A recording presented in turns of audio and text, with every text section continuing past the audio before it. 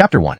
A mere fake wants to be the master? A mere fake wants to be the master? I'll tell you, you're nothing but a fake. And there's a world of difference between you and His Highness the Glen. The Glen feigned idiocy and endured silently for 20 years. For 20 years, he was publicly bullied and humiliated, while secretly studying through the night. By the time he was 8, he had read all the ancient books. At 10, he knew how to arrange troops and was proficient in strategy and martial skills. He also has hundreds of blood guards following him, not to mention the support of the Shiloh family now. As the Glen, once Porter passes away, he will unify the empire, and at that time, I will be the empress above all others. Within this month, you'd better behave yourself.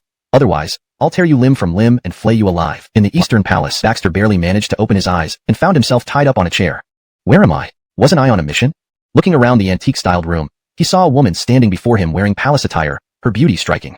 Her words penetrated his ears, implanting foreign memories into his mind. After a long while, Baxter realized in shock that he had crossed over. He had crossed over into the body of the Glen of the Wu Dynasty, but he was just an imposter. The real Glen was physically handicapped and unable to bear children. You say I'm a fake, but aren't you a pawn too? Haha. Baxter's laughter was filled with mockery. You. Adelia stood frozen, staring into those clear eyes, her heart tossed like waves, unable to settle for a long time. You're not stupid? If the Glen can pretend to be stupid, why can't I? Baxter gave an innocent smile. Since the other party believed he was feigning madness, he naturally wouldn't reveal the truth. What if I am pretending to be stupid? So what? Taking a deep breath, Adelia quickly regained her composure, her beautiful face cold. Do you really think you can match wits with the Glen just because you're not pretending? She did not believe that this imposter, like the Glen, pretended to be mad while secretly building power. Baxter still smiled. Currently, natural disasters plague the Wu Dynasty, causing food shortages. The court urgently needs capable individuals. If I can catch the Emperor's attention, I will be safe within this month. Moreover, the Beima delegation is here asking for food. There is already enmity between the two countries, so the Emperor certainly won't agree. And I can not only help the Emperor solve the disaster problem, but also address the Beima's grain shortage. More importantly, I can use the Beima delegation for my benefit. These past few years, I haven't developed my own power, but within this month, I can ensure my safety. By the age of 10, he had already set his chessboard of schemes. The step of her marrying into the Eastern Palace was a move made by the Glen at 12. Even this counterfeit body began to be sought after when it turned 15. With such a mind and such strategy, who could rival him in a few more years? Precisely because of this, she did not believe the lies of this imposter, claiming to attract Porter's attention. Who in the court didn't know the Glen was a fool? How could they involve him in discussing state affairs? How laughable. Chuckles. Baxter laughed aloud. Does Her Highness have any interest in making a bet? What bet? Adelia frowned, not knowing why, but she felt this imposter resembled the Glen, not just in appearance, but also in the sudden surge of confidence. As if all the pieces on the chessboard of the world were under his control. Let's bet whether or not there will be an eunuch coming soon to summon me to court deliberations. Gale none to the chair. Baxter's eyes seemed to see through everything, making her irresistibly want to trust him. But, after a long wait, no one appeared outside. You lose. Adelia spoke coldly, her words tinged with disdain. Who in the court doesn't know the current Glen is a good-for-nothing, summoning you for discussions on state affairs? Truly wishful thinking. She thought this imposter really had the abilities of the Glen, but now it seemed he was just mimicking a tiger as a cat. When he grew older, during his leisure time, he would perch by the walls of the school to listen to classes, using the earth as a bed and the sky as a blanket. Over the span of more than 10 years, he worked various jobs. Even so, he still managed to enroll in a top university. Dual majoring in arts and sciences, in his early 20s, he pursued consecutive master's and doctoral degrees, then chose to take risks to earn money by becoming a mercenary. Wherever there was war, his figure would be seen. The experience accumulated from countless encounters with life and death was as deep as mountains and as fierce as huge waves. Now, having relived another life, faced with the Glen who already had his plan set, so what? In this life, he would surely stand at the pinnacle of the world, overlooking all the people below. Tai Chi Hall. Ministers stood in 2 rows. Sunlight streamed through the grand doors onto the imperial throne. The empty throne shimmered with golden light. The princes standing at the front looked at the gleaming chair with longing eyes. The emperor approaches. At that moment, outside Tai Chi Hall, a slender voice rang out. Swish. All the ministers immediately knelt down, their heads lowered as they shouted in unison. Your subjects pay homage to His Majesty. Long live, long live. May His Majesty reign for 10,000 years. One was to contain the internal strife among the princes. Secondly, the foolish Glen had no power base in the court. Marrying into the Shiloh family could significantly weaken the Shiloh family's influence in the court. So, as long as the Glen did not infuriate both gods and humans, Porter wouldn't interfere with him. My ministers, now with frequent disasters, there are many refugees in the capital city, and the remaining grain in the national treasury only lasts for half a month. Do any of you have solutions? Porter's hawk-like eyes circled the room, intensifying the pressure on the ministers manifold times. They all looked at each other. No one dared to speak first. Porter's meaning was clear. He wanted them to provide grain to help the citizens in the city. But, with frequent natural disasters nowadays, everyone wants to stockpile grain for winter. Naturally, no one wanted to step forward. Nashmph. Seeing no one speaking, Porter snorted angrily, his eyes flaring with killing intent. Everyone talks about benefiting the people, but when it comes to taking action, everyone cowers together. How much have you all taken? Should this emperor list it out for you? Hearing this, the ministers hurriedly knelt down, scared. Your subjects dare not. In truth, my household really has no surplus grain. My elderly mother hasn't eaten for several meals, famished indeed. Under heaven and earth, your subject speaks the truth. Father, I also believe that seeking help from Liang Kingdom is the best solution, the second prince chimed in. Usually, these princes indulged themselves the most, but when it came to contributing food or money, they all became listless. Ah, Porter sighed, a bitter smile appearing on his face. For some reason, he felt at this moment as if everyone was betraying him. Just as he was about to issue an order, a eunuch's voice sounded from outside the door. His Royal Highness the Glen has arrived. As the voice rang out, Baxter, with a foolish expression, wearing a smile that occasionally drooled, staggered towards the hall. Seeing this, a wave of sneering laughter swept through the crowd of ministers. However, with Porter present, none dared to be too bold. It was those few princes who already despised Baxter who, upon seeing him walk in, displayed mocking looks on their faces. So, Isidore, the discussions are almost over. Why are you just arriving? Did you wet your pants on the way here? Following the mockery of the second prince, other princes joined in, saying, Isidore, why don't you go back to play with your consort? Don't meddle with state affairs. Don't be so harsh, Isaias. Otherwise, you might scare Isidore into wetting his pants again, inviting ridicule from the world. The princes traded insults, not noticing Porter's face turning deathly pale.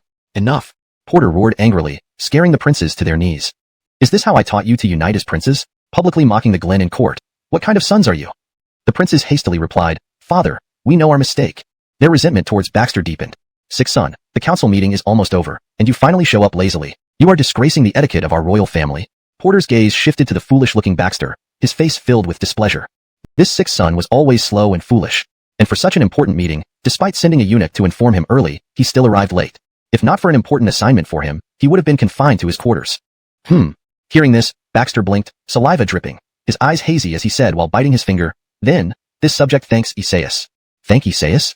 The ministers were puzzled for a moment. Even the second prince froze. Did this fool want to thank him for mocking his wet pants? Porter's face darkened, ready to send away this unworthy son to avoid further embarrassment. At this point, Baxter continued, Thank you, Isaias, for helping with the disaster relief. When I passed by your residence, I saw a lot of grain being dug out of the cellar, and you mentioned transporting the grain to the mountains. But every word he spoke hit hard, nearly causing the Daryl to spit blood.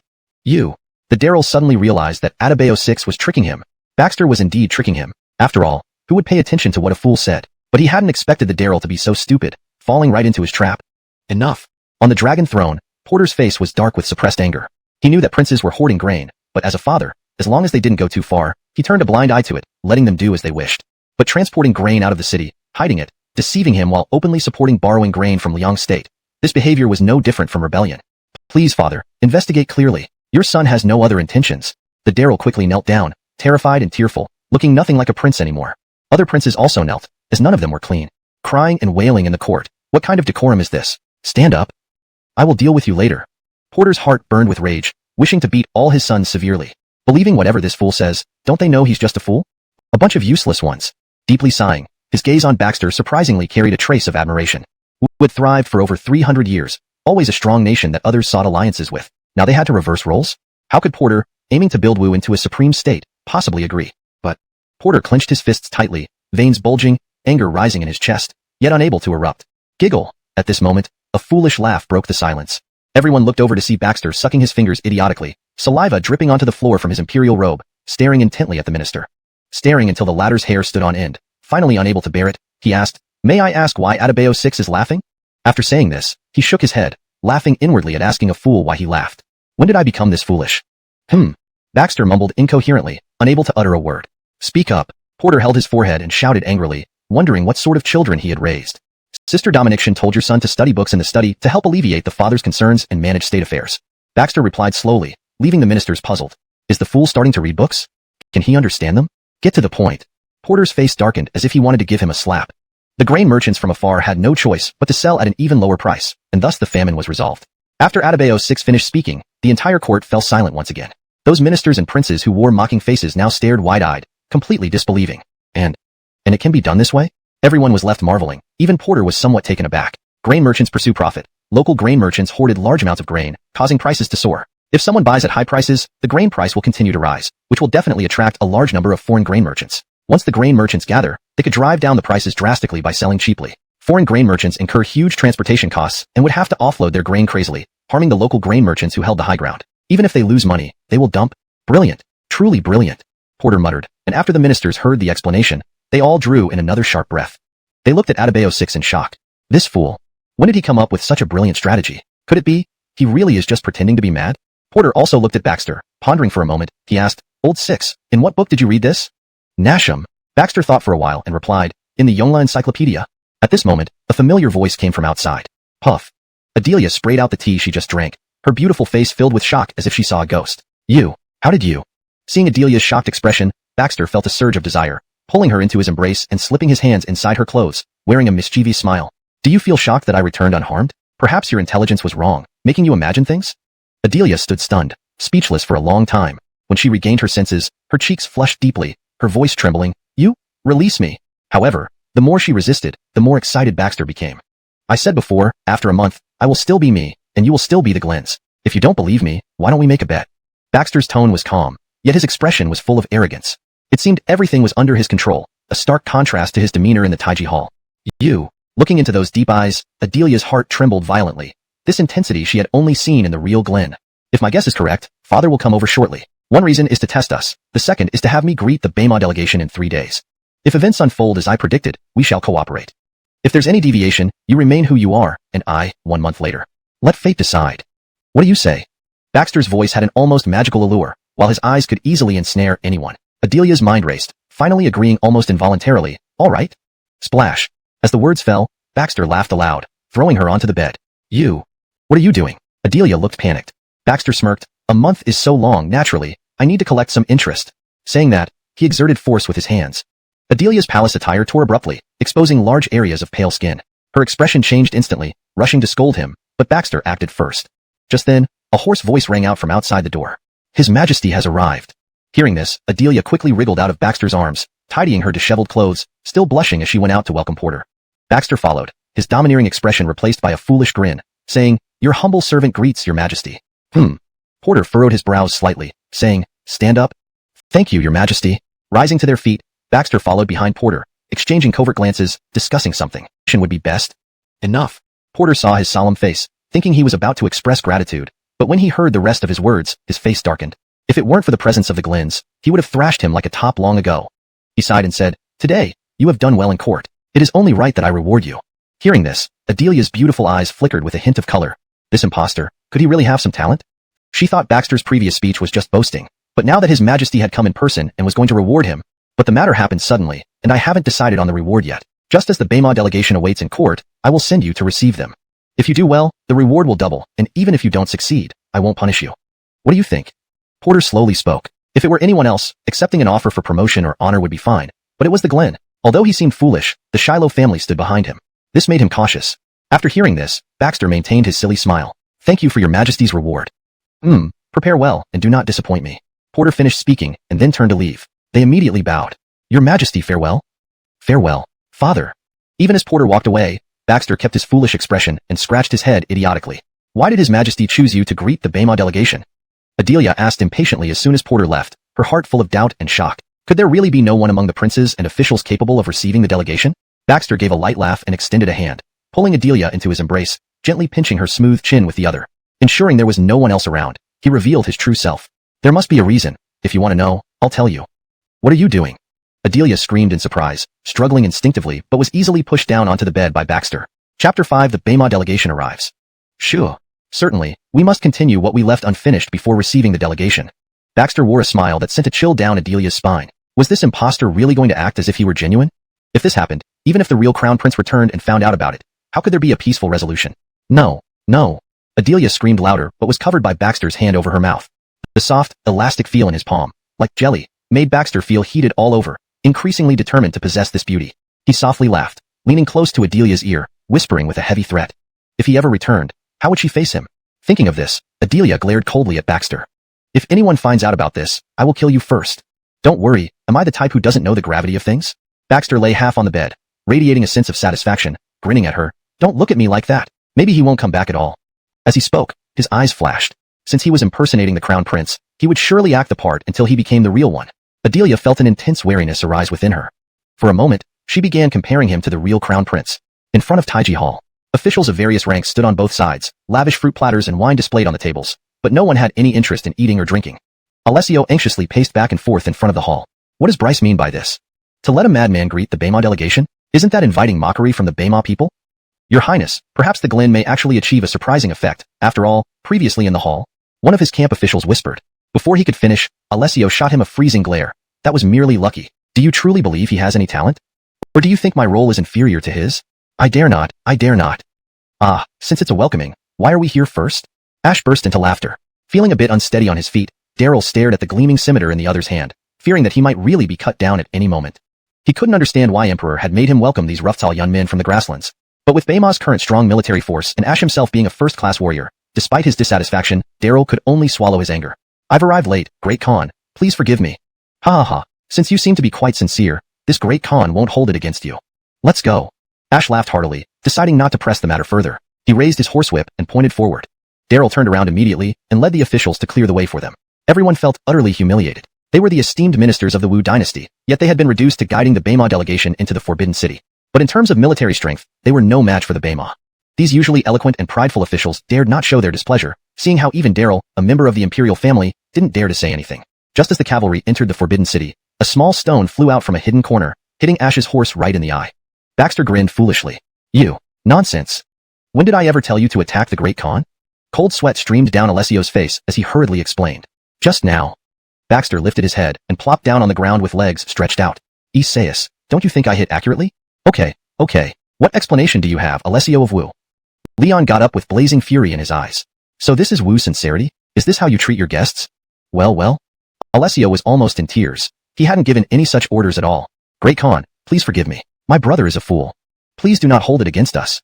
Nashmph, on such an important occasion, the Wu kingdom leaves a fool to block my path and attack me. Could it be that Wu intends to declare war on my Leon tribe? Swoosh, swoosh, swoosh. The steppe cavalry behind Leon unsheathed their gleaming swords in unison. The horses neighed loudly, piercing through the clouds. For a moment, the atmosphere on the scene became incredibly tense. Officials present were sweating profusely. If Alessio couldn't resolve this properly, there might really be a war between the two nations. At this moment, Alessio was completely lost, not knowing what to do. Alessio stepped forward and bowed. Feeling Porter's piercing gaze, Baxter, sucking his fingers, pointed at Alessio and smiled foolishly. It's all, as Isaias said. Alessio paused, not yet speaking, feeling Porter's fiery gaze upon him. Father, your son is wronged. How could I order Isidore to do something like that? Alessio knelt immediately, defending himself pale-faced. Isidore is foolish, his words shouldn't be trusted. Porter looked disappointedly at Alessio. Since you know Isidore is simple-minded, why would he frame you willingly? I will settle this later. With that, Porter waved his sleeve and turned, leading officials into the Taiji Hall. Baxter followed closely, a flash of intelligence passing through his eyes. Alessio rose behind him, seething silently. I never expected that Great Khan Leon would personally enter Wu for negotiations. Porter looked at the valiant young man with mixed feelings, sighing inwardly. Was Leon arrogant or confident? Porter, natural disasters are frequent now. I had no choice but to ask Wu for supplies. Leon raised his wine cup. Please do not take offense. Wu has also suffered calamities yearly, leaving our people in distress. As for surplus grain, Porter laughed, the meaning clear though unsaid.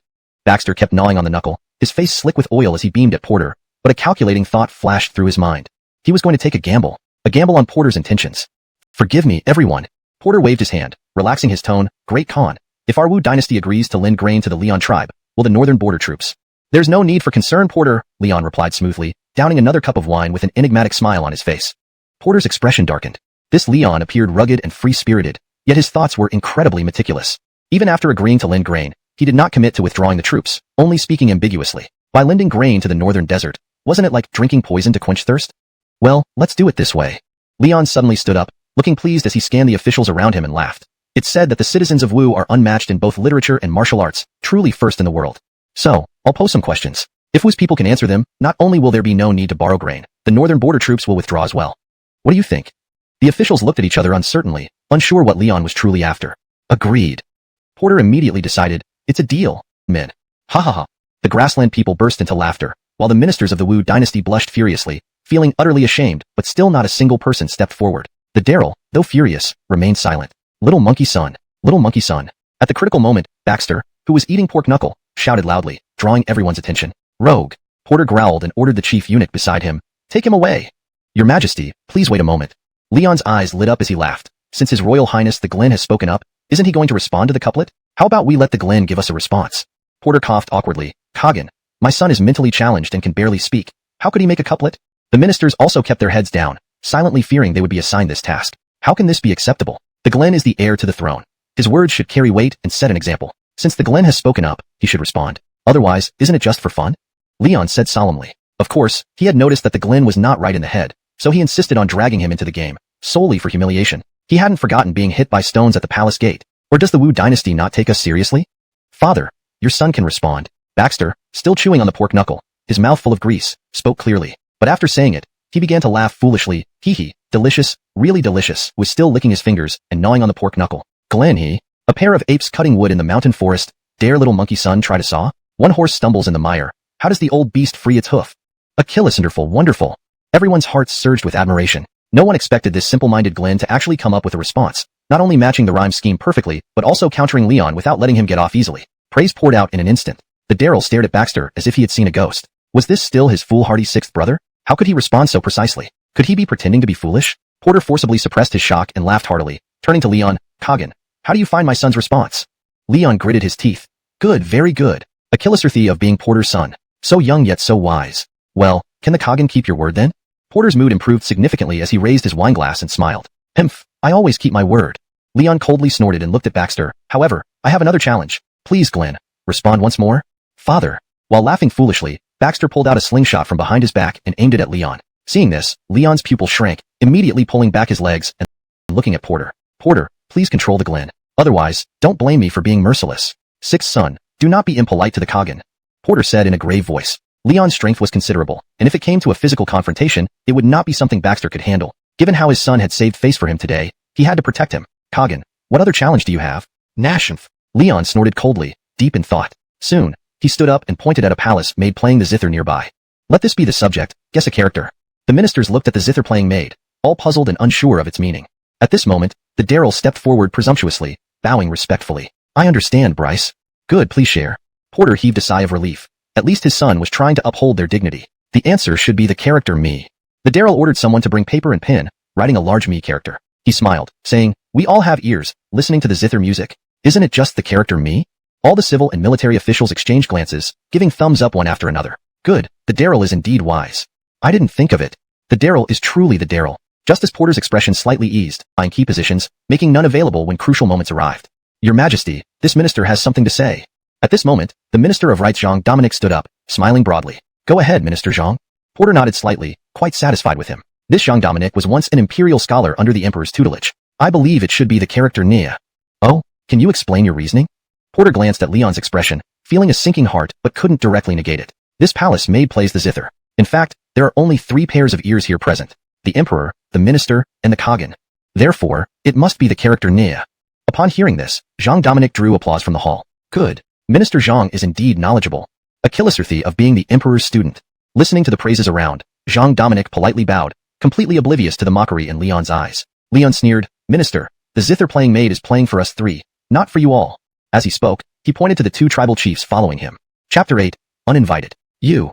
Jean Dominic was speechless. Everyone present could tell that Leon had merely chosen a random topic. The riddle and its answer were both arbitrary. The answers given by the 2 people before were reasonable, but since Leon did not acknowledge them, there was nothing they could do. Who would have thought that the mighty Wu Dynasty has such shallow knowledge? Ah. Leon shook his head. What a pity. Bryce, I know. At this moment, Baxter raised his arm again. He understood Leon's intention. It was simply to humiliate the Emperor and officials of the Wu Dynasty. As for what the answer was, it didn't matter. As long as he could give a plausible retort that left Leon speechless, it would be enough. The 6th Atabeo should not be misbehaving. Even Lord Jean Dominic failed to guess correctly. How dare you make a fuss here? The Daryl reprimanded loudly. The Glen should still be cautious. Even though the civil and military officials were shocked by the previous couplet, most believed that it was likely Baxter had seen something like this in a book somewhere. But this riddle was different. It was a trap set by Leon. Jean Dominic and the Daryl had already fallen into it, tarnishing the image of the Wu Dynasty. His foolish words would surely blacken the name of the Wu Dynasty even further. 6th Atabeo, speak cautiously. In front of Leon, Porter did not want to criticize him too harshly. Porter, if the prince knows, why don't you explain it? Before Porter could respond, Baxter wobbled over to the Daryl's side, snatched the paper in front of him, and casually, Porter forced a laugh and waved his hand. It didn't matter whether Leon acknowledged the answer or not. The Wu Dynasty had won this round. It seemed inviting the crown prince today was indeed a good choice. Well done indeed. Porter truly has an outstanding son. Leon gritted his teeth, eyes flashing. Indeed, great wisdom and simplicity. I concede. So, great con Leon, remember to keep your promise. Porter stood up, drained his cup of wine, and waved goodbye, instructing the Daryl to entertain the guests properly. Leon could only leave the banquet in humiliation and resentment. A flash of insight passed unnoticed in Baxter's eyes as he followed the crowd out of the hall. Who would have thought the Glen has such talent? Could it be because of the teachings of Shiloh family's daughter? Don't say it, maybe it's just a lucky guess. That makes sense. The Glen is known for being simple-minded, so this performance must be mere coincidence. Amidst the minister's murmurs, Porter stood behind, staring at Baxter's back. He sensed a strange aura from this supposedly simple-minded son. Though seemingly simple-minded, his casual remarks made one think deeply. Could his simplicity be an act? Porter's pupils constricted sharply. If so, that level of guile was too profound. What was he planning? Watch him closely. Report any abnormalities immediately. Unauthorized personnel cannot enter. The guard stepped up to stop him. Sir, I have come to deliver horses for His Highness the Glen. These horses are what the Glen asked for. Leon tried to suppress his accent as much as possible. What? Ordered by the Glen? The guards looked at Leon and the horses skeptically. Wasn't the Glen considered foolish? Why would he want horses? However, when Leon presented a token, the guards moved aside. Go in, but don't wander around. Yes. Watching Leon disappear inside, the guard signaled to someone nearby and quietly left. At that moment, inside the inner hall of the Eastern Palace, Baxter closed the door behind him after entering the room. It hasn't been long since I left, yet the Glens is already missing me? With no outsiders around, his fake demeanor was gone, replaced by a sardonic smile. Seeing him covered in grease, Adelia frowned. Weren't you supposed to greet the Bayma delegation? How did you get all greasy? Of course, I was feasting. Baxter sat on the floor and chuckled. What? Didn't the Glen send anyone to gather information this time?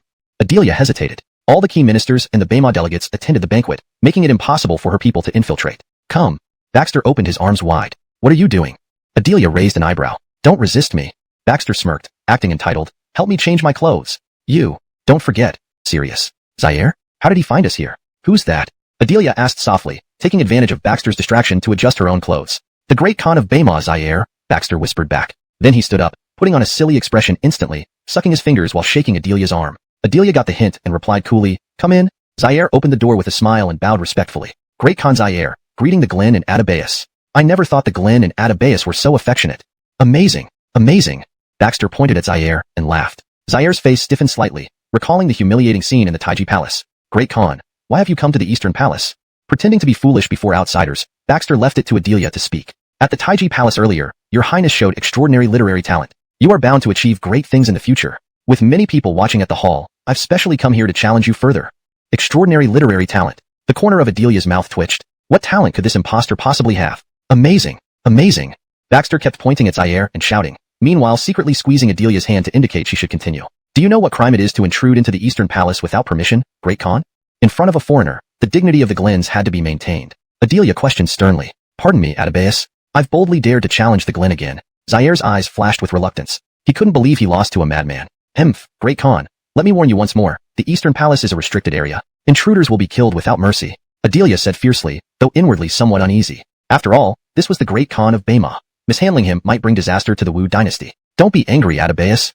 Zaire smiled and glanced around, then sat down by the table, pointing outside. I just want to compose a poem with the Glen. If His Highness wins, all the blood-sweating horses outside belong to him. What do you say?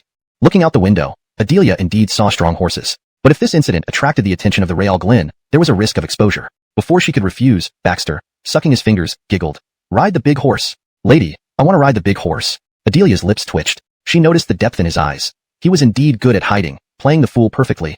Unfortunately, such tricks wouldn't work against the real Glen. Since the Glen agrees, let's begin? A slight smile appeared on Zaire's lips as he looked at Adelia. A beauty stands alone in the north, captivating 1,000,000 soldiers. Impressive. May I ask where you learned this? Wife. Baxter chuckled, pulling Adelia's arm. It was taught by my wife.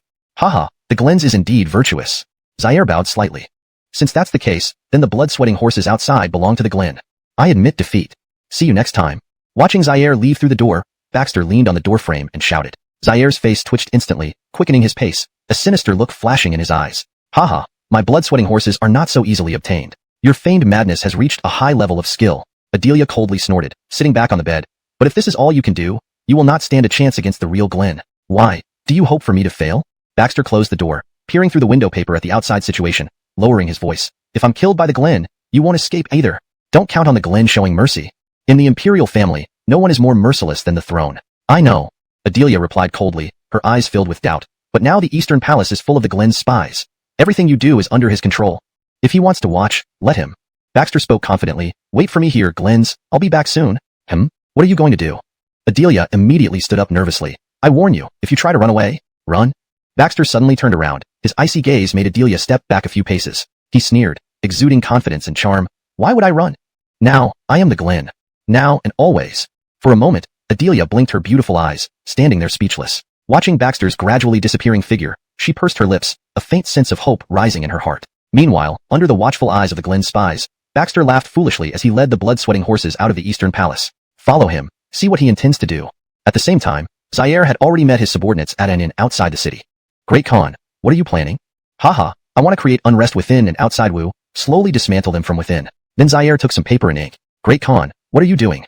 Humph, deliver this letter secretly to Porter immediately. Yes, Great Khan.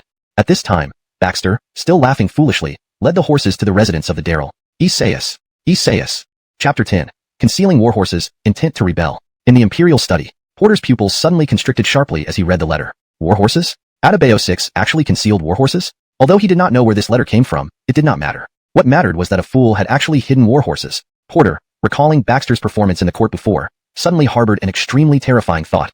All of his actions were just an act. Even without evidence, Porter already believed it. Otherwise, how could there be so many coincidences? All the officials were stumped by Leon's carefully prepared questions, yet they were solved by a fool. Porter took a deep breath and then returned to his sleeping chamber, changed into ordinary clothes, and quietly left the palace. He was going to launch a surprise attack. In the residence of the Daryl, several warhorses were neighing in the courtyard. The Daryl looked bewildered at Baxter, who was leading the horses. Glenn, why are you here?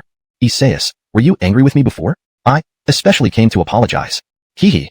Baxter laughed foolishly and spoke with great difficulty. Seeing the fine Arabian horses, the Daryl's eyes immediately lit up. Still, on the surface, he feigned propriety, placing his hands behind his back and giving a cold snort. If any other prince had come today, he would have seized the opportunity. Isaias, I think these horses suit you best. Leon sent them, but not concealed. Upon hearing Baxter's words, the Daryl's expression eased. He continued coaxing, didn't you often say when you were young that you wanted to be a general? Isaias rides a horse, and you'll be a general. Cough. Glenn, you? Initially intending to modestly reply, the Daryl found that Baxter's words struck a chord with him, leaving him unable to suppress his smile. Don't want to be a general? I'll take them back. A gleam flashed in Baxter's eyes. The Daryl was easier to deceive than he imagined. Want to? Of course I want to.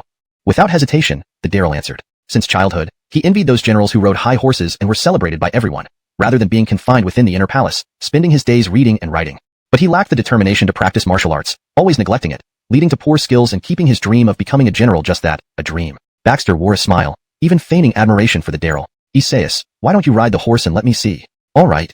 Under Baxter's coaxing, the Daryl finally fell for it. Riding the tall horse, holding the whip, with over 10 Arabian horses following and neighing, the courtyard filled with their resonant sounds. These war horses, each one outside worthy only of imperial gifts. Riding on the horse, with Baxter praising below, the Daryl felt himself almost floating like a true general. Feeling the gentle breeze, at that moment, the Daryl truly felt like he had become a general. However, just as he was basking in glory, an angry voice sounded at the door. Scoundrel, what are you doing? That shout instantly pulled the Daryl back to reality. Seeing Porter appear at the doorway, the Daryl shuddered all over, hurriedly dismounted from the horse, and quickly walked up to Porter to pay respects. Your son, greet your majesty.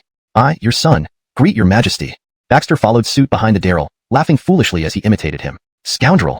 Porter slapped the Daryl across the face. Do you not know that hiding warhorses is a grave crime in the Wu Dynasty? As a prince, you knowingly commit an offense against the law? How can I show this to the officials? How can I show this to the people of the realm?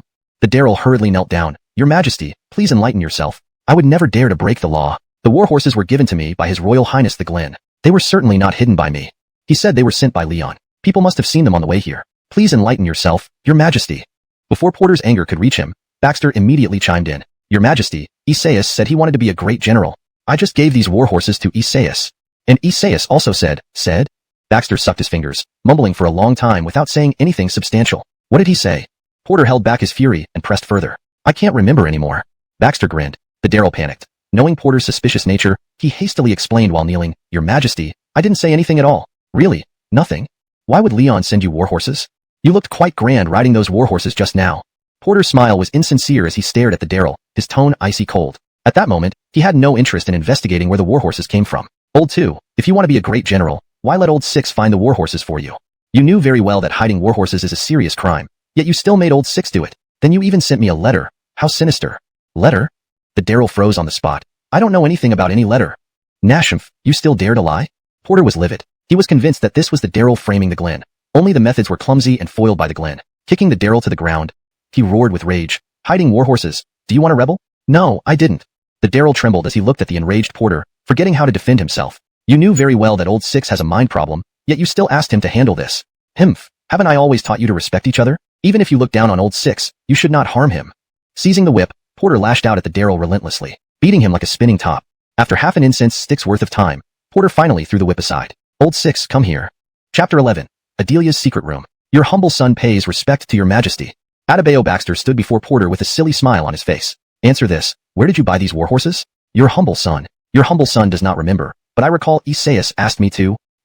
Far off, the second prince, curled up into a ball, was close to tears. He should never have spoken much to this fool of a sixth brother. Seeing Baxter's foolish behavior and expression, Porter sighed. This imbecile can't stage any rebellion. Older brother too must have been tricked by certain people. Forget it. Porter shot a glance at the shrinking figure of the second prince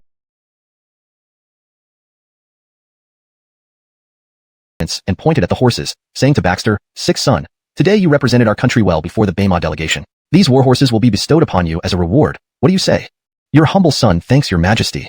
Baxter swayed as he offered a crooked bow towards the emperor. "That is enough. You may return now."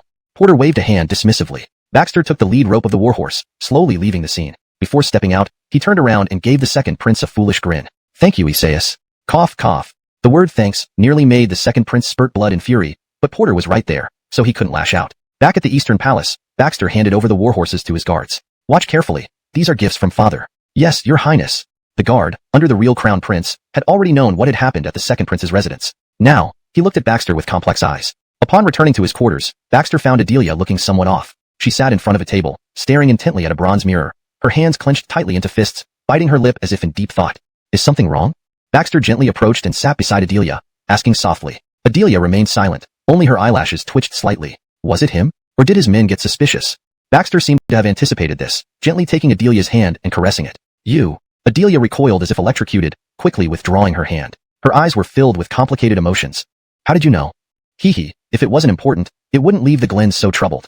Baxter smiled faintly. "Tell me, so we can think of a solution together." After hesitating for some time, Adelia finally said, "Josue learned of your performance at Taiji Hall and wants me to poison you." As she spoke, Adelia pulled out a small bag of powder. "If you don't drink it, you're deemed suspicious and will be killed immediately by Josue.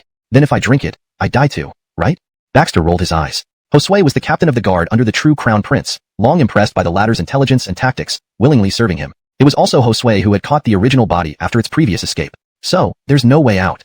Adelia's voice was low. "I told you, you're no match for His Highness the Glen. You can't even handle one of his subordinates." "Hee. How do you know I can't?"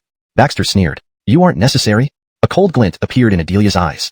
"Josue has skills in disguise. Though not perfect, it suffices for appearance. If Josue finds that you really have issues, he will mercilessly deal with you and find someone else to take your place." "A killisult that just spread more rumors?" Baxter smiled slightly. "Josue isn't a fool. He wouldn't resort to that unless absolutely necessary." "How can you be so sure?" Adelia almost admired Baxter's composure in such dire straits, so calm and confident. In another situation, he might truly accomplish great things. But unfortunately, his opponent was the Glen, a man who haunted her nightmares. This was an almost unsolvable predicament. She was thinking whether continuing down this path with him was wise. "So, he's just suspicious now, not convinced yet?" Baxter lifted his head slightly, having made up his mind. "Yes." "Then it's fine." Baxter's face showed a trace of a smile. "Go ahead and give me the poison. But Josue will watch you, maybe even from a hidden spot to see if you'll drink it." Adelia furrowed her brows. "If you don't drink, it confirms his suspicions. Why shouldn't I drink it?" "What?" Adelia thought she had misheard, but Baxter repeated firmly, "Why shouldn't I drink it?" "But that tea." "Sure." Baxter made a gesture for silence. "Now, don't ask anything, don't say anything. Whatever Josue asks you to do, just do it. Don't overthink it, or you might give us away. Just act as if you're still working for the Glen, intent on testing me. What are you planning to do?" Adelia couldn't help but ask. "The game has just begun. How can we reveal everything at this moment?" Baxter smiled. "Rest assured, when all is settled, you'll understand. The results will be revealed tonight. By the way, go get me a shovel." "What do you need that for?" Adelia was puzzled. Isn't it normal for fools to play with mud? Without further explanation, Baxter turned and walked into the inner chamber. He knew there was a secret room here that Adelia had built. Only the real Glen knew about it, not others. Make sure no one finds out. Before entering, Baxter specially reminded her. "You? How did you know?" Adelia bit her lip in frustration. This was her own secret room. When had he found it? Baxter didn't reply, only pushed the door open and entered. In his past life, he had played many escape room games, so recognizing the small mechanisms here was no problem. Inside the secret room, Baxter looked around. The secret room was indeed spacious, covering an area of about 5 meters square. On either side were 2 rows of weapon racks, filled with various arms like swords, spears, halberds, and pikes. This woman did leave herself some backup. Baxter picked up a few weapons and weighed them. They weren't very heavy, but they were sharp enough, clearly custom-made for Adelia. In a corner, there were several packages. Open it. Naturally they'll be useful. Baxter gave a cold laugh. "If you don't want to die at his hands, you'd better listen to me. Otherwise, it's also your death sentence in a month. The palace guards will notice if I bring these things in. Moreover, salt and iron are both regulated items in Wu Dynasty. Hiding them is a serious crime." Adelia frowned, explaining reluctantly. She felt uneasy about letting Baxter achieve his goal. News had reached her that the Emperor punished the Daryl because of Baxter. This person is dangerous. "My princess, do you really think I'd believe that?" Baxter rolled her eyes. Showing these items in the secret chamber to Porter would now be enough to accuse you of treason. Since you managed to get these items in, doing what I said shouldn't be too difficult either. Seeming to remember something, Baxter picked up pen and paper from the table and quickly scribbled down some notes. If you find it troublesome to get the iron, these alternatives will do. Some items you haven't seen. I've drawn the diagrams for you. Upon receiving the note, Adelia paused, completely unable to understand what Baxter wanted. What is this? Don't ask so many questions. Baxter gave a mysterious smile. The paper detailed small parts for making a fire lance, but she wasn't told more. Although she was now under Baxter's control, Adelia was certainly not an ally. Well, you can't disappear for too long outside. Nashri back. Baxter waved her away. Adelia glared at him hatefully before memorizing the instructions, despite her resistance. She slowly closed the door of the secret chamber. Baxter placed a small packet of gunpowder on the ground. It's a bit damp. I wonder if it still works. After half an hour, there was a loud bang inside the secret chamber. Adelia, who was waiting outside, heard it faintly, her heart pounding as she rushed into the secret chamber. It was filled with smoke, and Baxter sat in the middle, her pale face now black. What did you do? Cough, cough. Adelia coughed and covered her mouth and nose with her sleeve. Nothing, just testing your gunpowder. It still works. Baxter casually wiped the ash from her face. There's nothing wrong here. You can go out. Do you want to die? This is gunpowder. One misstep can cost lives.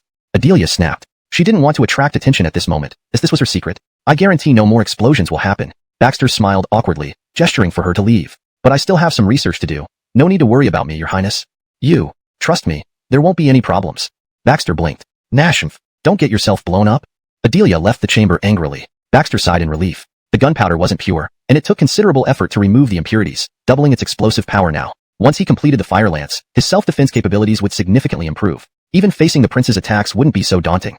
Stretching, Baxter sighed. This body was incredibly weak compared to his former special forces physique. He needed to find time for proper training soon. Otherwise, all his martial skills would be useless without physical strength. Evening came. Returning to the surface, Baxter didn't change her dirty clothes, instead lying directly on the bed. Outside, the burly Kane whispered. How is it? Adelia tried to keep her nerves in check and took out the knockout powder. So far, there hasn't been any abnormality. Kane whispered. We must remove all obstacles for His Royal Highness. Put the powder in the tea and serve it to him. All right. Let me confirm one last time. Are you sure you've never served him tea before? Adelia tried her best to keep her wobbling feet steady, meeting Kane's eyes directly. Why would I serve him tea? That's good, go ahead. A gleam flashed in Kane's eyes, barely noticeable. Adelia nodded, adding the powder into the tea with her slightly trembling hands, and pushed open the door. Your Highness, please have your tea. Dominikian's sister. Seeing Baxter rolling around on the bed. Nash? Adelia looked at Kane incredulously. This isn't poison, just knockout powder. Kane shrugged again. Just a test. I was afraid of making a mistake. But fortunately, this guy will still live until the Glen returns. Remember, you must keep an eye on him closely. Make sure he doesn't run away. Report any abnormalities to me immediately. Don't worry. Watching Kane leave the room, Adelia finally relaxed. She waited for a while to ensure no one else from the Glen side would return, and it was already very late, bedtime. Glancing outside the window, she extinguished the candle, pulling the curtains closed. Sitting beside Baxter, under the moonlight, that pale face actually had a touch of handsomeness. Chapter 13.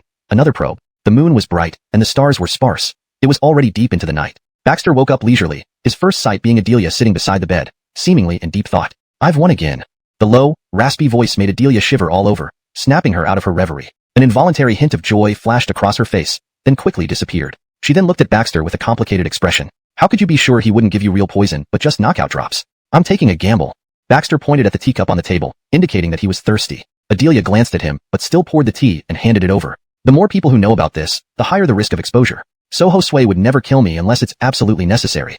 After moistening his throat, Baxter felt a wave of weakness come over him, unable to help secretly shaking his head. This body had nearly been incapacitated by one packet of knockout drops. But what if you lost? Adelia squinted, not believing Baxter would experiment so recklessly. It's fine. If I lose, I lose. If I lost, don't I know nothing now? Seeing Baxter's relaxed smile, Adelia couldn't help but frown. After a long pause, Adelia sighed. Josue's suspicions have eased now, but his surveillance of you will certainly not decrease. There might even be another probe.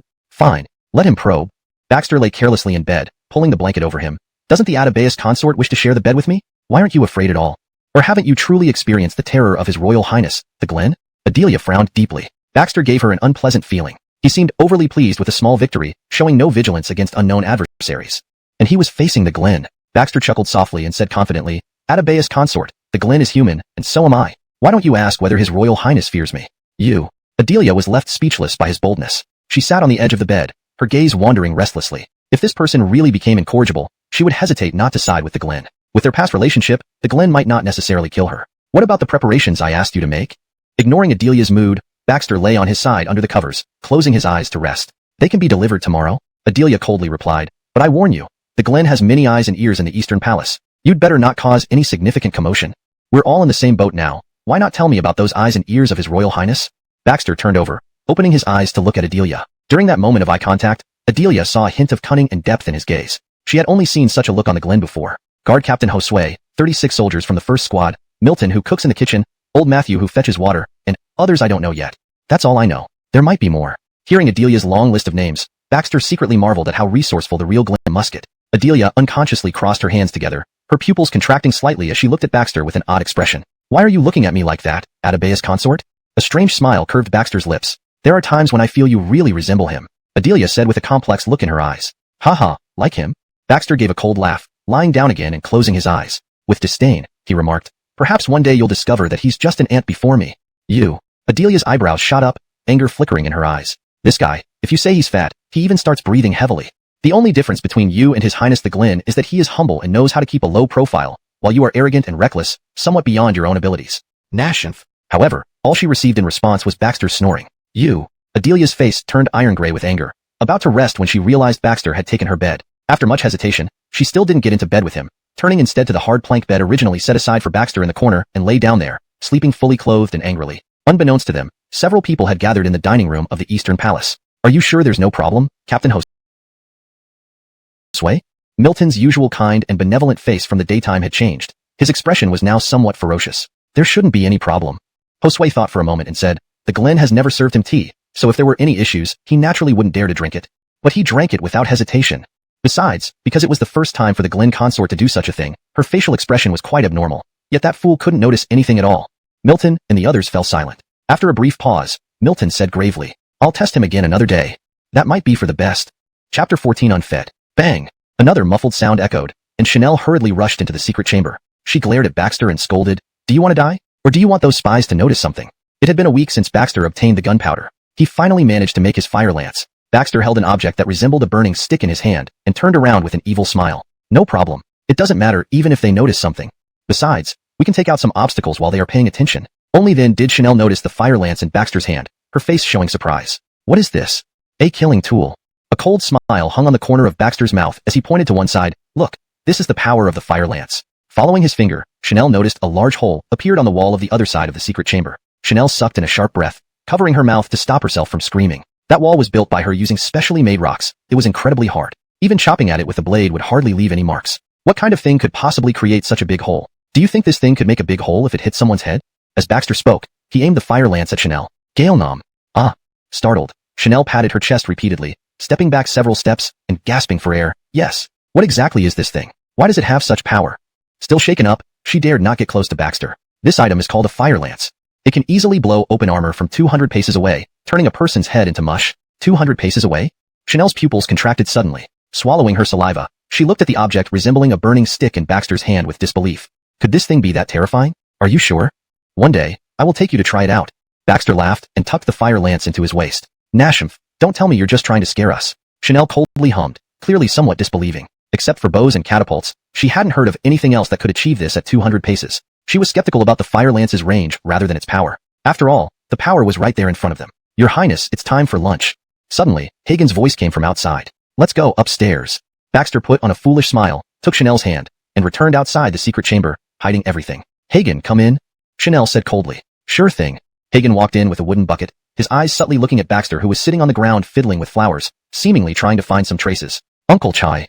Baxter ran over with a silly smile, grabbing Hagen's sleeve. Ah, Your Highness. Today, this old servant has prepared something delicious for you.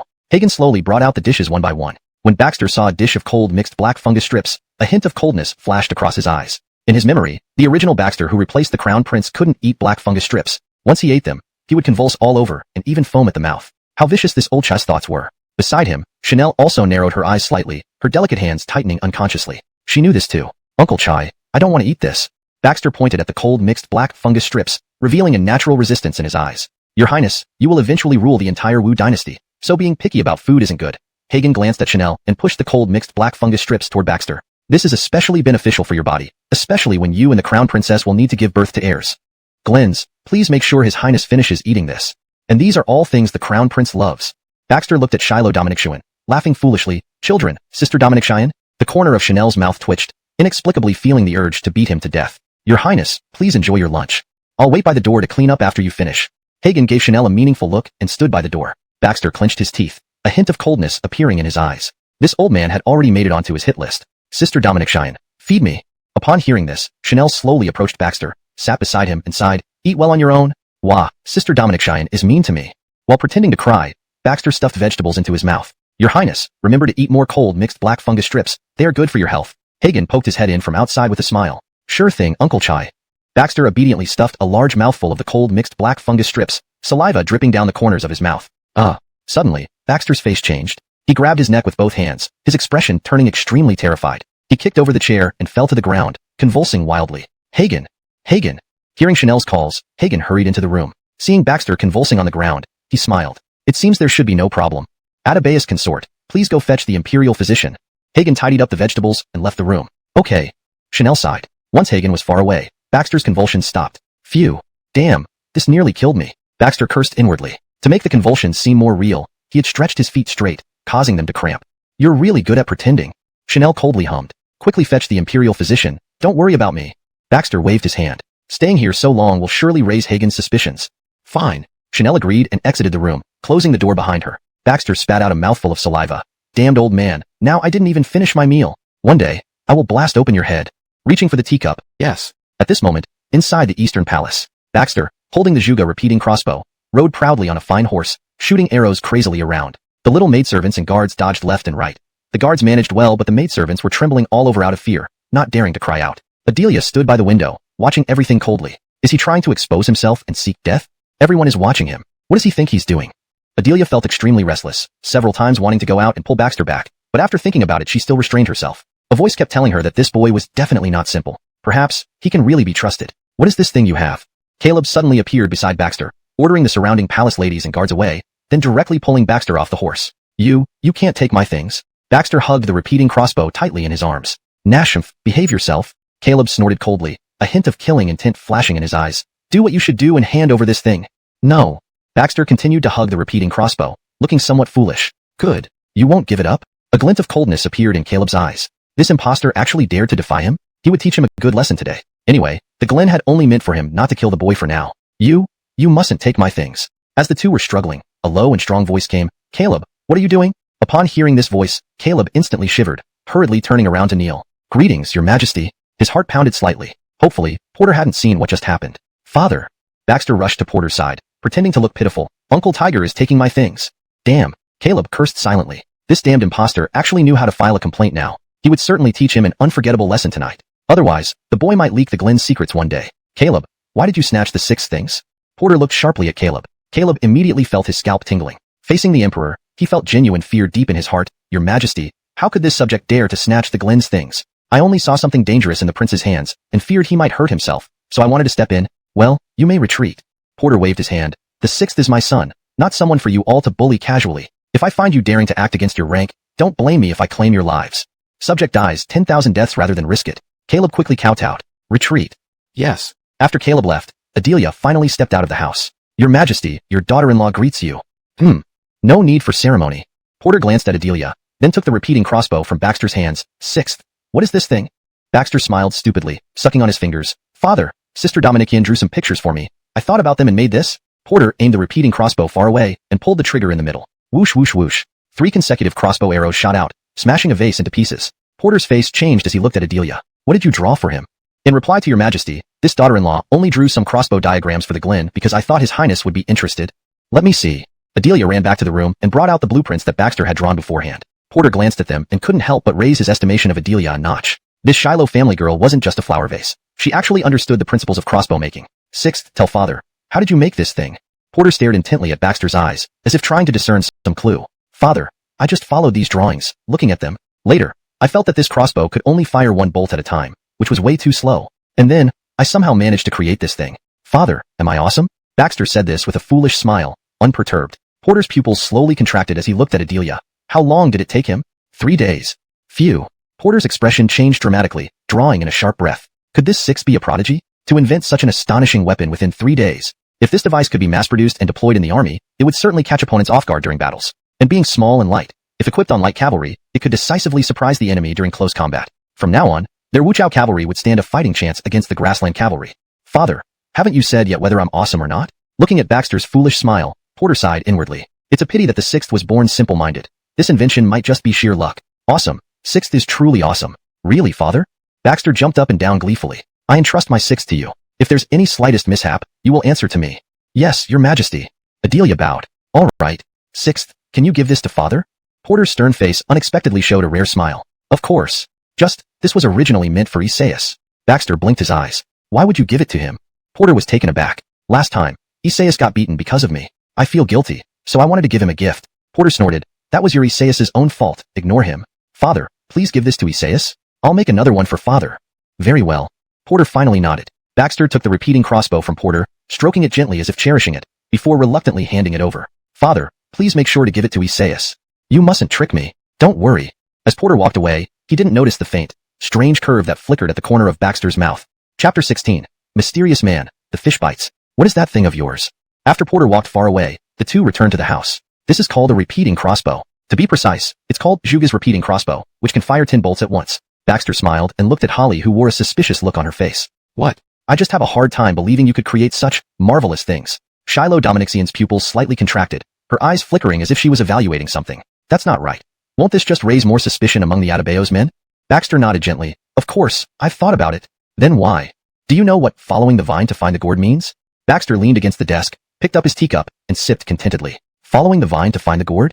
A flash of confusion appeared in Holly's eyes, but soon after, a glint of understanding appeared. You mean you're deliberately making a ruckus to draw out the Adebayo's men and test you? Not bad, my princess isn't as foolish as I thought. Baxter nodded, his eyes twinkling with cunning. Only by doing so can I thoroughly understand his power base and eliminate them one by one. Eliminate? With just you? Doubt was etched across Holly's face. Do you know how deeply rooted the Glenn's network is in the court? With just you? Eliminating his power base? Sometimes, killing doesn't necessarily mean doing it yourself. Baxter smiled faintly, put down his teacup, and headed towards the secret chamber. A blade can also be borrowed. Gallon rowing the blade to kill. Holly muttered under her breath. Could you be planning to leverage his majesty? Baxter did not answer and turned into the secret chamber. He couldn't fully trust Holly. She was a fickle woman. She could betray the prince to save her life and could easily turn on him too. Baxter didn't want a knife in his back. Just having the repeating crossbows isn't enough yet. Caressing the 30 crossbows arranged in 2 rows inside the secret chamber, Baxter's face grew somber. There are only 2 matchlock guns, and these things are far from enough. Muttering to himself, Baxter cast his gaze over the remaining gunpowder in the corner. If only we could make explosive packs, their power. TSK. Not only explosive packs but also crude grenades. In this era, they'd be devastating weapons. But there's not enough gunpowder here. Baxter's eyes rolled around as he exited the secret chamber. Gunpowder? Holly sat before a bronze mirror deep in thought. Hearing Baxter's request, she immediately widened her eyes. Do you know how close I came to exposure getting this gunpowder in here? Even some connections within the Shiloh family nearly suffered because of it. And now you ask me to get 3 large boxes? 3 boxes might not even be enough. While speaking, Baxter glanced out the window. No way. It's impossible to get any more. Holly coldly stated, turning away to face the mirror, refusing to look at Baxter. We can't do without it. It's for survival. In the next moment, Baxter rested his head on Holly's shoulder, with hands wandering around her waist, slowly moving upward. Holly tried to escape, but suddenly found Baxter surprisingly strong. For a moment, she couldn't break free. How could this weakling have such strength? Holly's pupils contracted. Just days ago, he was a frail nothing when escaping. Dominic Sean's sister, don't move around, okay? Baxter pressed against Holly, his hot breath blowing near her ear. If you truly wish to survive, you need to listen to me. Otherwise, you should know how powerful those matchlock guns are. Holly bit her lips tightly, glaring back at Baxter hatefully. I'll figure out a way. Now that's better. Meanwhile, thousands of miles away in an inn, a man in gray homespun sat on a mud bed, a chessboard before him with alternating black and white pieces. The man had fair skin, sword-like eyebrows, and starry eyes, exuding an unyielding air. His gaze was deep, holding a black piece ready to surround a white piece on the board. Your Highness, news from the capital suggests there has been unusual activity with the body double. A shadow flashed outside the window, speaking in a low voice. Repeating crossbow? Firing 10 bolts at once? The man paused slightly while holding the black piece. Test it. If it poses a threat, eliminate it. Plop. The black piece fell, capturing several white pieces. Inspector of the Western Region Elwyn requests an audience with His Highness the Glen. The voice from outside caused both of them to pause in surprise. Inspector of the Western Region? Holly's eyes flickered with shock and suspicion. Dominic Sean's sister, open the door. Baxter instantly slipped into character, tugging at Holly's sleeve. I pay my respects to His Highness the Glen. Elwyn was dressed in official attire, carrying several boxes in his hands. Esteemed Inspector, what brings you to the Eastern Palace today? Holly squinted slightly. The Inspector of the Western Region held a middling rank, not particularly high or low. He had the authority to oversee all matters in the West, but no power to act on them. Though he held an official rank, it was more of a symbolic role without real power, like Porter's eyes and ears. Inspector, Hee hee. Greetings, esteemed inspector. Baxter imitated Elwin's earlier gesture, bowing respectfully. Elwin hurriedly helped Baxter to his feet. Your Highness must not be so humble. It is too much for this humble servant to bear. Please, take a seat, esteemed inspector. Holly pulled Baxter next to her, gesturing for Elwin to sit down. Thank you, Glens. Baxter sat by Holly's feet, fidgeting with the hem of her skirt while casting sidelong glances at Elwin. A sneer formed in his heart. He knew the fish had taken the bait. The reason for my visit is that I've heard His Highness has invented a weapon called the repeating crossbow, said to be immensely powerful. I have come to ask your Highness if I might receive a few as gifts. I wonder if your Highness would grant me this favor? But what do you intend to offer in exchange?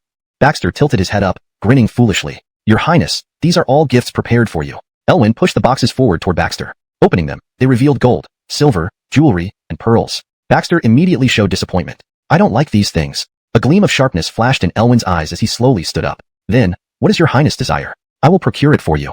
Holly sensed the unusual tension in the air. This Elwin had ulterior motives beyond what appeared on the surface. I want wood, small pieces of wood, and wooden horses. Baxter listed off a long string of items. Very well, I will go procure them for your Highness.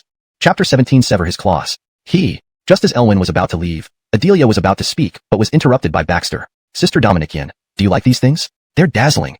Adelia immediately caught on. Put them in front of the bronze mirror for me. Okay, Sister Dominikian. Waddling to the bronze mirror, Baxter placed all the gold and silver jewelry from the box onto the table. Then he plopped down grandly, looking bow. Elwin gave a flattering smile as he crouched down. Well, Sister Dominikian drew the design for me. The bow design. Upon hearing this, Adelia's heart skipped a beat, feeling inexplicably anxious. Oh, I see. Elwin glanced at Adelia and smiled. Our Glen is indeed wise. May I see the designs as well? I want to take a look too. My father says that this crossbow can be used in war. It's powerful. Do you have soldiers under your command? Baxter held his head high, looking proud. I do have some guards who follow me. They can test it. Here, this is the blueprint Sister Dominikian showed me. Baxter handed over the blueprint to Elwin. Poring over it twice, Elwin found nothing unusual, just a simple bow structure. Our Glen truly has outstanding talent. Our Wu Dynasty is blessed. Smiling, Elwin stood up. Glens, I'll take my leave now. Visit often. Baxter waved and laughed foolishly. Just before leaving, Elwin turned back and said to Adelia, Glens, the safety of the Glen is in your hands. Don't let anything go wrong. Each word was emphasized clearly. Watching Elwin leave, both finally relaxed. It's all because of you causing trouble. Now the Glen is starting to probe us. Even I am not trusted fully anymore. Adelia complained. Elwin's last words were obviously directed at her. Huh. He's just delivering more resources to us. Baxter scrutinized the bottom of the box several times and sneered. How can you still laugh? Adelia frowned, displeased, even regretting joining Baxter. Look. Baxter showed her the pattern at the bottom of the box. Diyun die a killiser shop? Adelia blurted out instinctively. What's that place? In his past life, Baxter was a fool who never left home, so he knew nothing about the capital city. Diyun die a killiser shop was originally a civilian dye workshop, but later collaborated with the government. It's now the largest dye workshop in the capital. So, what's the problem? Adelia didn't understand. This box was made by Diyun die a killiser shop. Yes, so what? So what? Baxter raised an eyebrow. A dye workshop making boxes? They clearly have craftsmen working on another business behind the scenes. Didn't you hear what Elwin just said? I do have some guards. Baxter paced back and forth in the room, his eyes looking up at the ceiling. This shows that he has troops under his command. What? How is that possible? Adelia was taken aback. The provincial governor has no real power. How could he possibly have troops? Her voice trailed off as she spoke. The answer is becoming clear.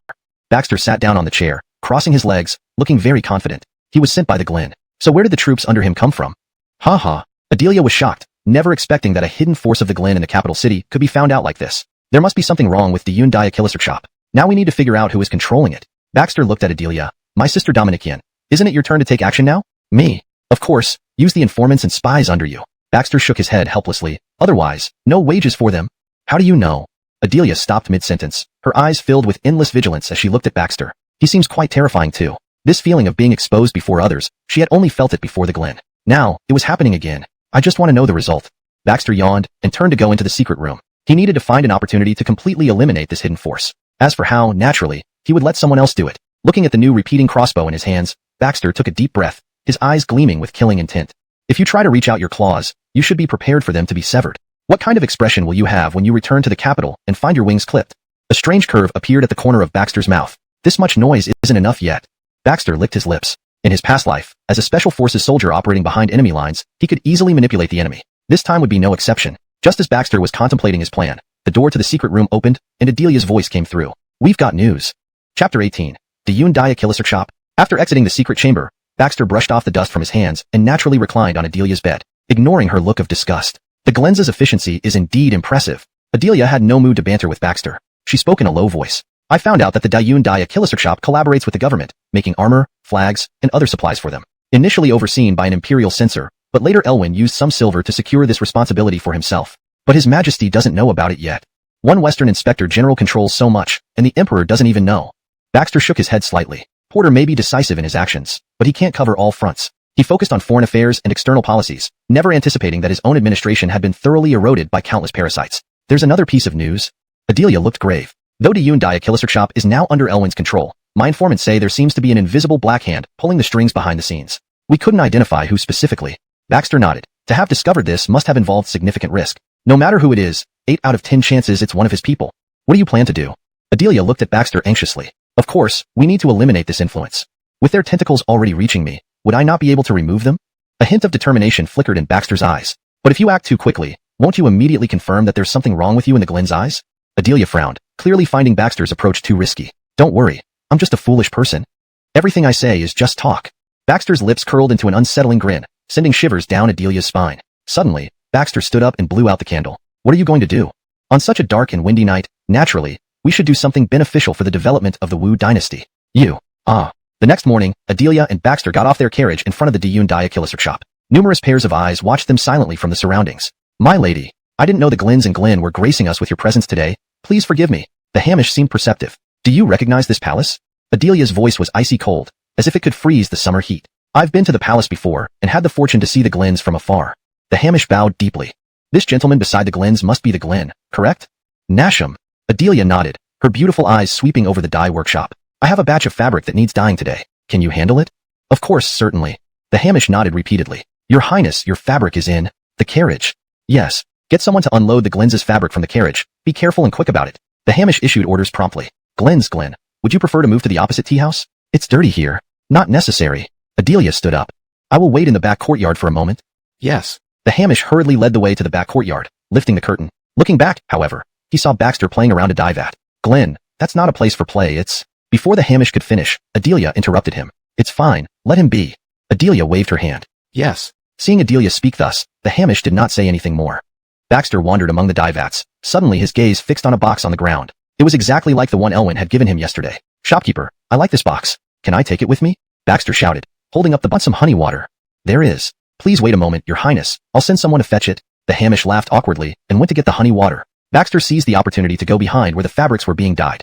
He found artisans working diligently, showing no signs of abnormality. But he had definitely seen someone holding a bough on the roof, even if it was just a fleeting glance. With his keen eyesight, there was no way he could be mistaken. Which family's young master are you? This is not a place for amusement, leave now.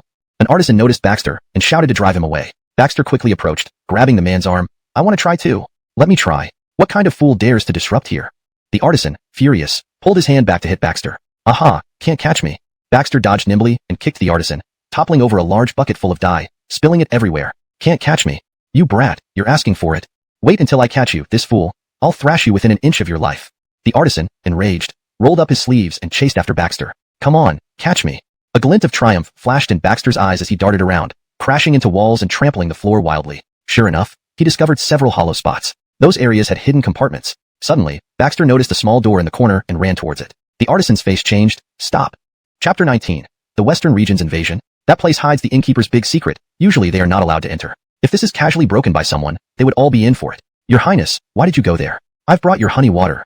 The innkeeper's expression changed. He hurried forward in 2 steps to pull on Baxter, his face full of apologetic smiles. What's inside here? Can I take a look? A mischievous gleam flashed across Baxter's eyes as he took the honey water but continued to approach the small door in the corner step by step. Your Highness, no. Inside are some discarded pigments which smell terrible and may defile your Highness's nose. The innkeeper pulled at Baxter's sleeve and guided him towards the outside. Your Highness, please rest outside. This place is a dyeing workshop. Wouldn't it soil your Highness's precious body?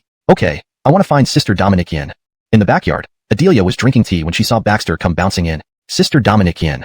Cough, cough. Don't run around or I'll have someone send you back. Baxter immediately shut up, sat beside Adelia with an embarrassed smile, and quietly dipped his finger into the teacup to draw and write on the table. Adelia discreetly glanced over. Instantly her eyes narrowed sharply. It clearly depicted a bow and arrow, little figures, and even a door, hinting at something unusual. Soon, Baxter wiped away the drawing and pretended to spill the teacup, creating chaos on the table so that nothing could be seen anymore. Haley, is our fabric ready? Upon returning to the Eastern Palace, Baxter immediately closed the door, his expression becoming incomparably serious. The Wu Dynasty shop indeed has issues. It must be secretly hiding weapons and soldiers. There are countless hidden doors and layers within the workshop.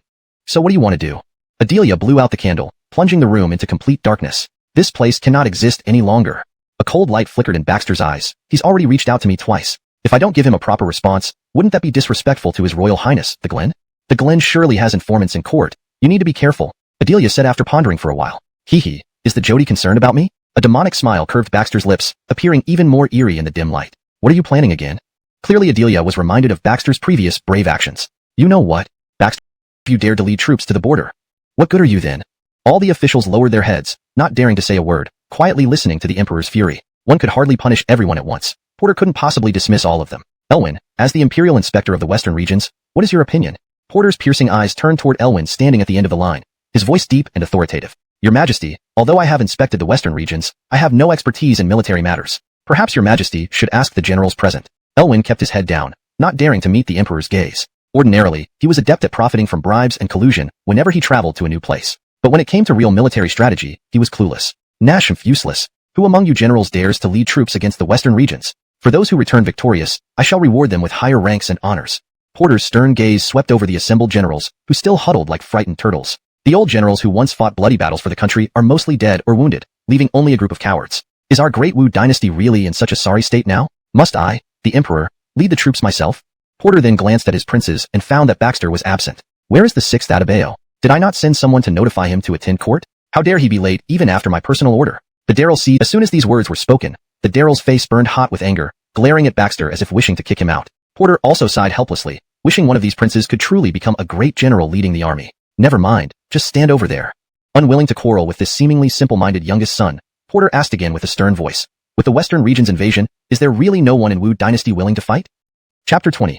All dead. None of the officials below responded, still keeping their heads low, greatly disappointing Porter. Just as Porter was about to announce the end of the court session, an unexpected voice rang out. Father, your son has a plan? Everyone turned their astonished gazes towards Baxter simultaneously. Are you kidding me? The foolish Glen actually has a plan? Isidore, this is a matter of national importance. It's not to be joked about.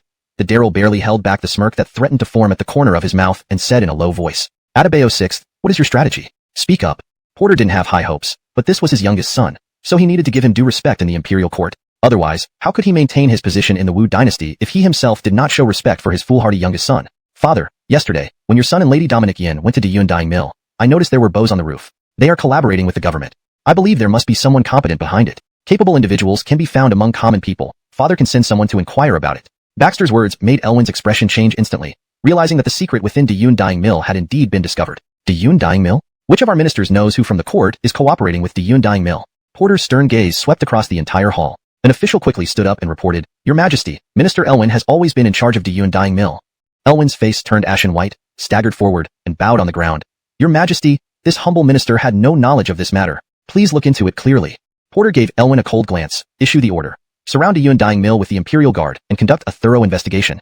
Yes, Your Majesty. The Frederick at the entrance bowed in agreement and immediately took action with the Imperial Guard. Meanwhile, Elwyn was kept under surveillance by 2 guards. A flash of sharpness appeared in Baxter's eyes, surprised at how decisive Porter was. Your Majesty, your servant has always been loyal to you, never harboring any treacherous thoughts. Please understand. Although my capabilities are limited, my loyalty remains. Emotions. The Frederick clenched his teeth and said, Your Majesty, everyone inside the Yun Dyeing Mill is dead?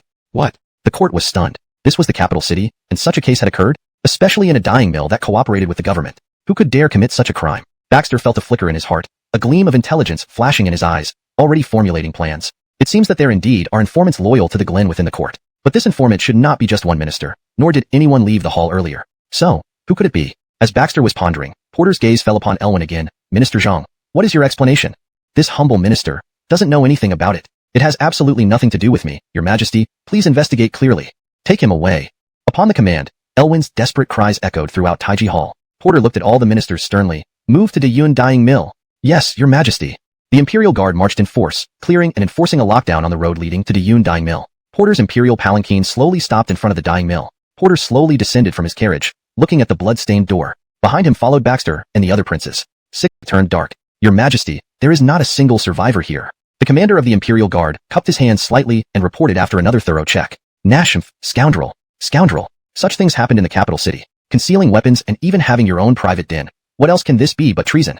Porter was extremely enraged, his angry shouts shaking the hearts of the officials present. Why are you all still standing here? Get back to your duties. If anyone neglects their duty, Don't blame me for having you beheaded one by one. After venting his anger, Porter finally noticed Baxter in the corner. Chapter 21. The Eastern Sea and Brendan Kingdom. Old Sixth, come here. Porter waved his hand, and Adebayo Chuxian, Zhou stumbled forward slowly. Your Majesty, Father. Old Sixth, tell me how you discovered the presence of bows and arrows here? Baxter sucked on his fingers and slowly stood in the center of the hall, smiling foolishly as he pointed to the roof beam. It was right there, Your Majesty. I was playing with pigments when I looked up and saw a man sitting there, holding a bow and arrow. And, Your Majesty, your son also found a small door inside the inner chamber. Oh, show me.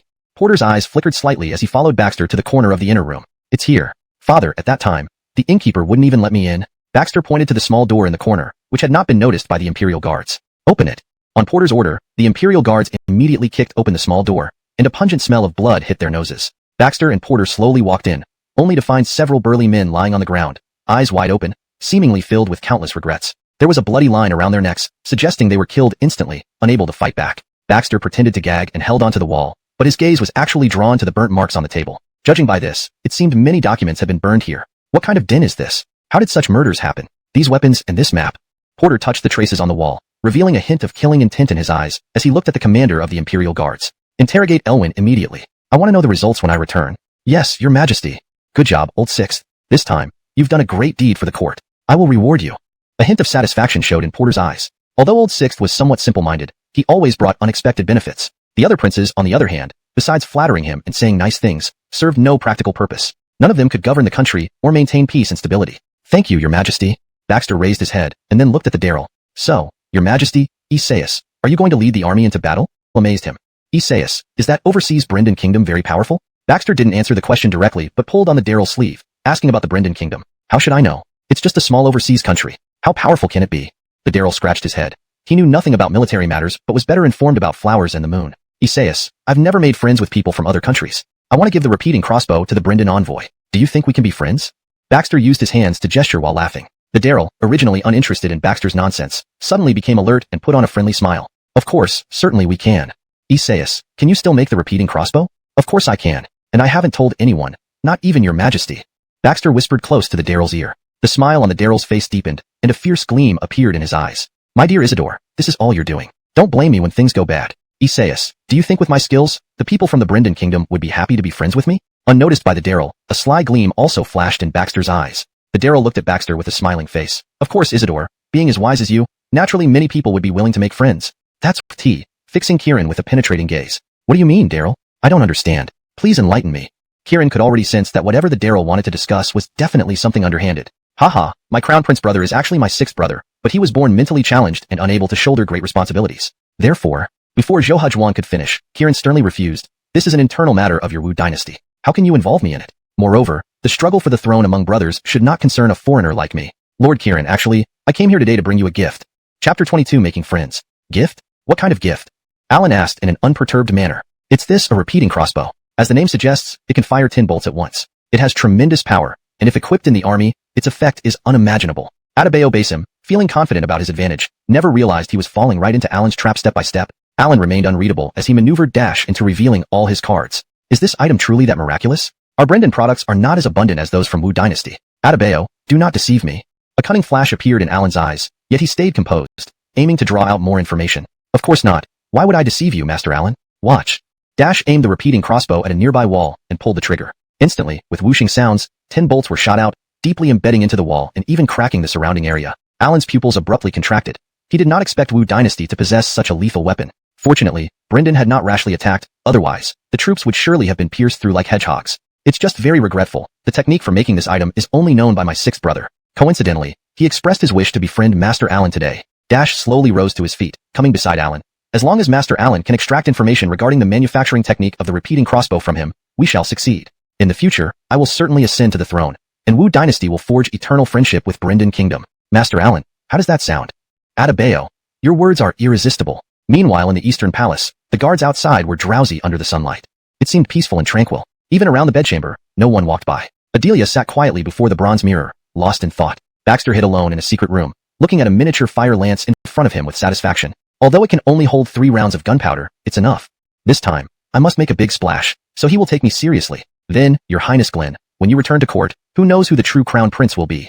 A low chuckle echoed slowly in the secret room. Baxter then emerged from the secret room, sitting next to Adelia. Adelia obviously still resisted, her eyebrows slightly knitted, keeping some distance from Baxter, smoothing her hair, but her hands were clearly trembling. She had already heard about what happened today. Regardless, the hideout was thoroughly destroyed, and everyone inside died. Frightening. She finally faced the horror of Baxter directly. Maybe he could indeed contend against the Glen. If he succeeds, she would become the rightful Glens, unshakable. Glens, you seem afraid?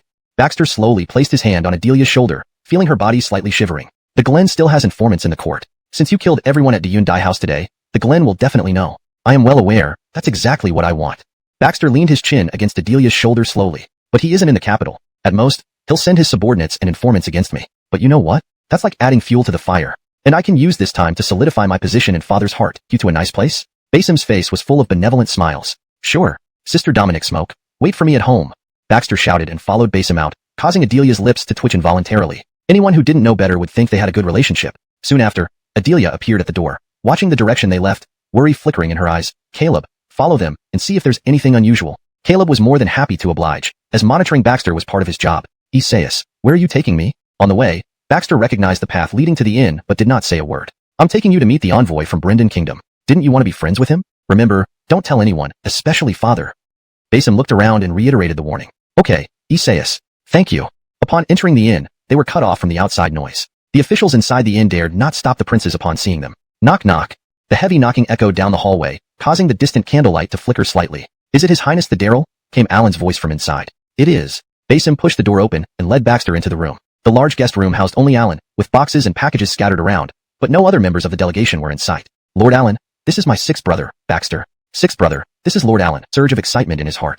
Indeed, he was a fool, falling for it so easily. Keeping a calm expression, Jace guided Baxter to sit down, pouring him a cup of tea with a smiling face. Your Highness, I've heard that you invented something called the repeating crossbow. It's quite impressive. May I be so lucky to obtain one? The repeating crossbow. Baxter's eyes lit up as he slapped the table. Why didn't you say earlier, Brother Yellow? A glint of sharpness flashed in Jace's eyes. Not too late. It's not too late at all. May I ask, Your Highness, do you have the repeating crossbow with you? No. My second brother hurried me out without it. But Brother Yellow, would you like to come with me to fetch it? Baxter licked his fingers and laughed. Of course, I am willing to go. Jace stood up, hiding a short dagger in his sleeve. Good, let's go now. As Baxter turned around, a peculiar curve formed on his lips. The night grew deeper, and where there were no candles, darkness engulfed everything. Though it was Jace's first time in the capital, his instincts were sharp. He soon noticed something odd. Your Highness, where exactly are we going to get the repeating crossbow? Of course, at the Imperial Palace. I live there. Baxter saw Jace hesitating, slowly turning back to smile. Jace gradually put down his guard due to Baxter's seemingly innocent appearance, but still had some concerns. His Majesty asked me to enter the Taiji Hall tomorrow. If I enter the palace today, will His Majesty blame me? Brother Yellow, you don't need to worry. You're just getting the repeating crossbow, not visiting the Taiji Hall. My father won't find out. Baxter patted his chest as a guarantee. Very well, very well. Jace's eyes rolled, gripping the dagger tightly, prepared for any unforeseen circumstances. By the way, Brother Yellow, here's my token. With this, you can freely enter and leave the Imperial Palace. You can visit me more often. Saying this, Baxter pulled out a jade token from his waist and handed it over to Jace. Feeling the cold jade in his hand, Jace's heart raced uncontrollably, filled with excitement. This might be an opportunity to use this seemingly foolish prince to gather more information about the Wu Dynasty and bring the formidable repeating crossbow back to the Brendan state. One day, they could break through Wu and become the new rulers of China. Thank you very much, Your Highness. Don't mention it. It's late, so I won't escort you out. Just use the jade token to leave the palace on your own. As they spoke, Baxter led Jace into the Eastern Palace, opening the door to see Holly looking bewildered. Dominic Sean's sister, this is Brother Yellow, my newly made friend. Holly blinked her beautiful eyes and softly asked, Isn't Lord Yellow the envoy of the Brendan? Your Highness, we were supposed to be good friends. Unfortunately, there are people who want your life. Jace gradually approached Baxter and Holly, slowly unsheathing the sharp blade in his hand. Though Baxter's smile slightly dimmed, he still maintained a grinning expression. Brother Yellow, aren't we good friends? Of course we are. Jace revealed his pearly white teeth, which looked even more eerie in the dark. Someone wants to buy your life at a high price. Jace, this is the Eastern Palace. Are you sure you can get out of here? Holly said coldly, while pulling Baxter's hand and slowly retreating. That would be thanks to the token given by Your Highness, allowing me to freely enter and exit the palace. Jace took out the token and gently shook it, chuckling softly. Holly's breathing hitched as she couldn't help but look at Baxter. Are you really dumb, or just pretending? Your Highness, shall we be friends in our next life? Jace raised the sharp blade in his hand and lunged toward the two of them. Whoosh! However, an arrow shot through the darkness, directly piercing Jace's body, creating a blood-soaked hole that oozed red. Ah!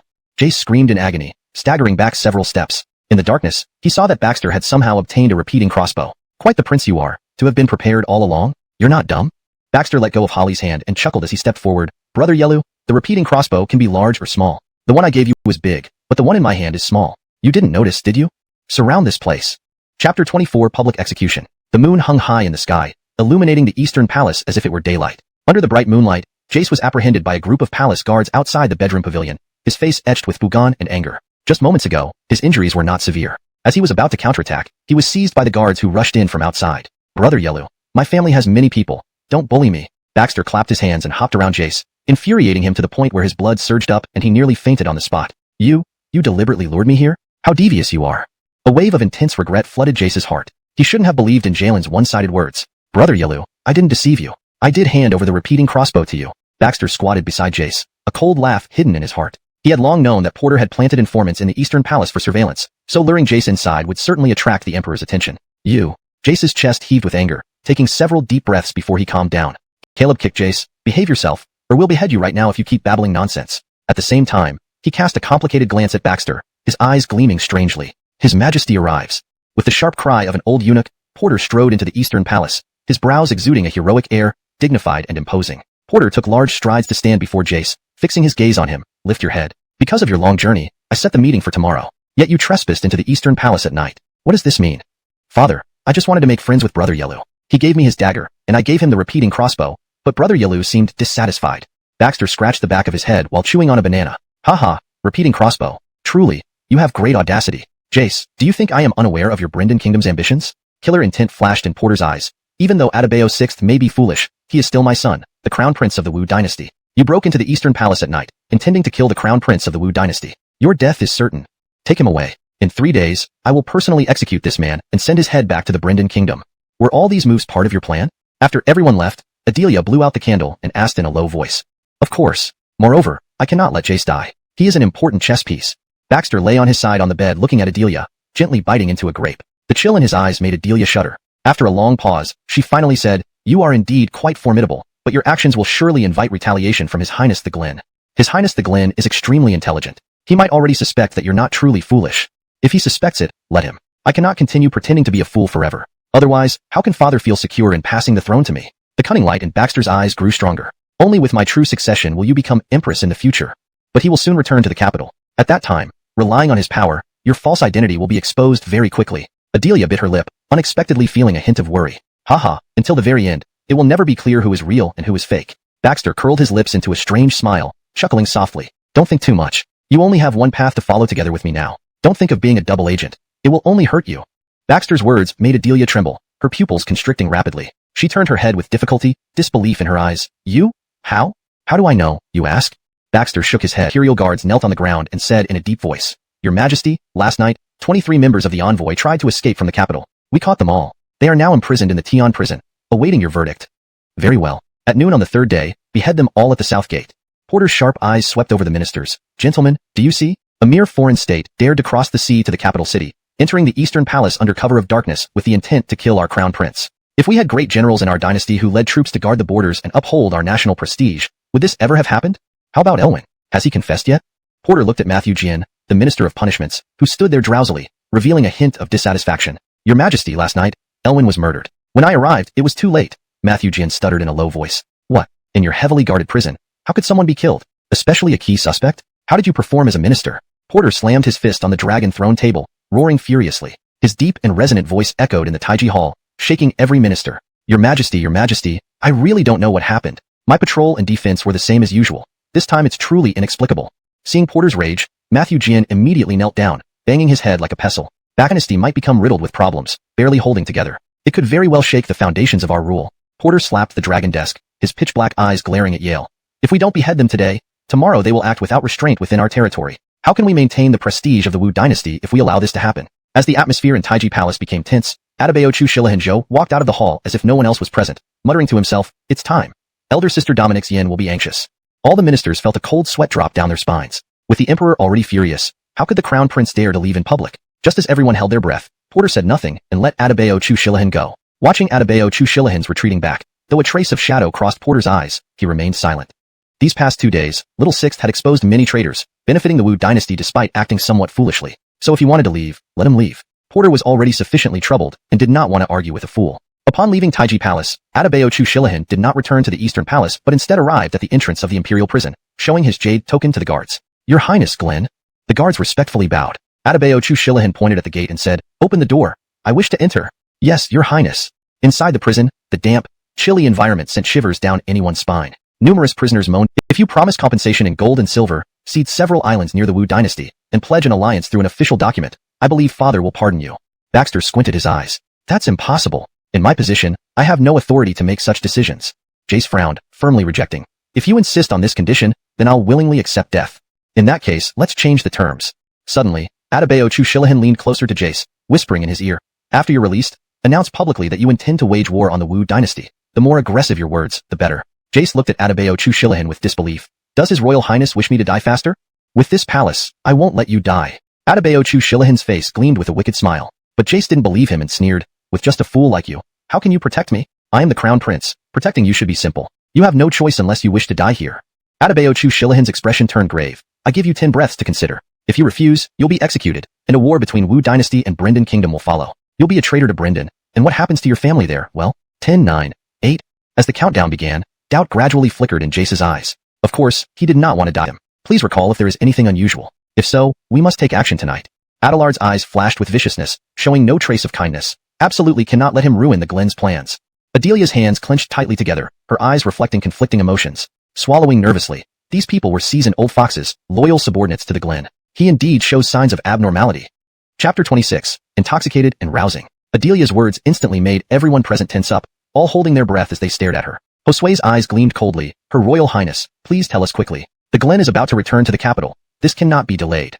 "All right." Noon. The south gate of the capital city was teeming with people. In the center stood a high platform, surrounded by layers upon layers of citizens. Porter sat majestically at the head, flanked by 1,000 imperial guards armed with gleaming weapons that shimmered under the sunlight, creating an intimidating atmosphere. As time ticked closer to noon, a group of soldiers escorted the embassy onto the platform. The foreign envoys from overseas dared to break into the Eastern Palace in the dead of night, intending to kill our Glen, an act worthy of death. Porter rose, his presence commanding without anger, each movement causing hearts to tremble. "Today, I will have you executed before the public." Jace opened his eyes, scanning the crowd but not spotting Baxter. Feeling puzzled, he decided to take a gamble, shouting out according to plan, "Porter, do you know who I am? I am Jace, younger brother of the Khitan Emperor. If you kill me, one day the Khitan iron hooves will trample over all of Wu, flaying and dismembering you all, dancing in your ancestral temples, turning all Wu subjects into our slaves." The members of the embassy shouted together, "Porter, dare you kill us? Once news spreads, the Khitans will declare war on Wu. Come and kill us."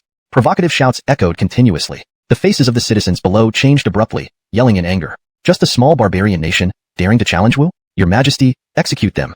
"That's right, Your Majesty, execute them. Teach these barbarians a lesson." Despite the citizens' angry shouts, none of the officials dared to speak, lowering their heads in silence. They were not ordinary citizens. They had to think about their positions. Rash words might cost them their lives. Porter's expression darkened, surprised that the envoys dared to taunt him even at the brink of death. He stood up, his sharp gaze sweeping the crowd. "My dear ministers, these barbarians are challenging Wu. Who dares lead our army to guard the borders and face the Khitans?" Unexpectedly, no one responded, leaving his words hanging in the air. Porter's pupils contracted, fists clenched, glaring at them. "None of you respond? Does Wu lack brave generals willing to fight for it? Have you not seen how these minor barbarians dare to break into the Eastern Palace and mock Wu's dignity? Wu is nothing much. If you fear the Khitan might, then lay down your arms now and surrender respectfully. We'll ensure you keep your titles." A hint of joy flashed in Jace's eyes. He hadn't expected Wu's generals to be such cowards. "You scoundrels! Wu's ministers are terrified by a few dying barbarian envoys. What use are you?"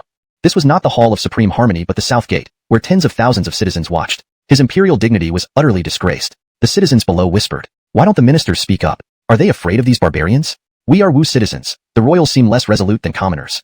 Seeing the situation spiraling out of control, Jace smirked, feeling more certain of survival. With no resistance among the officials and no general stepping forward, who would face the Khitan army if they were executed? Disappointment clouded Porter's face. Dominic's behind his back, he closed his eyes, pondering deeply before finally admitting defeat. "I hereby announce today's execution."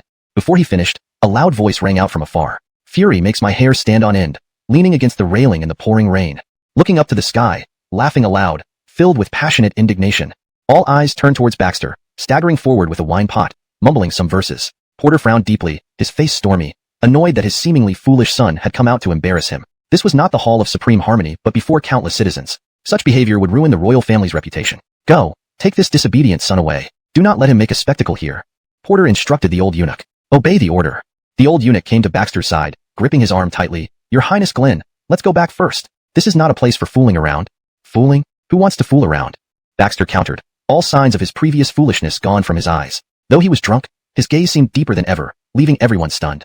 30 years of fame and honor turned to dust and soil. 8,000 miles of journey are under clouds and moonlight. Do not waste time idly, or your youthful head will turn white, leaving only sorrow. Seeing Baxter still shouting and even approaching the platform, Adebayo Basim hurried forward. Father, allow me to take my sixth brother away. Hold it. Porter suddenly raised his hand to stop Basim, Baxter's words echoing in his mind. 30 years of fame and honor turned to dust and soil. 8,000 miles of journey are under clouds and moonlight. He had never heard such grand and majestic poetry before, coming from his sixth son. Jace was also taken aback, unsure what Baxter was up to. A cold smile curled at the corner of Baxter's mouth as he drank while walking up to the generals. The disgrace of Shilyong remains unavenged. When will our hatred be extinguished? Each low-pitched rhetorical question struck the hearts of those present like heavy hammers, leaving them shaken and looking at Baxter in disbelief. Many ministers were moved by the patriotic sentiments, involuntarily shedding tears of remorse, lowering their heads in anger and shame. The generals clenched their fists tightly, their blood boiling, ready to charge into battle at the next moment. But more surprisingly to the ministers, this behavior did not match that of a foolish person. Porter's pupils constricted sharply. These verses exploded like thunderclaps in his mind, making him almost feel the rush of youth again. Was this really his sixth son? The scene fell silent instantly, all eyes fixed on Baxter standing drunkenly on the platform. Baxter slowly walked to Jace, a disdainful smile on his face. In the next moment, he poured the remaining wine from the pot directly onto Jace's face. Chapter 27. Not foolish anymore? You, what are you doing? Cough, cough, cough. Jace was choked by the pot of wine and angrily questioned. However, Baxter did not respond. Instead, he raised both hands high as if to embrace the sky and solemnly recited the last line. With great ambition, I would eat the flesh of the barbarians when hungry, and laughingly drink the blood of the Xiongnu when thirsty. After starting afresh, I will reclaim the old mountains and rivers, facing the imperial palace. Having finished speaking, Baxter did not even look at Jace and directly threw the wine pot on the ground, striding away. The scene turned from a deathly silence to bursts of shouting. Your Majesty, this lowly minister requests to join the battle. The insignificant Brendan kingdom can be subdued in no time. Your Majesty, this lowly minister requests to join the battle. How dare the Brendan invade? I swear they will not return alive. Shouts for battle resounded continuously, among which many people requested to kill Jace and others as a sacrifice for the flag. Jace was thoroughly stunned. Looking in the direction Baxter left, his heart trembled, overwhelmed with deep regret. He had been deceived again. This crown prince never intended to save him. Excellent. Truly worthy sons of our Wu Dynasty. Your request is granted. Bring out the executioner's knife and cut their heads off, sacrificing them for our upcoming great war. Execute. With roars of anger, as the large knives rose and fell, the platform was instantly stained with blood. Dust gradually settled. In the imperial study, Porter changed out of his dragon robe, sitting solemnly on the dragon throne, with an old eunuch serving nearby. Adebayo's sixth performance today does not resemble that of a foolish person at all. After a long pause, Porter finally said softly, how could a foolish person speak such passionate words? Moreover, upon observing his demeanor, I have... Suddenly, Porter stopped mid-sentence and abruptly stood up, quickly moved to the eastern palace. Obeying your command. The old eunuch responded, immediately calling 2 palace maids to draw the curtains, slowly following the dragon carriage toward the eastern palace. Inside the eastern palace, Josue and others looked bewildered at Baxter, who was hugging Adelia and babbling nonsense. They looked at Adelia in confusion. What's going on? Adelia shook her head. I don't know either. He came back like this after leaving with a pot of wine. Weren't you guys watching outside? We were blocked by countless civilians outside the south gate and couldn't get inside at all. Feeling rather helpless, Josue could only pull Baxter up and stare fiercely into his eyes. Look at me. Tell me, are you pretending to be foolish? PFFF. Baxter spat thick phlegm directly onto Josue's face, then broke free from his grip and continued hugging Adelia. Who are you? Get lost. You. Just as Josue was about to burst out, he was interrupted by a voice from outside. The Emperor has arrived. Everyone in the Eastern Palace bowed down on the ground to greet the Emperor. We pay our respects to His Majesty. Rise. Porter slowly descended from the dragon carriage, immediately seeing Baxter, who was still drunk and holding Adelia. Sixth son. Baxter's body trembled. He hurriedly pretended to wake up from intoxication and knelt on the ground. This subject pays respects to Bryce. Everyone else may leave. The Emperor waved his hand, forcing Josue and others to leave and secretly observe from afar. Sixth son. Why have you always pretended to be foolish? Porter's first question after sitting down was direct, making even Adelia's heart tremble as she tightly gripped the hem of her dress. However, Baxter laughed calmly and clasped his hands. Bryce, it was out of necessity, like Sister Dominikian. Imagine if I didn't pretend to be foolish. How could I have accumulated such wealth and enjoy the company of a beauty? Most likely, I would have been devoured by my wolf-like elder brothers long ago. Porter's pupils contracted slightly, his brows furrowed tightly, yet there was still a glint of disbelief in his eyes. You did all this, pretending to be foolish for years, without secretly accumulating power for your eventual ascension to the throne? The imperial throne? Baxter first froze, then waved his hand. Bryce, your humble son is short-sighted, only fond of enjoying the breeze and moon, a few pieces of silver, and the company of beauties. I have no grand ambitions. Bryce, please pass the position of Glenn to another brother early. Your humble son is truly unworthy of such an honor. You. Porter stared at Baxter with astonishment, as if looking at a stranger. This was the first time he had heard a prince express disinterest in the throne. But seeing Baxter's greedy demeanor, which didn't seem fake, Porter fell into deep thought. After a long while, Porter picked up his teacup, then put it down again, repeating this several times before finally speaking solemnly. Sixth son, since I have passed the position of Glen to you, it belongs to you and will not change. I will not deny you are my son just because of your previous feigned foolishness. I treat all my sons equally. Bryce, my pretense of foolishness was never with ulterior motives. Over the years, your tolerance and care for me have always been etched in my heart, never to be forgotten. But please think carefully about this position of Glen before making a decision. Baxter bowed deeply, clasping his hands respectfully. If Bryce is pleased, then grant your humble son more treasures, so that I can live out my days worry-free. Moreover, if a few more beauties could accompany me, that would be even better.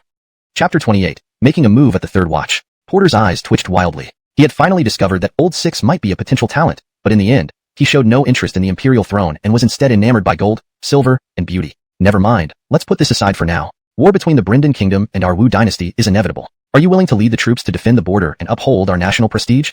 Looking into Porter's profound pupils, Baxter shook his head vigorously. Bryce, how can your son have the ability to lead troops into battle? Let the generals take to the battlefield. Porter looked at him suspiciously, putting down the teacup he had just picked up. Old Six, the lines you recited at the South Gate did not sound like something someone without military talent would say.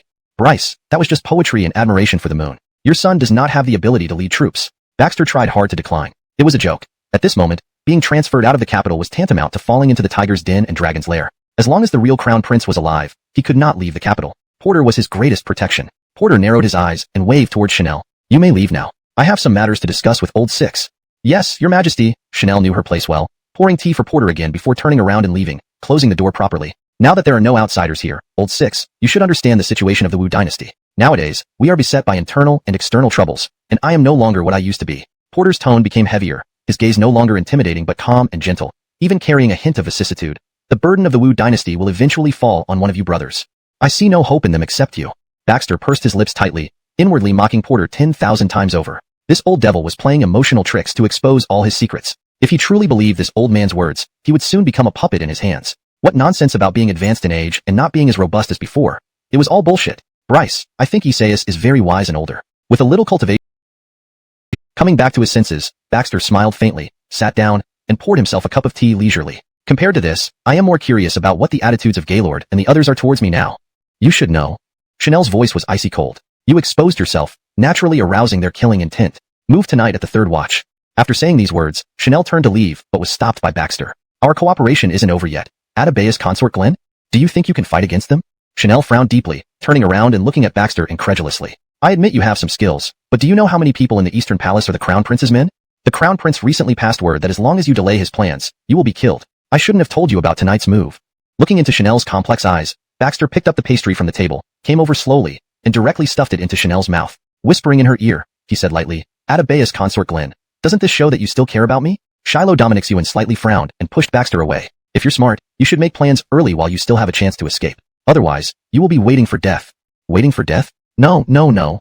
Baxter extended his index finger and wagged it a few times, leaning against the door frame, looking at Shiloh Dominixian with a grin. They can't kill me. What? Are you out of your mind? Chanel thought Baxter had been frightened into stupidity and sized him up and down. Do you know? Even the city guards are under the command of His Highness the Glen. If we draw the attention of the Imperial Guard, Gaylord and the others will immediately retreat through the secret passage. Even the Imperial Guard won't be able to catch them. Baxter sighed. Bryce has people monitoring the Eastern Palace day and night. Do they really plan to make their move under his watch? Do you truly believe that all those monitoring you are loyal to His Majesty? Chanel sneered, her eyes filled with deep fear. You don't understand how terrifying His Highness the Glen can be, and neither do I. We've underestimated him. I foolishly thought that joining forces with you could defeat him. Now it seems utterly ridiculous. Just as Chanel was shaking her head in despair, Baxter suddenly stepped forward, grabbing her wrist and forcefully pressing her down onto the bed. You, what do you want to do? Chanel's face showed panic as she struggled futilely. Baxter's strength was about 60% recovered, and subduing a woman like her was child's play. My life is in my own hands. If he dares send someone to take me, they'd better be prepared to lose their heads. Baxter's voice was ice cold, devoid of any emotion, like an evil spirit risen from hell. His dark, bloodshot eyes stared fixedly at Chanel, making her shudder with terror. Just follow them along. Don't worry. I won't harm you, but I'll make them all regret it. Make them realize that the Crown Prince isn't a wise ruler. You're mad, absolutely mad. Chanel's mind went blank, unable to believe that Baxter still planned to make a last stand. Here, take this. When I smash the teacup, pull this fuse. Baxter stood up and handed her a firework. Do you really think I'll help you? Chapter 29. The firearm reveals its might. Baxter released Adelia and slowly walked to the entrance of the secret chamber. Just as he was about to enter, he turned around with a grin. You will do it. Glen's. Watching Baxter's vanishing figure, Shiloh Dominikian's beautiful eyes shimmered, seemingly in intense conflict with herself. After a long while, Shiloh Dominikian relaxed her tightly clenched hands, looking at the fireworks in her hand. A hint of relieved smile involuntarily crept onto her lips. Back in the secret chamber, Baxter hid several small crossbows and firearms on his body and chose a few sharp daggers to tuck into his waistband. In tight-fitting attire with ropes tying up the sleeves, he looked both practical and carefree. Baxter slowly exhaled, confident that with these weapons and his recovered strength, he could fight through 100 people. Meanwhile, in the guard hall of the Eastern Palace, dozens of people gathered. Adelia and Gaylord sat at the head, while the others surrounded them below, their faces solemn. Glens, you'll go in first to make him lower his guard, and then we will surround the palace and capture him. Adelard had exchanged his kitchen knife for a sharp blade, his previously kind expression now replaced by one of a grim reaper grinning maniacally. As long as we are not discovered by the Emperor's men, we can still have a chance to disguise ourselves as someone else. Gaylord added, however, there are still some eunuchs sent by His Majesty who are not our men. Once they notice anything, we must immediately retreat. But if we retreat, won't His Majesty know that the Glen is dead? At this moment, a guard stepped forward a few paces and said gravely, don't worry, Achillisards are already prepared for us. Gaylord took out a letter with a special seal. In it, we narrate how the so-called Glen is an impostor attempting a coup d'etat, and we have detected and slain him. We claim to be proving our innocence by searching for the true Glen. At that time, all we need to do is return with the Glen. The rest has been arranged by him. Gaylord glanced at everyone. Ladies and gentlemen, this impostor has fooled even us with his act until now. Although he looks greedy and lustful now, can you truly say he's not faking? Gaylord's teeth gleamed white in the dim candlelight. What she wants is the position of Glen's, or ultimately Empress. Who the Glen is, really doesn't matter to her. Silence fell over the crowd as they tightened their grips on their weapons. Ladies and gentlemen, if anyone is afraid, you can leave now, and I will give you some silver to go home. Looking at Gaylord's eyes, no one retreated or stood up. They knew that leaving at this moment meant becoming a target. The Glen would never allow anyone who knows his plan to live, for they would be a risk. Good. Let's start the operation. Yes. Deep in the night, the bedroom was unusually quiet, with fewer guards than usual and no patrol soldiers in sight. The entire Eastern Palace was enveloped in a deadly silence. Adelia entered the room with mixed feelings, seeing Baxter sitting at the desk sipping tea. She whispered, they're coming. Baxter lightly sipped his tea, wiped his mouth and sighed, ah, the water's a bit cold. You. Adelia's pupils constricted slightly, unsure whether he was confident or had given up on struggling. Ha ha, His Highness the Glen truly has refined tastes. You still have the heart to drink tea at a time like this? As he spoke, Gaylord strode into the bedroom, followed by Adelard and others. The rest of the guards had already surrounded and controlled the area around the bedroom. You really did betray His Highness the Glen. Gaylord looked at Adelia with a hint of playful smile on his lips. Adelia's eyes showed a hint of panic as her right hand tightly gripped the fireworks inside her sleeve. Gaylord, I think we can talk? Baxter slowly stood up amid the surprised gazes of the others. He picked up the water pot from the corner and placed it back on the stove. Talk? You're going to die anyway, just a few days earlier. Having impersonated the Glen for so long and enjoyed such wealth and honor, your life could be considered worthwhile. Gaylord drew the saber from his waist and stepped forward toward Baxter. Stop. Baxter suddenly drew the firearm from his waist and pointed it at Gaylord. The black gun muzzle made Gaylord feel inexplicably nervous. What kind of weapon is this? For some reason, Gaylord felt a sudden sense of unease and dared not move rashly. All you need to remember is that it can kill you. Baxter sneered, looking at the few people in the room. Anyone wants to try, step up. Nashmph, mere posturing, die. A guard behind Gaylord shouted, drawing his steel blade and charging forward. The blade flashed coldly under the dim candlelight. Bang! A muffled sound echoed in the room, causing the entire chamber to tremble. The guard fell straight to the ground, his steel blade dropping limply. Gaylord was greatly... They had tried their best to defend themselves but still couldn't evade those short, sharp bolts. Josue was hit in the left arm too. Enduring the excruciating pain, he pulled out the bolt and roared, come on, attack him together, kill him, you're truly loyal. Watching the guards rush in, Baxter took the opportunity to reload the firearm calmly before shooting one of them. Bang! As expected, he fell dead, his gruesome state, with dark red brain matter scattered on the ground, sent shivers through everyone, instilling deep fear. If you persist in your stubbornness, I don't mind killing every single one of you. After killing 5 or 6 guards in succession, Baxter retreated to the door of the secret room. He still had tricks up his sleeve. Josue was breathing heavily. His multiple charges had allowed him to get close to Baxter, but what he hadn't anticipated was that Baxter's martial arts were extremely formidable. Each time, Baxter deflected his fatal attacks with astonishing skill, putting Josue at risk. Haha, you must die. We cannot let you ruin the Adebayo's affairs. Josue steadied himself and was about to charge again when Baxter pointed the firearm directly at his head. I've given you chances, I hope you'll cherish them. During previous encounters, Baxter had ample opportunities to blast Josue's head, but he didn't do it. What if I provide these weapons to your Adebayo? He certainly doesn't have such powerful ones. Baxter sneered, seeing Josue slightly stunned. Knowing his words had struck a chord, your Adebayo is indeed formidable, but he's not in the capital now. If you follow me and help me ascend the throne, you will still be my meritorious officials.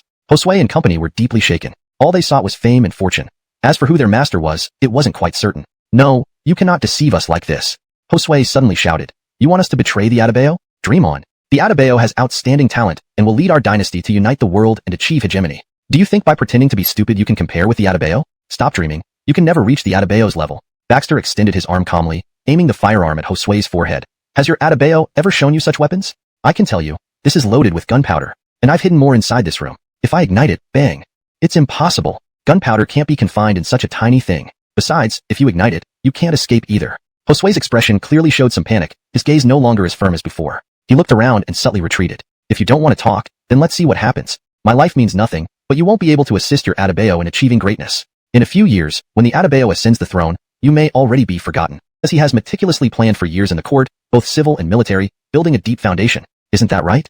Seeing Josue's gaze flicker and slightly dodge, Baxter knew he had stirred the man and pressed on. Most of his supporters in the court are fair-weather friends. If he dies, they will scatter like birds and beasts. And His Majesty now favors me more, and even wants me to represent the Wu Dynasty to form an alliance with the Princess of Liang. Upon hearing this, Josue was instantly shaken, not expecting that the Emperor did not only fail to punish Baxter for pretending to be insane, but also favored him so much. With the Emperor's support, dismantling his influence in the court would be a matter of flipping my hand. My firearms and repeating crossbows are just the tip of the iceberg. I believe these things should be quite appealing, right?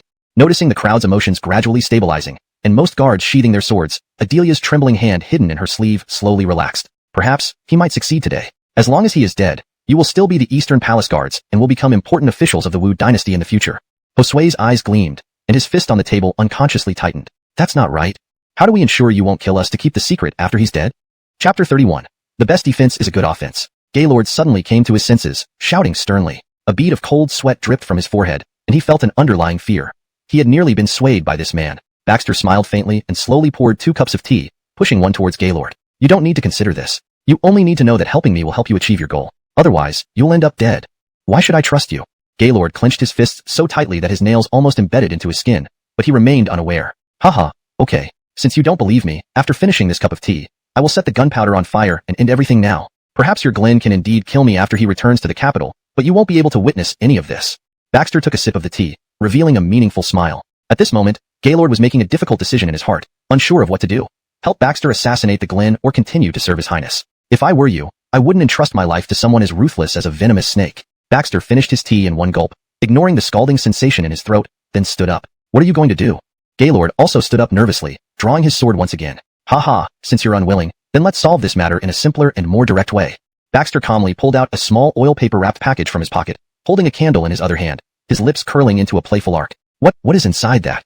Seemingly guessing something, Gaylord backed away step by step, while the remaining guards braced themselves for battle. Haven't you already guessed? Baxter's smile was profound and strange, sending shivers down Gaylord's spine. He had only seen such a chilling gaze from the Glen before. Taking advantage of Gaylord's distraction, Baxter moved like lightning, lunging forward with an elbow strike that knocked the sword from Gaylord's hand. You're asking for death. Realizing this, Gaylord punched at Baxter's abdomen, but Baxter absorbed the blow.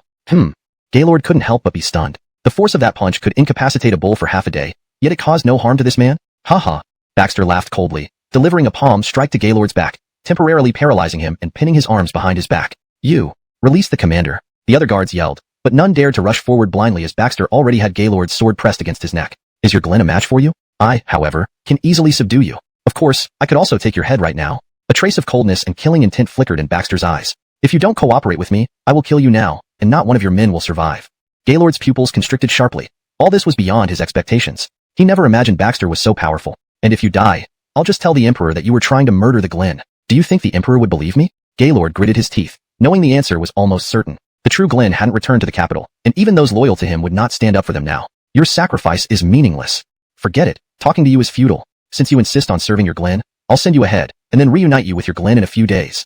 With everyone watching in shock, Baxter was about to slice through Gaylord's neck. Wait, Gaylord shouted, feeling the cold edge of the blade, involuntarily shrinking his neck. This guy had truly intended to kill him. I agree.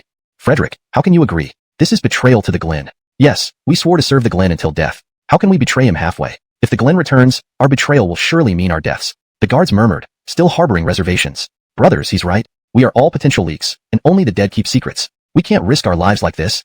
Gaylord, released by Baxter, spoke gravely to the guard, slowly dismantled.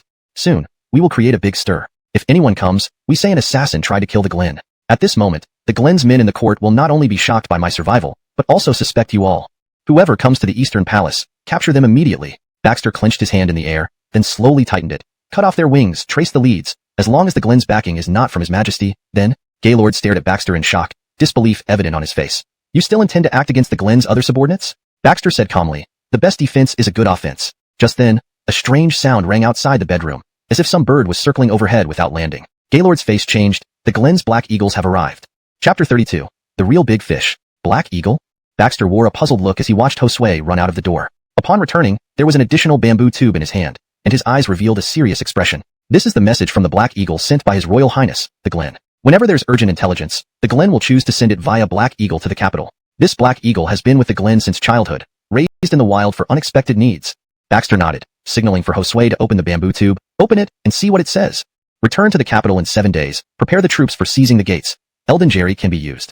Josue read the sentence aloud, and his pupils contracted sharply. Glancing at the guards present, everyone instantly understood its meaning. His Royal Highness the Glen will return to the capital in 7 days, and wants us to consolidate all forces in preparation for seizing power and ascending to the throne. Prime Minister Jerry can be used. So, the Prime Minister is one of the Glen's people?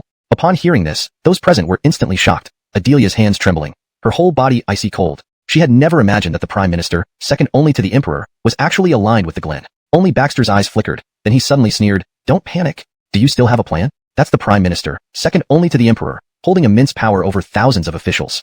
Josue tightly gripped the cloth scroll in his hand, trembling slightly, cold sweat trickling down his back. He even began to doubt if following Baxter was the right choice. Yes, the Prime Minister wields immense power, but how long has he been in office? Why would the Prime Minister remain loyal to him? Most likely, it's just a mutual cooperation. While putting up the overturned chairs and tables from the previous scuffle, Baxter spoke in a low yet forceful voice. The Glen wants to use the Prime Minister to ascend to power, and the Prime Minister certainly wants to use the Glen to plot more. He is already the Prime Minister, wielding almost all power the Wu Dynasty can offer to a subject. What else could he possibly aim for? Josue scratched his head in puzzlement. Higher than the Prime Minister. Only the Emperor. Phew. Baxter glanced at Josue, who drew a sharp breath and gave a thumbs up. Exactly. The Emperor's throne? This? Everyone exchanged uneasy glances, a chill spreading from their feet to the top of their heads, rendering them dumbfounded. How can a veteran minister like the Prime Minister engage in such treachery? Josue clenched his fists, not believing it. Haven't you spent more time in the palace than me? Do you not know which influential family stands behind the Prime Minister? This information came from the secret records Baxter found in Adelia's hidden room. The Li family is one of the Wu Dynasty's most powerful families, rivaling the Shiloh family as one of the 2 top-tier noble houses. Everyone knew about the Li family but dared not speak openly. After all, these 2 great families had existed since the founding of the Wu Dynasty, true behemoths. What we need to do is to turn the Prime Minister to our side.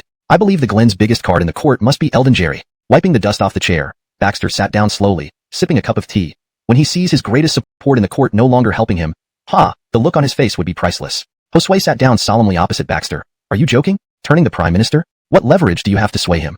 If the Black Eagle letter reached you, surely a copy was also sent to Eldon Jerry. I believe it won't take long before he sends someone to contact you. Baxter slowly put down his teacup and scanned everyone with a smile. Ladies and gentlemen, please go back now. I need to rest.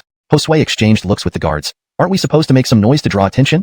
Not anymore. I didn't expect the Glen to expose his key ally so soon. This saves us much trouble. Soon, you just need to handle any visitors. Just as dawn broke, an old man hurried into the Eastern Palace. The guards allowed him through after seeing his token. Why isn't that imposter dead? What exactly are you doing? Don't you know this will delay the important matters of His Royal Highness and Eldon?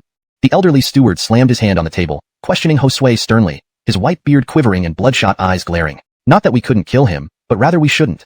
Josue stood up solemnly. Shouldn't? The steward was taken aback, eyeing Josue suspiciously. That imposter has no further value. You should just capture someone disguised as him. His Highness the Glen will return to the capital in 7 days. Now, all factions have already begun moving, preparing for his return. How can you falter at this critical moment?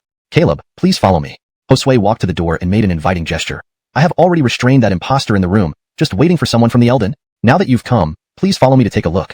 Nashmph, I'll go with you to see why he can't be killed. The old steward coldly snorted and strode out first, anxious as ever. One must understand. Once His Highness the Glen successfully seizes power, the Eldon's plan can proceed smoothly. At that time, he would become a meritorious subject.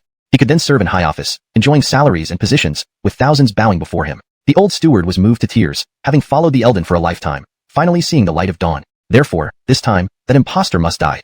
Anyone who obstructs the Glen and Eldon's plan must be eliminated. Pushing open the door to the bedroom, they were met with sudden candlelight. Baxter sat smiling at the table, placing the newly lit candle on it. You were supposed to be? The old steward's pupils suddenly shrank, reacting swiftly to turn and flee, but it was too late. Josue quickly came from behind, shutting the door tightly and pushing the old steward inside. The old steward fell heavily to the ground, his old bones aching fiercely. He wanted to protest but was held down and gagged by Josue. This is the old steward from the Eldon's residence, who has served Jerry for half his life. He should know all of Jerry's secrets. Ugh. Upon hearing Josue's words, the old steward struggled fiercely, his eyes flashing with anger. Let him go. Let the palace listen to what the old steward has to say. Baxter lightly laughed, placing a cup of tea on the ground and pushing it toward the old steward. Spit. You imposters, along with you. Josue, traitors. I didn't expect you to collude with this impostor to betray His Highness the Glen. The old steward cursed angrily. May you not die well. When His Highness the Glen returns to the capital, none of you will escape. If you dare touch me, one word from the Elden, and there will be no place for you in Wuyong. Chapter 33. A better partner for cooperation. Old butler, it seems you still haven't realized your situation. Baxter sat down leisurely on the ground, offering a piece of pastry to the old butler, who turned his head away disdainfully. Your life is in my hands. Whether you live or die depends solely on my word. I am not someone like Josue, swaying with the wind. If you wish to kill me, then do it. The Elden will surely seek justice for me. You can't make me divulge anything about him, the old butler said stubbornly. I didn't know that old butler had such a tough spirit. Baxter chuckled lightly without getting angry. Josue, let him go. Upon hearing this, Josue looked at Baxter in confusion, but released the old butler nonetheless. If you want me to work for you, think again. You might as well kill me now. The old butler got up from the ground, coldly snorting. I won't kill you. You're free to leave. Baxter slowly stood up and pointed towards the door, smiling. Remember, convey my greetings to the Elden. You're letting me go?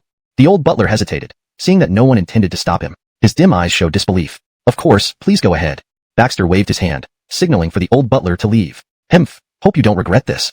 The old butler tentatively stepped out of the room, and seeing no one move to stop him, he quickly slipped away along the wall. Why did you let him go? Keeping him could be an advantage. Isn't this just letting the tiger back into the mountain? Jerry will definitely take action against us. Josue frowned deeply, staring intently at Baxter, expecting some brilliant plan, only to find that nothing was mentioned before the man was set free.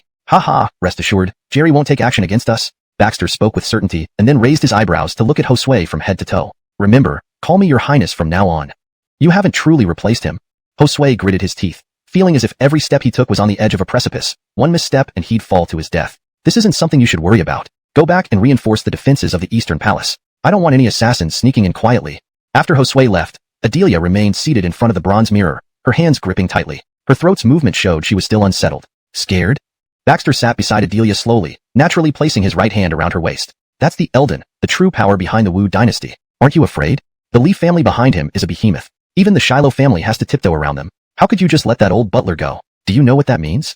Faced with Adelia's anxious questioning, Baxter remained calm, even taking the time to peel a grape and pop it into his mouth. Of course I know. But ultimately, he and Josue both have their own desires. He wants the throne, so he must choose to cooperate with the Glen. As for which Glen, it doesn't matter. Baxter smiled. I can guarantee we'll be safe, and afterward, Jerry will send someone to court my favor proactively. Court your favor? Have you lost your mind? Adelia turned to look at Baxter, her brows furrowed, full of disbelief. Jerry is a senior minister of the Wu Dynasty. Even His Majesty treats him with respect. Who else in the entire Wu Dynasty can get him to take the initiative? Besides, you are now his sworn enemy, obstructing his plans. Obstructing? No, I'm actually advancing his plans. And compared to the true Glen, I am the most suitable partner for cooperation. As Baxter's hand slowly touched Adelia's shoulder, she trembled as if electrocuted, giving him a glare. You? Most suitable? Why? Is your influence in the Wu Dynasty stronger than that of the Glen? I don't believe you've built any significant strength these past few days. Don't forget, Jerry's ultimate goal is the throne. To achieve it, the so-called Glen is merely a puppet, a stepping stone. In other words, any partnership with him is temporary. Under Adelia's astonished gaze, Baxter lowered his voice, leaning close to her ear. Compared to a ruthless person with deep roots in the Wu Dynasty, I, with no foundation, wouldn't be easier to control.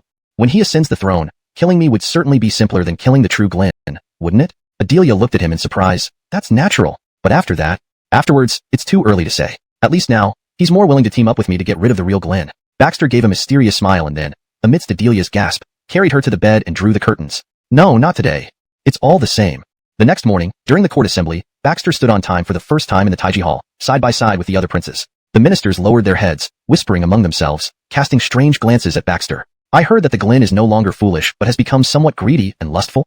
I also heard about this. After that recitation, the Glen suddenly became less foolish but started being somewhat greedy. I heard the Glen might have only been pretending to be foolish all along. Shh, be quiet. We can't talk about this openly in the Taiji Hall, or it could bring disaster upon ourselves. The ministers whispered incessantly, while the princes exchanged even stranger looks, especially Daryl Dash, who slowly approached Baxter. Isidore, you must have had a hard time pretending all these years. Even I was fooled. Baxter remained calm, his gaze fixed ahead as he spoke softly. Isaias, don't joke like that. I just had a momentary daze and felt something inside. What do you mean by pretending? I don't quite understand. Nashmf, as brothers, why does Isidore need to hide so much? Dash scoffed. You've deceived Bryce. Aren't you afraid of his punishment? It seems Isaias's intelligence gathering isn't thorough enough. Your scouts really should be punished. Baxter smiled slightly without directly answering Dash's question. Of course, Dash knew that Porter had visited Baxter's residence. He was just trying to provoke him. Chapter 34. Rushing to Liang Kingdom for marriage alliance. Long live the Emperor. May your life be 10,000 years long. As Porter ascended the throne for the morning court session, officials knelt in reverence and presented their memorials concerning the unresolved issues of the Wu Dynasty. Dear ministers, at present we are flanked by Baima to our back and Brendan Kingdom overseas to our east. Wu stands alone, unable to withstand these pressures. I have decided to send the Crown Prince south to Liang Kingdom for a marriage alliance with their princess to strategize against the threats from all sides. Porter's words set off a flurry of discussion among the courtiers, for sending the Crown Prince abroad for such an alliance carried a hint of humiliation. Your Majesty, Isidore's mind has only recently cleared. If he encounters any unforeseen events leading to uncontrollable situations, wouldn't it tarnish Wu's honor? Adebayo Emyel bowed, his eyes flickering with a cunning gleam. Allow me to go instead. I will surely not disgrace our nation, but rather uphold its prestige. The courtiers exchanged glances, speculating on his intentions. In truth, Emyel sought nothing more than the beauty of the Liang princess and an opportunity to expand his influence in preparation for future claims to the throne. Unfortunately, his motives were too transparent. How could Porter possibly comply? He sternly replied, Second son, when has my decision become something for you to question? And do you think I am unaware of the 3 wives and 4 concubines in your household? After marrying the Liang princess, what would become of them? Porter's words forced Emyel to lower his head, a burning sensation rushing to his face as he hastily confessed. Forgive me, Your Majesty. I admit my fault. Porter then turned to Baxter, 6th son. Do you have any objections? If you have any requests, speak freely. I will do everything in my power to meet your needs. Baxter bowed slightly. Your Majesty, this journey to Liang is long, and especially being in a foreign land, my safety cannot be guaranteed. I humbly request that you allow me to choose companions to accompany me to Liang. That is unwise, Emyel quickly interjected. If we send elite What is your name? Baxter asked a soldier, standing tall and muscular. My name is Matthew Tai Lin, the soldier grunted, his fierce eyes filled with defiance. Humph. Baxter couldn't help but chuckle. Looking around, he saw similar expressions on everyone's faces. He sneered inwardly. It seemed his reputation as a fool had truly taken hold, even reaching the Imperial Guards. Isidore, the Imperial Guard isn't easy to join. Each man here is a hero, skilled in martial arts, with immense strength. Emyel appeared behind him, leisurely sipping tea on a high platform. If you want these heroes to submit, you'd better show some prowess. The captain accompanying Baxter remained silent, tacitly agreeing with Emyel. Prowess? Submission? Huh. Baxter shook his head. He had no time for such things. He was here to fulfill the Emperor's command. Glancing at Emyel, Baxter slowly walked up to the high platform, holding a command flag. All men in the Imperial Guard listen up. Any who wish to accompany me to Liang Kingdom, step forward and stand beneath the flagpole. Each man will receive 5 taels of silver as settlement allowance. Additionally, a monthly stipend of 10 taels of silver will be provided. Upon hearing this, the soldiers' eyes widened in disbelief. 5 taels of silver as a settlement allowance, 10 taels as a monthly stipend? Even as career soldiers, they had never received such pay, even as centurions. Dare I ask Adebayo, is the stipend real or just bluff? One soldier asked half-heartedly. Baxter smiled slightly. Anyone who comes forward, I guarantee the silver will be arranged before I leave the capital. Hee, that means you can't provide it now? Isidore, are you planning to ask His Majesty for the money? Emyel caught the implication, immediately putting down his teacup with a mocking tone. No funds? In that case, Adebayo, I must respectfully decline. Soldiers who were initially tempted shook their heads and retreated back into formation. The other soldiers grew restless, but remained silent. If Porter ordered them to be selected, those chosen would have no choice but to comply, trying their best to delay matters. But volunteering meant no one dared to step forward. Traveling to Liang Kingdom, thousands of miles away, fraught with danger, there was no guarantee of return. Baxter naturally understood this and did not force the selection. If the men were outwardly compliant but harbored doubts inwardly, it could breed unrest over time, a hidden danger he should nip in the bud from the start. You do not trust me? That's fine. There will surely be some who trust me. Baxter was unperturbed, sitting down to leisurely sip his tea while observing the Imperial Guard's equipment. Though sharp, their weapons paled in comparison to his repeating crossbows. Isidore, a forced marriage bears no sweetness. I think you should give up, the Glen. In no time, over 100 people gathered under the flagpole, but without exception, they were either elderly or injured, some with disabilities. These people were usually the logistics troops in the Imperial Guard's camp, doing odd jobs, never getting the chance to go into battle. Haha, Isidore, if you bring these people to Liang Kingdom, we would surely embarrass ourselves rather than enhance our national prestige, wouldn't we?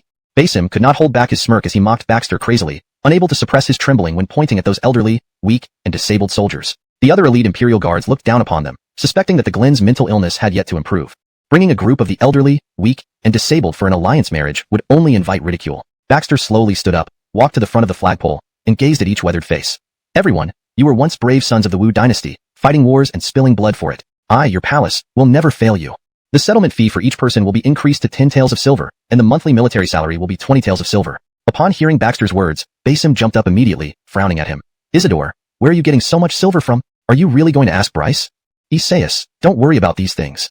Baxter smiled faintly and waved his hand. Everyone, follow me back to the Eastern Palace, and I'll distribute the military salary and settlement fee to you. Yes, your highness Glen. Though aged, the veteran's spirit remained unyielding, their unified shouts echoing through the sky. They marched away in unison under the bewildered gazes of the elite Imperial Guards. What? He picked a bunch of elderly, weak, and disabled soldiers. Watching Basim bow and report before him, Porter frowned deeply, momentarily unsure of what Baxter intended to do. Father, sending these elderly, weak, and disabled soldiers to Liang Kingdom would tarnish our Wu Dynasty's reputation. Then Liang Kingdom would think Wu Dynasty has nothing but this sort of people and would look down on us. A hint of triumph flashed across Basim's eyes. Please rescind the order, father. Otherwise, delaying important matters for Wu Dynasty would be regrettable. Porter tapped his fingers lightly on the table, his gaze flickering. Well, since I have already entrusted this matter fully to the 6th Adebayo, let him do as he wishes. But father, this... Basim wanted to say more but was interrupted by Porter. No more words. Meanwhile, just after returning to the Eastern Palace, Baxter noticed an unusual atmosphere there. Fewer guards than usual were present, and Josue was standing outside. Greetings, Your Highness Glenn. Though his words were polite, his actions and eyes revealed boundless arrogance and rebelliousness. Eldon's way of greeting is truly unique, Baxter said calmly, closing the door and retrieving the dart from the doorframe, flipping it around in his hand. Does the Glenn really not know why I came? You have such leisure time? Hyatt sneered, slowly drawing a sharp blade from his waist and placing it on the stove to heat. Today, I come on behalf of the Eldon for an explanation. Oh, what kind of explanation? Baxter didn't seem to care about Hyatt. He poured some water from the kettle to clean the dirt and blood off the dart. You are a fake, yet you wish to take the place of the real Glenn. Do you know what you are doing? Hyatt's tone became increasingly stern. Your only path is death. You have no idea how much damage you're causing. Oh. Baxter wiped the dart with a towel, examining it closely, even praising it aloud. Do you even listen to me? Hyatt frowned, feeling that Baxter wasn't respecting him at all, and seemed oblivious to his situation. Continue. Baxter's nonchalant demeanor almost made Hyatt spit blood. The Glenn will soon return to court, and has sent a pair of spousal executioners to kill you. These two can go unchecked in the palace. Hyatt stood up, walked up to Baxter, lowered his head, and stuck the blade into the table. Aren't you afraid of death? Baxter slowly raised his head, his face expressionless. Jerry wouldn't send you just to tell me this, would he? Back and send someone smarter to talk to me. Baxter waved his hand toward the door. You can leave now. You. Hyatt's face darkened as he spoke slowly. The Eldon sent me to give you an opportunity. If you waste this chance, aren't you afraid of infuriating him? Jerry sent you only to test me. He's a smart man, so he will understand my meaning. Very well, excellent. I hope you continue like this. I'll report back to the Eldon. Hyatt cast Baxter a hateful glance and turned to leave. Sister Dominikian, did you suffer any injustice? Baxter turned around to see Adelia sitting on the bed, her head bowed, hands folded together as if she had much to say. I'm fine, but clearly the Eldon has set his sights on you. He's already given you one chance. Why did you dismiss Hyatt? Adelia looked intently at Baxter, puzzled. I've told you, the Lee family is formidable, and they cannot be taken lightly. I've also said that Jerry is a smart man who will understand my meaning and send someone clever to talk to me. Baxter paused, holding his teacup before smiling. Perhaps, we don't need to discuss anything more. Do you believe Jerry will trust you? Previously, you were just an unknown person, insignificant in the Wu Dynasty. Adelia furrowed her brows, clearly worried. Of course, he's the Eldon. Anyone who holds that position must have extraordinary qualities. When Baxter attended court, he had observed many officials harboring hidden intentions, contributing to the current state where no one could be trusted in the Wu Dynasty's government. I gained my father's attention within such a short time, and earned the approval of many military leaders. Capturing people like Josue, isn't this enough? Baxter approached Adelia, and, to her surprise, gently pushed her onto the bed. A smart man will deduce truths from subtle clues. If you don't believe me, we can bet on it. Adelia shuddered and quickly pushed away Baxter's wandering hands. Cough, I believe you. Every time they made a bet, she always lost, and after losing, Baxter would. With a smile, Baxter left the bedroom, bumping into Josue. How's the money prepared? There's only 200 taels left in the East Palace. Is this enough? Josue felt guilty. Most of the gold and silver had been embezzled by them. Not nearly enough. Baxter frowned slightly. Each soldier needs 10 taels as settlement fees, plus 20 taels for military pay. So much. Josue was startled. Spending so much on these old and weak soldiers? Do you plan to use them against the Glen? Of course not entirely. They will accompany me to the Liang Kingdom and ensure my safety there. Baxter took out a fire lance from his waist, causing Josue to instinctively retreat several steps, his hair standing on end. What if each of them holds a fire lance? Imagine the power. Looking at the dark gun barrels, Josue swallowed hard. Enough to penetrate an elite Imperial Guard force completely, Josue was well aware of the formidable power of these weapons in Baxter's hands. One could even say he had developed a psychological shadow. Hee, doesn't that settle it? Baxter weighed the 200 taels of silver in his hand, shook his head, then looked toward the bedroom. All right, you first distribute this silver to the soldiers as settlement fees. I'll figure out the rest now. Adelia, who was deep in thought in the room, was startled again by Baxter pushing the door open. She turned around quickly. Did he want her again? You? What do you want to do now? Adelia's nervousness made Baxter smile slightly. Sister Dominikian, why are you so tense? In Adelia's astonished gaze, Baxter slowly sat beside her and hugged her waist. Do you have any money left? What? Adelia looked at Baxter in surprise. After understanding the situation, she finally gave him a glare. You? Sigh. Thank you, Sister Dominikian. No, Glenn's. Before long, Baxter walked out of the room with a stack of silver notes, a satisfied smile on his face. Meanwhile, behind the bedroom, the soldiers held their silver and were filled with gratitude. I told you His Highness the Glen would not deceive us. Addison held the 10 taels of silver in his hand. My 3 children can finally have a full meal. Indeed, even after serving in the Imperial Guards for years, I've never seen 10 taels of silver. Another old soldier, missing his left arm, sighed. In the camp, the military pay always gets deducted layer by layer before reaching us. I've never received 10 taels of silver at once in my entire life. My family can finally settle down. For this alone, my life belongs to His Highness the Glen. Gentlemen, your lives belong to yourselves. As he spoke, Baxter strode in. May I ask when our military pay will be issued, Your Highness? Chapter 37. Jerry. Baxter and all the soldiers turned their gazes towards a man in the corner who had lost his left arm and was blind in one eye. Artie, you must not speak recklessly. His Highness the Glen's word is as good as gold. How could he possibly withhold our military pay? Cyrus frowned and reprimanded him, fearing Artie would anger Baxter. Rest assured, I understand your concerns. Your military pay will be distributed now. Baxter smiled as he handed out silver bills, and the 100 or so soldiers knelt down one after another. We swear to dedicate our lives to the Glen. Please rise. Baxter waved his hand and glanced at their spears with a smile. From this day forth, I shall provide you with new weapons. Does this include the repeating crossbow, Your Highness? Previously, Porter had entrusted the craftsmen with the repeating crossbow, which they had already replicated for the Imperial Guard. Unfortunately, these men were logistics troops and did not have the chance to use them. Yes, indeed. Each of you will receive 2 sizes, a large and a small repeating crossbow. Baxter smiled and took out a firelock from his waist. What I want to show you today is this. It's called a firelock. As he spoke, Baxter raised the firelock and aimed it at a flagpole 100 paces away, pulling the trigger. Bang! A dull sound rang out, and the flagpole fell instantly. The wall behind it was riddled with craters and blackened patches. Hiss! Everyone gasped in unison, staring at Baxter in shock. Your Highness, this firelock has such power? Why have we never heard of it before? I invented and manufactured this firelock myself. It only came into existence recently, serving as my trump card. The firepower of this firelock far surpasses any ordinary crossbow. Baxter explained the uses of the firelock to the soldiers, then ordered one of them to remove his armor and place it far away. Do you think my firelock can pierce through that armor? Baxter, I fear I might not be up to the task. Cyrus, I know your history. In your youth, you climbed the city walls 5 times and won accolades for bravery. Your martial arts are superb, but due to your dislike of bribing superiors, you've never been promoted. Baxter smiled gently. Using such powerful weapons to protect me isn't too much, is it?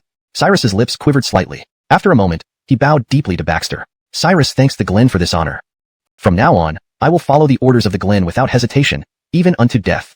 All right, Cyrus, please rise. Baxter hurriedly helped Cyrus to his feet. Starting today, I will commission craftsmen to mass-produce firelocks and repeating crossbows. You should practice and get accustomed to them soon. We depart for Liang Kingdom in 2 months. There may be tasks for you during this period. At your command, Your Highness. The soldiers all saluted simultaneously. Your Highness, someone is approaching from that direction. Josue whispered from the corner. Good. I'll go there now.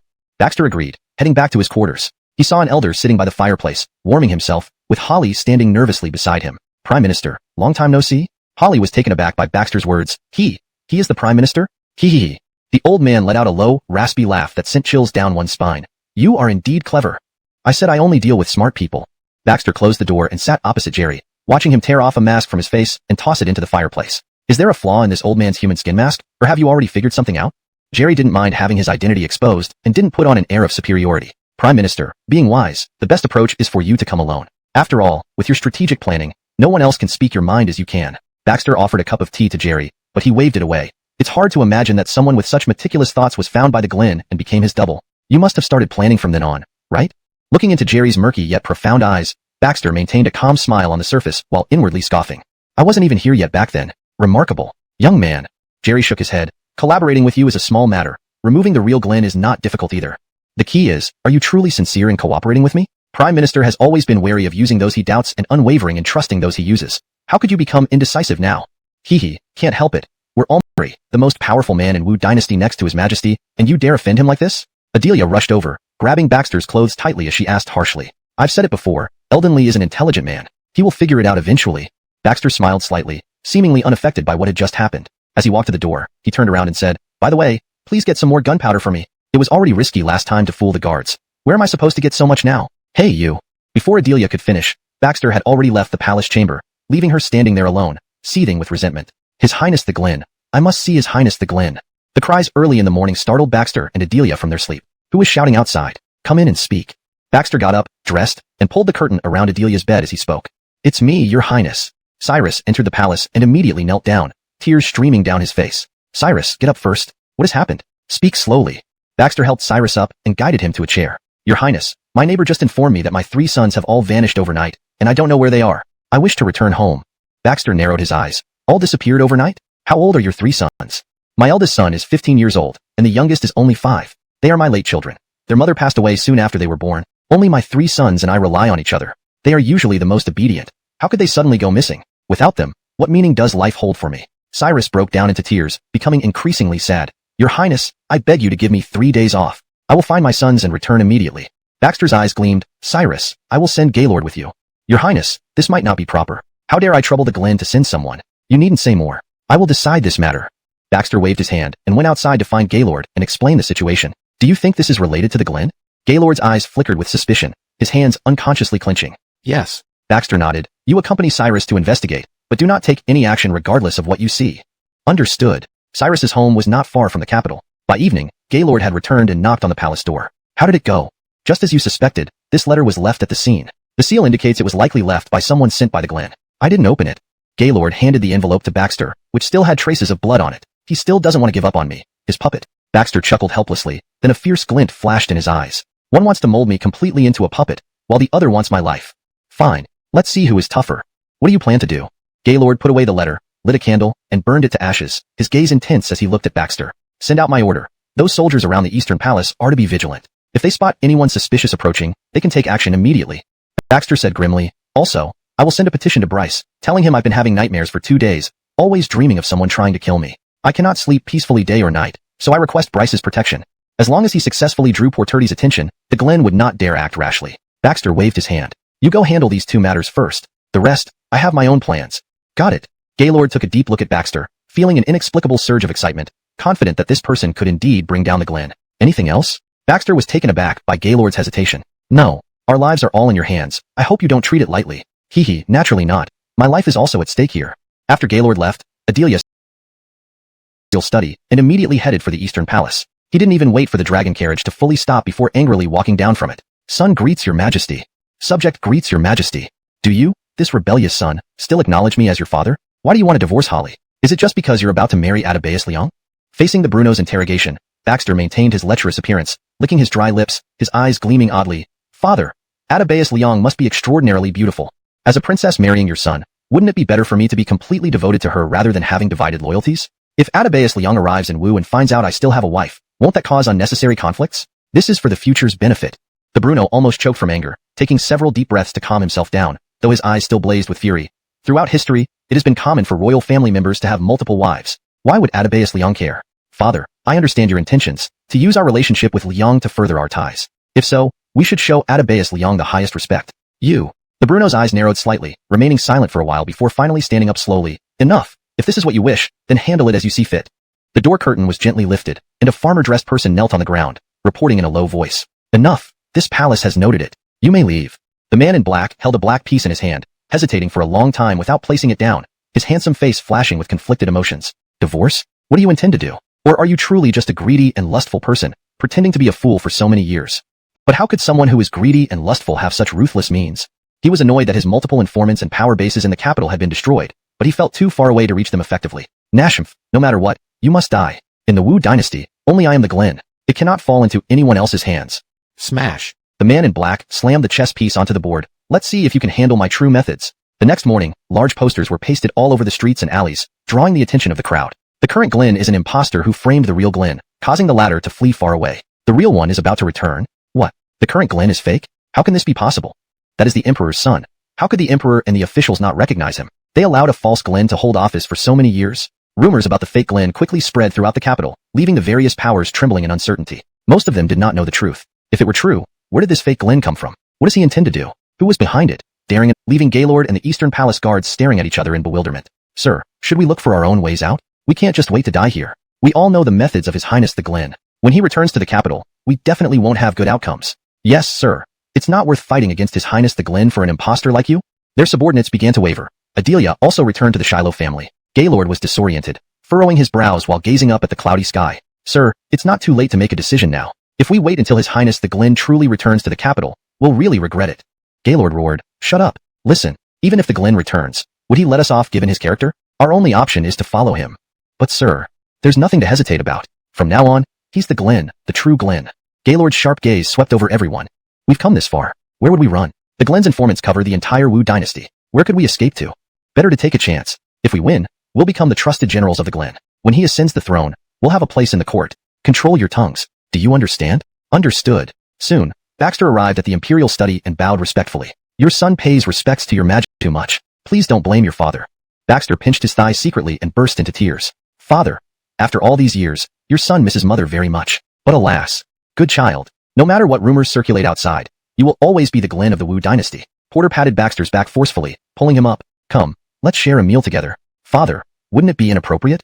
Baxter was somewhat anxious inside. He didn't know the true Glenn's habits. If he exposed himself, it would be disastrous. What's inappropriate? You're my son. Why shouldn't a son dine with his father? Well then, thank you, father.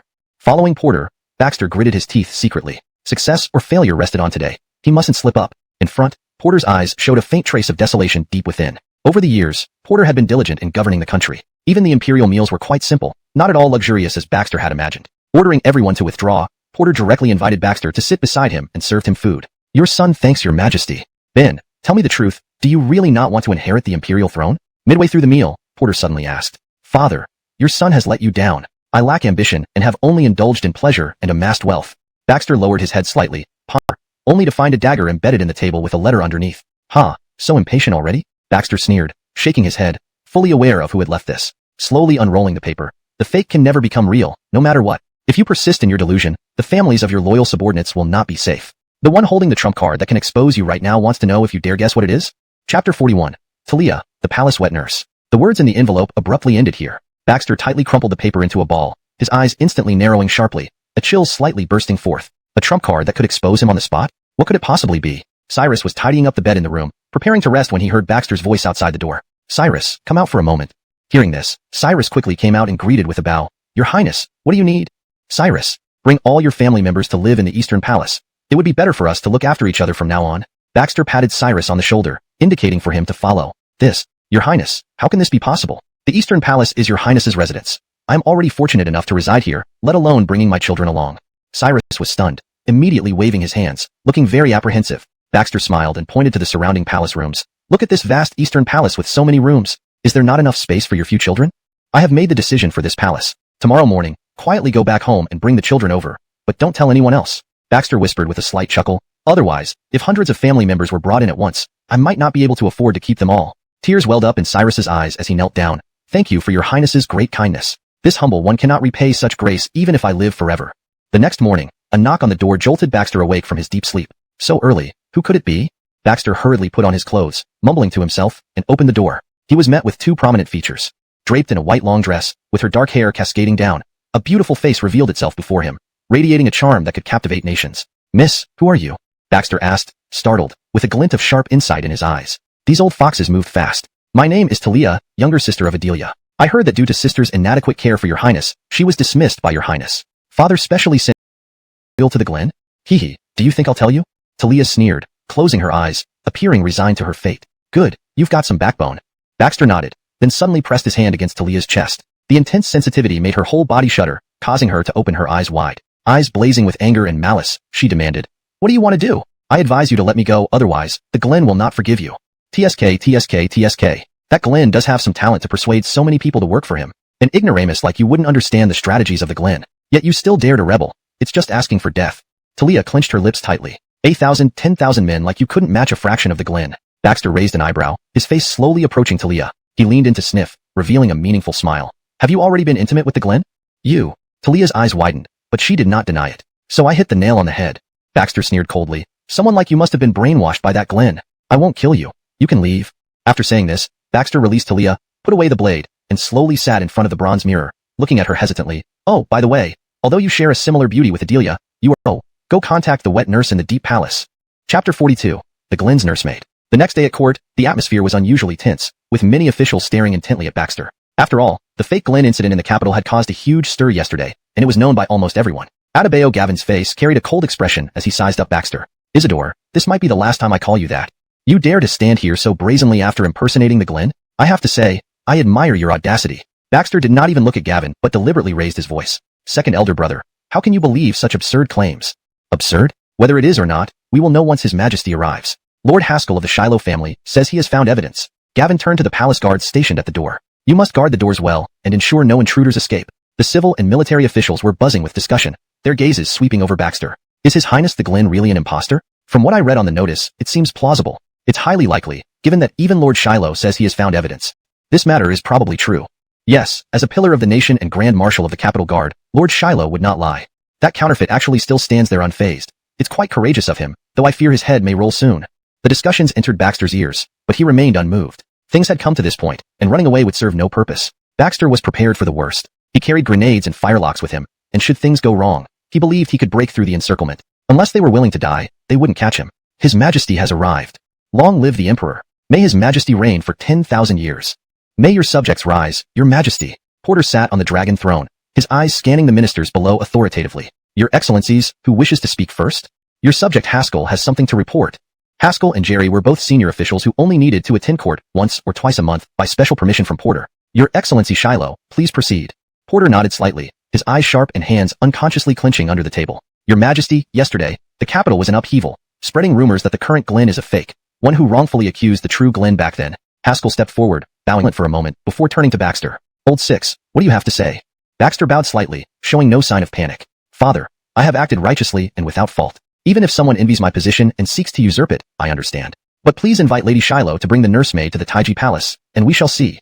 Unless irrefutable evidence was presented against him, he would not confess willingly. Baxter's throat moved, swallowing slightly as sweat dripped from his palms. The slightest misstep could make this place his grave. Summon the nursemaid to the Taiji Palace, Porter commanded, and the old eunuch beside him repeated it in his high-pitched voice. Shortly, a woman in tattered clothes appeared at the entrance of the Taiji Palace, seemingly around 40 years old, her beauty still evident despite the marks of age. Your servant Sue pays respects to Your Majesty. Porter waved his hand slightly. Rise, and take a good look. Is this person before you my son? Sue heard this and slowly stood up, her clear eyes fixed on Baxter as she stepped closer. Baxter took a deep breath, meeting her gaze fearlessly, his eyes calm and showing no hint of panic. Sue silently observed Baxter for several breaths, and everyone's hearts hung in suspense. Haskell frowned deeply. Did it really take so long to identify an imposter? After all, watched the actions of everyone in the court but did not rush to speak, keeping his eye on Baxter, waiting for his reaction. Guards, seize this man and interrogate him thoroughly. Basim sneered and was about to command the palace guards. Hold it. This indeed is the Glen. Chapter 43, Perverted from Childhood. Shania's words brought an immediate silence to the Taiji Hall. Everyone's gaze fell upon her, disbelief etched on their faces. Shania, what nonsense are you talking? Haskell frowned deeply, taking 2 steps forward and glaring at Shania. You raised His Highness for many years. How could you not remember what he looks like? Even if there were minor differences, you should still be able to recognize him. He is clearly an imposter. Prime Minister Jerry snorted coldly. Brother Qinglong, your words are amiss. The tone of your voice carries a hint of threat. If Brother Qinglong has been in secret collusion with this Shania, aren't you plotting against His Highness the Glen? Minister Li, don't slander me without evidence. Accusing me in court without proof, be careful or I might report you. Haskell glanced at Jerry, then cast a furtive look at Porter, noticing his continued silence and lack of reaction, immediately feeling uneasy. Phew, who was telling the truth, Shania or Minister Shiloh? I'm getting confused. Wasn't Minister Shiloh looking for Shania to provide testimony? Why the suddenness for a month? You may not leave home during this period. Yes, Your Majesty.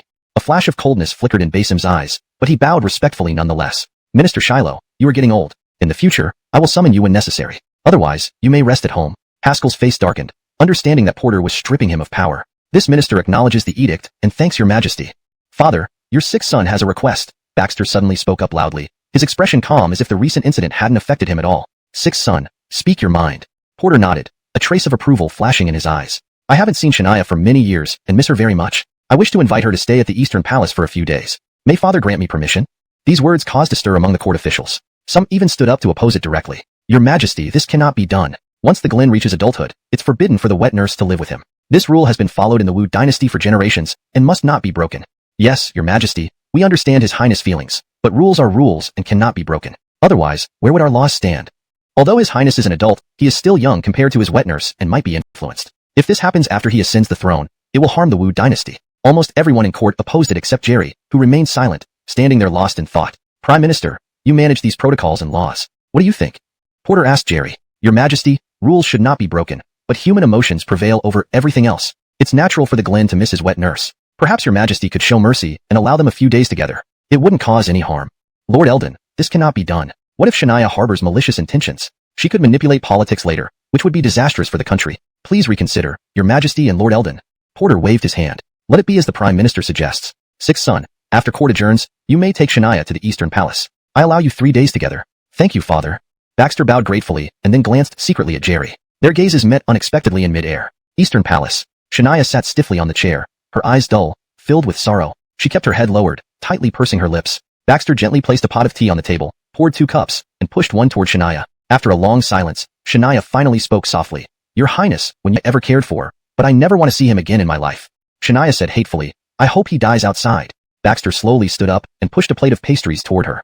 For the next few days, you can sleep on that bed. Shania did not refuse, grabbing the pastries and stuffing them into her mouth in large bites, tears streaming uncontrollably from her eyes. Just as Baxter was about to say more, a figure appeared at the door, lightly knocking. It was Gaylord. Your Highness, something has happened. Chapter 44, Torture. Baxter glanced at the seamstress, then stepped out of the house, closing the door behind him. He pulled Josue aside and whispered, "What's going on?" Cyrus's 3 children were kidnapped. This morning, when Cyrus was about to enter the city with his 3 children, they were abducted by a group of masked men. Josue furrowed his brows. Now Cyrus wants to go for rescue alone. The soldiers are preventing him, creating quite a commotion behind. A sharp glint flashed in Baxter's eyes. His move is pretty quick indeed. The Emperor gave me 2,000 men. Go arrange it at the barracks. 2,000 men? Josue was quite surprised. None of the princes seemed to have military authority, did they? Yes, assemble them at the southern gate of the capital. I will find Cyrus. You can't go, Cyrus. That's right, Cyrus. This matter should be reported to His Highness first before making any decisions. Tears streamed down Cyrus's face as he tightly gripped the matchlock gun in his hands. The Crown Prince has bestowed great kindness upon me. I cannot trouble His Highness any longer. These are the silver coins given to me by His Highness. Please return them to him for me. I'll go on my own. Cyrus, you are one of our guards. Not informing us when something happens, what kind of conduct is that? As he spoke, Baxter strode in from outside, his gaze profound and calm, his hands clasped behind his back, exuding authority without a word. All the soldiers saluted in unison. Your Highness. Highness, it is I who have caused you trouble. Cyrus choked back tears. I'm useless, unable to protect my own children. Who took your children? Do you have any specific clues? Baxter waved his hand, signaling the others to resume their duties. Your Highness, we were walking towards the south gate when a group of masked men in black clothes rushed out and blocked us.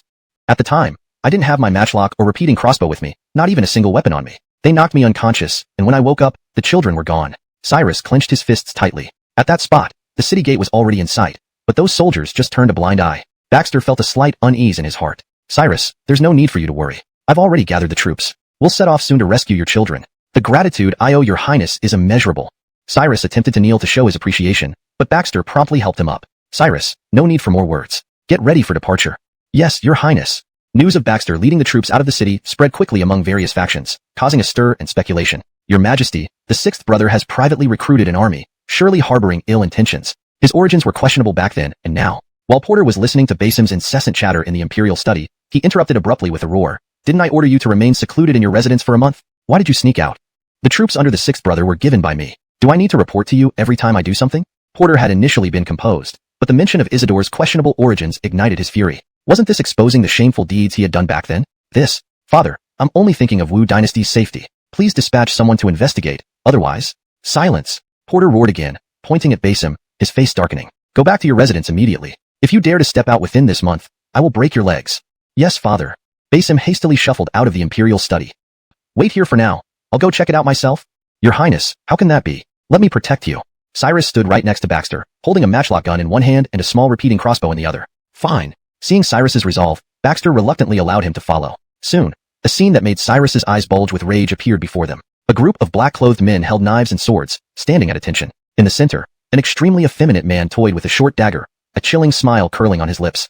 3 children were stripped and hung from a large tree behind them, below which was a pot of boiling oil, continuously emitting a dense, bloody smell. Upon seeing Baxter and Cyrus, the effeminate man smiled slightly, his expression sending shivers down their spines. Hee, you actually came. Well, look and see what your children are missing. Only then did they notice that something crucial had been cut off from each child, blood dripping steadily into the oil below. Bastard! Cyrus roared angrily, ready to charge forward, but was pulled back by Baxter. Cyrus, calm down. Your Highness, they... Looking at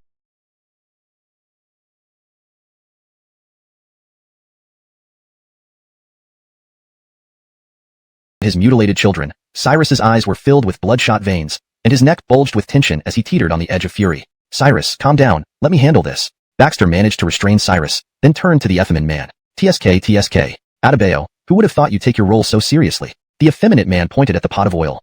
This contains the blood of over 100 beasts, now boiling hot. Add some of your royal blood, and I bet it would taste delicious. I learned this from His Royal Highness.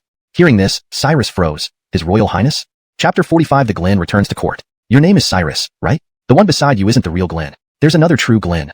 And the one you are loyal to is nothing but an impostor. The effeminate man sneered. As long as you stop being loyal to him, His Highness the Glen will spare you and your children. Cyrus roared like a furious beast, growling from his throat. Bastards! I don't care. You hurt my son. I won't let this go. Hmph, obstinate fool. In that case, don't blame me. As soon as the words left the effeminate man's mouth, he was about to cut the rope holding the 3 children with his sharp blade. Once the rope broke, the 3 children would immediately fall into the oil pot, swallowed instantly by scalding oil. Bang! At the critical moment, Baxter raised his musket, aiming at the effeminate man's chest, mercilessly pulling the trigger. The effeminate man obviously didn't expect such touch the knife, and slit his throat cleanly and efficiently, shocking the others. How strong is this imposter? Glancing at each other, the group split into two to surround Baxter and Cyrus. Hee, quite a lot of lackeys. Baxter reversed the direction of his knife, skillfully maneuvering among the black-robed men. His physical strength had almost fully recovered to its peak, coupled with some combat techniques not from this world, and he quickly killed 3 or 4 black-robed men. Looking back, Cyrus had also slain one, engaging the remaining 2 despite being slashed twice and bleeding, showing no concern. Kill you. Kill all of you bastards. Cyrus continuously muttered these words, his saber slashing with vigor, displaying no signs of age. The 2 black-robed men, seeing Cyrus's nearly mad appearance, gradually felt intimidated and instinctively wanted to retreat. Bang bang. 2 muffled thuds sounded behind them. The backs of the 2 black-robed men were ripped open, and they collapsed with wide eyes. My son. Ignoring thanking Baxter, Cyrus rushed towards the 3 children, untying them from the tree and removing the cloth from their mouths. Father. Father, why did you take so long? Wah. Baxter sighed upon seeing the plight of the 3 children, knowing they would never be able to have children again. His eyes flashed with anger. The Glen was truly ruthless, inflicting the same suffering on others because of his own deficiencies. My child. My children. Holding the 3 children, Cyrus wept uncontrollably. How do I face your mother when I get back? It's my fault I couldn't protect you. After a long silence, Baxter approached and patted Cyrus on the shoulder. Cyrus, stop crying. Take them home and ask the imperial physician to treat them. Your Highness, is there really any hope? Cyrus's eyes became cloudy, losing hope. Just let the imperial physician try, then think of ways later. Okay. Why won't you treat my children? Finally reaching the Imperial Medical Institute, but receiving the news that treatment wasn't possible, even without a thorough examination. Please return. Even with the assurance of the Glen, what we can't do remains beyond our capabilities. Watching the backs of the physicians, Baxter pondered. It seemed that the Imperial Medical Institute was not clean either. Glen, my children. Due to excessive blood loss, the 3 children were unconscious, their faces increasingly pale, and their little hands gradually cold. Let's go back to the Eastern Palace. I'll find a way. Baxter glanced at the guard. Buy back the herbs as I said. Yes, Your Highness. Eastern Palace. Your Highness, how is it going? Seeing Baxter walk out of the room, Cyrus hurriedly approached to ask. For now, there's no major issue. Their lives are saved, but regarding this fertility problem, Baxter frowned deeply. In his previous life, he had a friend who was proficient in pharmacology and had studied this field extensively. He once had a prescription, but it had never been tested, so Baxter was unsure of its effectiveness. Enough. If the Glen can save my 3 children's lives, I will be eternally grateful. At worst, they can enter the palace and become eunuchs. Cyrus sighed. At least they can survive. Cyrus, actually, I have a prescription here. But, before Baxter could finish, Cyrus tightly grabbed his sleeve. Glen, you really have a way? Cyrus, I've never tested this prescription before, so I can't guarantee its success. Baxter smiled bitterly. Your Highness, if there's even the slightest hope, please give it a try. No matter the outcome, my 3 children and I will work our entire lives to repay you. Cyrus knelt on the ground, his beard trembling with excitement. You get up. Once your children stabilize, I'll try the medicine then. Unable to resist Cyrus's pleading, Baxter finally agreed to give it a try. Watching Cyrus's hobbled departure, Baxter suddenly asked, Cyrus, don't you have anything else to say to me? Cyrus paused, then turned around and looked at Baxter, a smile creeping onto his lips. I only know that you saved me and my 3 children.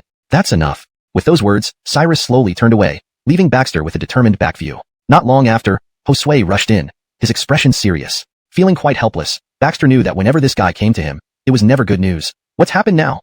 Josue lowered his voice and whispered into Baxter's ear, the Glen has returned to court. Chapter 46. Acting is exhausting. In front of the Forbidden City gate, Ahmed knelt alone, his deep and icy eyes gazing straight ahead. Countless civilians gathered behind, looking at Ahmed in confusion. Who is this? Why is he kneeling in front of the palace? Could it be that he has some grievance? I don't think so. This person must not be simple. Otherwise, how could the palace guards not stop him? Look, there seems to be writing on the ground in front of him. With a shout, the more daring slowly approached, glanced at the writing in front of Ahmed, and instantly drew in a sharp breath. What does it say? It says he's the true crown prince, and he has returned to court. The one in the palace is an imposter. He requests his majesty to intervene. What? Is the current crown prince in the palace really fake? Why isn't anyone from the royal family coming out to explain? Just then, Alessio Basim led a group of palace maids and quickly exited the palace, his eyes filled with joy. He immediately hugged Ahmed and shouted loudly, Isidore, you've suffered for so many years. Isaias didn't expect there would be an imposter in the Eastern Palace. Come with me. We'll go to the Eastern Palace now to confront this imposter. Looking at the genuine appearance of Daryl Basim, the crowd murmured, it seems this crown prince should be real. Yeah, the fake crown prince in the palace is about to be in trouble. Ahmed, being held, showed no ripples in his eyes, even a hint of murderous intent flashing in their depths. This Basim had bullied him countless times when they were young. In time, he would chop off his head with his own hands. Isidore, don't kneel here. Otherwise, father will be heartbroken. Quickly, let's go see father. As Basim spoke, he pulled Ahmed up from the ground. You people, where are the clothes prepared for His Highness the Glen? Bring them up quickly. Come, let's take a bath first. These years outside have been tough for His Highness the Glen. Yes. Under the escort of Basim and several palace maids, Ahmed returned to the residence of the Darrell. Unbeknownst to them, everything was seen by Baxter. On the roof of the Eastern Palace, Gaylord looked curiously at the cylinder in Baxter's hand. What is this thing?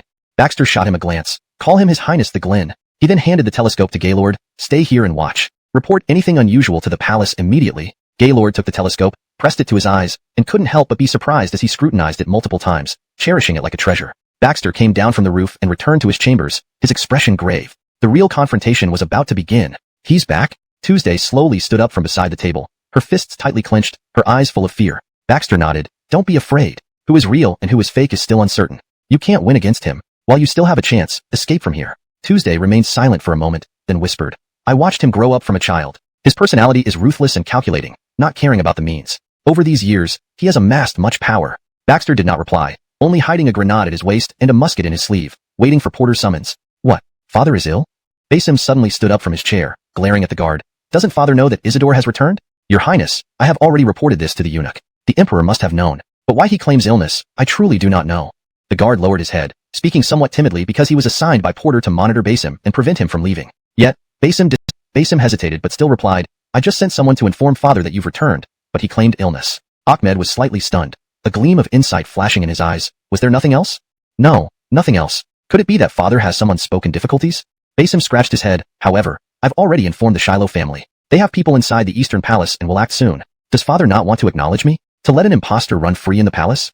Ahmed lowered his head slightly, his voice weak, as if filled with sorrow. Isidore, father must have his reasons. Rest assured, if father doesn't do justice for you, Isaias will. Basim thumped his chest. Isaias will have the Shiloh family surround the Eastern Palace and capture that fake crown prince. Under harsh interrogation, they'll definitely restore your position as Glenn. Given how I've treated you, shouldn't you be eternally grateful? Then when the time comes, transferring the position of Glenn to me, surely you won't refuse. Just as Basim was fantasizing, a voice came from outside the door. Your Highness, the patriarch of the Shiloh family has arrived. Please bring Lord Shiloh in. Basim quickly stood up joyfully, waving to dismiss two maidservants. Isidore, do you remember Geraldine? Dominiction. Ahmed's eyes showed a hint of confusion, finally nodding. I remember a bit. She was my wife? Exactly. With the Shiloh family's help, that impostor's days are numbered. Haskell entered the room, flanked by two burly guards, who closed the door and drew their swords upon entering. What are you doing? Basim froze, frowning as he shouted. Sigh. Acting is exhausting. Chapter 47. Loyal Defender. Ahmed gently wiped the water from his hair with a towel, tossed it aside, and a playful smile curled at the corner of his lips. Seeing his expression, Allah felt a chill down his spine, a sense of foreboding rising from deep within him. Isidore, what do you mean by this? Sir Shiloh, what are you planning to do?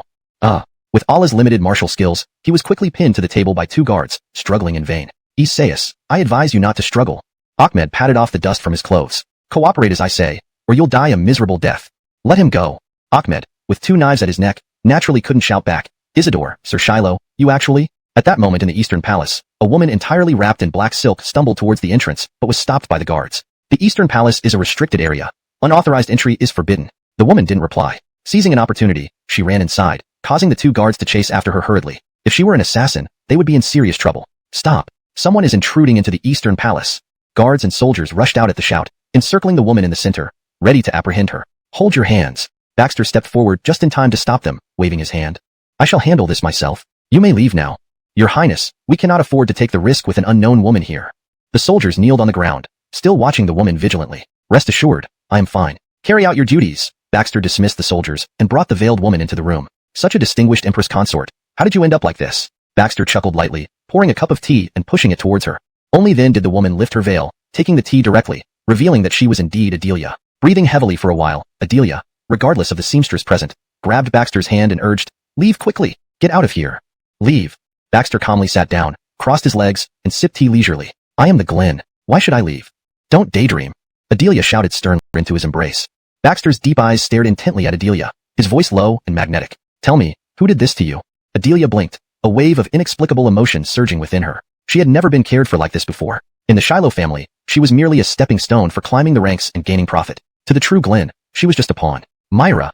Adelia whispered unconsciously, her beautiful eyes drawn to Baxter's intense gaze, unable to look away. By Baxter's side, she felt a sense of safety and reassurance she had never experienced in the Shiloh family. She will pay with her life. The Shiloh family will also bear the consequences. Baxter pressed Adelia into a chair. Stay seated here properly. I will take care of the rest.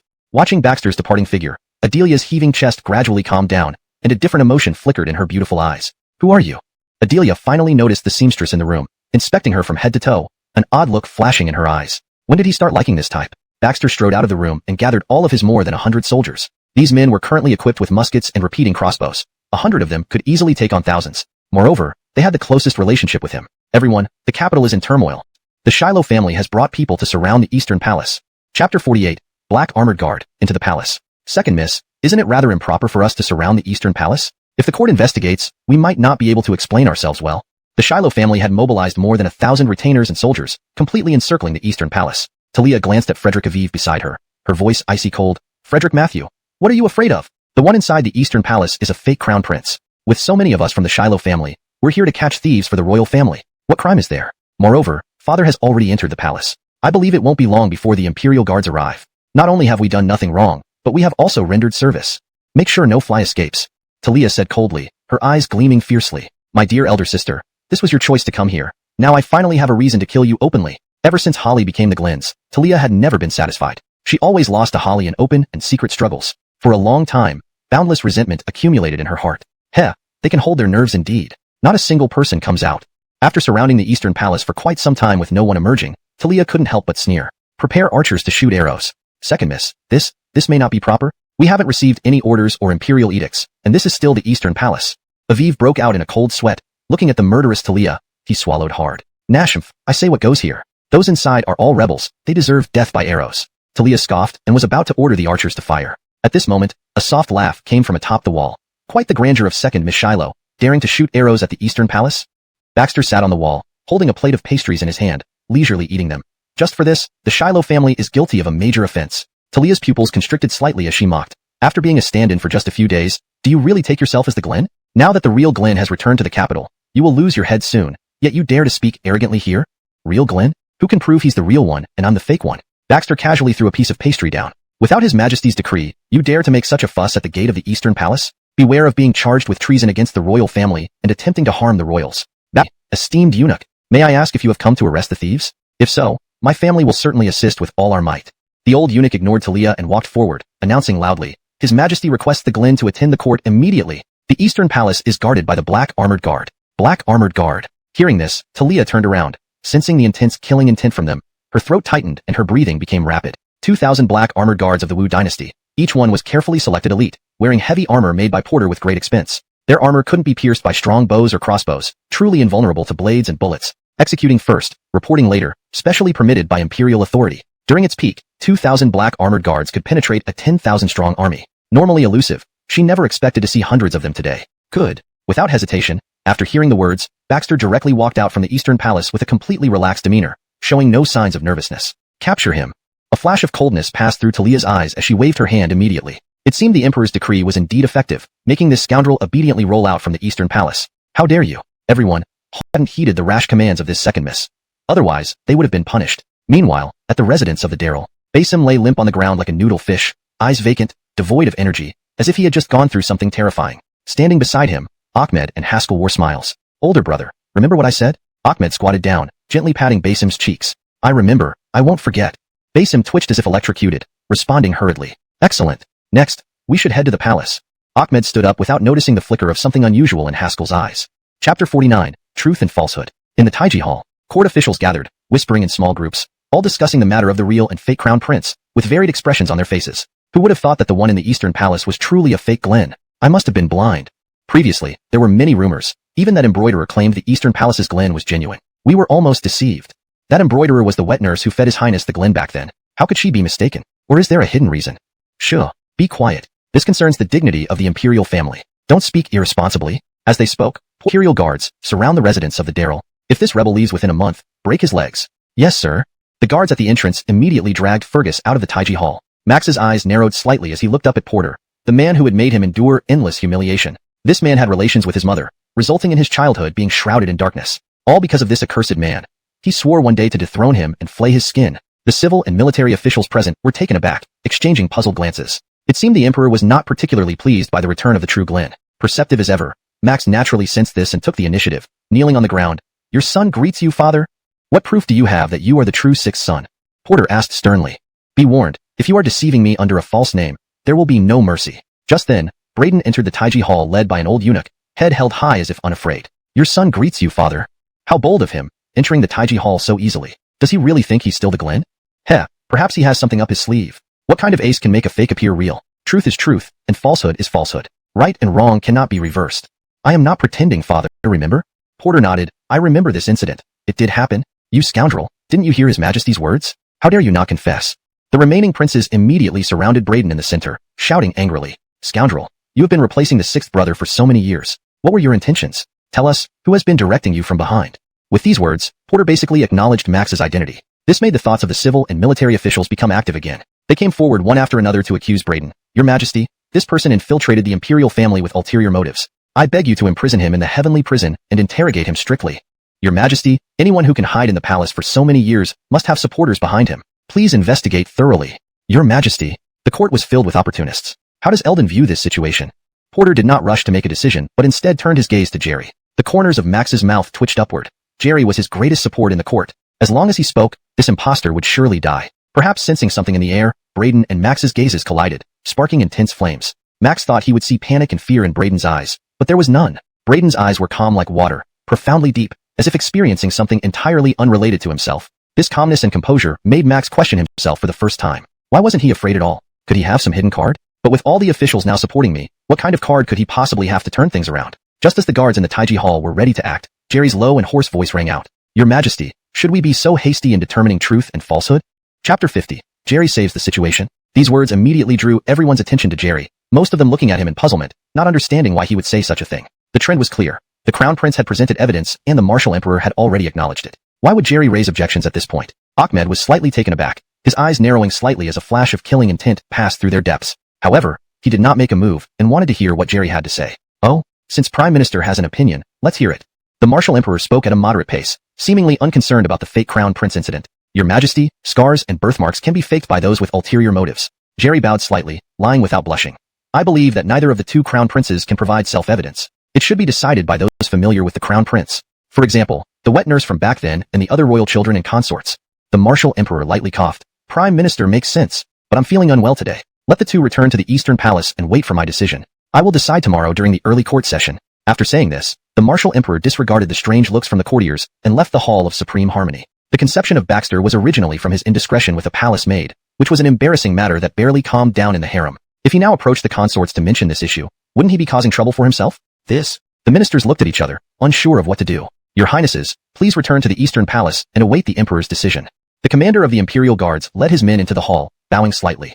Ahmed stood up, giving Jerry a deep look before following the Imperial Guards out. Hee, if you're fake, it's your end when father decides tomorrow. Basim's eyes were filled with murderous and hateful intent, but no joy. Baxter remained silent, not responding to Basim, and followed the Imperial Guards out. Passing by Jerry, their gazes met. Jerry curved his lips into a faint smile, then quickly withdrew his gaze. Baxter understood. This old fox indeed remained astute, knowing that the real Crown Prince was ruthless and hard to control, so he chose me instead. Entering the Eastern Palace, after Baxter opened the door to the bedroom, Ahmed closely followed behind. This is my bedroom. The Emperor hasn't acknowledged you yet. Unfazed, Baxter entered first. Actually, upon seeing the Martial Emperor, Baxter also felt things might get tough this time since the real person was present. Moreover, he had brought evidence, and most officials supported the real one. However, in the Emperor's eyes, Baxter saw no trace of annoyance, sensing his indifference towards the matter. Baxter sensed an answer forming in his heart. Perhaps this perceptive Martial Emperor had long known his true identity. As for why he didn't expose him, perhaps he had his own considerations. At the moment Baxter and Ahmed entered the room, Shiloh Dominicshuan and Sue both tensely stood up, staring at the two. Fear flickered in Shiloh Dominicshuan's pupils, her throat moving as she swallowed a mouthful of saliva. Hands clasped together, still unable to stop trembling. Glens, it seems you are afraid? Ahmed slowly approached her, reaching out to touch Shiloh Dominicshuan's face. At the next moment, Baxter blocked between them, protecting Shiloh Dominicshuan behind him. She's my wife. Don't you dare lay a hand on her. And so is the future Wu Dynasty. You, and all those who humiliated me back then, must die. All of you must die. By the end, Ahmed's voice had become somewhat hysterical, his eyes bloodshot. Let us settle our affairs between ourselves. Baxter gently pulled Shiloh Dominicshuan and Sue to the door. Go out. Leave this to me. But, you. Shiloh Dominicshuan tried to say something but was pushed out by Baxter, who then closed the door. Just as she turned around, she saw a sharp blade stabbing towards her face, with Ahmed's evil, grotesque face behind it. Die for me. Ahmed pretended to be mad since childhood, but secretly practiced martial arts diligently. His skills now were absolutely on par with some great generals. He could already imagine the scene where Baxter's blood would spurt out, and he would scream in agony after his knife went through. However, in the next moment, Baxter's hand firmly caught his wrist. No matter how hard he tried, the blade couldn't move forward even a bit. You, how is this possible? Ahmed exerted all his strength, yet it was futile. The power he took pride in seemed like an ant trying to shake a tree in front of Baxter. Seeing Baxter's calm and composed expression, Ahmed's eyes nearly split with rage. He immediately let go of the short knife and punched at Baxter's throat. His speed was like lightning, leaving no time for normal people to react. This move had killed countless experienced killers before. Bang! In the next moment, Baxter placed a palm in front of him, blocking Ahmed's punch and slightly twisting it to push it back. A strong force came, causing Ahmed to lose control of his body, flying backward, crashing into tables and chairs, and landing heavily on the ground. Ahmed's face turned pale, panting heavily, but his lips curved into a strange smile. Ha ha! I didn't expect you, the fake, to have some skills. Baxter brushed off his disheveled clothes, stuck the short knife on the table, and said calmly, "It should end now." Chapter 51. An audience with His Highness the Glen. At this moment, the outside of the sleeping palace was surrounded by Myra leading her household soldiers. Beyond them were the black armored guards and civil and military officials. Everyone wanted to see what decision Porter would make regarding this situation, also thinking of surrounding the rebels and seizing an opportunity for merit. Adelia and Sue stood at the door. Beside them were the 100 or so loyal soldiers of Baxter, holding matchlock guns and repeating crossbows, forming a defensive line. Are you all from the Imperial Guard camp? Are you planning to betray the Wu Dynasty? This Glen is fake. Seeing these people stubbornly unyielding, Myra was furious, but dared not charge due to the matchlock guns and repeating crossbows in their hands. If those hundreds of crossbows were fired simultaneously, everyone present would be pierced like porcupines. We are loyal not because he is the Glen, but because this man is our Glen. Who among you dares to come closer? Cyrus, wearing armor, stood at the front, holding a matchlock gun in his left hand and a repeating crossbow in his right, glaring fiercely at Myra. Good, very good. Grinding her teeth, Myra still did not dare to rashly enter without the Emperor's order, even though Adelia was standing right before her. Dear sister, are you also going to fight to the bitter end? That's an imposter. Don't forget, you are loyal to the true Glen. Turn back. That imposter is no match for the real Glen. Myra tried to incite Adelia. Unfortunately, Adelia's eyes were cold and indifferent. Gaelnom. At this moment, a loud explosion came from within the sleeping palace, shaking the entire eastern palace to the point of almost collapsing. Everyone staggered, nearly losing their balance, steadying themselves as they looked in shock at the flames billowing from the sleeping palace.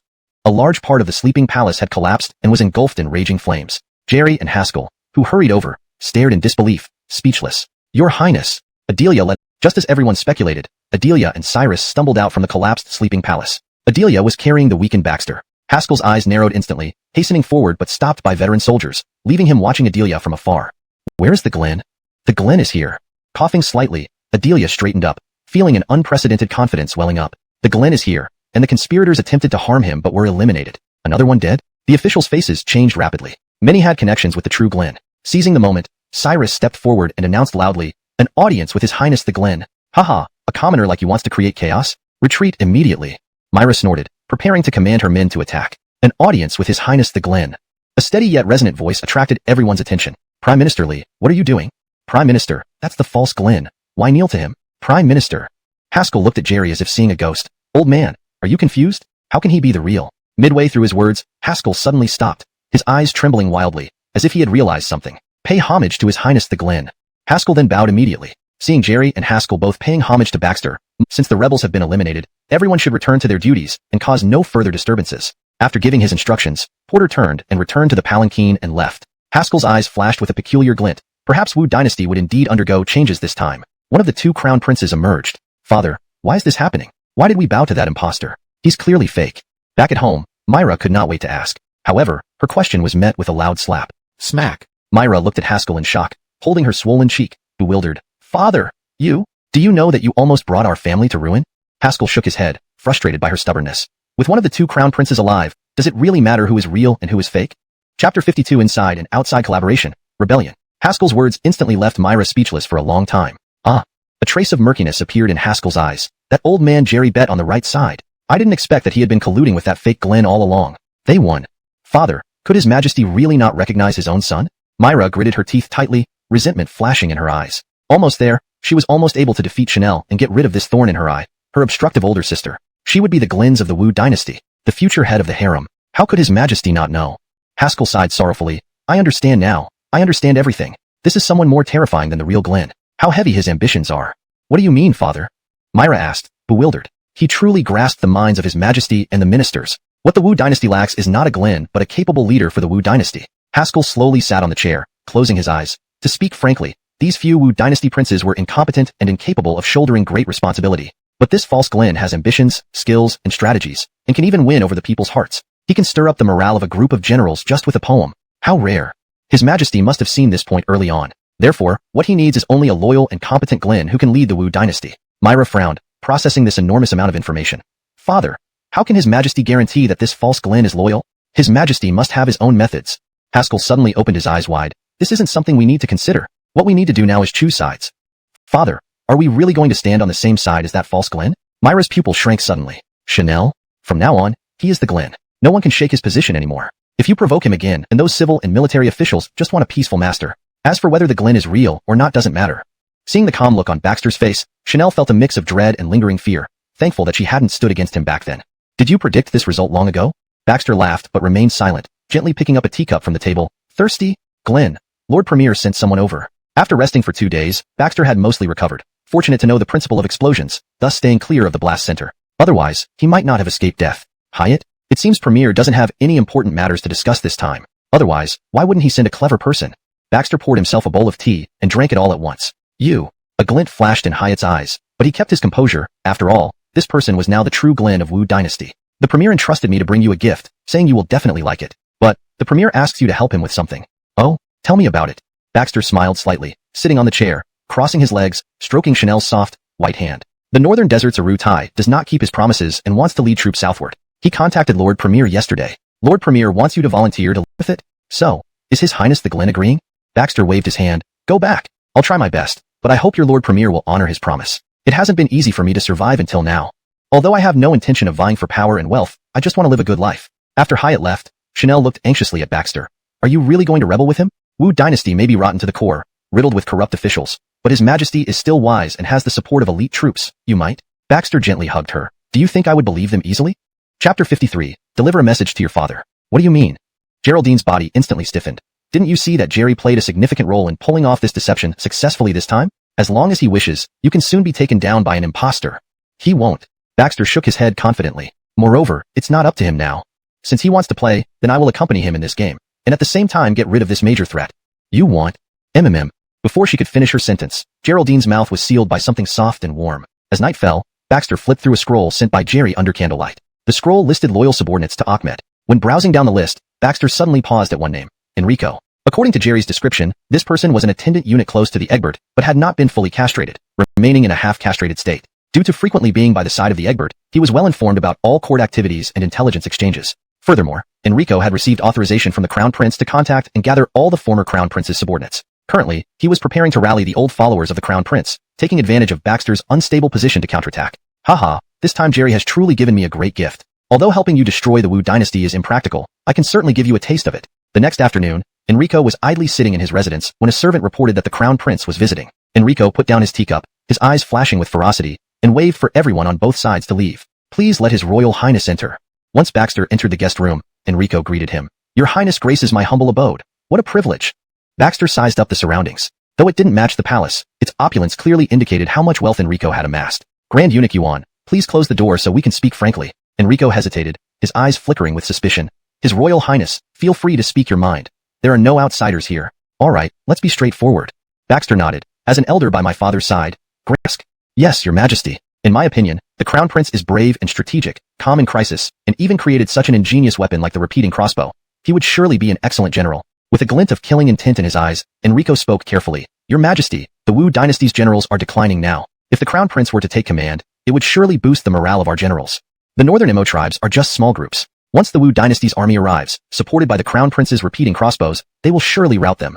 This would be a win-win situation. Hearing Enrico's words, the Egbert gradually relaxed his frown. This makes sense. We must go to the Eastern Palace immediately. I need to talk to Adebayo 6. Your Majesty, isn't it quite late? Enrico hesitated, surprised by the Emperor's urgency. These are matters of the state. Who cares about the hour? Prepare the sedan chair immediately. The Egbert donned an outer robe and headed straight for the Eastern Palace. What? Father is coming? After hearing Josue's report, Baxter hastily sat up from the bed, his eyes darting. How could it be so soon? It seemed that Enrico really wanted him dead as soon as possible. Your obedient son greets Your Majesty. Your servant greets Your Majesty. As Porter entered the room, Baxter and Geraldine both knelt down to greet him simultaneously. All right, you two may rise. Porter waved his hand, sitting at the desk under the dim candlelight. Laolio, the Northern Emo army is about to march south. I want you to lead our troops to resist their invasion. There you go. Baxter pretended to hesitate and ponder for a moment, then bowed. I am at Your Majesty's disposal. Good. You are indeed worthy of being my son, full of vigor and responsibility. Only with such qualities can I rest assured in entrusting the Wu Dynasty to you in the future. Porter stepped forward and patted Baxter's shoulder heavily. Laolio, go ahead with confidence. When you return, I will personally celebrate your victory. Father, when shall I depart? In the next few days. You may mobilize any troops or generals of the Wu Dynasty as you see fit. No matter how many soldiers or weapons you take, I will approve all. Thank you, father.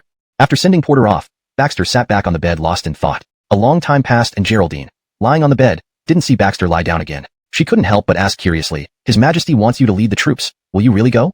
The old supporters of the Crown Prince are all eyeing you greedily now. If they knew you were leaving the capital, it would be very dangerous for you. Baxter sneered. I plan to use myself as bait to lure them all in, then capture them all in one swoop. How can you capture them all? Just based on the list given by Jerry? Not at all. Baxter shook his head and looked at Geraldine, whose appearance under the candlelight was particularly beautiful. I need your help. Just say what you need. Seeing his gaze, Geraldine instinctively shrank back, feeling an ominous premonition. I want you to return to the Shiloh family tomorrow. What? Return to the Shiloh family? Don't you know that place is like a dragon's lair and tiger's den to me? Geraldine turned pale with shock. I want you to deliver a message to your father. Chapter 54. Raising Silver. In the Shiloh family's secret room, under the dim candlelight, Haskell and Enrico sat opposite each other, with different expressions on their faces. Sir Shiloh, your idea is to gather the former subordinates of the Glen, unify, and arrange the next actions against that impostor? A flicker of doubt crossed Enrico's face. The former subordinates of the Glen were a complex matter, and gathering all of them would be catastrophic if anything went wrong. Yes, now everyone has lost their leader, and they are not willing to serve this impostor, so naturally, you, Lord Supervisor, must command them uniformly. Haskell said in a deep voice. I know what you are worried about. You think it is too risky, and things could end in total failure. Seeing Enrico silent, Haskell chuckled softly. The Jushian Pavilion in the capital city is our Shiloh family's property, and it is full of our people. We can meet there, which should not arouse suspicion. Even if someone gets suspicious, there are secret passages inside the tavern, and we can evacuate immediately. Thus, everything will be foolproof. Enrico stared into Haskell's eyes, detecting no ripple or anomaly. After pondering for a long time, he slowly stood up. Fine. In 3 days, let us meet at Jushian Pavilion. Agreed. Watching Enrico leave, a hint of strange smile curled at the corner of Haskell's mouth. Glenn, what are these mysterious items? In the Eastern Palace, Cyrus couldn't resist touching the soft packages in front of Baxter. This is a salvation for women. Not some divine weapon, but I need to save some silver and gold, otherwise, I might not be able to pay your salaries later. Baxter said mysteriously, then quickly stopped Cyrus. Put it down, Cyrus. This thing is not something for a big man like you to touch. Watching Baxter bustling in the yard, Adelia standing by the window was puzzled. After much silence, she finally approached him. What are you doing? Hearing Adelia's voice, Baxter turned his head and smiled mysteriously. Then he picked up a package and led Adelia into the house. Lowering his voice secretively, he asked, every month, don't you have a few days when you feel very uncomfortable and? Gradually, Adelia's face turned flushed red, spreading to her neck, biting her lip slightly as she glared at Baxter. Did you peep on me? Startled, Baxter waved his hand with a laugh. Don't slander me. Absolutely not. As long as you use this thing, those days will surely pass more peacefully. Come, let me show you how to use it. Half an incense stick later, Baxter hummed a little tune as he walked out of the room, seemingly in a good mood. But Adelia, who followed him, kept her head down, biting her lip, her face still flushed red. Here, take these. You women can communicate well about this. I'm sure you can sell them all. Baxter pushed 3 large boxes in front of Adelia. Cyrus, accompany the Glens and ensure her safety. Yes, your highness. Cyrus agreed and carried the boxes onto the cart, walking outside with Adelia. Glens, what is this thing? It feels so soft. Shut up. Yes. Unable to contain the uplifted corners of his mouth, Baxter returned to the house, looking at the silver, gold, and porcelain scattered around. A brilliant idea came to mind again. There's nothing I can do, father. Please don't blame me. After all, I need money to support 100 soldiers. What? He moved everything from the Eastern Palace to the market to sell? In the Imperial study, hearing this news, Porter nearly fainted. After several deep breaths, he calmed himself. Has he run out of money already? Enrico bowed and reported, Your Majesty, I've investigated. The Glen says he needs to support over 100 guards and requires them to follow him to the Liang Kingdom for the marriage alliance. So he is short on money. Foolish, foolish. As the Glen of the Wu Dynasty, he actually sells things at the market? Isn't that embarrassing for the Imperial family? Porter stood up angrily. You, go and bring him back to me. Yes. Your humble son greets his majesty. May the Emperor live 10,000 years. Seeing Baxter's respectfully obedient demeanor, Porter felt another surge of anger. Sixth son, do you want to ruin the royal family's dignity completely? Father, this was unavoidable. To enhance the comprehensive strength of our Wu Dynasty, we must ally with the Liang Kingdom through marriage. To marry into Liang, my safety must be guaranteed. To ensure my safety, I need loyal guards around me.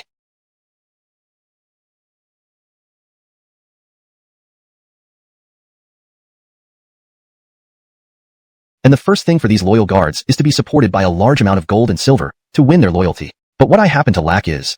Enough, that's enough. Porter hurriedly waved his hand to stop Baxter, feeling dizzy if this continued. The Emperor grants you 1,000 taels of silver. Go to the National Treasury quickly. Thank you, Bryce. If you dare to sell things in the market again, I will break your legs. All sold out. Looking at Adelia returning to the Eastern Palace, Baxter smiled. But Adelia just gave him a cold glare and turned back into her room. Here are the silver drafts. How did you come up with those items? Adelia slammed the drafts on the table, couldn't help but ask. Even as a woman herself, she felt ashamed to even think about those things, let alone study them. 300 taels, not bad at all. Plus the 1,000 taels from Bryce. That's 1,300 taels. Plenty enough. Baxter laughed. Next, it's time to prepare for the marriage alliance with Liang Kingdom. Aren't you supposed to lead troops to the northern desert? The marriage alliance comes after that. So eager to meet the princess of Liang Kingdom? Baxter slowly bent down, hugging Adelia from behind. So, the Glens is jealous already? Strands of warm breath lightly blew into Adelia's ear, making her heart itch irresistibly. No. A tiny tribe like the northern desert, isn't it just a matter of a wave of my hand to crush them? What's so difficult about that? Don't be overconfident. This is a serious matter between two countries. A single misstep could cost your life. Seeing Baxter's relaxed expression, Adelia couldn't help reminding him. She was now the Glens, needing to stabilize her position towards becoming empress. Glens, rest assured. You are the Glens now, and forever will be. Baxter hugged Adelia tighter. Even if that Liang Kingdom princess comes, she won't take your place. Don't. Chapter 55, Decayed Beyond Repair. The next morning, Baxter walked out of his room, feeling refreshed. He straightened his collar and slowly paced back and forth in the courtyard, a contemplative look in his eyes. Your Highness, the malt syrup and hawthorns you asked me to prepare are all here. Cyrus came from afar, carrying a large box towards Baxter. Baxter turned around, stirring the malt syrup with a small stick, a smile appearing on his face. Good. Your Highness, what do you need these for? Cyrus scratched his head, not knowing Baxter's intention. We're going to Liang State for an alliance marriage. Of course, we should prepare some gifts to present to them. Baxter put down the stick, picked up 2 hawthorns, and weighed them in his hand. Gifts? You mean dowry? Wouldn't His Majesty prepare it for you? Cyrus was startled, blinking his eyes and smiling. Baxter slightly cut a trip to Liang State. Is this edible? Adelia came to the grass stick and gently touched the candied hawthorn with one finger. Of course. Baxter handed Adelia a candied hawthorn. Try it. It's called candied hawthorn, my culinary creation. Adelia took it, half believing, and bit a piece, her eyes immediately narrowing as her beautiful face tensed up before relaxing. A sweet and sour taste spread in her mouth. It was delicious. This is called candied hawthorn? You really made this? You know how to cook well? Surprise sparkled in Adelia's beautiful eyes. As the eldest daughter of the Shiloh family, she had tasted various snacks in the capital since childhood, but never anything so delicious. Seeing Adelia's twinkling eyes, Baxter laughed lightly and handed her the grass stick of candied hawthorns. Of course. I have many talents. I'm giving it to you. Aren't you taking these things to Liang State? Adelia was taken aback. These can't be stored for too long. You and the palace maids and guards can share them. They won't be good after a couple of days. Baxter waved his hand nonchalantly. I just wanted to see if I could make it work. Cyrus. Yes, Your Highness. Go get more tofu. Baxter thought for a moment, wrote down the materials needed for making stinky tofu on a piece of paper, and handed it to Cyrus. Instead has been indulging in making gourmet food in his eastern palace. I still believe that the northern desert is a great threat, and His Highness should pay more attention to it. Such underestimation might lead to serious trouble. Your Majesty, why not dispatch a general to the eastern palace to offer some strategic advice? Porter's eyes narrowed slightly as he steepled his hands under his chin, deep in thought. After a long pause, he said, You make a valid point. According to you, which general should be sent? Enrico pondered for a moment before softly replying, I believe General Giles, who once commanded the northern frontier forces with rich combat experience, would be able to provide some valuable guidance. Very well, then follow your advice. Tomorrow, you will deliver the imperial edict to General Linghu. General Linghu? Seeing the neatly dressed Giles, Baxter was momentarily taken aback, but quickly regained his composure. His Highness, the Emperor has dispatched me to assist you in strategizing for the expedition against the northern desert. Should you have any questions, feel free to ask me. I will share everything I know. Looking at the earnest face of Giles, Baxter scoffed inwardly. If he didn't already know that Giles was fiercely loyal to the former Glenn, he might have been deceived by him. This was definitely a Mafon trouble, orchestrated by that eunuch Enrico, intending to use Giles to restrict and monitor him. General Linghu, thank you for your effort. Please come to the guest room, where I have some questions to ask you. It's not polite to refuse someone extending an invitation with a smile. Baxter certainly couldn't outright reject him. Besides, he indeed needed to gather information about the northern desert. Otherwise, setting out on a campaign blind would leave him at a disadvantage, no matter how modern his tactics or firearms were. May I inquire, General, about the defense of the northern frontier? How many elite cavalry units are battle-ready? Half an hour later, Baxter's face twitched as he leaned back in his chair, feeling like cursing. He never expected the Wu Dynasty to have decayed to such an extent. The vast northern frontier, stretching over 1,000 miles, had only 2,000 to 3,000 troops, less than 5,000 elite cavalry. Giles asked calmly, Your Highness, do you have any new ideas? Feel free to share them with me. Chapter 56, A Net to Catch Them All. Baxter rubbed his brow. What the hell was there left to say? He had no choice but to lead a contingent from the capital himself. The craft of manufacturing repeating crossbows could not remain hidden. He would have to release it publicly so as to equip the Wu Dynasty's army, increasing combat effectiveness in a short period. As for the fire lances, they were complicated to produce and hard to control. He did not want them widely disseminated in the military just yet. Giles sneered inwardly at the sight of Baxter frowning in contemplation. Did he really think that pretending to be foolish for years amounted to any kind of waiting in the wings? A man like him, worthy to be mentioned in the same breath as His Royal Highness, the Glen? His task today was to hold him up, keep an eye on him, prevent him from disrupting Eldon Yuan's plans. General Linghu. Just as Giles was lost in thought, Baxter spread out a map on the table. General Linghu, you once commanded the frontier troops. Do you know the terrain of the northern border? This I do know. Giles nodded. Though I may not guarantee every detail, the mountains and rivers, where hills rise and where lowlands lie, I am quite familiar with. Good, Baxter said, his face revealing a meaningful smile as he handed Giles a brush and several sheets of paper. I'm not very sensitive to maps. Could General Ling Hu draw a simplified one? Just mark where the hills are and where the lowlands are. Giles was taken aback. Your Highness, this covers the 1,000-mile defensive line of the northern frontier? Certainly, Baxter said solemnly. I can't rely entirely on all of you when I arrive in the north. I ask you to put effort into it. Baxter waved his hand, summoning 2 maids from outside. Stay here and fulfill any needs General Ling Hu has. Yes, General Ling Hu, I have some other matters to attend to. I entrust you with this map.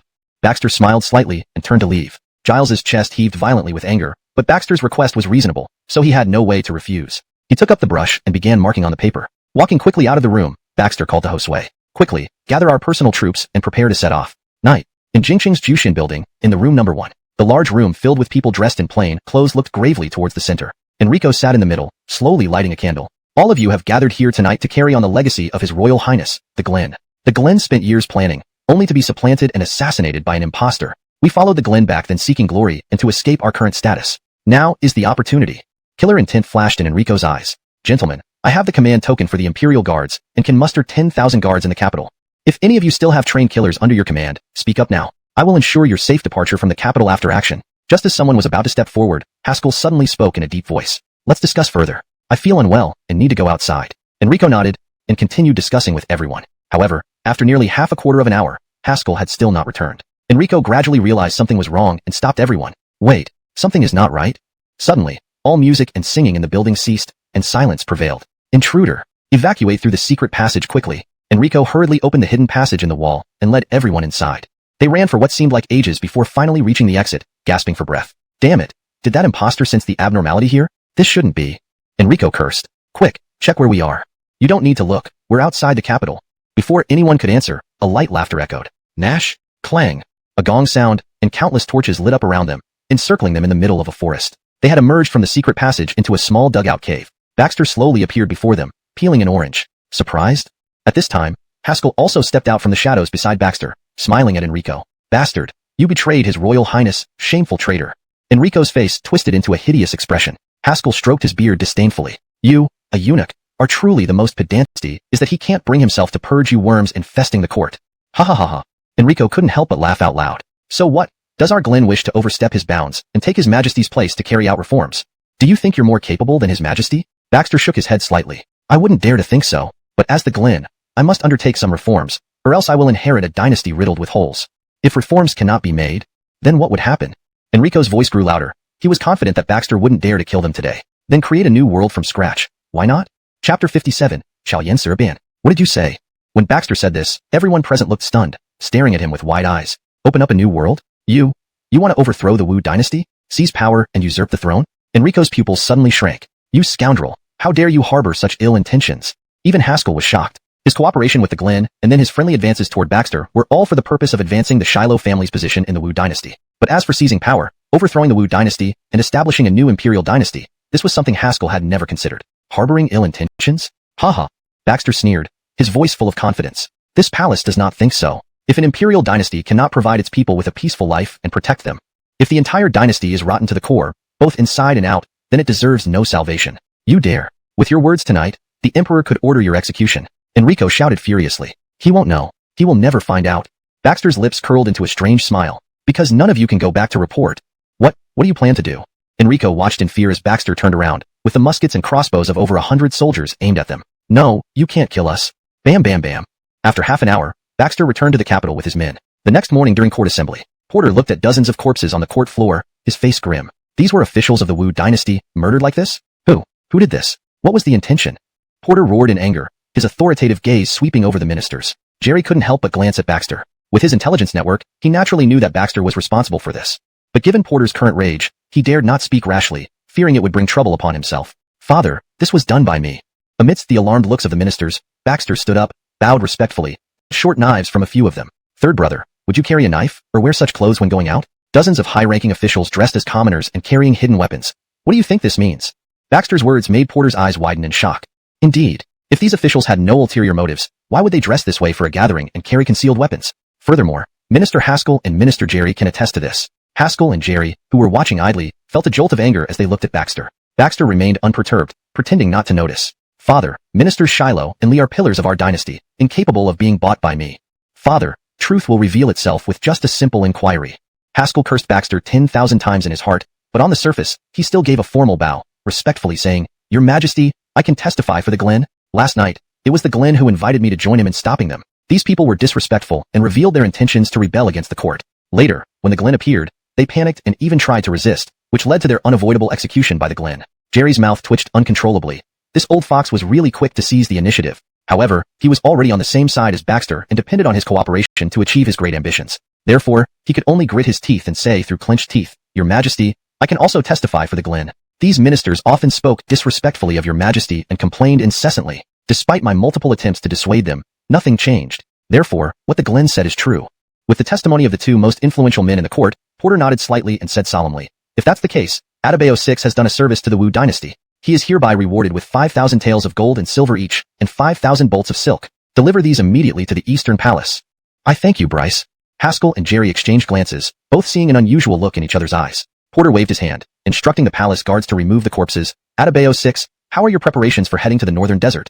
Your Majesty, everything is almost ready. Baxter bowed deeply. However, I would like to gather an army from nearby the capital and personally train them before sending them into battle. Approved. Porter nodded. You may freely command the Imperial Guards of the capital and the troops in the surrounding regions. How many troops do you need for the expedition? Baxter slowly stepped forward, enunciating each word clearly. 50,000 elite soldiers will suffice. What? This statement caused an uproar among the court officials. 50,000? Is the Glen joking? 5,000 cavalry from the northern desert could break through our 50,000 troops. Why just 50,000 troops? Chapter 58. Truly going to betray? Outside the capital city, the 20,000 troops from the Jingji region marched towards the capital, but most were not selected and could only watch helplessly with envy. Baxter stood on a raised platform, gazing intently at the arriving cavalry formations, sighing inwardly. Nomadic cavalry had an inherent advantage. No matter how diligently Wu Dynasty trained its soldiers, it was difficult to match their combat effectiveness in cavalry battles. When the northern desert delegation first entered the capital, their warhorses were robust, and the cavalrymen appeared spirited and full of vigor. Not far from the city wall, Porter and Jerry stood there, watching Baxter's situation and sighed involuntarily. Minister Lee, do you think that Adebayo 6 can really defeat the elite cavalry of the northern desert with 50,000 troops? Jerry scoffed inwardly, assuming Baxter chose 50,000 troops just to cater to his plan so that if they failed, there would be an excuse. He bowed and smiled. Your Majesty, the Glen has been cultivating himself for many years. He must have his own considerations. People say each generation has its talented individuals. Perhaps the Glen already has a solution. Your Majesty, the Glen is grown up and should stand on his own. Porter looked at Baxter's upright figure and couldn't help but reveal a touch of sorrow deep in his eyes. After a long silence, he sighed deeply. Indeed, Adebayo 6 has grown up, and the Wu Dynasty truly needs young people now. On the other side, Cyrus carried a crossbow on his back and a fire lance at his waist, his face filled with pride. Your Highness, we've selected 25,000 elite soldiers, but I'm confused about one thing. Cyrus scratched his head. What standards did you use to select these soldiers? Baxter placed his hands behind his back, looking mysterious. This palace naturally has its own criteria, which cannot be revealed. In truth, he used the standards for selecting special forces from his previous life, considering everything from morale to physical attributes, which were beyond the comprehension of people from this era. By nightfall, Baxter finally chose 35,000 soldiers, who lined up outside the capital according to his requirements. Flags waved everywhere, weapons gleamed like forests, and the shouts of the elite soldiers shook the sky. Your Highness, no matter what, we can't pick out 50,000 soldiers. Cyrus scratched his head, embarrassed. A large army isn't necessary. The key lies in quality, not quantity, Baxter said fearlessly. As long as we equip the cavalry with crossbows and I lead them, cutting through the northern desert barbarians will be effortless. Your Highness, the northern desert cavalry is fierce. Our Wu Dynasty cavalry always fears them somewhat. This issue needs to be addressed before it's too late. Cyrus had been in battle before and witnessed the might of the northern desert cavalry, so he couldn't take it lightly. Don't worry. Under the illumination of torches, the entire city wall was as bright as daylight. Baxter slowly climbed to the highest point of the wall and spoke solemnly. Soldiers! The 35,000 soldiers saluted in unison, shouting loudly, We greet the Glen. Soldiers, they say the northern desert cavalry is fierce, but I don't believe it. Baxter smiled. Tell me, do they have 3 heads or 6 arms? 1 head, 2 arms. One of the leading cavalry officers responded immediately. Good. Baxter laughed aloud. Since they aren't superhuman, why should we fear them? A single sword slash can still split them in 2. Not to mention, I've equipped you with crossbows. Inspired by Baxter's passionate speech, the emotions of the 35,000 soldiers reached a peak. For a moment, the cries outside the capital were deafening, and the 35,000 soldiers were united as one. This scene left Porter, who was watching from the city wall, marveling. Well done. Indeed, Adebayo 6 has grown up. Jerry couldn't help but sneer inwardly. Grown up? Wait until our inside-outside pincer attack surrounds him in the Forbidden City. He'll understand what it means to grow up. However, before Porter's joy lasted long, Baxter's next words froze him in place. Soldiers, those who follow me on the campaign will receive 10 taels of silver monthly as military pay, and each will also receive 20 taels of silver as a resettlement fee. At this, tens of thousands of soldiers erupted into excitement, looking at each other with agitated expressions. 20 taels of silver for resettlement? 10 taels of silver monthly? They had fought all their lives but never received such generous treatment. With such a wise ruler, dying on the battlefield would be honorable. Swear to die for the Glen. Swear to die for the Wu Dynasty. Kill all the northern desert barbarians. Kill all the northern desert barbarians. As the atmosphere here became increasingly fervent, Porter's expression turned grimmer. His hands, clasped behind his back, were tightly clenched, and even faint veins began to protrude. Where did he get so much silver to support these soldiers? 10 taels of silver as military pay, 20 taels of silver for resettlement fees. Did he really dare to propose such terms? This was for 35,000 soldiers. Even the annual tax revenue of the Wu Dynasty couldn't match this sum. Jerry struggled to suppress the corners of his mouth from curling upwards, forcing himself to make his voice sound steady. Your Majesty, I believe this is the Glen's first time leading troops into battle. It would be best to give him more support. Nashmph. Porter snorted coldly, feeling a burning sensation on his face. Support? What can I use to support him? How much silver is left in my treasury? Shall the royal family issue IOUs to the soldiers? With that, Porter waved his sleeves and stormed off. Deep into the night, in the Eastern Palace, Baxter sat face to face with Jerry. Are you satisfied now, Your Excellency? Baxter gently poured tea, pushing one cup towards Jerry. Hee, good, very good. I indeed didn't misjudge you. Jerry's face showed unrestrained joy as he picked up the teacup and took a light sip. But how can you lose with your 35,000 troops equipped with repeating crossbows? Jerry knew very well the power of the repeating crossbows under Baxter's command. If 10,000 men were armed with them, they could easily withstand an enemy force of 100,000. Baxter slowly stood up, extinguished the candle, and said mysteriously, Since I created the repeating crossbow, I know its strengths and weaknesses perfectly. Seeing Baxter's bright eyes, Jerry nodded repeatedly. Good. Since that's the case, I can lend you 100,000 taels of silver. Startled by this, Baxter immediately refilled Jerry's tea. Please have some tea, Your Excellency. You. After Jerry left, Adelia quietly sat beside Baxter, her delicate eyebrows slightly furrowed. You, are you really going to betray the Wu Dynasty? Chapter 59. Sick? What? Sick? Porter stood still upon hearing the news reported by his eunuch, his thick brows knitted together, radiating an intense air of authority. Upon learning that Baxter was ill in the Eastern Palace, Porter was dumbstruck, momentarily at a loss. What did the imperial physician say? The eunuch bowed and replied, Your Majesty, the physician said that His Highness has caught a chill and suffered from excessive stress, which caused him to fall ill. He needs rest and recuperation. Porter waved his hand lightly, signaling the eunuch to withdraw. He slowly rose from his throne and began pacing around the room, his eyes flashing with resolve. Summon Jerry to the imperial study. Even I can't enter the Eastern Palace? Outside the Eastern Palace, Jerry glared angrily at the soldiers led by Cyrus, his brow furrowed, clearly displeased. My apologies, Grand Secretary. We are following orders from His Highness. Apart from His Majesty, no one is allowed to enter. Cyrus responded without fear, taking out his matchlock from his waist, the meaning clear. Grand Secretary, His Highness needs rest and should not be disturbed. Once he recovers, he will surely inform you. Please return. A guard behind Jerry shouted angrily, Dog servant, do you know who you're talking to? Grand Secretary came to visit His Highness. How dare you obstruct him? If His Highness finds out, your position will be revoked. Swish, swish, swish. At this, a row of royal guards drew their crossbows and aimed them at the dozen or so guards behind Jerry. The gleaming arrows cast a chilling light, causing the guards to shiver inwardly. Few were unaware of the power of these crossbows now. The Imperial Guards and the Palace Guard were equipped with crossbows, but the manufacturing techniques were kept secret, restricted to the royal family's use. What does this mean? Are you disrespecting Grand Secretary?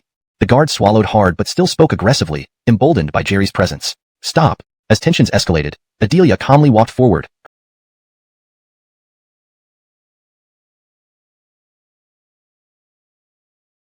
Speak like that and I'll cut out your tongue. Leaving the soldiers to their banter, Adelia returned to her room, locking the door behind her. She sat down beside the bed and glanced at the sleeping Baxter, rolling her eyes. Wake up already. Don't pretend so hard that you end up believing it yourself. Faking it means making yourself believe it too. Suddenly, Baxter opened his eyes, revealing a smile. You weren't sleeping. Adelia was startled, patting her chest with delicate hands. How can I sleep when Wu Dynasty is turbulent? Sitting in this position, Baxter sat up, leaning against the headboard, hands behind his head, staring blankly at the ceiling beams. After a long silence, Adelia softly asked, You really don't plan to help anyone? Last night, Baxter didn't explain much, but he made it clear that he wouldn't align with anyone. Of course, the Wu Dynasty is already rotten to the core, and there's no need to align with anyone in the court. Baxter curled his lips into a slight smile. But the common people are innocent. The guilty ones are these corrupt officials and incompetent ministers. If you do that, aren't you really inviting wolves into your house? The Northern MO cavalry is fierce and bloodthirsty. If they really break through the northern border defenses?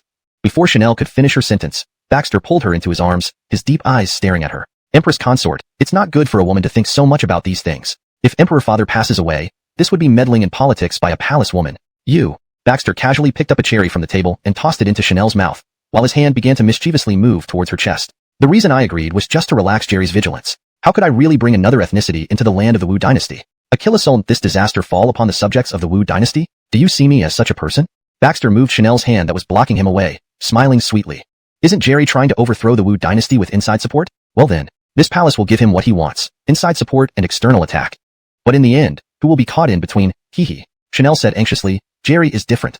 After all, he's a senior minister. If you take action against him, His Majesty will not stay indifferent.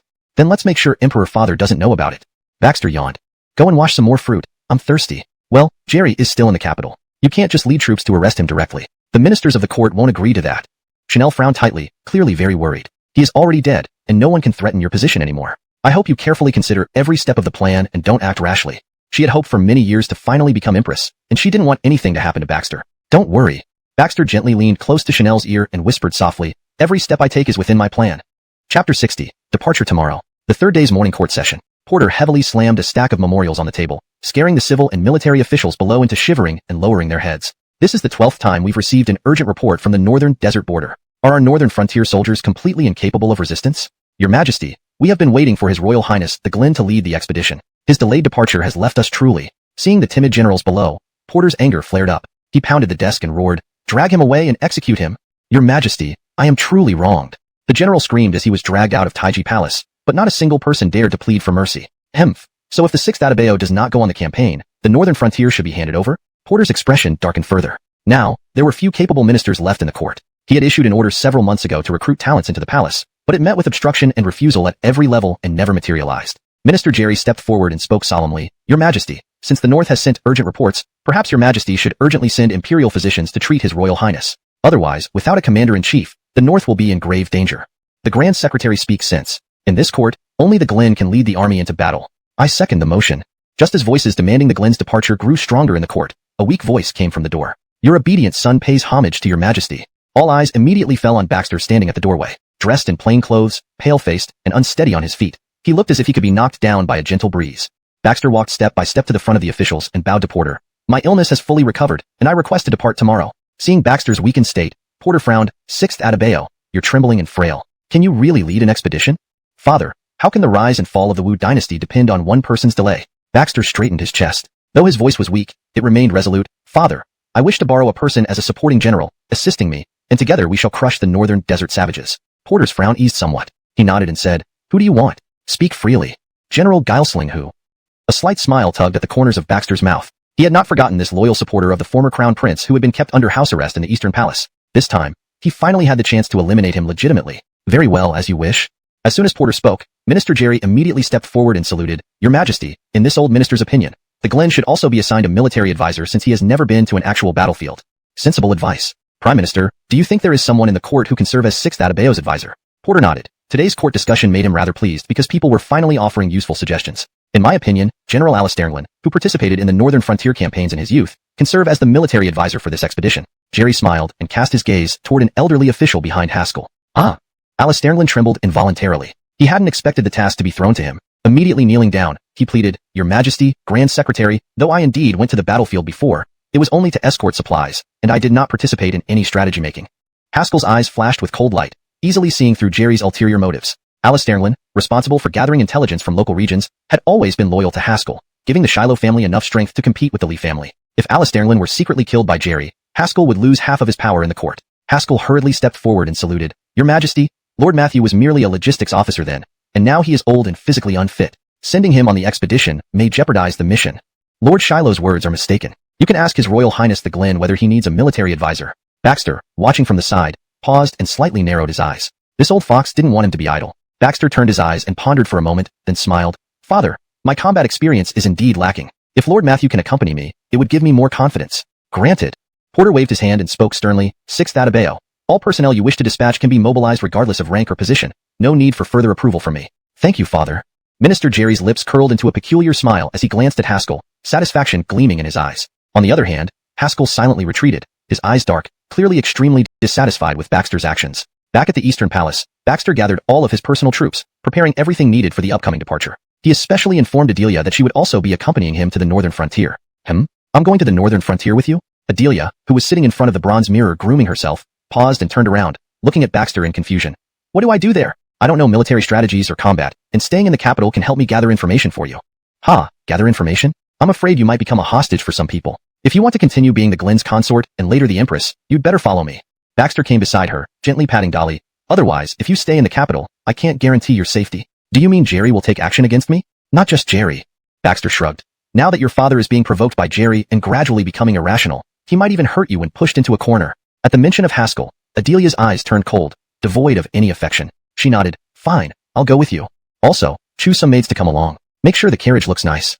Baxter smiled as he gave this instruction to Adelia before leaving. What? Are we going to war or on A? Baxter had already disappeared from the doorway before Adelia could finish her sentence. You. Adelia was so angry that she rolled her eyes and slammed the perfume bottle on the table in frustration. Meanwhile, in the Shiloh family's secret room, Haskell was furious, knocking down all the calligraphy and paintings from the table. Damn it. This infuriates me. I chose to stand with him. Why is he still targeting me like this? Haskell roared. With Alice Sternlin dead, the Shiloh family has lost its power to rival the Leaf family in court. Talia bit her lip and said softly, Father, how about I try? Chapter 61. Failure to catch in the act. Tonight, the Eastern Palace was unusually tranquil, with cricket chirps occasionally breaking the silence, making the night even more still. Inside the temporary sleeping quarters, the candlelight flickered dimly, revealing Myra's alluring shoulders and her two long, straight legs exposed outside the covers. One delicate hand propped up her head, while the other covered her mouth as she smiled gracefully, exuding charm. Baxter and Adelia stood not far from the bed, frowning as they watched Myra's flirtatious actions on the bed. Your Highness Adebayo, wouldn't it be a bit lonely for you with only sister here? Why don't I join too? You could enjoy the pleasure of both sisters.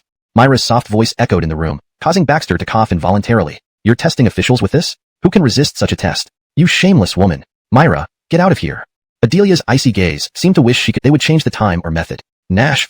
Baxter blew out the candle, plunging the entire temporary palace into darkness. At the same moment, a head peeked out from the rooftop nearby, observing the scene before retracting. Shortly after, Haskell led dozens of his men, holding torches, rushing to the entrance of the Eastern Palace but found no guards. Master, why are there no guards tonight? This seems quite suspicious. One of his men questioned. Earlier, when they accompanied Second Miss, the guards of the Eastern Palace were fierce, armed with firearms and crossbows. Haha, they're probably preparing for tomorrow's expedition. Haskell waved his hand dismissively. No need to worry. They stormed into the Eastern Palace and quickly reached the door of the temporary sleeping quarters. Haskell kicked open the door. Entering with a few guards holding torches, Haskell demanded, Your Highness Glenn, why must you treat our Shiloh family like this? His intent was to catch Baxter and Myra in bed, tarnish Baxter's reputation, and gain leverage over him. It would also force Baxter to speak up, keeping Alice Sternlin in the court.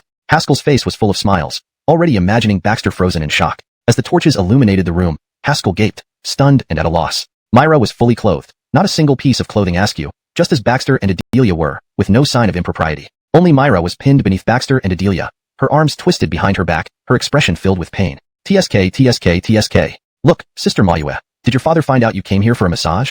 Baxter slowly released Myra's arms, clapping his hands as he chuckled. Lord Shiloh, there's no need for alarm. Sister Mayue has been feeling unwell lately and heard that my massage skills, as well as Adebayo's Dominicians, are excellent. So she came for a session.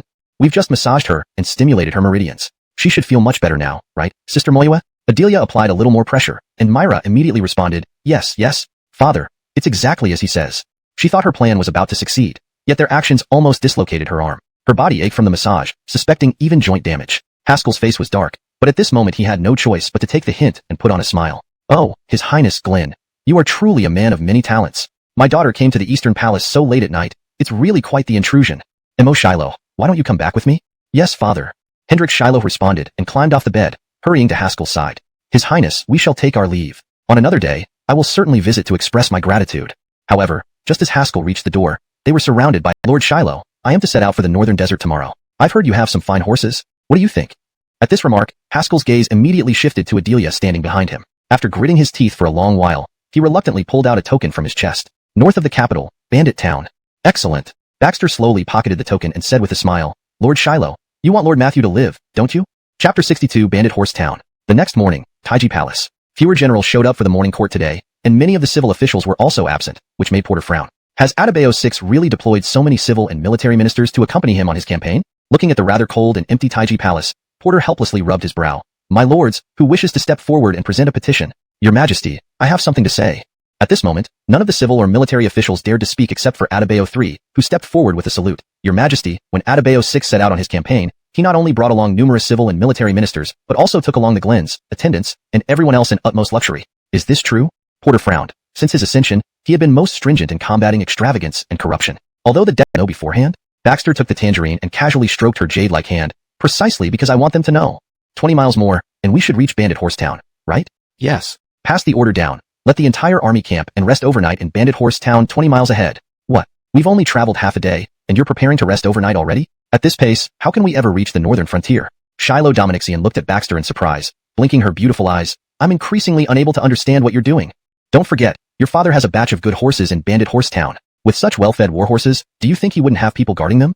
Shiloh Dominixian's pupils constricted abruptly. You mean, my father privately keeps an army there?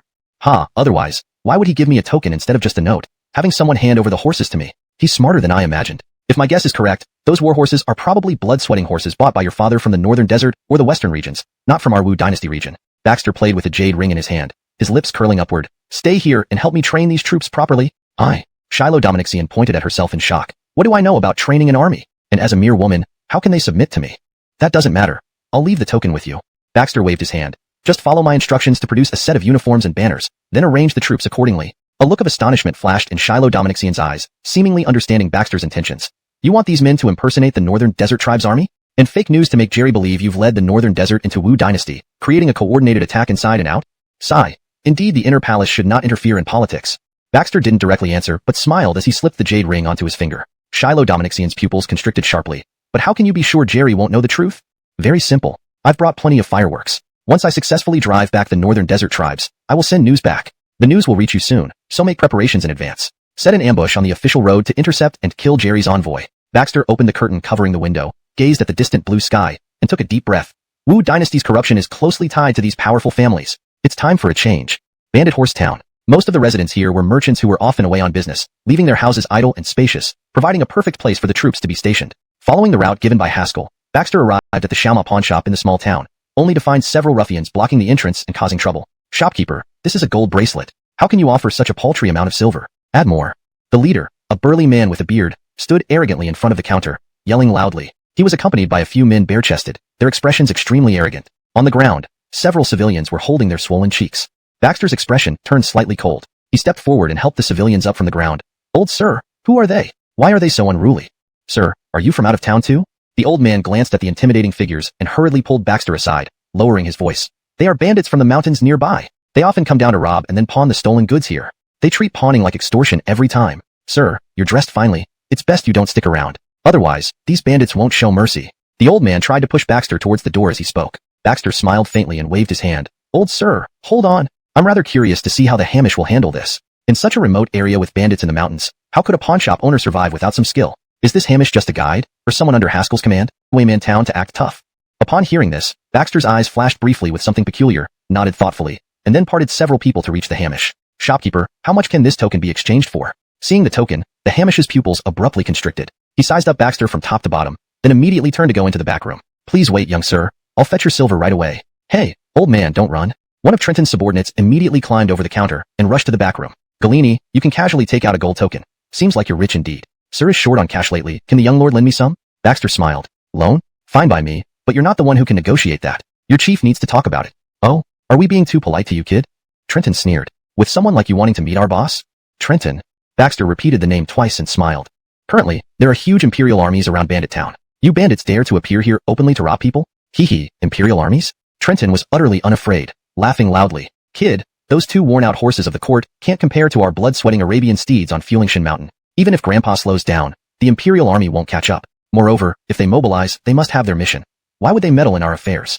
Baxter nodded calmly. Judging from your mannerisms, while rough and unrestrained, you make sense and don't seem like ordinary bandits or marauders. Glenn? Hearing the Hamish's words, Trenton lost his composure, his mouth slightly agape as he examined the noble young man before him. He had sensed a different aura from this person all along, knowing an average noble youth would never remain so calm upon encountering bandits. To think this individual was actually the crown prince of the current dynasty. Cold sweat poured down Trenton's back. In such a confined space, he didn't feel confident about escaping. And with the imperial armies outside Bandit Town, one word from this crown prince could doom the entire Fulingshan Mountain. Let them go. Baxter smiled faintly, waving for everyone to release Trenton. You and your men return to Fulingshan and tell your boss that I will pay him a visit tomorrow. As for Brother Trenton, please stay here for now to accompany me, alright? Trenton's lips twitched. Wasn't this essentially taking him as a hostage? Nonetheless, he waved a hand. Just follow the orders of the Glen. Brother Maui?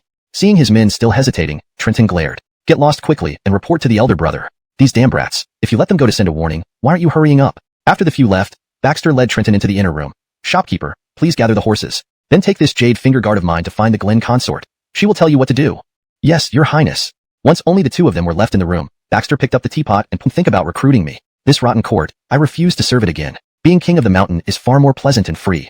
Trenton looked at Baxter with cold eyes. I've heard that for years, you pretended to be dim-witted, actually keeping a low profile, and now you are planning to lead troops straight to the northern frontier. I can only wish you success, Glenn. If you want anyone to serve, look elsewhere. Baxter sighed softly. Go back. Chapter 64, The Three Trials. At the Foggy Hill Outlaws' Den, the chief, Guido, was a man who looked like a scholar with a fair complexion. At this moment, he sat on the head chair, gently caressing the long sword in his hand. Several men knelt below, whispering about their recent experiences. The Glen? Haha. Guido laughed softly and repeatedly examined the long sword that had been polished to shine brilliantly. Give the order. Let the third and fourth leaders each lead 1,000 cavalry down the mountain to outflank from both sides and surround Bandit Town. Start a fire at midnight to disrupt the Imperial Army's camp and use the chaos to attack and rescue the second leader. Yes, sir. Report. Chief, the second leader has returned. Just as Guido was about to dispatch troops for the rescue, a small thug hurried back to report. He's back? Guido was slightly stunned, standing up and indeed saw Trenton's figure. Isaias, it's not good. You were likely tracked by the Imperial Army. Nashri, break camp immediately and relocate the hideout. After hearing Trenton's words, it was already dusk. Guido stood up right away, preparing to issue orders. They had managed to evade countless sweeps by the Imperial troops over the years, partly due to their strength and partly because of Guido's keen insight, often relocating the gang members to avoid losses. Chief, someone is here from the mountain foot, riding a white horse and wearing luxurious silk clothes. He claims to be some Glen who wishes to see you. So soon? Wait, one person, one horse? No soldiers behind him? Guido quickly seized the key points in the small thug's words. There aren't any. Just one person, one horse. Behind him is a vast open plain, and there are no troops following. Guido's pupils constricted slightly. Isaias, what do you think of this Glen? Trenton smashed the teacup to the ground and picked up his large knife. Brother, why waste words with him? Since he came up the mountain, let's go meet him now. Don't act rashly, Isaias. Guido waved his hand to calm Trenton down. How did you find him during your conversation? Though his second brother was rough, he was perceptive and reliable in handling matters. He seemed quite straightforward, unlike some cunning fellows. Otherwise, we might not have been allowed. Glen, since you've entered my stronghold, please pass my 3 trials. Guido sat unmoved at the top, loudly declaring. If you can pass these 3 trials, we can discuss matters. If not, please return whence you came. We will never cross paths again. Baxter extended a hand. This prince agrees to follow local customs. Chief, just tell me what the 3 trials are, and I will accept them. Good. Glen, please turn around. Baxter turned to see, 200 paces away, a flagpole erected with a fist-sized apple hanging from it. Guido smiled. Regardless of what weapon the Glen uses, if you can strike through this fruit from 200 paces away, you'll pass the first trial. Agreed. Just as Baxter took out the matchlock pistol from his waist, he saw several small thugs begin running with the flagpole, while others tried to distract with additional flagpoles. Haha, how can he hit it? Impossible. Look at his delicate skin. Can he even draw a bow? Galanu and arrow? Draw the bow, so your face doesn't get snapped by the string. Ha ha ha. From 200 paces away, with distractions added in, even if our chief tries, he would only hit it once or twice out of 10 attempts. You must know that our chief was a commandant in the army back in the day. If not for treacherous ministers hindering him, he would have become a general long ago. Easy. But, alas, wasn't it because you wanted to seize the position of one of the 8 Vidras? In the end, you couldn't defeat any of them. Bang! Amidst the chatter, Baxter seized the moment, pulled the trigger, and heard a muffled thud. The apple on the distant flagpole burst apart instantly. The scene fell into dead silence. Everyone stared wide-eyed at Baxter. Chief, where's the second trial? Chapter 65. Just change it then. The scene was deathly silent. Everyone staring at Baxter with mouths agape as if they couldn't believe what had just happened. 200 paces. Even the leader couldn't hit the target from 200 paces away with flagpoles swaying to create interference. SSS. What weapon is in his hand? How could it hit the fruit so accurately? It's not about the weapon. The critical thing is it's 200 paces. I've been in this bandit group for 3 years and have never passed this first test. Well, he's a man who lived deep inside the royal palace. Why would he possess such strength? After realizing what happened, the little henchmen started to murmur among themselves. Guido's pupils suddenly constricted sharply, and he exchanged a glance with Trenton, seeing shock in each other's eyes. Brother one, how is this possible? Trenton whispered, doubting if the second and third gates, which only extended the distance of the flagpole and increased the level of disturbance, could really stop him. Guido took a deep breath, looked deeply at Baxter, then slowly got up and said, Your Highness, please. Oh? Facing ridicule and mocking by the mountain chiefs, Baxter remained calm, ignoring their taunts, instead looking at Guido seated above. Big brother, I have 2 words I wish to discuss. May I have a private word with you? You think calling you Your Highness makes you someone special? This is Fulling Mountain, not your palace. The third leader's eyes gleamed fiercely as he removed the scorched red-hot blade from the fire, rising slowly step by step towards Baxter. You delivered yourself. We and the court are mortal enemies. Today I shall carve out your heart for wine. Third brother, stop. When the third leader approached Baxter, Guido sitting above lowered his voice to shout, waving for the third brother to stand down. Brother one, this rotten court has destroyed our families. Finally, we have caught a prince. Killing him will make the old emperor no pain. Step back. Let me talk to the prince. But brother, won't this be dangerous? All leaders stood up, looking warily at Baxter. Big brother, talking alone with him is dangerous. Yes, he should hand over that strange weapon first. Big brother, We will protect you. All step back. Guido frowned slightly, shouting to disperse everyone. Then he asked Trenton to also retreat, bringing Baxter into the back room. Behind the assembly hall was a small wooden house. Soon lights flickered inside, illuminating most of the darkness. Baxter looked around, rubbing his slightly cold hands, smiling. Big Brother has deep thoughts indeed. The gunpowder buried under this wooden house could probably send an enemy commander skyward instantly. Guido shivered when he heard this, turning to look at Baxter, his pupils contracting slightly. Your Highness sees everything. After years of hiding, Your Highness now carries the air of dominating the universe. Under this small wooden house, Guido had buried several large boxes of gunpowder. If one day the government army attacked the mountain, the commander would surely come to the gathering hall with great pomp and circumstance. At that moment, as long as the gunpowder was ignited, it could easily kill the enemy commander and important figures in the army. Your Highness, let's not mince words. Every person on Fulling Mountain has been harmed by the government troops and the court before. We had no choice but to come up the mountain. Guido poured a bowl of tea for Baxter and looked up at him, saying, We all have deep grudges against the court. It was the court that forced us to have no way to live. Such an unkind court. If you want to recruit us, Your Highness, please return. I won't make a move against Your Highness, but please don't mention the recruitment again. Baxter sipped a little tea and praised, Good tea, good water. Tea brewed with spring water is indeed exceptionally sweet. Guido paused slightly, narrowing his eyes a bit, but did not reply immediately. He wanted to see what Baxter intended to do. Chief, let's not mince words. I do indeed admire your men on Fulling Mountain. Every one of them is a hero. Baxter put down the teacup and said softly, The current court has no kindness and is rotten to the core. What if we changed it? Changed it? Guido was startled from head to toe, sizing up Baxter from top to bottom. Could these be words spoken by a crown prince? As a crown prince, he was actually talking about replacing the dynasty? The foundation of the kingdom lies in the people. If the people suffer unbearably, then there's no need for this dynasty to continue. Baxter's gaze slowly became profound. I'm not some great sage, nor do I have any grand theories, but I only know that this world belongs to everyone, not just the royal family. Only when everyone supports it can there be a royal family. Otherwise, it's nothing but nonsense. Guido's heart surged. He stood up and looked at Baxter, clenching his fists slightly, feeling a will reawakened within him. Your Highness, I misunderstood you earlier, thinking you were like those people from the court. Please forgive me. Saying this, Guido gave Baxter a slight bow. Please stand up, Chief. Baxter helped Guido to his feet and smiled. Chief, aren't you really willing to remain a mountain bandit for the rest of your life? Do you want yourself and your descendants to bear the stain of being outlaws? Chapter 66. Arrival at the Northern Frontier. Guido's face was bitter as he slowly sat back down in his chair and lowered his voice. Your Highness, if you ascend to the imperial throne, the Wu Dynasty will truly be transformed into a new world. Alas, it is the treacherous ministers who hold power now, with no one speaking up for us. Even if we accept your amnesty, we will still be persecuted by corrupt officials in the future. It's better to enjoy our freedom on the mountain than live under such circumstances. Adebayo Chushian smiled gently, unoffended. I understand how Chief feels, and I did not come here with the intention of recruiting any of you. Oh, then what does your Highness mean? Guido was taken aback, finding this handsome young man even harder to fathom. I am heading to the northern frontier to repel the invasion of the Bema tribes. With turmoil brewing within the court, I have specially come to request Chief's assistance. Under the bright moon and sparse stars, the bandit town seemed unusually peaceful while surrounded by the imperial army. The usual merchants who gathered to drink at night were nowhere to be seen. Apart from patrolling troops, there was no father-in-law harbored such ambitions, secretly training cavalry. This would be a capital offense if father knew. Adelia paused before saying, The Lee family's spies are everywhere in the court, revealing their ambitions clearly. Our scouts just reported that Jerry has replaced the commanders guarding the gates of the capital. He has also dispatched many eunuchs and imperial guards outside the city for various missions. Though His Majesty knows, he hasn't interfered. Chushian nodded indifferently, draping a blanket over his legs. That old fox couldn't resist making his move. Fortunately, the Shiloh and Lee families were at odds, providing him with a counterbalance and significantly enhancing his own forces. However, after dealing with Jerry, he needed to figure out how to incorporate this elite cavalry fully into his command. Do you really believe you can defeat Leon? Rumor has it he has united several northern tribes, increasing their troops daily. The northern border is barely holding on. Adelia asked worriedly. Although she didn't know much about military affairs, her intelligence network allowed her to gather information more quickly than Chushian. Don't worry. Chushian stood up slowly, draping the blanket over Adelia, and walked to the desk, removing the firelock crossbow from his waist. Have you ever seen me undertake anything without being fully prepared? Recalling how Baxter gave him a faint look. Are you questioning this, Prince? The natural authority from a superior immediately made Anwar break out in cold sweat as he stammered. Forgive me, Your Highness. I dare not disobey. I'll go right away.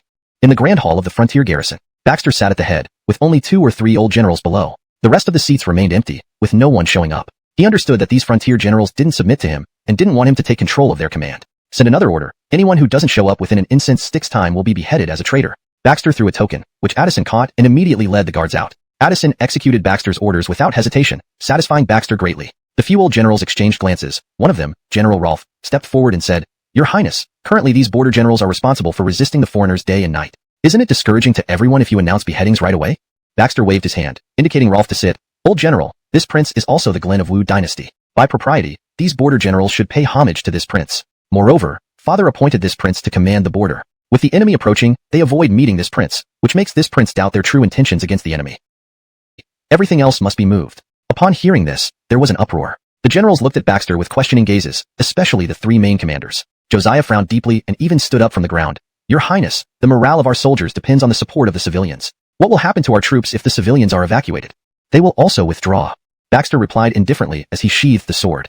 What? Zachariah's pupils contracted, his eyes flashing with cold light. Is your Highness playing with us? We have been ordered to defend the border. How can we retreat? Yes, your Highness. If you fear for your life, just retreat by yourself. We won't. Not retreating? A slight smile appeared on Baxter's lips. Since you're not retreating, then muster your troops now and leave the city to exterminate the barbarians. Why let them provoke us outside the city?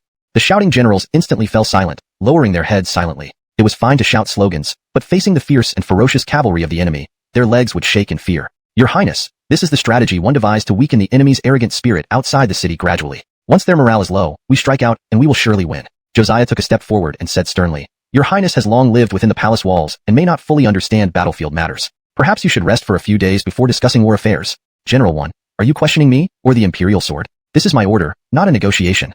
Baxter, gripping the imperial sword, stared intensely at Josiah and the other generals. His bodyguards blocked the door of the council hall with crossbows and muskets in hand. Looking at the ominous gun barrels and gleaming arrows, Josiah felt tense, knowing well the power of these weapons. Fitzroy's throat rolled slightly as he whispered, Your Highness, what is your intention in evacuating all the civilians? Please give us some clarity so we can be reassured. Otherwise, how can tens of thousands of border soldiers obey your command? Baxter laughed coldly. I have 35,000 elite soldiers under my command. Even without your help, we can hold the border.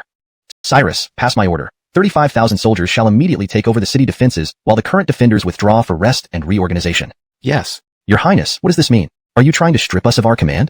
Josiah roared, his hand already resting on the hilt of his sword. Not at all. General 1, you've worked hard guarding the border. Now please rest while we handle things. Baxter's eyes glinted coldly. How dare this person still reach for his sword? This one must not be spared. Your Highness, Josiah wanted to say more but was stopped by Fitzroy. General, with the imperial sword in his Highness' hand, it is like the Emperor is present. Obey his command. Second, he holds the imperial sword, so disobeying would be considered insubordination. Fitzroy pondered and said, Let's temporarily comply with Adebayo Joe's orders and camp outside the city. When they can no longer hold their ground, they will have to ask for our help. Then, the initiative will return to us. Military advisor makes sense. This prince may play around in the palace, but coming to the frontier to give orders, he's nothing but an armchair strategist.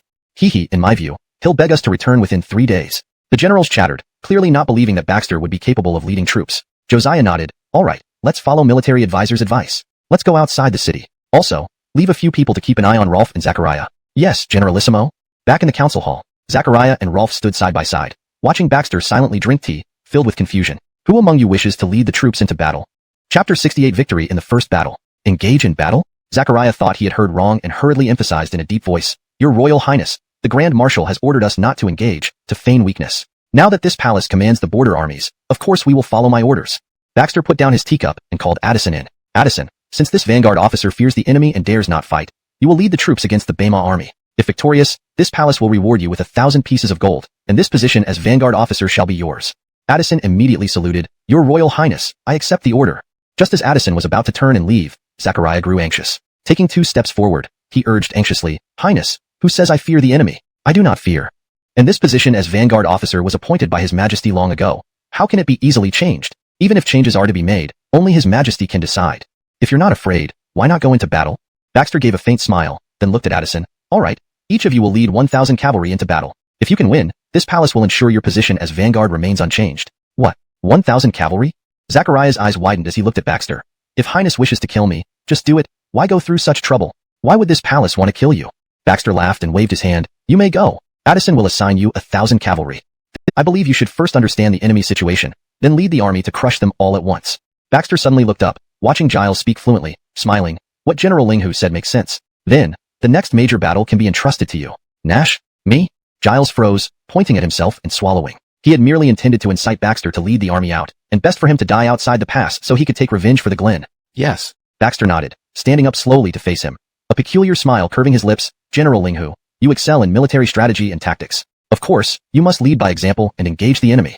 Your Royal Highness, I am merely... That's enough, General Linghu. Rest now. Tomorrow, this palace will definitely give you a chance to show yourself outside the city. Baxter waved his hand, signaling Giles to retreat. Your Royal Highness, are you really confident of victory? General Zachariah is the vanguard of the northern frontier of our Wu Dynasty, often leading charges. Going out rashly without clear knowledge of the enemy, if there's an accident, we'll lose another great general. The previous elderly generals hadn't left. After exchanging glances, Rolf bowed lightly and asked quietly, "Don't worry, General Lin. They're just a bunch of barbarians. Our Wu Dynasty's forces will surely crush the enemy." Baxter lay stretched across the chair, closing his eyes as if sleeping, seemingly confident of the outcome. Seeing Baxter speak like this, the old generals could say nothing, feeling uneasy as they remained on the spot, every second a torture.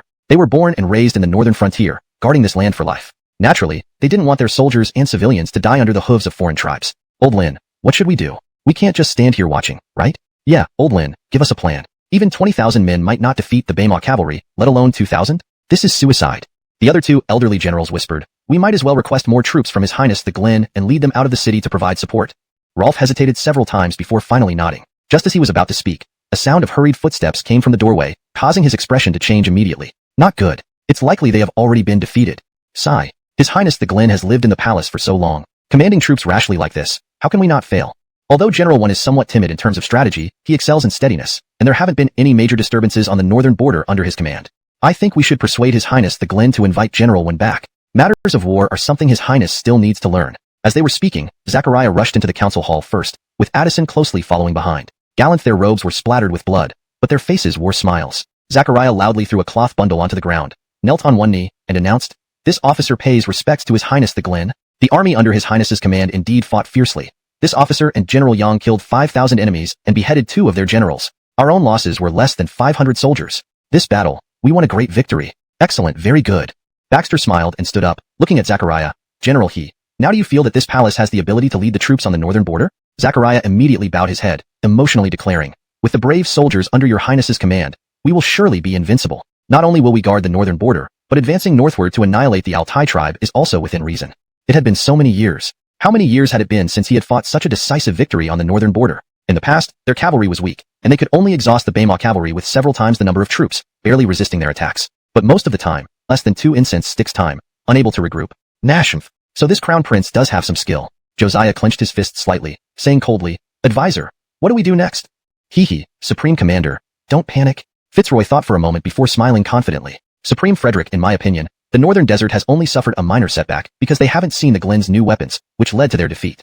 In the next battle, the Northern Desert will definitely figure out our weapons and come up with countermeasures. The Glen is bound to fail then."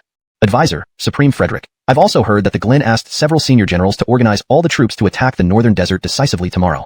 Fitzroy's eyes flashed with satisfaction. "Supreme Frederick, opportunity knocks. Once they are fully deployed, we will immediately lead our troops back into the city. If things go as expected, the Glen will surely suffer a crushing defeat. At that time, even opening the city gates will depend on us." Haha, advisor makes perfect sense. How can the Glen, who is accustomed to luxury, not wet his pants after a battlefield failure if he leaves everything behind? Hee, let's proceed as the advisor suggests. Josiah's eyes flashed with ferocity, and he pounded his fist on the table. "Glen, it's you who initiated the power grab. Don't blame me against your order for us to guard outside the city, General 1?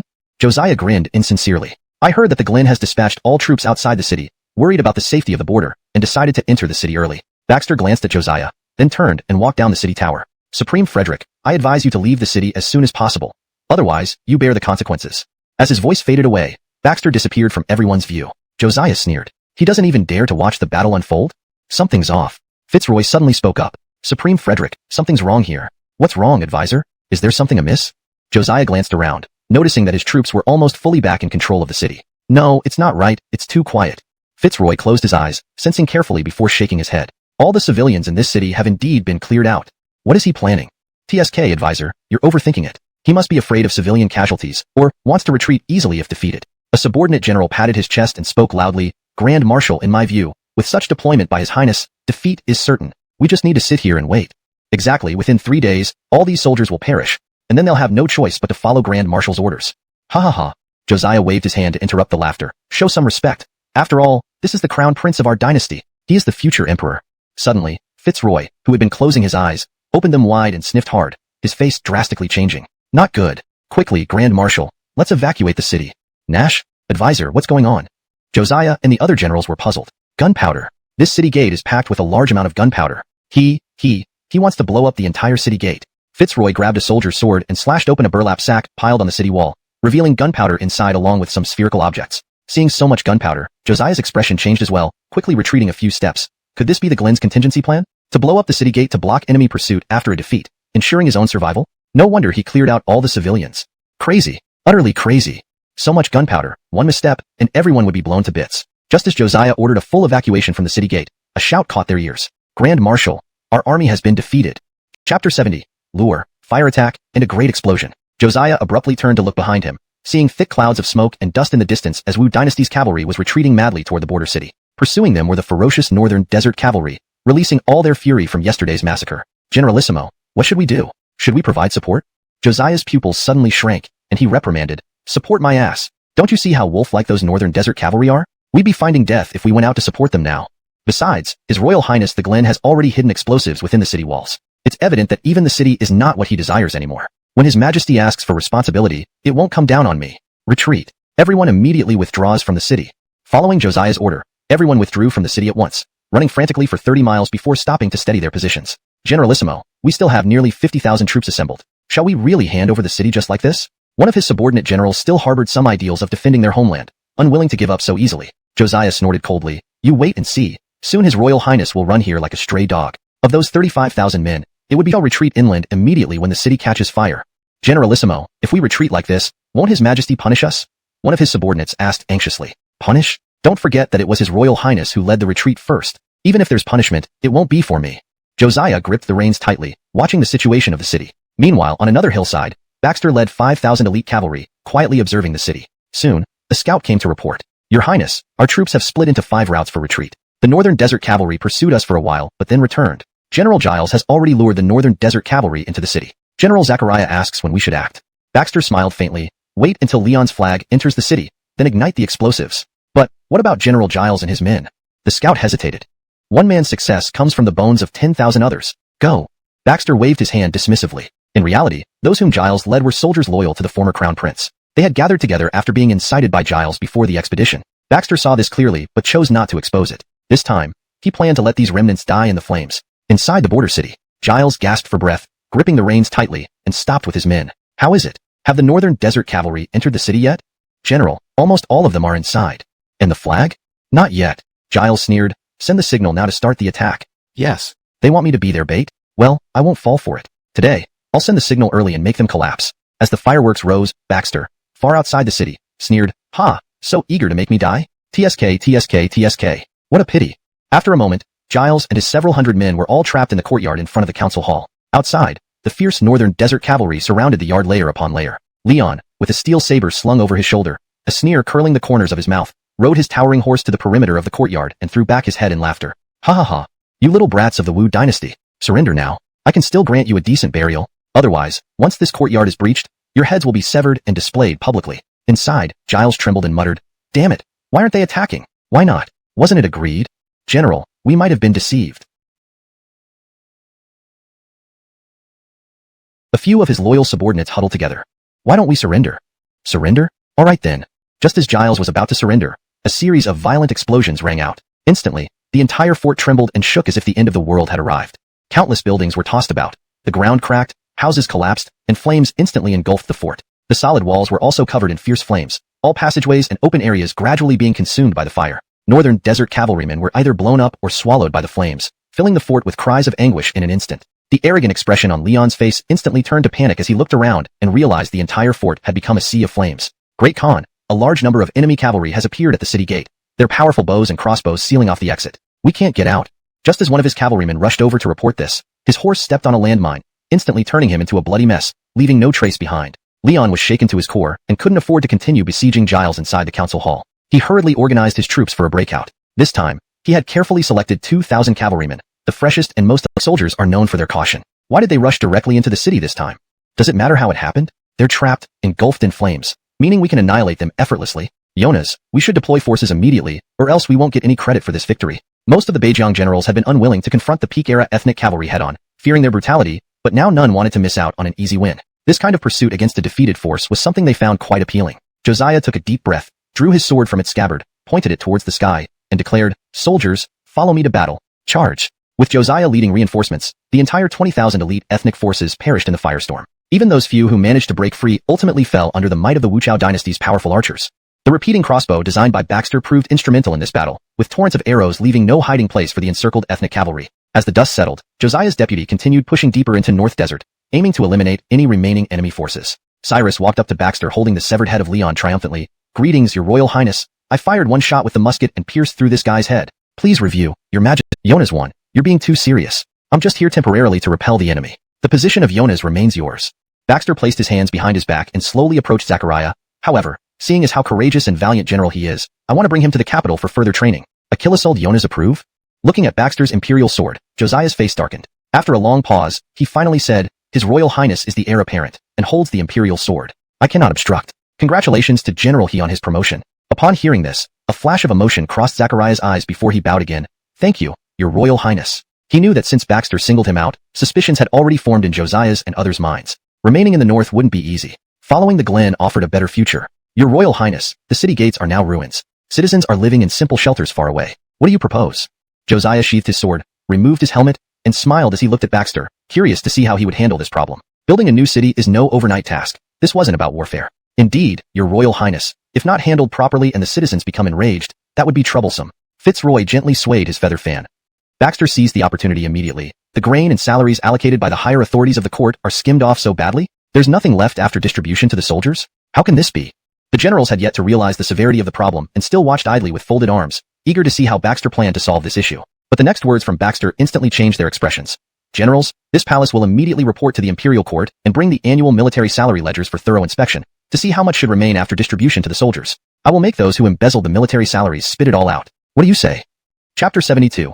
Rebuilding the Gallender Pass. The generals present, including Josiah, all suddenly tightened their pupils and couldn't help but exchange glances. Josiah coughed lightly. Your Royal Highness, the soldiers on the border can actually help build the city walls and houses. We just need a bit more silver from the court. He was joking. The military pay at the border had been siphoned off layer by layer. Hadn't each of these generals gotten their share? If a real investigation were conducted, those officials in the capital would have their own ways to protect themselves. Wouldn't they be doomed? Baxter pretended to be surprised. General 1, I'm afraid it won't work. The soldiers on the border are already working very hard in battle. How can they also build city walls? Guarding the border is the responsibility of the border soldiers, and these are all part of their duties. Josiah said with a smile. Can they read and defense points marked on the blueprint? For a long time, Josiah finally regained his senses, staring blankly at the distance. After a while, he sighed. Brilliant, absolutely brilliant. Great General, this drawing is so ingenious. Let me see. Fitzroy took the blueprint from Josiah and was immediately captivated. Although they both commanded the border and were somewhat timid, they weren't lacking in basic knowledge. They just didn't want to exert much effort. Fitzroy quickly scanned the contents of the blueprint, and his eyes gradually lit up. After a while, he slapped his thigh. Good, excellent. Building the city walls this way can withstand an army of 10,000. Seeing the two commanders so impressed, the remaining generals exchanged glances, closed their mouths, and felt their faces burning hot. They had just mocked Baxter thoroughly. Josiah looked in the direction where Baxter had left, took a deep breath, and sighed. The Glen is truly a genius. Order all soldiers to fully dedicate themselves to building the city walls and constructing civilian houses, restoring the border as soon as possible. Understood. Also, Josiah whispered to Fitzroy, advisor, from now on, let's put aside withholding soldiers' pay temporarily, I fear. I understand. Fitzroy, a shrewd person, naturally understood what Josiah meant. To go far, one must think long-term and not be too— All of you may step back. I'll handle her. Yes, Your Highness, Glenn. After all the surrounding soldiers dispersed, Baxter went forward to untie the ropes binding the girl's hands and gently helped her up. The girl was clearly still frightened, her body trembling continuously, and she did not dare to meet Baxter's eyes. Without asking her anything, Baxter took 2 pancakes from a nearby cook's tent and handed them to the girl. Take them and go. Holding the pancakes in both hands, tears welling in her eyes, the girl looked at Baxter in disbelief, clearly not believing that he would just let her go like this. Baxter smiled slightly. What, do you need me to escort you? Never mind. Never mind. Cyrus, you take her to wherever she wants to go. Give her 5 taels of silver to buy some food, and tell her not to steal again in the future. Yes, Your Highness. Cyrus, who was usually very kind, smiled warmly. Let's go, young lady. Baxter shook his head and smiled, not taking this matter to heart. After all, in these borderlands torn by war where the city gate had been destroyed, it was common to see homeless refugees. If he were to take charge of the Wu Dynasty one day, he would definitely implement policies to properly manage such issues. Back in his tent, Baxter immediately summoned the scout and asked if Adelia capital city to the north in the Baymar region. How can we use our infantry to resist the cavalry? Sigh. Adebayo Crown has always stayed within the palace, never experiencing the battlefield personally. How could he possibly win?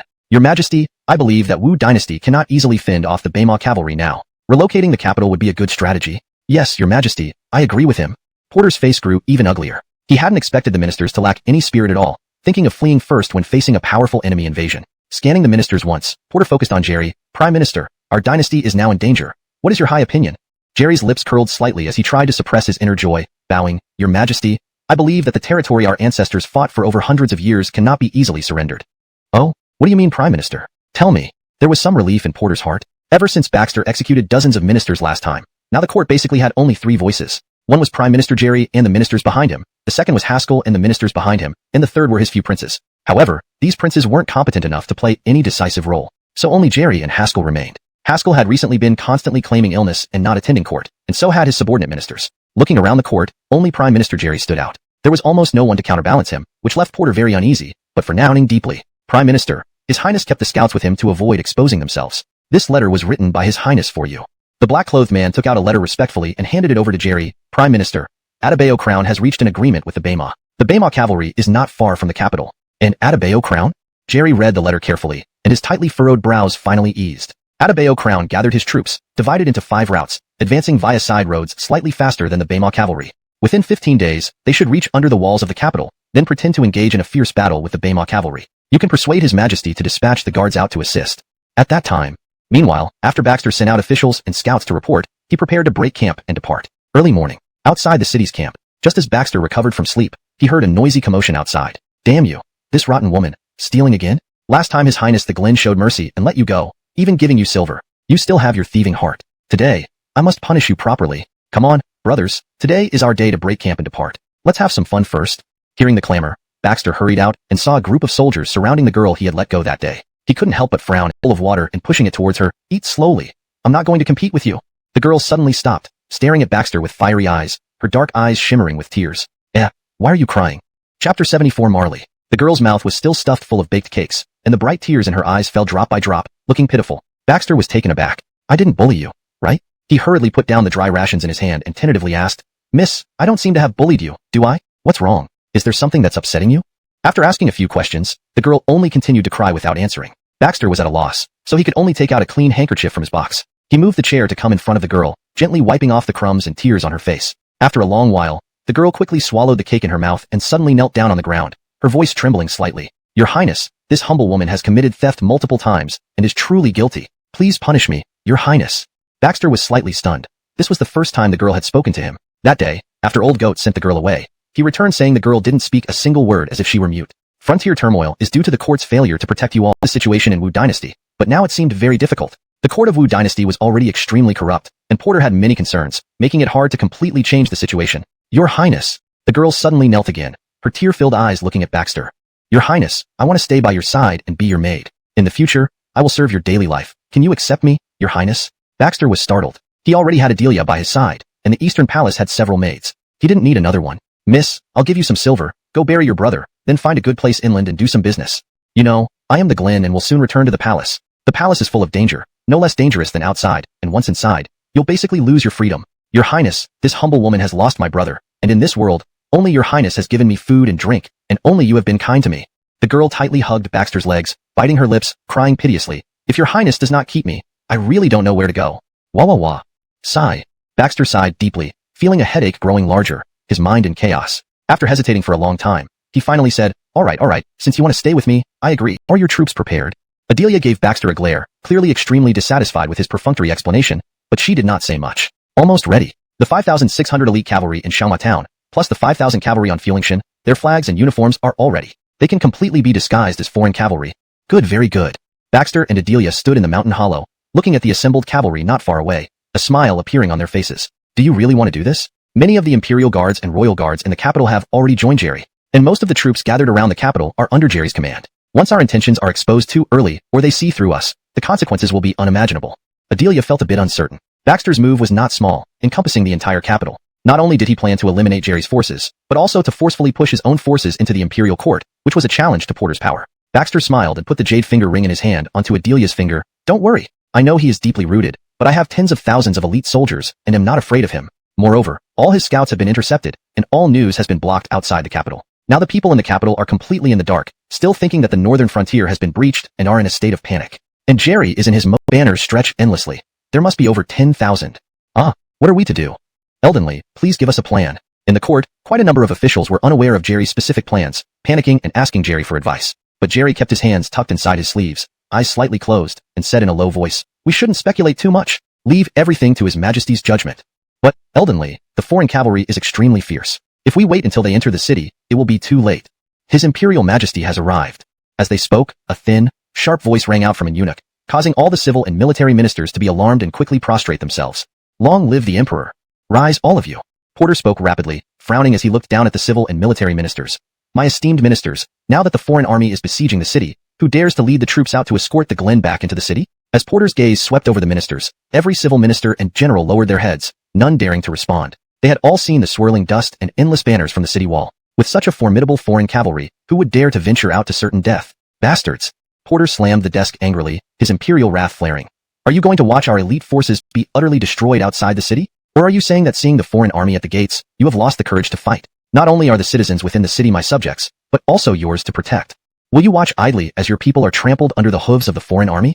Well, very well. After a long pause with still no response, Porter laughed bitterly in anger. Since you fear death, I shall personally lead the Imperial Guards into battle. Your Majesty, absolutely not. Upon hearing this, the ministers rushed to dissuade him. If Porter really went to war, taking away all the elite forces, wouldn't they be left as lambs waiting to be slaughtered within the city walls? Jerry slowly stood up and bowed. Your Majesty, this humble minister believes there are still 30,000 elite soldiers in the city, moving these 30,000 out of the palace to defend the city walls. Plus, with the Glen regrouping the remaining troops outside the city and uniting with other armies, there should be several tens of thousands of troops. We might not lose to the foreigners. When the army outside the city ties up the foreigners so they cannot escape, Your Majesty can then lead the army out and launch a surprise attack. Porter thought for a moment and said in a solemn voice, agreed. Follow the Eldon's suggestion. The Imperial Guards and Palace Guards need not defend the palace anymore. They will all go to the city walls. Obey Your Majesty's decree. Jerry lowered his head, a sinister smile playing on his lips. With the Imperial Guards and Palace Guards moved away from the palace, only 1,000 or so eunuchs would remain, hardly a threat. Jerry led a few trusted ministers away from the Hall of Supreme Harmony swiftly. Eldon, shall we act now? Yes, move the Imperial Guards and Palace Guards away quickly, then send signals to the Glen. We will open the city gates and work inside out. Yes. Meanwhile, outside the city, Baxter pretended to engage the foreigners, gradually approaching the capital. Below the city, tens of thousands of troops were assembled. Glen, retreat toward this side. Let us assist you. At this moment, the loyal Imperial Guards and Palace Guards arrived at the city gate, directly slaughtering the surrounding soldiers and opening the gates. Eldon Lee assumes the throne, welcoming the Glen's army into the city. Any resistors will die. Hyatt's roar sent shockwaves among the guards inside and outside the city, some unsure of what to do. What? Eldon Lee is usurping the throne? This is treason. The Wu Dynasty has lasted for centuries. Can we allow traitors to rebel? Soldiers, we mustn't let them through. Now that the entire court belongs to Lord, ought to succeed. Now the entire capital, except for the palace, is under my control. As long as we capture the palace, Wu Dynasty will be ours.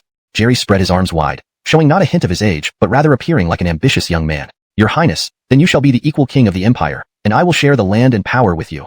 Baxter smiled slightly, a sharp gleam flashing in his eyes. If so, let's set off immediately. In the Hall of Supreme Harmony, a small eunuch rushed in, crawling and crying as he knelt on the ground. Your Majesty, something terrible has happened. Lord Eldon has rebelled. Chapter 76, Imperial Decree to Slay the Rebels. A shout rang out, shocking everyone in the Imperial Court. Porter stared intently at the young eunuch below him, his eyebrows furrowed. What did you say? Your Majesty, it's true. The Eldon led the Imperial Guards and the Palace Guard to surround the palace. The foreign tribes outside the city walls are not foreigners at all, but rather disguised loyalists of the Glen. The Glen.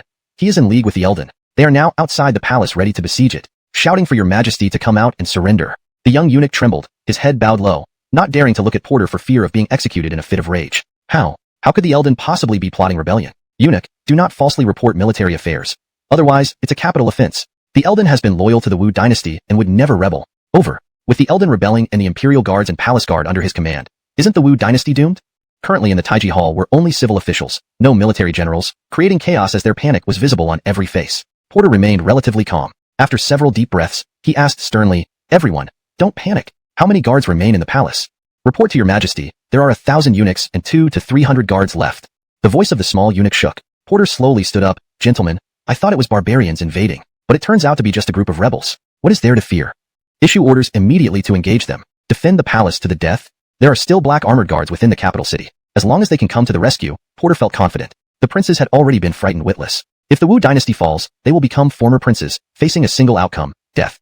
Father, why not temporarily surrender to the Eldon as a stopgap measure? We can then secretly gather loyal forces from across the empire to reclaim the capital. Yes, father, there are tens of thousands of troops out. They all looked away, unable to meet his eyes. Jerry showed no shame, instead laughing. Your Majesty, the Wu Dynasty's fate is sealed. I advise you to lay down your arms, come out and surrender, and I will allow you to live as a noble duke. If you continue to resist, it will end in bloodshed. Atabeo 6th, I am deeply disappointed in you. Porter looked down at Baxter, full of disappointment and indignation. I didn't think you joined the rebels to seize power for our dynasty. Glen James was also released from solitary confinement and stood on the city wall with other princes, civil officials, and guards, trembling at the sight of the vast rebel army. Father, there are simply too many rebels. Why not? Preserve strength for later. If we really fight to the death, who will revive the Wu Dynasty? Porter looked sternly at the timid James and coldly said, I warned you that whoever speaks of surrender will be executed. Father, please spare me. James repeatedly pleaded for mercy, looking down at the tightly surrounded palace, swallowing hard, hair standing on end, barely able to stand. Father, where are the black armored guards? If they were here, they could surely save us. Do not panic, Porter gently said. As long as we hold on a bit longer, the black armored guards will certainly come. Jerry clearly realized that Porter was stalling for time, and he also knew due to his overwhelming power and possession of the military seals. Glenn, watch your words. What do you mean? Jerry sensed something amiss and sternly demanded an explanation. At this point, Baxter suddenly clasped his hands and said, Father, please grant me permission to purge the treacherous officials. The 4 words, purge the treacherous, echoed firmly. Porter immediately understood Baxter's intent and smiled, slapping his hand on the wall. I grant it. By imperial decree, execute the rebels. Baxter swiftly drew a firearm from his waist and aimed it at Jerry's head. Bang. Chapter 77. The dust settles, a letter from Liang Kingdom. Silence. Beyond the city wall was a deathly silence. Countless soldiers stared blankly at Baxter, not understanding why His Royal Highness the Glen, who had been an ally beside the Prime Minister just a moment ago, had killed the Prime Minister in the next. Hyatt gaped at Baxter, his eyes filled with shock. Have you gone mad? Ha. Baxter, without a shred of mercy, looked at this underling who followed Jerry and mercilessly pulled the trigger again, blasting open his head. The remnants around Jerry, if not handled properly, could pose even greater harm than Baxter's former subordinates. He's gone mad. Baxter stood among only 17 or 18 remaining civil ministers, while Porter sat back on his dragon throne. The remaining royal princes stood nervously on the side, sneaking glances at Baxter, their hearts pounding as if extremely afraid of this 6th brother. Basim's throat bobbed up and down, swallowing saliva several times, his breathing quickened. When did his 6th brother become so ruthless? That was Prime Minister Jerry, a figure deeply rooted in the Wu Dynasty for countless years, and he was killed like that? 15 days ago, your son annihilated the elite cavalry of Northern Desert, beheading leader Leon. Today, I have eliminated the treacherous within the court, and specially come to report to your majesty. Porter nodded gently. My 6th son, you have done very well. Truly worthy of being my child. Placing the position of Glen of Wu Dynasty in your hands makes me feel greatly relieved. Basim's heart skipped a beat. Lowering his head, his pupils trembled violently. These words were undoubtedly a confirmation of Baxter's position by the Bryce. From now on, it would be even more difficult to snatch the position of Glen. Isidore, what do you think should be done with these treacherous subjects of Jerry?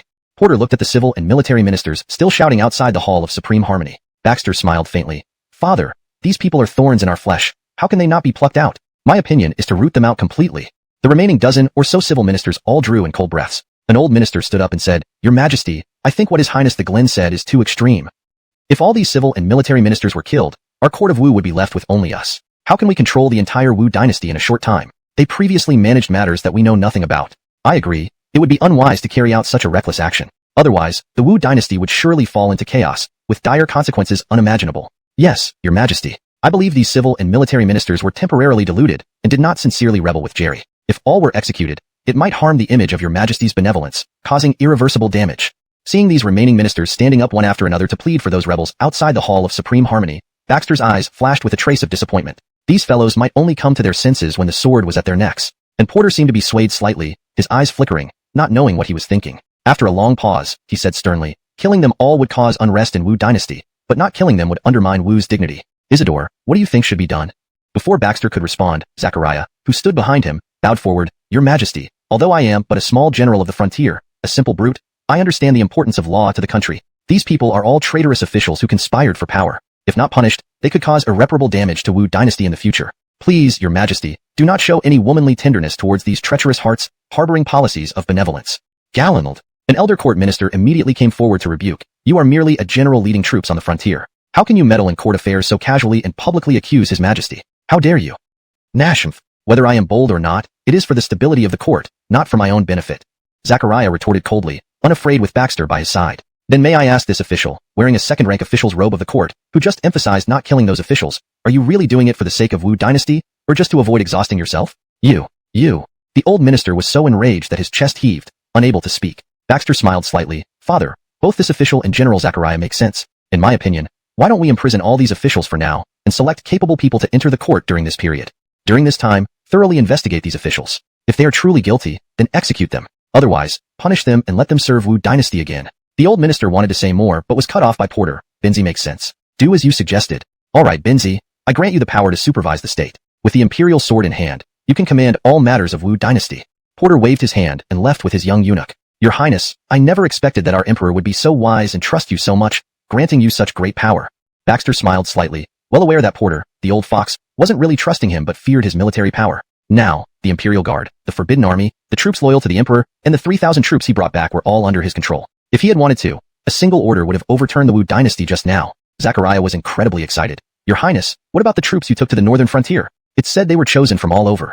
Before Baxter could respond, Cyrus hurriedly approached with a letter in hand. Your Highness, this is a letter from Liang Kingdom. Chapter 78, Trenton slashes at the soldiers, tensions arise. The letter from Liang State? Adebayo Baxter gently took it, unfolded and scanned through it. His brow furrowed slightly as he pondered over its contents. The current sleeping quarters had been rebuilt, much simpler than before. Adelia was still sitting in front of the bronze mirror, fixing her appearance. There was an additional helper named Ainsleyer in the room, tidying up the bedding. General, from now on, the room next to this one will be yours.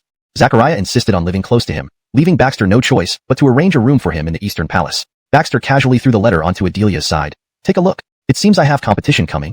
Adelia picked up the letter with confusion, read it, and showed a deep, contemplative expression. It appears your trip to Liang State isn't going smoothly. The small Western countries are Adelia frowned slightly, but their temperament is extremely volatile. They frequently argue with other soldiers. I fear that keeping them together with other armies long-term will lead to problems. They originally followed you. Perhaps they only listened to you. For others, they may not be so. Before Adelia could finish, Addison rushed to knock on the door urgently. Your Highness, it's not good. There's trouble. Those people from Fulling Mountain are starting a riot. What? Baxter stood up abruptly. Outside the capital, in the military camp, Trenton led dozens of men, brandishing knives and swords at the opposing soldiers. Damn it. It was your soldiers who were arrogant and stole our things. Now you want to beat us?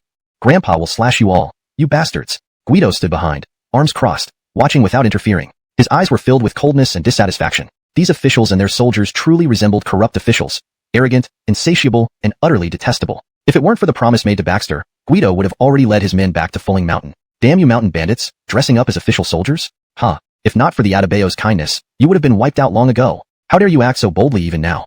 What are you saying? Trenton shouted fiercely, his anger fully ignited. He broke free from the soldiers restraining him and swung his knife at them. Thud. The opposing soldiers were no match for Trenton's martial prowess. Before they could even react, one was instantly split in two. Blood soaked into the ground, and an eerie silence fell over the area. The Imperial Army soldiers looked at the men from Fulling Mountain and roared in anger. Rebellion! These mountain bandits are rebelling. Guido clearly didn't expect Trenton to actually kill the soldier. This was killing an Imperial soldier, tantamount to a direct provocation to the court. Achilles or still, they were currently outside the capital, surrounded by tens of thousands of the Imperial Army. If things escalated, the consequences would be unimaginable. Kill these mountain bandits. Butcher them. Chapter 79. Son-in-law, the counterbalance. Clang. In an instant, the people of Fulling Mountain had already drawn their weapons, eyeing Baxter with hostility as if ready to strike at any moment. To them, Guido and Demetrius were their leaders with deep ties. They barely knew Baxter, having no particular affection for him, making it impossible for them to follow his orders blindly. Everyone halt. At a critical moment, Guido bellowed, turning back to face his men who had unsheathed their blades. What are you doing? This is His Royal Highness, the Glen. Do you wish to die? Sheath your weapons. But, Your Highness. Interrupting them, Guido roared, Be silent. I said sheath your weapons. Didn't you hear me? Reluctantly, the men of Fulling Mountain resheathed their weapons, though the hostility in their eyes remained undiminished. Guido then gave a slight bow towards Baxter. Since we have decided to serve under His Highness, such incidents will not be tolerated. Whatever needs to be done shall be left to Your Highness's discretion, and I shall not interfere. Just as Baxter was about to speak, a low voice came from behind him. Killing Imperial soldiers in public. What is this if not treason? All present furrowed their brows and turned around to see a man in official attire slowly stepping forward, who did not even pay respects upon seeing Baxter. I am Ainsworth, the Imperial son-in-law of Wu Dynasty, who just returned to Wu today. By the grace of my father, the Emperor, I have been appointed as the new Prime Minister of our dynasty. Additionally, I am responsible for overseeing all officials. In other words, I have the authority to know and supervise whatever anyone does. Observing Ainsworth's arrogant expression, Baxter was quite surprised. He hadn't heard of Porter having a son-in-law. Do you know who I am? Of course. Ainsworth showed no fear before Baxter. His Imperial Highness, the current Glen. Unfortunately, I also wield the Emperor's sword, and not just any sword. It's the one that oversees all officials in the realm, far more authoritative than yours. As he spoke, Ainsworth indeed drew a golden long sword from his waist, adorned with red tassels symbolizing execution. Baxter's eyes gleamed. So, according to you, I mishandled this situation? Haha, certainly mishandled. Ainsworth held the Emperor's sword while addressing Guido and the others with an air of superiority. As former bandits now serving the court, you should resolve to reform yourselves instead of continuing to act recklessly. Guido's subordinates glared coldly, clenching their fists tightly, itching to teach this boastful and provocative man a lesson. Ainsworth's gaze suddenly turned frigid as he looked at the restrained Demetrius. Rebels like you, who defy the court's instructions, deserve a public execution to set an example. You dare. If you dare kill our second chief, we'll level this damned capital and cut down all you corrupt officials. Why don't you try it? This statement incited fury, causing numerous heroes from Fulling Mountain to draw their swords again, escalating tensions dramatically. Unexpectedly, Ainsworth showed no fear, relying on the Imperial Army behind him, waving the Emperor's sword continuously. Are you plotting rebellion? Archers, prepare. If these bandits make any move, kill them without mercy. Seeing both sides once again bracing for battle, Baxter inwardly cursed, quickly stepping forward. Master Dominic, let the brothers put away their weapons. I'll handle this matter. Guido cast a deep glance at Baxter before signaling his men to resheath their weapons. Glenn, we have pledged loyalty to you, not the court. If things continue thus, we might have to return to Fulling Mountain. Baxter nodded and turned to Ainsworth, frowning slightly. Where had this hothead come from? He seemed very confident. Son-in-law, they have some connection with me. Can I handle this matter? After sizing up Baxter, Ainsworth shrugged. Since it's the Glen speaking, I must give you this courtesy. But, Your Highness, since I hold the Emperor's sword, final judgment or punishment must be reported to me for approval before execution. The deadline is 3 days. Seeing Ainsworth extend 3 fingers, Baxter felt an urge to draw his sword and cut him down but suppressed his anger, maintaining a calm smile. All right. Well then, Your Highness can manage it. I won't disturb you further. What? The son-in-law? Adelia's body trembled slightly, her eyes reflecting a trace of nostalgia. After a long pause, she asked, You saw Ainsworth? Baxter paused in the act of pouring tea and said, You know him? Not really. Adelia shook her head, a hint of surprise between her brows. His mother is from the western regions, and his father is from our Wu Dynasty's frontier. They say his father passed away when he was very young, after which Ainsworth lived in the western regions with his mother. Many years ago, the small countries of the western regions wanted to unite to pressure the Wu Dynasty. It was when His Majesty had just ascended the throne, and the power base was unstable. He could only send a princess for a political marriage. In reality, it was sending the princess as a hostage. She never returned after all these years. Who would have thought that upon returning this time, he would be entrusted with such important tasks by His Majesty? Ha.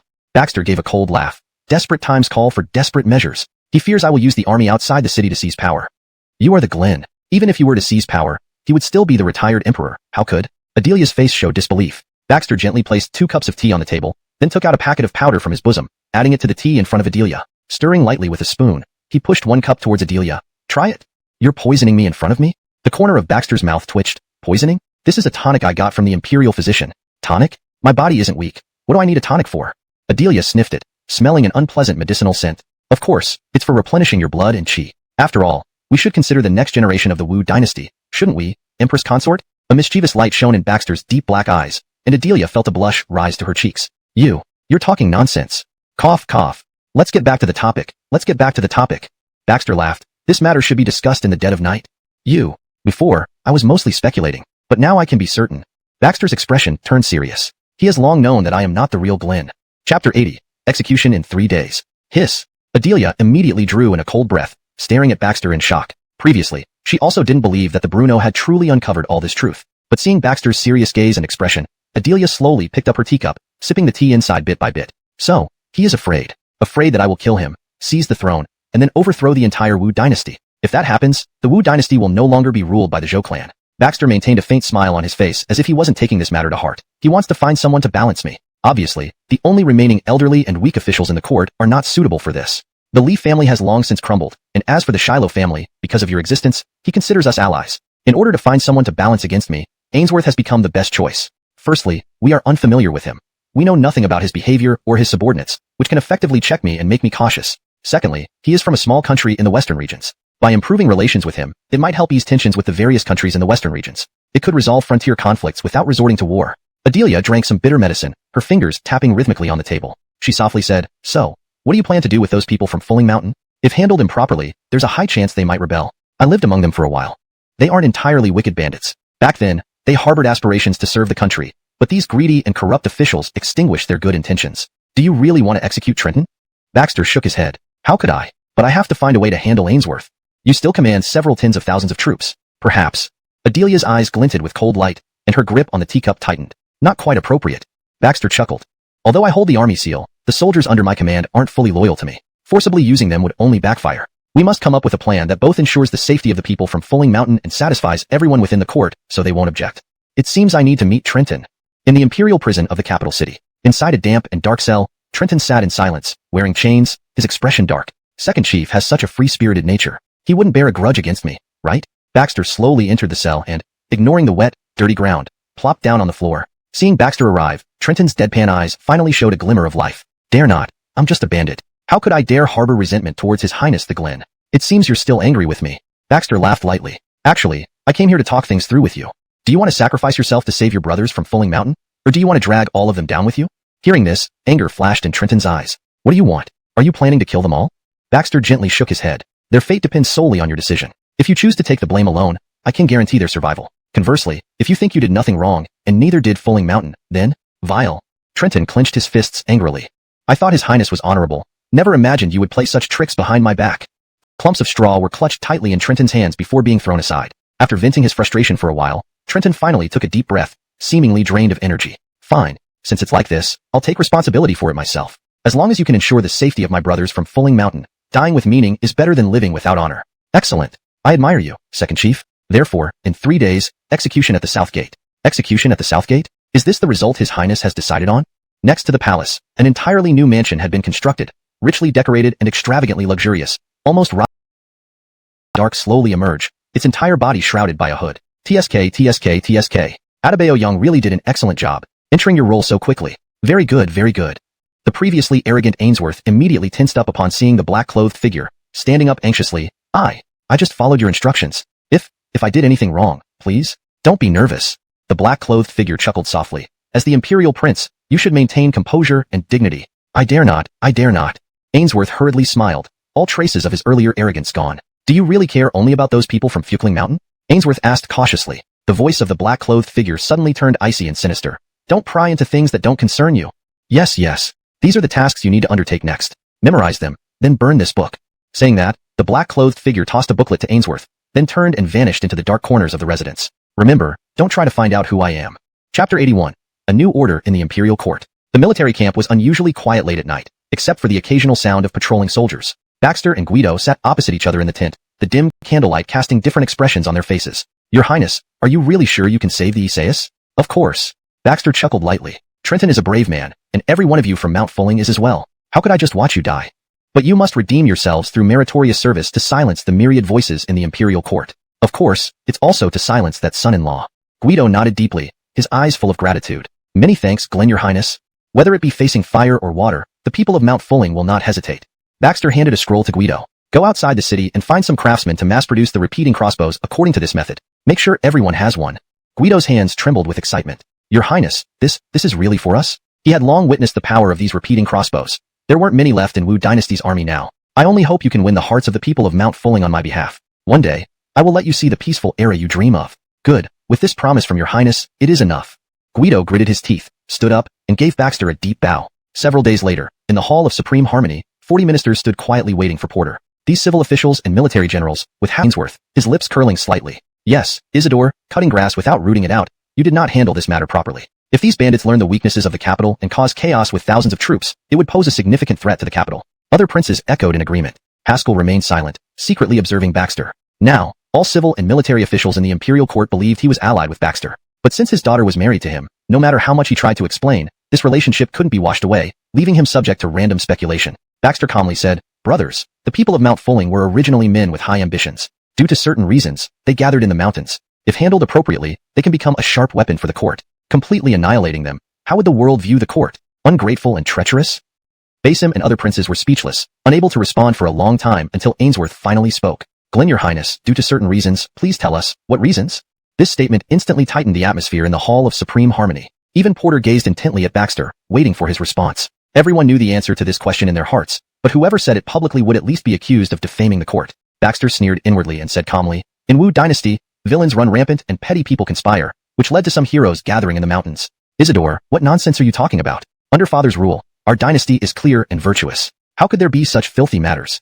Basim jumped out first, desperately defending Porter to gain favor, completely unaware of the cold look in Porter's eyes. Yes, Your Highness, under His Majesty's rule, our dynasty is flourishing and gradually reaching a more glorious peak. How could there be such dark matters as you mentioned? Some civil officials also mustered up the courage to echo these words. Haskell cursed silently in his heart. These old fools were truly nothing but idiots. They had no sense of discernment at all. How could His Majesty not know about these things? He just didn't want to make it explicit. Since the Glen wanted to speak out, they should have patiently observed instead of rushing to be noticed. Sure enough, the next moment, Porter pounded the dragon table and said sternly, Enough! The true state of my Wu Dynasty is clear in my heart. It's because of flatterers like you that the atmosphere has become unbalanced, leading to the gradual decay of the Wu Dynasty. Isidore, you're right. Continue speaking. Basim quickly Thornaldai shrank back, not daring to show off again, breaking out in cold sweat immediately. What was Father like today? How could he talk about such things openly? Standing at the front, Ainsworth's eyes flashed with a hint of coldness deep within. After several days of interaction, Porter had been very supportive of him, even giving him the feeling of meeting a kindred spirit. But today in court, Ainsworth felt an unfamiliarity from Porter. Baxter's sharp eyes swept over those who had just flattered him, and he said coldly, "Father, I can now assure you that as long as the court wants to mobilize the Fulling Mountain troops, they will immediately become an invincible royal army." Isidore, aren't your words somewhat exaggerated? Basim couldn't help but say, "These bandits are lucky if they don't hold grudges against us. How can they possibly follow the court's orders without question? I estimate that these bandits are probably already discussing how to break through the encirclement and return to Fulling Mountain." The Daryl makes a valid point. The bandits of Fulling Mountain are simply not trustworthy. Your Majesty, we must not heed the Glen's words this time. Once these bandits escape the control of the army, they will immediately dominate a region, posing a huge threat to our Wu Dynasty. Porter pondered for a long while before saying solemnly, "Since this is the case, summon Guido to the Hall of Supreme Harmony." Chapter 82. The Fulling Army. Guido entered the court, standing with his head held high and refused to kneel, immediately angering the surrounding ministers. "Gallant old mountain bandit, how dare you not kneel in court?" Porter. This time, Porter also showed signs of displeasure. After a long silence, he said, "My sixth son, since Galen's Dominic trusts you so much, the task of reorganizing the heroes of Mount Fulling into the Fulling Army is yours." "Yes, father." Baxter bowed deeply. "Recently, my health has been poor. I shall take my leave now." After Baxter and Guido left, the court erupted into discussions again. Adebayo Basim, the second prince, stood up directly. "Father, the sixth prince is becoming increasingly presumptuous, even leaving mid-court session. It's all because he wields military power. You shouldn't have left that power in his hands." Other princes echoed him. Unwilling to deal with his incompetent sons, Porter turned to Ainsworth. "Son-in-law, what do you think of the Glen's capability? Can he shoulder the responsibility of our empire?" Ainsworth smiled and bowed. "Father, His Highness the Glen acts wisely and has a strategic mind. He can certainly manage it." Upon hearing this, the other princes exchanged glances, surprised that Ainsworth would speak on Baxter's behalf. "But, I heard that His Highness wants to marry into the Liang Kingdom?" "Yes, that's true. I've arranged it." Porter nodded. "Is there a problem?" "Your Majesty's intention is good, but I heard that the Glen of Baojiang in the western regions also intends to form an alliance with Liang." "Oh." Porter was taken aback for a moment. "The western Baojiang Kingdom? How bold of them. Knowing that Liang already approved it, they still dared to act ahead of us. Father, I fear the journey won't be smooth for His Highness the Glen." Ainsworth bowed. "Since he's going far away, and the Fulling army refuses to follow others' orders, perhaps let him take them with him?" Porter's eyebrows twitched. After pondering for a while, he agreed solemnly. "Very well, it's settled. Son-in-law, inform him." "Yes, father." Outside the Eastern Palace, Guido waited outside the sleeping quarters for Baxter. Soon, Baxter emerged with a soldier clad in armor and laughed. "I've selected one of my personal guards to assist you, Galen's Dominic. Wishing you success in clearing the pirates." "Thank you, your highness." Guido didn't say much. After bowing in gratitude, he left the palace with the soldier. It wasn't until they reached the military camp that Guido looked at the soldier, tears welling up in his eyes. "Brother." The soldier also spoke in a rough voice. Brother, I'm really alive." The man before him was Trenton, who had been disguised by Josue and had managed to escape execution by substituting a criminal. Back and forth, it might take more than a month. Don't forget, the Glen of Baojiang in the western regions also has his eyes on the princess of Liang Kingdom. Baxter was studying how to make rifles. Hearing Adelia's words, he looked up and smiled. "Are you so eager for me to go for the marriage alliance with the princess of Liang Kingdom?" "You, Nashmf. Forget it, do as you please, I won't interfere." Adelia frowned slightly and gave Baxter a glance. "Haha, don't worry." Baxter buried himself back into his rifle study. "Liang Kingdom delivered this letter directly to me, not to my father the Emperor, indicating they do not wish to ally with Baojiang Kingdom. Even if the Glen of Baojiang Kingdom arrives first, it will be of no use." Baxter shook his head. "I can still use this time to prepare well?" Suddenly a fine, sharp voice of a eunuch rang out. "Your Highness! Your Highness! The Emperor summons you to the Imperial Study." Chapter 83. Demonstrating Weakness to the Enemy. Imperial Study. Porter sat on the dragon throne, brows slightly furrowed as he reviewed memorials, occasionally dipping his brush in ink to annotate them. "Your humble son pays respects to His Majesty." Only when Adebayo Baxter arrived did Porter put down his brush, but worry still lingered on his face. He then slid a letter forward. "This is a letter from the Glen of Baohuang, a western region's kingdom. Feigned weaknesses, they will believe in their superiority over us, at least psychologically. As the saying goes, pride always precedes a fall." Indeed. Porter listened intently, nodding repeatedly. "Sixth son, your analysis is sound. What do you think the Glen of Baohuang will challenge you with?" "It will likely be something he excels at. If my guess is right, he is proficient in archery and horsemanship, and might want to compete in archery. That's one possibility, but as for others, I am unsure." Baxter smiled. "Father, please allow me to feign illness. When the Glen arrives, let him wander around and observe our kingdom." Seeing Baxter's mischievous smile, Porter immediately understood. "I see. You truly live up to being my son. Well then, your humble son will take his leave. Go ahead." Watching Baxter leave, Porter seemed to lose all energy, leaning back limply in his chair, eyes staring blankly ahead. After a while, he forced a bitter smile. Sixth son, how I wish you were truly my sixth son." The wind outside grew chilly, seeping through the open door and making Porter tighten his robe. "Little Woozy." "Yes, your Majesty, we are waiting outside. Tell Jody second to wait for me in the harem." "Yes, your Majesty." That afternoon, outside the capital city gates, an extremely luxurious caravan arrived. The ornate carriages were adorned with gold, hanging with "Your Highness, the Emperor and the Glen are indeed ill. The Emperor also instructed that you should feel free to tour the capital city and even the Imperial Palace. Once they recover, they will receive you."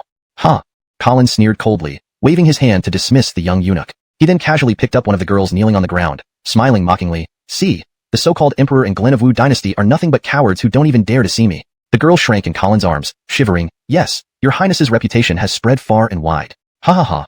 Come, let's go see this so-called Imperial Palace. For 5 whole days, Colin toured the Imperial Palace inside and out with the 2 girls, almost everywhere except the harem. He caused trouble wherever he went, even demanding to watch the Imperial Guard's training exercises, acting arrogantly. Since Porter had given instructions to all places, no one dared to stop Colin. They let him wreak havoc both inside and outside the Imperial Palace. During these days, Baxter did not show up. Colin lay listlessly on the bed, while the 2 girls beside him revealed much of their skin. Alas, if the Wu Dynasty's Glen really fears me, couldn't he just send a letter saying he won't come to Liang Kingdom? Why waste my time here? Colin snorted with derision.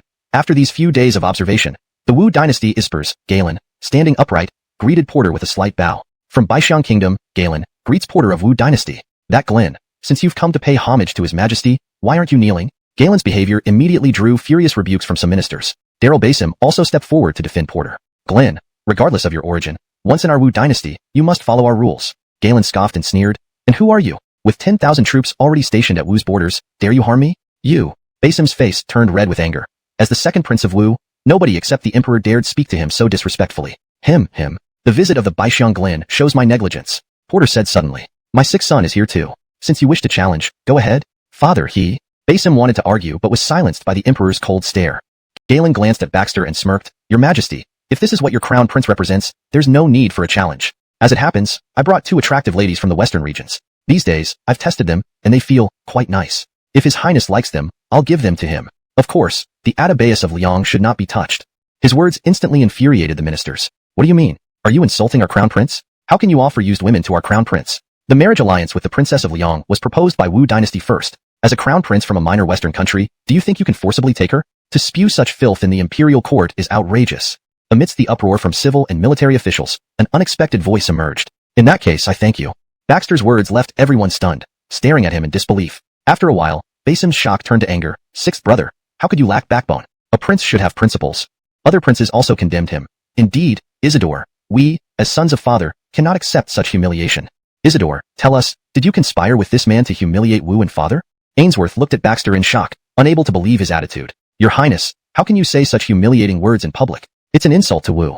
Oh, our prince lacks such integrity. What a disgrace. Your majesty, we cannot allow the prince to do this. Given his illness recently, perhaps he should return to Dong Palace to recover. The ministers spoke one after another, while Galen, standing proudly, watched Porter and Baxter silently. Finally, Porter spoke. Baixiang's Glen, since you wish to challenge my 6th son, no matter the form, I will not intervene. Go ahead. Baxter nodded slightly, taking a couple of steps toward Galen, smiling. I'll accept the ladies you offered, but we still need to proceed with the challenge. Humph, begging for humiliation? Galen disdainfully sized up Baxter. Fine, I'll grant you that. For the first event, shall we compare archery skills? At the training ground, Porter and civil and military officials sat on the elevated platform, watching Baxter and Galen below, both riding tall horses and holding bows and arrows. However, upon closer inspection, Baxter had a repeating crossbow hanging from his waist. May I ask Atabeo Galen, are there any specific rules for this competition? Baxter asked with a light laugh. Galen laughed heartily. Ha ha ha, as long as you can outperform me in horseback skills and knock me off my horse, even if you use a spear to throw at me, it's fine. Baxter nodded, waiting for just these words. He immediately discarded the bow and arrow in his hand and switched to the repeating crossbow on his waist, leisurely crossing one leg over the other while on horseback. Are you showing contempt for me? Galen's smile suddenly vanished, anger flickering in his eyes. Your Highness, Glen of Wu Dynasty, have you thought it through? My equestrian and archery skills are unmatched in Baixiang Kingdom. If you get knocked off your horse by me later, don't cry out in pain. Of course. Baxter slightly bowed his hands, a mysterious smile appearing at the corner of his mouth. The ministers on the elevated platform watched Baxter pull out the repeating crossbow, all lowering their heads, trying hard to suppress their rising smiles. They had all witnessed the power of the repeating crossbow before, capable of firing 10 bolts at once, piercing through heavy armor within 200 paces. Ainsworth frowned, puzzled. What is that thing in his highness' hands? Having been in Wu Dynasty for not long, he was unfamiliar with such rare weapons. Basim explained softly in his ear, Sir-in-law, that's a repeating crossbow developed by my 6th brother. It can fire 10 bolts at once, with immense power. 10 bolts? All at once. Ainsworth's heart trembled slightly. If this were equipped in an army, 10,000 men could easily fend off an opposing force of 100,000. As they spoke, Galen had already spurred his fast horse towards Baxter, drawing back his bowstring and aiming an arrow at Baxter. But Baxter dodged with a swift movement, then raised the repeating crossbow to aim. Is it my turn now? Chapter 85. Making demands and taking control. 10 crossbow bolts were fired in quick succession, causing Colby to be greatly alarmed as he clumsily dodged. However, the short crossbow bolts were extremely fast. Even as he tried every possible way to avoid them, 3 bolts still struck his arm and thigh, blood spurting out. How is this possible? Colby gritted his teeth through the intense pain, pulling out the crossbow bolts from his arm and thigh, his eyes flashing with shock. No, it can't be. How could you have such a terrifying weapon? At this moment, the civil and military officials sitting on the high platform maintained their composure, pretending not to see. It seemed that the Adebayo of Bao Huang was not very smart. Couldn't he tell that the opponent held a new type of weapon? He didn't even consider being cautious. Baxter looked at the pained Colby and smiled, reminding him, Adebayo Colby, I advise you to give up. After all, it's not good for us brothers to draw swords over a woman. Colby glared at Baxter with hate-filled eyes, his pupils red with bloodshot veins. He clenched his teeth and pulled out the arrows one by one, snapping them before throwing them to the ground forcefully. Give up? Why should I? The Adebayus of Liang is mine. Do it again. With those words, Colby spurred his steed once more, drew his bow, and fired an arrow straight at Baxter's heart on the parade ground. Because Colby was extremely overconfident, thinking he could easily win against Baxter, he brought only 2 girls into the palace this time, not even a single guard. There was no witness around now. Initially, Baxter wanted to compete with Colby fairly and win openly so that Colby would leave early. But seeing this scene, he changed his mind. He had a bigger plan, encompassing the western countries and even the southern Liang kingdom. Baxter dismounted his horse, uncorked his water flask, sat next to Colby, sipped some water, and patted Colby on the shoulder. You've never heard of deception in war? I'll kill you. I'll kill you. You dared to ambush me. Colby screamed these few sentences before Baxter slapped him impatiently, saying, There are only 2 of us here. If you keep making trouble, I'll cut you up and feed you to dogs. You doing this? Aren't you afraid our Bao Huang kingdom will send troops to conquer the Wu Dynasty? Colby panted heavily, his eyeballs filled with bloodshot veins, looking quite terrifying. Baxter extended his little finger to dig into his ear, smacking his lips and said, Adebayo Colby, don't you understand your current situation? I can take your life whenever I want. As for what happens to the Wu Dynasty, you won't get to see it anyway. Humph, as the Glen of Bao Huang, death means nothing. If you want to make a move, do it. Colby turned his head away, clenching his teeth tightly, but his face was contorted in agony. Tisk, TSK. Cooperate. I want you to go back and tell your father about the current situation of Wu Dynasty. Then ask him to join forces with other countries in the west and launch an attack on Wu Dynasty. As for the place of attack, it should be at Dahong Mountain Pass in the western border, where there are no troops guarding. Absolutely don't advance from the major frontier towns. How about this condition? Can you agree to it? Baxter squatted down, blinking his eyes, speaking calmly without haste. Yes, no problem. Colby hurriedly agreed. My father has long wanted to invade Wu Dynasty, but he was just lacking a good point of attack. That's why he temporarily formed the Western Alliance and stationed troops at the western border. But, you seem to wish for chaos within your dynasty? Colby looked Baxter up and down, frowning and asking suspiciously. Chapter 86. Deep into enemy territory, the loyal jetty. Baxter was about to help Achilles up after brushing off the dust from his own clothes when he suddenly smirked and let go upon hearing those words. Smack. Achilles fell back to the ground, the movement aggravating his wounds, which caused him to scream out in pain. What are you doing? Baxter made a hushing gesture, a strange smile curling at the corner of his lips. So, do you wish to... Bending closer, his handsome face instantly neared Adelia's. Is this depicting us, Glenn and Glenn's? You. Adelia's face flushed red. She bit her lip tightly, snatched the embroidery from Baxter, and shoved it under the pillow, lowering her head slightly. No. Baxter pretended to be surprised. Then I'll have to guess. Since it's not us, surely it must come from daily life. Perhaps Haskell and you. Enough. Adelia's face turned scarlet with embarrassment. She immediately grabbed an unpeeled orange from the table and stuffed it into Baxter's mouth. Stop talking nonsense. Cough cough. Choked by the juice, Baxter quickly took out the orange, glaring at Adelia while peeling it slowly. I think Jetty can handle this mission. What are you planning? Adelia immediately sensed something different in Baxter's tone. Her beautiful eyes blinked, and she took the peeled orange from him, popping it into her mouth. You. Baxter was taken aback, sizing up Adelia. He laughed helplessly. The small kingdoms in the western regions have repeatedly invaded our borders. If we let them continue unchecked, our empire would struggle to thrive amidst internal and external threats. So you're thinking? Adelia stretched out her hand, mimicking a grasping motion, indicating that Baxter planned to take them over. Exactly, that's right. Bax slipped through it briefly and tucked it into his chest, speaking in a deep voice. I appreciate your highness's trust. I, Jetty, am willing to go through fire and water for your highness without hesitation. But, Jetty suddenly hesitated, appearing somewhat stuttering in his speech. He glanced at Baxter a few times and quickly lowered his head. Baxter noticed Jetty's abnormality and smiled. Are you worried about your son? Back then, Jetty's child had lost his ability in that aspect. Based on his past memories, Baxter had written down a traditional Chinese medicine remedy over these days. Your highness, you are truly divine at predicting things. I, Jetty, am already old now. Thanks to your highness's grace, even if I die fighting for you, I wouldn't mind. The only thing I can't put aside is my child. Jetty clenched his teeth tightly, holding his fists, with a look of unwillingness in his eyes. Don't worry, Jetty. What I promised, I will certainly do. Baxter wrote vigorously on the paper, quickly finishing the prescription and affixing his token seal below. Take this prescription to the Imperial Medical Bureau for the medicine. Tell them it's by order of this prince. When the time comes, let the imperial physicians explain how to clean those herbs. In no more than a month, there will be improvement. Jetty's hands trembled as he held the prescription. He slowly knelt down, tears welling up in his eyes as he looked at Baxter. Your highness, you are really immensely kind to me, to my whole family. Even if I become an ox or a horse, risking my life, I would still want to repay your highness. Baxter sighed, stood up, and helped Jetty up, smiling. Jetty, your life is your own. Live well. Your 3 children are still young. They can't lose their father so early. Get up quickly. Oh, by the way, you need to help me with something tonight. Chapter 87. Now in trouble. Seeing the gunpowder piled up throughout the secret chamber, Adelia's eyes widened instantly as if looking at a fool. She stared at Baxter and said, "This is beneath our sleeping palace. Why are you stockpiling so much gunpowder here? Do you want to die sooner?" Cough. Baxter had just swallowed a sip of tea when he spurted it out, rolling his eyes helplessly at Adelia. Your secret chamber is built so well. How could it explode? But even so, you can't pile up so much gunpowder here. Hey, that's not right. Where did you get this gunpowder? Adelia suddenly realized something, sizing up Baxter from head to toe with a suspicious look. Places with gunpowder in the capital city only include the Royal Gunpowder Factory and perhaps a few small workshops in civilian areas. But no small workshop can provide such a large amount. You wouldn't have stolen it from the Royal Gunpowder Factory, would you? It was said that Eliza was extremely skilled in martial arts and clever, yet she had an icy personality and required strict discipline among the soldiers during her military service. Once she found anyone deserting or violating military rules, she punished severely without mercy. Her reputation remained formidable among countless soldiers over these years. Stepping into the hall, Baxter saw the woman sitting on the central chair. She caught his eye immediately, causing him to pause and observe. She was in her early 30s, a prime age for a mature woman. Her voluptuous figure was enough to allure any man alive, with long and straight legs. Her delicate facial features were like those of a celestial maiden, albeit with an ice-cold appearance that no one dared to approach. Nadia, sorry for making you wait. Your Highness was dealing with some important matters with the Atabeus consort. Please forgive us.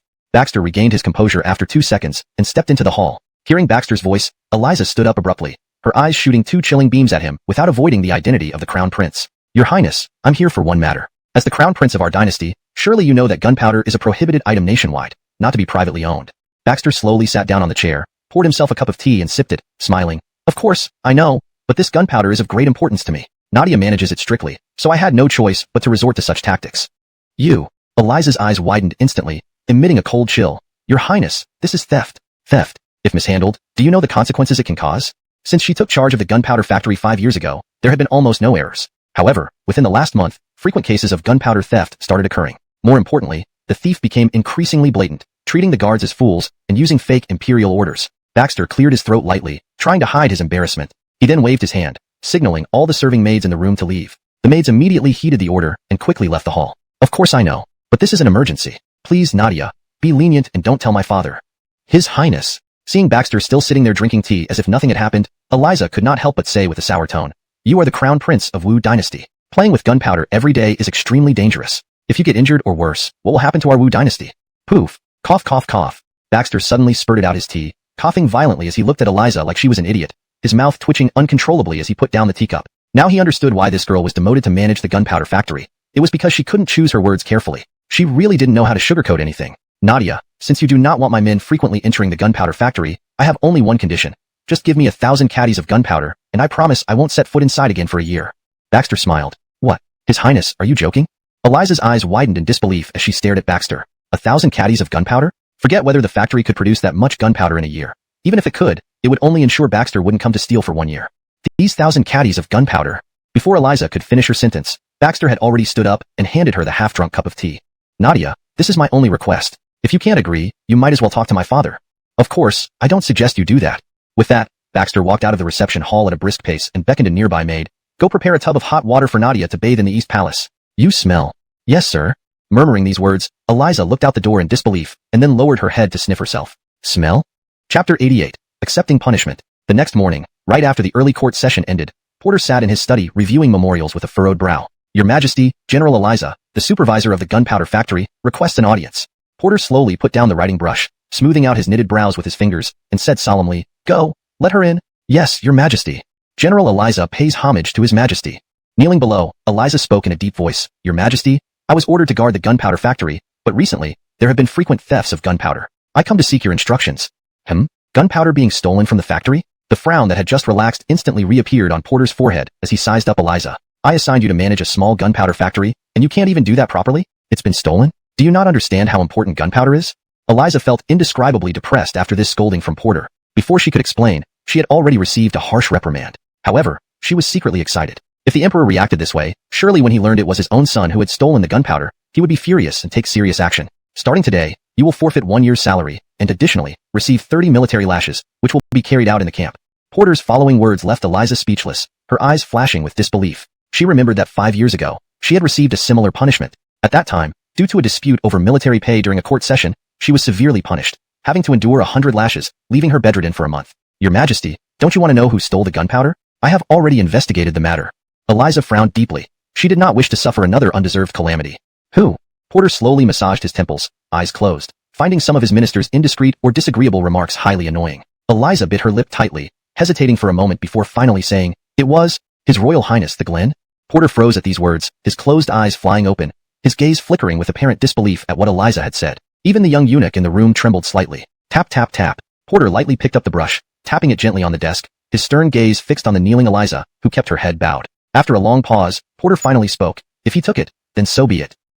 What? Your Majesty, you?" Eliza suddenly raised her head, blinking her beautiful eyes in disbelief, looking at Porter. After a while, she hesitantly asked, "But, Your Majesty, the gunpowder factory, that's enough."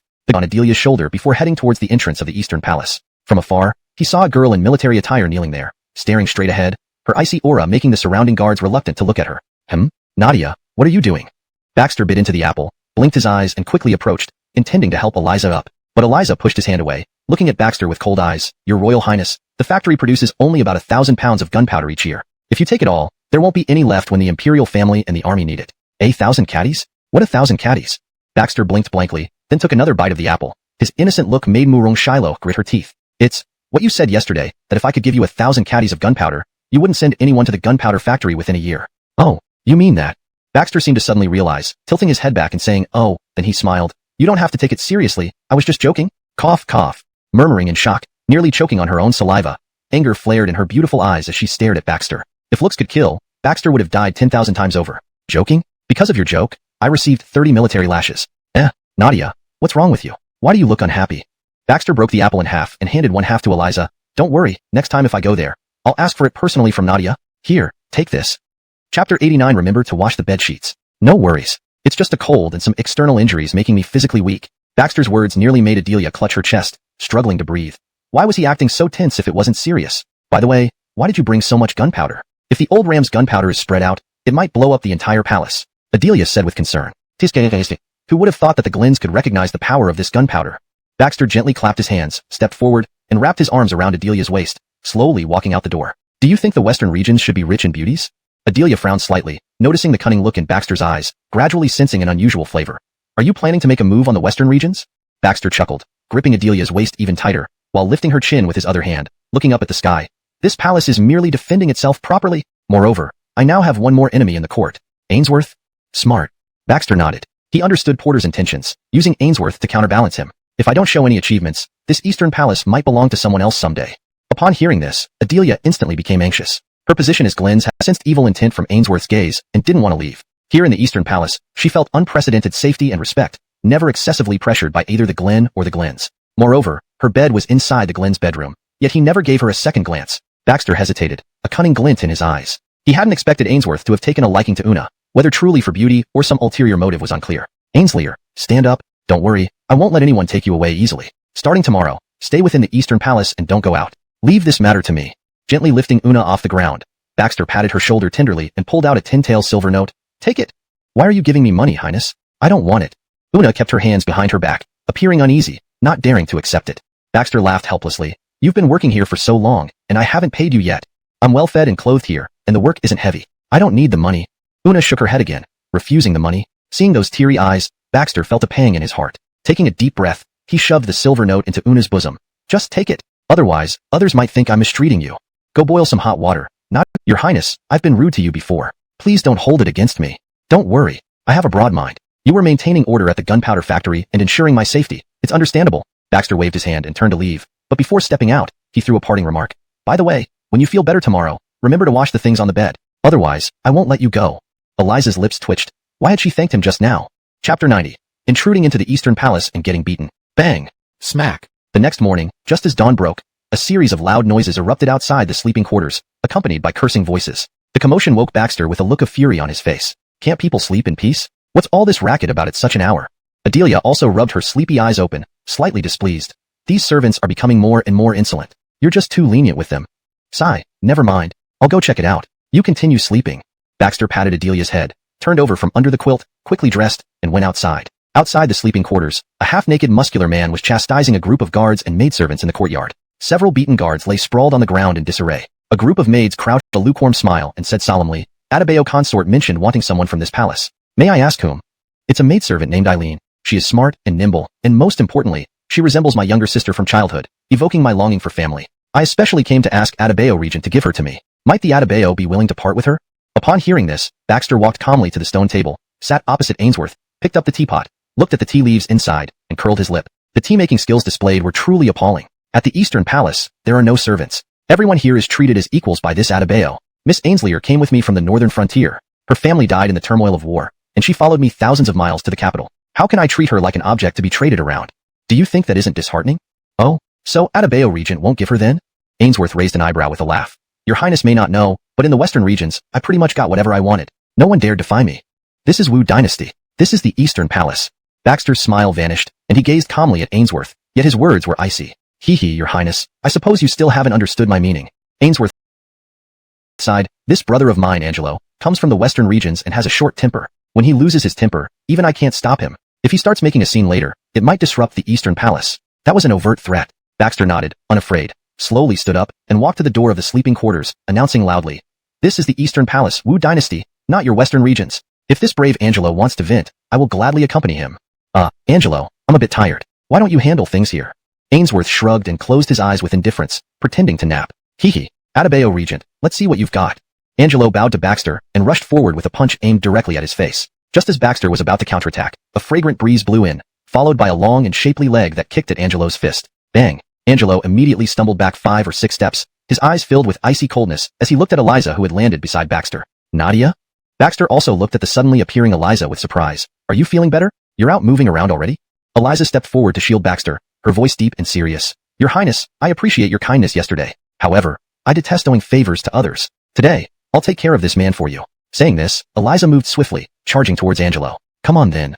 Angelo sneered, and soon they were engaged in a fierce fight. Ha, truly unexpected. There are hidden tigers and dragons in Adebayo Regent's sleeping quarters. Not only is there a beautiful female general, but one wonders what the prince's intentions are.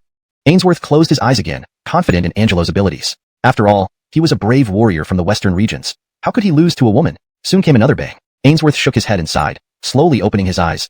Adebayo Regent, if your female general gets hurt, it would be very unfortunate. Oh.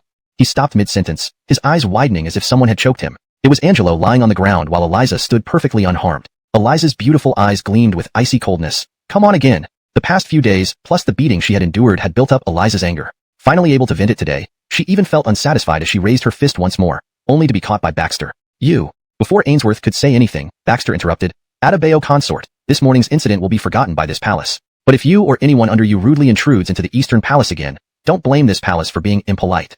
Good, very good. Let's go. Ainsworth knew he had lost today, so he could only slink away with his men. Eliza finally put down her fist and looked at Baxter. Adebayo Regent, why didn't you let me cripple that guy? Chapter 91.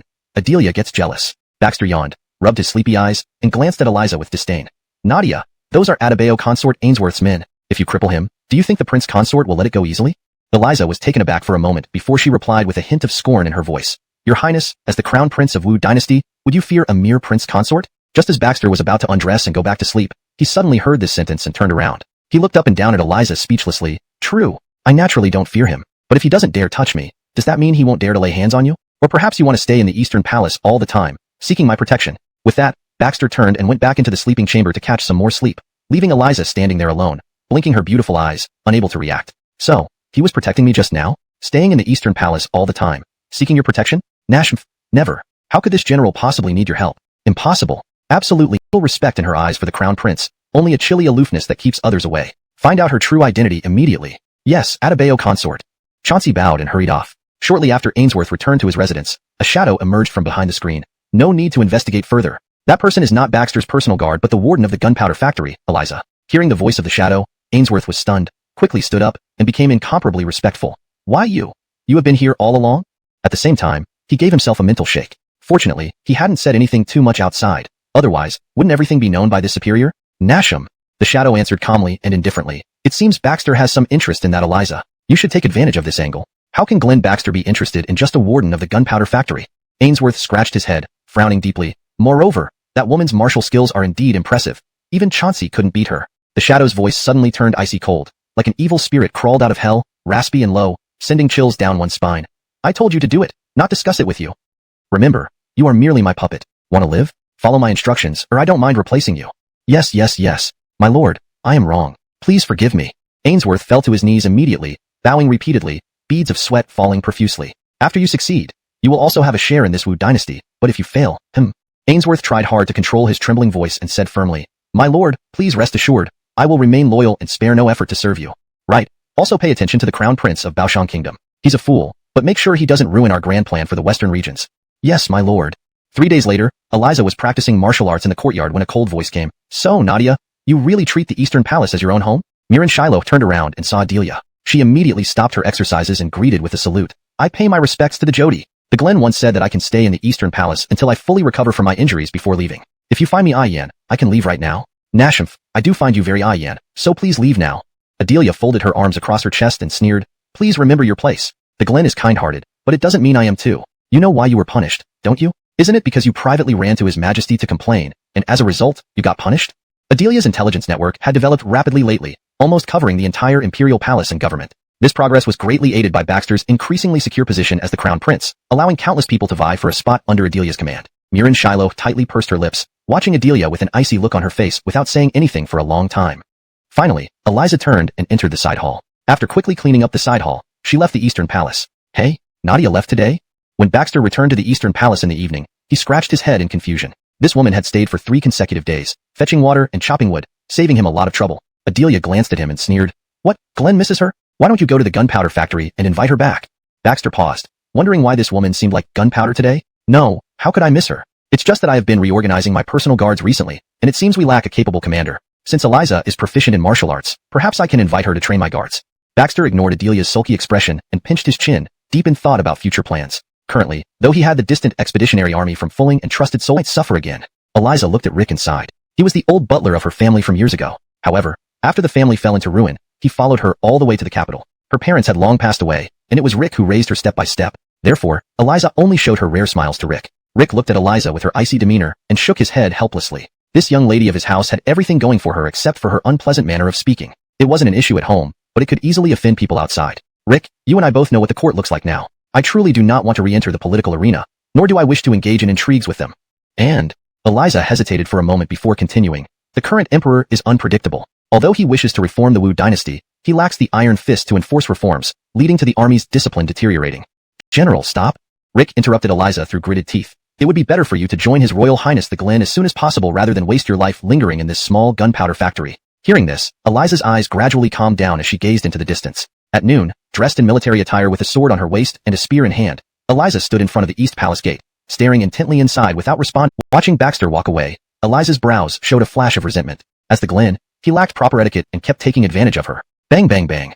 The sound of fierce knocking woke up Baxter from his midday nap. He jumped up from bed, his mouth twitching furiously. Damn, not letting anyone sleep properly? Opening the door, Baxter's irritation erupted. Who is it? Don't you know it's nap time? If you disturb me again, I'll station guards outside my door. And another thing, beware, I kill in my dreams. Caught off guard, Thornton forced a smile. Your Royal Highness, I have prepared everything and can return to the western regions anytime. But are you sure you want me to do this?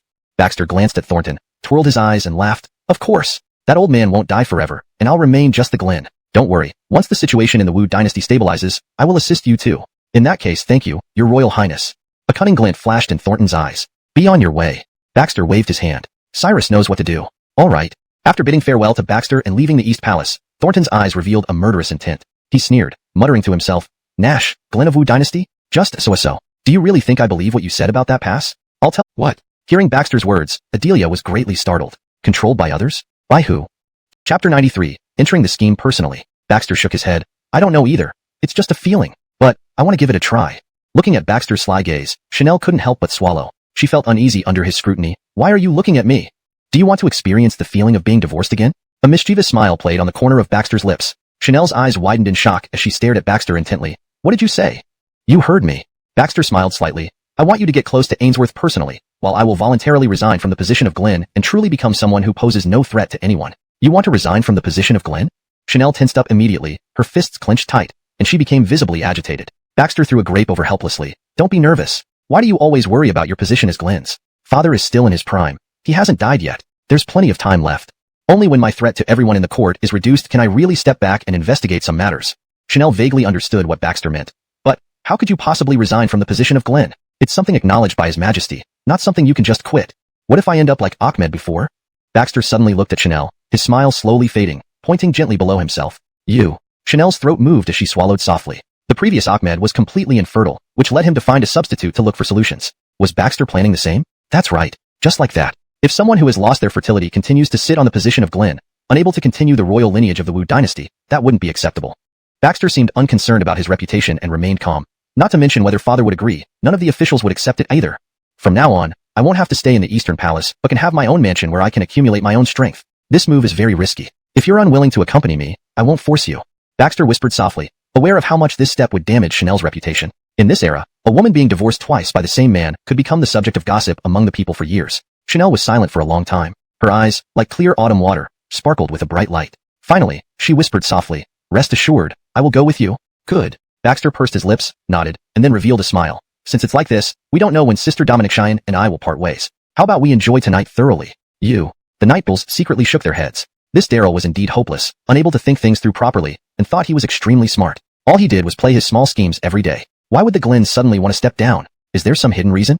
I think the Glen might be under a lot of pressure recently. His loyal Fulling army went to eliminate bandits and hasn't returned. With hundreds of thousands of troops stationed outside the city, he hasn't dismissed them. Shh. Be quiet. This is His Majesty's business. We'd better not interfere. Porter's brows were tightly knit, his authoritative gaze sweeping over the ministers before settling on Baxter. My sixth son, I want to know the reason. Without a valid reason, I will not agree to your resignation from the position of Glen. How can such an important matter of succession in the Wu Dynasty be taken lightly? Baxter pondered for a moment, pretending to have given it serious thought. He clenched and then relaxed his fists, finally raising his head slowly and speaking softly. Father, actually, I cannot bear children. What? The moment these words were uttered, the court erupted into chaos. Numerous civil and military officials couldn't help but whisper and gossip among themselves, disregarding the fact that Porter was seated above them. How could His Highness the Glen possibly have this condition? We've never heard anyone mention it before. How can it not be possible? When His Highness was younger, he hadn't yet experienced such matters. It's likely only after recent events with Glen's Shiloh that he discovered his inability. What a pity, what a pity. No matter how capable he is now, he can no longer be considered fit to be Glen. Yes, if he were to inherit the throne, there would be no successor for the Wu Dynasty. How can the imperial lineage be preserved then? We thought the Wu Dynasty had a prince who excelled in both civil and military affairs, but alas. Daryl James and the other princes, who had been endlessly annoyed by Porter's glare earlier, couldn't help but raise the corners of their mouths when they heard Baxter's words. Sixth brother, don't take offense, but this matter cannot be delayed. Even if you don't wish to be Glen, you must seek treatment for your condition.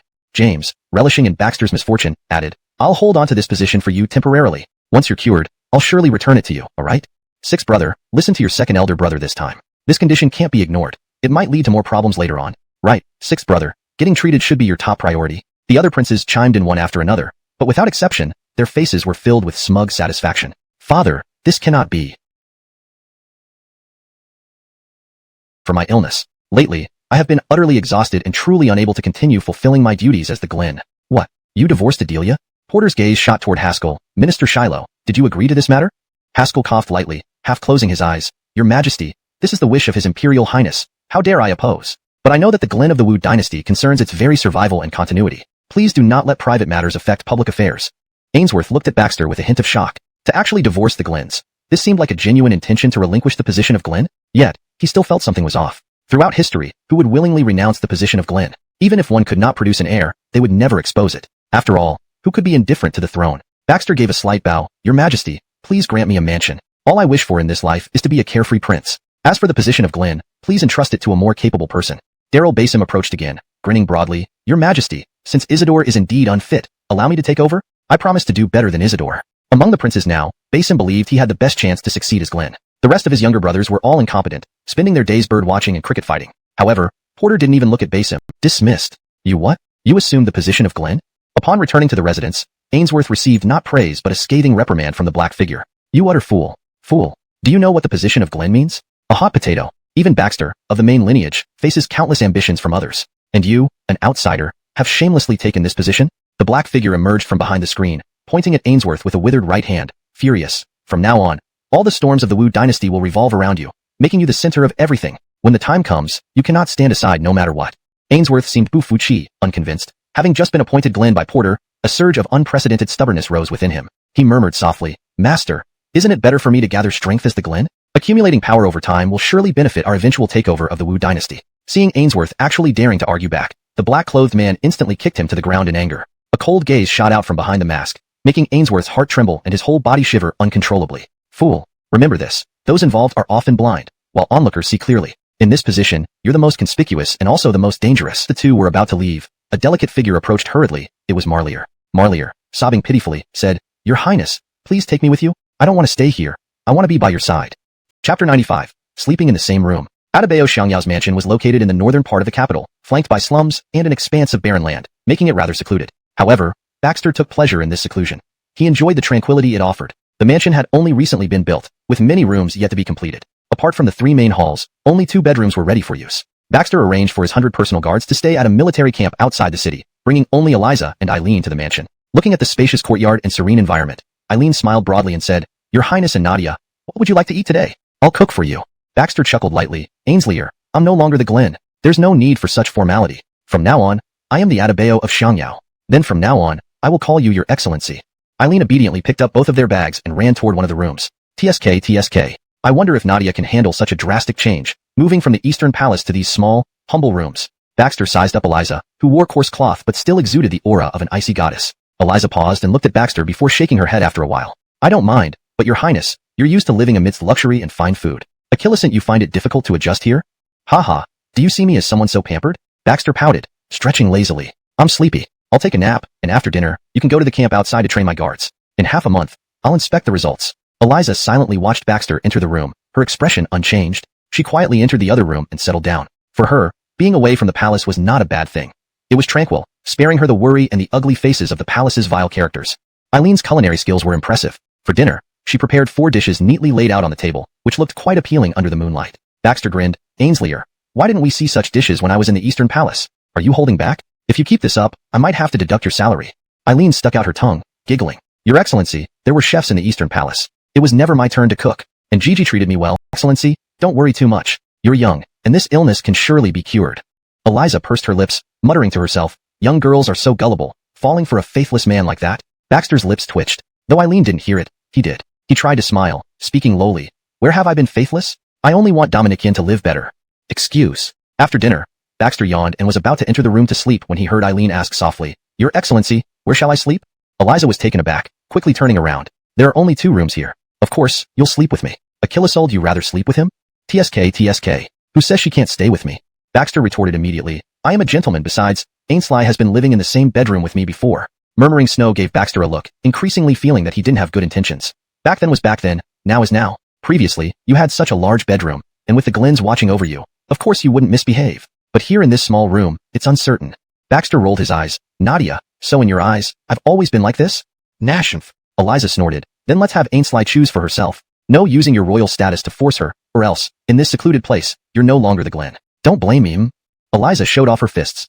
Chapter 96. A Wager. The next morning, as soon as Eliza got up, she saw Baxter bustling about in the courtyard, still clad in his nightclothes, holding a basin in his hands. "What's that smell? Why is it so stinky?" Eliza wrinkled her nose, covering it with her fair hand and fanning a few times, looking at Baxter with disdain. It's delicious," Baxter said with a smile, holding what appeared to be stinky tofu in its unrefined form. "Want to try some? Guaranteed to be a delicacy." A pungent odor wafted over, making Eliza wrinkle her brow even more tightly. She scrutinized Baxter from top to bottom. "How can you have such a quirk?" Baxter curled his lips into a sneer. "This is a good thing. Once I'm done, you'd better not sneak any." "Humph, impossible. Absolutely impossible." Eliza glanced at the grayish, sticky substance in the basin, feeling a surge of nausea rise in her stomach. She turned and left. Not long after, Eileen, who was cooking in the backyard, came up beside Baxter, craning her small neck to peek into Baxter's basin, while giving her dainty nose a slight wrinkle. "Your Highness, what on earth are you making? You've been busy since dawn." Baxter patted his hands and straightened up. "Oh, it's been a long time since I've done this. I'm a bit tired." "Ainslier, this is called stinky tofu, an extremely delicious food. Ah, by the way, don't serve this to Nadia once it's done." "Why not, Your Highness?" Eliza, dressed in military attire and holding a spear, walked out of the room. Hearing their conversation, her face darkened instantly. Without looking back, she marched straight out the door. "Your Highness, isn't Nadia's injury not fully recovered yet? Isn't it too soon to let her train soldiers?" Eileen had grown familiar with Baxter over time and no longer felt as constrained around him as when she first arrived. Occasionally, she would even joke with him. Baxter looked at Eliza's departing figure and chuckled. "She's a martial general, tough and sturdy. It won't harm her much." "Your Highness, speaking ill of Nadia behind her back isn't quite right, is it?" Before Baxter could reply, an arrogant voice came from outside the door. Adebayo of freedom, your highness. Didn't expect you to adapt so quickly, huh? Baxter frowned, turning to see Ainsworth at the entrance. Ainsworth was flanked by several burly men, two of whom were restraining Eliza, with a smug expression on his face. By Ainsworth's side stood Adelia, arms crossed before her abdomen, head lowered, entering the room without lifting her gaze to meet Baxter's eyes. Why did you seize Nadia? Let her go. Eileen was about to rush forward but was held back by Baxter, who kept her behind him. Baxter's gaze was calm as he looked at the fiercely struggling Eliza, noticing a flash of surprise in her eyes. He then spoke sternly, Your Grace, what brings you here today? Ainsworth strode back and forth in the courtyard, his eyes lingering on Eileen. Actually, I only have one request. Dominic over Miss Chiara, and Nadia will be safe and sound. The restrained Eliza struggled wildly, but was tightly held by the two burly men, unable to move. Her mouth was stuffed with rags, leaving only icy fury in her beautiful eyes. Eileen grabbed Baxter's arm anxiously. Your Highness, let me go, and I'll exchange myself for Nadia. Baxter pulled her back, saying nothing to Ainsworth, instead turning to Adelia. Sister Dominican truly takes over seamlessly. Though the person has changed, you still hold the position of Glenn's. Adelia lifted her eyes, about to speak, but was abruptly pulled into Ainsworth's embrace, who raised his chin smugly. Adebayo of freedom, please show some respect. Now, she is my wife, the Glens of Wu Dynasty. Baxter chuckled. Your Grace, or should I say, His Imperial Highness. Who knew you'd get into character so quickly after all the refusals in the Hall of Supreme Harmony? What can I do? Ainsworth laughed, tightening his hold on Adelia, eliciting a cold look from her. The heir to the Wu throne is a significant responsibility. Adebayo of freedom, rest assured, what you failed to achieve, I will take care of. Including the Princess of Liang State, I will also handle the alliance on your behalf. Baxter remained unperturbed, extending a hand with a smile. Your Highness, feel free to proceed. Hey, by the way, I almost got led astray by you. Ainsworth walked to Eliza's side, looking at her icy and furious gaze, and smiled smugly. Nadia, don't be so angry. As long as Adebayo freedom hands over Miss Ainsley to me, I guarantee to release you immediately. How about that?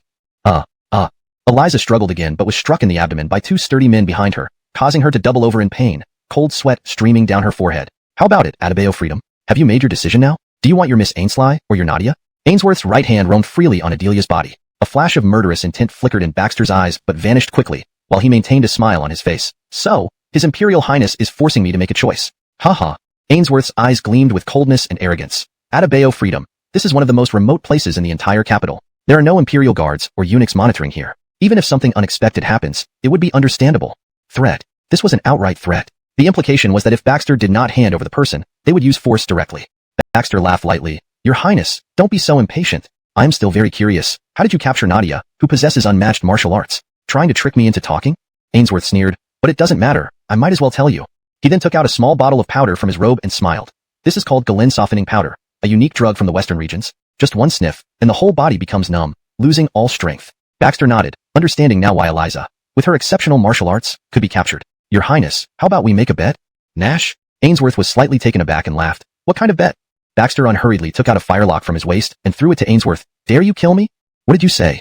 Chapter 97 Emotions take root. Ainsworth looked at Baxter with a face full of shock and confusion, not understanding what he truly meant. Holding the firelock that he had longed for in his hands felt suddenly scorching. Though he had threatened Baxter just now and could use force to snatch away Velma, he did not dare to kill Baxter. Not only because this was the capital city of Wu Dynasty, but also due to the instructions from the high-ranking official behind him. He absolutely must not harm Baxter's life now. As Ainsworth hesitated, Baxter slowly stepped forward, grabbed Ainsworth's hand, and pressed the firelock against his own forehead. Come on, our bet officially begins. What are you trying to do? Ainsworth's voice sounded slightly hurried and flustered, his eyes no longer as fierce and determined as before. Baxter held Ainsworth's wrist and then gently let go, laughing. I don't know if this firelock is loaded with gunpowder, but you can try it out. I bet there's no gunpowder in this firelock. You pull the trigger. If the firelock goes off, you can blow my brains out, and I won't stop you from doing anything you want. Baxter gave a meaningful smile. But if the firelock doesn't fire, you have to give me Nadia. The look of hesitation in Ainsworth's eyes flickered wildly. From the way he constantly swallowed hard, it was evident how nervous he was. If he pulled the trigger and really blew Baxter's head open, it was likely that the high-ranking official would hesitate no more in executing him and replace him with someone else. However, as the firelock was Baxter's self-defense weapon, how could it possibly not be loaded? Velma watched Baxter's actions in shock, trembling as she shouted, Your Highness, Ainsley is willing to return Nadia. Please, don't do this. Murmuring something deep within her eyes, Eliza lowered her head again. She had no strength left in her body at all. Holly, held tightly in Ainsworth's other arm, frowned deeply, staring at Baxter intently with clenched fists and pursed lips. Baxter chuckled softly. Ainsley, don't come over. I'm just making a bet with His Imperial Highness. If I win, wouldn't Nadia come back? Haha, Adebayo Xiangyao. Would you risk your life like this? I don't believe your personal possession could be empty. Ainsworth swallowed hard, his gaze becoming harsh. Adebayo Xiangyao, I just want a little maid. Don't force me. Otherwise, if the firelock goes off, you will die.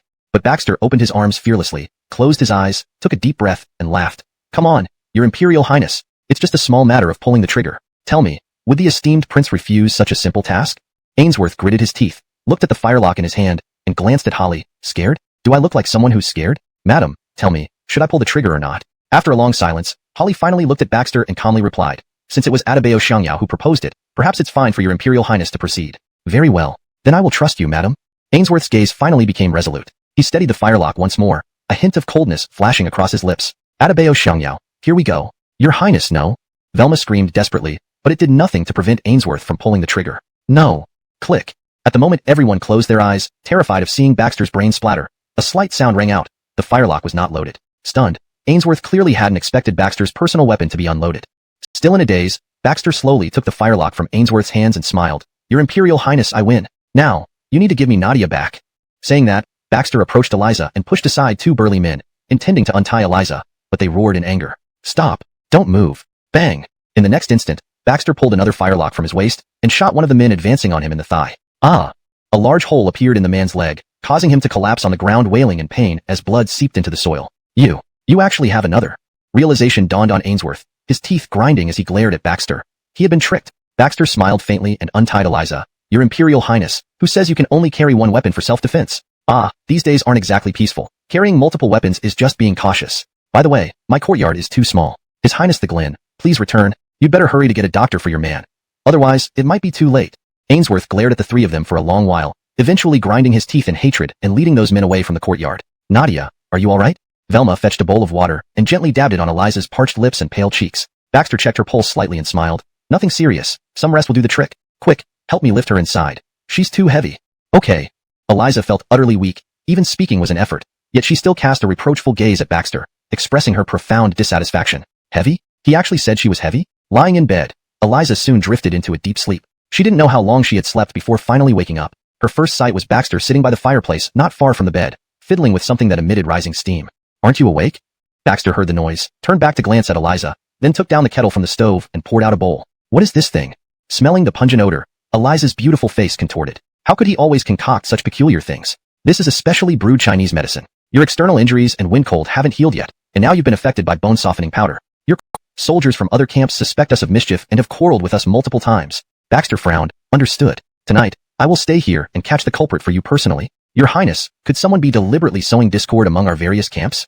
Zachariah worriedly asked, having gradually seen the darkness of officialdom since arriving in the capital, where various factions were in constant competition. Baxter squinted slightly, gazing at the other camps in the distance. Unclear, but we can't rule out that possibility. Tonight, all of you go to sleep. I'll keep watch alone. Your Highness, perhaps I should arrange for 2 more men to assist you? Our camp may be small, but wouldn't it be safer with others around? Baxter waved his hand and straightened a flagpole bent by the wind. No need. Fewer people will make it easier to act and observe. All right, as you wish, Your Highness.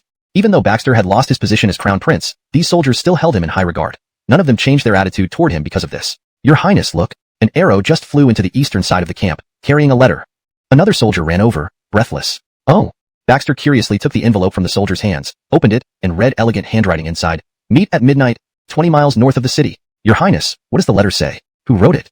Zachariah asked in confusion. Someone wants to meet me, Baxter smiled, putting the envelope in his pocket. Tonight should be uneventful, rest assured. In a few days, I'll hand over the command token and order the troops to withdraw. Currently, with the command token and the Emperor's sword in his possession, many powerful figures in the court remained wary of him, hesitant to reveal their intentions. At the third watch of the night, at a pavilion north of the city, Baxter walked slowly to the pavilion without riding a horse, wrapping his coat tighter against the cool breeze blowing against his face. He exhaled gently, his gaze fixed on the figure in the pavilion. The figure was tall yet slender and delicate, clearly that of a woman. Atabeo Xiangyao, please sit down. The woman wore a fox mask and a black cloak, making her true appearance invisible. Her voice was soft and enchanting. Atabeo Xiangyao, life must have been tough after stepping down from the position of Glen, hasn't it? Baxter sat opposite her, calmly picking up the teapot and pouring himself a cup. He blew on the hot tea and took a sip. It's actually not bad. Away from the palace's disputes, everything is much quieter. Huh, I doubt you have much choice in the matter? The woman's eyes shone slyly under the dim candlelight. I came tonight to discuss constantly plotting to usurp power and seize control of the Wu Dynasty. Their goals were on entirely different levels, so Haskell was far less formidable than Jerry, nor did he have roots as deep as Jerry. The woman nodded. Yes, Prime Minister Jerry wanted my father to lead the 9 Dragon Mountain troops north to the capital to become an official army. However, behind the scenes, he bribed another leader of the stronghold, leading to internal strife and countless deaths. And the Imperial Army took advantage of the chaos to attack 9 Dragon Mountain, causing the stronghold to fall apart. Now, only a few thousand people remain. The woman said solemnly, I want revenge. Baxter chuckled lightly. But Jerry is already dead. Who will you seek revenge from? The current Porterdi. The woman gritted her teeth. Initially, all of this was orchestrated by Porterdi. It was him. He was the final mastermind. Baxter's gaze flickered. Oh? What do you mean?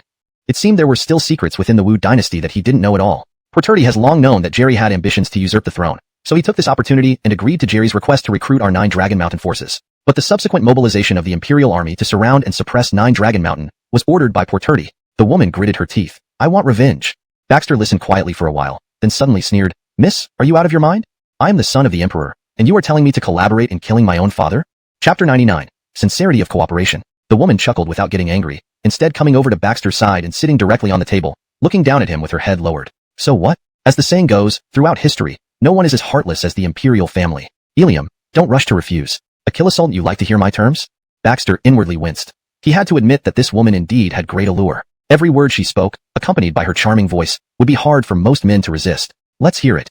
Baxter originally didn't have any particular feelings toward Porter. Previously, he only aimed to stabilize the realm, unwilling to see the suffering of his people. Otherwise, with the military command in hand, he could forcefully take the throne. Although Jilong Mountain only has a few thousand people, they are all elite soldiers who can match 10 ordinary soldiers. The woman said intently, we are willing to serve you as long as you promise that when you become powerful enough one day, you will let me behead Porter. Moreover, we have our own influence in the western regions, which can assist you in gathering intelligence there. This way, your sources of information won't solely depend. Trading with you feels like negotiating with a tiger. The woman paused slightly before smiling. Ilium, are you worried that our people from Jilong Mountain might rebel? You needn't worry. Once you seize the throne and we cut off Porter, our people will be your most loyal subordinates, and we can also become your covert elite assassination team. I don't understand. Baxter spun the teapot on the table, gently stroking the spout. There are so many princes in the court, plus a recently powerful prince consort. Why did you choose me? Ilium, stop pretending not to know. The woman sat back across from him. Your royal brothers are all incompetent scoundrels. Otherwise, why would Porter appoint an outsider as the temporary heir instead of his own son? Baxter smiled but remained silent, continuing to watch the woman. There was no way he would take risks based solely on her words. In this world, where were sincere emotions found? More often than not, it was all about exchanging interests. Miss, I'm tired. Before you show genuine intentions to cooperate, you'd better go back. Baxter stood up, ready to leave, but heard the woman speak coldly behind him. Ilium, I advise you not to reject what's offered freely and risk punishment later. As her words faded, rustling sounds came from the surrounding woods, followed by a dozen black-clad figures jumping out, each wearing a mask. Yet, their stances revealed them all to be women, holding sharp weapons. I get back. Okay. Sue Ainsleyson considerately tied a sachet around Baxter's waist. Your Highness, I bought this on the roadside. You look very handsome wearing it. Baxter jiggled the sachet twice, pinched Sue Ainsleyson's cheeks and said, all right, I need to go to court now. If I come back late, go home first and don't wander outside. Yes, I know, Your Highness. In the Hall of Supreme Harmony, ministers gathered. Porter sat above, his stern gaze sweeping over the assembly. I sent someone early to inform the 6th Atabeo. Why hasn't he arrived yet? Immediately, below, Basim stepped forward. Father, my 6th brother has always been idle, and now that he no longer has the constraints of the crown prince position, he probably doesn't even respect you anymore. Humph. Porter snorted, disregarding Basim's words. If it were an ordinary minister speaking ill like this every day, they would have been beheaded long ago. At least he was his son. Father, I suggest sending the 6th Atabeo to his fiefdom as soon as possible. With his current disheartened state, perhaps the quiet life there could aid in his recovery. Who knows, he might recover one day. The minister's faces changed. This Daryl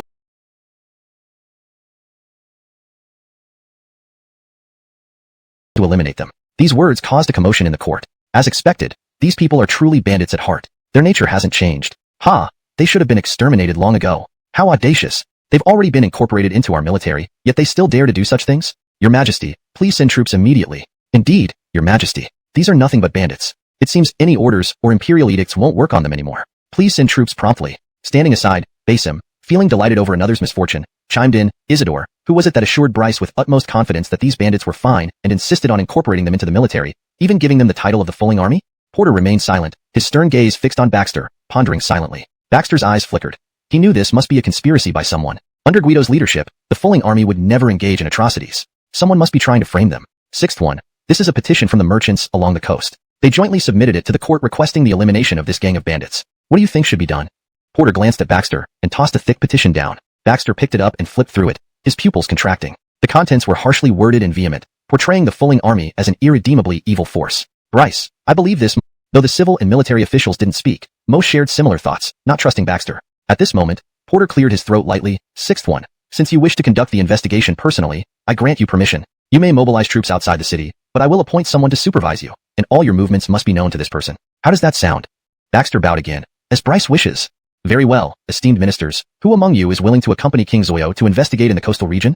Porter scanned the assembly of officials, but almost everyone lowered their heads without a word. Originally plagued by marauders, the coastal areas were now further troubled by the suspicious Fulling army. As pampered officials, none were willing to leave the comforts of the capital to take such risks. Porter swept his gaze around, instantly feeling extremely disappointed. The court of the Wu Dynasty was still as stagnant as ever, completely lifeless. Bryce, this subject is willing to accompany Adebayo Zoyo. Ainsworth promptly stepped forward in Gongsoda. Porter nodded in satisfaction. All the civil and military officials in court are not even as capable as my imperial son-in-law. He is not from our Wu Dynasty, yet he has a heart for the country. Aren't you ashamed? What kind of help? Chapter 101. Do you want to be a man? Baxter did not answer directly. Instead, he wandered around the secret chamber of Haskell, fiddling with all sorts of peculiar trinkets. Soon enough, he picked up a fist-sized night pearl. Seeing Baxter's actions, Haskell's face instantly changed. He hurriedly stepped forward and took back the pearl from Baxter's hands, placing it carefully back. Your Highness, you still haven't told me what you need my help with? Baxter smiled slightly, patted Haskell on the shoulder and laughed. Minister Shiloh truly has an excellent eye. I don't recall such a large night pearl in the royal family. Excellent, excellent.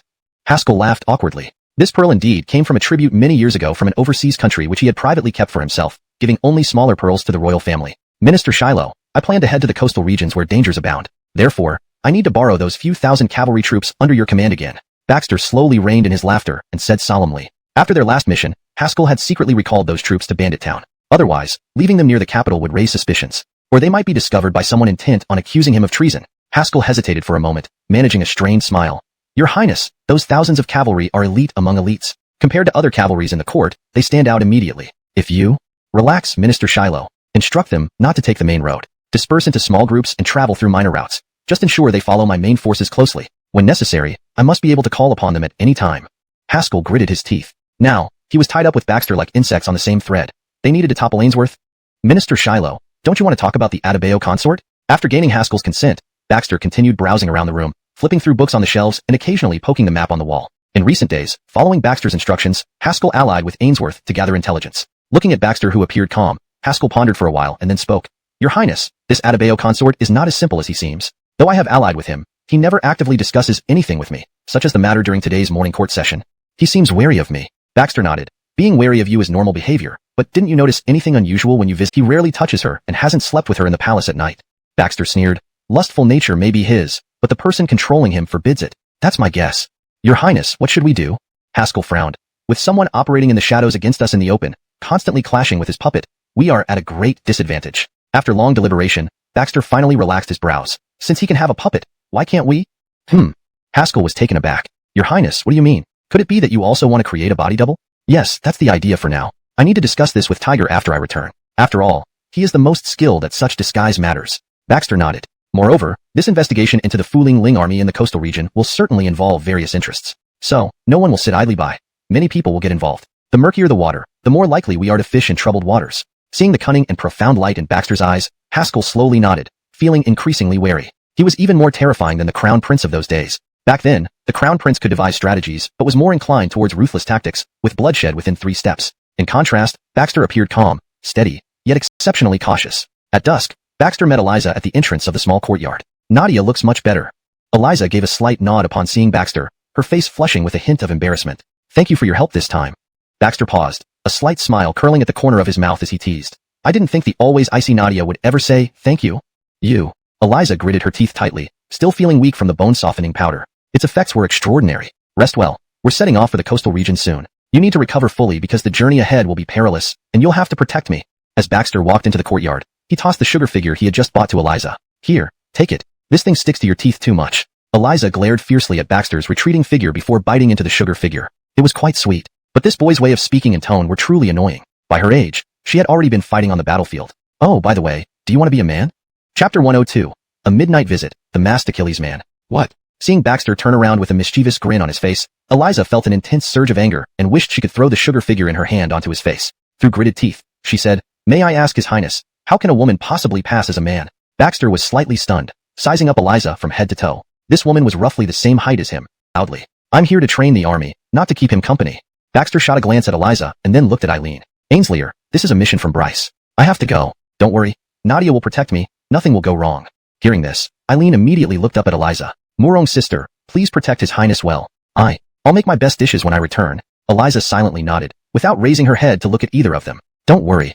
As night fell, a shadowy figure quietly scaled the back wall into the courtyard, sneaking towards Baxter's room furtively. But just as it reached the window frame, Eliza appeared from the shadows, kicking the intruder down to the ground with a cry of pain. Stop! Stop! It's Josue! Hearing the voice, Baxter immediately stepped out, lit the torch at the door, and seeing Josue subdued on the ground, couldn't help but laugh softly. Nadia, let go. It's Josue. I asked him to come. Only then did Eliza release Josue, coldly saying, if you were invited by His Highness, why sneak over the wall instead of using the front gate? A muscle twitched at the corner of Baxter's mouth as he stepped forward to help Josue up. Josue, go inside and wait for me. Afterward, he walked over to Eliza, handed her an orange, and whispered, Nadia. Baxter cursed inwardly, threw on some clothes, and went outside. Under the bright moonlight, the two women wrestled with each other, their figures agile and their moves vicious. Each movement was filled with ruthlessness. If these two were on the battlefield, they would undoubtedly be vanguard generals. Baxter focused his gaze and saw one was Eliza, while the other was the Fox Margaret from last night. In a blink, they had already exchanged dozens of blows without any winner emerging. Seeing Baxter come out, the Margaret stopped hurriedly, smiling lightly.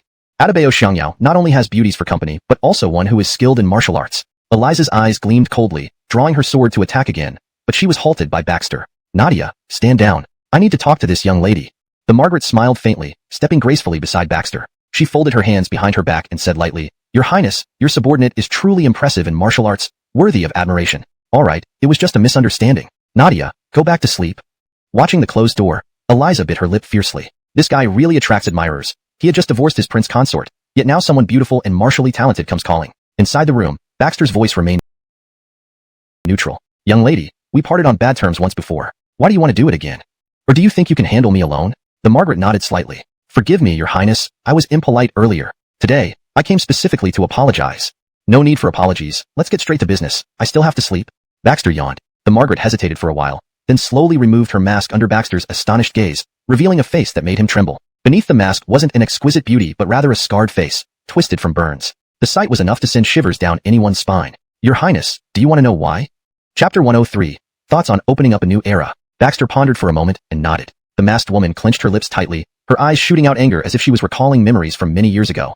My name is Abigail. After that incident back then, Julong Mountain fell into disarray. It was I who reorganized the remaining people to save the stronghold. But Porter issued an amnesty edict, saying that as long as I went to negotiate with their officials, they would agree not to wipe us out. At that time, Julong Mountain had suffered great losses. To avoid innocent casualties and allow more people to survive, I went alone. At that banquet, Porter did not attend but sent his closest eunuch. They gave me poison wine. I passed out, and then they set fire to the house. Baxter's eyes slightly trembled. He hadn't expected such tragic experiences in Abigail's past, manipulated by the court. Imagining what happened after you returned must have been equally harsh. Abigail took a deep breath. In that fire, although I didn't die, my face was horribly disfigured, turning me into this half-human, half-ghost appearance. When I rushed back to Julong Mountain, I found that they had attacked the stronghold while I was away. There were still thousands of bandits' families living there, all mercilessly slaughtered by those soldiers. Abigail clenched her fists tightly, gritting her teeth.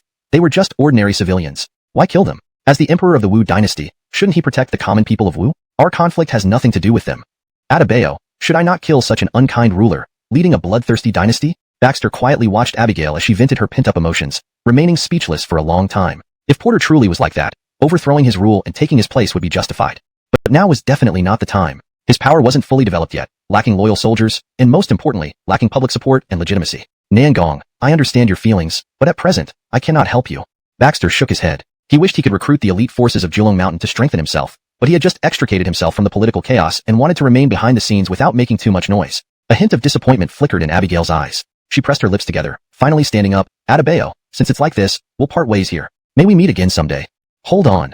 Just as Abigail was about to leave, Baxter called her back, tossing her a token. Nangong, while grass is still green, there's always hope. Only by surviving can you hope to avenge yourself. Don't act rashly. Keep this token, and if you need help, I will be waiting. You're smart. Looking into Baxter's deep, dark eyes, which seemed to hold countless words, Abigail's pupils contracted slightly. Finally, she clenched the token in her hand and nodded gently. Bang. After Abigail left, Baxter couldn't calm down for a long time. Staring out at the night sky, he felt some doubt about his future. Previously, he preferred waiting for Porter to pass and inheriting the throne of the Wu Dynasty, then reforming its fragmented and corrupt state. But now, he was inclined towards the second choice, to start anew. At some point, Una came to Baxter's side, holding a cup of water. Atabeo, you've been sighing for quite a while, wiped out by the government troops. It was said that there was a traitor in the bandit stronghold, leading to their total annihilation. Some of the leaders were captured, decapitated at the northern frontier, and hung up for public display. Ainslier feels that they were very pitiful. They shouldn't have died like that. Upon hearing this, Baxter gently patted Ainslier's little head and smiled. All right, Ainslier, I understand. Go to sleep now. We're likely to set off tomorrow. Okay.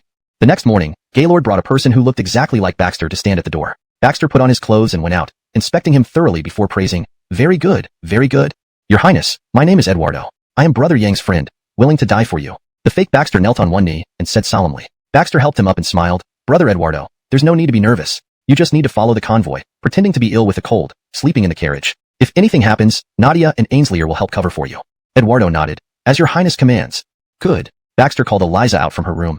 "Nadia, from today on, I'll be feigning illness with a cold, resting in the carriage. If anyone harasses the carriage aggressively, please deal with it." Eliza looked at Eduardo up and down and said, "How well you disguise yourselves. Ainsworth will certainly see through the ruse. At that time, he will keep you occupied while searching for me in secret." Eliza and Eileen exchanged glances, both puzzled. "Since you know you'll be found out, why are you still?" "It's too late to explain now. You all should go first. I'll catch up later."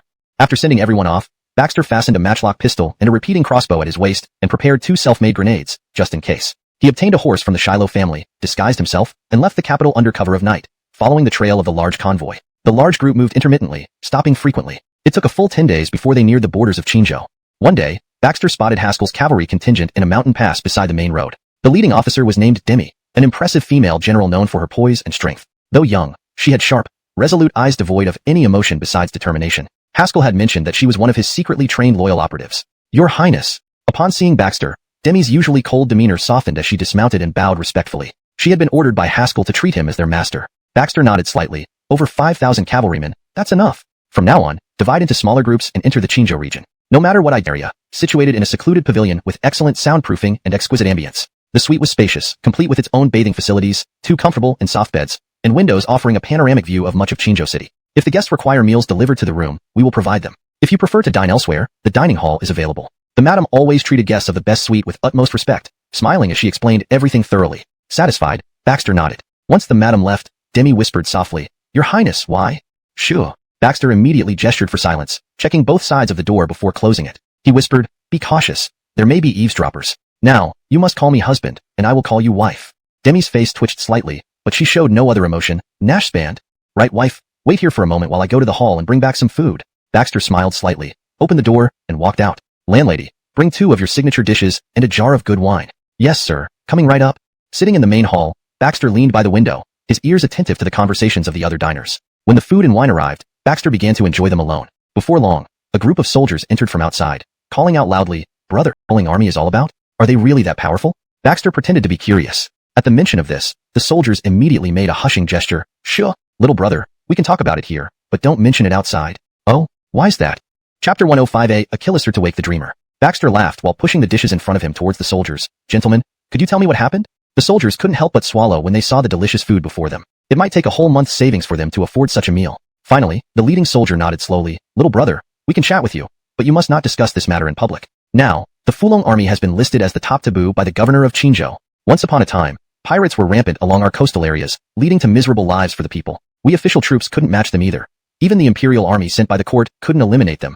But recently, the court dispatched an army called the Fulong army, which was incredibly formidable. In no time, it virtually wiped out all the pirates in Qingzhou. However, just a few days ago, the governor suddenly issued orders for us to suppress the Fulong army, claiming that these soldiers used to be bandits who now loot and kill without mercy, even massacring several villages. Since then, the Fulong army has vanished, and no matter how hard we search, we cannot find them." Baxter felt a slight shock inside but maintained a curious demeanor, pouring wine for the soldiers. "Gentlemen, why would the Fulong army, already under the court's command, massacre civilians? SK. None of us or any citizens in Qingzhou City have witnessed it firsthand. But a few villages outside the city were indeed massacred, leaving the name Fulong army behind. Plus, with the governor's order, we had no choice but to comply. Truly, what bad luck. How could we be a match for the Fulong army? If we really confront them, escaping would be the only option, not fighting. That's right, damn it. They're fiercer than the pirates. How could we possibly defeat them? But you know, the Imperial army has already arrived at Qingzhou City, led by His Highness the Glen and a prince. This time, the Fulong army might be done for. Little brother, we've taken advantage of your hospitality, but please keep this matter secret, never talk about it again." Before leaving, the soldiers repeatedly warned Baxter, who nodded smilingly, yet a hint of coldness flashed in his eyes. This was probably the scheme of those people from the court. Originally, Baxter thought only Ainsworth would devise such schemes against him, but after hearing Sarai's words, he grew more wary of Porter. "Landlady, bring me another pot of wine and 2 dishes." Back in the room, Baxter found Demi had polished her 2 short swords brightly, eyes full of cold determination, seemingly ready for action. "My wife is really vigilant, but don't make a move here. Otherwise, Tong Fuan won't serve anyone who fights indoors." Baxter smiled, putting the dishes on the table, then walked to Demi. "Stay in the room tonight. If anyone comes, say I'm asleep and unavailable." Demi asked curiously. You have acquaintances here? No. Baxter shook his head, pouring himself a bowl of bamboo brew. Every night, Tong Fu and holds a grand banquet to welcome guests from all over, with 10 taels of silver entry fee for unlimited food and drink. Of course, you can also choose not to attend. When the landlady knocks, just turn her down. All right. That night, Baxter directly opened the window, tied a rope, and slowly descended to the ground. Sigh. Why doesn't anyone in this world practice lightness kung fu? Baxter shook his head, gesturing to Demi to pull back the rope. He proceeded through narrow alleys toward the outskirts of the city. Around midnight, Baxter finally reached a spot 20 li away, where he saw ruins stretching before him. Seeing no one around, he cautiously rose from the grass, entering the ruins and surveying the devastation in shock. It was clear that this had once been a village with hundreds of households, all now obliterated. All houses were burned down, with dismembered bodies scattered on the ground. In the center of the ruins stood a large sign with bold letters. Injustice reigns in the Wu Dynasty. The Fulong army rises in rebellion. Baxter sneered. Such a simple trick to frame others could only deceive ordinary people. Those in power all knew the truth, but none dared to expose it. I wonder where Dominic Dongjia and his men are hiding now. Sitting beneath the sign, Baxter sighed softly. Their lives must be tough now. His Highness truly has a compassionate heart, still thinking of others at such a time. Suddenly, a cold voice rang out, making Baxter's hair stand on end. He instantly sprang up, grasping his firelock in hand, as he warily watched the figure emerging from the darkness. Upon recognizing Abigail, Baxter finally relaxed. Nangong girl, your skills are truly profound. I didn't even notice you were here. Abigail still wore her mask, with only her beautiful eyes gleaming under the moonlight, appearing quite cunning. Your Highness, I am a ghostly presence that haunts the night, neither man nor ghost. If I were easily discovered by you, then I would not be far from death. Baxter chuckled. Nangong girl, you've been following me all this way. What do you want? Speak freely. Your Highness, do you wish to find Dominic Dongjia and the Fulong army? That's right. Unfortunately, I have no leads at all, Baxter said helplessly. I must find them to discuss our next move. Why, Your Highness, after being so wise all your life, how could you suddenly become so muddled? Abigail stepped closer, a faint fragrance wafting toward him. Today, she seemed a bit different. They are accustomed to gathering in the mountains, most skilled at hiding themselves. If you want to find them, you must go into the mountains. Each of them has a warhorse. How could they hide in the city? Baxter suddenly understood, already having an idea in mind. Thank you, Nangong girl. Truly, your words have awakened me. Since I have awoken you, should we not now turn to our own matters? Chapter 106, The Decision to Sell Her Galandi. Watching Sarai get closer, her towering chest now in contact with him, Baxter could feel the softness and swallowed his saliva slightly. But he took a deep breath, stepped back 2 paces, and said in a grave tone, Miss Alida, what are you doing? Sarai slowly took off her outerwear, then her undergarments, eventually exposing large areas of snow-white and tender shoulder skin. Despite the bone-chilling cold wind, she continued. The graceful and unique scent of her body made Baxter's eyes momentarily lost. Sarai slowly approached Baxter and held him with her jade hands. The moment they embraced, Baxter bit his tongue hard, forcing himself to regain consciousness. Miss Alida, please be proper. Baxter immediately pushed away Sarai and looked at her with furrowed brows. What exactly do you want? I said before, if you're ready or if you have any difficulties, I can help you. But there's no need to coerce me in this way. Upon hearing these words, the alluring look in Sarai's eyes instantly disappeared, replaced by sorrow. Indeed, she had just intended to sell herself to bind Baxter to her. I didn't expect that your Highness's restraint would be so strong. Though her face was disfigured, her figure's allure was still top-notch, even rivaling Eliza's charm. Yet it still didn't touch this wandering king. Baxter sighed lightly, gently took off his robe, and draped it over Sarai. Miss Alida, put your clothes on. It's cold here at night. Sarai's gaze was complicated as she stared at Baxter for a long time. Your Highness, since you have no interest in me, why are you still concerned about me? It's simple. I don't want you to ruin yourself. Baxter pulled Sarai, found a relatively clean spot, and sat down, saying softly, I know you want to use me to avenge yourself. Do you think my father would lack such precautions? Sarai tightly bit her lips, feeling more hopeless about revenge. Your Highness, how many more years do I have to endure? How many more years? If I wait until Porter dies naturally, would it count as revenge? Perhaps, the day of your revenge won't be too far away. A single sentence from Baxter made Sarai suddenly look up at him, her eyes burning. Your Highness means? I've said before you're smart, there's no need to be so explicit. Baxter chuckled and shook his head, then stood up. Thank you for reminding me about the Fulling army. I should return now. Remember my words, Miss Alida. Stay alive to have a chance for revenge. With that, Baxter turned and left, his figure gradually disappearing into the darkness. Watching Baxter's retreating back, Sarai suddenly stood up and shouted in the direction Baxter left. Your Highness, within 3 days, I will definitely provide you with news of the Fulling army. Waiting for good news. In the darkness, Baxter's voice echoed distantly. After returning to the guest room, Demi's expression was somewhat serious. What happened? Baxter asked, slightly stunned, removing his disguise and changing into a set of pajamas. The innkeeper said that only by going out can one witness the wonders of the world. She repeated this 3 times at the door. Demi's hand was tightly gripping the hilt of her short sword, her eyes cold and devoid of emotion. The corner of Baxter's mouth twitched slightly. You didn't actually make a move, did you? No. Demi shook her head. I see. It seems this Tong Fu is indeed as rumored. As long as you're willing to spend silver here, there's nothing that can't be done. Baxter muttered to himself, then suddenly turned to Demi, staring intently at her towering chest, making Demi's hair stand on end. Her gaze instantly became alert, and her short sword leaped out of its scabbard. What does His Highness want to do? Why are you so nervous? Am I some kind of lustful rogue? Baxter curled his lip disdainfully. Demi had indeed developed well, but compared to Eliza, she was in an entirely different league. Can I borrow some money? What? Demi thought she must have heard wrong at first. A prince, once even the crown prince, was actually asking her for money? But seeing Baxter's serious expression, Demi's normally unemotional face finally twitched slightly. Then, under Baxter's astonished gaze, Demi reached down and pulled off her boots, retrieving 2 banknotes from the sole, then handed one to Baxter. 500 taels. That's all I have. I can't give you the other half, Demi said seriously. Baxter swallowed hard, slowly taking the banknote and feeling its sour stench, resisting the urge to vomit as he tucked it into his clothes. It looks like I'll have to talk with the innkeeper tomorrow. Do you need me to come with you? Demi held her short sword tightly, following Baxter like a guard with a drawn blade. No, you should practice how to be someone's wife in the room. If you follow me outside looking like this, even a normal person would spot something strange right away without any experience. Baxter sighed helplessly, rubbing his forehead. Right now, you look more like my guard. What should I do then? Chapter 107. Take them all out, don't hide anymore. Demi tightly pursed her lips, and a rare hint of resentment flashed in her beautiful eyes, as if she had been wronged. Baxter watched helplessly. You need to rein in that murderous look in your eyes. At the very least, stop resting your hand on the hilt of your sword all the time. However, no matter how much Baxter tried to train her, this habit cultivated from childhood was simply unchangeable, which left him with a headache. In the end, he lowered his standards. From now on, don't carry any weapons when you go out, or put them all in my bag. Okay. Starting now, hand over all your weapons. As he spoke, there came a clattering sound. Watching the assortment of weapons drop to the ground, Baxter couldn't help but swallow hard, looking at Demi with disbelief. Daggers, knives, darts, signal flares, smoke bombs. Do you not fear pricking yourself while sleeping with so many things? Baxter gathered these weapons into a bag, circling Demi for inspection. And take them all out, don't hide anymore. Having been a special forces soldier in his previous life, Baxter could tell whether someone was carrying concealed weapons without even touching them. A shiver ran through Demi's heart. How did he know about the weapon hidden in that place? When you carry weapons on your body, it changes the way you look. I can see it, others can see it too. Never underestimate our opponents and enemies. Take them all out. Baxter said helplessly. This girl might not have developed especially well, but with all these weapons, anyone fighting against her would surely suffer greatly. Unlike the naive Eliza who scorned the use of such concealed weapons in combat, charging straight in with force. Well, alright then. Your Highness, turn around. Baxter froze, immediately conjuring an inappropriate image in his mind. Could she have hidden weapons in such a place? His throat moved slightly, but Baxter still turned around obediently. Soon, Demi handed him a blade wrapped in cloth, which emitted a peculiar smell. Covering his nose, Baxter said, keep this one yourself, no need to give it to me.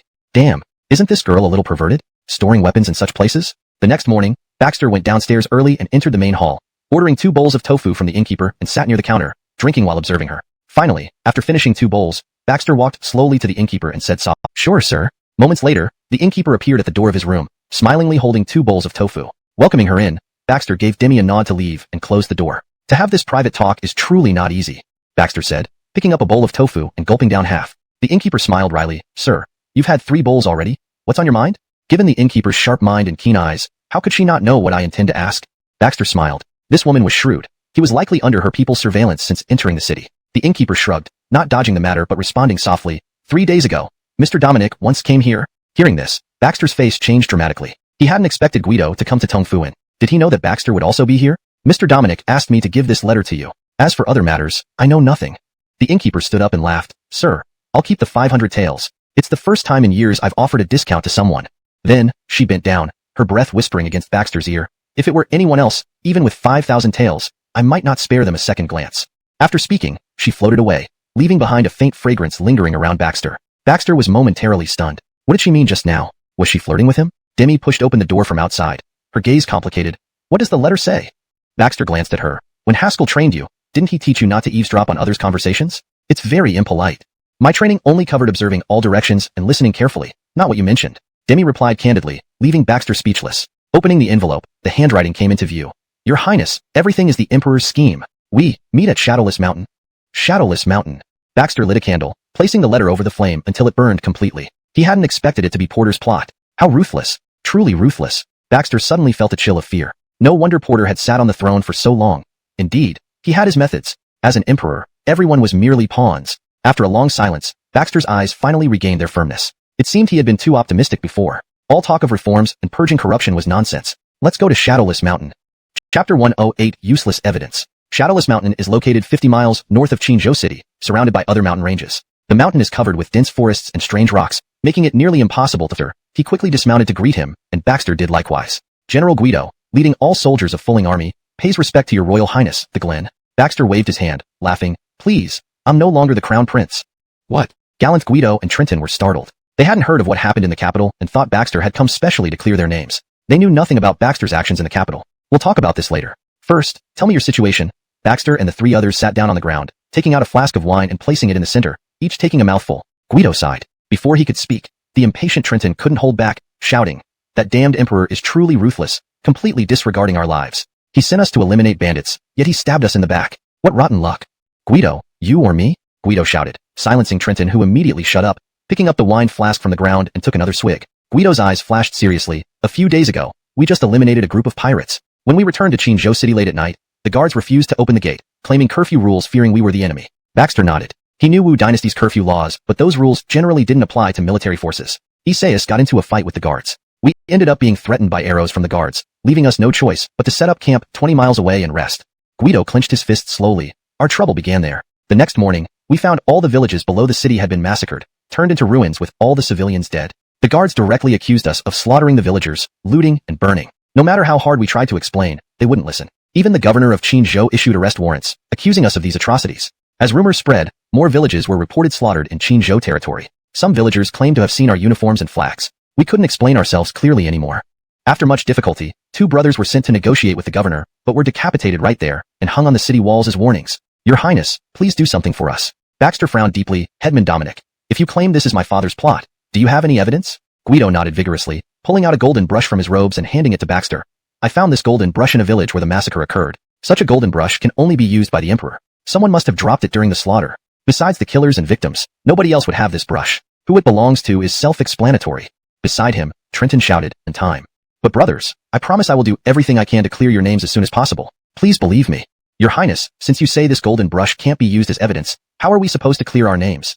Guido frowned deeply. "I'm not doubting you, Your Highness, but even the emperor wants to kill us." "We?" Baxter smiled slightly and slowly stood up. "When in dire straits, there might still be hope." Chapter 109: The Scapegoat. At the rear of Shadowless Mountain, the Fulling army managed to excavate countless caves for everyone's rest in a very short time on the back mountain. Guido led Baxter to a secluded cave. "Your Highness, this is all the evidence we have collected." Guido pointed at some broken weapons on the ground.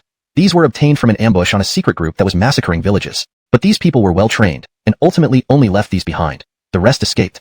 Guido shook his head helplessly. "These should all be royal exclusive weapons. I wonder if they can be used as evidence." Baxter gazed deeply at these weapons for a long time before turning to Guido and said gravely, "Mr. Dominic, I know how eager you are to clear your team's name. However, even if we found evidence, we cannot directly point it at my father the emperor."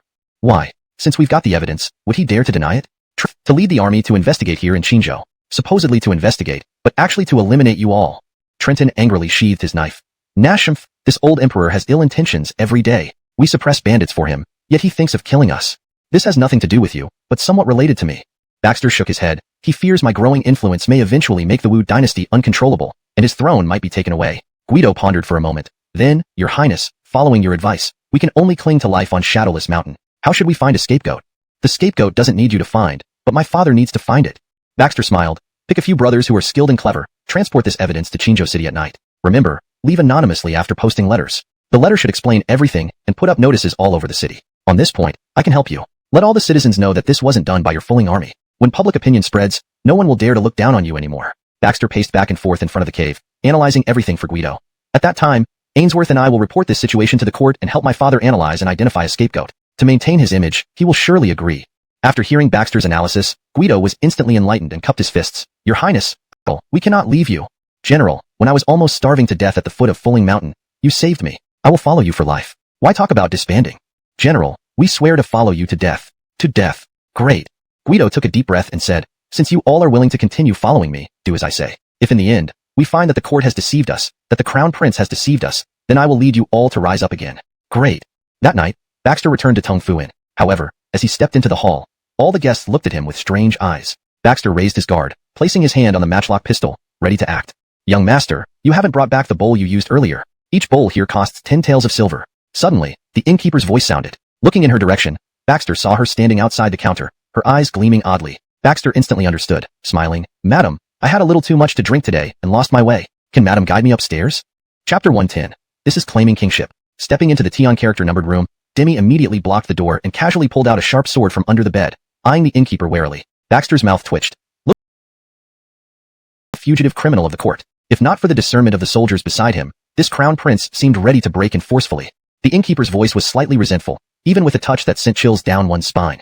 But Baxter wasn't in the mood to care. Narrowing his eyes, he pondered over what the innkeeper had said. It appeared Ainsworth had discovered his substitute and learned some secrets, but he was not a man of Wu Dynasty and knew nothing about the Tong Fu Inn. Thank you, madam, but I have one more request. Baxter's sly smile instantly earned him a cold glance from the innkeeper. I run an inn, remember. Tong Fu Inn never involves itself in political actions. It's a tradition set by our ancestors. Baxter smiled. How could I not understand Tong Fu Inn's traditions?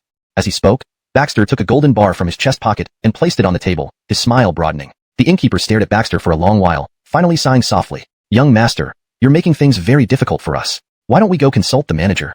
Baxter paused, then nodded, watching as the innkeeper left the room. Doubt flickered across his face. At this moment, Demi drew her short sword and walked to Baxter, her voice icy. Might she? Don't always think about killing. She's the innkeeper of Tong Fu Inn. It's normal for her to have connections behind her back, Baxter said, though a hint of seriousness flashed through his eyes. It seems the water runs deeper within Tong Fu Inn than he had imagined. The so-called innkeeper was possibly just a puppet on display. This formidable— Do you realize that the manager's request involves dividing the territory of Wu Dynasty? Moreover, I'm not the crown prince or heir apparent.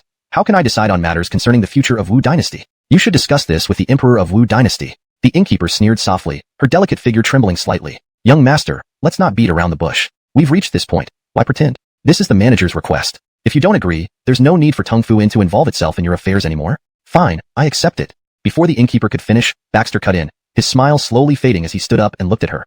As long as Tong Fu Inn assists me, this minor matter won't be an issue if I truly become the ruler of all under heaven. Excellent. Young master is indeed a man of straightforwardness. The innkeeper smiled. So, our cooperation begins now. Meanwhile, inside the prison of Qingzhou City, the jail cell, Eduardo was chained to a pillar, while on the other side lay unconscious and battered Eliza and Marlier. Cough, cough. Accompanied by a soft cough, Ainsworth held a handkerchief over his mouth, slowly descending from the entrance, squinting his eyes at the three prisoners. Tisk, TSK, TSK. Truly resilient. Still not talking? Bring him to consciousness. Now, whether he really conspired with those bandits of Fulling Mountain and fled in fear of punishment, Ainsworth extended a finger, waving it before Eliza. If you can provide evidence for me, I guarantee I won't lay a finger on you, and will even arrange a fine position for you.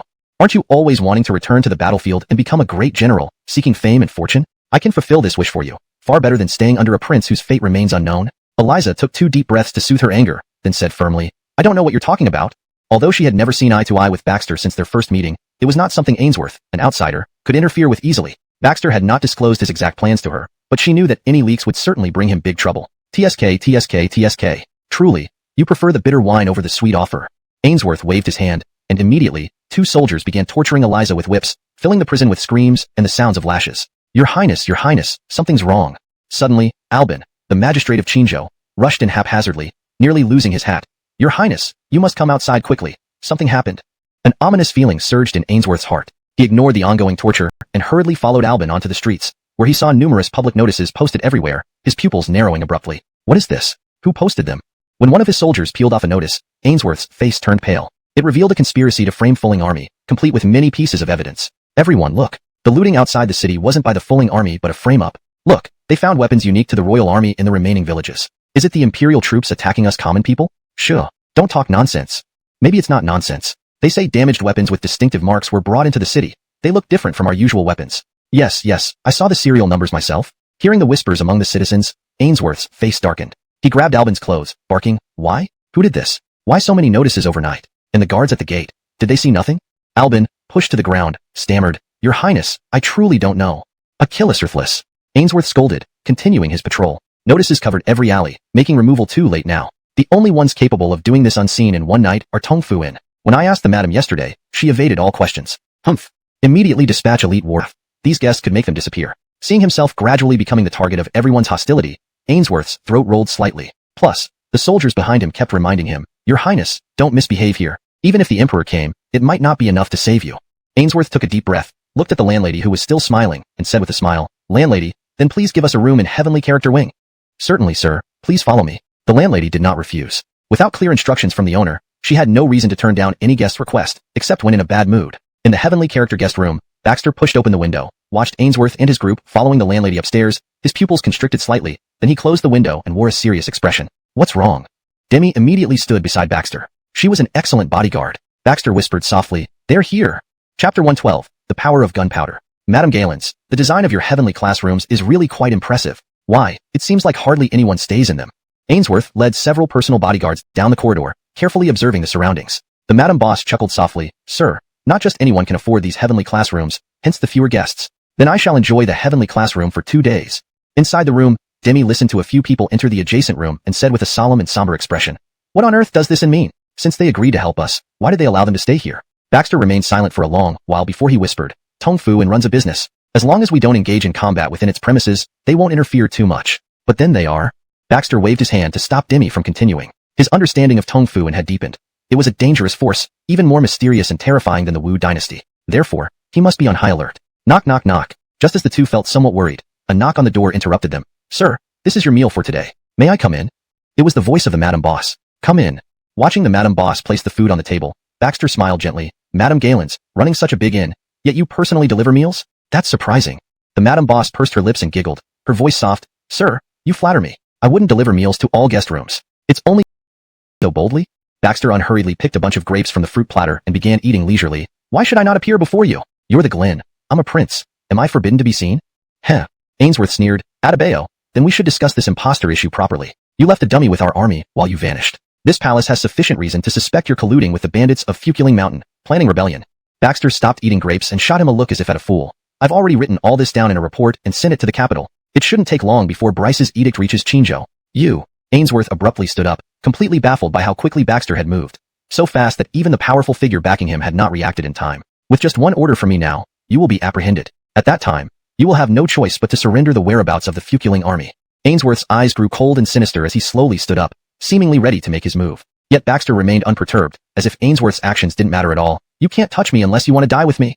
As he spoke, Baxter directly pulled open his clothes, revealing numerous small cylindrical objects bound around him, leaving Ainsworth dumbfounded. "What is this? I warn you, don't try to scare me with some absurd thing." "Ha, there's nothing much. These are just filled with gunpowder. The string below is in my hand. I only need to pull it slightly, and without even needing to ignite it, it will be enough to send all of you away together." Ainsworth sneered. "Ha, who are you trying to fool? Gunpowder can't be ignited without fire. Do you really think a single string can set it off? Although I haven't lived in the Wu Dynasty for long, are you really saying such stupid things?" "Stupid?" Baxter was momentarily taken aback, then his face lit up with a radiant smile. All right, let's do an experiment and see if it's really that stupid." Having said that, Baxter took out one of the small cylinders and pulled the fuse below. There was a hissing sound as flames instantly burst forth. "Your Highness, get out of the way quickly." The several guards in the room hurriedly tackled Ainsworth to the ground, too afraid to lift their heads.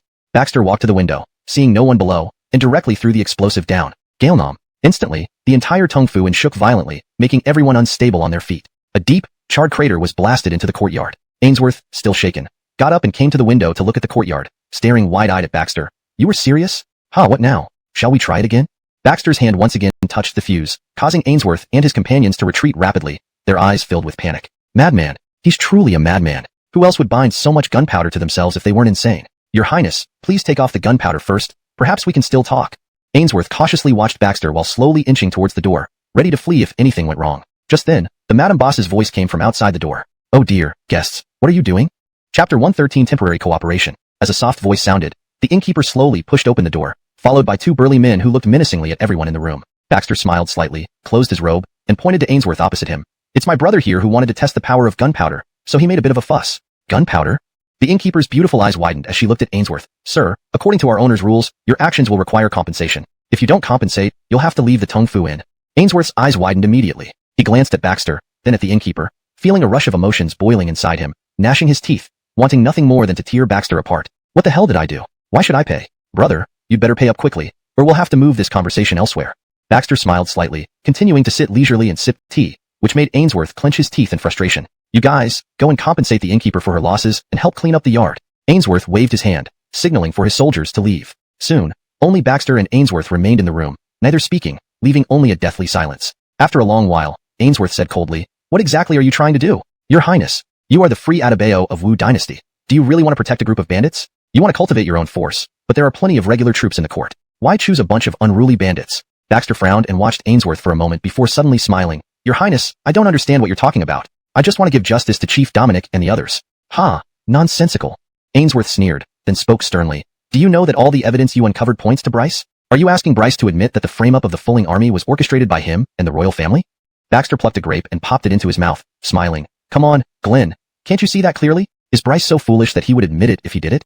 Ainsworth nodded. In fact, he had always wanted to frame the Fuling army and even wipe them out but never found the right opportunity. After arriving in Liangzhou, Governor Albin has been tight-lipped about this matter, insisting he knows nothing. I think Albin must have received orders from above. Baxter suddenly looked surprised, examining Ainsworth closely. Glenn, why do I suddenly feel that we're on the same side now? Ainsworth smiled lightly and then lowered his voice. Actually, we've always been on the same side. Gallant of us know that Bryce is far from simple. Although the Wu Dynasty is decaying, replacing him won't be possible unless the time comes. If we two engage in internal strife and drag the whole court into it, the ultimate result will be entertainment for Bryce. We'll both suffer while he enjoys his twilight years. Baxter felt a stirring in his heart. So, does His Highness the Glen have any good plans? Cooperation. Ainsworth stood up, speaking in a voice only they could hear. Only through cooperation can we maximize our own interests and steadily develop our forces. Rest assured, if I ever become the ruler of the Wu Dynasty, you will also remain the free Atabeo of one region, and I promise not to harm you. I will even grant you an iron certificate of immunity. Baxter's lips twitched. So much for making grand promises. In that case, I must thank your highness for your grace. Do you know that we almost died in the jail just to cover for you? Baxter smiled and said, I should thank you then, Nadia. Come, drink this herbal medicine I just prepared for you. Rest and recover your strength. Once things settle down, we'll return to the capital. Eliza gave Baxter a scornful look and took the bowl of medicine, asking, where is Ainslear? She's frail, and her injuries are no less severe than mine. Don't worry, great Nadia. How could I forget about Ainslear? She's next door. I just fed her some medicine, and she's now asleep. Leaning against the bed, Baxter watched Eliza drink the medicine and couldn't help but whisper, great Nadia, with such extraordinary martial arts, why do you keep getting captured by others? Hearing this, Eliza's face immediately turned red as she glared fiercely at Baxter.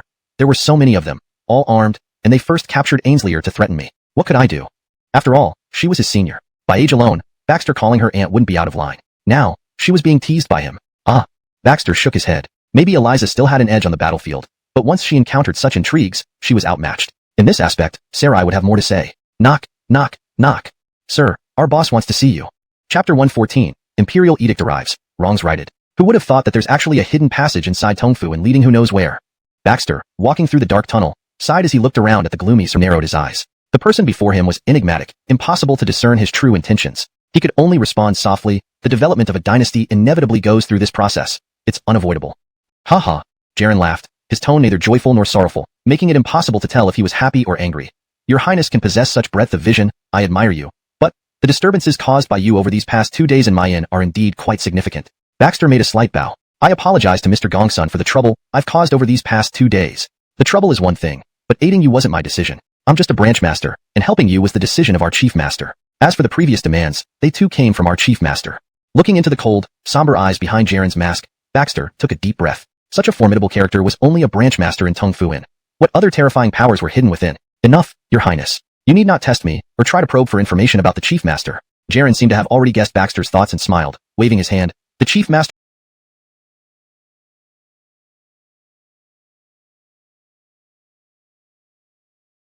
told me to convey a message to you. Today's court isn't the court you see, and today's Emperor of Wu isn't the one you perceive. Do not believe everything you see, for what you see may not be reality. Baxter clenched his fists slightly. Very well, I understand. No, you don't understand. Jaren shook his head. The chief master anticipated you'd say this. Therefore, he has one last message for you. The Wu Dynasty has not yet reached its end. Hope you take good care of yourself. Baxter was inwardly startled. Who exactly was the chief master of Tongfu and to be able to read his inner thoughts? He had hardly confided in anyone about these ideas. I know your highness is shocked, but this truly is the chief master's message. Jaren smiled. He says that once the time is right, he will lend a hand without your invitation. Baxter slowly stood up, his eyes fixed on Jaren. For a long moment, he said nothing, seemingly deep in thought or weighing something, and finally only lightly bowed. In that case, please thank the chief master on my behalf, and thank Tongfu Inn for lending a hand. Back in his room, 3 days later, an imperial edict arrived from the court. Qingzhou Prefecture's Governor Albin, harboring treacherous ambitions, falsely accused the Fuling army and killed countless civilians. He is to be escorted to the capital and executed. When the imperial envoy finished reading the edict, Albin was stunned, then collapsed to the ground. Glenn, save me. It's not like that. It's not like that. It's all. Smack. Albin was not. Are you spouting? How could the Glenn be like that? Before Guido could move, Baxter had already arrived nearby, smiling. General Dominic, congratulations on your victory over the bandits. You will be rewarded with 5,000 sets of Imperial Guard armor, 10,000 taels of silver, and 5,000 bolts of silk. Upon hearing these rewards, Guido showed little excitement. Approaching Baxter, he made a slight bow. Thank you, your highness. Trenton responded with a gruff voice. Your highness, we don't care much for armor or silver. We just hope such events won't happen again in the future. Baxter chuckled lightly. In the future, I'll build a military camp for you outside the capital, where you can be permanently stationed. If something like this happens again, you don't need to hide anymore. Just go straight ahead. Great, your highness, you said it. Let's go straight ahead. Trenton excitedly rubbed his hands together. Isaias. Guido gave him a helpless glance. Let's depart, General Dominic. There are people waiting for us in the capital. Who? Chapter 115. When did it happen so swiftly? In the capital city, within the Golden Hall, officials from all ranks gathered. Porter sat at the upper seat, while several princes stood in front of the civil and military officials with their hands hanging by their sides. Adebayo Gavin's eyes darted around as he glanced up at Porter, wondering what his father was up to today. Since the start of the court session, the emperor hadn't uttered a single word, seemingly waiting for something. Meanwhile, led by Haskell, the other civil and military officials remained silent, making the entire Golden Hall unusually quiet, even eerie. Third brother, what's wrong with father today? Why is he not saying anything? Gavin pulled at the prince next to him, whispering, I don't know either. There haven't been any big events lately, and my men didn't report anything unusual. Not only did Third Adebayo shake his head, but so did the other princes. Porter observed the scene below, disappointment evident in his eyes. These fellows were only good at idling away time, yet they couldn't even handle the most basic intelligence work, showing indifference to the significant happenings in the Wu Dynasty. Porter took a deep breath, feeling a sharp pain in his chest. His sons were utterly incompetent, and Sixth Adebayo had that particular problem. Was he really going to pass on the Wu Dynasty to someone from another clan? How could he face the ancestors then? Your Majesty, Glenn and Adebayo Free and Easy are waiting outside the hall. Suddenly, a young eunuch reported, causing the princes present to camp outside the capital. The ministers fell silent, shocked at Ainsworth's words. Didn't he always have conflicts with Adebayo Free and Easy? Why did he suddenly speak up for him? Porter's pupils constricted sharply. After a deep breath, he looked at Ainsworth and Alfredo for a long time before speaking. Since both of you think it's feasible, I will leave it to you. You may dispatch craftsmen from the Ministry of Achillisarchs. If you need funds, just take them. Thank you for your Majesty's benevolence. After the court session ended, many civil and military officials followed Haskell. Sir Shiloh, what is the relationship between the Glen and Adebayo Free and Easy now? Weren't they always conflicting? Yes, Sir Shiloh. How should we position ourselves now? Haskell stopped, glanced around, and smiled. I am already out of court matters. I only attend when I feel well. Many things, I no longer know. With that, Haskell supported himself with his cane and slowly left, leaving behind a group of puzzled civil and military officials staring at each other. What does Sir Shiloh mean? Why did he suddenly say he won't get involved in court affairs? Didn't he say he would lead us? Nash, be quiet. One civil official quickly interrupted the general, looking cautiously around to confirm no eunuchs were listening before continuing. Everyone, we mustn't talk about this carelessly. Sir Shiloh simply doesn't want to involve himself too deeply. The waters of the court are getting murkier. Let's just follow Sir Shiloh's lead without thinking or acting rashly. It won't go wrong. This makes sense, well said.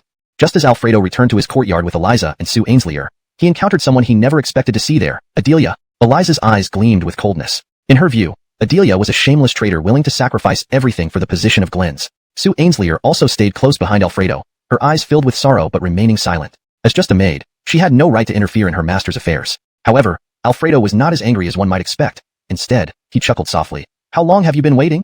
Not long. Adelia replied, her red lips slightly parting. Come in then.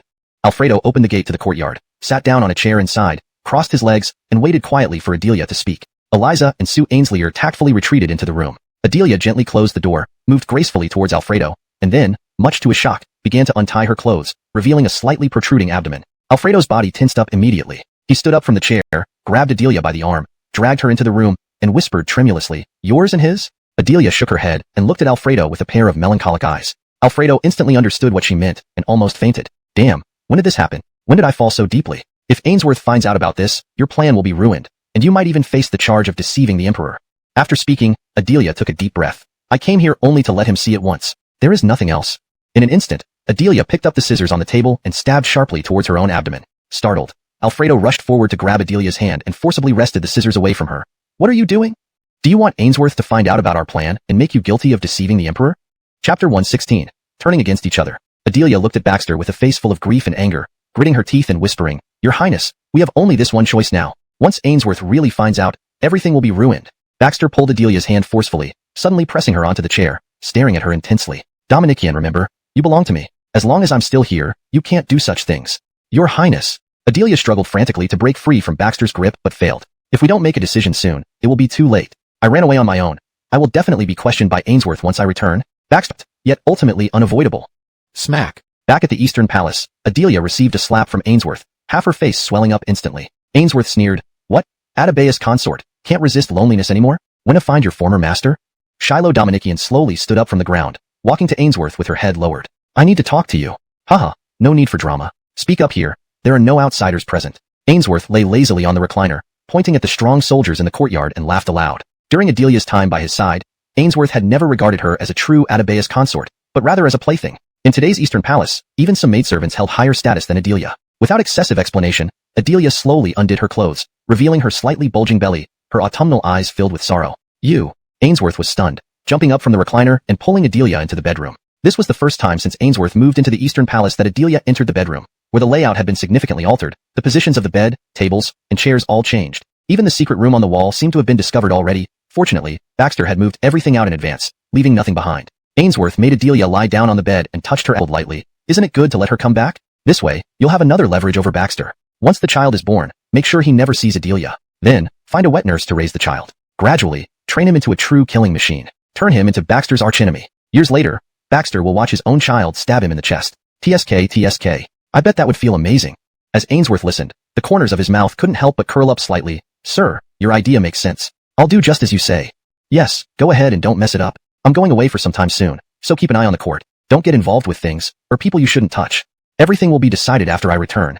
Yes, sir. Ainsworth watched the dark figure behind the screen disappear, then walked to the window, looking at the nearby annex. He sneered, Baxter, let's see who outsmarts whom. His Highness, His Majesty has summoned you to go to the Imperial study. All right, noted.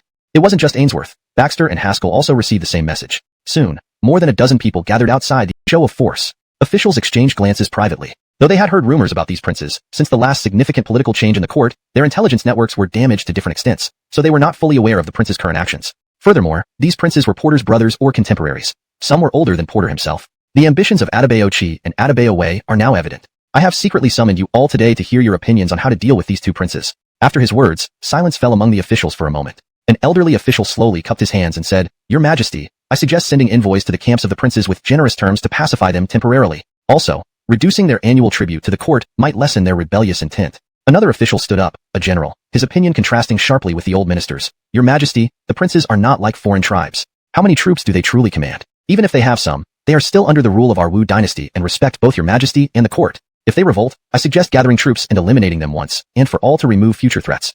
Haskell half closed his eyes, inwardly disdainful. These court generals always became excited when internal conflicts arose, eager to earn military merits. But when real external threats appeared, they disappeared without a trace, too afraid to lift a finger. Baxter pondered for a moment, but did not speak immediately. He waited until the emperor was dissatisfied with other ministers' suggestions before turning to him, Ainsworth and Haskell. Sure enough, after hearing several opinions, Porter shook his head, clearly unsatisfied. These ministers' methods were either too lenient or too harsh, making it difficult to eliminate the threat posed by the princes effectively. After a long pause, Porter looked at Baxter, Ainsworth and Haskell, Glenn, Isidore, and Minister Shiloh. What are your thoughts? Speak freely. The three remained silent for a while, tacitly waiting for someone else to speak first. Finally, Ainsworth could not hold back and spoke first. Father, I believe we should focus on appeasement. Once military action is taken against these princes, the regions under their long-term rule may no longer recognize the court. If the court coerces them, they will likely follow the princes in rebellion, causing internal unrest at a time when we face external threats from foreign tribes. Porter nodded, looking at Baxter and Haskell. Isidore, Minister Shiloh, what do you think? Seeing Haskell feign ignorance and remain silent, Baxter could only say gravely, Father, I think we can use a divide and conquer strategy. Divide and conquer? Porter's eyes flickered with confusion. Please explain further. Father, the eastern sea borders the foreign Brendan kingdom which covets our land. Now, the western countries also station troops on our western border, ready to attack at any time. If the court promises them higher ranks and more favorable terms, getting them to launch an attack and reward them accordingly, then, upon victory, how many troops would they have left? At that time, we only need to separate them from their soldiers, and we can handle them as we wish, at our disposal. Porter nodded slowly. This makes sense. Dear ministers, I agree. What do you think? We concur. Seeing that Porter agreed with Baxter's idea, the ministers, lacking firm convictions of their own, nodded in agreement one after another. After leaving the imperial study, Ainsworth quickly caught up with Baxter from behind, a smile on his face. With your highness's intelligence, you should be holding an important position in the court. It seems like a waste for you to just idle as a prince in a corner. Isn't it a bit of a pity? Baxter's lips twitched into a forced smile. Forget it.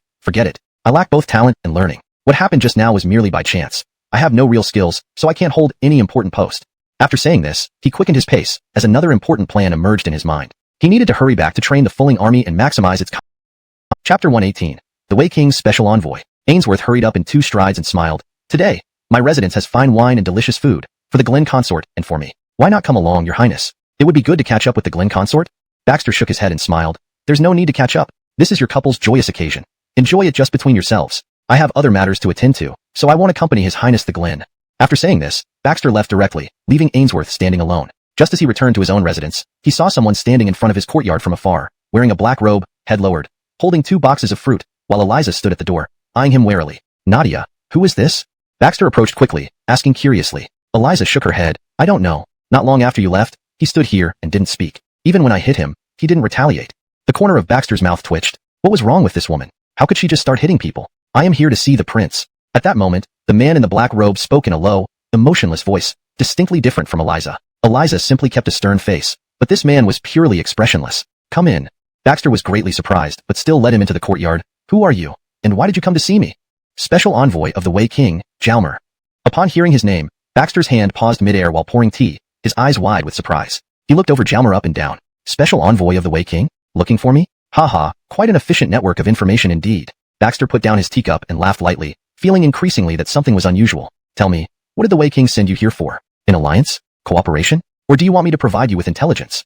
Jalmer unhurriedly opened the fruit boxes, but Baxter found that they were filled not with fruit, but gold ingots glowing yellow. Even Eliza, usually unperturbed by treasure, sucked in a cold breath. Such a sum of money was likely enough for a vassal king's annual tribute to the court. Baxter chuckled lightly. It seems the Wei King is really willing to invest effort, but I'm powerless and without authority, and I have few soldiers under my command. How can I possibly help you?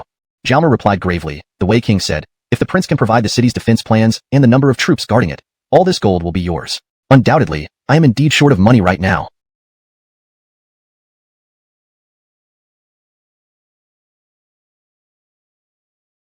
Baxter smiled faintly, picking up a piece of gold and weighing it in his hand, then laughed. Go back and come whenever you need it. Jalmer did not move, still sitting where he was. The Wei King ordered that it is needed now. Fine. Baxter hesitated slightly, smiling. Nadia, take him to rest in the back courtyard shed. We don't have extra rooms available here. Tomorrow, I'll give you the defense plan. Jalmer paused, then glanced around the simple courtyard. Was this place really like a prince's residence? Even ordinary wealthy families had better conditions than this. Back in the room, Eliza followed closely, coldly asking, are you really going to give them the capital's defense plans? Baxter was taken aback. Someone is offering money. Why not accept it? Without money, how can I build this prince's residence? How can I maintain the fulling army? Everything needs money, my dear Nadia. You really don't understand household expenses. Eliza frowned deeply. You're the prince of Wu Kingdom. How can you conspire with a vassal king? Oh, don't say it so harshly. Baxter stroked the 2 boxes of gold, smiling. I'm just giving them the defense plans, but I'm not responsible for their authenticity. You. Eliza blinked her beautiful eyes, finally understanding Baxter's meaning. After a long silence, she slowly said, living with you really requires utmost caution. What are you doing? Suddenly, Ainsley's voice echoed in the courtyard. Baxter and Eliza exchanged glances and rushed out the door. They saw Jalmer pinning Marley against the wall, trying to do inappropriate things. Stop! Baxter shouted angrily. Eliza acted immediately, grabbing Jalmer from behind and throwing him to the ground with a shoulder throw. Jalmer groaned in pain, angrily retorting, who are you? I'm the Wei King's special envoy. You dared to hit me? She's just a servant. What's wrong with playing with her? What nonsense, Wei King's special envoy? You're a rogue, and I'll disable you today. Eliza said, grabbing Jalmer's neck and preparing to attack. But suddenly she heard Baxter shout, stop! Eliza paused in confusion. This rogue, if we hadn't found out in time, Ainsley would have been in trouble. Are you going to keep him? Baxter didn't give too much explanation, but gently pulled Eliza aside. He is the Wei King's special envoy. The light of joy flashed across Jalmer's face on the ground. He jumped up and yelled, I'm the Wei King's special envoy. You can't touch me. Haha.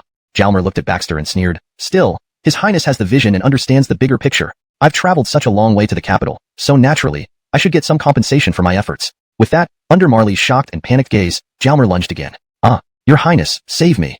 In the next moment, Baxter acted decisively, grabbing Jalmer by the neck from behind, his voice cold. I gave you a chance just now, but you didn't value it, did you? Jalmer felt as if he had fallen into an ice cellar. That voice was devoid of any emotion, like the Grim Reaper crawling out of hell. Your Highness, what are you going to do? Don't you know I'm the Wei King's special envoy? If you hurt me, one day the Wei King will. I intended to give you another chance, but you don't cherish it. Take your last words to hell. Baxter didn't allow Jalmer to explain further, pulling out a sharp blade and stabbing it into Jalmer's throat. Instantly, blood spurted out. Marley screamed and hurriedly ran behind Baxter, her petite body trembling slightly. Ainsley, don't be afraid. I'm here. Eliza wrapped her arms around Ainsley from behind, gently patting her shoulder with concern. At the same time, she looked at Baxter. You killed him, now what? Chapter 119. A temporary ally. Baxter casually clapped his hands. We'll deal with whatever comes our way. I never intended to cooperate with their so-called Ari.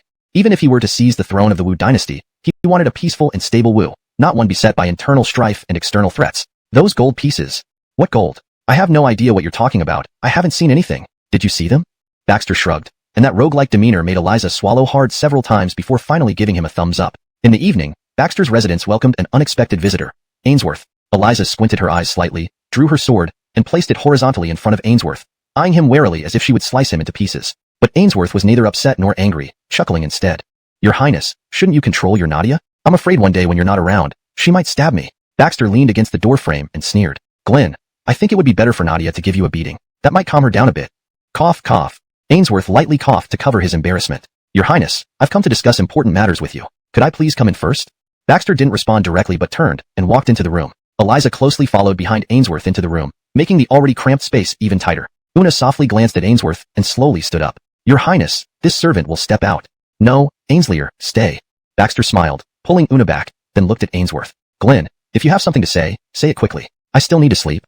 Hee, if they raise armies, it's not an exaggeration to say half of the Wu Dynasty could fall immediately. Baxter looked at Ainsworth in surprise. Well done, Glenn. You, who aren't from Wu, seem to understand its affairs better than I do. Until now, he didn't know that the two feudal lords controlled half of the Wu Dynasty. Your Highness, stop changing the subject, okay? Ainsworth sighed helplessly. With that person not by his side, facing such significant events in the Wu Dynasty, he could only strive to find allies and formulate strategies. Baxter chuckled. So, Glenn, what can you do with me? I have no power or influence, nor do I have many people under my command. I can't withstand the armies of Ari and Jimmy. Shouldn't you consult your father on this matter? Ainsworth snorted, his voice low and hoarse. Your Highness, don't you realize father's attitude toward us? He doesn't care who becomes crown prince. What he wants is stability for the Wu Dynasty and his own throne. Anyone who poses a threat will be ruthlessly eliminated.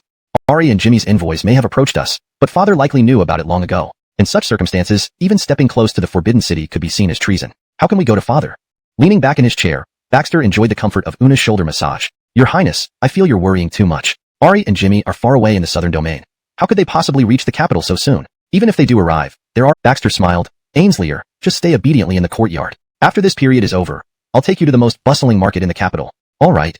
Una agreed obediently. Soon after, Eliza arrived at the Fuline army camp and delivered Baxter's words to Guido, handing them a box of gold. Trenton stared wide-eyed at the gleaming gold, swallowing hard. His Highness is truly generous. With so much gold, we won't have to worry about military funds. These gold pieces are not for military funds. Mathawai said he will bring people from the cast iron factory tomorrow to forge heavy armor for you. Guido weighed the gold in his hand, a hint of confusion flashing in his eyes. Heavy armor?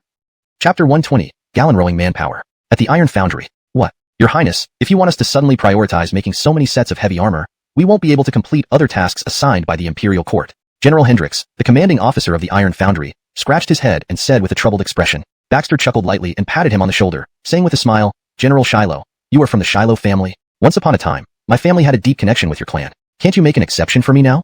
A forced smile spread across Hendricks' face. Your Highness, this isn't about 1 or 2 suits of armor, but more than 5,000. Even if they could be cast, it would take at least a month. We already have orders for over 10,000 suits. We simply can't afford the time. Baxter placed his hands behind his back and leisurely paced around the room. Seeing Hendricks' hesitant expression, he slowly pulled out a blueprint from his pocket and handed it over. Take a look, General Shiloh. It's a gift for you. Nash? Hendricks accepted it with a puzzled look. When he quickly glanced over the content, his expression instantly turned astonished. He scanned the blueprint several times in disbelief before finally turning to Baxter. Your Highness, where did you get this from? This iron casting technique was not only unprecedented but unheard of throughout the entire history of the Wu Dynasty. Sitting down, Baxter crossed his hands over his abdomen and smiled faintly. General Shiloh, this casting technique is shown only to you, but it comes at a price. Without delay, Hendricks knelt on one knee, his eyes sincere. Your Highness, this casting technology is of unparalleled value. I am eternally grateful for your grace. Whatever you command, I will do even if it means facing death or fire. Ha ha ha. Baxter laughed. Not that serious. Just need you to give priority to this task and assign some men to help me forge some armor. Naturally, the location would be outside the city at Fuling military camp, not within the capital. As the saying goes, when one owes a favor, it's hard to refuse. After receiving the favor from Baxter, Hendricks no longer refused immediately. Instead, he thought for a moment and said, Your Highness, there is a team here comprised of convicts sent by the Imperial Court. They work in the Iron Foundry, and those who perform well may have their death sentences commuted. These people have no official status, so their absence from the foundry wouldn't be noticed by the court. I can secretly assign a few more people to help you. Although their efficiency is low, combined with your advanced casting techniques, everything will be fine. Baxter nodded. Agreed. But since these prisoners were assigned to you by the court, why haven't you made them work diligently in the iron industry? Hendricks scratched his head and laughed. Your Highness, because all these prisoners are women. Plus, after suffering torture in prison, they are weak and shackled with chains. The corner of Baxter's mouth twitched. He felt an urge to take the blueprint back. I gave you such advanced iron casting techniques, and you send me a batch of female convicts as a consolation? Seeing Baxter's stiffened expression, Hendricks hurriedly whispered, Your Highness, as you know, salt and iron have always been under strict imperial control. Even every worker must be registered. Private use could cost one's head. Baxter sighed and waved his hand. All right, I won't make things difficult for you. By the way, I need to borrow some tools. Is that okay? Of course, no problem. The storeroom has plenty. Upon hearing this, Hendricks relaxed.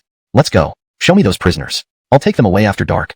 Fine, Your Highness, please follow me. After twisting and turning along the path, Hendricks finally led Baxter to an open yard enclosed by tall walls topped with barbed wire to prevent escapes. In the center of the yard, iron blocks awaited transportation by the prisoners. Nearly 100 women, dressed in tattered clothes and hair disheveled, wearing shackles and handcuffs, struggled to carry the iron blocks onto carts. Several overseers, wielding whips and looking fearsome, closely watched the women, striking anyone who moved too slowly. Your Highness, this is the place. Baxter silently watched these women, his brows slightly furrowed. What crimes did they commit to be sentenced to death? To suffer here? Hendricks said in a deep voice. These were mountain bandits who raided homes and harmed the people. They were finally wiped out by the Imperial troops, and these women were captured. Which mountain bandits?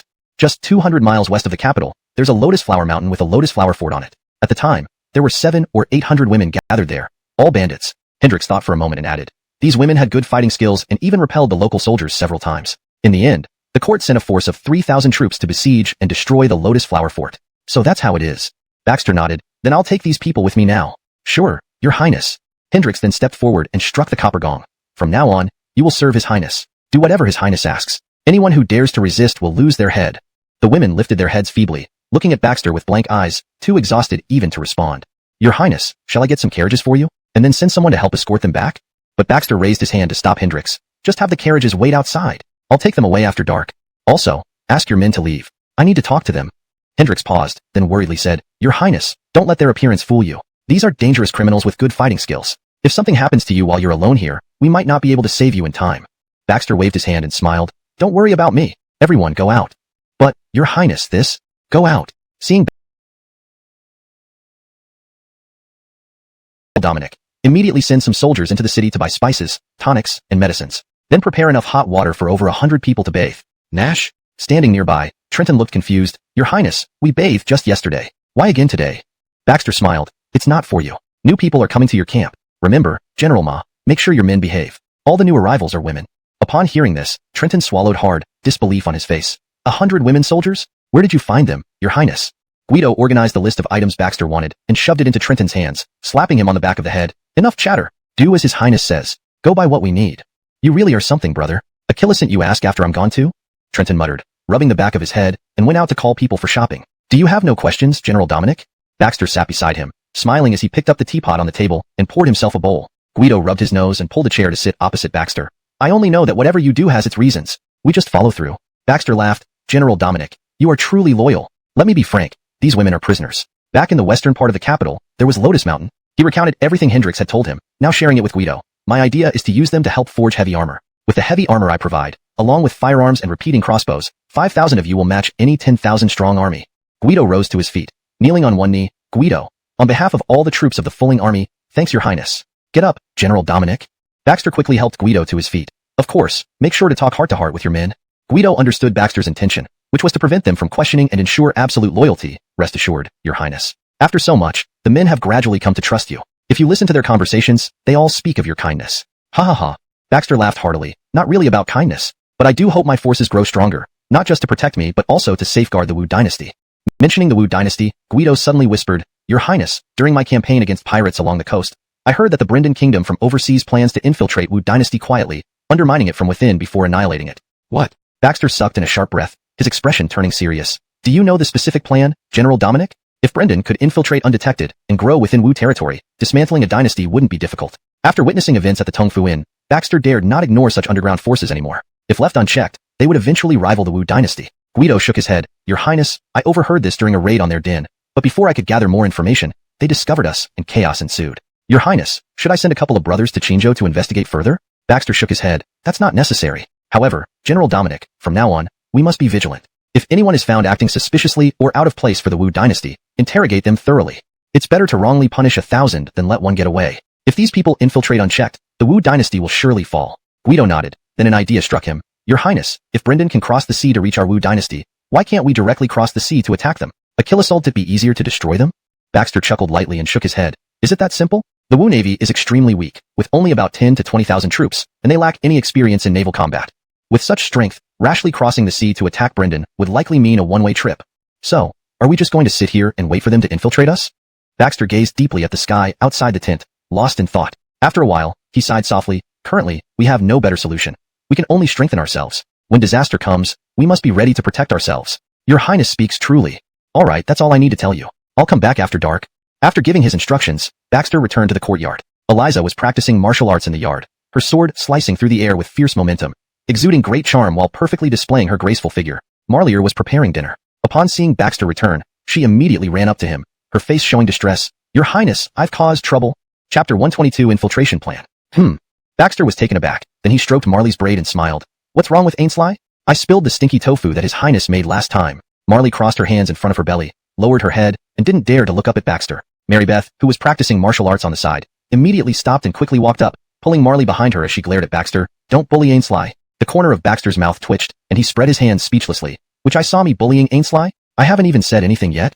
Mary Beth paused. It seemed like her reaction was a bit too fast. Cough, cough, but you can't get mad at Ainsley either. It's just some food. At worst, I'll buy some more to compensate for it. Baxter chuckled, slowly took off his long gown, and placed it on a chair in the courtyard. Buy? There's only one place in the world where you can find it. There's absolutely no second place. Nashmph, as if it's something precious. Don't exaggerate. Mary Beth glanced at Baxter, not believing him. Okay, Ainsley, don't worry about it. I'll make some more. Baxter waved his hand. But, I need Nadia to go to the market and help me buy some things.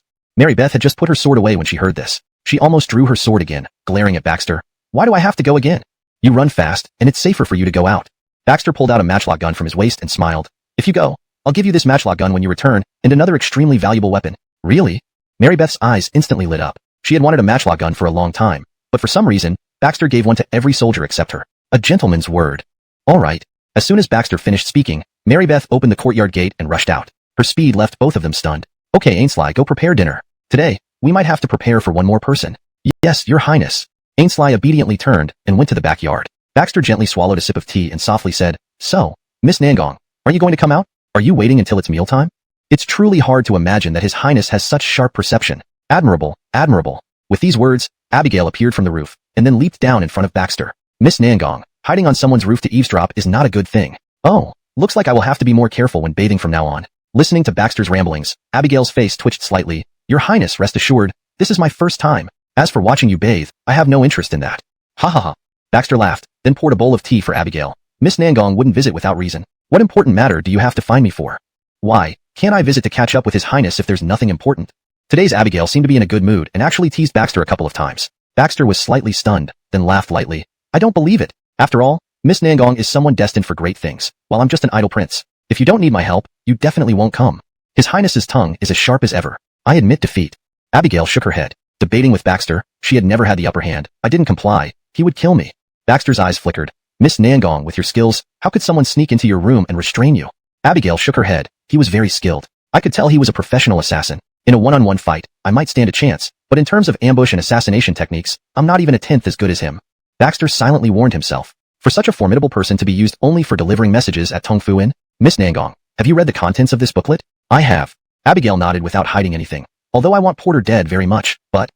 She didn't finish her sentence, yet Baxter could guess. Tong Fu Inn was powerful, and she didn't want to be killed right now. Your Highness, I've delivered the item. I should leave now.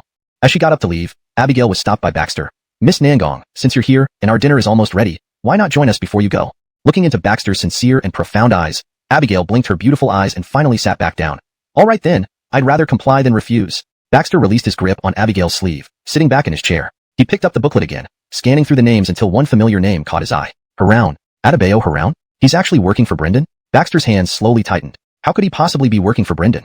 Baxter changed into a black outfit and headed straight for the Fuling army camp outside the city. At the same time, inside the military camp, it was bustling with noise. A group of female prisoners, despite being shackled, huddled together, vigilantly eyeing the surrounding Fuling soldiers. The leader, Miley, gripped her long chains with delicate hands as a weapon, warily watching Guido and Trenton standing not far away, growling like a wild beast. Trenton, wielding a steel saber, angrily watched the women. Brother, these women are too ungrateful. We offered to boil water for baths and prepared wine and food for them, yet they injured our men. Brother, why don't we let the men teach them a lesson? Yeah. Guido immediately stopped the rising voices, scolding them. These people are guests of His Highness. Can you just do as you please with them? From now on, show some respect. Since they don't trust us, let's wait for His Highness to decide. Dismissed.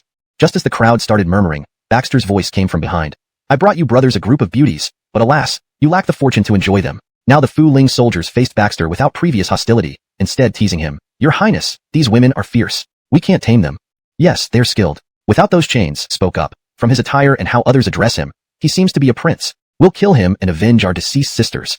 Yes, that's right. Kill him. Kill him.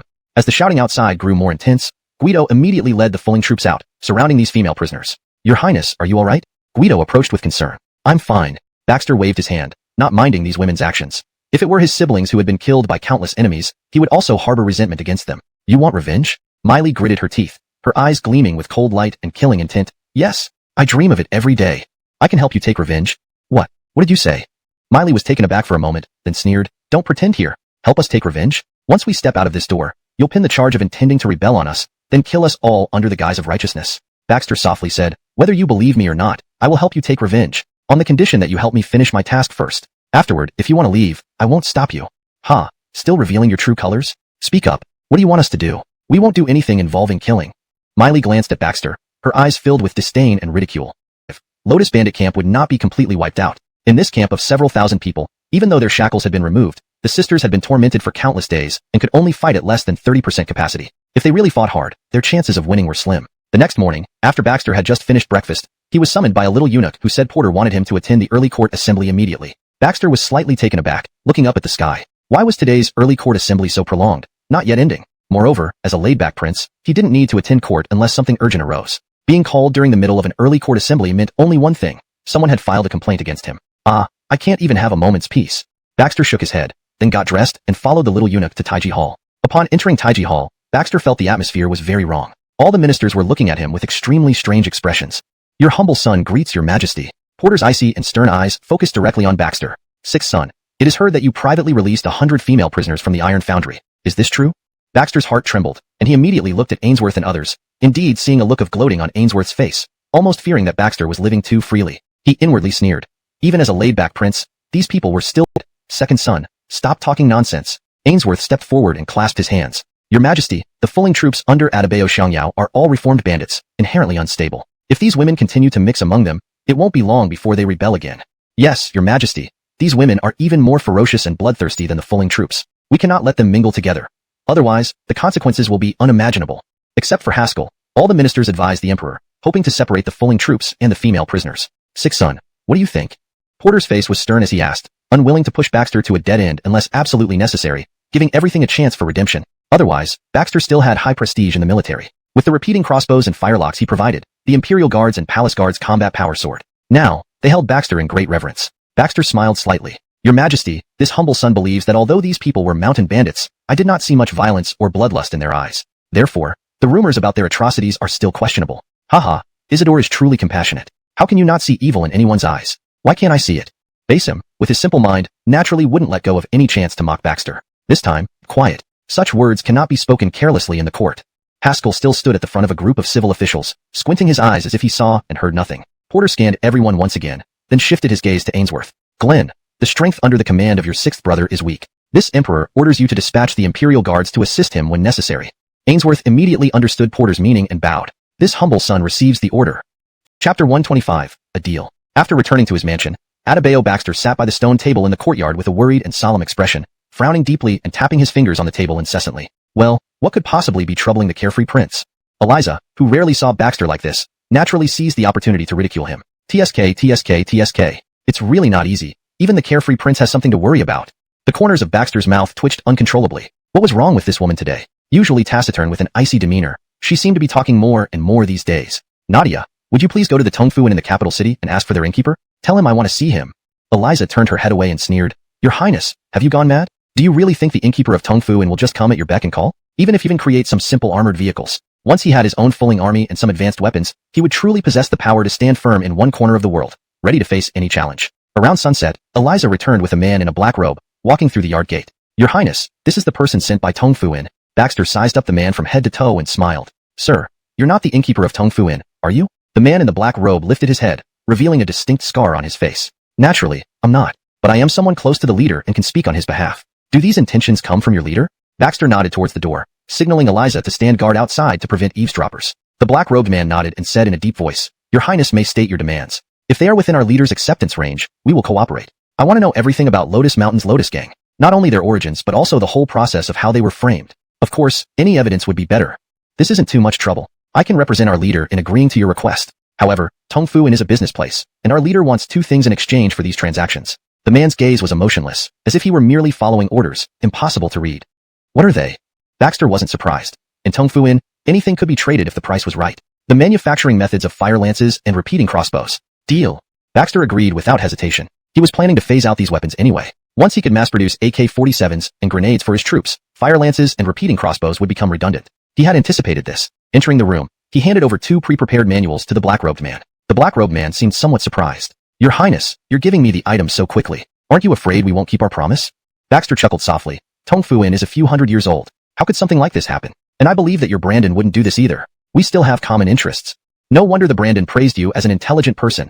Indeed, it's true. The black-robed man sighed in agreement, then tucked the 2 booklets into his bosom and left the mansion. As soon as he was gone, Eliza, who had been standing guard outside, came in frowning at Baxter.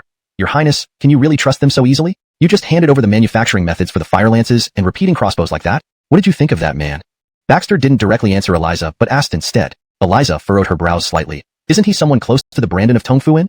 Haha, how could that be possible? If anyone close to the Brandon were that formidable, Tongfuin would be truly terrifying. Baxter shook his head with a smile. He is the Brandon. What? Him? How could he possibly be the Brandon? He looks so hideous. And his breathing wasn't even stable. I could tell his martial arts skills are not as good as mine. Eliza's delicate brows knitted in disbelief. Nadia, when did you start judging people by their appearance? Baxter scoffed. Don't worry, Nadia. I will give you what I promised. Here, your fire lance. Baxter drew out the fire lance from his waist and handed it to Eliza. Well, what about the new weapons you promised me? Eliza held the fire lance lovingly, imagining herself riding a horse and firing it to blow open an enemy's head 100 paces away. Don't rush. Baxter laughed. It needs some time, but it will definitely be done within a month. You haven't made it yet. You lied to me. Eliza's eyes widened in surprise, looking nothing like a mature woman in her 30s, but more like a naive girl in her early 20s. Cough, cough. This is a kind lie. Otherwise, how would you help me go to Tongfuin? You stop right there. Chapter 126 Equality of All Beings. F***CK. You damned woman. This is simply not knowing the value of favors. In the military camp of the Fulling Army, Trenton angrily overturned a basin of hot bathwater onto the ground and roared at Miley. The surrounding soldiers, upon hearing Trenton's roar, also gathered around. General, are these women giving you trouble again? Please don't take it to heart. Isaias, didn't our eldest brother advise us not to have conflicts with them, or else it would be awkward for his highness? Trenton looked at Miley coldly, his eyes flashing with disdain. You damned woman, if it weren't for his highness's order to treat you all well, how could you live so comfortably here? Earlier, when Trenton carried the hot water over casually, Miley and the others did not appreciate it, leaving the hot water untouched. F***CK. You damned women, listen up. Since you're still in the Fulling Army camp, you will behave yourselves properly. If you dare to disobey in the future, I'll slaughter you all. Unlike her previous silence, Miley glared at Trenton coldly. Then go ahead and try. She had been in the camp for several days now. Without any overseers to torture her, her injuries were healing much faster. Plus, she wasn't shackled anymore, so she was confident that even in a fight, she could break through the encirclement quickly. You damn wench, you really want to test me? Fine, I'll oblige you. Trenton nodded, somewhat surprised, and drew his steel knife from his waist, tossing it to her. Take it, and I won't bully you. Let's spar. Huh. Miley laughed coldly, grasped the knife, took several deep breaths, and her gaze gradually became calm. Come on. Good. Just as Trenton was about to raise his knife and charge forward, a deep voice rang out nearby. If you want to die, go right ahead. Trenton froze and turned back, only to see Baxter pushing through the crowd, walking over with a serious expression. Greetings, your highness. The soldiers of the Fulling Army bowed. Baxter waved his hand, then approached Trenton, taking the steel knife from him and whispered, General Ma, if you really want to die, go ahead and do it. Your highness, what do you mean? Trenton scratched his head, sensing something was amiss. I mean exactly what I said, you're no match for her. Moreover, speaking of individual combat skills, none of you in the Fulling Army can stand up to them. Baxter's words left the soldiers present visibly shaken, exchanging uneasy glances. Your highness, we're not happy with this. How can we possibly be no match for these women? Indeed, your highness, we have excellent weapons. Even if we were less capable, we wouldn't lose to them. Baxter turned to look at the soldiers and smiled faintly. Brothers, think back from when I first met you until now. Have I ever lied to you? Everyone hesitated, including Trenton, and remained silent. Indeed, Baxter had never deceived them, nor made mistakes. But to admit that their invincible Fulling Army, which crushed coastal pirates, couldn't match a group of women, was too hard to swallow. All right, get back to your duties. From now on, don't engage in any conflict with them. Otherwise, if you get beaten, I won't defend you. Yes, your highness. Once the soldiers dispersed, Baxter slowly walked to where Miley and the others stood. Miley, second leader of Lotus Banditry Gang, extraordinarily skilled in martial arts, unmatched in the world with her throwing weapons. Miley nodded slightly, her face expressionless. Thank you for your praise, your highness. But such accolades are trivial. Is there anything else? Or should we continue working? Baxter leaned closer to Miley's ear. Sioux Chief, if I tell you I can prove your innocence and pardon all your death sentences, what would you say? However, Miley did not react with the expected joy or shock. Her expression remained unperturbed. Thank you, your highness. But even if we all survive, what about our deceased sisters? What about my elder sister? Baxter paused, looking around, noticing the anger and killing intent in the women's eyes. They wished to carve him into pieces. It seemed their hatred towards the court wouldn't be easily changed. Settle down here with peace of mind, Cameron. I will do my best to ensure your safety. After leaving these words, Baxter slowly departed from the military camp. The Tongfuin had not yet completed its investigation into the Lotus Banditry Gang, so he still needed to wait. This morning, I asked Eliza to have a craftsman start manufacturing parts. I wonder how it's going. As Baxter muttered to himself, he slowly walked towards his residence. The moment he pushed open the door, he saw Eliza enthusiastically working alongside several craftsmen, manufacturing the required parts for the AK. with each person's face covered in soot. Huh. Baxter couldn't hold back his laughter and burst out laughing on the spot. Hearing the laughter, Eliza immediately stood up, angry. What are you laughing at? Cough. Nothing. Nothing. Baxter tried hard to suppress the corners of his mouth curling upward. I didn't expect Nadia to also be able to work as a blacksmith. How is the manufacturing of the parts coming along? Several craftsmen rose to their feet and bowed. Your Highness, the first batch has been completed. Please inspect them. As they spoke, the craftsman brought up a box of parts. After carefully examining them, Baxter's face lit up with pleasure. Good, very good. Come, let me teach you how to assemble it. Pay attention. Soon, under Baxter's assembly, a brand new AK appeared before everyone's eyes. Eliza blinked her beautiful eyes and curiously touched the gun body. What is this? This is the new weapon I want to give you. It's different from the matchlock guns. 10 matchlocks can't compare to this one AK. AK? Clearly, Eliza was unfamiliar with the name, slightly furrowing her eyebrows. Oh, cough, not a good name, right? Baxter smiled. Then let's call it Equality of All Beings. Equality of All Beings. Eliza repeated the name twice, delightedly. This name is quite nice. Why don't we give it a try? Chapter 127. The Origin of Lotus Flower Fort. The bullet was invented much earlier than the AK. Baxter took out more than 20 bullets from the craftsman's box and loaded them into the AK, but just as he finished loading, they were snatched away by Eliza. Can you use it? Baxter looked at her with a helpless expression. How difficult could it be? It should work the same way as a firelock, right? Eliza examined the AK up and down, finally focusing on the trigger. She remembered that all you had to do with a firelock was pull the trigger. After trying for quite some time, however, Eliza still couldn't make the AK go off. Baxter just sat there quietly watching her without saying a word. Finally, accurately, punching several holes through the iron block. As she massaged the sore spot, Eliza looked shockingly at the faraway iron block with the holes shot through it. This can't be possible. A metal block of such thickness, and it can't even withstand the bullets? This wasn't heavy armor but a solid iron block cast properly, extremely robust. The other craftsmen also stopped working, staring at the penetrated iron block with expressions of shock and bewilderment. What kind of bizarre object was this? Baxter smiled and took the AK from Eliza. Nadia, how does it feel? Got the lesson? Come on, let me teach you again. Then, he grabbed Eliza's hand, teaching her step by step. Feeling Baxter's warm and broad chest as well as his unique aura, Eliza's heart started pounding, her gaze involuntarily becoming scattered. He dares to be this close to me? Though she was a general, she had been raised under strict codes of etiquette since childhood and had never been this close to any man before. Hey, great Nadia, what are you thinking about? Can you focus a bit better? Baxter reached out and tapped Eliza on the forehead. I only teach once. The rest, you'll have to learn on your own. Ugh, why did you hit me? 7 days later, on a night when Baxter was preparing to rest, he heard a knock on the door. A dark figure appeared. It was neither Eliza nor Eileen. Come in. The people from Tongfu Inn really do move like ghosts. Baxter put on his clothes and sat up from the bed, sighing. It seems that what I want has already come into my hands. The hooded man slowly sat down in a chair, holding nothing in his hands. Your Highness, do you want me to tell you? Or do you want it written down? Baxter smiled. I prefer listening to stories. From the chief of Tongfu Inn. You. The hooded man's expression changed abruptly. His eyes became sharp and luminous, as expected of the Glen, with outstanding wisdom and patience, hidden for so many years without exposure. Truly extraordinary. Well, Chief, we're now partners. Or rather, not partners, but in Tongfu Inn terms, we're in a business transaction. The chief slowly nodded, his voice becoming hoarse. Your Highness is truly a clever person. I enjoy dealing with smart people. It saves time and effort. Since that's the case, I won't waste time with pleasantries. To the west of the capital city lies Lotus Flower Mountain. Back then, all around Lotus Flower Mountain were famous for being prosperous regions abundant with fish and rice, rich in resources, and the local people lived very affluent lives. And the locals highly esteemed martial arts practice, so the martial skills of the people there were exceptionally strong. Until one day, a mysterious force sub-martial skills, especially in assassination and projectile weapons, which are nearly perfect. Throughout the entire Wu Dynasty, even I would not be a match for them in these areas. A trace of shock flashed in Baxter's eyes. This praise was indeed high. Even as an all-around special forces soldier in his previous life, he dared not claim he could defeat this chief. Yet, the chief did not hold back in his praise for these two women. In just a few short years, the fame of Lotus Flower Mountain's Lotus Flower Fort grew increasingly, frequently ambushing and killing corrupt officials of the imperial court. But naturally, this attracted the attention of the imperial court. Chapter 128. The Same Intelligence. The Harmon paused, a reminiscent glint flashing in his eyes. The local government offices made several attempts to wipe out the group of women but were always routed and utterly defeated. They had no choice but to seek help from the court. At that time, the prime minister was still Jerry. After taking bribes from local officials, he sent a group of people to pretend to be the women of Lotus Bandit Camp, ravaging everywhere, creating public opinion so that the women could not stand among the people. Ordinary citizens naturally wouldn't think too much. Many people were killed by the fake troops impersonated by the court, thus bearing grudges against those women in the Lotus Bandit Camp. Whenever someone from Lotus Bandit Camp appeared at the foot of the mountain, they would be reported by the citizens.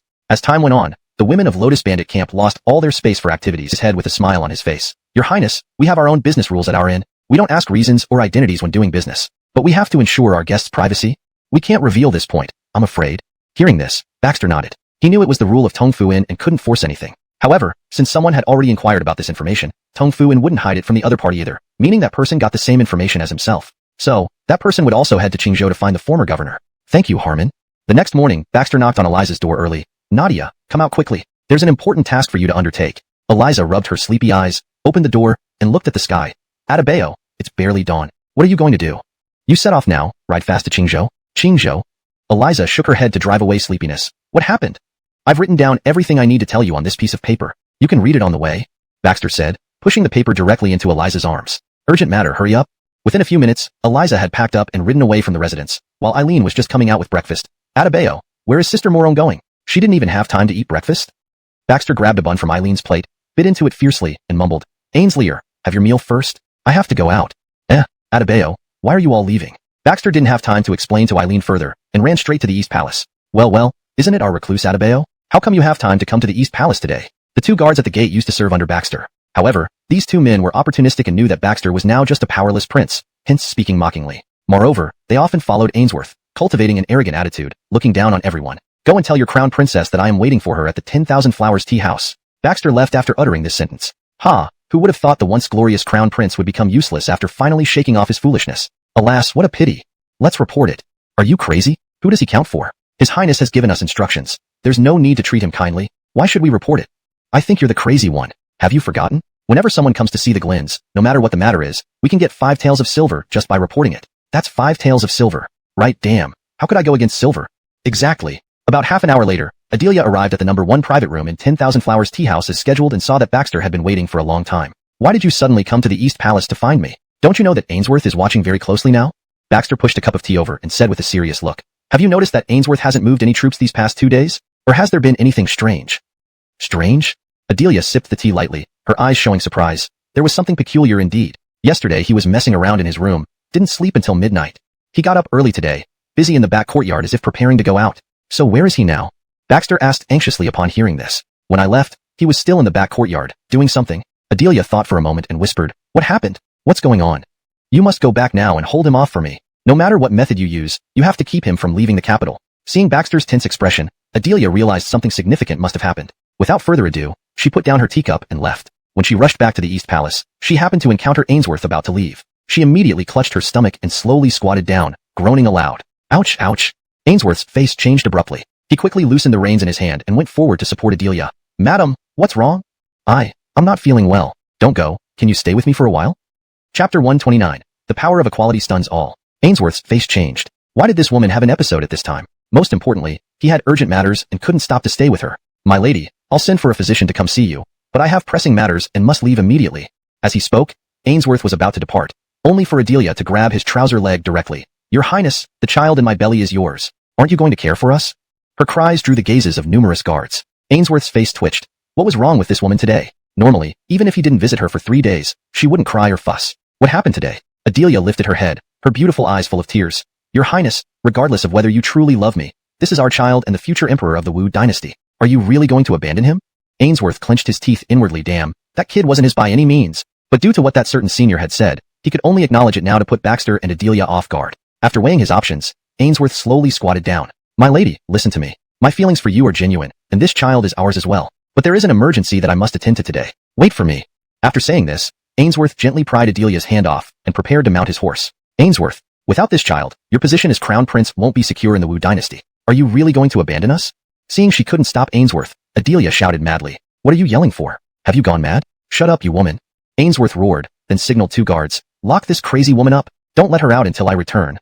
Yes. With the 2 guards pulling her away, Adelia was helpless and could only be taken into the house and locked inside. Your Highness, I can only help you this much. At the city gate, watching Ainsworth ride off on his tall horse, Baxter seemed lost in thought. He turned and went to the Fulling army camp, delivering the first batch of AKs to Guido's hands. General Dominic, with this, you're not far from invincible in the world. Seeing Baxter's mischievous smile, Guido scratched his head, looking at the AK in his hand. Your Highness, what is this? I've never seen such a strange weapon. It's somewhat like a musket but different. Your Highness, how powerful is this thing? Watching the Fulling soldiers gather around, Baxter raised the AK with a smile.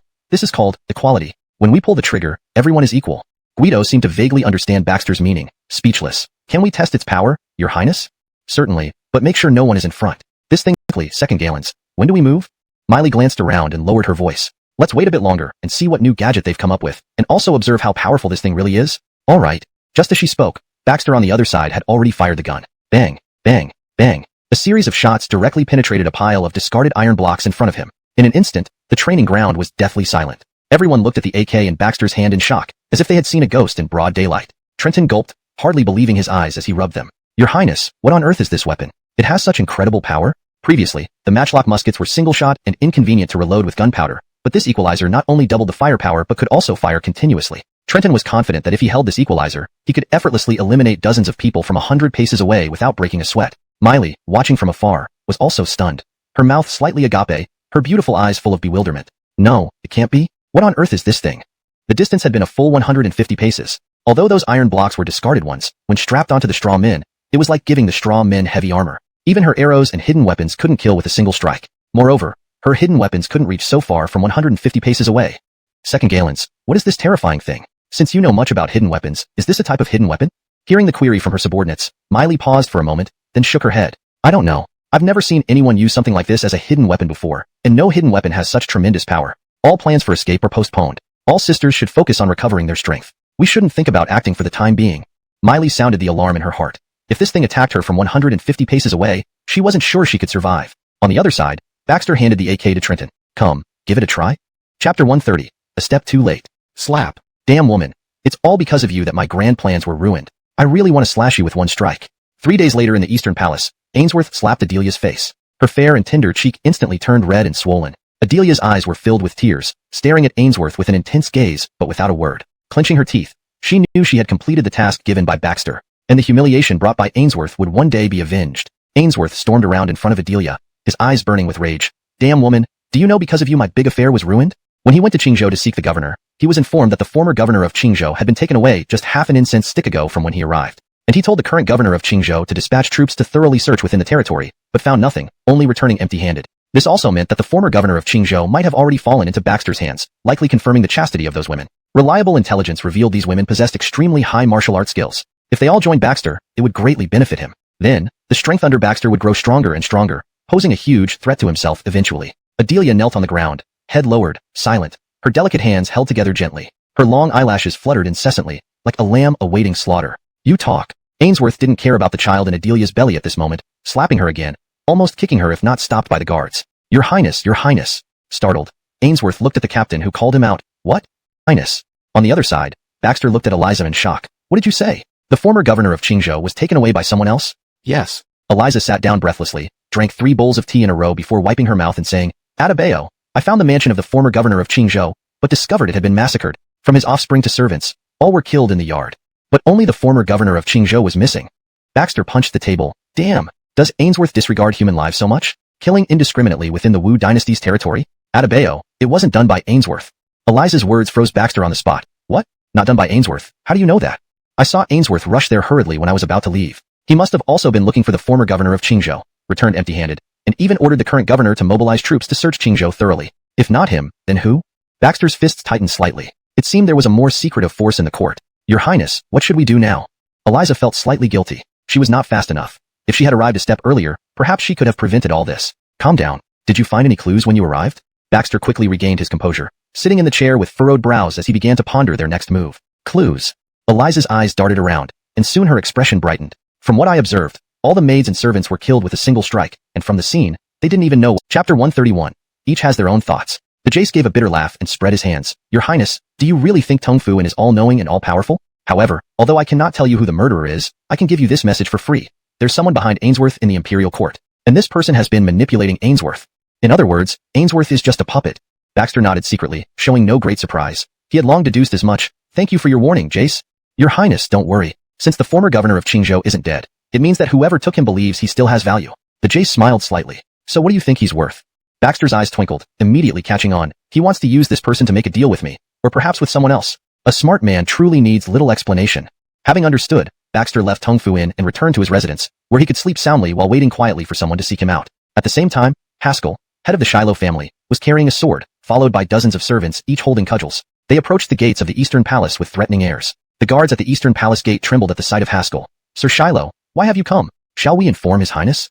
Inform my ass. Haskell, with bloodshed, completely mad. Ainsworth complained bitterly. He couldn't believe he was being chased and cut down over an unrelated child. It was incredibly humiliating. Moreover, he couldn't retaliate or harm Haskell. Even as the Glen, he was well aware of his position in the court. Without Haskell's support, many officials would not back him. Besides, Haskell was the only elder statesman in the current court, and the Shiloh family was the leading aristocratic house. He could not offend this elder. Exiting the room, he found Shiloh family servants and the Eastern Palace guards already locked in battle. Though no one was aiming for lethal blows, they fought fiercely. In a moment of panic, seeing Haskell chasing him, Ainsworth hurried towards Shiloh Dominic Smoke's side chamber. Lady, please, talk some sense into your father. He's trying to kill me, Ainsworth yelled, barging into the side chamber, leaving Shiloh Dominic Smoke bewildered. What are you saying? Quick, your father wants to kill me. Help me, save me. Ainsworth hid behind Shiloh Dominic Smoke. You damned coward, come out. Haskell stormed into Shiloh Dominic Smoke's chamber, sword in hand. You're hiding behind my daughter? Come out. Father, what are you doing? Shiloh Dominic Smoke, puzzled, looked at her father, wondering why he seemed concerned for her life for once. Nash, daughter, tell me, how do you want me to discipline him? Haskell asked Shiloh Dominic Smoke. Ainsworth suddenly became nervous. This old man was truly domineering. The key was that he absolutely couldn't offend this guy now. Otherwise, he wouldn't be able to stand firm in the court. Looking at Haskell opposite him, a trace of barely noticeable killing intent flickered in Ainsworth's eyes. When that adult returns, I must ask when I can remove this old man. Madam, I swear I will treat you well from now on and also take care of the child. Please beg father-in-law for mercy. I swear. As a temporary measure, Ainsworth had to bow down to Shiloh Dominic Smoke for the time being. Really? Chapter 132. Adebayo Haroun. I would never dare to deceive madam. If I ever treat you badly again, may I be struck by lightning and never ascend to the position of Glenn. Ainsworth immediately raised 3 fingers to swear. He came from the western regions, where people had never believed in ghosts or gods since ancient times. As for swearing oaths, he couldn't even remember how many vows he'd made in his life, almost none of which he had kept. Adelia bit her lip gently and glanced at Shane with her beautiful eyes, feeling a wave of sadness wash over her. She knew their quarrel wasn't because of her. Therefore, it was unnecessary to make a big fuss over this matter. Father, actually provide evidence. As for why your Lotus banditry gang was destroyed, it was due to slander by the previous Eldon, Jerry. He colluded with local authorities and the former governor of Qingzhou to send troops pretending to be you to massacre the villagers below the mountain, leading to the eventual downfall of your gang. Of course, the traitor within your gang also played a significant role in its fall. Baxter whispered, if you wish, I will do everything in my power to catch that traitor and bring him before you. Miley listened quietly, then fell silent for a long time before raising her head to look at Baxter. Your Highness, even if you kill the traitor and the former governor of Qingzhou, clearing everyone's name, what then? Can those dead sisters come back to life? Can my parents and uncles come back? They can't. So all this means nothing to me. Miley's eyes sparkled with boundless killing intent. If possible, I would cut down every official in this current government. Not impossible. Baxter's words left Miley stunned. She scrutinized him up and down for a long time before sneering. Ha, the esteemed Adebayo Xiangyao, a prince of Wu Dynasty and the former Glenn, can actually say such things? Your Highness, we are already sentenced to death, so what's the point in getting something from us? Miley remarked disdainfully. People like you in the government are all hypocrites. Baxter nodded and sighed inwardly. This woman's hatred towards the government ran deep, making it almost impossible to sway her without concrete actions. Smashing his fist on the armrest of the chair. Nashmph, those corrupt officials of the court, how dare they treat people this way? They deserve to be slaughtered one by one. We don't know yet which mysterious force is behind it. Logically speaking, the most powerful factions in the court are just a few. Listening to Guido's remark, Baxter suddenly thought of something, his face changing as he stood up abruptly from his chair. Not good. I think I know who was behind the massacre of Miley's family. Guido and Trenton looked at Baxter in surprise. The people from Brendan. Baxter gritted his teeth. Who wants to dismantle the Wu Dynasty from within the most? It must be the Brendan people. On that list, only Adebayo Haroun has such power. Haroun? Guido was surprised. Your Highness, that incident happened many years ago. Adebayo Haroun was very young back then, wasn't he? Baxter shook his head. That list doesn't necessarily record all the Brendan people. Just like Ainsworth, behind Haroun, there must also be a puppet master controlling everything. Chapter 133, Departure for Qingzhou. South of the city, Adebayo Haroun's residence. He was an even more idle prince than Baxter, spending his days playing with crickets and walking his birds. He barely attended court sessions and didn't go every time unless foreign envoys came or Porter had something important to discuss. Porter basically let this son be in a laissez-faire manner, allowing him to do whatever he wanted, much like how he treated the formerly foolish Baxter. Isidore, what brings you to my humble abode? Haroun looked surprised upon seeing Baxter arrive and gently patted the beautiful woman in his arms. You may leave. Isidore must have some matters to discuss with me. Sure. The room quickly emptied, leaving only Baxter and Haroun. Baxter took a sip of tea and smiled. Fifth brother, your residence is indeed more tranquil than mine. When I have enough money, I'll surely build a mansion next to yours. Haroun laughed loudly without any modesty. Exactly. Although it's not as quiet as the palace gardens, I've cleared the surrounding area of residence and used some silver to construct gardens and entertainment spots around here for my own enjoyment. Isn't that better? Great job, fifth brother. Living truly carefree? Baxter couldn't help but give a thumbs up. Well, anyway, the imperial throne isn't going to be mine. I have no ambition to rule the world, nor do I want all those troubles. I just wish to live a free and happy life. Haroun leaned back in his chair, stretched out his legs, and gave a long yawn. Free and easy. So, Isidore, why aren't you enjoying yourself at your place? What brings you here? I haven't been feeling great lately, and none of the other princes think highly of me. Now, only seeing fifth brother's carefree lifestyle can inspire me. Oh, and fifth brother, I heard that Lotus Mountain is known for its beauty and fertile land, especially its abundance of beautiful women. Why don't we? Before Baxter finished speaking, Haroun stood up from his chair, finished the tea on the table in one gulp, and looked at him strangely. Isidore, shall we depart now? What are we waiting for? Baxter. Do we still need to go to Qingzhou? Elsewhere, Ainsworth, upon learning of Baxter's movements, slammed his fist on the table, his eyes gleaming with unusual light. Didn't he already send Eliza once? Why go again? Could he have found some clue? A servant whispered, Your Highness, should we go too? Of course. Ainsworth stared ahead intensely, his eyes cold and sharp. Tell everyone immediately. This time we travel light and keep it secret. The servant hesitated. Your Highness, you are the Crown Prince of Wuchao. How can we hide your movements from various forces in the capital? Are you an idiot? Think. Ainsworth shouted angrily. Find me a stand-in to lie in my chambers. If anyone comes, tell them I caught a chill. Yes, Your Highness. After the guard left, Ainsworth looked towards the secret room in the corner of the wall and sneered. Adelia, Baxter. You two really left me with something good as intentions. Baxter smiled and looked at Miley. It seems Manager Sue is still somewhat resistant. Previously, he had instructed Guido and Trenton that if Miley dared to resist or be uncooperative, they were to lock her up immediately. If she still refused to cooperate, they could use threats against her. That day, when he demonstrated the power of the AK at the parade ground, it was also to intimidate Miley.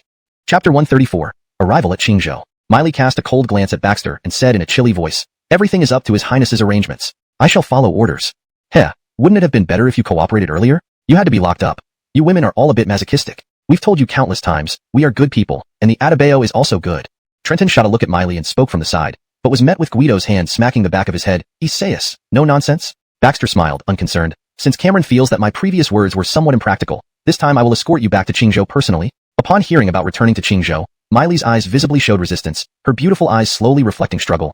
No, I won't go back, I won't go back. Gradually, Miley changed from her usual calm demeanor, screaming in despair. I don't want to go back. That place was like a nightmare to her. Every night, in her dreams, the faces of the sisters who died at Lotus Bandit Gang would flash before her eyes, as well as the town she used to live in. Of course, there was also the mysterious force that had annihilated the entire town. Even now, thinking back, Miley still shuddered, filled with genuine fear. Baxter waved his hand, signaling for Guido and Trenton to prepare the carriage outside. Then he squatted down, placing his hands on Miley's shoulders, softly saying, Cameron, how long do you intend to run away from your problems? Baxter's deep and steady voice seemed to have a unique magic, causing Miley to gradually stop her frantic cries, instead looking at him with panic in her eyes. No, it's not possible. I can't defeat them. They're devils. Devils. Seeing the sheer terror in Miley's eyes, Baxter couldn't help but take a sharp breath. The fear seen in the eyes of such an expert clearly indicated the power of the mysterious force. However, feeling the AK on his back, Baxter gradually calmed down, a slight smile forming on his lips. In front of this AK, everyone is equal. He didn't believe that anything could withstand bullets in this era. If something did, then a grenade would teach it the power of technology. Don't worry, this time we'll get some results. Baxter gently patted Miley's shoulder, turning to Eliza and saying, Nadia, take her downstairs. You may leave. The little eunuch left and closed the door. Only then did Porter slowly turn to the screen behind him. A figure slowly emerged from behind the screen, completely cloaked in black, head bowed, unidentifiable face, with only a low, hoarse voice being heard. Your Majesty, they have left. Hearing this, a sinister look flashed in the depths of Porter's eyes. Very well. Since you insist on getting involved in this matter, I don't mind using this opportunity to thoroughly cleanse the inner circle of our Wu Dynasty. Go immediately to the Tongfu Inn and present the agreement between the late Emperor and the Tongfu Inn, requesting their assistance. Your Majesty, it might be difficult. Recently, Tongfu Inn has been closely associated with the Atabeo of Freedom, seemingly reaching an agreement. Also, Ainsworth seems to have dealings with Tongfu Inn. Oh, they will eventually discover the immense power of Tongfu Inn. Porter sneered, seemingly unsurprised. Do they really think that with the power of Tongfu Inn alone, they can overthrow the Wu Dynasty? It's nothing more than a pipe dream. Mobilize the black armored guards in Qingzhou. If necessary, eliminate some pests. Yes. The black figure disappeared once again, and Porter slowly sat back on his dragon throne, rubbing his temples. In truth, as Porter, he naturally held power unknown to others. Sometimes, it wasn't that he couldn't reform the court. He was simply playing a much larger game. He intended to encompass not just the Wu Dynasty but also the small kingdoms of the western regions, the southern Liang Kingdom, the eastern Sea Brendan Kingdom, and the nomadic tribes to the north. After traveling day and night for an entire day and night, they finally arrived within the borders of Qingzhou. Looking at the magnificent city of Qingzhou, Trenton couldn't help but exclaim, Can the walls of a single state be this sturdy? I feel like they're not much worse than those of the capital. However, Baxter's attention was not on this, but rather on the line of officials at the city gate. Why are they waiting here? Just as Baxter was puzzled, Haroun slowly walked up from behind and smiled. Isidore, have you forgotten? Since I went out, when have I ever been unprepared? I sent fast riders early to Qingzhou. Now, they've already prepared a sumptuous feast for us to enjoy. Really? Trenton, straightforward and impulsive, spoke up. The next moment, he received a hard jab from Guido. Baxter glanced at Trenton without blaming him and turned to Haroun. Fifth brother, you've put a lot of effort into this. Let's go into the city quickly. I reckon the governor of Qingzhou has already arranged beauties for you. Cough, cough. Haroun cleared his throat lightly, looking serious. What are you talking about? Beauties should be discovered by oneself, not delivered by others. Chapter 135, Wisdom. Amir, the prefect of Qingzhou, pays his respects to His Royal Highness the Glen, and pays his respects to His Royal Highness the Free and Easy King. Even before Baxter and Haroun reached the city gate, Amir had already bowed deeply in greeting, with an extremely respectful attitude. Behind him were dozens of officials from Qingzhou. The surrounding roads had been cleared long ago, allowing no one else entry. Before Baxter could respond, Haroun strode forward casually, smiling. Very good, very good. Is the wine and food ready inside? I've been hungry for a long time. All prepared, just waiting for your highnesses to arrive. With a beaming face, Amir led the party into the large courtyard in front of the prefectural office. The courtyard was set up with over 10 tables of feasts, surrounded by beautiful serving girls. Soft carpets covered the ground, creating a rather luxurious setting. Good, very good. Haroun picked 2 beautiful girls happily and sat between them, enjoying the pleasure of both fine wine and beauty. With the sound of music in the background, the atmosphere quickly reached its peak. In contrast, Baxter did not eat much. He focused more on observing Haroun, wondering if this fifth brother was really as simple as he appeared. During the banquet, Amir approached Haroun and asked quietly, with the arrival of the 2 princes, she was feared by everyone. Yet, this guy kept acting so. The feast continued until late at night. Only with Eileen's support did Baxter stagger back to the inn. As for Haroun, he was already unconscious and had to be carried back. Eliza frowned, glaring at Baxter. Nashmph, clearly here to enjoy yourself, yet talking grandly about reasons. Nashmph. Eileen quickly closed the door and prepared hot water for Baxter. When she moved closer, she saw him sitting steadily on the bed, his face slightly flushed but his eyes clear. Your Highness, you. Baxter chuckled softly. After enduring countless kinds of alcohol in his previous life, how could this mere rice wine get him drunk? Ainslier, don't say anything. Bring me the night clothes for my luggage. Yes, Your Highness. Eileen didn't ask questions, only compliantly fetching the clothes for Baxter. Meanwhile, Eliza stood there stunned. Mouth agape. What, Nadia? Never seen someone pretending to be drunk? Baxter laughed lightly while changing clothes. Watch over Miley and keep calm until I return. Eliza shook her head. Your Highness, find someone else. I can't really control her. This afternoon, she went crazy in the room. If I hadn't arrived in time, she would have killed herself. Nash? Killed herself? What do you mean? Baxter paused mid-motion, surprised by Miley's behavior. Yes, crashing against walls and doors, trying to break free from the handcuffs. Eliza shrugged. It took great effort to knock her out. Now she should be stable. Baxter's lips twitched. Then who besides you can control her? Guido and Trenton were not even worth considering. Guido's combat strength was not that high, making him easily vulnerable to harm, while Trenton's temper was too fiery. If Miley truly provoked his anger, the consequences could be unimaginable. Eliza looked at Eileen and said in a serious tone, I think Ainslier would be very suitable. What? Baxter looked at Eliza with shock. Nadia, are you out of your mind? Sending Ainslier? Such a gentle girl like her. Facing her. Your Highness, actually I can give it a try. Eileen mustered up the courage to say, her eyes somewhat evasive. She rarely offered her own opinions to Baxter. However, from the first time she saw Miley, she felt this elder sister was quite pitiful, and she genuinely sympathized with her, especially after hearing her story. Baxter glanced at Eileen rather unexpectedly. Ainslier, you don't know, Miley's mind is extremely unstable now. If you go, I'm afraid you might get hurt. Miley responds well to gentleness, especially when she sees someone as gentle and kind as Ainslier who poses no threat to her. It can help her calm down. After all, Eliza was still a woman and understood women's thoughts better. Baxter pondered for a moment. Since that's the case, then I'll listen to you this time. Ainslier, take care of yourself. If anything goes wrong, run away immediately. Yes, Your Highness, don't worry, Ainslier will do well. Eileen nodded obediently and turned to leave the room. Well then, Nadia, you should tidy up a bit. You can't possibly go out with me dressed like that. Night attire, understand? Eliza glanced at Baxter. The great Wu Dynasty free and easy king, actually doing such petty thief-like things. Sigh, truly a sign of declining morals. You? Baxter had just finished adjusting his outfit in front of the bronze mirror when he heard this sentence, almost choking on his own saliva. He immediately turned around to find Eliza, but discovered that she had already left the door. Petty thief-like things? This is called wisdom.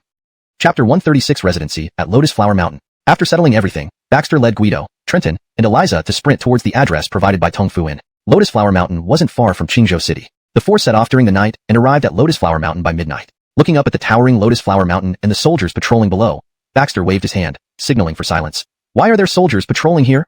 And in the distance, there's bright lighting. Obviously someone has set up camp. Eliza focused her eyes ahead and saw a faint glow emanating from deep within the forest. She had once commanded troops on the frontier and was very familiar with such outdoor camp lighting. Recognizing it instantly, Trenton scratched the back of his head and said bluntly, Your Highness, let me go investigate. These soldiers must be camping here for some peculiar reason on the mountain. Hold it. Guido glanced at Trenton and immediately stopped him before turning to Baxter. Your Highness, please decide. After observing for a moment, Baxter spoke gravely. General Dominic, you and General Ma know these mountains well. Please go investigate without alarming them. Return within an hour regardless of your findings. Yes. Watching them depart, Eliza asked dubiously. An hour? This Lotus Flower Mountain is so vast. Even if they run quickly, they would only be able to survey the military camp roughly, right? Baxter shook his head. Guido and Trenton spent years wandering around Fulling Mountain. They definitely know how to navigate the mountains. Have faith. I believe they will bring good news. Hopefully it's not wishful thinking. Eliza folded her arms, closing her beautiful eyes but still staying alert to her surroundings. Your Highness, your old friend has arrived. smiled and took 2 steps forward, gazing at the distant lights. I want to enter Lotus Flower Mountain. What? Baxter looked at Abigail confusedly. Nangong girl, the mountain is sealed off by soldiers and patrolled day and night. I've just sent people in there. You? I know. What I mean is that I want to capture Lotus Flower Mountain as a base for my 9 Dragon Mountain troops. Abigail's next sentence left Baxter stunned. What? Lotus Flower Mountain is within Qingzhou territory and currently surrounded by soldiers. How can your thousands of men get in? Abigail blinked her beautiful eyes and laughed. That's why I'm here to investigate. If we can occupy Lotus Flower Mountain, it can become a sharp blade to unexpectedly strike the capital. Baxter's mouth twitched. This woman had quite an imagination. However, Abigail's next words unsettled Baxter even more. Our troops from 9 Dragon Mountain are already in Qingzhou territory, ready to take over Lotus Flower Mountain at any time. You all? Baxter's eyes widened in shock. At this moment, he thought Abigail had lost her mind. Several thousand of you are wanted criminals by the Imperial Court, and you dare to enter Qingzhou territory so openly? Aren't you afraid of being surrounded and annihilated by the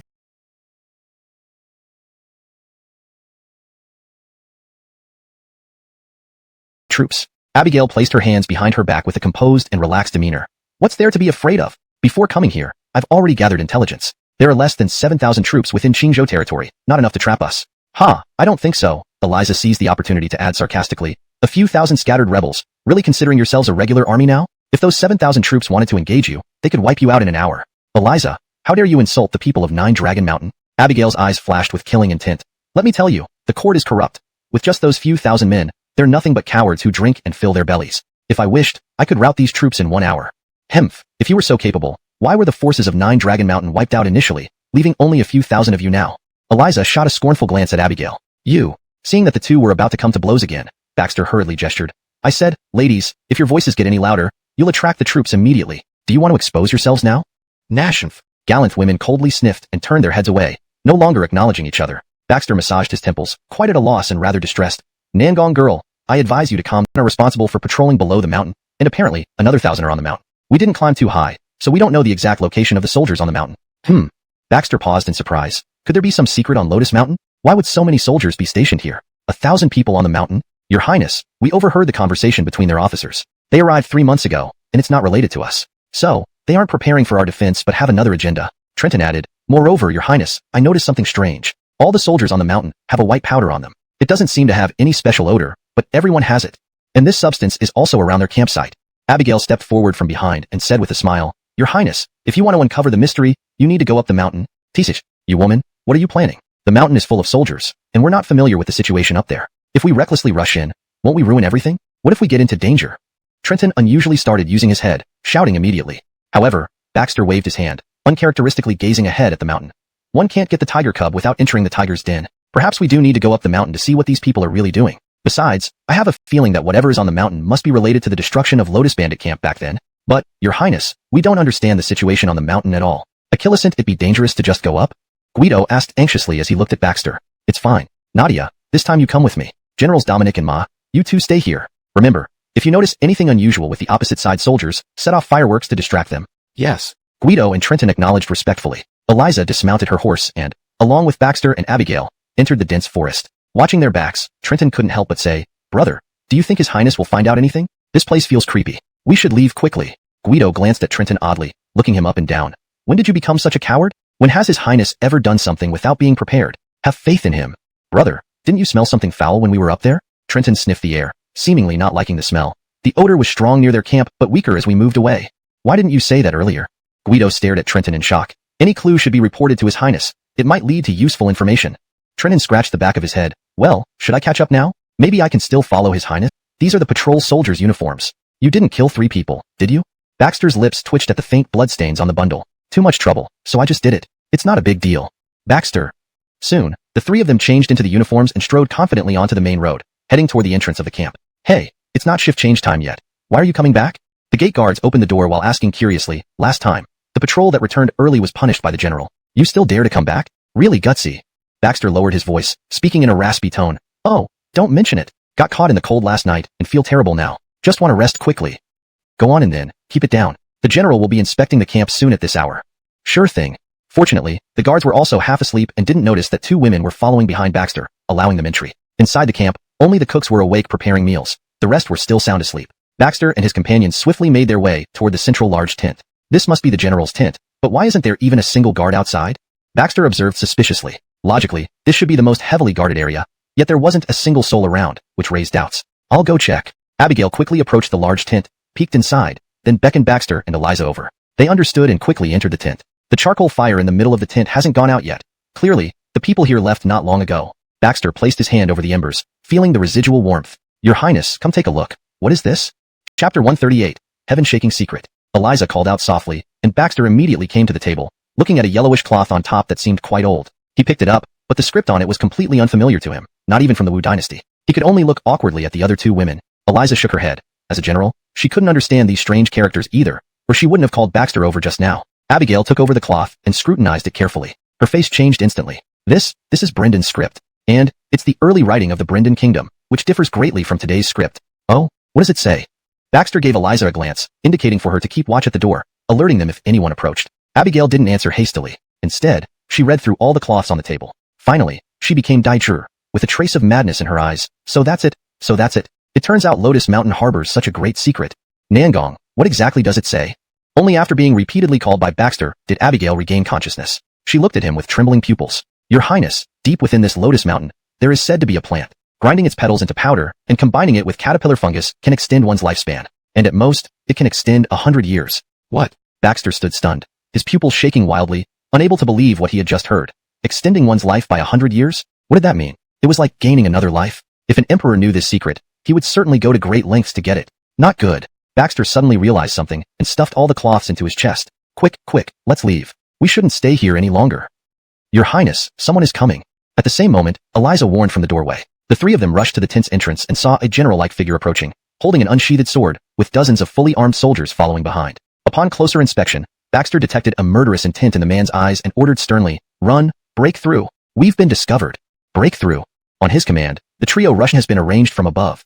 Baxter clenched his fist abruptly, realizing something. All this was orchestrated not by Jerry back then, but by Porter. Otherwise, who in this Wu Dynasty could possess such means, daring to eliminate a prince so easily and having everything planned out already? It seemed Porter had long known about the secrets within Lotus Mountain but allowed Lotus Bandit Camp to occupy it, setting a trap for killing those who knew the secret. And his investigation here was part of the Emperor's plan, using this opportunity to remove him as well. You have arranged everything so meticulously, but unfortunately, you've underestimated my strength, Baxter said with a light laugh, then fished out a grenade from his robe and held it in his hand. What do you think? Want to give it a try? Ellsworth had never seen a grenade before, so he frowned. They say Eliam appears carefree and indifferent, but is actually the most talented, inventing firearms and repeating crossbows that astonish the world. I wonder what this thing is. This? Talk is cheap, let me show you. Saying this, Baxter pulled the pin and threw it towards a distant tent. Gaelnom. In an instant, a cloud of gunpowder erupted, and the explosion made everyone stagger. The dozens of nearby soldiers were hit hard. If Baxter hadn't promptly pushed the two women to the ground, they would have been caught in the blast too. What kind of General, what should we do? Ellsworth took a deep breath, reorganize the camp, mobilize troops, and defend the mountain. The secret on the mountain must not be discovered by them. If you can't even hold on to what's on the mountain, I will have your heads. But General, there are only 1,000 soldiers on the mountain. Can they hold their ground? Achilles Earthless. Is 1,000 not enough? How many more do you want? The total number of troops guarding Qingzhou is only 7,000. Do you want to mobilize all the soldiers from Qingzhou City? On the other side, Baxter, who had barely escaped, lay on the ground, panting heavily with Guido and Trenton rushing over in shock at the disheveled trio. Knowing the skills of Baxter and his companions, Guido and the others were surprised to see them in such a state. Your Highness, what exactly is hidden there? Before Baxter could respond, he glanced back at the distant military camp and shouted, "Let's go, back, talk about it when we return." By the time they returned to the inn in Qingzhou City, dawn had already broken. Baxter and others sat together in the room, joined by Miley. She seemed much calmer now, no longer irritable, quietly sitting by the side. Madam Sue, is there nothing you need to tell me? Facing Baxter's question, a look of confusion flashed across Miley's eyes, followed by a shake of her head. Your Highness, if you want to know something, just ask. What could I say to you? But the furnishings inside were ordinary, nothing unusual. After further investigation, I found a secret passage under the earthbed. Just as I was about to enter, I was caught red-handed by my elder sister who had returned from outside. That day, we had a big argument. I was angry and decided to go down the mountain to clear my mind. A month later, when I returned to the mountain, one of elder sister's close sisters told me about her recent strange behavior, how she often flew into a rage for no reason. Later, I wanted to talk to elder sister, but there wasn't any time left. That night, Imperial troops stormed the mountain, and someone betrayed us. All the patrolling sisters on the mountain were silently killed. We fell into chaos with thousands of us, ultimately. As Miley spoke, tears welled up in her eyes, unwilling to recall those painful memories. Baxter nodded slowly. It seems that your elder sister indeed discovered the secret here, and was consequently surrounded by the Imperial troops. But how did the Imperial troops find out? Trenton scratched his head, already somewhat confused. Ida glanced at Trenton. Since there was a traitor inside Lotus Bandit Den, this betrayer must have known something crucial, leading to the leak of Su Haitung's secret. Baxter nodded, affirming Ida's words. Now I know. Who's the mastermind behind this? Who? Almost everyone asked instinctively. Through gritted teeth, Baxter replied, Wallace. At this, Ida's expression changed. Your Highness, you? The others hadn't caught on yet. Your Highness, who is Wallace? Baxter remained silent, while Ida wore a grave look and softly said, he is the current emperor of the Wu Dynasty. Hiss. Everyone instantly drew in a breath of cold air, turning their heads to stare at Baxter in shock. As the reigning Atabeo of freedom and the former crown prince, he was essentially Porter's son, yet he had just addressed the emperor by his given name. Even Miley hadn't anticipated this. Baxter looked at Miley. Head Sue. All this has been orchestrated by Wallace. He stationed troops on the mountain to prevent anyone from discovering this secret. And he knew we were coming here long ago. That army was prepared for us. Baxter continued, then turned to Ida and Abigail. Didn't you forget what that general said when you two went up the mountain? Ida and Abigail exchanged a glance, immediately understanding Baxter's meaning. It was all a setup. Ladies and gentlemen. Baxter slowly stood up, his voice low and hoarse. Given the situation now, I can no longer keep some things hidden. Back then, there were two crown princes in the Wu Dynasty. One real,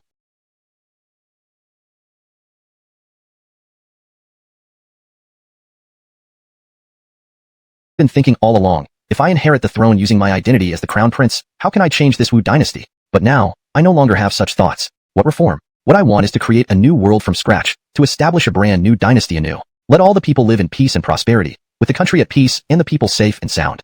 Although Baxter's voice was not loud, it was deep and powerful, full of Ganran Li, infectious power, and after listening, everyone was boiling with passion. Even Velma, a maid, looked at Baxter with intense admiration and reverence. Guido was the first to stand up and look at Baxter. Your Highness, I said before, we followed you not because you were the crown prince, but because the crown prince is you. Yes, me too. Trenton also stood up, but after struggling for a long time, his face turned red, and he could only blurt out these words. As Baxter's personal maid, Velma was rescued by him many years ago. Now she naturally followed him through life and death. Your Majesty, regardless of your identity, you are the savior of Ainsley I. Ainsley I is willing to follow you forever. Abigail blinked her beautiful eyes, obviously not expecting Baxter to reveal such a huge news today. She remained dazed for a long time. Alini slowly stood up, looking at Baxter with complicated eyes. Although she spoke no blood relation to Porter, Trenton suddenly felt relieved. However, he still got hit by Guido. Nonsense. General Murmur is a legitimate general of the Wu Dynasty. Naturally, she cannot be like you and me. We were, also. Trenton wanted to mutter a few more words, but upon seeing Guido's eyes, he quickly rubbed the back of his head and stopped talking. After thinking for a moment, Abigail smiled. Your Highness, with this, I can cooperate with you more confidently. She had always intended to cooperate with Baxter, and her only concern was the blood relationship between Baxter and Wallace, which has now disappeared. Finally, Baxter looked at Miley. Sue Galens, I've revealed my greatest secret. Don't you still not trust me? Miley slowly closed her eyes. For me, everything is over. My elder sister is dead. My sisters are gone. My parents and uncles are no longer here. I couldn't catch the killer. I can only barely survive in this world. Trust you? Revenge? Huh. I didn't join you to overthrow the Wu Dynasty or have any grand ideas of establishing a new world. I only want to kill the Emperor and all those officials of the court. Therefore, our goals are aligned now. Baxter waved his hand, signaling everyone to sit down. He then turned to Miley with a smile. At least on this matter, our goals are the same. Why can't Baxter immediately shook his head and said sternly, although Wallace is acting against me secretly now, he cannot move openly against me yet. And our relationship hasn't deteriorated to the point of open conflict. Chapter 141. Snow Moon Tower. Knock, knock, knock. At this moment, the sound of knocking was followed by the incomparably lazy voice of Haroun. Isidore, are you still not up? Come along with me to have some fun in the city. Baxter exchanged glances with a few people and gestured for them to hide behind the screen. He then said in a deep voice, Fifth brother. I'll change my clothes and leave immediately. All right, your elder brother will wait for you in the courtyard for a while. You must hurry. Otherwise, your elder brother will go by himself. Haroun smiled, yawned, and his footsteps gradually faded away. Only then did they come out from behind the screen. Your Highness, didn't you say he's a Brendan countryman? But from his behavior, nothing seems abnormal at all. Baxter exhaled a long breath. That is the greatest anomaly. If he can completely hide his other side so that others cannot discover it at all, that would be the most terrifying. Your Highness, should we go with you? So we can take care of each other. Baxter waved his hand. Miss Nangong and I going together will suffice. The two of you stay here and keep an eye on Nadia's mood. Okay. Trenton scratched the back of his head and chuckled. Your Highness, I didn't expect you to like beauties too. No wonder you want to go with Miss Nangong without us. Slap. Guido immediately reprimanded. Isaias, don't talk nonsense. Abigail turned to Trenton and whispered, General Ma, do you really think I am a beauty? As she spoke, amidst the shocked gazes of Guido and Trenton, Abigail gently removed her mask, revealing the face scarred by fire, grotesque and terrifying. Only her beautiful eyes had some trace of beauty, but at first glance, it still sent shivers down one's spine. All of this is thanks to that old emperor. Replacing her mask, Abigail's voice remained emotionless, but still conveyed a hint of killing intent. Guido pulled Trenton and bowed slightly to Abigail. Apologies, Miss Nangong. My second brother was rude. Please do not be offended. Baxter glanced at Abigail and softly said, In fact, there might be a cure for Miss Nangong's face. Once we return to the capital, I can find a way. Abigail was taken aback, thinking Baxter was merely comforting her. She smiled lightly. Thank you, Your Highness. We should go. Otherwise, your fifth brother will get anxious. All right. Waiting outside, Haroun could not help but complain when he saw Baxter and Abigail come out. Isidore, changing clothes takes such a long time. So fussy. Who is this? Haroun, have you heard this story before? How else would you remember it so clearly? Baxter twitched the corners of his mouth. This cliché script actually hit his guess. Indeed, heroes find it hard to resist the temptation of beauty. Even emperors are no exception. I've never heard it, just guessed. What happened afterward? Baxter criticized inwardly, but still wanted to know the ending. As for later, I also heard it. However, Isidore, you mustn't tell anyone, or father might make me reflect in the harem. Haroun lowered his voice. Our ancestor lost and still repeatedly went up to the stage, angering the tower owner of Snow Moon Tower. Ultimately, the tower owner acted that very night, directly grabbing our ancestor and taking him back from the inn. Damn! Baxter almost choked on his own saliva. This explosive? Yes, he was taken back. Haroun's eyes rolled, but I don't know what happened after that. All I heard is that after our ancestor left Snow Moon Tower, he issued an imperial decree that no one should offend Snow Moon Tower. Unfortunately, Snow Moon Tower is different from Tongfu Inn. Over the years, it has gradually declined, and even their tower owner no longer appears in public. Wait, Baxter immediately caught the key point. The tower owner no longer appears? What does that mean? To be honest, this is a very strange thing. Haroun frowned deeply. It's said that Snow Moon Tower has never changed its tower owner. Now, the young manager of Snow Moon Tower always consults with their tower owner whenever there's an issue. Never changed? Baxter's pupils suddenly contracted sharply. The Wu Dynasty has existed for several hundred years. Could their tower owner still be alive? Haroun chuckled dryly. This I don't know. These are all legends I've heard. Whether they're true or not needs verification. But I feel it's impossible. Rumors get exaggerated. Otherwise, who could live for hundreds of years? A killisult that be like becoming immortal? After speaking, Haroun leaned against the side of the carriage, closing his eyes to rest, preparing for the big event at Snow Moon Tower. Baxter couldn't help but look at Abigail. Their gazes collided in midair, both thinking about the content on that piece of cloth. Could it be true? However, this didn't make sense at all. Baxter's throat moved slightly. In his previous life, he had seen people over 100 years old, but those who lived beyond 150 were extremely rare. As for this, he dared not believe it. Isidore, we're here. Chapter 142. Strange Matters. As Haroun's voice sounded, Baxter slowly came back to his senses. Looking at the incredibly luxurious Shilohayu building before him, he couldn't help but sigh in his heart. The income of this Shilohayu building in one day might be enough to match what an ordinary farmer earns in several decades. Walking all the way up to the luxurious private room on the top floor, 7 or 8 people sitting inside still didn't feel crowded. A young woman in her early 30s walked gracefully inside, twisting her waist, and paid respects. Gentlemen, we are now. Call all the girls here. Haroun interrupted the woman directly. The woman awkwardly replied, Sir, Shilohayu building is a legitimate business place. We need to respect every customer's needs. Therefore, I'm sorry sir, we cannot meet your demand. In the astonished gaze of everyone, Haroun took out a bar of gold from his bosom and slapped it on the table, smiling at the woman without saying a word. The woman's throat moved slightly as she swallowed hard, then put on a smile.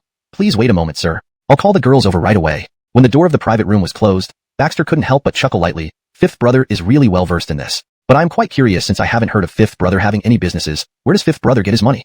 Among the princes of the Wu Dynasty, the money provided by the court was usually very little. It was barely enough for daily expenses, but certainly not enough to support such extravagance like Haroun. Adebayo Hamza had his own business, owning several tea houses, and Baxter chuckled dryly. I will pass. Let fifth brother enjoy it. A pity Isidore, you can't appreciate such pleasures. You, and you, stay behind. The rest of you can leave. Of course, our prince will not let you come up in vain. 10 taels of silver each. Haroun waved his hand. Even the girls who were not chosen left happily. Watching Haroun indulging in luxury, Baxter stood up gently. Fifth brother, my stomach hurts badly. Please continue enjoying yourself. I have to go out for a moment. Okay. At this moment, Haroun buried his head between 2 big ladies, paying no attention to Baxter's departure. Baxter gave Carissa a wink, then quietly opened the door and went out. Walking around the entire Shilohayu building, Baxter did not notice anything unusual. Could it be that I sensed it wrong? Relying on the door frame of the back courtyard, just about to return, he collided with a woman, being knocked back 3 steps by her prominent chest. Sorry sir, I didn't mean to. The woman immediately bowed to apologize, but Baxter's attention was not on her. A mere woman from Shilohayu building could knock him back several steps? He hadn't been distracted at all but rather highly alert. Hold on. What's in the jar you're holding?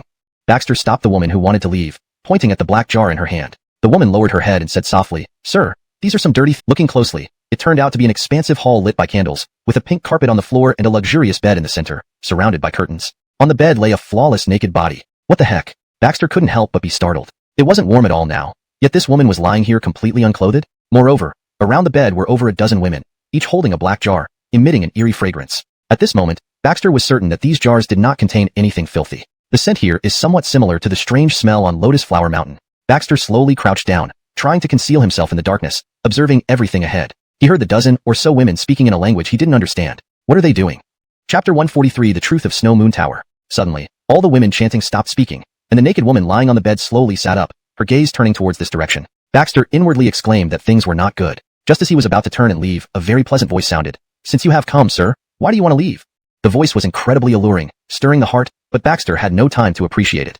He only sensed endless killing intent within it. He could not stay here. However, the woman's next words made Baxter freeze in place. "Sir, I have more than enough information you want here. Are you sure you don't want to silk clothing from the bed to cover herself?" Then stood up slowly. "My name is Kiera. You can consider me the head of Snow Moon Tower." Baxter's pupils contracted. They say that Snow Moon Tower has never changed its head. "You?" "Yes, sigh." Kiera sighed slightly, looking at her jade-like hands, her voice gradually becoming lower and more somber.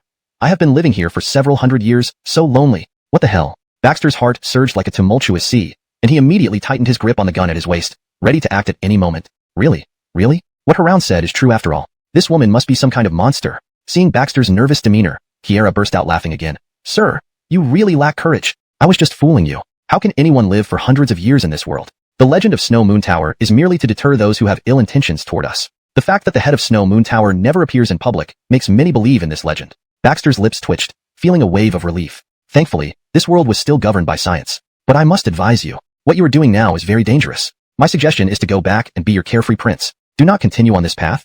Faced with Kiera's words, Baxter wasn't surprised. Tongfu an already ruling army in Lotus Mountain. Because of himself, it seemed he had unknowingly touched upon Porter's greatest secret. If Miss Kiera is merely trying to persuade me, then there's no need to speak further. If you want to take action, I, Baxter, am ready to accompany you.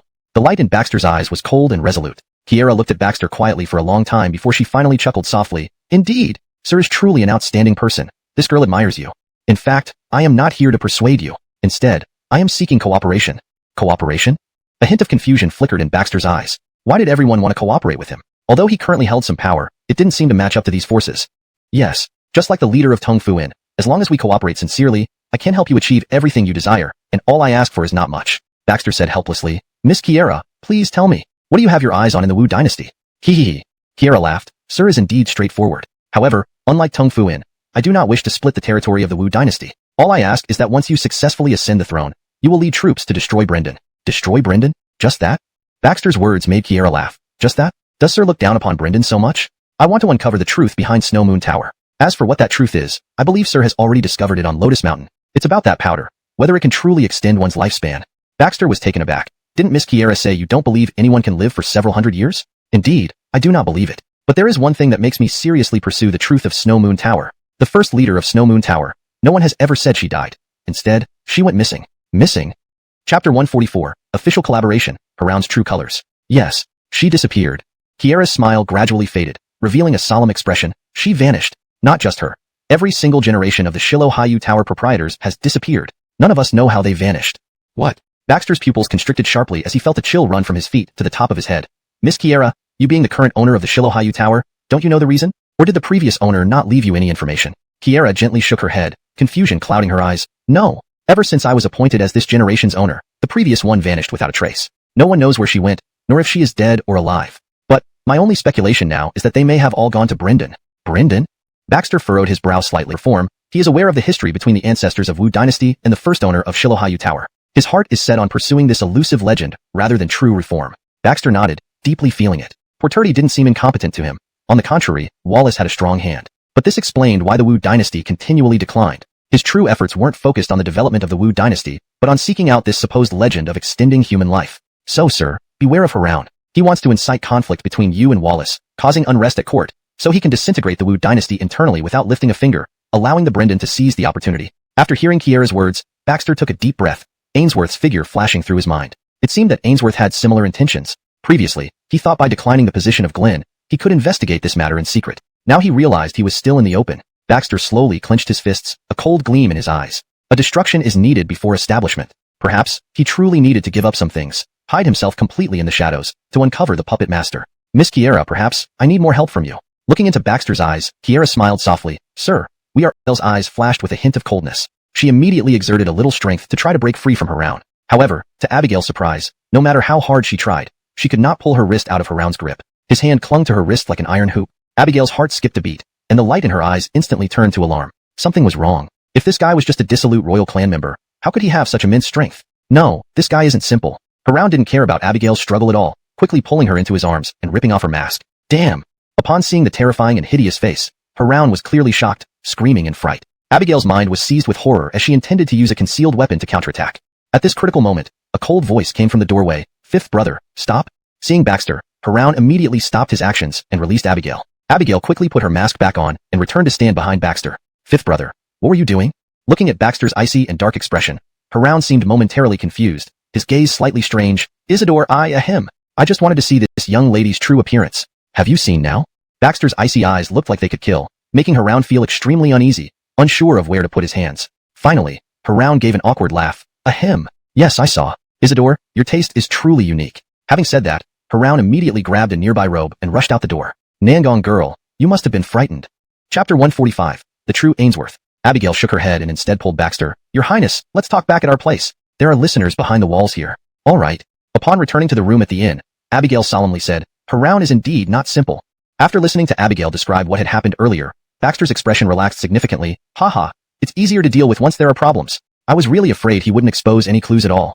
Your Highness, what did you see outside? Why did you stay out for so long? Abigail softly asked as she watched Baxter lost in thought. The truth. Not only the truth about Snow Moon Tower, but also the whole Wu Dynasty's truth. In the room, besides Abigail, Guido, Trenton, and others were called in. Even Eliza and Miley were among them. Baxter didn't plan on hiding anything from any of them. Abigail thought for Nangong Girl and 9 Dragon Mountain forces, we'd have tens of thousands of men. What do we fear? Guido immediately held him down. Be quiet. Wait for the decision of your Highness. Baxter pondered for a while and flashed a sly smile. Perhaps this time, I'll play bigger. If I die, you hand over these cloths to Wallace. Tell me, what consequences would that bring? What? All present froze, puzzled by Baxter's meaning. Trenton slapped his thigh. With us around, who dares touch a single hair on you? I'll wipe them out. Smack. Keep your mouth shut. Guido gave him a glare. Your Highness, what should we do? At this moment, Abigail seemed to understand Baxter first, softly saying, Your Highness, you mean faking your death? Exactly. Baxter smiled, nodding. This woman truly had a shrewd mind. Only if I die at Lotus Flower Mountain, die by Wallace's hand, and he gets what he wants, will the political storms subside temporarily, and they will all reveal themselves. Baxter slowly stood up and scanned everyone present. Next, Nangong Girl stays. General Dominic stays. The rest of you, please leave. Your Highness, do you not trust me? Trenton pointed at himself in shock, looking somewhat displeased. Guido, however, grabbed his ear and scolded. It's not that his Highness doesn't trust you, but because you don't know the entire plan. You're not Ainsworth. Who are you really? While the Ainsworth in court was arrogant and overbearing, he didn't feel this terrifying to Haroun, nor did he seem so calm and composed. This Ainsworth seemed like a completely different person. The glint of cunning shone in Ainsworth's eyes. Atabeo, I am Ainsworth. The real Ainsworth. Not that piece of trash. So, the Ainsworth in court was fake, and you're the real one. Haroun drew in a sharp breath. Even the Great One hadn't discovered this. Of course, with that piece of trash's ability, how could I entrust him with something as important as cooperating with Atabeo Haroun? Ainsworth scoffed disdainfully. Atabeo, don't rush to reject our cooperation. Perhaps, I can offer you unexpected benefits. The Brendan people are behind you, aren't they? Haroun clenched his fists tightly, saying nothing in response. He tensed up, raising his alertness to the highest level. This new Ainsworth gave off a very dangerous vibe. It's fine. If I'm not mistaken, everything you have now comes from the Brendan person backing you, right? Looking into Ainsworth's cunning eyes, Haroun suddenly felt as though he had been stripped bare. Could it be that he knew everything about him? Chapter 146, The Mastermind Behind the Scenes. All he wants is for Wallace and his men to break ties, leading to internal strife and disintegration of the entire Wu Dynasty, and that's what I want as well. A sinister smile crept across Ainsworth's lips. If we join forces, we can easily throw the entire court into chaos. By then, the Wu Dynasty will crumble, and each of us can have what we desire. Just as Haroun was about to say something, a shadow suddenly appeared behind the screen. Oh, so it's what you all wish for yourselves, huh? Seeing this shadow appear, Haroun immediately knelt down, bowing his head, not daring to utter another word. His fear of this person had reached its peak. Ever since he was born, from the moment he could remember, this man, who was enough to become his nightmare, appeared in front of him. This man taught him martial arts, literacy, killing, and various skills, until he cultivated him into someone with a dual personality, using an outwardly lazy and idle demeanor to deceive anyone, and using inner ruthlessness and cunning to do anything underhanded. It could be said that except for his life, everything else came from this man, while his mother had long vanished without a trace. Ha ha, my brother. You've finally revealed yourself. May I know your name? Ainsworth slowly stood up, clasping his hands together. I don't know how etiquette works in your Brendan kingdom, so I can only greet you according to the standards of our western regions. The shadow slowly emerged from behind the screen, removing the large black hood. It turned out to be an exceptionally beautiful woman, with border. 60,000. Stephanie opened her mouth but couldn't speak. These intelligence reports were naturally within her control, but she didn't know where those armies were. It was rumored that these 60,000 troops were the real backbone of the Wu Dynasty. They had inherited their positions over generations, marrying and having children there, all for the sake of reserving the ultimate strength for the Wu Dynasty. Unless it was a matter of survival for the Wu Dynasty, this army would never appear. I ask, Miss Stephanie, even if your Brendan Kingdom's troops crossed the seas to reach the Wu Dynasty, defeat the troops around the capital, and seize the capital city, how would you deal with the Wu Dynasty's 60,000 troops? Ainsworth asked in return. And, you should also know who commands these 60,000 troops now. That's a name that strikes terror into everyone's hearts. Antoine. Antoine is not just a personal name.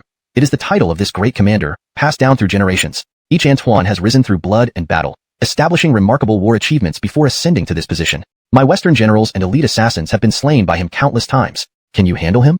Stephanie fell silent. Everyone said the Wu Dynasty was corrupt and declining day by day, but why haven't surrounding nations attacked collectively and shared this rich land? This was the reason. Perhaps the current Wu Dynasty army's combat capability is low, and the generals incompetent, but it must be known that the true elite forces of the Wu Dynasty have already been redeployed.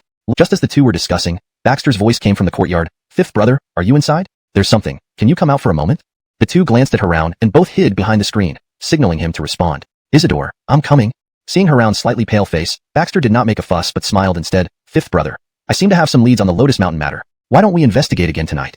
Haroun waved his hand. Isidore, you know I have no interest in those court affairs. If you want to go, go alone. I won't join you. As Haroun was about to turn back, Baxter grabbed him. Fifth brother, I think I saw beautiful women on Lotus Mountain. Huffed. Isidore, don't joke around. Where would there be beautiful women on Lotus Mountain? Haroun looked at Baxter speechlessly. Isidore, even if you want to trick me into going, you need a better reason. It's true. At the foot of Lotus Mountain, there is a military camp, and I saw them there. Really? A gentleman's word. All right, I'll go with you. Watching Baxter leave, Haroun returned to the room. Sir, how did I do? Chapter 147. Plan unfolding. Capri and Ainsworth slowly emerged from behind the screen, exchanged glances, and finally Capri spoke. He is an obstacle to our entire plan. Get rid of him. Ainsworth not refuse your offer. Miss Nangong, would you like to join us for a cup? Looking at Baxter's hint, Abigail caught on immediately. No thanks, I'll go outside first. Soon, only two people remained in the room. As they clinked cups, 3 rounds passed, and both were slightly tipsy. Despite earlier saying he wouldn't get drunk, Haroun's face was already flushed red. Isidore, listen to me. The corner of Baxter's mouth twitched. Sure enough, most people acted like this when drunk. Listen to me, let me analyze for you. You speak, fifth brother, I'm listening. Haroun squinted his eyes and said heavily, Isidore, look at it this way. Although none of us brothers have done much great things, you have become quite capable lately. Whether it's managing government affairs or military matters at the border, you've done a commendable job. Second eldest brother isn't bad either. No matter what, father can't entrust the throne to an outsider, right? That mixed blood brat from the Wu Dynasty in a small western region country, how could he rule the imperial family? Baxter chuckled lightly, fifth brother, those are decisions made by father. You can't interfere. Besides, I cannot bear children and continue the Wu Dynasty. We can't let the Wu Dynasty end with me, right? Sigh. Still, the bloodline of the Wu Dynasty must continue. Who among us brothers want a carefree life? I will give you land, mansions, and salaries, allowing you to live freely. Isn't that settled? Haroun seemed to be truly drunk, continuously gesticulating and pointing. But what if that scoundrel becomes the Egbert? He doesn't share our surname and has no blood ties with us at all. He would definitely spare no effort to suppress us, even deliberately trying to get rid of us. Baxter chuckled lightly. While Brother Five's concerns are not without reason, Ainsworth hasn't shown any ambition yet. You should only speak about this privately with me. Don't ever mention it outside. I know. Haroun's head sank lower and lower until he finally started snoring loudly on the table, no matter how Baxter tried to wake him up. Brother Five, your alcohol tolerance is really poor. You said another pot wouldn't make you drunk, but you're out before even finishing one. How can we go to Lotus Flower Mountain tonight? Baxter stood up, then suddenly leaned on the table and slowly sat back down again. Brother Five, why is my head getting so dizzy? Speaking of which, Baxter pretended to faint as he laid his head on the table. Sure enough, less than a few minutes later, Haroun slowly sat up, looked at the unconscious Baxter, and couldn't help but sneer coldly. Isidore, don't blame Brother Five for this. You chose to walk into the tiger's mouth by yourself. But Ilium drank too much, leading to severe poisoning. His body was already weak, and there's nothing we can do now. Please take care of yourselves. What? Eliza staggered back a few steps, her eyes filled with shock and disbelief. No. He previously said he would fake his death, not really die. Seeing Baxter being carried out, everyone rushed forward. Your Highness, Your Highness. Marlier cried the most sorrowfully. Your Highness, you can't die. What will Ainslier do without you? Your Highness. Trenton suddenly drew his sword and pointed it at Prefect Amir of Qingzhou. You scoundrel. Why can you only save the 5th Atabeo but not our Atabeo? Are you doing this intentionally? I'll cut you. This filthy official. Ridiculous. The surrounding guards instantly drew their swords, and the atmosphere became tense, but fortunately, Guido held back Trenton in time. Isaias, this is the prefect of Qingzhou. Show some respect. Emir said solemnly. I also feel deeply pained by Ilium's predicament. Rest assured, I will report this situation to the imperial court thoroughly. General Dominic, move the Atabeo's body over here. Let's return. We will set off for the capital tonight. Yes. Eliza stayed by Baxter's side, whispering softly, Your Highness, you're always the one who slips away. How could you die? You won't, right? You're just tricking me, right? I've thought it through. No man you. Haha, who believes in words like going through fire and water? Not me. Ainsworth wiped the blood off his blade slowly, smiling. Better to replace him with someone loyal to us. Speaking of which, Ainsworth clapped his hands, and a person identical to Amir entered from outside the door, even mimicking his voice perfectly. How about this substitute? 5th Atabeo? Satisfied? On the other side, Sa Lungming walked out from behind Haroun, her eyes filled with wariness. Erlang is your man? Ainsworth's lips curled upward, This pawn has been placed in the Eastern Palace by our Western region for many years. We originally planned to use this opportunity to deal with the Glen, but unexpectedly, Baxter that fool actually got killed by a fake. Well, Erlang will continue to remain undercover. Rest assured, Lady Salong, disguising someone to this extent requires long-term training. It can't be done overnight. Such tedious work isn't something we do often. Salong Ming's lips twitched, pointing to Amir's corpse on the ground, speaking sternly, but he is one of our chitin. Bam. Ainsworth staggered, nearly falling to the ground. His face twitched slightly, and his eyes held a hint of apology. Sarlung, I'm truly sorry about this. I'll make up for it later. Sarlung Ming sighed helplessly, not dwelling on the matter further. After all, their great Brendan had infiltrated many Puth, sat on the side, feeling both amused and saddened. Underneath her mask, her expression was indiscernible. Glancing at these two women, she couldn't help but sigh inwardly. His Highness does have good fortune indeed. Just as everyone was grieving, Baxter's fingers suddenly twitched. Chapter 149, The List. Eliza immediately noticed this and was about to shout when Abigail quickly covered her mouth. Nadia, sure. Eliza also covered Eileen's mouth, suppressing her shock, watching as Baxter slowly opened his eyes. You? At that moment, Eliza realized everything was part of their plan. She never expected Baxter's feigned death looked so convincing. Baxter gently pointed at the window. Abigail understood and slightly opened it, revealing that someone was closely following not far behind the carriage. She nodded lightly in response. Let's talk once we're back. Baxter closed his eyes again, resting his head heavily on Eliza's lap, sleeping soundly. Although he wasn't really dead, he had taken a drug to fall into a pseudo-death state, which now caused some side effects. A flush appeared on Eliza's fair cheeks. This guy was clearly awake but still taking advantage of her. After hesitating for a moment, Eliza let him lie there. Abigail poked the two women lightly. You need to continue wailing, or those people won't believe us. All right. As the women's murmurs resumed, Baxter's, I would have to return to Fulingshan.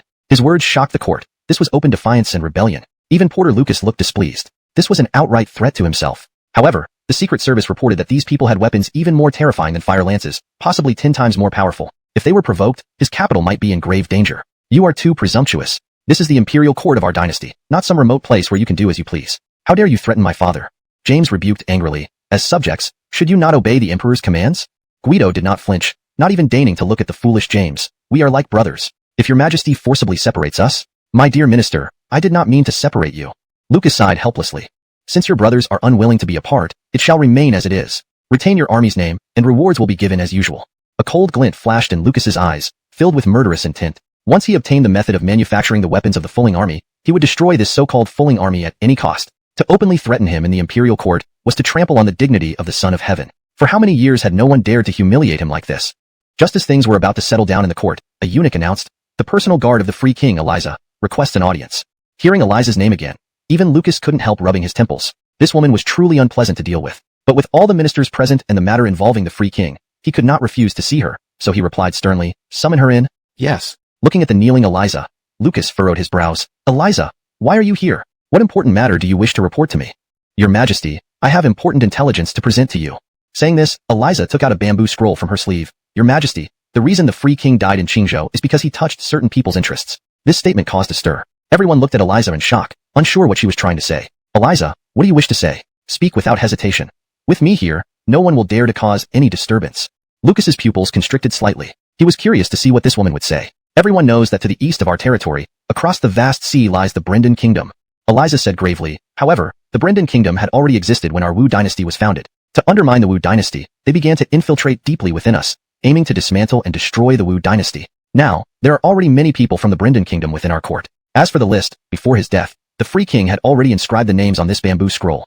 What? There are... Eliza showed no fear as she continued reciting the names on the list. Suddenly, she changed her tone. Adebayo Wu Haroun? Chapter 150, Exposing by Deception. What? At this remark, the court erupted in shock, all eyes disbelievingly on Eliza. Haroun's pupils contracted sharply. He gazed at the bamboo slips in Eliza's hands, his hand hidden within his sleeve clenching tighter, with a cold and murderous look flashing deep in his eyes. When did I expose myself? Is it really just this woman trying to trick us? Are you mad, Eliza? How dare you accuse the fifth Adebayo? Madness, madness. This woman is truly mad. Even if the fifth Adebayo does neglect state affairs, he can't possibly be a Brendan spy. Your Majesty, please punish this madwoman. Our court is filled with upright gentlemen. How can we allow this madwoman to recklessly accuse others? Porter, seated on his dragon throne, watched Eliza with a grim expression. He had never particularly liked her, and now she dared to slander his prince and ministers. Eliza, do you realize that every person you accuse is a pillar of our Wu Dynasty? If you lie recklessly, I have the power to execute you. Eliza showed no fear. She held the bamboo slips high and scanned the ministers with disdain, then looked coldly at Haroun. Achilles, Your Majesty, want to know how Adebayo Free died? Porter frowned slightly. Didn't he die from poisoned wine? His poor health prevented him from being saved in time. The poison was given by the fifth Adebayo, Haroun, with the intent to kill Adebayo Free. Eliza continued provocatively. Before drinking with the fifth Adebayo Free had sensed danger and handed me this list of Brendan officials.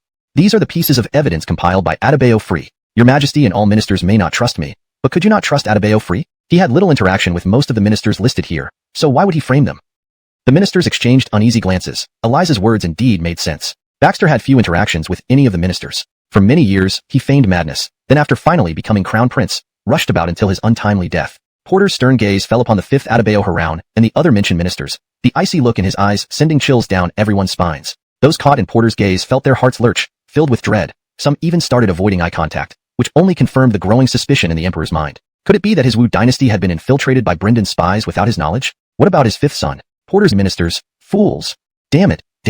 Adebayo Free isn't dead, right? Beck struggled, trying to break free but was held firmly in place. This question echoed in everyone's mind. All eyes turned to Eliza. Was Baxter really dead? Eliza, now that all the Brendan spies in the court have been captured, you have nothing to worry about anymore. Tell me, is Adebayo 6 really dead? Do not lie to me. If you dare to deceive me, it will be considered treason. Porter looked at Eliza seriously, his voice filled with unprecedented authority. There was no hesitation in Eliza's eyes as she saluted and said, Adebayo Free indeed has passed away. He did tell me who the Brendan spies were, but he didn't write their names on the bamboo slips. Adebayo Free only hoped that our Wu Dynasty could expel the Brendan spies and remain prosperous forever. Even though he is dead, he was unafraid. Adebayo Free said this was the last thing he would do for Wu Dynasty. The officials in the court bowed their heads, their eyes sparkling with admiration. Just by this one final move before his death, Baxter deserved the title of Crown Prince of Wu Dynasty. Even if the position of Wu Dynasty's Crown Prince was currently held by Ainsworth, in the hearts of many officials, Ainsworth, an outsider, was far inferior to the legitimate successor Baxter. After the court dispersed, Haskell hurriedly came. How could this be? What kind of person was His Highness? Even the once merciless Ahmed had fallen at his hands. How could he possibly die so unceremoniously in a mere Qingzhou? Moreover, if His Highness were dead, what purpose would there be for him and Ainsworth to form an alliance? It seemed he had lost his greatest support. Finally, Haskell walked out of the mansion in a daze, setting off alone on the road home. In the howling cold wind, Haskell's figure appeared particularly frail. The undercover spies lurking in the shadows gradually confirmed that Baxter was indeed dead after seeing Haskell's demeanor, and they hurriedly returned to report to their masters. Inside the mansion, once the room was left with only Eliza, Baxter and Sarai emerged from underground, pushing aside the cover. What do we do next? Could the Emperor really execute Haroun? There was doubt in Eliza's eyes. Although Porter had arrested Haroun, there was no concrete evidence. Baxter chuckled lightly. Don't worry. Before old Fox Wallace sees concrete evidence with his own eyes, he won't lay a hand on Haroun. I did this just to flesh out the black hand behind Haroun. Nadia, starting tomorrow, select a sharp force from the Fulling army and train them thoroughly with the weapons I've given you. Wallace may take action soon. Yes. The room became quiet again. Sarai sat in front of the bronze mirror, staring blankly at her masked face reflected in it. Baxter paced back and forth inside the room, his eyes flashing with contemplation. Wallace would absolutely not withstand such temptation. It was his lifelong pursuit. Therefore, he would mobilize his elite forces and might even personally go to Lotus Mountain in Qingzhou to investigate the truth. Baxter clenched his fists lightly. Although he was eager to get rid of this old fox, he knew the time was not right yet. Killing Porter now would be unjustified and unpopular. Perhaps, the water needs to be stirred up further. Your Highness, what do you mean? Sarai, sitting in front of the bronze mirror, turned around in confusion, looking at Baxter incomprehensively. What do you mean by stirring the water? It's like this. Go to the Fulling military camp now and find General Dominic. No, not them. He paused mid-sentence, lowering his head to ponder for a while before speaking softly. Elida, perhaps I have a favor to ask of you. Sarai smiled slightly. Your Highness, feel free to speak. We are now collaborators with aligned goals. Asking favors isn't necessary between us. Since that's the case, please mobilize an elite force from your troops to secretly enter the capital. Spread these secrets written on cloth across paper and post them all over the city, making everyone know that Porter Wallace's lifelong pursuit is this illusory legend rather than governing the country. Sarai frowned. Sarai nodded. It's indeed a good idea, but the Imperial prison is heavily guarded. Can we break in? Chuckling, Baxter sneered. Heavily guarded? It won't be long before Wallace moves most of the Imperial Guard and the Forest of Spears away. He will go to Qingzhou to pursue that elusive truth. Besides, do you doubt the power of equality for all in your hands? Baxter seemed to remember something. Right. I almost forgot to ask Manager Dominic how many have been made. General Dominic mentioned briefly there are over 50 equality for all and several dozen boxes of grenades. But, we are running low on materials now. Baxter nodded, his brows slightly furrowed. This was indeed a big problem. Gunpowder was scarce in this era, not due to lack of raw materials, but because of poor smelting technology. Perhaps, you should visit Nadia. Nash? What? I've already left the gunpowder factory. Miran Shiloh looked at Sarai in disbelief. Miss Elida, do you hear yourself? Really? Suddenly, Miran Shiloh realized she had raised her voice and quickly glanced outside the tent, then lowered her voice. Miss Elida, I don't even know who is currently guarding the gunpowder factory, and even if I knew, I can't guarantee they would give us the tools and materials. In that case, we have no choice but to use His Highness's plan. What plan? Chapter 152, Secret Transaction. What are you going to do? General Brendan, the Guardian General of the Gunpowder Factory, was awakened from his dream at night by a group of black-clothed people who broke in, covered his mouth, and pressed a sharp blade against his neck. Brendan was essentially a drunkard and an incompetent person. He had bought his official position at the gunpowder factory with money. His martial arts were mediocre. How could he be a match for Guido and others? He immediately handed over the smelting tools and a large batch of raw materials, helplessly watching these black-clothed men vanish into the darkness. All he could do was run straight to the outside of the Imperial Palace to report the incident. After passing through layer after layer of reporting, costing countless silver, the news finally reached Porter Wallace's ears just before dawn. Wallace frowned deeply as he rose from his bed. Looking down at the trembling little eunuch, Wallace's brows flickered with anger. Go! Have that Guardian General of the gunpowder factory dismissed. No, beheaded and displayed. As the protector of the gunpowder factory with hundreds under your command, you were actually robbed of the materials like this? Yes, your majesty. After the room fell silent again, Porter Wallace calmed down, slowly exhaled a long breath, and his eyes flashed with sharpness. It's getting more and more interesting, Isidore. I really don't know what game you're playing. Actually, he couldn't be entirely sure whether Baxter was dead or alive. The scouts he had sent out reported that Baxter had indeed died. 10 miles spared? No, to be precise, no living creature. The chief shook his head, his eyes calm. You still don't understand the ruthlessness of Wallace. As an emperor, one must be far more ruthless than ordinary people. To achieve their goals, they can resort to any means necessary, provided it stays hidden. Baxter took a deep breath. Regardless, countless civilians lived nearby. He couldn't let them be harmed. Though not a bleeding heart, he refused to see innocent lives affected. Especially, the villages surrounding Lotus Mountain were closely tied to Miley. If she knew that this affected the villagers there, her hatred towards the court would deepen. Thank you, Chief, for informing me of this secret. Your Highness, our Tong Fu and does business, as you know. A simple, thank you won't exchange for such information. To get this intel, I lost an elite scout. The chief smiled broadly, his eyes narrowing slightly, waiting for Baxter's offer. Baxter smiled slightly, expecting as much. How could someone who only acts for profit suddenly offer intelligence without ulterior motives? Speak, Chief, anything within my possession. I want your Highness's all-equalizing. Without hesitation, the chief spoke. Since learning about the power of all-equalizing, he was astonished and couldn't believe such a miraculous weapon came from Baxter. His martial skills were unparalleled, and his knowledge of weapons surpassed many. While the firelock and repeating crossbow were within reason, the all-equalizing completely changed his perception. God. Only a god could achieve this. Baxter laughed lightly. Chief, wait a moment. Speaking, Baxter walked over to the side, took out a blueprint, and started drawing on it. In less than half an hour, he handed the blueprint to the chief. However, the AK on the blueprint could only fire single shots, not continuous fire, and the number of bullets loaded at one time was also limited. Even if the chief discovered this later, he couldn't complain much because such an AK was already priceless. Chief, I must say in advance that under no circumstances should this weapon be used against unarmed civilians. After all equalizing has extremely powerful destructive power. If it spreads widely among the people, it might cause chaos and riots across Wu Dynasty, making it hard to control. Baxter looked seriously at the chief. If Chief breaks your word, I will demand an explanation from you even at the cost of mutual destruction. The chief laughed. Your Highness can rest assured. I've noted it down. After the chief left, Baxter sat in his chair and began to ponder. If Wallace rushed to Lotus Mountain so urgently, he might not have enough time to prepare anything. What was inside Lotus Mountain, Baxter wasn't sure, but the only certainty was that it must be a Brendan Kingdom conspiracy. Otherwise, if the Brendan Kingdom had first discovered such a shocking secret, how could they leave it within Wu Dynasty's territory? If they could infiltrate countless people into Wu Dynasty's court silently, they were fully capable of stealing the secrets of Lotus Mountain without leaving any trace for Wallace to explore. Your Highness, you got up quite early today? Abigail opened the underground passage and looked at Baxter with a melancholy expression. Though her face was disfigured, needing no special care for skin maintenance, living in this dark and lightless underground every day was truly suffocating. Baxter smiled gently. I nearly forgot, Miss Nangong. I said I would treat some of the injuries on your face. Really?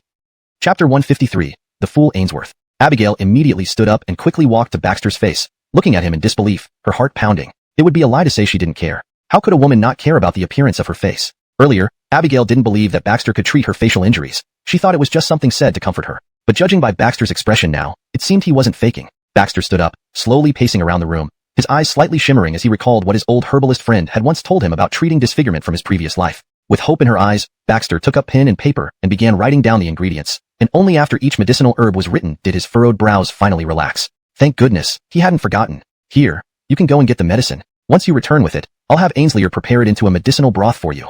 This is really true, Your Highness, you actually know how to treat burns. Abigail held the paper filled with medicinal ingredients in both hands, tears slowly welling up in her eyes. After all these years, she never thought her face still had a chance to be healed. That's enough, try to control your emotions. After all, in the eyes of others, I'm still dead. Baxter softly laughed, then looked outside at the sky. Judging by the time, your people should have already finished the task. By morning, when everyone discovers this, I wonder if Lucas will still be able to sit calmly. Abigail whispered, Your Highness, rest assured. You can count on my people. They will definitely give Lucas a big surprise. Fool. In the Taiji Hall, Porter Lucas flew into a rage as he saw the proclamations pasted all over the streets being brought in by the Imperial Guards. His face turned ashen, a blazing fury burning in his chest. His secret had been exposed like this? All the ministers below lowered their heads. Though they had some guesses about what was written on the proclamation, none dared speak while Porter sat above. Haskell kept his eyes cast down, silent. With Baxter declared dead, his only concern now was self-preservation, avoiding involvement in any matter. And Ainsworth? He was merely a buffoon. No matter how wildly he acted, he remained an outsider. Lucas tore the proclamation to shreds, his stern gaze locking onto the crowd below. There must be scoundrels in the city, spreading lies. My lords, do you think I would abandon my throne to chase after some non-existent legend? Everyone looked at each other, waiting for someone to speak first. But those who usually supported the emperor without question were already in jail. They were spies of the Brendan kingdom, whose purpose was to deceive the emperor and lead him astray. Of course, they had supported him unconditionally in every way. Seeing the silence, Lucas's face grew even darker. Autry, hiding in the shadows, slowly reached for his sword. If ordered, he wouldn't mind slaughtering all the ministers. Father, this must be the work of some scoundrels from the Brendan kingdom, causing chaos. We've just captured some of them, and now they're jumping out to stir up internal strife in our dynasty. Ainsworth pressing a blade against the impostor's throat. Fool, what have you done? Taking such a mess upon yourself. Do you think I have nothing better to do? Lucas will soon head to Lotus Mountain. Achilles, it be better for you to accompany him under this pretext? Or, take this opportunity to divide Porter's power at court? Why saddle yourself with this mess? Can you really handle it? The fake Ainsworth curled up, trembling with fear but still looked at the real Ainsworth. Master, isn't this to gain his trust more effectively? With Haroun already in prison and most of the Brendan spies arrested, their plan has likely collapsed. Achilles making Lucas trust us more now be? Slap. The real Ainsworth slapped the fake Ainsworth hard across the face, wishing he could kick him to death. Idiot! You're a complete fool. He is Lucas, Porter of Wu. Do you really think he'll easily trust anyone? I'll tell you, true emperors trust no one but themselves. By doing this, you're only burdening yourself and getting nothing in return. On the contrary, if you fail in this task, do you believe Lucas won't hesitate to kill you and close this matter once and for all? What? The fake Ainsworth shuddered, looking at the real Ainsworth in disbelief. Master, I am now the crown prince. Achilles, he really? The real Ainsworth looked at the impostor as if he were a fool and sneered, you really are stupid. Do you think Baxter is dead? Chapter 154. The Thousand-Faced Young Master. Your Highness, the citizens of the city are now in a panic. Some scholars are even cursing the emperor in their studies. Eliza stood inside the room, softly reporting everything she had learned. Baxter nodded. He had expected this all along. Now, Wallace's reputation among the people has plummeted. Does anyone think that those Brendan spies should be executed immediately? At first, there was no such thought. But General Dominic followed your instructions and spread propaganda throughout the city to stir up public opinion. Now, many people are clamoring for the execution of the Brendan spies. Now, it depends on what the emperor decides.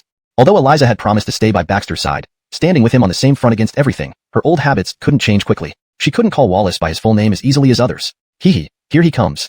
Baxter suddenly looked at the roof. As a former Special Forces member, he still retained basic perceptiveness and vigilance, so he could sense the slight movements on the roof. Eliza's martial arts were not bad either. After being reminded by Baxter, she soon noticed the situation on the roof. Gallant of them stood up immediately, looking vigilantly at the roof. Bang! Soon after, the roof was broken, accompanied by dust falling down. A man in black named Tsang Christian landed in front of the two, staring at them with a stern expression. You're really alive! Baxter chuckled lightly. Wallace is indeed an old fox with hidden talents. However, do you think you can go back today?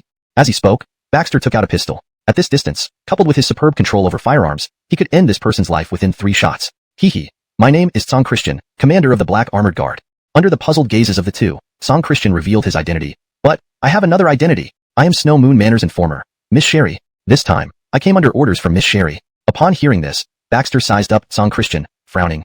The Frederick of the Black Armored Guard is a mysterious existence. It's said that they grow up in the imperial household, trained as loyal agents since childhood, impossible to be bribed or betrayed. Tsang Christian shook his head. The real Tsang Christian died long ago. At the age of 5, I replaced the real Tsang Christian. For the development and safety of Snow Moon Manor, informers were sent into the palace one by one. Then, I would find and eliminate each of them one by one to secure my own identity.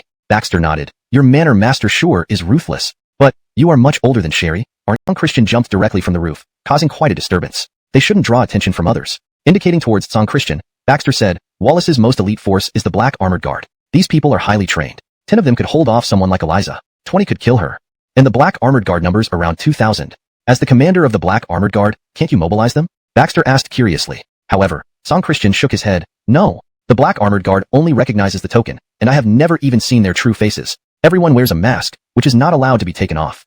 Baxter drew in a sharp breath. He had thought Tsang Christian was on their side, making it much easier to deal with Wallace, but now it seemed far more complicated. Then, do you think my egalitarian ability can penetrate the defense of the Black Armored Guard? Tsang Christian hesitated for a moment and then said in a deep voice, No problem. But you need to understand that this assumes an equal confrontation between both sides. But when the Black Armored Guard carries out missions, they almost never engage in equal combat with opponents. Their goal is to kill the opponent, and for that purpose, they often choose to act under the cover of darkness. Besides the Black Armored Guard, does Wallace have anything else that needs special attention? Baxter had already made up his mind. He would. Chapter 155. The Army's Wavering Morale. Thousand-faced gentleman, Edge? Baxter frowned deeply. This was indeed an important piece of intelligence. This so-called thousand-faced gentleman was a hidden figure, making him the most troublesome kind to deal with. The enemy is in the dark, while I am in the open. Many moves cannot be guarded against. Seeing Baxter's wary look, Autry laughed wryly. Though Edge is terrifying, it has been years since I last saw him. Perhaps he is not in the capital, or maybe not even in the Wu Dynasty. Not in the Wu Dynasty? Baxter was puzzled. What do you mean by that? I once heard a legend that the previous Egbert wanted to pass the throne to Edge, but Edge, who was free-spirited and disliked handling the mundane affairs of court, preferred wandering. Therefore, he developed a character like a rogue walking in the darkness. Autry said gravely, even the Snow Moon Tower doesn't know how much power Edge has accumulated in secret, or perhaps they don't have the means to track him. Baxter drew a sharp breath, his eyes gleaming. If that's true, then Edge would be an even greater threat. Jean Galantion's presence in the western regions is a known factor. However threatening he may be, there are always ways to counteract him. Autry, can you contact anyone from the Snow Moon Tower now? Autry hesitated for a moment but still nodded, settling. Unbeknownst to Baxter, Autry already harbored a faint sense of apprehension towards him, wondering what kind of person would prepare their own severed head ahead of time. Haha, indeed. He was pretending to be dead, deceiving me. Looking at the head before him, Wallace sneered coldly and waved his hand. Autry, you've done well. Leave now. Yes. Soon, Wallace was alone in the room, facing the solitary head on the table. He showed no fear, only laughter. Should I call you Isidore or stranger? Never mind, let's temporarily address you as Isidore. You didn't need to make such a fuss. If you had stayed quietly in the capital and not interfered in these matters, I would have passed the throne to you after my passing. For both the fake crown prince and the real one, Wallace held little sentiment. All he craved was to extend his lifespan, achieving immortality. If that legend were true, and he could extend his life for another 100 years, then all of this could be forsaken. Even the imperial throne could be abandoned. Pity you never stayed put in the capital or in the Eastern Palace, running around aimlessly. Boldly, you won't get my throne. Wallace slowly rose from his chair and moved to the window, staring at the sky outside. His eyes flashed with ruthlessness. It won't be long before I achieve true immortality and uncover the true mysteries of Deige among the guards and greatly admired Baxter. During Baxter's last return to the capital with his army, Willie almost thought Baxter was truly planning to overthrow the court and instinctively led the guard to protect him. Even after Baxter relinquished his military power, Willie had tried multiple times to show goodwill towards Baxter, but unfortunately, Baxter avoided meeting him to prevent suspicion. General, the soldiers are full of resentment now. We ignore the spies infiltrating Wu Dynasty, yet His Majesty leads the charge in pursuing so-called immortality. Isn't this causing the army's morale to waver? Chapter 156, Subduing Willie. Willie glanced at his deputy general and said in a solemn voice, remember, never mention this in front of the soldiers. You are the deputy general of the Imperial Guards, and your words and actions greatly influence the troops. Let's go back and talk about this. Back in the camp, Willie closed the door and looked gravely at his deputy general. I always have this feeling that Ilium did not die. What? The deputy general was taken aback, but we clearly saw his coffin, and Ilium's funeral was witnessed by all of us.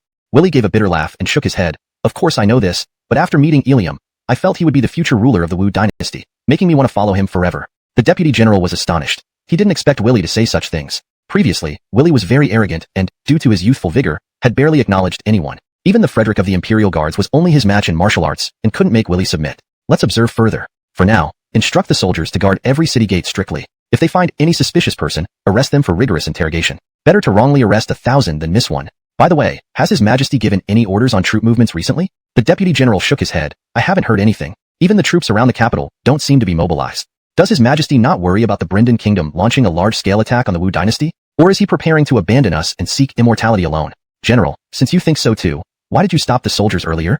The deputy general chuckled awkwardly when Willie raised this question. Willie shook his head and whispered, the situation is still unclear. If we spread rumors in the army, we will be punished.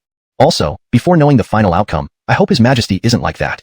Although Willie spoke like this, he had lost faith in Porter. When he ascended the throne, he made grand speeches about changing the current state of the Wu Dynasty. Isa immediately became serious. General Nash, how can you say that? His Highness's coffin is here. How could you speak such words? Willie apologized repeatedly. Sorry, Nadia. I just cannot believe it.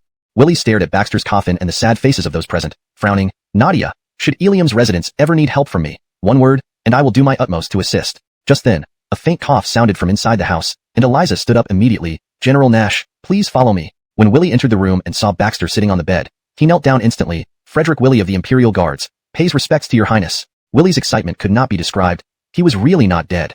His Highness was still alive. Baxter lightly waved his hand. General Nash, please rise. From your eyes, I can see that you are not a man of blind loyalty. So, I want to know if General Nash is willing to follow me and conquer the world together. I am willing. Willie said with a firm voice. From now on, I belong to your Highness. Whatever your Highness asks me to do, I will do it without hesitation, be it climbing the Blade Mountain or diving into the Sea of Fire. Baxter chuckled softly. General Nash, aren't you afraid that what I do might bring chaos to the world? And yet, you dare to follow me wholeheartedly? I am not afraid. Willie said resolutely. I was born in a poor family, so I naturally can tell who truly cares for the people and wishes for peace in the world. I have seen this in your highness, but not in his majesty. I will forever believe in your highness. Excellent. Baxter nodded. If he could incorporate the Imperial Guards, a formidable force, into his camp, his power would surely skyrocket, and controlling the Imperial Guards would mean controlling the capital. General Nash, how many men in the Imperial Guards can you completely trust? Willie pondered for a moment and replied, Your Highness, there are about 700 or 800 soldiers from my hometown in the Imperial Guards. Over the years, I have also made quite a few acquaintances. In total, I estimate that I can rely on about 3,000 to 5,000 men. The rest, I can mobilize with my military token. In other words, without Wallace's military token, you can still mobilize 3,000 to 5,000 men. Exactly. Baxter nodded. These men would suffice. Very well. Take some of your trusted men to the Fulian army camp with my token, find General Guido, and have him forge a batch of my new weapons for you. Does your highness mean the repeating crossbow? The repeating crossbow? Baxter shook his head. That has already been phased out by me. Go out, saying, Your humble subject pays homage to your majesty. Long live the emperor. Rise. Lucas sternly ordered. From this moment forward, you must exude dignity. Remember your new identity. You are now the emperor, the ruler of the Wu Dynasty. Everyone must bow down to you. What? Galanu down to me? Aye. The fake emperor was hastily recruited, having undergone makeup and voice training so that he resembled Lucas almost perfectly. But the biggest flaw was that this person was originally just an ordinary civilian who had never experienced grand occasions. Lucas doubted whether he could even handle court without wetting himself. With no time to look for anyone else, Lucas patiently said, Remember, no one will expose you, nor can anyone expose you. Your appearance and voice are the same as mine. You are me. Come, try it out. Get a feel for it. Guided by Lucas, the fake emperor gradually gained confidence. With his hands clasped behind his back, he slowly paced around the room. So from now on, I am the lord of the Wu Dynasty? Good. Seeing the fake emperor take on his role, Lucas felt elated. Everything went more smoothly than expected. Now he only needed to keep this guy learning his mannerisms for 2 days before he could leave the capital. You may go. After watching the fake emperor leave, Autry stood silently beside Lucas. Imperial Guard camp is heavily guarded. Aren't you sending me to certain death? Why are you still holding back at such a critical time? Baxter sneered. We are in a cooperative relationship, so we should show our full sincerity. Although I don't know everything about your forces from Julong Mountain, I do know what's at stake. A simple trip to the Imperial Guard camp is nothing to worry about. Abigail gave him an exasperated glance. Fine, your highness. But remember, if our people from Julong Mountain eventually join you, don't hide your special weapons from us. We're all family. Why would we speak in 2 voices? Of course not. Whatever Fuling army has, you will have too. Baxter patted his chest, making a promise. Go on, Miss Nangong. I'm waiting for your good news. And when you come back, I'll give you some good news too. Abigail slipped into the secret passage to do her task. This secret passage was dug alternately by Baxter and Abigail, leading to a remote area in the capital city, where they could perfectly avoid detection by spies. Soon, Eliza walked into the room and said in a low voice, Your Highness, quite a few scholars are kneeling at the entrance of the mansion, saying they've come to pay their respects to you voluntarily. Pay respects? Baxter sneered slightly. Let them in. Send Ainsleyer to the Fuling army camp to bring some people back. He held a long sword in his hand, and behind him were dozens of guards who instantly rushed into the courtyard, surrounding these scholars. An elderly scholar surnamed Matthew stepped forward and said in a stern voice, Although I am old and haven't achieved much fame or success, I will never be one to fawn and flatter. Have you, as the Glen, done anything you should have done? Ainsworth stood still, casting a cold glance at the old scholar. All right, old man, tell me what exactly I haven't done. Even in his final moments, the previous Glen thought of serving the country loyally, hunting down all the Brendan spies, pacifying the disturbances by ethnic minorities in the northern border region, and suppressing piracy along the coast. Aren't these enough? What have you done? Facing the elder's accusation, Ainsworth sneered. What does it have to do with you? You're almost 50 and still just a scholar. Aren't you a waste? How dare someone like you criticize me? I advise you to scram now and read your classics well. Don't meddle in state affairs. That's not your place. As for what you said just now, if you kneel and apologize to me, I might consider letting you off.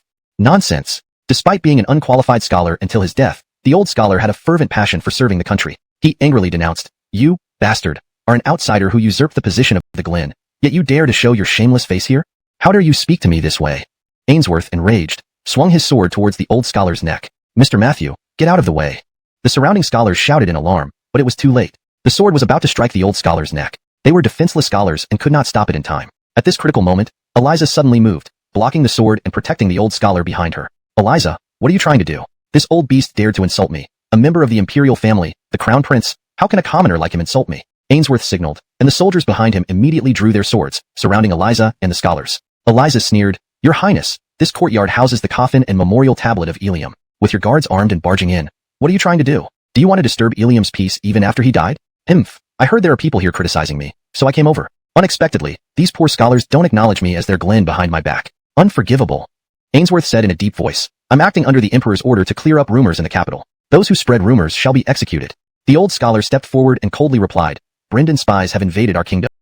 Emperor's decree. The plaque here is like an iron voucher. Are you trying to rebel? You. Ainsworth was greatly alarmed. He had indeed forgotten about this matter, forgetting that the plaque of Eliam's residence was equivalent to an iron voucher. After Porter ordered him to investigate those who were spreading rumors on the streets, Ainsworth's first thought was to head straight for Baxter's mansion. To be honest, he really did not quite believe that Baxter was dead. A dead man managed to orchestrate such a grand scheme just before his death, predicting events after his passing, now stirring up the capital into chaos. If you do not leave now, it will be considered disrespectful to the iron voucher, and the Fullian troops will have the right to kill you on the spot. Looking at the dark muzzles of the guns around him, Ainsworth gulped. Although he had never seen the true power of this thing, he knew that it was something called equality for all. Just hearing the name was enough to terrify anyone, and knowing that it was likely another invention of Baxter, who created more bizarre things one after another, he decided it was better not to face it head-on. Retreat. Fall back. Ainsworth cast an unwilling glance at the group of old scholars, and then took one last look into the depths of the courtyard before angrily leading his soldiers away. Once Ainsworth left, Guido did not depart either. Instead, he led the Fullian troops to surround the scholars, leaving everyone bewildered. The old scholar quickly stepped forward, puzzled. General, we came here to mourn His Highness. What do you mean by this? Do not fear, sir. Their goal is not you. Since your condolences have been completed, hurry home. It's not safe outside, Guido said with a smile. Good, good. The old scholar sensed something was amiss and, afraid to stay any longer, called on the other scholars to leave the mansion. Guido brought the two spies into a room. Upon seeing Baxter alive and well, their expressions changed instantly. You're indeed not dead. Baxter smiled slightly and walked up to the taller spy, his voice icy. Speak, who sent you? Remember, I don't want to hear lies. If I hear lies, I will be very angry, and then your lives will be forfeit. The tall spy swallowed hard, whispering, Your Highness, I'm Sir Shiloh's man. Sir Shiloh sent me. Baxter glanced at him, and only after the tall spy showed a token did he laugh softly. I didn't expect my father-in-law to be so confident. Unfortunately, I didn't want him to find out prematurely. Alas. Nangon girl is not here, Nadia. Please go to the residence of Eldon Haskell and deliver this letter. It was supposed to be later, but now it can't wait. Baxter waved his hand, indicating for Guido to take the tall spy away. You cannot return now. It could leak information. Stay in my residence for now until things calm down. Then I'll send you back. When Baxter's gaze fell on the shorter man, the latter's eyes darted around, clearly harboring hostility. If you don't speak, you and General Dominic arrived in time, or they might have succeeded. Trenton finally understood, exclaiming, Only Your Highness has such clever thinking. My brain just doesn't work like yours, huh? I'd better stick to serving Your Highness faithfully. Hey, wait a minute, Your Highness. If you've killed this spy, he won't return. Won't Ainsworth's backer realize you're still alive? Trenton scratched his head, puzzled, looking at Baxter. I want him to know.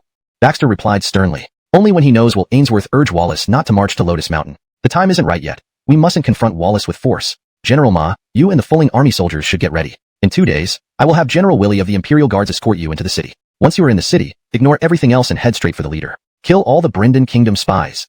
Have you prepared the banners as I instructed? Rest assured, Your Highness, everything is completed. Trenton smiled. When we enter the city, we will shout to eliminate the Brindon Kingdom spies and uphold the Wu Dynasty's legitimate authority. Baxter nodded. Yes, exactly like that. But remember never to harm the civilians. Your Highness can rest assured. Good, you may leave now. On the other side, in the Eastern Palace, Ainsworth knelt inside the bedroom, facing True Ainsworth, trembling all over. He's still alive. He's actually still alive. True Ainsworth slammed the table, his voice incredibly low and hoarse. Damn it, how could we not kill him? Didn't Haroun say he had already made him drink the poison wine? False Ainsworth knelt below, not daring to utter a word, fearing that a single wrong word might lead to immediate execution by this superior. Our plan must be moved forward. As he spoke, another figure emerged from the shadow behind the screen. It was Abigail. Abigail, please contact the Brindon Kingdom immediately and mobilize troops to attack the eastern border of Wu Dynasty. Our countries in the western regions will also unite and launch an assault on the western borders. This time, we must completely tear apart Wu Dynasty. Abigail frowned as she looked at True Ainsworth. What, do you intend to launch a direct attack? Wallace has not left the capital yet, and Baxter is not really dead. How can we mobilize troops at this time? True Ainsworth said sternly. Break it down to build it up. We will gather troops on both sides and launch frenzied attacks on Wu Dynasty's borders. Then we'll strike from within, plunging Wu Dynasty into chaos. As long as there is turmoil within Wu Dynasty, Wallace's desire to go to Lotus Mountain will grow stronger. When that happens, we will set up an ambush at Lotus Mountain and kill Wallace once and for all. Are you serious? Chapter 160, Two Paths. Jacqueline stared intently at Jin Ainsworth, her voice slightly trembling. I really doubt whether you have gone mad. Didn't I tell you why the great Brindon went through all this trouble to create a centuries-long deception in the Wu Dynasty, aiming to divide and weaken it? Their foundations are profound. If we act rashly, we might not even touch their true strength.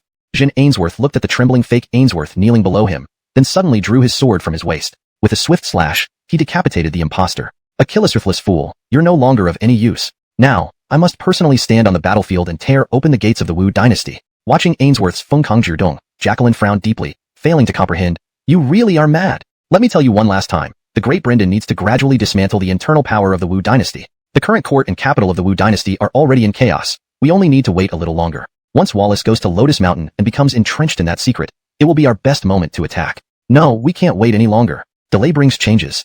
Ainsworth feigned madness. Now, I am going to dispatch my subordinates to gallop to the western regions for liaison. Baxter is a huge threat. Upon hearing news of Baxter's death, she crumbled mentally. Now, she was truly alone, with no one to care for her. Haskell? Geraldine never expected her father to come save her. To him, she was merely an expendable pawn. Seeing Ainsworth enter the side hall, Geraldine, curled up, trembled slightly. What do you want here?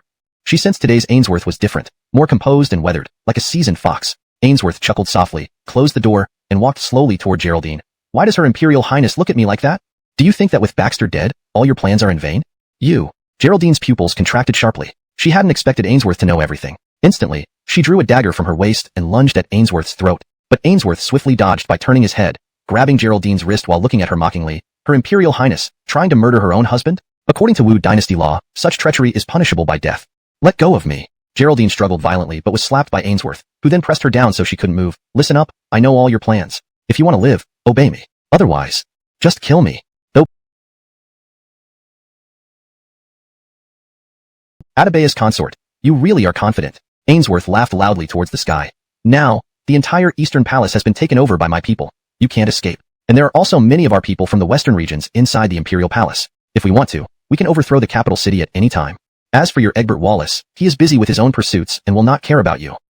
Nonsense, talking rubbish. Geraldine was in complete turmoil, completely unsure of what she should do. Smack. Ainsworth slapped Geraldine again, sneering coldly. I give you two choices. The first choice is to obey my orders. Not only will you live, but the Shiloh family will also become founding heroes. Then they will soar to prominence and become the top family of the dynasty. The second choice is that I lock you in the dungeon where you'll be among a group of death row inmates. In the end, I'll unlock their shackles and let them tear you apart. What do you say? Which path do you choose? Chapter 161. No need for you. Adelia spat. Pa, Ainsworth, don't delude yourself. Even if I am torn to pieces, I will absolutely not listen to you.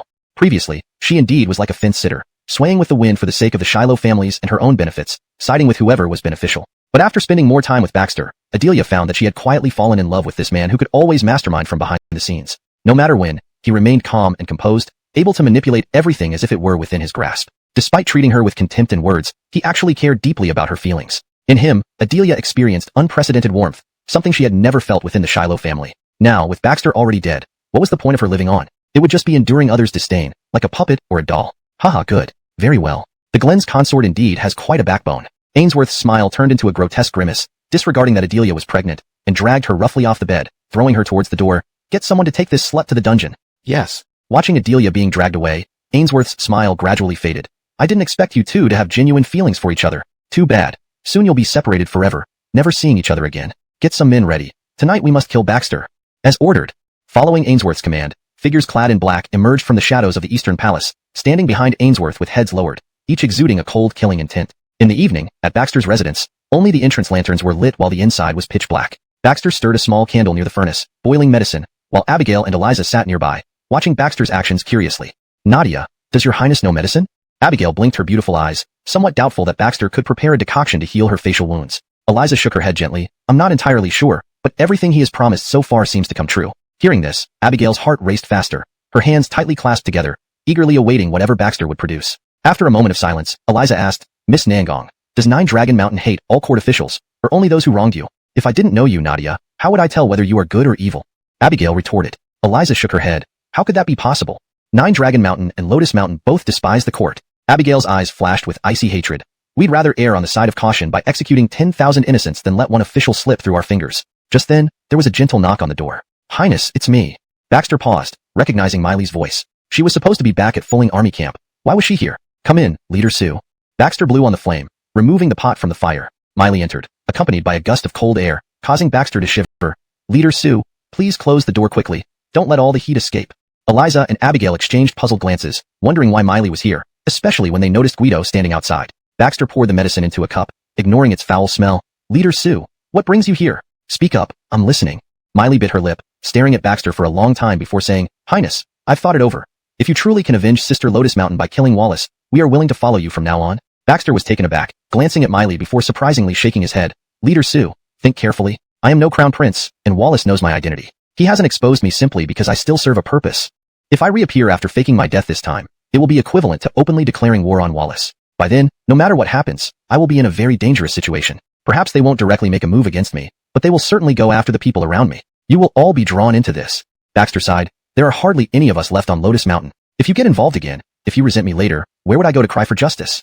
Miley's eyebrows knitted together. Highness, weren't you always wanting to bring our sisters from Lotus Mountain under your command and serve you? Now that I have made my stance clear, why do you hesitate? Haha, Leader Sue. You flatter yourself.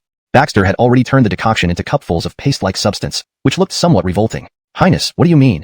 Miley's eyes were filled with uncertainty. Literal meaning. My Fukeling army is strong, and there are also Abigail's 9 Dragon Mountain troops. Altogether, I have over 10,000 men. In court, I have the support of Haskell. Baxter handed the cup to Abigail without even looking at Miley. Leader Sue, don't overestimate your importance. In fact, I can manage without you.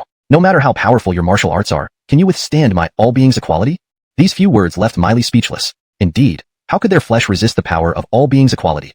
But Miley bit her lip tightly, glaring angrily at Baxter. Highness, this was your own words, not wanting us. Yes, I said it. Take your people and leave quickly. Baxter waved his hand impatiently. The farther you go, the better. I have no need for you here. Nasham, fine. Miley pushed the door open and left immediately. Miruang Shiloh looked confused. Highness, didn't you always want to bring these people from Lotus Mountain under your command? You previously praised their high-level martial arts, saying they could be a sharp blade under your command. Baxter shrugged. But my place isn't some collection spot. These women have been sulking at me for several days and still think they can stay so smoothly? Chapter 162. Offering assistance. Baxter looked at Abigail. Miss Nangong, why don't you explain it? As he spoke, Baxter dipped his finger into the medicine and carefully applied it to Abigail's face, his fingers gliding over her scarred face, which was uneven. Abigail nodded slightly and whispered, In fact, your highness also wants to protect Miley and the people of Lotus Mountain. Nash? Eliza blinked her beautiful eyes, completely confused about what was going on. If Miley and her subordinates stand by your highness now, and there is still a secret of Isaiah on Lotus Mountain that gets exposed, it would be like putting Miley in hot water. In this case, your highness would have no time to protect them. Only when your highness eradicates the Brendan spies thoroughly can the people of Lotus Mountain regain their innocence. And it could greatly increase your highness's prestige, so that most civil and military officials support you. When you are powerful enough, even Isaiah would dare not make a move against Miley. Abigail was meticulous, quickly guessing through Baxter's intentions. Eliza nodded, finally understanding. Your highness, you intend to come forward soon and eliminate. Sends you some information. The person behind Ainsworth is from the western regions, while the one behind Haroun is from the Brendan Dynasty. It seems both parties have reached an agreement. At present, they are mobilizing troops within Wu Dynasty and ordering all insiders to act. They seem to plan a major action against Wu Dynasty, especially around the capital. Baxter's expression darkened. People from the western regions and the Brendan Dynasty were collaborating and had already started to act against Wu Dynasty. Near the capital? Baxter pinched his chin, pondering deeply. After a while, his eyes suddenly lit up. Lotus Mountain. They must have learned that Isaiah is going to Lotus Mountain, and that's why they want to make a move against him. Eliza was shocked. Your highness, you mean they want to kill Isaiah? Yes, it seems like it. Otherwise, there's no reason to mobilize all insiders into action. Their cooperation aims only at this goal. Baxter said solemnly. The black armored guards around Isaiah are not easy targets. He will surely bring many of them along to protect him on his trip to Lotus Mountain. Even if both sides join forces, it would cost them heavily to assassinate Isaiah. Your highness, should we make a move? Eliza gazed intently at Baxter. Baxter gently waved his hand. Let's wait and see for now. I won't let Isaiah go to Lotus Mountain so easily.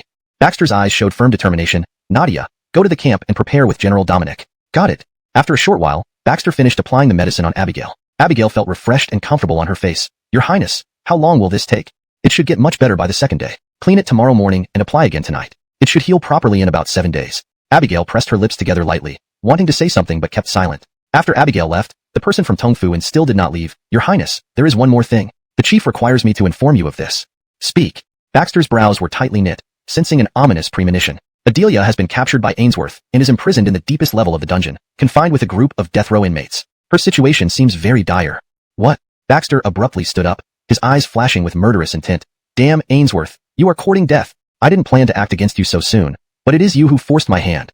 Go back and tell your chief to send someone to monitor the dungeon for me. Ensure Adelia isn't harmed, and intervene when necessary. The man paused, speaking softly. Your highness, Tongfu is a place of business. This intervention would be tantamount to provoking the royal family. Our inn usually avoids such matters. Whatever conditions you have, let your chief discuss them with me afterward.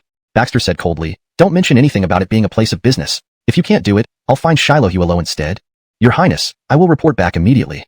The room fell silent. Baxter blew out the candle and lay on the bed, watching the moon rise outside, lost in thought. At first, he indeed had no feelings for Adelia, and she merely used him to achieve her goals. Their relationship was purely one of mutual cooperation and utilization. But as time passed, Baxter had to admit that he harbored some affection deep within. Dominic, wait for me. I won't let anything happen to you.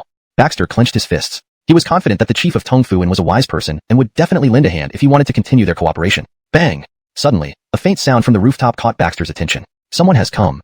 Chapter 163. Speed is of the essence. Baxter immediately became alert, holding his pistol ready with a round in the chamber, prepared to act at any moment. In the darkness, Baxter's eyes stared fixedly at the roof. He inwardly speculated that someone couldn't wait to get rid of him. Currently, only one person could possibly know he was still alive, and wanted him dead. Ainsworth. Whoosh, whoosh, whoosh. Soon, several figures landed. After all, were supposed to be Baxter's guards, yet they hadn't detected these intruders at all. It's fine. Drag their bodies outside. Also, Nangong, there must be scouts monitoring us around here. Take care of them. Yes, Your Highness. Baxter continued looking at the dying black-clothed figure. A bullet has gone through your chest. At the rate you're bleeding, you won't last more than the time it takes to brew a cup of tea. To save you, I would need to remove the bullet, then dress and stitch the wound. But you are my enemy, why should I save you? Seeing Baxter's calm demeanor, the black-clothed man was nearly driven to tears. Despite his high martial skills, after years of hardship following Ainsworth, he was just about to achieve greatness and did not want to die here. I'll tell you about Ainsworth's plans. I know everything about his plans. Baxter shook his head. But I don't want to listen. What's the point of hearing the plans of a dying man? Ainsworth and the puppet master behind him are mere jesters. Before long, I will take their lives. No.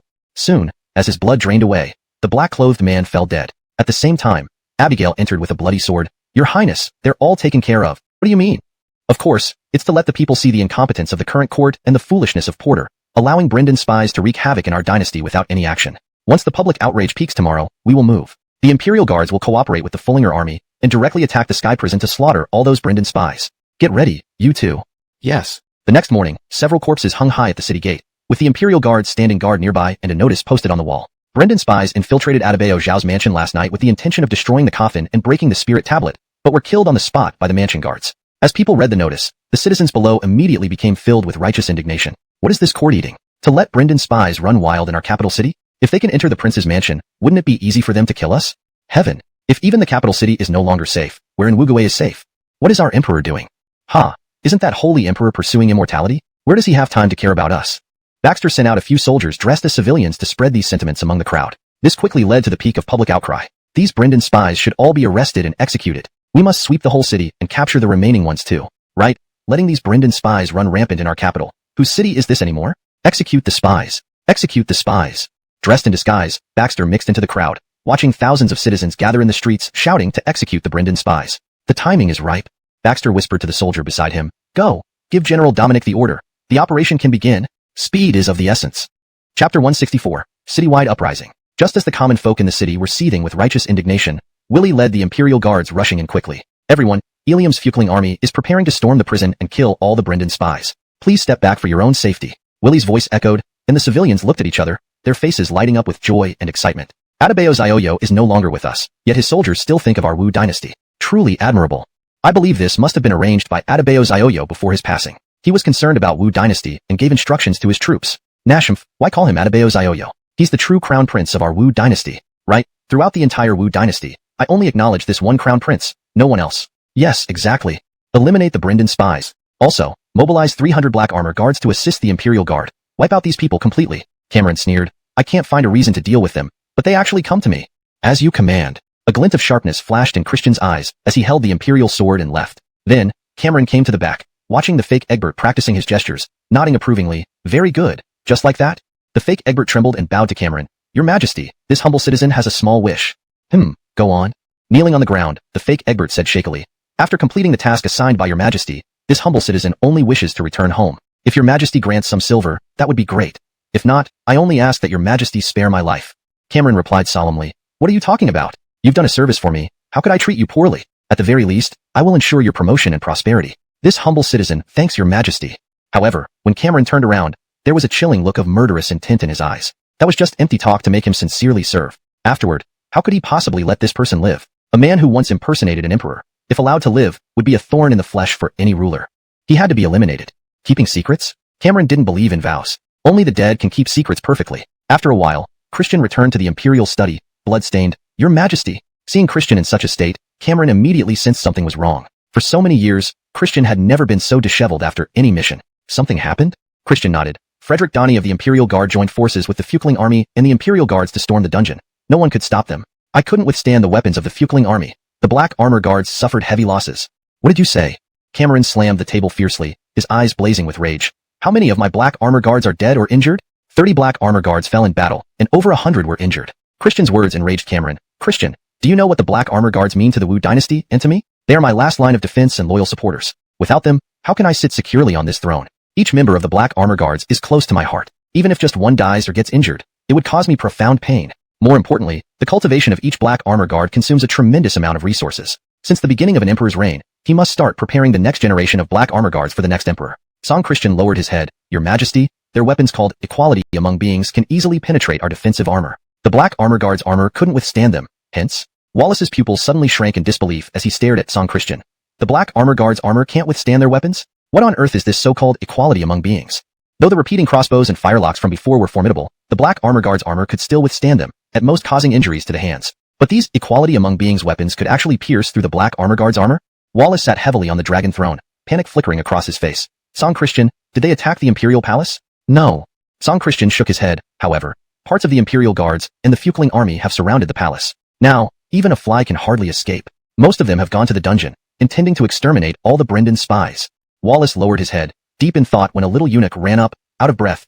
Report to His Majesty, there is urgent news. Speak quickly. All the civil and military officials are now gathered at the gate of the palace, kneeling on the ground, heading towards Taiji Hall, demanding that Your Majesty not chase after those illusory legends, and requesting Your Majesty to dispatch troops to eliminate the Brendan spies who are causing chaos in various regions. Slap. Wallace slammed the table. Fools, a bunch of fools. Am I the ruler of Wu Dynasty? Or are they? How dare they command me on how to rule? Song Christian, gather the black armor guards and drive them away. Those who disobey, execute. Just as Song Christian was about to leave upon receiving the order, a deep voice sounded. Father, it's not necessary to go to such extremes. Please hear me out. Chapter 165, Falling Out. Lucas looked sternly at Ainsworth who had barged in. I did not summon you to the palace. Why have you come? Ainsworth bowed slightly. Your humble son pays respects to His Majesty. I have come especially to quell the unrest in the Wu Dynasty. Moreover, I must inform Your Majesty of a monumental secret. What secret? With just a look from Lucas, Autry instantly killed the little eunuch who had just come to report and then closed the door. Only the three of them were left in the room. Baxter did not die. At Ainsworth's words, Lucas froze on the spot, frowning at Ainsworth before he glanced at Autry. No, it's impossible. This task was personally executed by Autry. There's no way it went wrong. Ainsworth snorted coldly and looked at Autry beside him. Autry Darun, even at this juncture, you still have the audacity to stay here instead of returning to your master? Autry clasped his hands and said, Your Highness Glenn, I do not know what you mean. My loyalty to His Majesty is as clear as day, and I would never make mistakes. That night, I personally beheaded Baxter.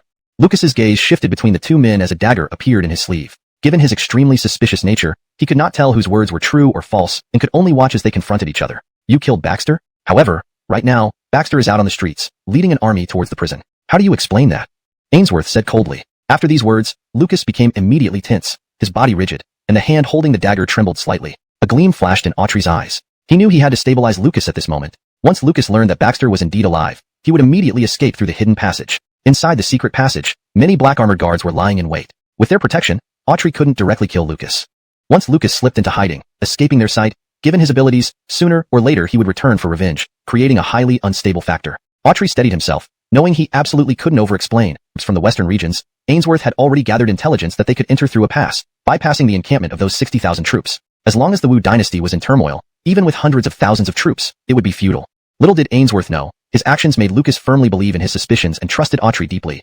Well done, Ainsworth, bastard of the western regions, truly harboring sinister intentions. It's a pity I once intended to entrust you with important responsibilities. Is this how you repay me? Ha ha, don't flatter yourself. Ainsworth sneered. Entrusting me with heavy duties? You just wanted to use me to balance power within the court, using me to counterbalance the then prominent Baxter. As for you, you care nothing for the Wu Dynasty, only pursuing an elusive legend. You actually believe there's something that can extend one's lifespan? Fool. How could a fool like you become emperor? What a misfortune for the Wu Dynasty. Presumptuous. Autry instantly stood in front of Lucas, staring fiercely at Ainsworth. Who gave you the audacity to speak to His Majesty like this? Oh, you are truly a treacherous dog at heart. Ainsworth sighed. Lucas, I offer you this one piece of advice. Keep your distance from this loyal Autry beside you, or one day, he might bite you. Having said that, Ainsworth spoke thicker than water. How can you bear to help the enemy harm your own people? Haroun laughed disdainfully. Baxter, you want to sway me with so-called family ties? Forget it. My mother was killed by Lucas, and I'll hate him for life. If I can take him down and overthrow his Wu Dynasty, my life will have been worth living. Was it the person behind you who told you this? Nashmph, so what if it was? You'll never get rid of the Brendan infiltrators, and you'll only watch helplessly as the Wu Dynasty falls. Baxter raised an eyebrow. That may not be true. Chapter 166, Fish Die in the Net, Meaningless. Haroun looked at Baxter's smile, feeling increasingly uneasy. He didn't know when it was that he started to worry about Solange's plan, maybe because she hadn't come to save him. Attack. At Baxter's command, Abigail and Eliza behind him launched their attacks mercilessly. Despite Haroun's extraordinary martial arts prowess under Solange's tutelage, he was now shackled, facing the two top martial artists of this era. Within a few minutes, Haroun was defeated by the two women. The other Brendan spies in the prison were not spared. They were all wiped out without any mercy. Your Highness, please come inside and see. A soldier's sudden exclamation made Baxter's heart tremble. He hurriedly rushed into the dungeon and saw Holly lying there, covered in bruises, surrounded by a group of dangerous death row prisoners. Some of these prisoners had already broken free from their chains, crawling on top of Holly, attempting unspeakable acts. Even after seeing Baxter and his men open the door, there was no fear or hesitation in their eyes. They remained in a daze, continuing their actions. Damn. Baxter took out his pistol and fired at each one of them. Soon, all the prisoners in the dungeon were killed by Baxter. Quick, get a ladder. Finally, Holly opened her eyes, and upon seeing Baxter's face, a faint smile appeared on her bruised face. You're alive, you're really alive. Baxter held Holly's hand tightly. Yes, I'm alive. Dominic Sean, I've come to rescue you. From now on, I will never let you suffer again.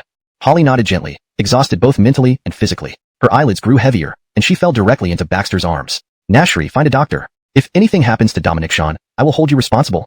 After dealing with everything in the dungeon, Baxter led the Fueling army back to the palace gate. At this time, the civil and military officials were kneeling on the ground in front of the entrance to Taiji Hall. Meanwhile, Lucas, holding the imperial sword, surrounded by hundreds of eunuchs, shouted, Stop right there. What do you want? To rebel? The leader among them was Haskell. Your Majesty, we dare not rebel. We only hope that His Majesty will deploy troops to prevent the Brendan from attacking secretly and eliminate the dangers within our empire. Please, Your Majesty, stop chasing an elusive legend. Please, Your Majesty, reconsider. The loud voices of the officials left Lucas in a difficult position, his cold eyes glaring at them fiercely. Are you forcing my decision? As the ruler of Wu Dynasty, must I always rely on you for everything? Nashmf, whenever I need you, you all shrink back, but now you know which way the wind blows. Father, that is a mistake. Just then, a cheerful voice came from afar. Immediately after, Baxter rode in on a high horse, leading the Fueling and the Imperial Guards, quickly surrounding Taiji Hall. Seeing the living Baxter before him, Lucas's expression changed abruptly. He glanced at Christian, but Christian's sword was already out and pressed against Lucas's neck. You. At this moment, Lucas truly felt the threat of death, betrayed by Christian, whom he trusted the most. Christian, I have always trusted you. How could you betray me at such a critical moment? Christian sneered in response to Porter Lucas's accusation. Christian, you're mistaken. I am not Christian. Christian died many years ago. I have been Chanfu in your service for years. You are not Christian? Porter Lucas was stunned, then a realization dawned upon him. Either you are from Tongfu Inn, or Shilohaiyu Tower. No one else has the power to plant a pawn close to me.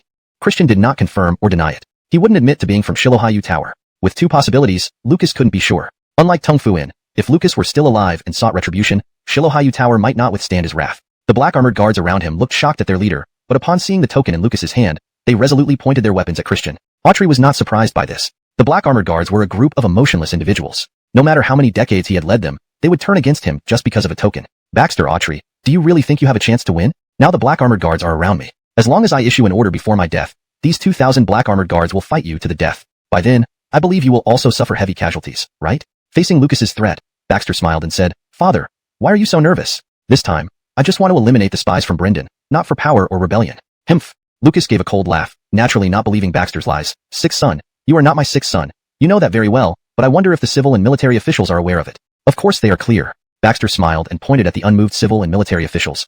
I believe Haskell has already explained everything to them. You. Looking at Haskell and the civil and military officials below, Lucas felt an endless sadness and loneliness welling up in his heart. It turned out that he had long become a truly isolated person. Your Majesty, now the Xiaoyao Matthew, Atabeo of Freedom, enjoys the allegiance of all. Please restore his position as Glenn to maintain the stability and prosperity of Wu Dynasty together with Your Majesty. Hearing Haskell's words, Lucas was stunned. From their tone, it seemed they still wanted him to remain emperor, only restoring Baxter's position as Glenn. I agree. After much deliberation, Lucas knew he was completely in their hands. If he ordered a desperate fight, he could certainly achieve a situation where both sides would perish. But this was not what Lucas wanted. What he sought was the way to eternal life, which he was about to achieve. He did not want to give up now. Baxter dismounted, smiling broadly. Father, are you sincere? Chapter 167.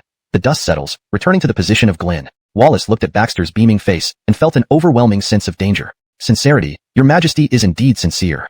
Now that the Imperial Guard, the Palace Guard, and the Fueling Army, the three most powerful forces in the capital, were all under Baxter's control, it meant the entire capital was now controlled by him. How could he not be sincere? Forget it.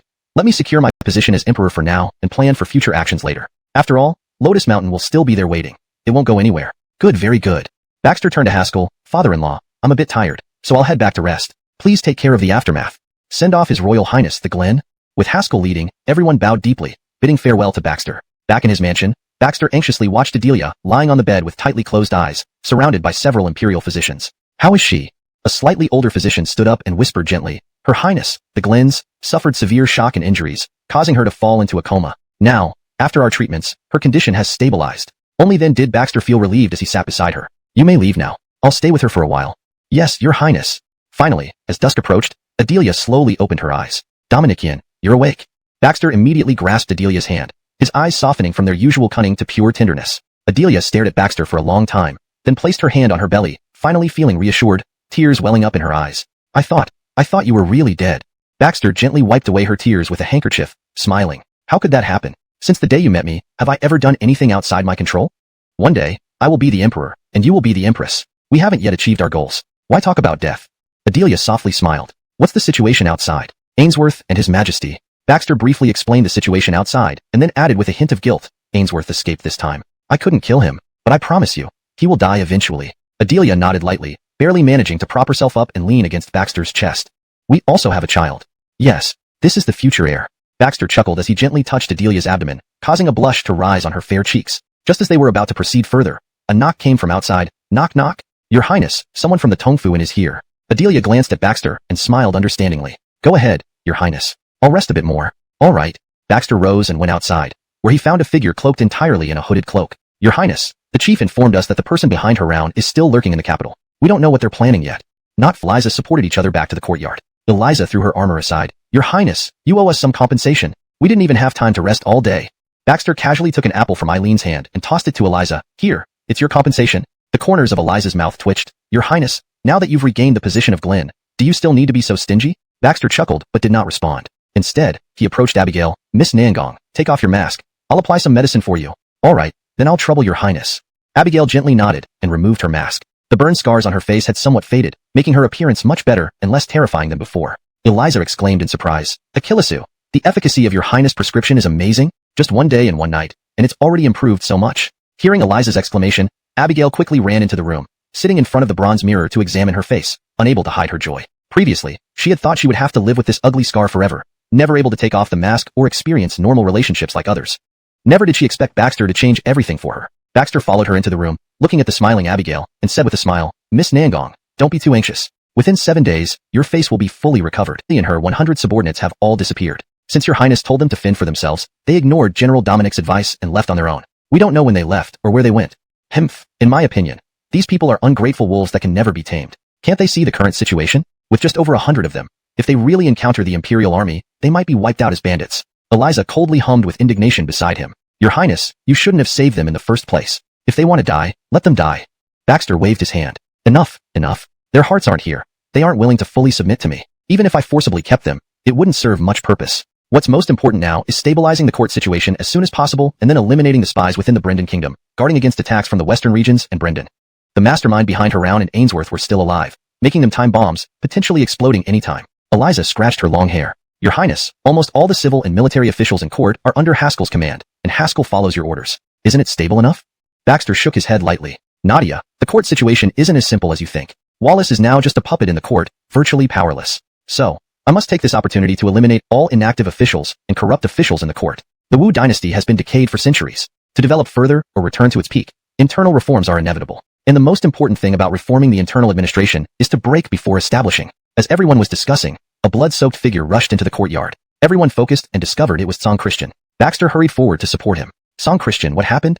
Song Christian had been sent to watch over Wallace. Knowing Song Christian's skills, such a situation could only mean one thing. Something unexpected happened to Wallace. Sure enough, Song Christian gasped. Wallace? He escaped. What? Eliza was greatly shocked, frowning deeply. With your skills, how could you let him escape? It's thousand-faced young Master Joaquin. He returned. Song Christian's eyes were filled with gravity. Moreover, he had, all beings are equal. I wasn't prepared and got severely injured. Baxter examined Song Christian's wounds, relieved none hit vital spots. Quick, immediately call for the royal physician. There's a book under the bed inside with instructions on how to remove bullets and bandage wounds. Saying this, Baxter was about to leave. Your Highness, where are you going? To the palace. Without turning back, Baxter rushed to the inner palace gardens. The place where Wallace was taken away was the harem, where several dozen concubines cowered, panic-stricken. Donnie led the Imperial Guard surrounding the area and bowed upon seeing Baxter. Atabeo, it was here that thousand-faced young Master Joaquin disguised himself as a black armored guard and took Wallace away. Baxter nodded, eyeing the concubines crouching on the ground, furrowing his brows. What's going on with these people? Donnie scratched his head, puzzled. Your Highness, usually Wallace kept away from women, but today, he acted unusually by coming to the harem and becoming intimate with several concubines.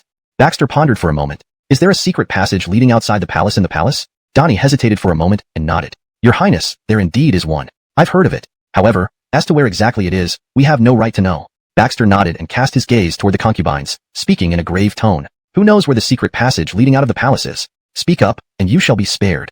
The concubines only lowered their heads and sobbed, with none paying attention to Baxter. As Baxter was pondering his next move, a female voice came from behind the crowd. Wallace escaped through my quarters. Everyone was stunned and turned around to see a woman in her 30s walking forward gracefully, without a single attendant following her. Your Highness, this is Lillian, the mother of the Daryl. Donnie whispered in Baxter's ear. Upon hearing this, Baxter slowly approached and looked into Lillian's eyes. Wallace escaped from your quarters? Take me there. Lillian did not refuse but led Baxter directly to her private chambers. Looking at the hidden passage inside the wardrobe, Baxter reached out and opened it. However, he found that the passage had collapsed, filled with debris, completely blocked off for some unknown reason. Why did you let him go? Facing Baxter's sharp gaze, Lillian showed no fear, as if she had anticipated this moment long ago. She glanced at Baxter and said softly, "He is my husband. I couldn't just watch him die." Baxter smiled. "I am the Glen. Why would I want him dead?" "Huh, really?" Lillian's eyes were filled with mockery and sarcasm. "You, the so-called Glen, now have the people's hearts, control over the court, and the army. Yet, it seems you desire Wallace's death more than anyone else." Baxter laughed lightly. "Lillian has a quick tongue. I won't argue with you. I only want to know, where did he go, and how many people are with him? I will never tell you. That can extend life. This guy would certainly hide and enjoy it all for himself." Aaron remained stubborn. "All of you will eventually fall under His Majesty's hand. This is His Majesty's country. No one can take it away." "Ah, you are truly obstinate." Baxter waved his hand. "General Donnie, I'll leave this person to you. Keep a close eye on her. Make sure nothing happens to her. If you find it difficult, you can seek help from the fulling army." "Yes, please rest assured, Your Highness. With my 10,000 guards, how can we not keep an eye on a mere weak woman?" Donnie confidently pounded his chest, only to meet Baxter's deep, icy gaze the next moment, making him shut up abruptly, feeling as if his face was burning. Emperor Lucas was also under their guard. Yet Joaquin managed to infiltrate and rescue him, injuring or killing countless soldiers. Baxter gave a deep glance at Aaron, then turned and left without further reproaching Donnie. Even standing face to face with scholar Zhou Wuheng, one might not recognize him. So it wasn't surprising that these guards couldn't watch over Lucas. However, what Baxter was most concerned about right now were the AKs. How did they end up in Joaquin's hands? These AKs and ammunition could not possibly be lost from the fulling army, because Guido and Trenton had not reported any weapon losses to him. Therefore, there was only one truth. Soon, Baxter stepped into the Tongfu Inn in the capital city. "Sir, are you here to rest or stay overnight? If you wish to dine or drink, please sit in the hall." The innkeeper was a man around 50 years old, flanked by two helpers, smiling at Baxter. Baxter didn't want to engage much with them, approaching the counter and coldly said, "I need to see your leader." The innkeeper and the assistant's faces instantly changed, looking around the hall to ensure no one had heard before smiling again. "Sir, you know the rules of the Tongfu Inn, right? If troublemakers enter this place, they may not leave easily." Baxter placed a hand on the counter, his voice icy. "What if I tell you, I'm here to cause trouble? You?" The innkeeper's expression stiffened, then he suddenly sneered, "You choose punishment over courtesy. Come out." With his words, over a dozen staff members rushed out from the back, brandishing knives, surrounding Baxter with murderous intent. The other guests in the hall continued dining and drinking as if they were used to such scenes. Over the years, even though the Tongfu Inn had a notorious reputation, there were still plenty of unwise people attempting to challenge it, all of whom disappeared without exception. Unfazed, Baxter looked around and shouted, "If you don't send someone who can talk, I cannot guarantee whether I'll tear this place apart." Arrogant. Such audacity.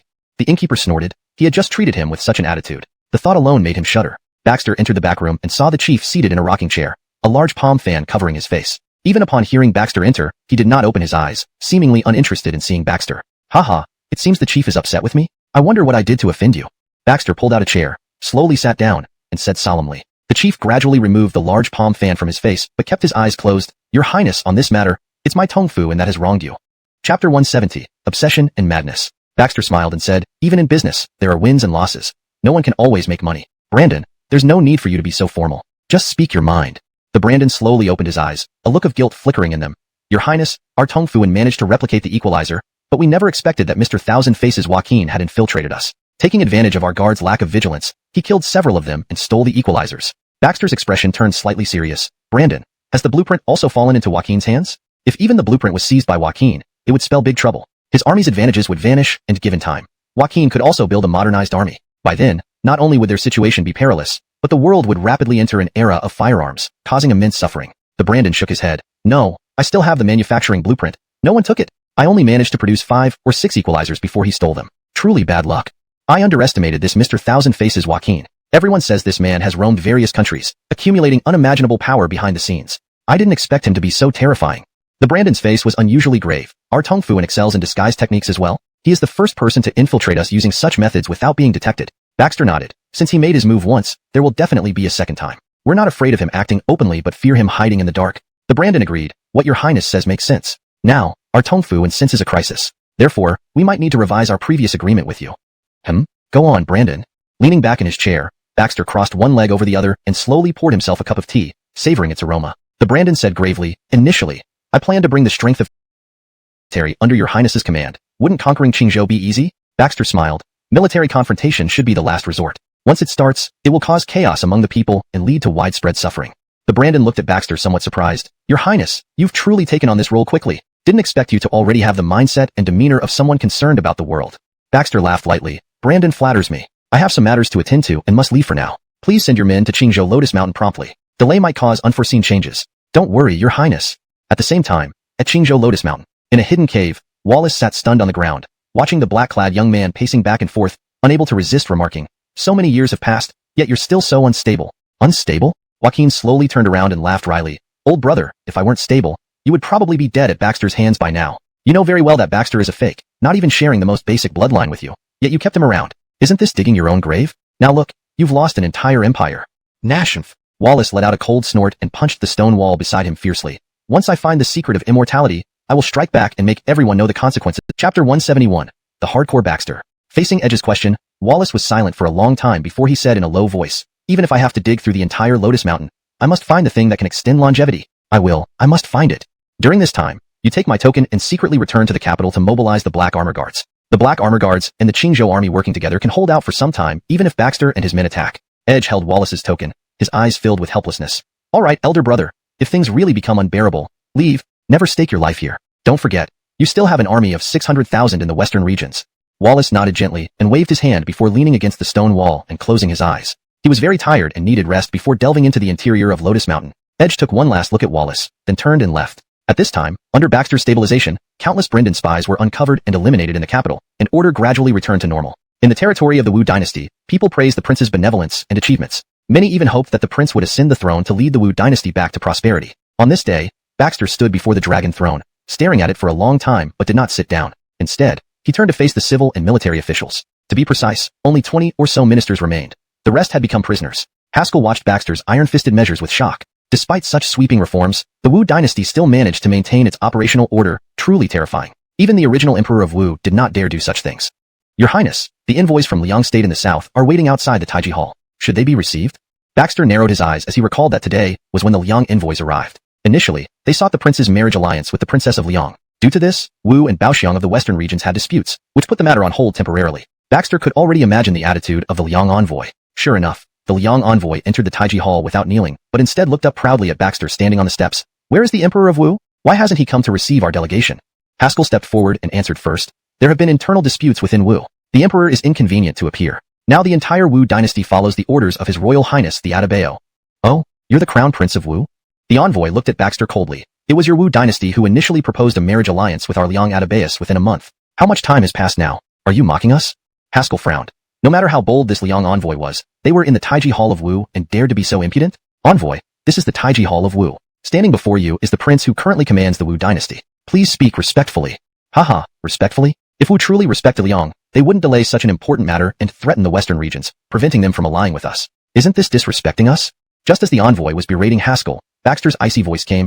The Wu Dynasty does disdain your Liang state. This remark instantly silenced the court. Everyone looked at Baxter in shock, while the Liang delegation became agitated. What do you mean by that?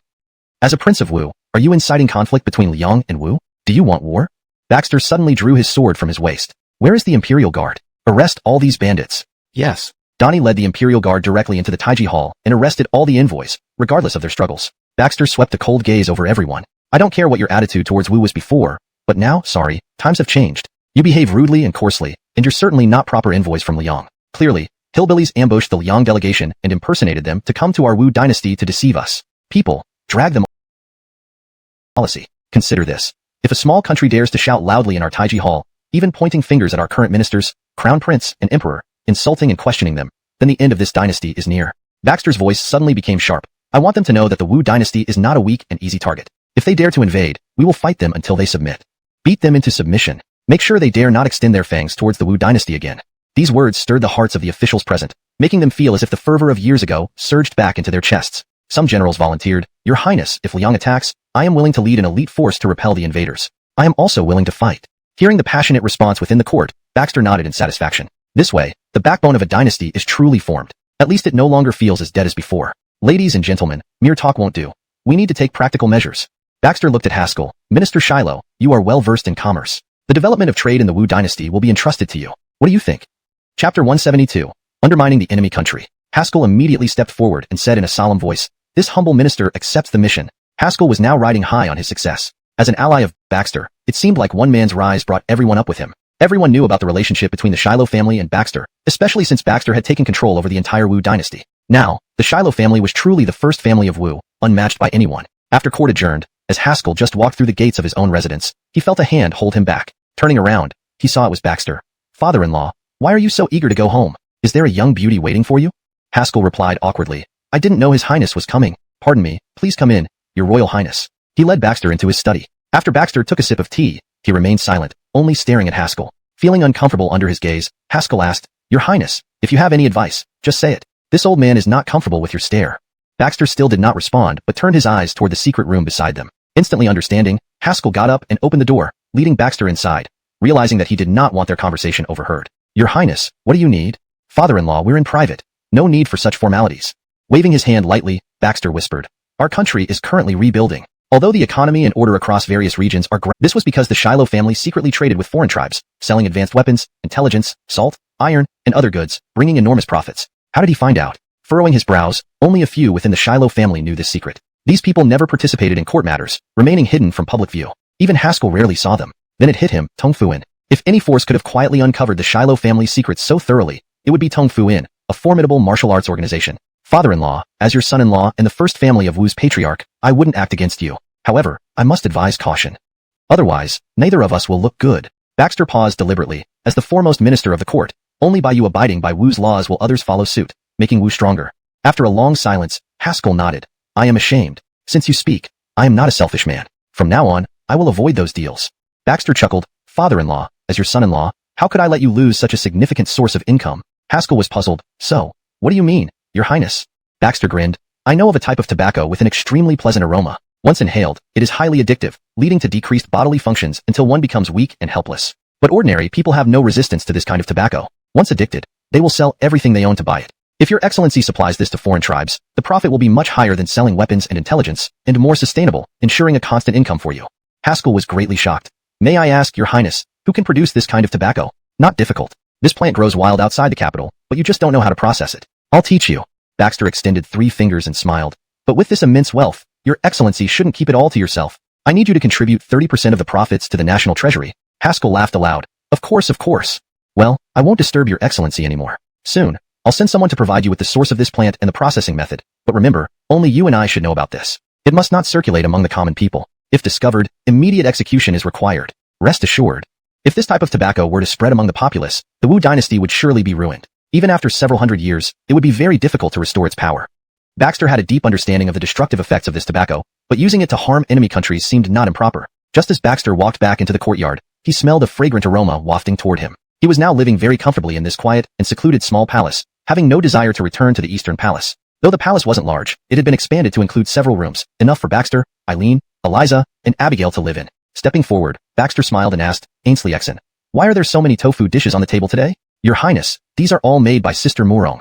Eileen walked out of the kitchen holding chopsticks, grinning broadly. "What?" Baxter instantly swallowed hard. "Serious?"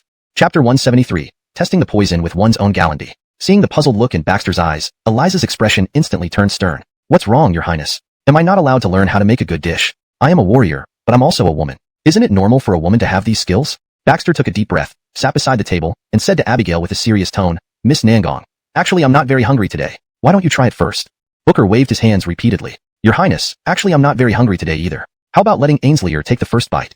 The corner of Eliza's mouth twitched uncontrollably. "Hey, Your Highness, Abigail, what do you mean? I'm a woman too. Achilles' men are naturally gifted when it comes to cooking. Maybe others have the gift, but you, not necessarily."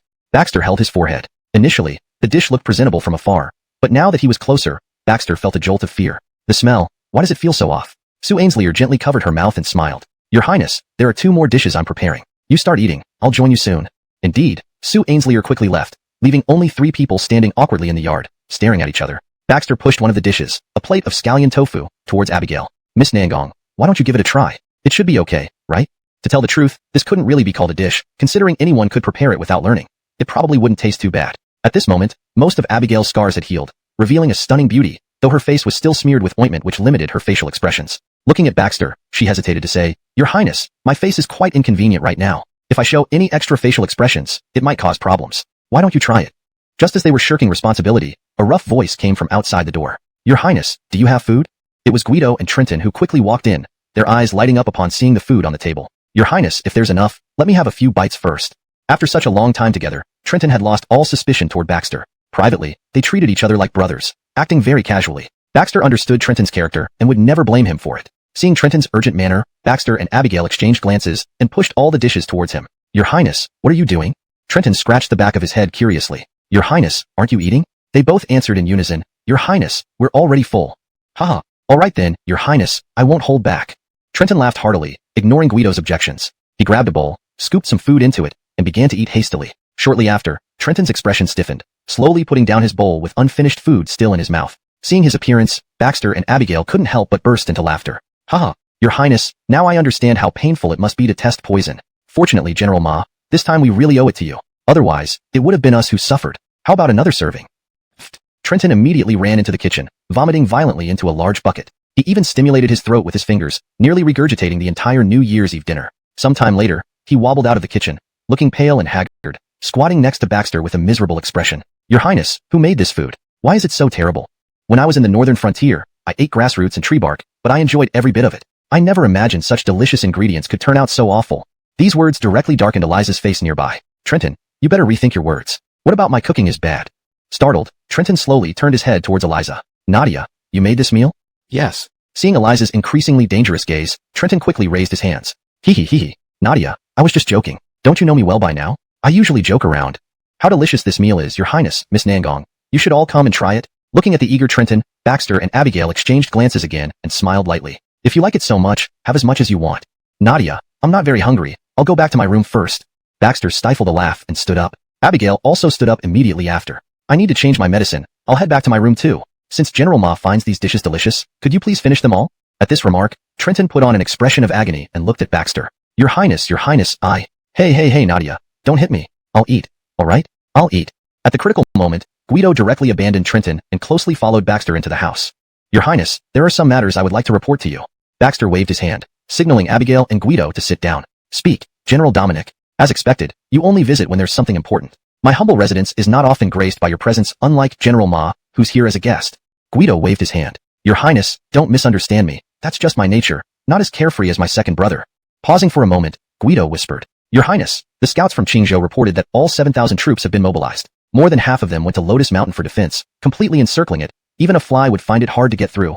Furthermore, the side of Qingzhou facing the capital has also been fortified. We speculate that the governor of Qingzhou might have already received orders from Wallace. Now Qingzhou has become Wallace's stronghold. Should we choose a day to launch a direct attack on Qingzhou?" Baxter gently pinched his chin. "Not yet, let's wait and see. If it's just a small place like Qingzhou, it won't take long to capture. But more importantly, I want to understand someone clearly." "Who?" Chapter 174. The Den is raided. "Joaquin," Baxter whispered, his eyes flickering with gravity. This Joaquin managed to infiltrate the palace and rescue Wallace silently. I don't believe he hasn't built up any force over the years. Guido frowned deeply. "Your Highness, are you thinking of wiping out the forces behind Joaquin first? Eliminating them might not be practical, but I want to understand them better. Know yourself and know your enemy, and you will never be defeated." Baxter smiled. "Moreover, there is something Wallace desires here in the capital." Looking at Baxter's gaze, Sarai and Guido said in unison, "The Black Armor Guards?" "Exactly." Baxter nodded appreciatively. These two people understood him best recently, sometimes without needing many words. "It's the Black Armor Guards?" No matter how hurriedly Wallace escaped, he must have tokens for the Black Armor Guards. Once they mobilized the Black Armor Guards to Qingzhou, it would indeed become a solid fortress, hard to breach. So, we need to find where the Black Armor Guards are located and intercept them. We cannot let Wallace join forces with the Black Armor Guards. "Your Highness, I'll go find Christian Song." Guido stood up immediately. "This thousand-faced gentleman, Joaquin, has very bizarre methods. We shouldn't underestimate him. I'll go now before more complications arise." Baxter nodded. "All right." Silent, even more wary now. This Joaquin was terrifyingly cunning. No one knew if he could forge another life equality. Ever since he encountered the life equality, Guido had realized its terrifying power. Even the Fulling army would struggle against the Black Armor Guards due to it. Its power was so overwhelming, unlike anything else in this world. General. Just as Guido pondered, a soldier reported, "General, something happened at Tongfu Inn. His Highness is already there, calling for you." Guido frowned, gesturing for Christian Song to follow. They rushed to Tongfu Inn. Inside Tongfu Inn, Baxter stood shocked, looking at the corpses scattered on the ground and the wreckage around. He was stunned. Tongfu Inn, powerful and deeply rooted, has countless capable individuals under its leader. Yet, it fell this time. Tongfuan had stood in Wu Dynasty for centuries without a scratch, untouchable by anyone. Now, Joaquin had struck, even targeting the capital's Tongfuan. Baxter went to the backyard, where the chieftain's rocking chair lay in pieces. Bloodstains covered the ground, surrounded by bodies of its staff and guests. There were barely a few black armor guard corpses, demonstrating their terrifying strength. Upon arriving, Guido and Christian Song were also stunned by the destruction, almost turning Tongfuan into ruins. Your Highness, Captain, can you tell me what happened? The captain disregarded formalities, sitting heavily on the ground and sighing. Your Highness, this time, our Tongfuan is ruined. Captain, don't lose heart. You just... Baxter originally intended to console the captain, but suddenly realized something and swallowed the rest of his words. This was the headquarters of Tongfuan, with the captain stationed here, yet it had been directly raided. Although the core of Tongfuan wasn't harmed, its reputation in the martial world was crucial to its longevity. Now, with such an attack, its prestige would undoubtedly suffer, leading many in the martial world to doubt Tongfuan's strength. This could put Tongfuan on a downward slope. Not good. Chapter 175, like a maniac. Baxter suddenly realized something, a hint of gravity flashing in his eyes. If he could be treated like this at the Tongfuan in the capital city, wouldn't Shilohula, still within Qingzhou's territory, suffer an even worse fate? With this thought, Baxter didn't even wait for the Brandon. Instead, he rushed out to find Autry. Autry, Shilohula is very likely to be attacked by Edge. You must hasten back immediately. If you can prevent it, that would be best. However, Autry shook his head. Your Highness, Miss Kiera has already given me secret orders to follow you from now on. I no longer belong to Shilohula. Even if Shilohula guarded outside the cave while he sat opposite Lucas, lounging lazily. Lucas, you can see the situation clearly now. Baxter controls the entire Wu Dynasty. With such powerful weapons at his disposal, you have no chance of turning things around on your own. You, shut up. Ainsworth cut Lucas off mercilessly, sneering, Lucas, remember, you're truly all alone now. What use are these Qingzhou troops of yours? Absolutely none. While I may not like Baxter, I know the fighting power of the Fulling army well enough to know they could easily wipe out your Qingzhou troops. And how long do you think you can hold out here in Lianhua Mountain? As for your pursuit of the secret to immortality, it's entirely baseless. How ridiculous of you to search obsessively for it, neglecting the loss of your empire. What did you say? Lucas stood up instantly, resembling an enraged lion, glaring at Ainsworth. Stick to business. If you speak again about what I seek being false, we will be irreconcilable enemies. Ha, can't handle the truth? Ainsworth curled his lips and sneered. What a fool you've become, former Bruno. Actually believing that nonsense generation after generation. The idea of immortality was fabricated by the Brendan people to undermine your dynasty, passed down until everyone believed it was true. I'll have the invincible black armored guard by my side, and 60,000 troops stationed at the border of the western regions. Why can't I turn things around? As long as I give the order, I can take back the capital and regain the imperial throne at any time. Looking at Lucas's demeanor, Ainsworth shook his head. No, Lucas, you have already lost the support of the people. In their hearts, you are now an incompetent ruler. They will not rally behind you. Lucas's face twisted into a grimace. So what if it is like that? I am the emperor, appointed by heaven. As long as this world remains under the Zhou family, everything else can be rebuilt from scratch. Who dares to stop me? I will kill him. Can you kill them all? Ainsworth retorted. Lucas's state was like that of a madman. Then I will keep killing until no one dares oppose me. Ainsworth drew in a sharp breath, thinking it would be easy to persuade Lucas, but never expecting this man to be so stubborn and utterly deranged. Really didn't expect that. If Venus were to see you like this, she would surely feel proud of their chitin plan. Venus? Lucas sharply picked up on the name Ainsworth mentioned. Who is she? Of course a chitin. Ainsworth did not intend to discuss these matters with him. Well, since you don't understand, I'm not in a hurry either. I'm leaving. Do you think you can? Wouldn't even feel the pain. Humph. Edge didn't mind Ainsworth's attitude and went up to help Godric stand up, dusting off the dirt on his clothes with a laugh. Brother, what do you think will happen if we annex the western regions? At this moment, Godric had no interest in how the Wu Dynasty's territory would fare. His heart was solely set on the secret of immortality. Wu Hin, handle this person, and also deal with the Qingzhou army and black armored guard as you see fit. With these words, Godric handed over the token from his waist to Edge and walked deep into the cave without looking back, continuing to dig and explore. Edge weighed the token in his hand and laughed speechlessly. He had absolutely no interest in the throne. Otherwise, he would have already led the black armored guard with these tokens long ago. Ainsworth swallowed hard, watching Edge silently. He had heard legends about thousand-faced gentleman Edge before. It was said that because he had disguised himself as too many people, sometimes he would deeply immerse himself in their personalities, unable to extricate himself for a long time. This made it impossible for anyone to guess Edge's intentions, making him seem unpredictable. Ainsworth, I'll give you a chance to live. Do you want it? Looking into Edge's icy and dangerous eyes, Ainsworth clenched his fists tightly, remaining silent for a while. But in the next instant, Edge struck directly, knocking Ainsworth to the ground with one punch. The powerful impact sent Ainsworth sprawling, stars dancing in his vision, feeling like his ribs were broken. A sharp blade appeared in Edge's hand, which he placed against Ainsworth's face. Implication. What did he mean by insignificant losses? Those aren't you dying. You only need to pin down Baxter's forces. At that point, I can lead the black armored guard into the capital, and with inside support, we can annihilate them all. Once we succeed, the territory of 1,000 li in the western regions will be yours. Joaquin waved his hand indifferently. What? Ainsworth could hardly believe what he was hearing. The territory of 1,000 li in the western regions was being given up so easily? How dare you question my credibility? Joaquin's icy gaze immediately fell upon Ainsworth. I wouldn't dare. I wouldn't dare.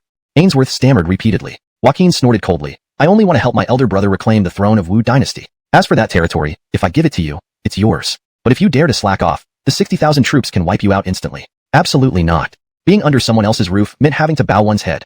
Ainsworth no longer had any trace of his previous arrogance. He thought he was a hidden old fox, but at this moment, facing Joaquin, he felt like a naive child. Nashmph, understood? Now get lost. Yes. As soon as Ainsworth walked out of the cave, Joaquin's expression instantly turned mocking. He squinted slightly and watched the direction Ainsworth left, sneering. Ha! Is the territory of Wu Dynasty so easy to take? Although Joaquin had no interest in the imperial throne or governing the country, the Wu Dynasty was still the Wu Dynasty of the Zhou family. He would never hand over the territory of 1,000 li so easily. Joaquin glanced at the depths of the cave and shook his head helplessly. His elder brother was already obsessed with the excavation, not knowing when he would stop. All he could do was try his best to help him fend off Baxter and others outside. Meanwhile, in the capital, Baxter stayed awake all night, with a map laid out on the table. He carefully marked the forces from various directions and the terrain around Qingzhou on it. It wasn't until Abigail brought breakfast and that she saw the heavy dark circles under Baxter's eyes. Your Highness, you haven't slept all night? Baxter forced a smile. I've got some leads now. Come take a look. Chapter 177. Marching into Qingzhou. Baxter pointed towards Qingzhou and said with a smile, the Qingzhou army only has 7,000 men, and most of them are at Lotus Mountain. We don't have to kill all the outer Qingzhou troops. We can bypass them. As long as we sneak around and encircle Lotus Mountain, completely isolating Wallace from the outside world, they won't be able to dig a tunnel out of a mountain under such isolated conditions, will they? Abigail nodded gently, then looked at Baxter curiously. Your Highness, I feel like you don't want to engage the Qingzhou army in battle. Baxter gave a bitter laugh. After all, they are citizens and soldiers of the Wu Dynasty. It's best not to resort to violence. War is ultimately about strategy. Prepare for 2 days. All Fuling army and Imperial Guard forces will move out and head for Qingzhou. Once we completely bypass the Qingzhou defense lines and cut their forces into 2 parts, we'll have leverage for negotiation. Baxter's face was filled with confidence. I believe I can make them reconsider and submit to the court. Abigail nodded. Your Highness, speed is of the essence in war. I think we shouldn't waste too much time preparing. Wallace at Lotus Mountain is unpredictable. One more day might bring changes, just like Tongfuin. Baxter pondered for a moment. All right, let's depart this afternoon. Mobilize the entire Fuling army. Also, call General Willie from the Palace Guard and General Donnie from the Imperial Guard to meet me. Got it. Soon, Willie and Donnie entered Baxter's room and bowed to him. Greetings, Your Royal Highness. Generals, I'm heading to Qingzhou this afternoon. The capital is entrusted to both of you. Be cautious and alert. Do not underestimate any potential dangers. Gallant generals knelt down in unison. Rest assured, Your Highness. As long as we're here, the capital do what His Highness orders without unnecessary talk. Ah. Trenton threw his sword on the ground and plopped down, his eyes filled with boredom, finally waiting for a battle, only to be left out. Truly boring. Ha ha ha. Baxter laughed heartily, increasingly fond of this formidable warrior who charged into battles like a human lion. General Ma, rest assured. With Brendan and Western regions threatening our Wu Dynasty, there will certainly be more battles for you to join in the future. Trenton perked up again. That's great. That's great. After organizing the troops, Baxter noticed Jodita standing at the camp entrance, watching him calmly. Behind her stood Dash. Seeing his former second elder brother, Baxter chuckled lightly, intending to greet him. However, Dash lunged at him like a madman. Isidore, why did you harm my mother? Why did you try to exterminate our father? Why? Baxter easily dodged Dash's attack, pinning him down with a countermove. I never harmed your mother, nor intended to exterminate Wallace. All of this is due to his own misdeeds. I'm doing this for the whole Wu Dynasty. Nashmph, nonsense. You're talking nonsense. You're leading troops to attack our father, and you say you're not? You're clearly a usurper. Upon hearing these words, Jodita finally lost her composure. Her son had been crying and making a fuss to follow her, and now he meant she never expected to finally recover her former appearance. Baxter leaned against the window, smiling. Miss Nangong, how is it? Didn't I tell you the truth? Abigail smiled faintly. Many thanks to Your Highness for your great kindness. Only, I have nothing to repay you with. Perhaps, Your Highness, we could. Seeing the inappropriate look in Abigail's eyes, Baxter immediately closed his eyes. Snore. Chapter 178. The Final Resort. Seeing how Baxter deliberately avoided her, Sarai's smile gradually faded. She leaned back against the window of the carriage and sized up Baxter. He really is very special. After restoring her appearance, Sarai was very satisfied with and confident in herself. With her figure and face, she was sure that not many men in this world could resist her charms. Unexpectedly, His Royal Highness the Glen could still maintain such a calm demeanor. Indeed, it was rare. As the convoy traveled for about half a day, suddenly, the guard's voice came from outside. Your Royal Highness, Lillian wishes to see you. Really? Baxter slightly opened his eyes, pondered for a moment, then said, Go ahead, tell the convoy to stop for a rest, while the Fukuling army can continue advancing. Have Lillian come over. Yes, Your Royal Highness. Before long, Lillian climbed into Baxter's carriage, sitting there in a daze, timidly looking at Baxter and Sarai. Baxter yawned and asked, What does Lillian have to say? We will only rest for 1 incense sticks time before continuing. Lillian placed her hands across her abdomen and hesitated for quite some time before finally speaking. Your Highness, can you? Please don't kill Wallace. If he really loses or falls into your hands, can you spare his life? Baxter exchanged glances with Sarai and then chuckled lightly. Lillian, when you ask this, did you consider if it is appropriate? If I fail or fall into Wallace's hands, do you think anyone would plead for me? Achilles old Wallace let me go?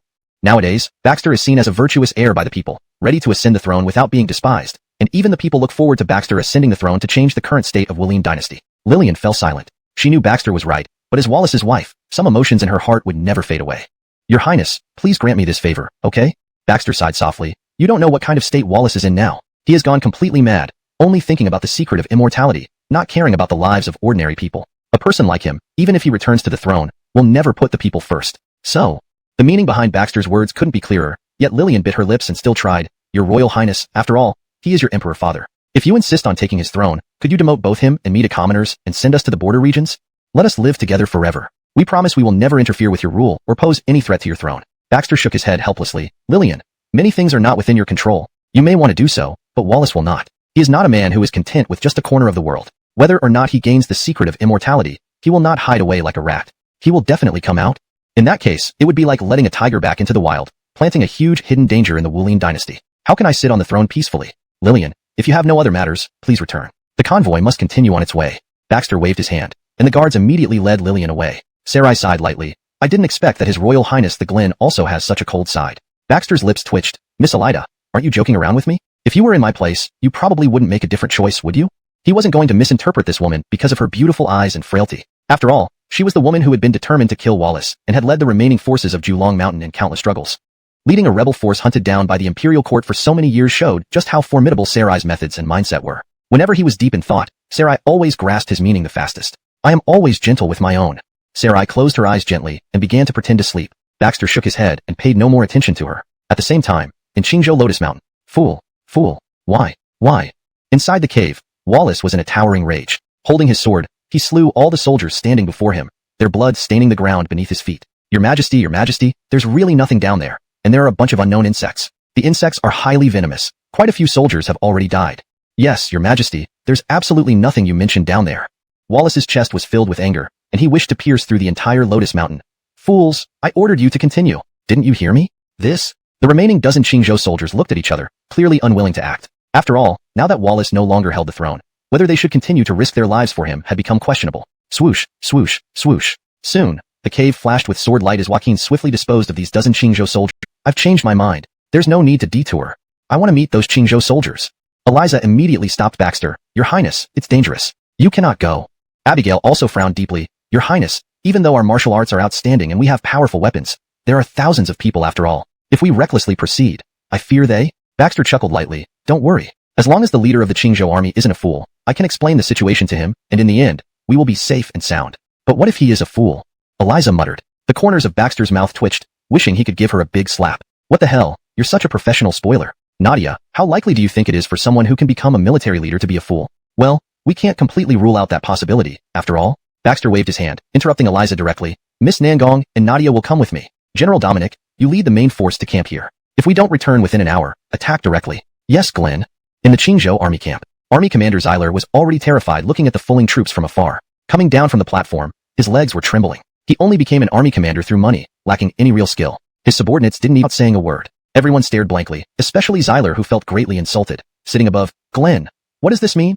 Baxter waved his hands. Nothing special. Just find you extremely funny with your pretentious appearance. You. Shocked by Baxter's words, Zyler drew his sword from his waist, about to order the axe-wielding troops to act. But Baxter moved first, drawing a pistol and pointing it at Zyler. Don't move. If you make a move, I assure you, you'll see your own brains splattered within one breath. What is this thing?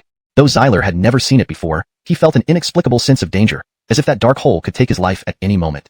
Bang! In the next moment, Baxter pulled the trigger, the bullet passing by Zyler's ear, directly piercing through the oil lamp behind. Stunned, Zyler turned to look at the oil lamp. Made of hardened copper, it was incredibly sturdy, yet was pierced by this thing? Is this a fire lance?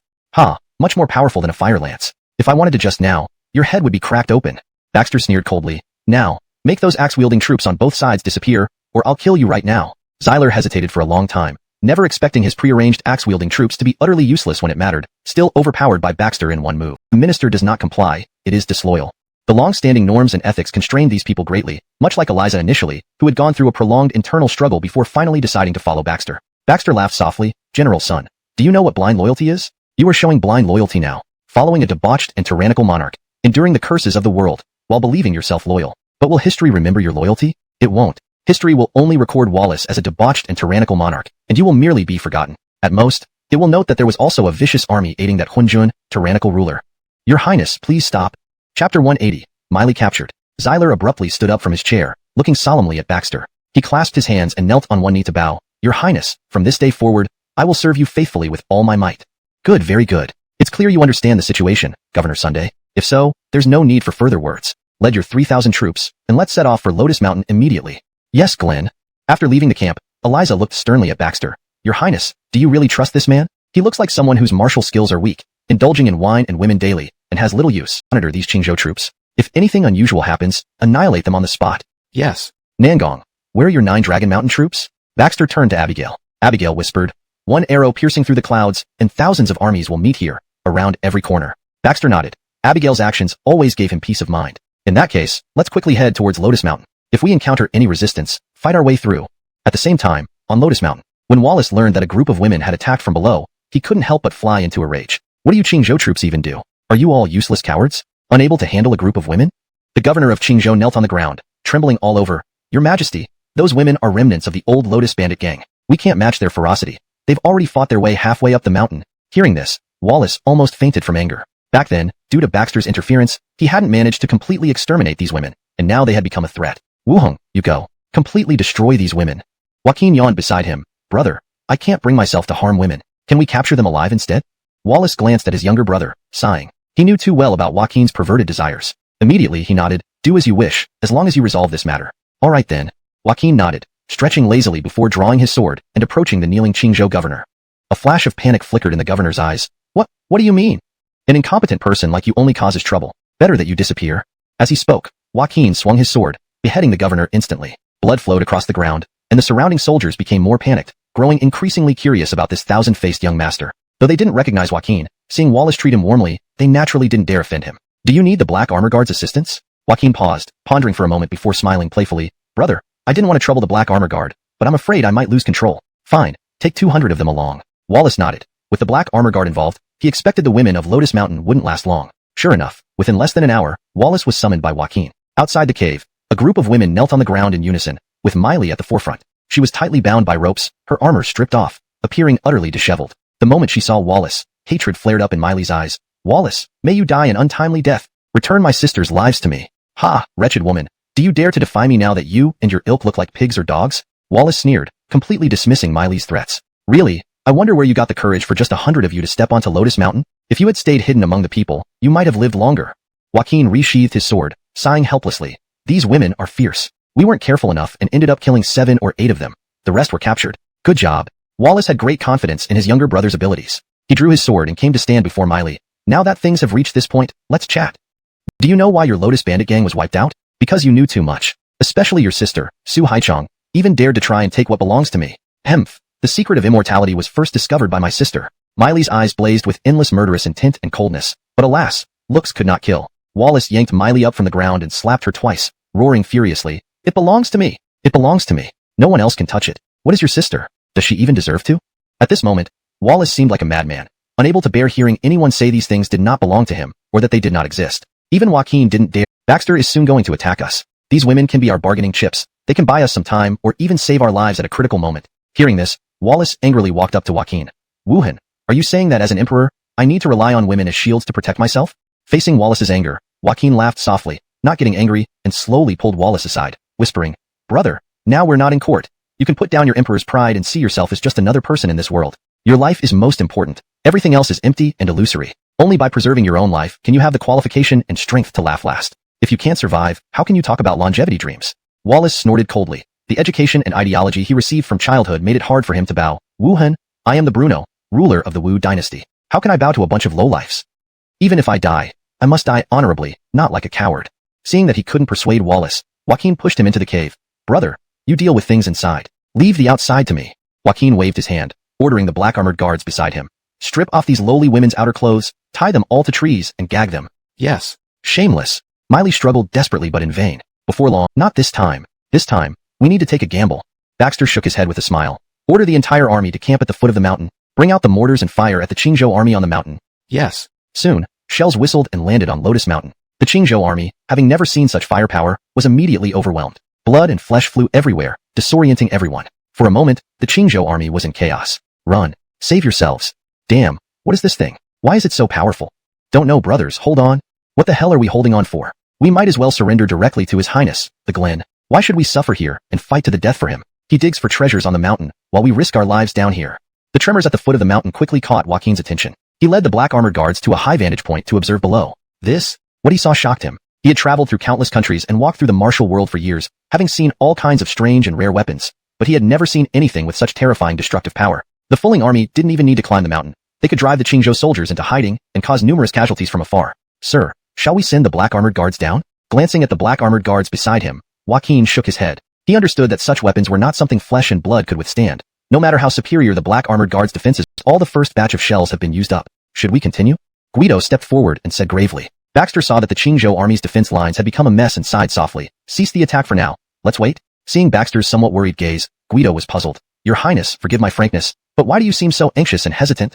Abigail glanced at Guido. This was what she also wanted to say. Ever since they started handling the Lotus Mountain matter, Baxter had become hesitant, even showing some misplaced mercy in her view. Baxter gave a bitter laugh. General Dominic, these Qingzhou soldiers are ultimately citizens of our Wu Dynasty. They are not guilty. They just followed orders. Pointing weapons at them feels like committing great sins. In the course of doing big things, causing casualties among innocent people is inevitable yet necessary. As the saying goes, one general's success means countless deaths. General Dominic, help me take off my armor. I want to talk to those Qingzhou soldiers. Guido turned pale with shock. Your Highness, it's dangerous. These Qingzhou soldiers on Lotus Mountain are different from those under Qingzhou City. There are Wallace and Joaquin up there. If you go over, you might be detained by them.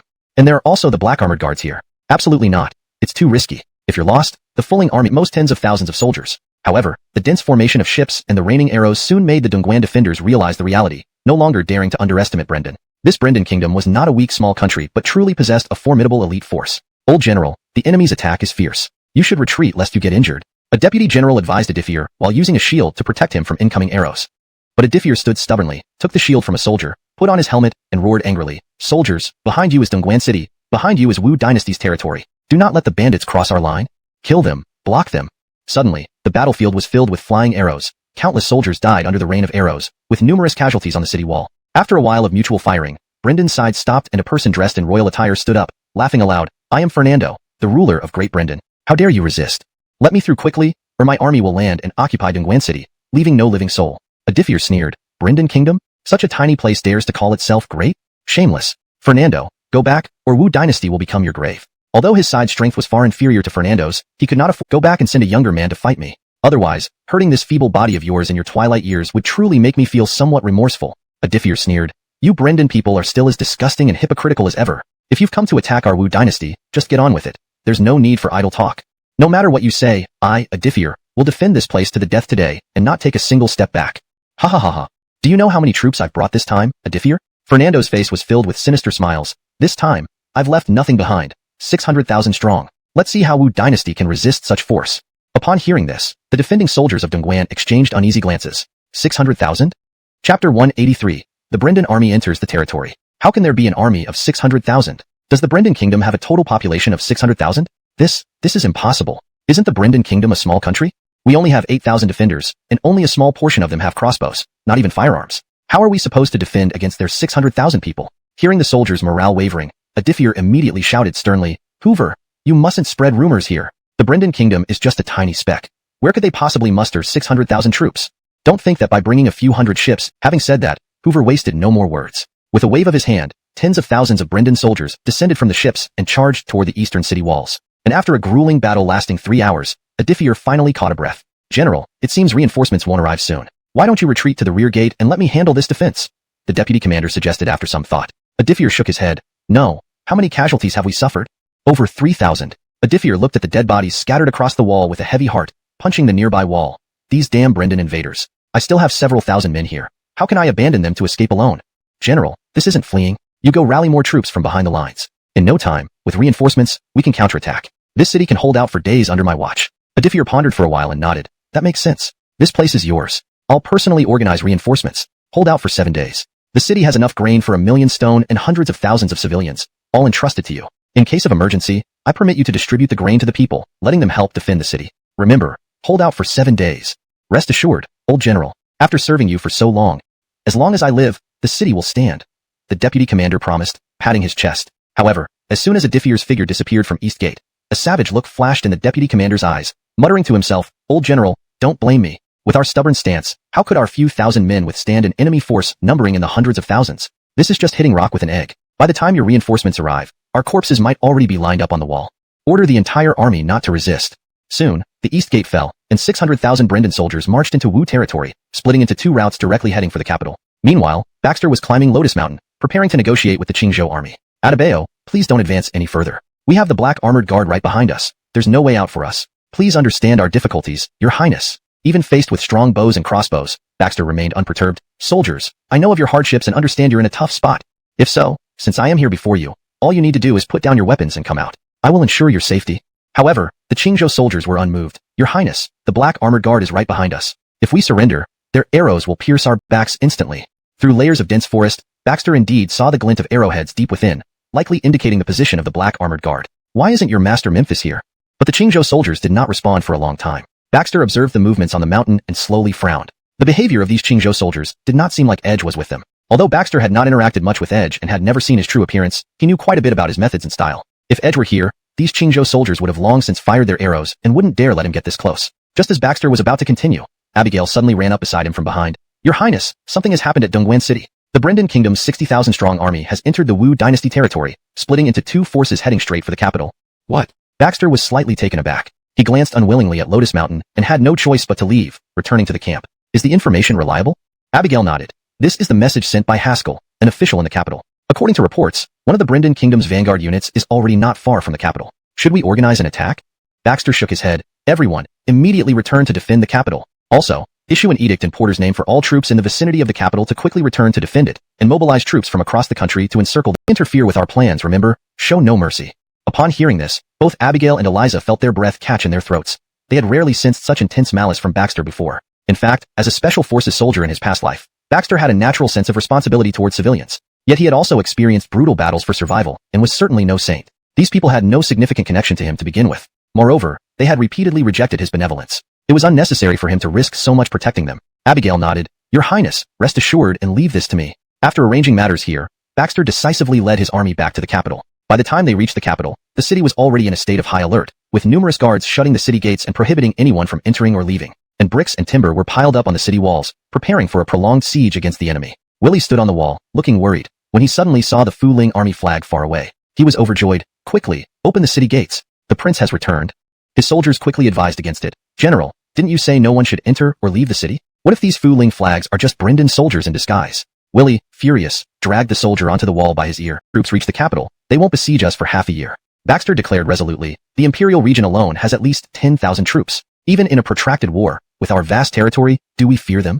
Willie nodded firmly. "Your Highness, as long as you're here, the Wu Dynasty won't fall. Even in dire straits, I will ensure your safety and help restore the Wu Dynasty." Though Willie and Baxter hadn't known each other long, Willie was already deeply impressed by Baxter's strategies and skills, holding him in the highest regard. Baxter patted Willie's shoulder. "General Nash, defend the city well? I'll go check the situation inside the city."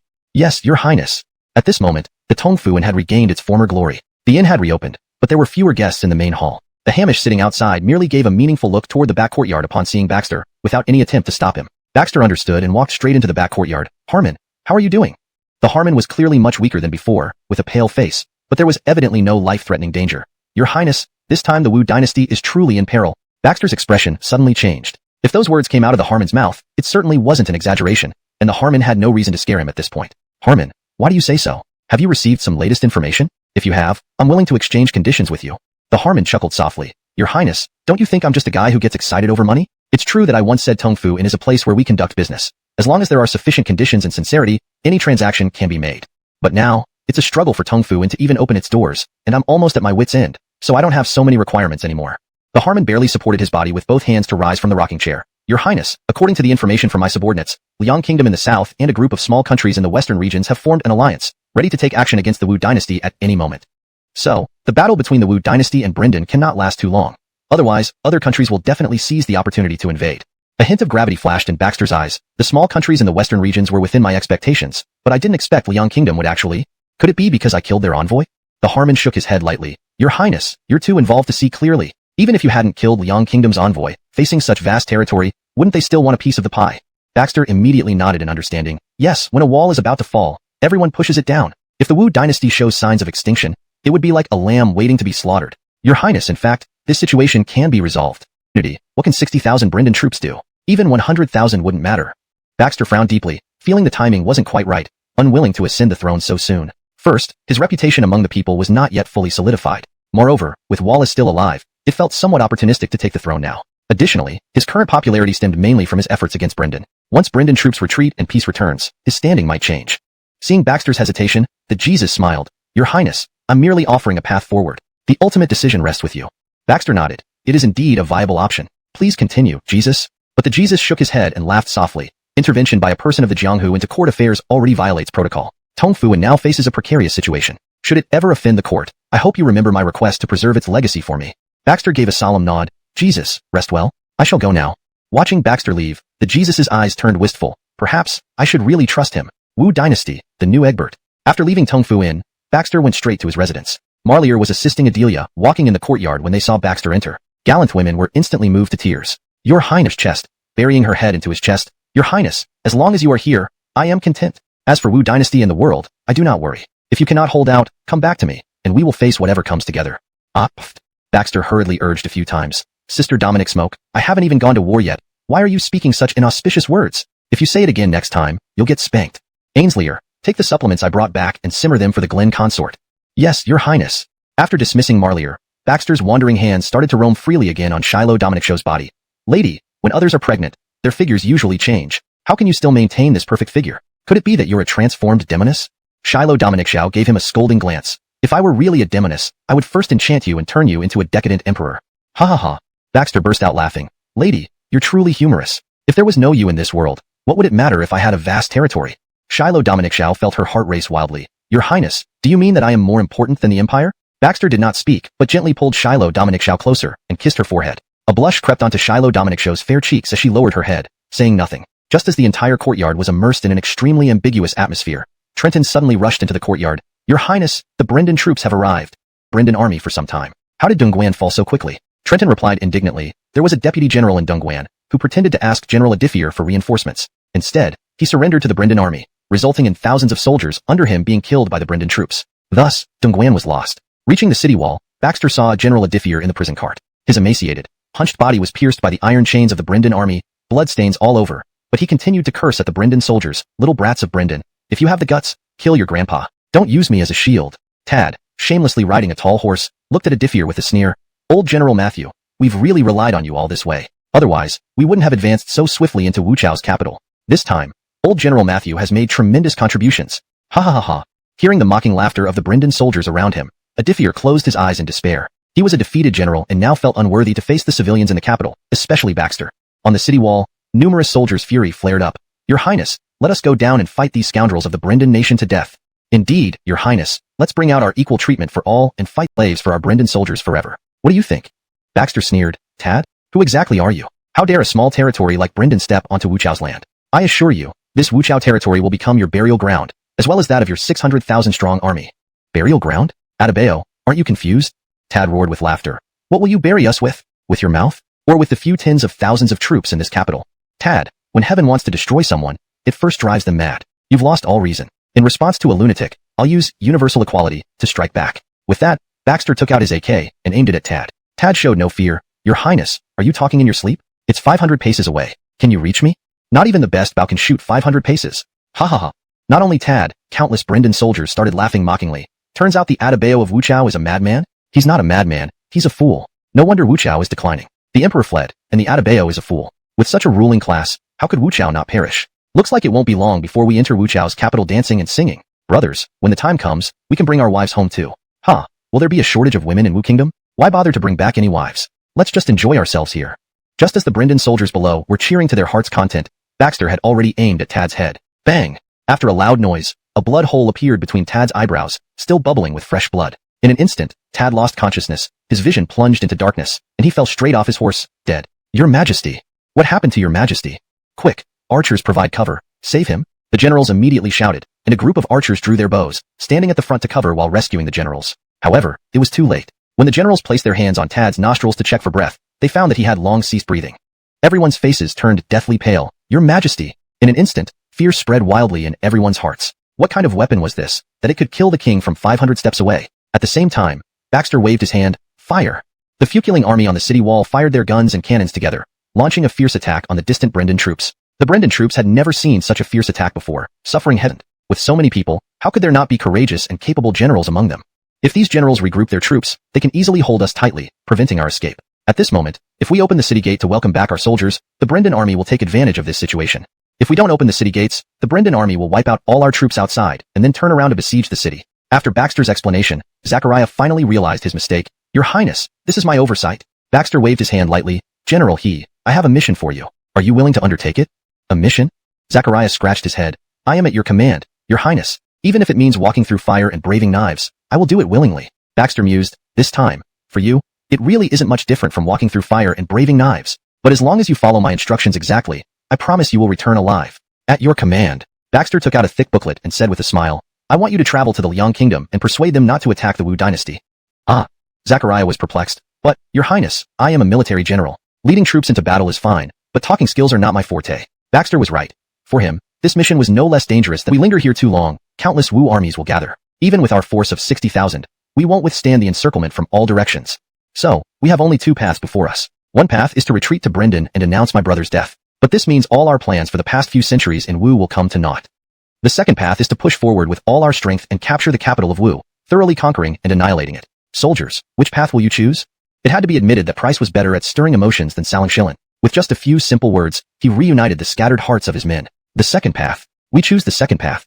The ancestors of the Brendan had begun planning since the founding of the Wu Dynasty, spending centuries laying the groundwork to eventually fragment Wu, making it easier for their descendants to conquer it completely. This was the legacy left by their forefathers, which they naturally followed. Very well. Reunifying the troops, Price sat in the main seat and looked down at the lined-up generals, asking in a grave voice, How many men did we lose this time? The generals looked at each other, none daring to speak up. Price sighed, I do not seek to blame any of you, but to discuss the situation together. We need to summarize our experience here. What is there for you to worry about? Finally, a general stood up and said, Young master, we lost 30,000 soldiers this time. And another trapped? Chapter 188. Winning hearts is paramount. Alfonso was very clear about the capabilities of his sister. Unless she was surrounded from all sides, it would be virtually impossible to catch her. The situation that could trap her must not be underestimated. Sister, did something unexpected happen in the capital before? Faced with Alfonso's question, Airlie said solemnly, Just before you were about to attack the Wu Dynasty, Porter Wallace suddenly had a brother named Chinyan Gentleman Joaquin. Joaquin. Alfonso was taken aback. He had never heard this name and had found no information about this person during his years in Brendan. Is he very powerful? Airlie shook her head, her eyes flashing with a hint of gravity and panic. He's not just powerful, he's terrifying. Phew. Alfonso immediately drew in a breath sharply. To earn such praise from his sister, how terrifying must this person be? I almost got caught by him several times. Although he didn't find my hiding place, he discovered my presence. As a result, he ordered his black armored guards to quietly seal off the capital and closely monitor every corner, trapping me inside. Until recently, when Joaquin took Wallace to Lotus Mountain, I thought it was safe and prepared to leave the capital to inform you, but several black-clothed people blocked my way. I fought them within a nation, brave and fierce like a pack of lions. Alfonso remained silent. If we capture the capital of the Wu Dynasty, will those 60,000 come to its aid? Airlie shook her head. It's uncertain. First, let's talk about whether you can capture the capital. Remember, this Zhou Shilahin is not someone to be trifled with. Haroun was killed by him, and even Ainsworth's long-term setup was exposed by him. Who is Ainsworth? He is a man from a small country in the west, probably of high rank, once wanting to attack the Wu Dynasty together with us. I refused at the time, not wanting to activate our informants in the Wu Dynasty so soon. But that guy couldn't wait and activated all our insiders in the Wu Dynasty at once, ultimately leading to severe casualties among our Brendan operatives. The small countries in the west, huh? Alfonso sneered. Ignore them. A bunch of thieves and scoundrels. What can they accomplish? Sister, I have a plan. Oh, tell me more. We write rumors on letters and shoot them into the city with arrows for the civilians and soldiers to see, causing unrest and undermining their morale from within. When chaos erupts inside, we'll attack the city. Airlie nodded in agreement. Now, the capital is filled with fear and suspicion. This tactic might just work. Go ahead and do it. The next day, Zhou Shilahin just came out of his room when he saw Zachariah walking in with some pieces of cloth. Your Highness, something's wrong? What is it? When Baxter took the cloth, he saw that it read, The Glen of Wu Dynasty, Baxter, has long been in secret communication with our great Brendan and will soon surrender. Whoever opens the city gate in advance will be awarded first-class merit. Soldiers will be spared from massacre, and civilians will not be harmed. They used bows to shoot these into the city, and we couldn't prevent them in time. Many soldiers and civilians picked them up. Now everyone is restless, especially those ministers in the court, who have started to doubt each other. Baxter clenched the cloth tightly. This was somewhat within my expectations. In a city siege, winning hearts is paramount. Don't panic. Let me go see Grand Secretary Haskell. By the time Baxter arrived at Haskell's residence, the entire mansion appeared desolate, with no servants even cleaning the courtyard. Only Haskell himself, sweeping leaves slowly in the courtyard with a broom.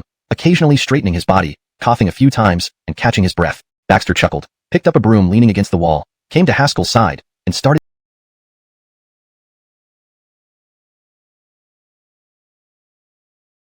sweeping the leaves together. Seeing Baxter, Haskell was not surprised at all. He smiled and said, "Your Highness doesn't visit unless there's something important. I suppose you're here about the cloth message?" Baxter laughed lightly. Nothing can escape father-in-law's keen eye. Father-in-law now commands all officials in the court. I must trouble you with this rumor problem. Hearing this, Haskell stopped sweeping, straightened up, and looked at Baxter, staring directly into his eyes. At this point, I also want a guarantee from the Glen. What kind of guarantee? Baxter was slightly stunned, seeing a hint of unfamiliarity in Haskell's eyes. Haskell gazed at Baxter for a long time before saying solemnly, "Will your Highness really not betray the Wu Dynasty?"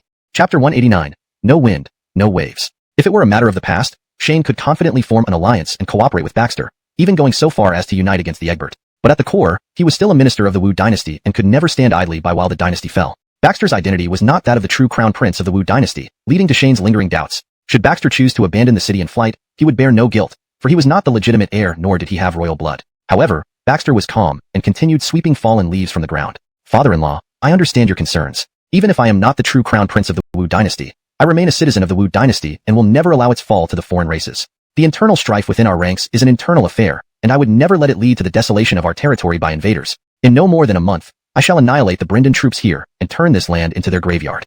Shane met Baxter's sincere gaze and finally nodded. "I trust you, your Highness. Leave the civil servants and officials to me." Just then, Eliza rushed in anxiously. "Your Highness, something terrible has happened. The mansion is surrounded by officials and scholars, demanding an explanation from you." Baxter's eyes narrowed. There must be some intrigue among these officials. "Father-in-law, we should go together." Shane nodded. "These rascals won't dare challenge us. Let's go." Upon reaching outside the mansion, they found several dozen officials and scholars, along with common folk, all expressing outrage. "Your Highness, please give us an answer. The Brendan troops wouldn't attack without reason." "That's right, your Highness. If you collude with the Brendan army now, the entire Wu Dynasty will be doomed. The destruction that follows would be a catastrophe for all." The scholars and officials, together, stirred up a commotion, rallying many commoners around them. This left Baxter quite troubled, especially when some tried to storm the mansion. "Hold your tongues before this old man."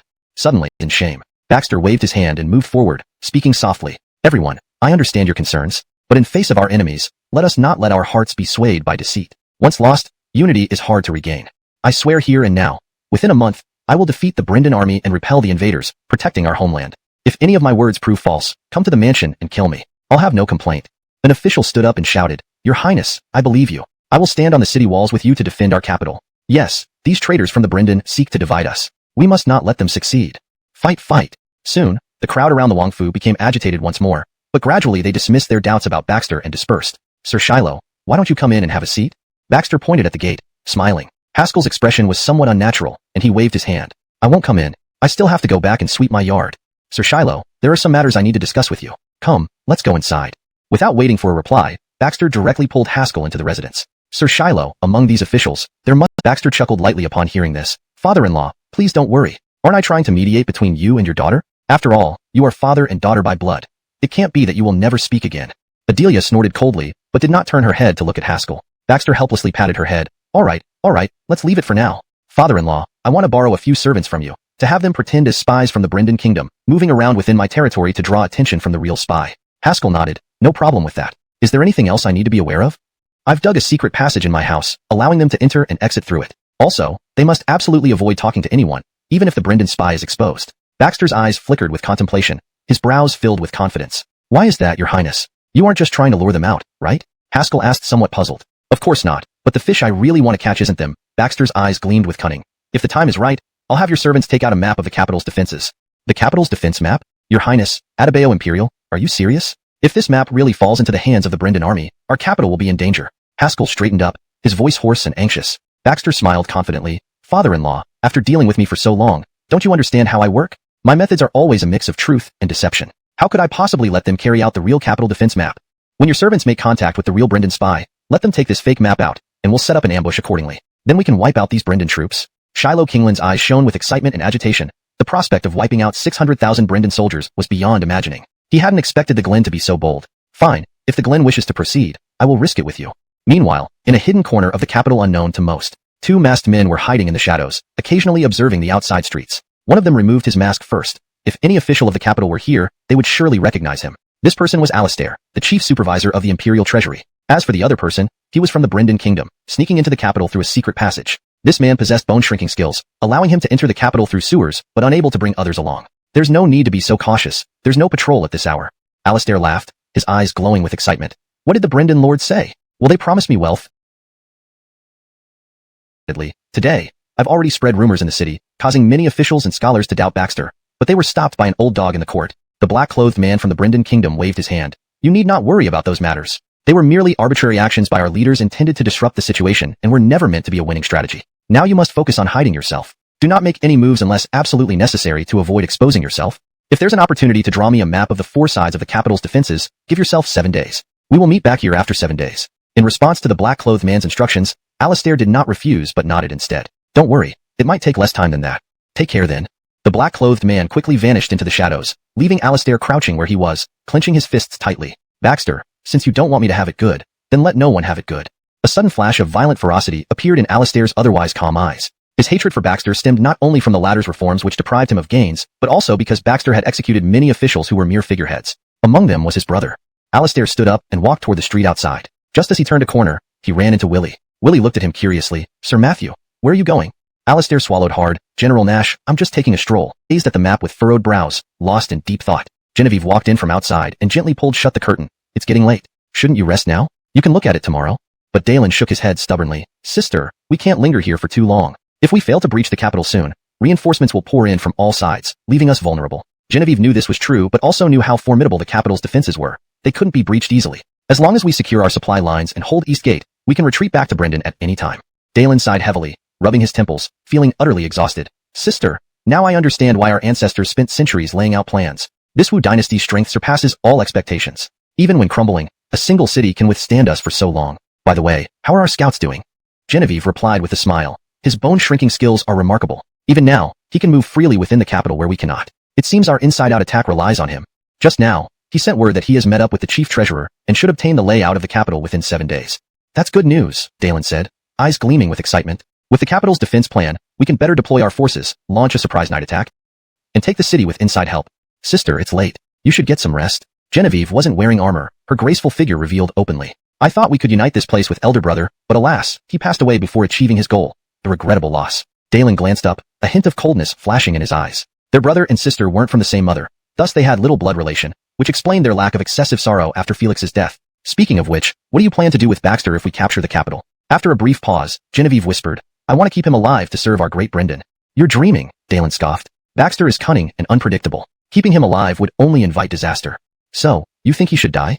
Genevieve asked softly, blinking her eyes. Yes, everyone else can live, but he must die, Dalen declared firmly, slamming the candlestick on the table with a thud. If he lives, this campaign will be meaningless. He poses a greater threat to our great Brendan than a weakened Wu Dynasty. Genevieve finally nodded. That's a concern for later. For now, let's focus on capturing the capital and securing our rule here. Capturing the world might be easy, but defending it is another story, especially since this isn't Brendan territory. The people of the capital may 100 years from now. Genevieve finally nodded. All right, I'll set out at dawn tomorrow. Take care of yourself and don't force an attack. Their weapons are formidable. On the city wall, Willie watched the distant Brendanteo flags and encampments, feeling a gnawing urge. Atabeo Imperial really misses the point. We have no less than tens of thousands of troops, and with such fine weapons, a night raid could inflict significant damage. Why are you talking behind my back, General Nash? Suddenly, a teasing laugh came from behind, and Willie turned to see Baxter. He immediately bowed deeply. Your Highness, please forgive me. My words were unintentional. Baxter waved his hand and did not blame Willie. Actually, General Nash, we have such an opportunity right now. Do you want it? Chapter 192, Making a Deal. Willie became instantly excited. May I ask what kind of opportunity does His Royal Highness the Glen have in mind? Are we going to launch an attack? Baxter nodded gently. That's about right. But it won't be a large-scale offensive. We'll just conduct some simple probing and harassment. I'm entrusting you with this mission tonight. Willie, who was itching for action, immediately clasped his hands and bowed. Thank you for your trust, Your Highness. I will not fail my mission. He had been eager to fight on the front lines. Watching the Brendan army set up camps outside the city walls while he could only observe from atop the wall was extremely frustrating. Fredericks like Baxter, who always considered his soldiers' safety, were rare indeed. Willie silently vowed to follow the Glen to the death. I vow to complete the mission with my life.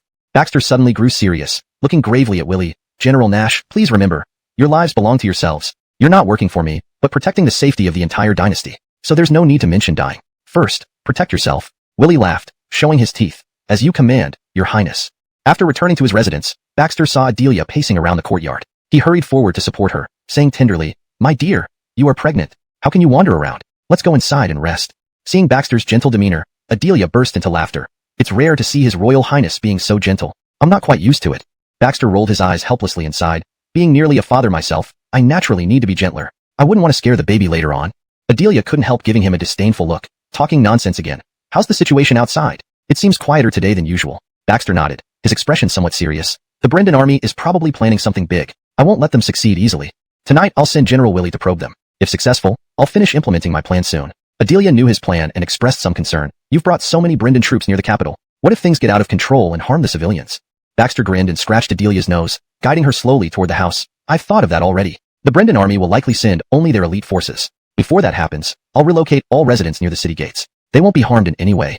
Adelia tried several times to pull away but failed, finally giving up. She allowed him to hold her, her fair cheeks flushing slightly. A different flavor of sentiment brewed in the small room. Baxter's eyes shone with anticipation as he gently sat Adelia down on the bed. My dear, come to think of it, it's been a while since. Seeming to know what he was going to say, Adelia quickly put a finger to his lips and glared coyly at him. Shut up. With enemy forces approaching, you still have the heart to think about that. Baxter chuckled. Even if we are in a desperate situation, we cannot lose our sense of judgment. You've spent so much time with me. When have you ever seen me lose my composure? Even if the sky falls apart, I can still laugh and deal with it. Just as they were chatting pleasantly, Eliza quickly walked in from outside, pushing the door open without knocking. But she soon blushed deeply at the sight of their intimate gestures and turned around. Your Highness, how can you do such things in broad daylight?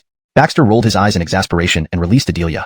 Nadia, are you mistaken? This is my room. Do I need to report to you when I hold my wife? It was ridiculous. Clearly, she had barged into his room unannounced, yet now she was blaming him. Eliza clenched her lips tightly, inwardly cursing him 1,000 times. Your Highness, please come to the city wall. Something has happened. Baxter immediately stood up, his expression turning serious. What happened? Did the Brendan army start attacking the city? Eliza shook her head. Not exactly, but the Brendan army lined up hundreds of civilians below the city wall, claiming they are ours. If we don't open the gates and surrender, they will bring more civilians here each day and kill them in batches. Baxter's pupils suddenly narrowed, revealing a flash of anger. Where did the Brendan army capture these civilians? Haven't we already relocated all villagers near the capital? Eliza helplessly shook her head. We don't know, but the Brendan army insists they are our people. Now the soldiers on the city wall are outraged and want to fight the Brendan army to the death. Someone is even spreading rumors in the city that you, Your Highness, are about to make a deal with the Brendan army. What are the tricks of the Brendan army? None of them are our civilians. Down below the city wall, Dalen did not ride a horse but hid behind 2 shield-bearing soldiers. Baxter, don't you claim to protect your civilians? As the Crown Prince, can you watch as your own people are slaughtered? I'll tell you this, if you don't surrender, we will kill several people each day until all of them are dead. Baxter stared at Dalen hiding behind the shield soldiers and narrowed his eyes slightly.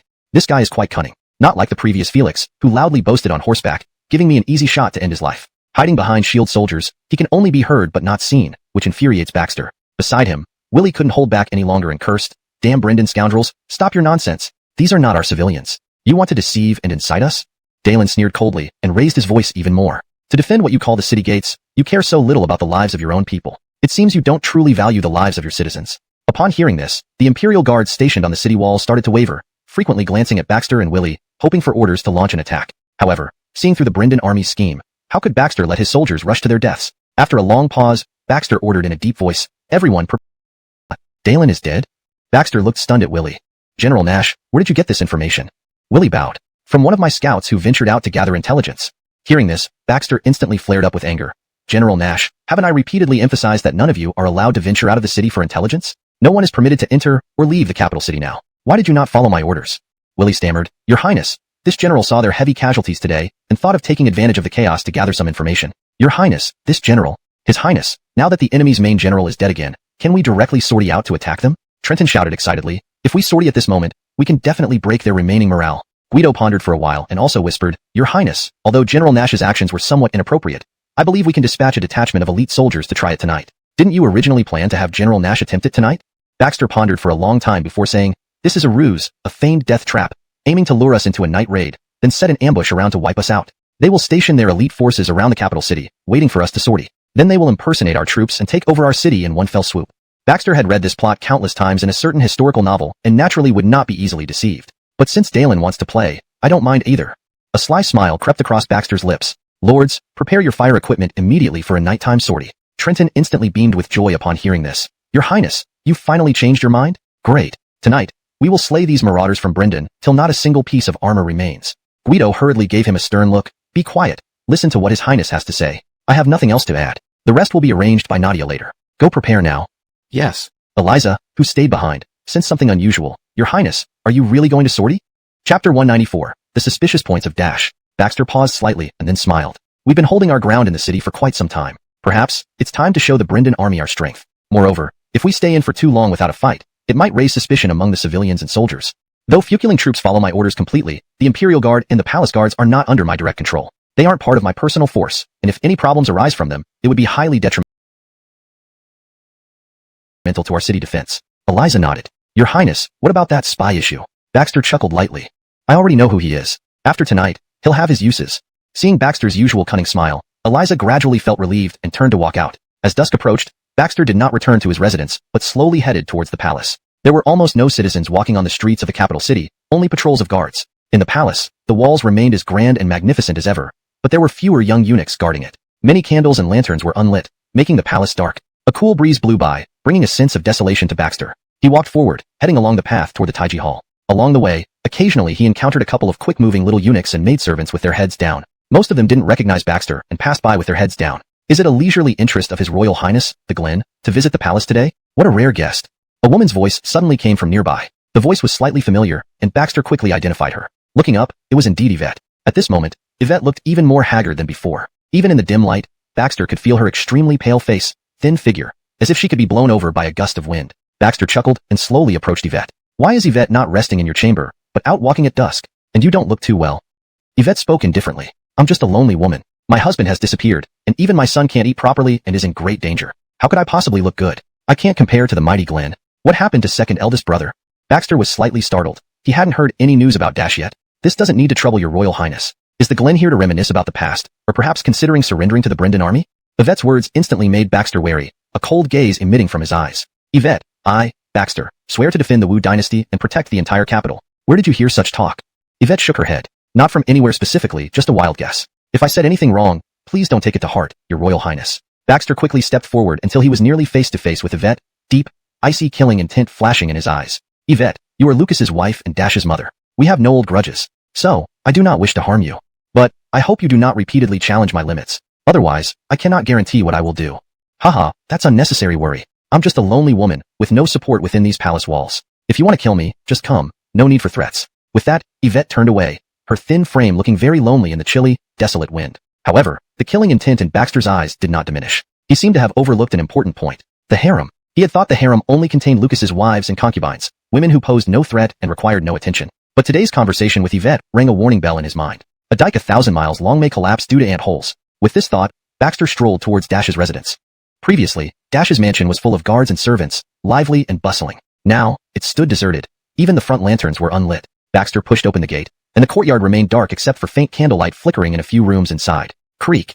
The gate emitted a series of piercing sounds. Pale and gaunt, Dash barely sat up from his bed, attended by only 2 maidservants. Seeing Glenn Baxter push the door open, the 2 maidservants were so frightened that they dropped the medicine bowls in their hands, smashing them to pieces. Your Highness, why have you come here? A man on his deathbed like me, how could I possibly pose any threat to you?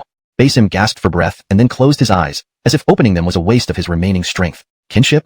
Basim seemed to have heard the greatest joke in the world and slowly opened his eyes. Baxter, do you really believe that yourself? Even father has abandoned me, and mother stays deep in the palace, ignoring me. In this world, where is there any kinship left for me? Looking at Basim lying on the bed like an old man whose flame is about to flicker out, Baxter felt deeply moved. The previous Basim, though foolish and having covetous intentions toward the throne without the courage, at least still had the spirit of a young man full of vigor. Second eldest brother, in reality, you are already dead, aren't you? Baxter's words instantly made a flash of panic appear in Basim's eyes. Though it vanished quickly, it did not escape Baxter's notice. Swish. Baxter immediately drew his sword from his waist, swift as lightning, stabbing towards Basim's throat. But at this moment, where was the sickly appearance of Basim from before? He swiftly rolled up and sat straight, a glint of killing intent flashing in his eyes. He quickly drew a dagger from his waist and parried Baxter's strike.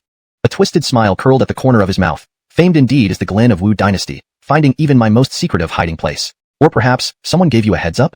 Chapter 195, Establishing a Written Agreement. Fergus showed no signs of illness at this moment, his eyes filled with malice. Even under Braden's suppression, he maintained a composed demeanor. His Royal Highness the Glen, why rush to violence upon meeting? You can't kill me, and I can't kill you either. Why don't we sit down and have a calm discussion about cooperation? Braden gave a light laugh as he looked at Fergus before slowly removing his sword and sitting by the table, pouring himself a bowl of tea. Brother, your tea is a bit cold. The fake Fergus approached slowly, placing his dagger on the table and shaking his head. Helpless, most of the maids and servants in this mansion have fled. To have any drink at all is already quite good. The Glen of the Wu Dynasty, it's no wonder Minister Ainsworth praised you so highly. Indeed, you possess both strength and magnanimity. Just based on your composure in crisis, I admire you. Braden slightly moistened his somewhat dry throat. I still don't know your name. The fake Fergus pondered for a moment, and then smiled. This one, Aryan, is not much, but I serve under Minister Ainsworth, sent to infiltrate the capital and act as opportunities arise. Unluckily, I was discovered by you even before initiating the plan.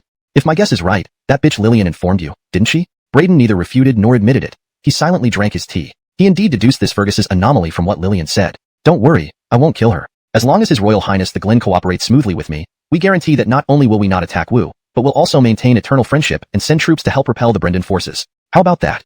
Braden looked at Aryan with a light laugh. You're confident, being from the western regions. Why do you think I would cooperate with you? Ha ha ha ha. Hearing this, Aryan burst into laughter. His Royal Highness, please stop holding out. With 60,000 troops besieging the city, how long can you hold out? Given the fear of death among your officials, who could come to reinforce you? In this situation, cooperation with us is your only path forward unless you wish to watch the Wu Dynasty fall. Seeing Aryan's resolute manner, Braden found it somewhat amusing inside. There's a reason why these small nations in the western regions are called small. Their horizons truly aren't broad. Moreover, as someone once famously said in a past life, the less knowledge one has, the more courage one tends to display unreasonably. Very well, continue speaking. I want to hear your conditions. Braden remained calm, still curious about what the other side really wanted. Based on my understanding of Minister Ainsworth, he isn't the type to offer help without expecting something in return. So, what exactly do you want? It's simple. Aryan placed both arms on the table, staring intensely at Braden, enunciating clearly. We want your Wu Dynasty's 60,000 troops. Aryan's sly and smug look, Braden suddenly smiled, raising his teacup. That does sound intriguing. Very well, thank Minister Ainsworth on my behalf for his assistance.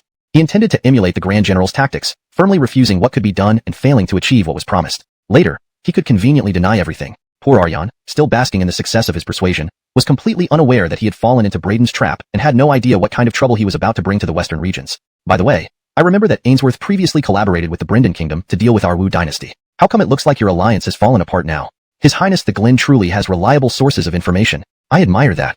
Aryan offered a false compliment before explaining. That stinking woman named Dottie from the Brendan Kingdom insisted that the timing wasn't ripe, which led to Minister Ainsworth's plan being on the brink of failure.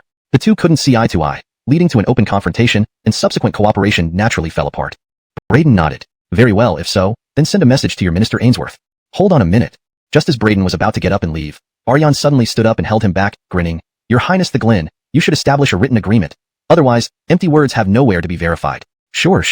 Braden smiled, picked up paper and pen, and swiftly wrote down something on it. With the written agreement in hand, Aryan saw on the city wall. He immediately burst into maniacal laughter. Baxter, never thought you'd see the day, did you? Didn't expect me to still be alive, right?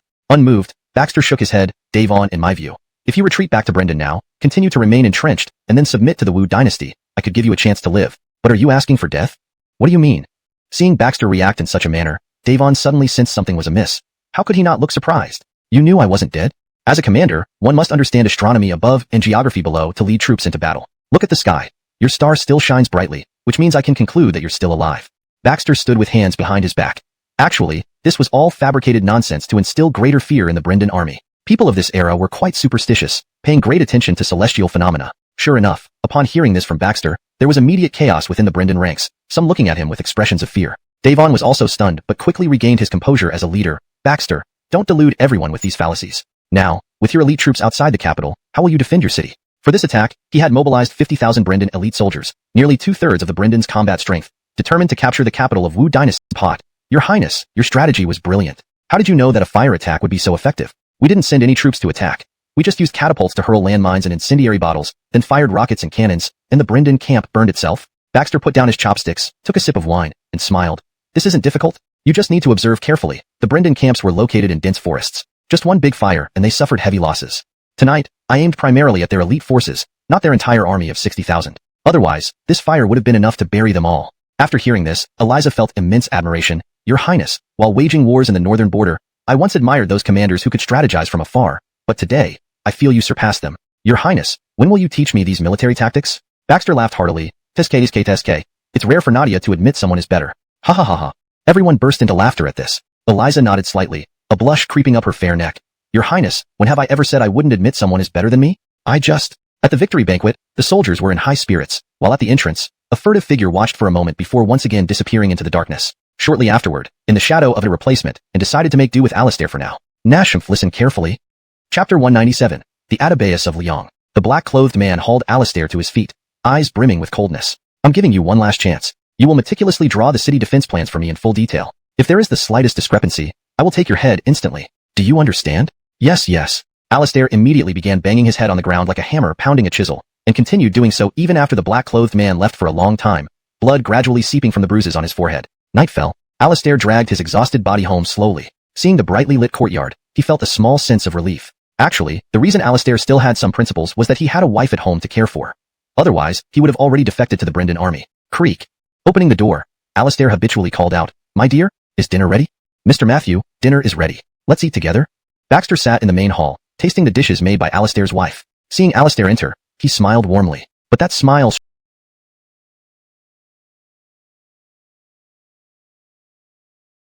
struck Alistair as devilish, causing a chill to run up from his heels to his scalp. His hand, hidden in his sleeve, couldn't stop trembling. Could it be that I've been discovered so quickly? Dear husband, why are you standing there like a statue?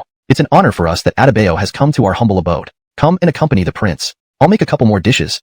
Gail's eyes were filled with joy, oblivious to anything amiss, and she tied her apron again, heading towards the kitchen. Only after Baxter gestured several times did Alistair dare to sit down, but his gaze remained fixed on the floor. Your Highness, why have you suddenly come to my humble abode? This caught me off guard. Baxter chuckled softly and slowly took out a gold bar from his sleeve, placing it on the table. Here, this is for you. What? Looking at the golden bar on the table, Alistair almost couldn't believe his eyes. Did the prince bring him a gold bar? Your Highness, what do you mean by this? No special meaning. Baxter calmly scooped a mouthful of rice. It's just that as the Grand Steward of the National Treasury, you have managed to ensure the Treasury's expenditures during such perilous times. It's not easy, and this is my personal reward to you. Thank you, Your Highness. Just as Alistair was about to kneel in gratitude, Baxter helped him up. No need, no need. Sit down. I've given you chances. Don't blame me if you don't cherish them. After watching Baxter leave, Alistair sat back at the dining table, lost in thought. I thought the prince had found me out. It seems not. Such a mediocre ruler, how could he possibly withstand the attack of the Brendan army's 600,000 troops? Tomorrow, I'll finish drawing the city defense plan and give it to that official. Once the city falls, I'll receive promotions and honors. Oh, husband, where's the prince? Gail walked over with another dish, asking curiously. He's gone. Once Gail placed the dish down, Alistair pulled her into his arms. My dear, soon we will both live in wealth and glory. Haha, what do I need wealth and glory for? All I want is my husband by my side. On the other side, the Brendan army had finally extinguished the raging fire and set up a temporary encampment.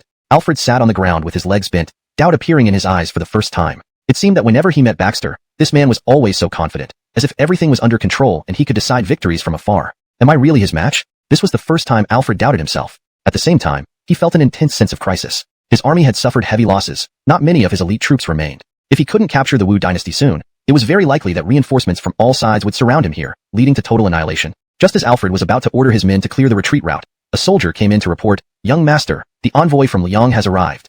Really? Alfred's spirits lifted instantly. Bring them in quickly. As a graceful woman entered the camp, Alfred's gaze changed slightly. Beautiful, too beautiful. In such a cold season, she exposed her fair shoulders, towering tall, almost matching Alfred's height. Her seemingly delicate figure exuded robust strength. Her piercing gaze looked down upon everyone as if she despised the world. I am Roxanne, Adebaeus of Liang. Nice to meet you, young Master Saren. Alfred was taken aback. I didn't expect the envoy from Liang to be Adebaeus Roxanne. Hee, I have two choices this time. Either help the Brendan destroy the Wu Dynasty, or help the Wu Dynasty repel the Brendan. Such blunt talk made Alfred's smile slightly stiffen. Adebaeus, your words are quite bold. What do you want then? Roxanne glanced at Alfred's disheveled appearance, revealing a hint of disdain in her eyes. The Brendan has been planning for hundreds of years, yet in your generation, with an imposing force of 60,000 soldiers, this is the result? Chapter 198, The Sigma Male. Feeling the disdain in Roxanne's eyes, Price immediately felt a wave of shame and annoyance rise in his heart. Adebaeus, victory and defeat are common in military affairs. What do you mean? The Brendan soldiers were instantly captivated. Standing beside, Price kicked at once in anger. The next morning, as Baxter was inspecting the city wall, he bumped into a rushing Eliza. Ouch, Nadia, can you please change this hurried manner? Baxter rubbed his chest. Well, this armor is indeed different. So hard. Eliza's face turned slightly red but quickly regained composure. You better check the city wall. The Princess of Liang Kingdom is here, waiting below the city wall to see you. The Princess of Liang Kingdom? Baxter almost choked after taking a sip of water from a soldier's flask. What is this? Back when Ahmed wasn't dead yet, Wallace wanted him to marry into the Liang Kingdom. However, he dodged the proposal. And now she has come knocking? Baxter massaged his temples with some headache, ascended the city wall, and indeed saw a carriage below with a graceful woman sitting in front, followed by dozens of female soldiers. Adebaeus Roxanne of Liang Kingdom, greetings to the Glen of Wu Kingdom. After the formalities, Roxanne didn't spare her words, looking at Baxter coldly. The Wu Dynasty's Glen certainly plays hard to get. You promised to marry me but never showed up, and even killed our envoy. Why? Baxter, unafraid, rebutted boldly. Your envoy disrespected laws, openly clamored in our palace, insulted our official time to visit Liang Kingdom and asked them not to send troops. Now that the Adebaeus of Liang Kingdom is here, why don't we seize this opportunity? Baxter slapped his forehead. Damn it, he had forgotten about that. Just as he was about to walk off the city wall, Baxter turned back and smiled at Roxanne below. Since Atabeus Roxanne has come with sincerity, I can't refuse. I only hope that after entering the city, you will abide by the rules of Wu Dynasty and not act recklessly. Otherwise, you'll have to bear the consequences. Looking at Baxter's handsome face, Roxanne's heart was already fluttering, but she couldn't show it on her surface. She could only huff coldly and led everyone into the city. Your Highness, you really have leisure time to drink tea here. Even your father, the Emperor, has vanished, and the Wu Dynasty is on the brink of collapse. As soon as Roxanne sat down, she started to ridicule him. Baxter calmly poured 2 cups of tea. To Roxanne's surprise, he drank 1 cup after another without offering her any. Wallace is now obsessed with so-called immortality techniques and loiters on Lotus Flower Mountain, completely neglecting the Wu Dynasty. Under such circumstances, he, as porter, exists in name only. So it seems fine for me to take over. Moreover, the small countries in the western regions have already agreed with me not to attack Wu Dynasty, as would be. The third option is for you to leave our capital city with your group of women, leave Wu Dynasty territory, return to Liang Kingdom, and marry someone randomly, not involving yourself in matters outside carelessly anymore. Baxter said indifferently. That attitude made Roxanne grit her teeth, saying, do you really not want to see me? Yep. Baxter nodded directly. Roxanne's heaving bosom indicated her agitation. She bit her tongue, trying to calm herself down. Don't get angry. Don't lose composure. You are Liang Kingdom's envoy. You are Liang Kingdom's princess. You mustn't lose your dignity and face in front of a man. Fine. Let me tell you that if I step forward, the tens of thousands of troops from Liang Kingdom will set off immediately, joining forces with you. I can mobilize all resources of Liang Kingdom. I'm not only a princess but also the next emperor of Liang Kingdom. Because my father has no sons. In the next moment, Baxter, who was about to get up and leave, immediately sat back down, poured a cup of tea, and pushed it over, smiling. Atabeus Roxanne, shall we plan? Roxanne. How shameless. It's unimaginable that such a shameless man exists in Wu Dynasty, where propriety prevails. What's worse, this man is actually the crown prince of Wu Dynasty. Tell me about your current situation. Indeed, their ammunition was running low now, insufficient for an open battle. Atabeus Roxanne, sometimes your eyes can deceive you. Do you think we are at a disadvantage now? Isn't it? Roxanne countered. Ha ha ha. Baxter laughed heartily. Actually, tonight there's going to be a great show. If Atabeus Roxanne isn't too bothered, we can watch it together. A great show? A flicker of doubt flashed in Roxanne's eyes. If it's really a great show, I can't miss it. What do you need me to do? Baxter turned his back to Roxanne and smiled. Find a chair and sit on the city wall honestly, then find a towel and put it in your mouth. Don't make any sound. Watching Baxter stride away, Roxanne clenched her teeth in anger, wishing she could chase him and beat him up. One of the female soldiers nearby couldn't bear it and whispered, Atabeus, your status at home is so revered. Why should you listen to him? The anger on Roxanne's face gradually turned into an amused smile. All men I've met before were Yongfu Bukan, utterly uninteresting, but he seems really different. The female soldier was stunned. They had never seen their princess speak so highly of a man. Just wait and see. I feel like he will be my man. He can't run away. Back in the mansion, Baxter suddenly felt something was off. Holly sat on the bed, staring at him intently. Hey, His Highness Atabeo has returned? How's the bride? The air was thick with jealousy. Baxter grinned and sat next to Holly. What are you jealous, my dear? Beside him, Eileen covered her mouth and laughed. Your Highness, you'd better comfort Her Highness. She hasn't spoken much for a while. Ha ha ha. Baxter laughed and wrapped his arm around Holly's delicate waist. Dominic Sean, isn't it normal for a man to have multiple wives? Are you really going to be jealous over this? Holly gritted her teeth, wanting to bite Baxter, but she knew that having multiple wives was common for men, especially for the Glen of Wu Dynasty, the future emperor. He would even have thousands of concubines in the future. It's not about being jealous, but I'm worried that she, as a newcomer, might deceive you. Holly's voice grew softer. When have you ever seen me get deceived? Chapter 200, Advancing instead of retreating. Baxter whispered gently in Adelia's ear, Sister Dominic Yin, don't worry. No matter how many women there are, you will always be my principal wife, and no one can take your place. Adelia widened her beautiful eyes at Baxter. You are still thinking of having how many more women? Nash? Baxter scratched the back of his head awkwardly. My lady, why are you focused on this? Just laugh without explaining. Mary Beth rubbed her forehead helplessly. Even she, who didn't quite understand matters of love, could tell that this guy, despite being a bandit for so long, was clueless. Brother Dominic, how many women did Brother Ma actually have relations with when he was at Fulling Mountain? Guido snorted. All talk and no action. Every time he wanted to, either he'd look at my face or the girl's willingness. He'd only proceed if the girl agreed willingly. The girls captured up there wouldn't possibly agree, so eventually, he'd let them go. Taha. Mary Beth and others burst into laughter, never expecting such a naive side to Trenton. Embarrassed by his brother revealing his past, Trenton's face turned red. Brother, stop making things up. When did I ever act like that? In general, actually, I've admired you for a long time. How about we? Mary Beth. Her smile instantly disappeared, her beautiful eyes glowing with icy light, which made Trenton shiver. Do you want to be beaten? Trenton's bravado vanished instantly, shaking his head vigorously. No, absolutely not. It's all a misunderstanding. Joking aside, entered a tavern, handing over the city defense blueprint to a man in black. Sir, this contains all the defense information, absolutely flawless. Even the gaps and weaknesses on the city walls are marked. Good, very good. Unfolding the blueprint and glancing through it, the man in black's eyes gleamed with joy. This time, we must breach the capital and capture Baxter and his men once and for all. Here's your gold.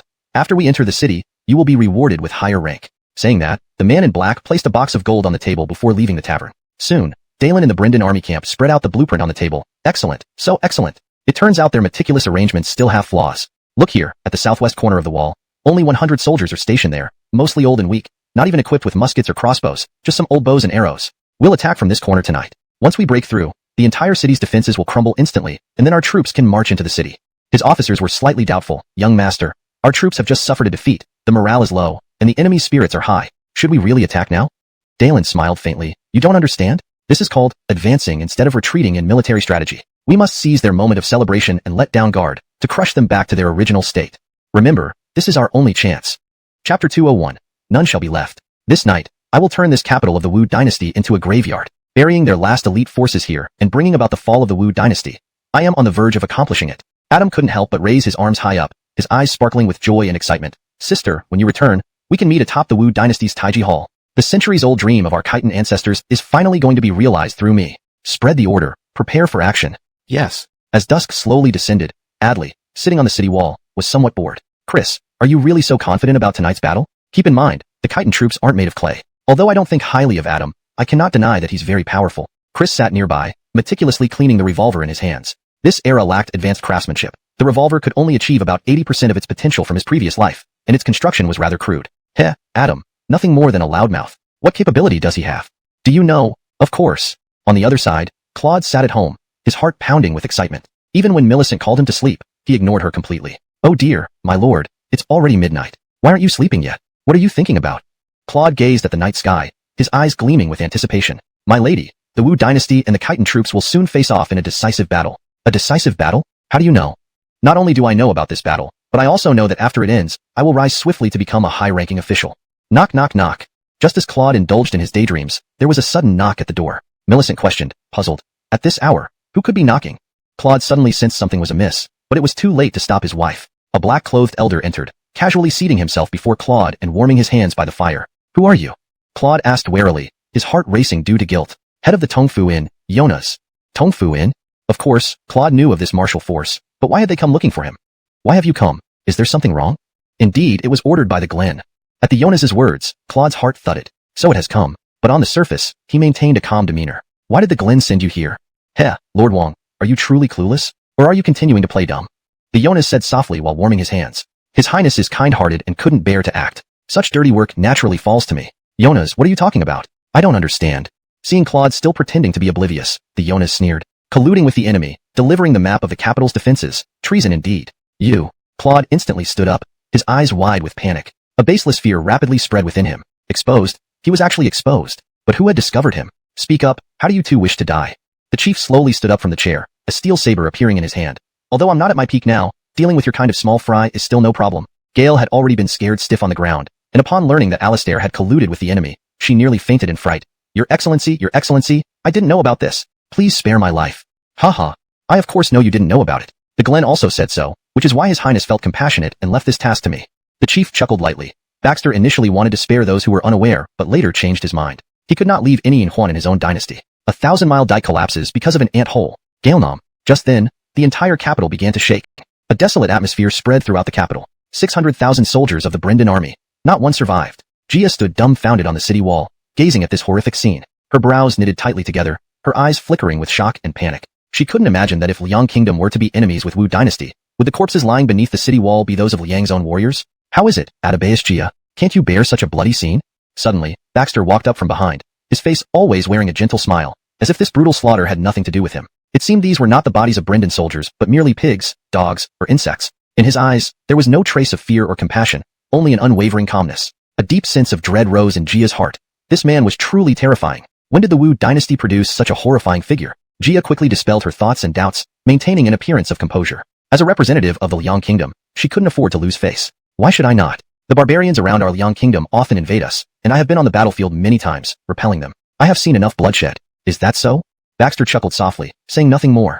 I am heading to the Taiji Palace. If you wish, you can come to the Wu Dynasty's complicated and hypocritical rules. It appeared true that each person harbored selfish intentions, ready to manipulate the imperial succession before the old emperor was even declared dead. At that moment, Haskell stepped forward and said solemnly, a country cannot go a day without a ruler. Now that we don't know where the former emperor is, it is reasonable for the Glen to temporarily assume the role of leading the Wu Dynasty. Please let the Glen sit on the throne and lead the Wu Dynasty. Please let the Glen sit on the throne and lead the Wu Dynasty. Baxter shook his head again. The timing was not yet ripe. These people still held on to their opportunistic nature. Only when his reputation was solidified could he ascend to the throne. Of course, there was a bigger prerequisite, eliminating all obstacles and threats. Wallace, Joaquin, and the 60,000-strong forces stationed in the western regions. They were all his hidden dangers. If these individuals weren't dealt with, even ascending to the throne would leave him uneasy and insecure. Moreover, Baxter didn't have much interest in the throne. Just thinking about handling daily state affairs and governing the entire realm made his head ache. Gentlemen, the Wu Dynasty wouldn't be too difficult. Oh, it seems you have something to rely on. Baxter smiled and waved his hand. Take him away. The court officials didn't quite understand. Your Highness, why don't you just kill him? Yes, Your Highness. This man is a harbinger of disaster. Keeping him alive could bring trouble. Why not kill him directly? Sometimes, a living person can be more valuable than a dead one. Baxter waved his hand and left the Taiji Palace. In truth, he kept Bo alive to break down Wallace's last psychological barrier later. Back at his residence, Baxter started packing. But Adelia slowly embraced him from behind. Are you leaving again? Her tender voice was filled with grievance. Baxter had only been home for a short while before setting out again. Sometimes, Adelia was really afraid that Baxter wouldn't return. Dominikian, wait for me to come back. Baxter turned around, holding Adelia's delicate body in his arms, and said softly, at most 3 months.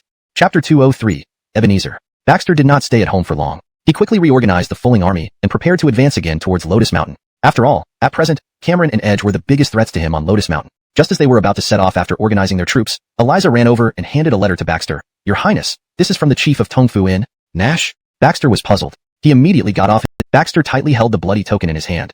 Which prince is Ebenezer? He had read many historical books of Wu Dynasty, yet he couldn't recall any prince named Ji. Eliza sighed. This Ebenezer was the duke of equal rank in the past. However, he led his feudal troops on a sea expedition and never returned. The territory of Ebenezer was confined to a small area in the southwest, leaving only the mansion and surrounding land of a few dozen miles. Thus, very few people in Wu Dynasty remember this duke of equal rank now.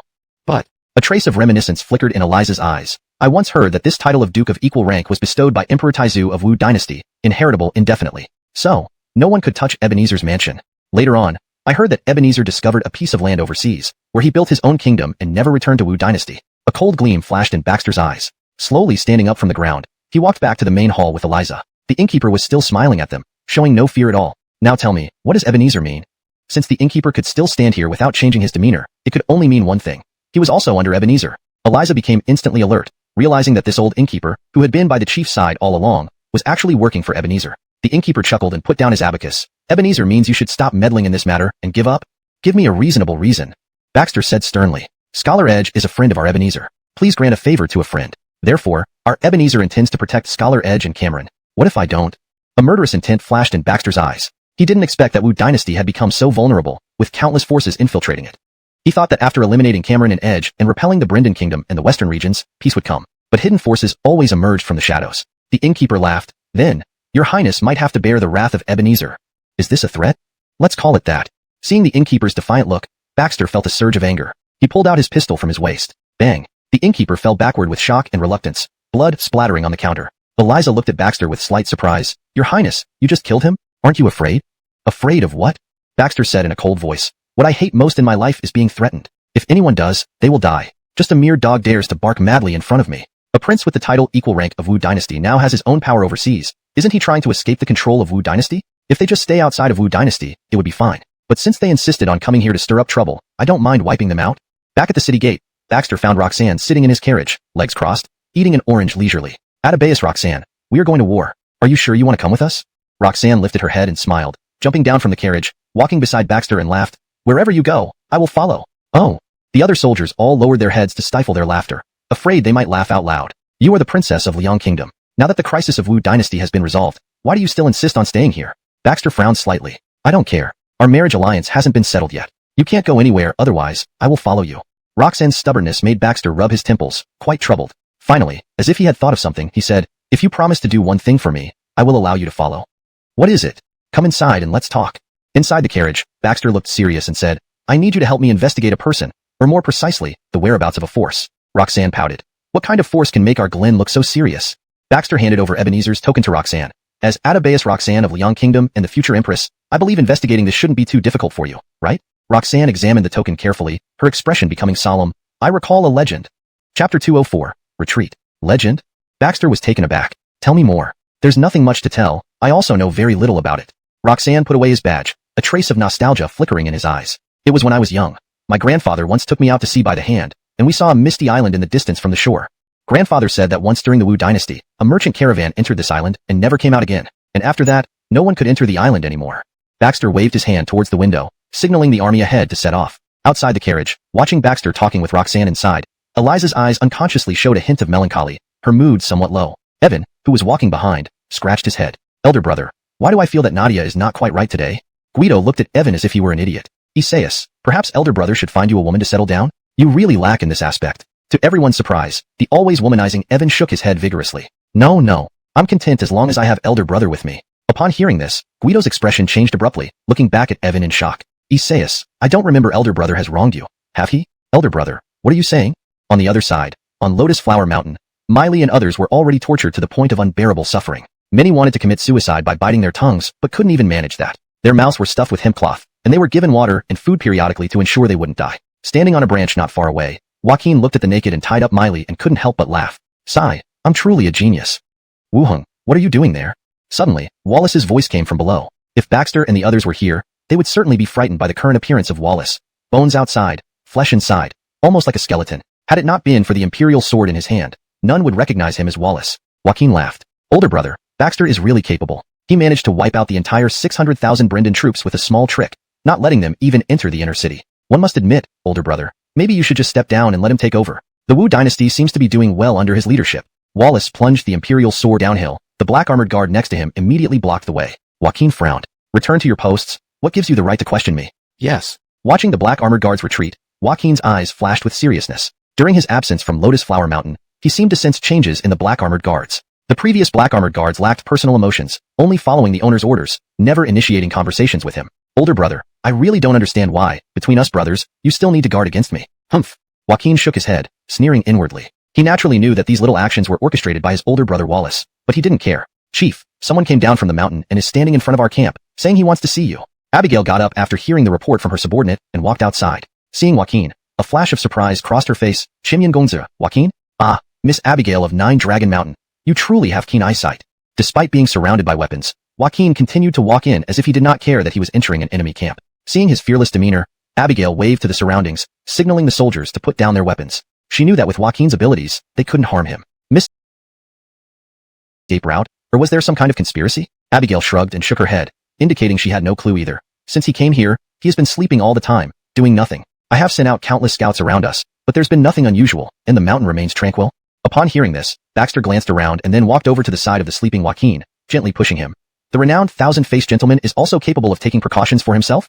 Joaquin mumbled a couple of times, as if just awakened from sleep, rubbed his eyes, and reluctantly opened them to look at Baxter. Your Highness, even though we are enemies now, disturbing someone's sleep really isn't a good thing. Baxter sat on a chair not far away, with a slight twitch at the corner of his mouth. So you were really sleeping? Yeah, what else would I be doing? Joaquin yawned, then sat up and smiled at Baxter. Your Highness, I believe you've already heard about Ebenezer's affair in the capital, haven't you? Mentioning Ebenezer, Baxter nodded, a cold expression flashing across his eyes. He was an extremely impolite guy, daring to threaten me, a mere subordinate. Ha ha ha. Joaquin seemed to have anticipated this. I guess that subordinate of his is probably dead at your hands, right? Why should I leave him to celebrate the needn't do it? Joaquin lazily blew on his hot tea and sipped it slowly. If your Highness insists on making a move, then there's nothing I can do. Of course, assuming that after your Highness takes control of the Wu Dynasty, you can deal with harassment from various forces. Baxter squinted his eyes slightly. Another threat? Threat? No. Joaquin waved his hands vigorously. This doesn't count as a threat. Speaking of which, Joaquin turned to Abigail with a smile. Your Highness, see?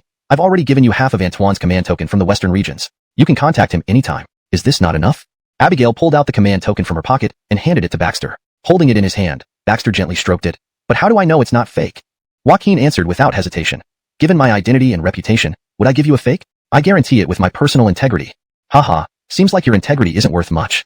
Baxter stroked the token, still not entirely trusting him. People in high positions wouldn't care about such petty tricks. They'd use any means necessary as long as they achieved their ultimate goal. Even some less than honorable methods would be used generously. Your Highness is truly eloquent. I admire you, truly I do.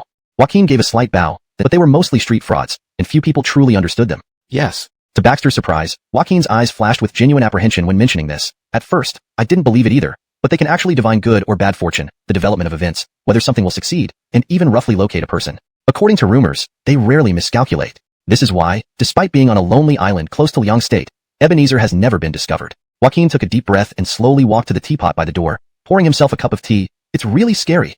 Chapter 206. Still valuable. They not only understand divination, but also the art of Chimanduanjia. They can use all sorts of peculiar methods to disrupt the enemy's path forward. Ultimately, no one can enter that isolated island. Baxter drew in a sharp breath, suddenly recalling a certain Eldon. You, known as the Thousand-Faced Gentleman, after wandering the martial world for so many years, haven't you grasped even a bit of the principles of Chimanduanjia? Joaquin gave a bitter smile. Your Highness, you flatter me too much. With such matters, I am destined to be out of luck. Even if we are brothers who have shared life and death, these are their secrets and certainly wouldn't be taught to me. All right, Your Highness, if you truly want to know something, quickly resolve the issue with Wallace and then focus entirely on external threats. Baxter glanced at Joaquin. You seem very hopeful. Listening to the rumbling sound of artillery fire, Wallace immediately rushed out of the cave, glaring at Joaquin, who sat leisurely on a tree branch. He roared, they've started attacking below. What are you doing here? Joaquin smiled. Don't you trust your little brother? Everything is under control. Nashmph. Wallace's eyes were filled with bloodshot veins as he angrily stuck the Heavenly Sun sword at the entrance of the cave. I don't care what method you use. Nobody is allowed to enter this cave or cross beyond the Heavenly Sun sword. Watching Wallace disappear into the cave entrance, Joaquin sneered. An emperor with only one Heavenly Sun sword left? What kind of emperor is that?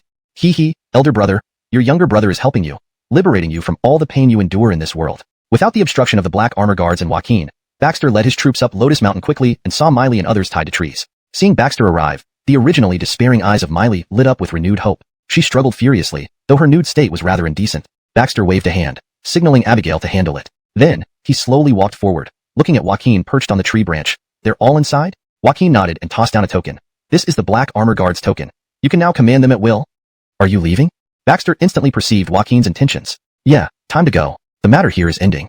Joaquin smiled, jumped down from the tree branch, and clapped his hands. Your Highness, far roads lie ahead. If fate allows, let's meet again in the martial world. With that, Joaquin strode away in front of everyone, and Baxter did not stop him. Your Highness, with so many of us, why don't we seize him now? Trenton could hardly contain his impatience. This guy is a major threat. If we let him escape and hide in the shadows, he will cause us significant trouble. Baxter waved a hand. No, it's not time for him to die yet.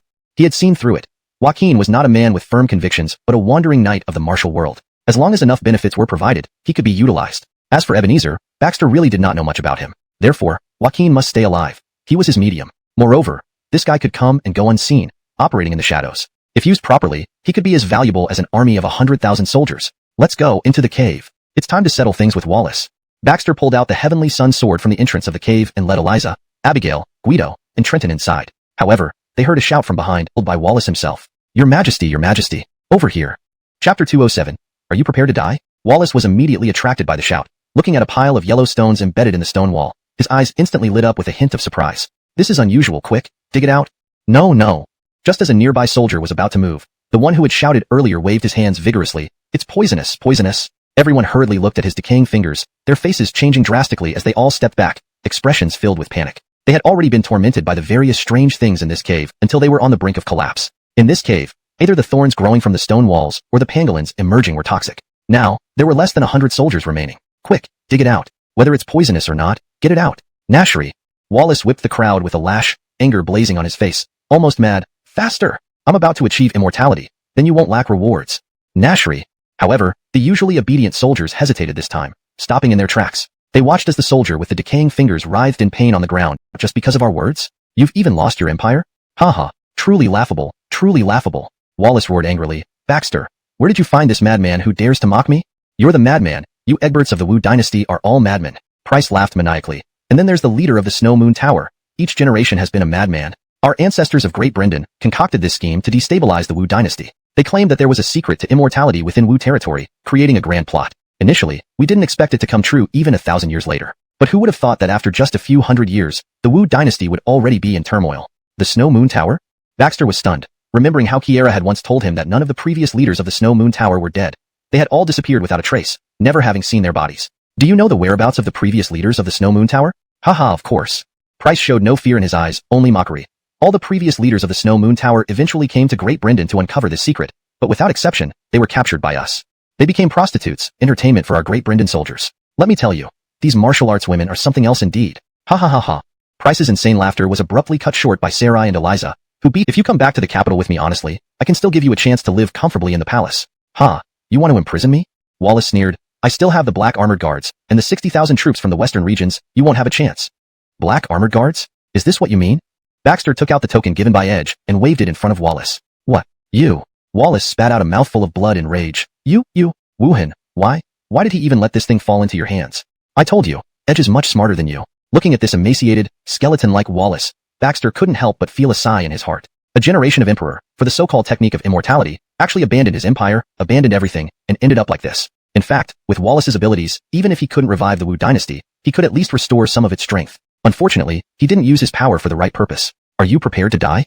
Chapter 208. Slaying Wallace. No way. Wallace retreated in panic, his face full of terror. Facing Baxter with the Imperial sword in hand, he truly felt fear and dread. Baxter really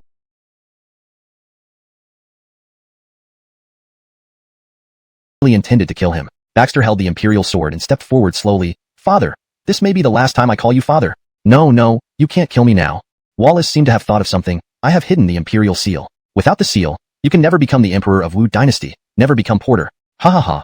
Immediately, Wallace began to laugh maniacally in front of everyone. Baxter, didn't expect that, did you? After all your efforts to force me into this corner, you overlooked the Imperial seal. Ha ha ha. You can't kill me. Not only can you not kill me, but you'll have to watch me find the secret to immortality and achieve true eternal life. How does that sound, Baxter?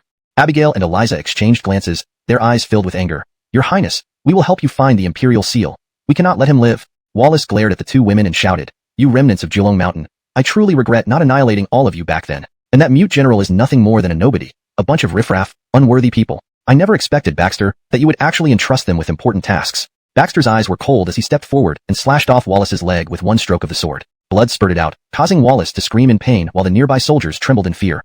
We wish to serve the Glen. Spare you us, Glen. If Baxter could kill Wallace without blinking, how much easier would it be for these nameless soldiers? Fortunately, Baxter did not intend to wipe them all out. For these obedient ordinary soldiers, he merely waved his hand. Return to Qingzhou and wait for the next governor. Yes, Glen. Your Highness, I may need to take my leave.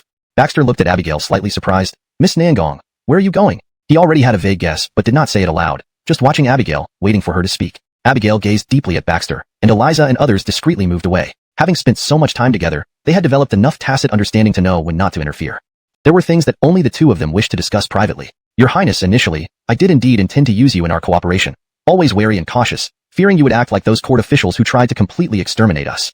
Abigail and Baxter slowly walked to the edge of the cliff, gazing at the scenery below, breathing a long sigh, gradually revealing her thoughts. However, Your Highness, your actions completely changed my perception of you, and gradually lowered my guard. So, my leaving here is to better take care of the families on Julong Mountain. Those brothers' families are still up there. I can't just leave them without protection, can I? Baxter smiled and nodded. I understand. Of course you should go. I can handle things here on my own. Abigail glanced at Baxter and whispered, Your Highness, after all this time, don't you think I know what's on your mind? You must have something more important for me to do, right? Oh, Baxter softly exclaimed, looking at Abigail in surprise, teasing her. I didn't realize that Miss Nangong has become so perceptive as to know what I'm thinking. All right, there indeed is an important task I need you to complete. Go ahead, even though I will be leaving Your Highness, doing tasks for you is a duty I cannot refuse. Abigail nodded. She was accustomed to a laid-back lifestyle and wasn't suited for court life. Moreover, she couldn't tolerate the scheming and deceit of the court. If she really wanted to, she could return now and stay by Baxter's side, becoming a high-ranking official. Baxter smiled. Liang Kingdom. Abigail, being incredibly intelligent, quickly grasped Baxter's meaning. Your Highness, you want me to set up informants in the southern region to monitor Liang Kingdom's people?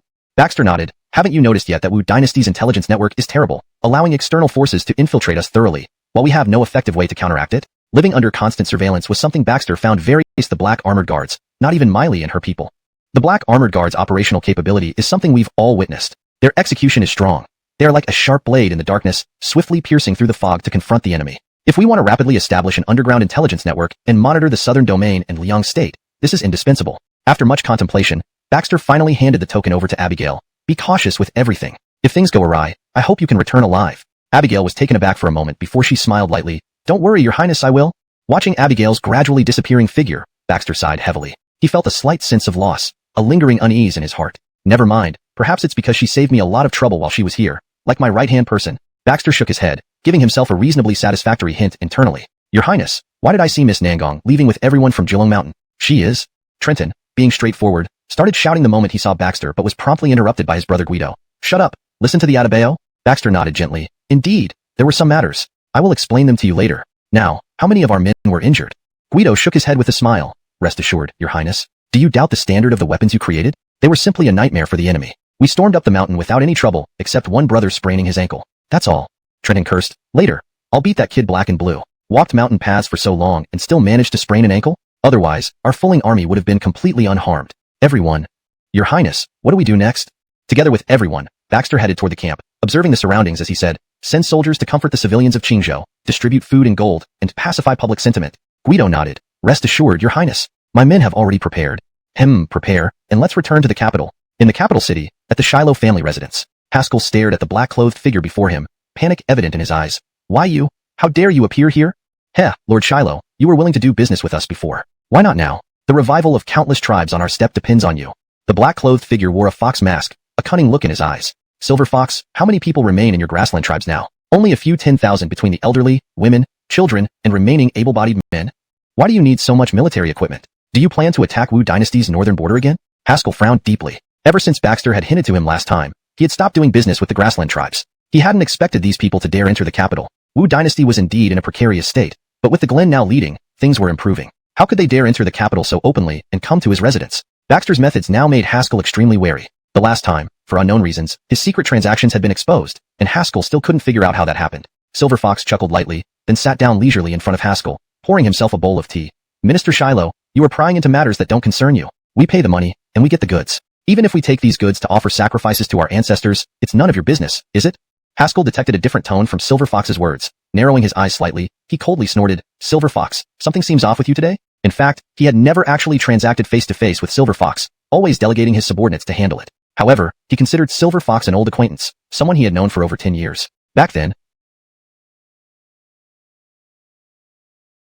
Chapter 210. Is it possible? Enash didn't explain but turned and walked toward the door. Haskell didn't stop him, only staring deeply at Enash's back, a sense of foreboding quickly rising in his heart. Rapidly opening the paper left by Enash on the table, he saw it was scribbled with, "The grassland tribes have conspired with Liang Kingdom in the south, about to take action against Wu Dynasty. Hasten your departure. There is an informant in the capital city." Haskell's hair stood on end. At this point, how could he not understand what Enash had meant earlier?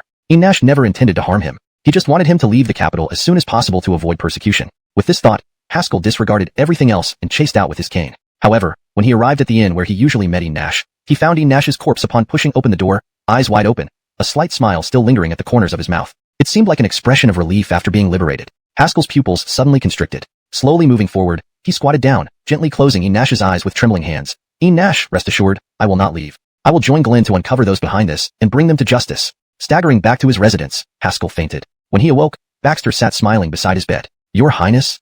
Haskell attempted to rise and bow, but was stopped by Baxter. "Father-in-law, you're not in good health now. Please stay down. Tell me, what happened to make our always steady father-in-law so agitated?" Seeing Baxter's deep gaze and the Emperor's sword at his waist, Haskell instantly understood everything. Lying back down with a long sigh, "Your Highness, I need some rest. Once rested, I will seek you out." Baxter naturally understood Haskell's thoughts, smiled slightly, rose, and exited the room. "Rest well, father-in-law. Visit me in the courtyard when you feel better. Nashmans are not grass or trees. Who can be without feelings?" Lucas wasn't yet inhumane, just entrapped in a dilemma. As a minister, Haskell felt a sense of loneliness, knowing his long-serving lord was gone. "Go, Nadia." Previously, Eliza said she would visit her longtime old steward at the gunpowder factory. Unexpectedly, outside Haskell's residence, she was seen standing dazedly at the door, her eyes lifeless. "Your Highness, the old steward, has passed away." Eliza's voice was filled with boundless sorrow, her beautiful eyes brimming with sadness. "He raised me up. Without him, I might not have survived till today. Whenever I got punished with military whips, he would apply medicine for me and care for me." Though Eliza was many years older than Baxter, now with red-rimmed eyes, she slowly crouched down, weeping like a child. The autumn wind blew bleakly through the streets, passers-by unaware of who Baxter and Eliza were, taking them as any ordinary young noble couple. "Nadia, one cannot bring back the dead, grieve and then move on." After pondering for a moment, Baxter lightly draped his outer robe over Eliza's shoulders, feeling quite helpless. In matters of love and affection, he was always at a loss for words, yet such situations always fell upon him. "Your Highness, I want to send the old steward back home. After burying him, I will return to the capital after a while." Eliza lowered her head, not daring to look up. Baxter nodded gently, pulled out a 500-tael banknote from his bosom, and handed it over. "Bury him properly. This also contains my share." Wu Dynasty was now in turbulent times, and he had to remain in place, unable to accompany Eliza. Eliza naturally understood this point, accepted the banknote, and before Baxter could stop her, knelt down and deeply bowed. "Thank you, Your Highness." Returning to his own residence alone, he was greeted by Marlier. "Your Highness, why did you come back at this hour? Roxanne's sister has been waiting for you for a long time." "What?" Walking into the yard, Baxter indeed saw Roxanne sitting in the middle of the courtyard, his mouth twitching. This woman truly was relentless. "Atabeus Roxanne, now that the great battle of Wu Dynasty is over, and Brendan Kingdom has been repelled, why do you still stay here?" Shiloh Dominicshan did not come out, perhaps not wanting to see Roxanne. Roxanne laughed, swaying her alluring figure to stand before Baxter. "Your Highness, how could you be so heartless? Don't you miss me at all? I am the Atabeus of Liang Kingdom, and I came here specifically to arrange a marriage alliance with His Highness the Glen.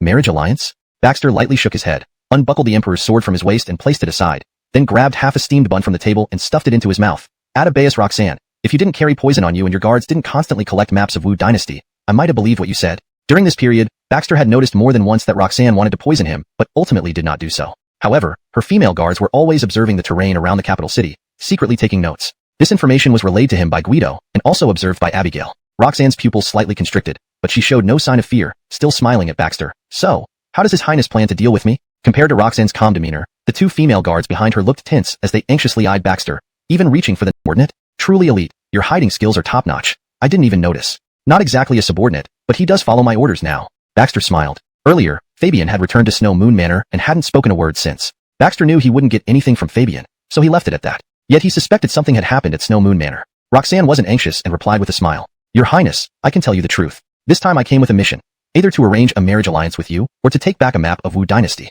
With Liang State's intelligence network, couldn't you obtain a map of Wu Dynasty? Baxter clearly didn't believe her. If it were just an ordinary map, no problem. But what we need is a detailed map of Wu's capital. Roxanne's every smile and frown were captivating. Most men would have fallen for her charm. Unfortunately for her, Baxter was immune to such allure, his eyes clear and undistracted. Atabeus Roxanne, your ambition seems quite significant, yet you tell me this outright? Hehe, your Royal Highness, aren't you smart enough to understand what I'm saying? Roxanne approached Baxter step by step. Just as Fabian was about to intervene, Baxter stopped him with a gesture. I really don't understand your meaning. Before meeting you, I was indeed upset that you didn't come to Liang. I even considered seizing this opportunity to crush the Wu Dynasty. But after seeing you, see. Adelia's eyes filled with grief, perhaps sensing her fate, she walked toward the courtyard gate. During this time, Roxanne smirked, her lips curling into a sneer. Just as Adelia was about to pass Baxter, he grabbed her arm. Wife, dinner is ready. Where are you going? Adelia looked up at Baxter, blinking her beautiful eyes, incredulous. At this moment, Roxanne seemed to sense something was off, and was about to speak when Baxter freed himself. He walked step by step to Adelia and embraced her tightly. Wife, do you not trust me so much? Their cheeks were inches apart. Adelia nodded slightly, revealing a trace of shyness. Her cheeks flushed red, and she dared not look into Baxter's eyes. Your Highness, this is your choice? Roxanne's voice became as cold as ice, showing great surprise. She had thought herself to be the clear winner, believing she could surpass Adelia in every aspect. She never expected that Baxter would ultimately not choose her, which infuriated her beyond measure. Baxter sneered, Atabeus Roxanne, isn't it obvious? You. All right. Roxanne nodded. I thought the ruler of a nation would be a smart person, but who would have thought that you were just a thoroughly foolish man? Lift your head up and look seriously at your husband. Hearing the slight seriousness in Baxter's voice, Holly finally raised her eyes to meet Baxter's. Remember this, my dear, you are my wife, now and forever. No one can take your place. Whatever happens, you will always be the Glen's and the future Empress. Holly lowered her head again, gently biting her lip. Is this a promise? Baxter nodded solemnly. Yes. In the midst of this extremely intimate atmosphere, Marlier slowly turned away, avoiding watching Baxter and Holly. That's enough, Ainslier, turn your head back. Only when Baxter spoke did Marlier turn around, noticing Holly's blushing cheeks. She couldn't help but giggle. Your Highness, did you bully the Glens again? Baxter held Holly and sat down by the table in the courtyard, glaring at Marlier. You little girl, when have I ever bullied Dominic Sean? Now. Hearing the weak voice from his embrace, Baxter immediately looked down. Well then, it turns out you're on Ainslier's side. Roxanne was completely bound with iron chains. Looking at the wolf-faced man before her, fear gradually flashed in her eyes. Why you? What are you going to do? Don't come closer.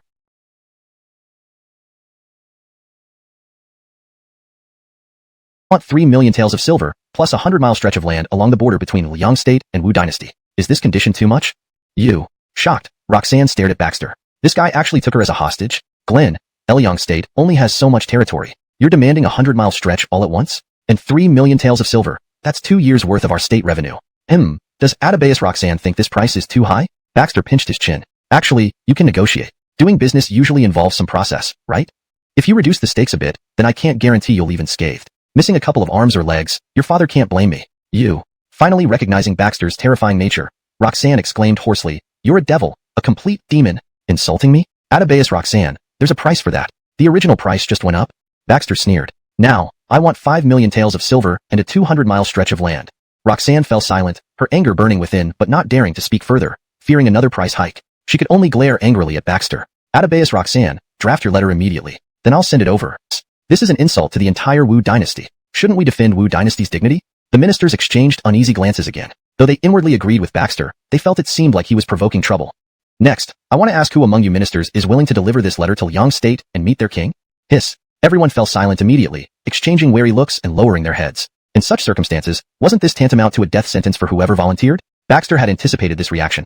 After all, it was nearly a mission impossible. Ladies and gentlemen, I understand your difficulties, so I have prepared a generous reward for whoever takes on this task. Chapter 213. The 5 Lines of History. The crowd was puzzled, and all turned to look at Baxter. Baxter then called out for the court historian to stand aside. The 5 Lines of History. As soon as these words were spoken, a clamor broke out among the previously silent ministers in the Taiji Palace, and they began to volunteer one by one. His Highness, I am loyal to the Wu Dynasty. Please send me. Your Highness, my hometown is near the state of Liang, so I know it well. Send me. Your Highness. Your Highness, I am old and can do little for the Wu Dynasty now. Let this old servant use my remaining years to serve our Wu Dynasty one last time. Haskell stood below, watching the enthusiastic ministers, and couldn't help but admire Baxter's talent for leadership. Even he was moved. Who could refuse such an honor as the 5 Lines of History? Looking down at the eager ministers, Baxter finally chose an elderly minister, bowing deeply to him. Please. The elderly minister immediately shed tears, having spent his life bending and kneeling before royalty. Now, he received a bow from the crown prince. It was worth it. My family is left in your hands, Your Highness. Baxter nodded solemnly. Go with peace. From now on, your son will be my son. Your wife will be... You may rest assured. Remember, never return alive. I will take care of your family. Thank you, Your Highness. No. The elderly minister, who had slowly made his way to the door, knelt down and bowed to Baxter. Minister congratulates your majesty on your ascension ahead of time. He then shuffled out of the Taiji Palace. After court dismissed, Baxter walked with Haskell. It was only then that Haskell explained the reason. There are traitors within the Wu Dynasty, and the northern tribes have found a new protector, preparing to launch another attack on us. Baxter nodded. I expected as much. Not exterminating the tribes back then was to warn the people of our northern border not to let their guard down. But I didn't expect them to act so quickly. Their combined forces respectfully replied, I have no ties left in this world. I just want to follow your highness. Just as she was about to say more, Baxter stepped forward, stuffing half an orange into her mouth. Without my permission, you must live well. Baxter sternly said, don't talk about death all the time. I haven't stabilized the Wu Dynasty yet. It's not time for you to retire. Live well, understand? Eliza slowly swallowed the orange, her eyes gradually clouding over, nodding heavily. In the courtyard, the atmosphere between them grew increasingly tender. Your highness, it's not good, your highness. Suddenly, Ryan came running back, panting as she crouched by the door, gasping for breath. Your highness, it's bad. The Glens has been detained by people from Hong family textile shop. What? Baxter abruptly stood up, his brows knitting tightly. They don't know Lady Dominikian's identity? I told them, but they wouldn't believe me. Ryan panted and explained. The Glens fancied a few pieces of silk at the textile shop and wanted to buy them to make clothes. But those pieces were coveted by the young master of the shop, who refused to sell. The Glens tried to reason with them, but ended up being detained. And the young master even laid hands on her, looking for death. A cold gleam flashed in Baxter's eyes. Nadia, go fetch General Willie. She couldn't make any big movements. Ewan showed a lecherous smile as he slowly stepped forward. Look, I don't mind that you're pregnant. How much I love you. Come on, let me enjoy your presence. Ha ha ha. Don't come closer. Adelia casually picked up the scissors nearby and placed them next to her neck. If you dare to come closer, I will kill myself in front of you. Hey. But Ewan didn't feel threatened at all. He just waved his hands repeatedly. My lady, I advise you not to be impulsive. Even if you die, it won't matter much to me. I could simply replace you. The surrounding servants laughed heartily, their eyes full of ridicule. They knew very well what kind of person their young master was. He was never short of women. This woman actually thought of using death to threaten the young master? That was a miscalculation. After all, she was just another woman among many.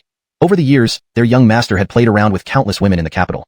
Why would he care about one or two? Beautiful women were everywhere. Adelia's hands trembled slightly. She wasn't afraid of dying, but she refused to be defiled by others. She was Baxter's woman first, then the Glens. Bang! At this moment, the door of the fabric shop was kicked open by someone. Baxter stormed in, filled with murderous intent, bringing along Eliza. His eyes glared angrily at Ewan. Who here is the young master? Humph. So there's a... Everyone, get out now. Clear the place. My mood isn't good today, so let me teach you how to behave. With that, a group of servants drove away all the customers present. Knowing the power of the Hong family, no one dared to complain and could only obediently wait outside the shop's door. Just who is this young man that dares to cause trouble in the Hong family's fabric shop? I don't know, but I know he's going to be in trouble. How true. Why provoke anyone else but the Hong family? Coming here brazenly over just a woman. It's better to save his own life. Wait, somehow that guy looks familiar to me. He looks like someone. Who? It seems the Glen. What? Everyone was instantly alarmed and hurriedly covered the speaker's mouth. Don't talk nonsense. The current crown prince might become emperor someday. How dare you speak so recklessly? If the guards catch wind of this, we'll all be implicated. Inside the shop, old shopkeeper Hampton walked out. Though an elderly man, he was still quite robust. Looking at the chaos in the courtyard, he couldn't help but frown and ask, You foolish son, what are you doing now? Seeing his father coming out, Ewan hurriedly moved forward, laughing. Father, take a look. I'm finding you a daughter-in-law. Take a look at that girl. What do you think? Following Ewan's pointing finger, Hampton character. Alas, Baxter sighed. Bring out all your connections, or my fists won't take it lightly. As he spoke, he rolled up his sleeves, pretending to be a wandering knight. Seeing Baxter act like this, Hampton fell for it and sneered. Oh, come to my place to show off muscle? Son, give him a taste of color. Chapter 215. Not guilty of death? After waiting for a long time, Emil, who was already quite impatient, immediately agreed. He clenched his fists and led his servants forward. Father, really? Why bother wasting so much time on such a fellow? Just deal with him. We have our Nash from the Imperial Guard supporting us if anything happens. Baxter glanced at Eliza. Nadia, be gentle. Don't kill them all. Upon hearing this, Eliza tightened her fist and slowly stepped forward. Let's go together. Emil glanced disdainfully at Baxter. So you're a coward who hides behind women to eat? Hiske, I look down on you. Bang bang bang. As the sounds of fighting and screams echoed from inside the silk shop, the people gathered outside began to show pity. This young man will not be able to get out of bed for half a month now, huh? Half a month? You underestimate it. He might leave his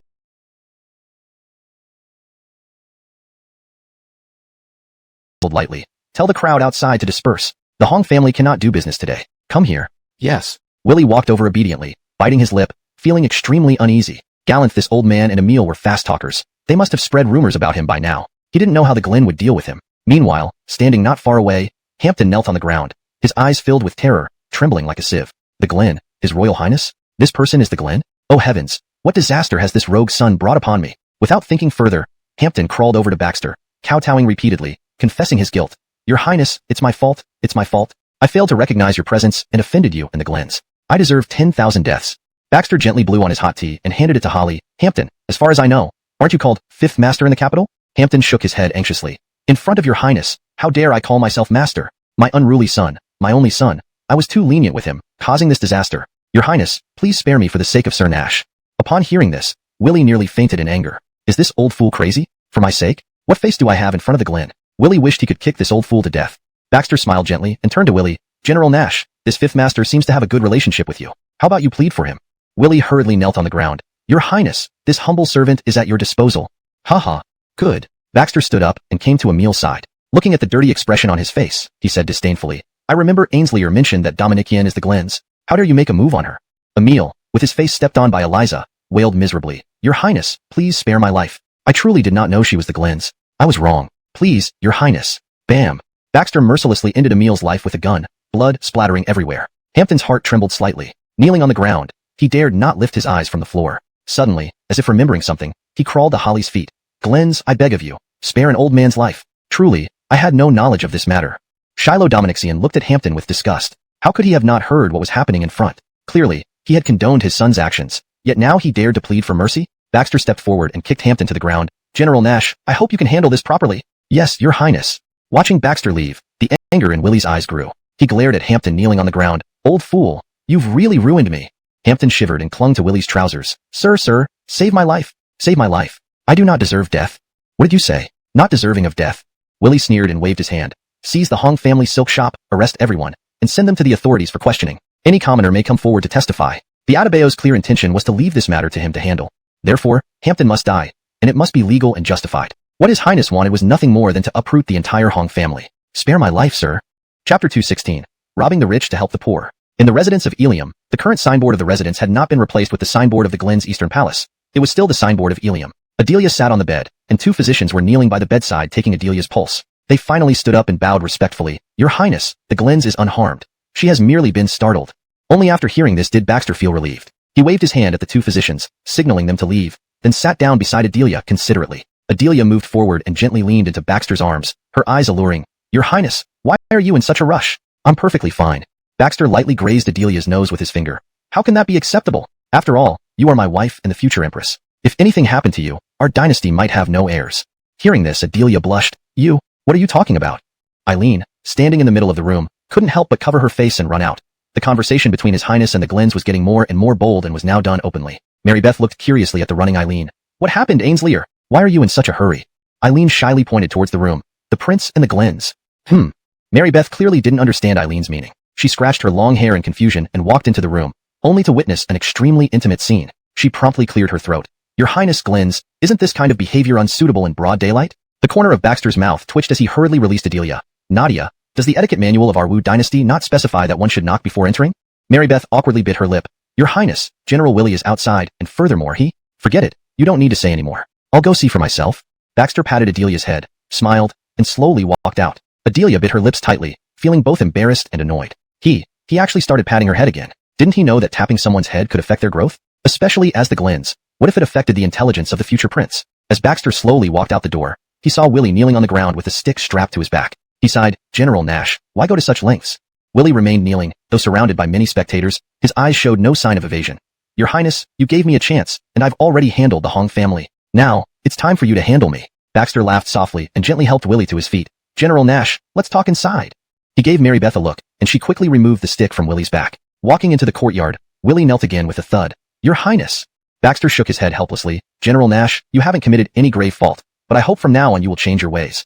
Willie nodded seriously. Your Highness, truthfully, the reason I protected the Hong family was indeed because the military salary is too low. Every month, after eating and drinking, I barely make ends meet. This point earned a nod of agreement from Mary Beth. Your Highness, General Nash's situation is very much like what I experienced when I served in the northern border or worked as a guard in the gunpowder factory. The monthly pay wasn't enough. Baxter fell silent. Is the issue of military salaries still so severe today? He realized that as external threats gradually eased, internal conflicts within the Wu Dynasty began to surface. Willie nodded heavily. Your Highness, all of this is my fault. I willingly accept punishment. No need for punishment. You've earned merits fighting the Khitan army. It would appear callous if I punished you now. Baxter smiled and stood up. General Nash, go back. Remember to discipline your subordinates properly this time. There won't be leniency if this happens again. Yes, Your Highness. Willie kowtowed deeply twice to Baxter, then stood up and was about to leave when he suddenly turned back to Baxter. Your Highness, regarding the military salary? Baxter said impatiently. I'll resolve it right away. Yes, Your Highness. Mary Beth watched Willie's departing figure, her eyes flashing with a touch of surprise. This guy is really brave. He still dares to make such demands in front of His Highness? Nadia, I just remembered something. Baxter suddenly frowned. Fulling Army never seemed to receive any military pay, right? Why haven't they asked me for it? Mary Beth gave a bitter laugh. Your Highness, are you sure you want to know the reason? Of course. They accumulated quite a lot of wealth back when they were on Fulling Mountain. So, all this time, they have been using their own hoarded gold and silver. The corner of Baxter's mouth twitched. So they had been relying on the riches they had seized from the rich to help the poor? Even so, he didn't intend to blame Guido because he knew Guido had his own principles, adhering strictly to robbing the rich to help the poor rather than plundering unjust wealth. Never mind, go call General Guido. I want him to accompany me to Haskell's residence. His Highness the Glen and General Dominic, pay an honor to my humble abode, truly illuminating it with your presence. Seeing Baxter and Guido walk in, Haskell couldn't help but feel uneasy. These two figures, one being his son-in-law but also the current Glen and future emperor of Wu Dynasty, the other a loyal warrior following the Glen with unmatched bravery, were both influential. Nowadays, almost all warlords in court either openly or subtly aligned themselves with the Fulling Army, seeking ties with them, for everyone knew that the Fulling Army was Baxter's personal guards. Baxter smiled slightly, picked up the teapot, and poured himself a cup of tea. So, it seems from your words that you're not too welcoming of our arrival, Lord Shiloh? Haskell was taken aback for a moment before giving a bitter smile. How dare I be unwelcoming? The visit of His Highness and General Dominic is my honor. Well then, what brings His Highness here today? Chapter 217. The Gallinoo is hidden when birds are exhausted. Baxter cleared his throat and came straight to the point. Minister Shiloh, isn't it time we properly addressed the military pay issues in the current Wu Dynasty? Haskell's aged face twitched momentarily, but he managed a strained smile. Your Highness, what do you mean? As for military pay, how could my family have anything to do with it? Baxter chuckled mockingly. Father-in-law, we're all one family. There's no need for us to talk like strangers. In this court, any matters involving money almost always go through your Shiloh family. If your family really hasn't taken a cut from it, then I would have to seriously investigate where this money has gone. Cough, cough, Your Highness, hold on, hold on. Haskell waved his hands frantically while inwardly cursing. This boy, you aren't my Shiloh family's son-in-law, you're our nemesis. At this rate, many of the Shiloh family's incomes will be taken away by you. Your Highness, what exactly has angered Glen? Standing up, Baxter paced slowly around the room, glancing at the wall full of paintings. He smiled. Father-in-law, haven't you heard about the Hong family textile shop incident? It nearly dishonored your daughter. Haskell's face twitched again. Naturally, he had heard of these events. General Willie once told me that the military's financial deficit is quite severe now. I don't expect every official in the court to remain incorruptible, but can there not be some limit to it? In today's court, both big and small officials were reaching out to take their share of the pie. Baxter did not expect to root out all corruption within a short period. To immediately stop all officials from taking even the slightest advantage was simply impossible. He could only aim to minimize the situation as much as possible.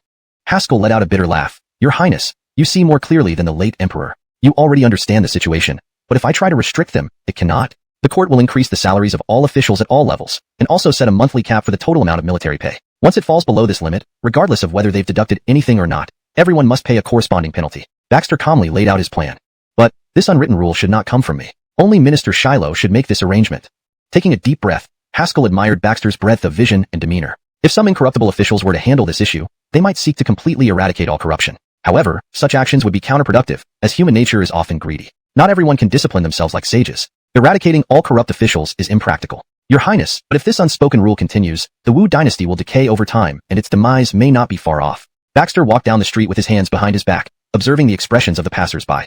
The Shiloh family is now the most ancient and influential family in the Wu Dynasty, harboring immense power and wealth. If we were to bring them down, the benefits would be unimaginable, a fortune I can hardly envision. Guido's face instantly showed a look of surprise. He hadn't expected that His Royal Highness, the Glen, was truly planning to take action against the Shiloh family. This made him recall an old saying: when the birds are exhausted, the bough is hidden. When the hares are dead, the dogs are cooked. Achilles told he one day. This thought had barely surfaced when Guido forcefully suppressed it. Since he had chosen to follow the Glen at the start, he would remain loyal without any divided heart. And he firmly believed that he would never misjudge the Glen. The reason for the planned move against the Shiloh family must be because they posed a threat to the safety of the Wu Dynasty. General Dominic, you need not worry. Focus on your fulling army and do not concern yourself with other matters. If any civil or military officials from the court wish to form alliances with you, judge for yourself, and I trust you know how to handle it.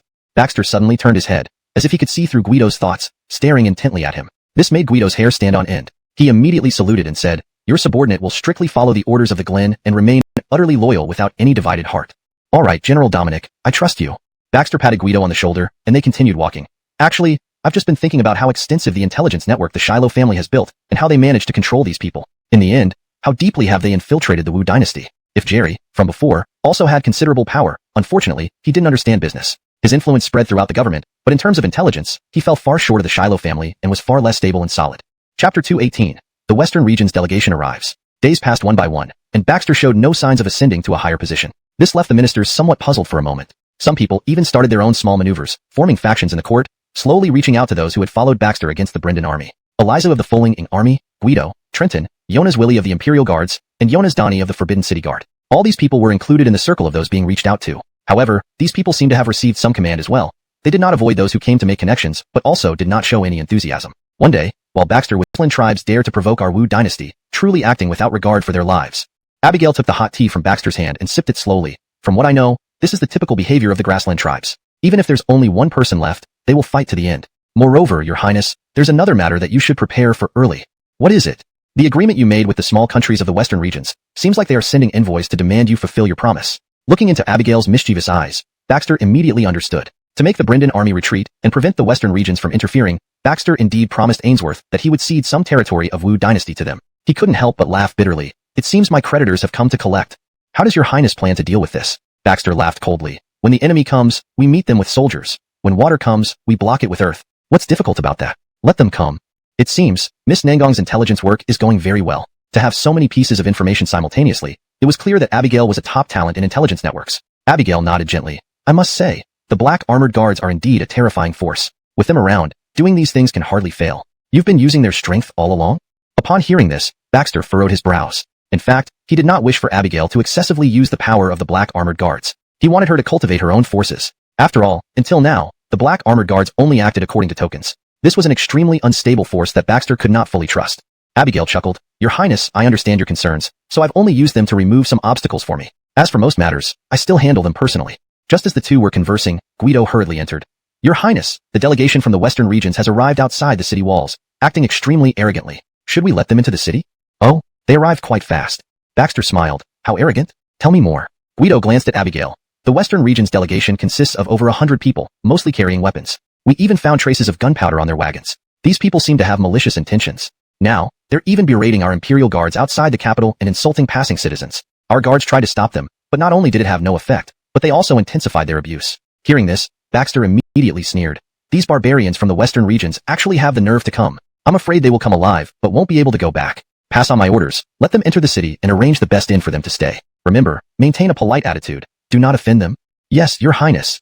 Guido, who had walked out of the residence, relayed the order word by word to Trenton. But Trenton was instantly indignant. Brother, what does His Highness mean? They are already being so arrogant in our territory, and we won't even react. Should we just let them run rampant in the capital? If this continues, won't it make us appear weak before those barbarians from the Western regions? Guido immediately gave Trenton a stern look. Do not talk nonsense. His Highness is lulling those barbarians into a false sense of security, making them lower their guard now. Heh, do you think His Highness will let them off later? Just think about it. What happened to the last arrogant Liang state delegation in the capital? Didn't they already lose their heads? Trenton's eyes lit up as he instantly understood, raising his thumb. Brilliant, truly brilliant. Brother, you guys who play mind games are really something. My brain can't keep up. Guido, enraged, kicked him from behind, scolding. You little punk, still complaining? Aren't you indirectly insulting His Highness with your grumbling? Cough, how dare I? How dare I? Enough chatter. You go meet those Western region envoys, and I'll watch from the side. If you don't do well, I'll report to His Highness and get you barred from drinking for 3 months. Up, Your Excellency, our prince has ordered us to take you all to the inn for rest. Hold on, Murray sneered, holding the arms of the two Western beauties as he slowly stepped forward. Your prince is putting on quite an air. As far as I know, he hasn't ascended to become the Emperor of Wu yet, right? Why doesn't he come to receive us? Is he reneging on his initial promise? Listening to Murray's arrogance, the fire in Trenton's heart flared up. If not for Guido restraining him, Trenton would have attacked immediately. Seeing Trenton struggling for words, Guido quickly replied, Lord Murray, our prince caught a chill and cannot leave his quarters for now. Once he recovers, he will meet you. Himph, what a frail constitution. Murray pressed further. The people of Wu are indeed weak, catching chills every other day. Beauties, since coming to me, haven't you both been perfectly healthy? The two beauties complied, nodding. We've been well, your excellency. Huh, since your prince is so frail, let's go then. Murray sneered, leading his entourage arrogantly into the city gate. Brother, this guy is really pushing too far. Who does he think he is? Trenton fumed. These scoundrels, once I pull out the equality for all, let's see how long they can hold up. Willie also sneered, General Ma makes a good point. Why keep these barbarians? Must they pay respect? Please forgive us. Murray sneered, remember, it's an honor to serve me. You're replaceable. Be careful, or I'll show no mercy. Yes, sir. The two women nodded, but behind Murray's back, they exchanged a glance, revealing hidden cruelty. Unaware of this, Murray continued to revel in his hedonistic pleasures. Before long, Abigail arrived at the inn with a large number of gifts. I am Abigail, here to pay my respects to Lord Murray. Who are you, Abigail? Why hasn't Zhou Chujiang come to see me? At this moment, Murray was already somewhat drunk. Looking at the approaching Abigail through half-closed eyes, even his gaze began to blur. Not bad looking, come closer, let me take a better look at you. Suppressing the killing intent in her heart, Abigail ordered her subordinates to bring in the gifts. Lord Murray, these are some tokens of respect from our prince. Please accept them.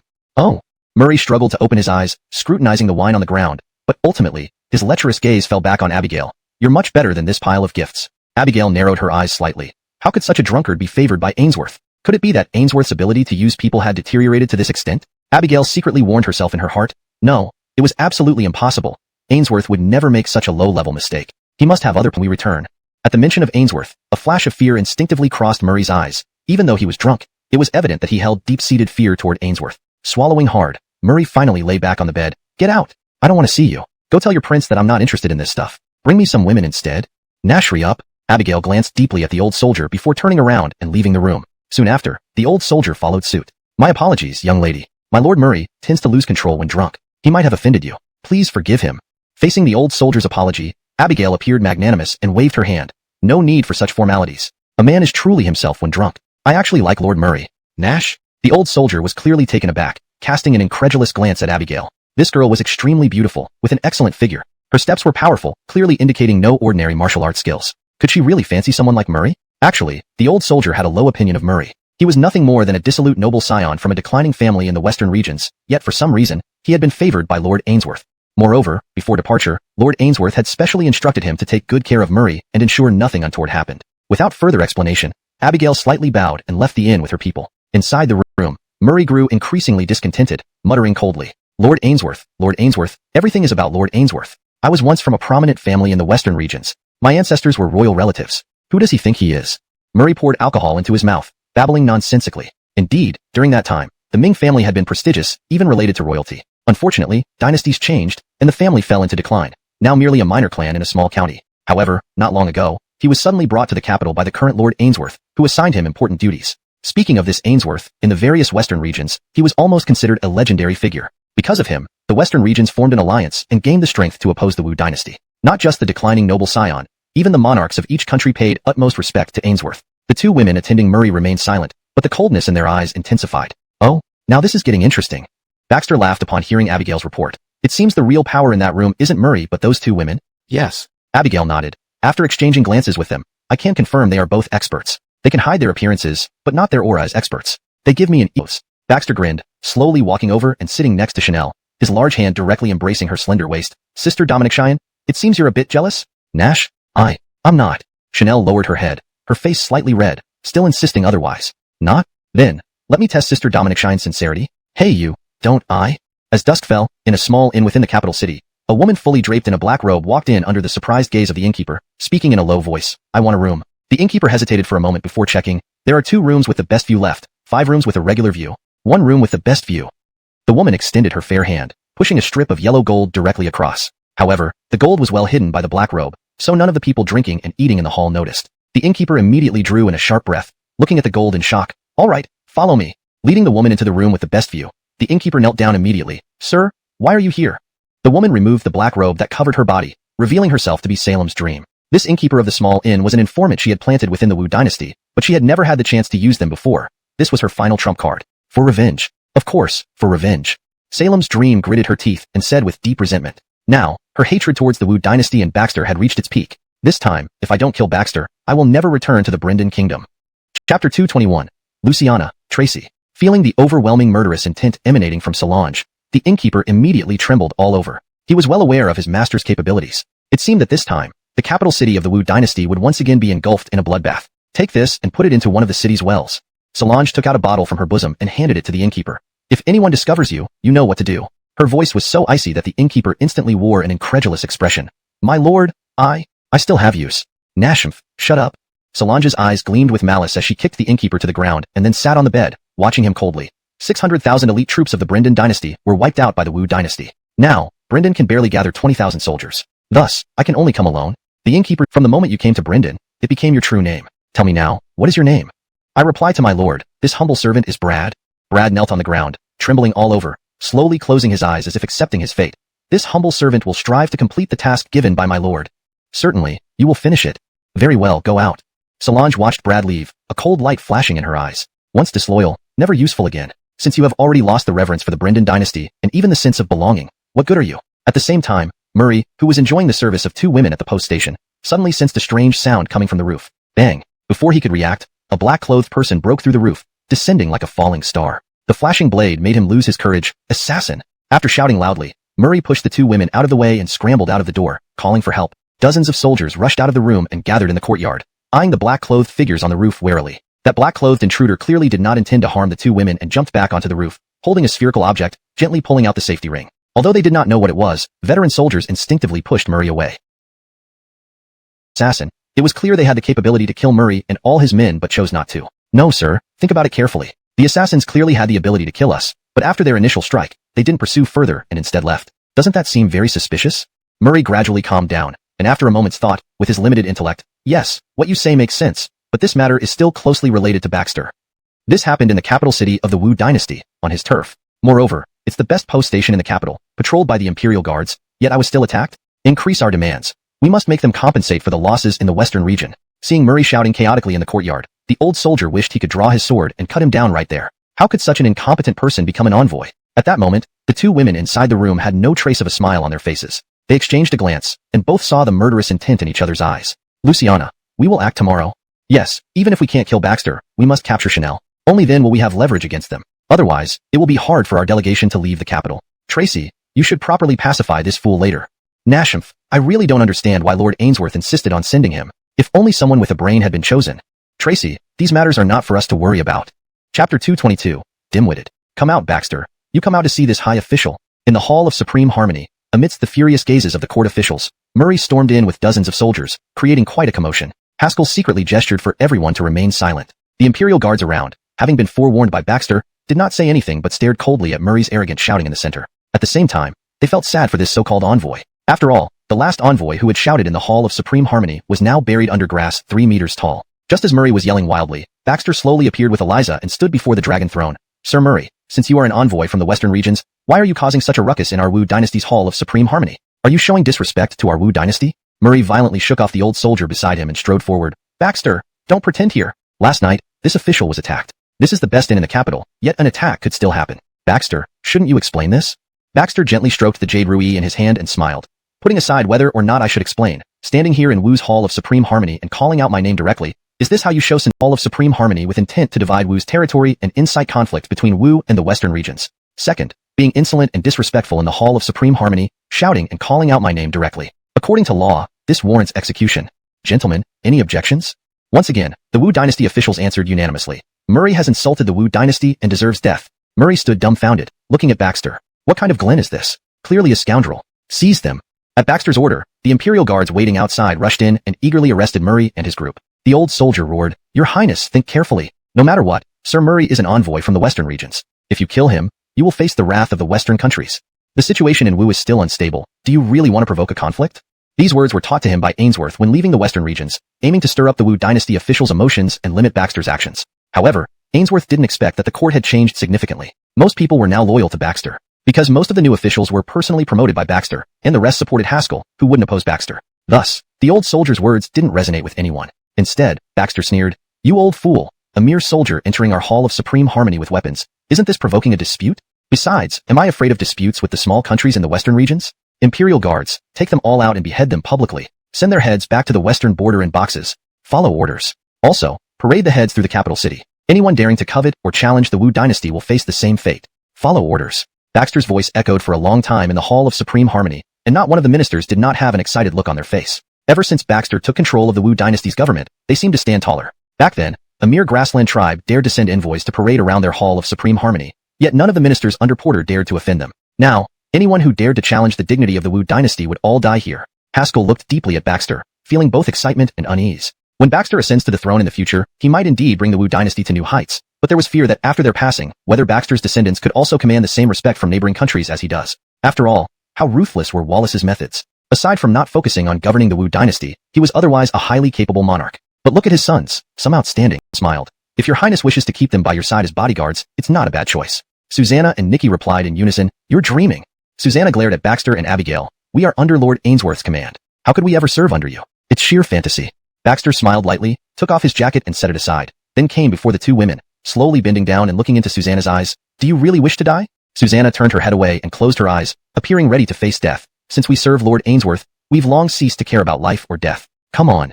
Ha, good, quite good indeed. Baxter straightened up, clapped his hands, and showed his approval of the two women's attitude, which only made him happier inside. Although Abigail said they weren't very smart, that was when their opponents were him and Abigail. If it were anyone else, Susanna and Nikki would likely have already taken their heads. Moreover, since Abigail had praised their skills, with a bit of training, they could surely become sharp weapons for him. After praising the two women, Baxter waved his hand. Miss Nangong, please untie them. Yes, your highness. The two women blinked and exchanged puzzled looks, clearly still unsure of what was happening. Not until Abigail actually untied their bonds did they fully understand. Belief. No, we can't be easily deceived. Susanna waved her hand. He's tricking us. If we leave now or attack him, we'll surely be killed by his men. Don't forget they have a deadly weapon called equality for all. We're no match for them. Big sister, what should we do?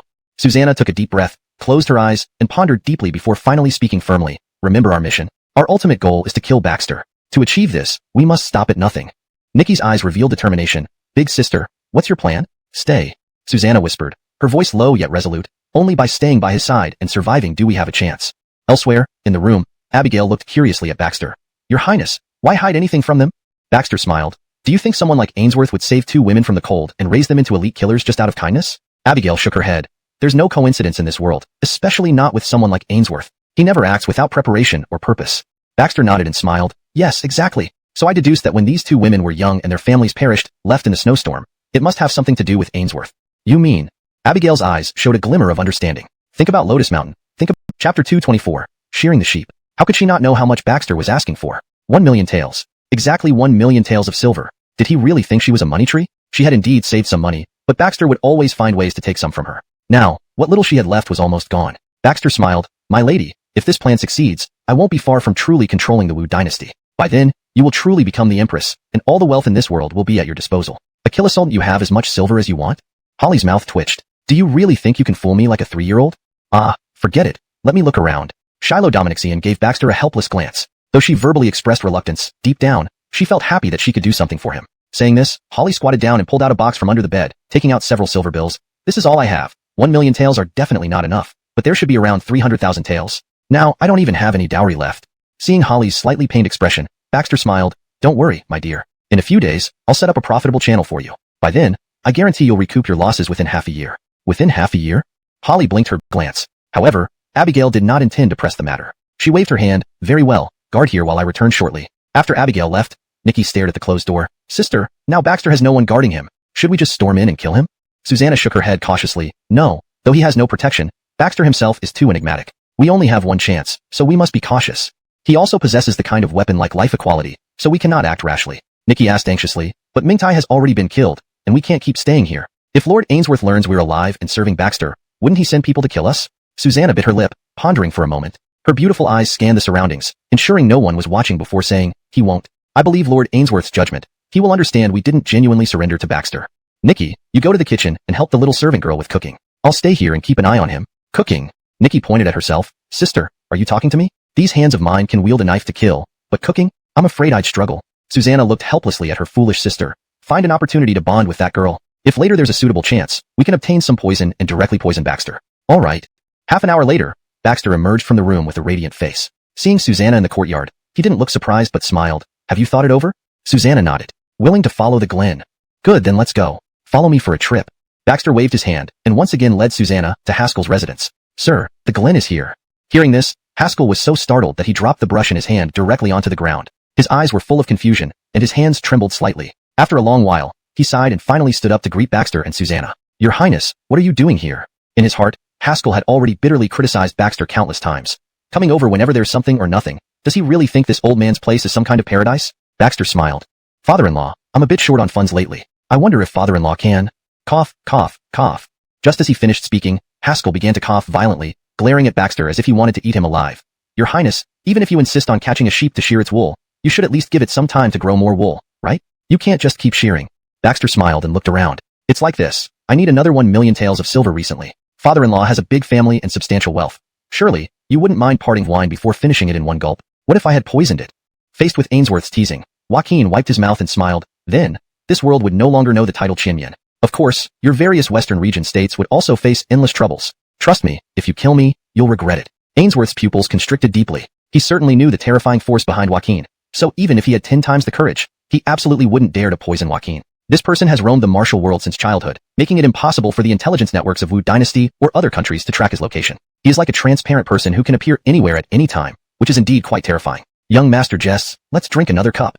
However, this time when Ainsworth offered the cup, Joaquin gently pushed it away. Ainsworth, you're not someone who enjoys making friends, so get straight to the point. Otherwise, the 3,000 taels of silver you spent will be wasted. Upon hearing this, Ainsworth's smile faltered.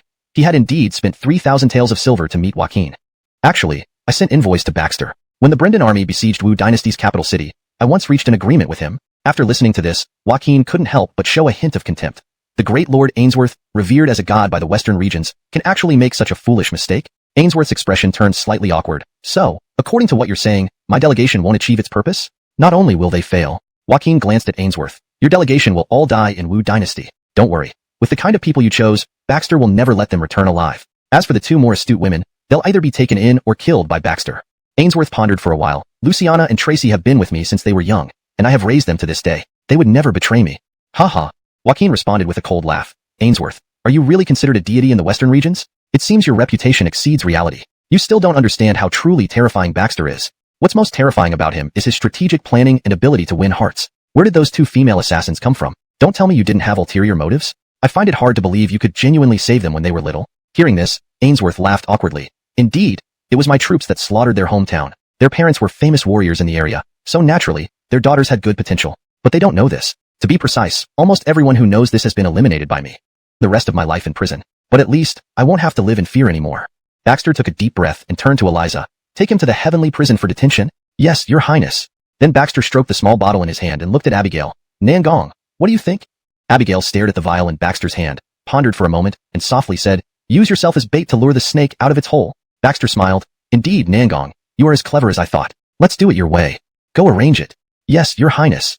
Susanna stayed close to Baxter, her eyes fixed on the little medicine vial in his hand. Poison? If this were really poison, she could save herself the trouble of concocting it herself. Whether intentional or not, Baxter casually placed the vial on a table in the courtyard and then turned back into the room. Susanna, dispose of this poison. Susanna's heart pounded with excitement, her eyes gleaming mischievously. An opportunity like this might never come again. She quickly hid the vial in her sleeve and left the courtyard. However, everything was seen by Autry on the rooftop. He held a sharp blade in his hand but made no move. This was what Baxter had instructed him to do. Watch but do not interfere. Inside the room, Adelia's belly was growing larger every day. She couldn't walk far anymore and could only stroll around inside the room and courtyard. It seems our son is ready to be born. Chapter 226, Poisoning. Adelia glanced helplessly at Baxter. How do you know it's a son? If it's a daughter, will you abandon her? Baxter laughed heartily. Impossible. Even if it's a daughter, she would still be the future empress. She is our child after all. No matter what, I love her. Nashmph. Adelia scoffed. Smooth talker.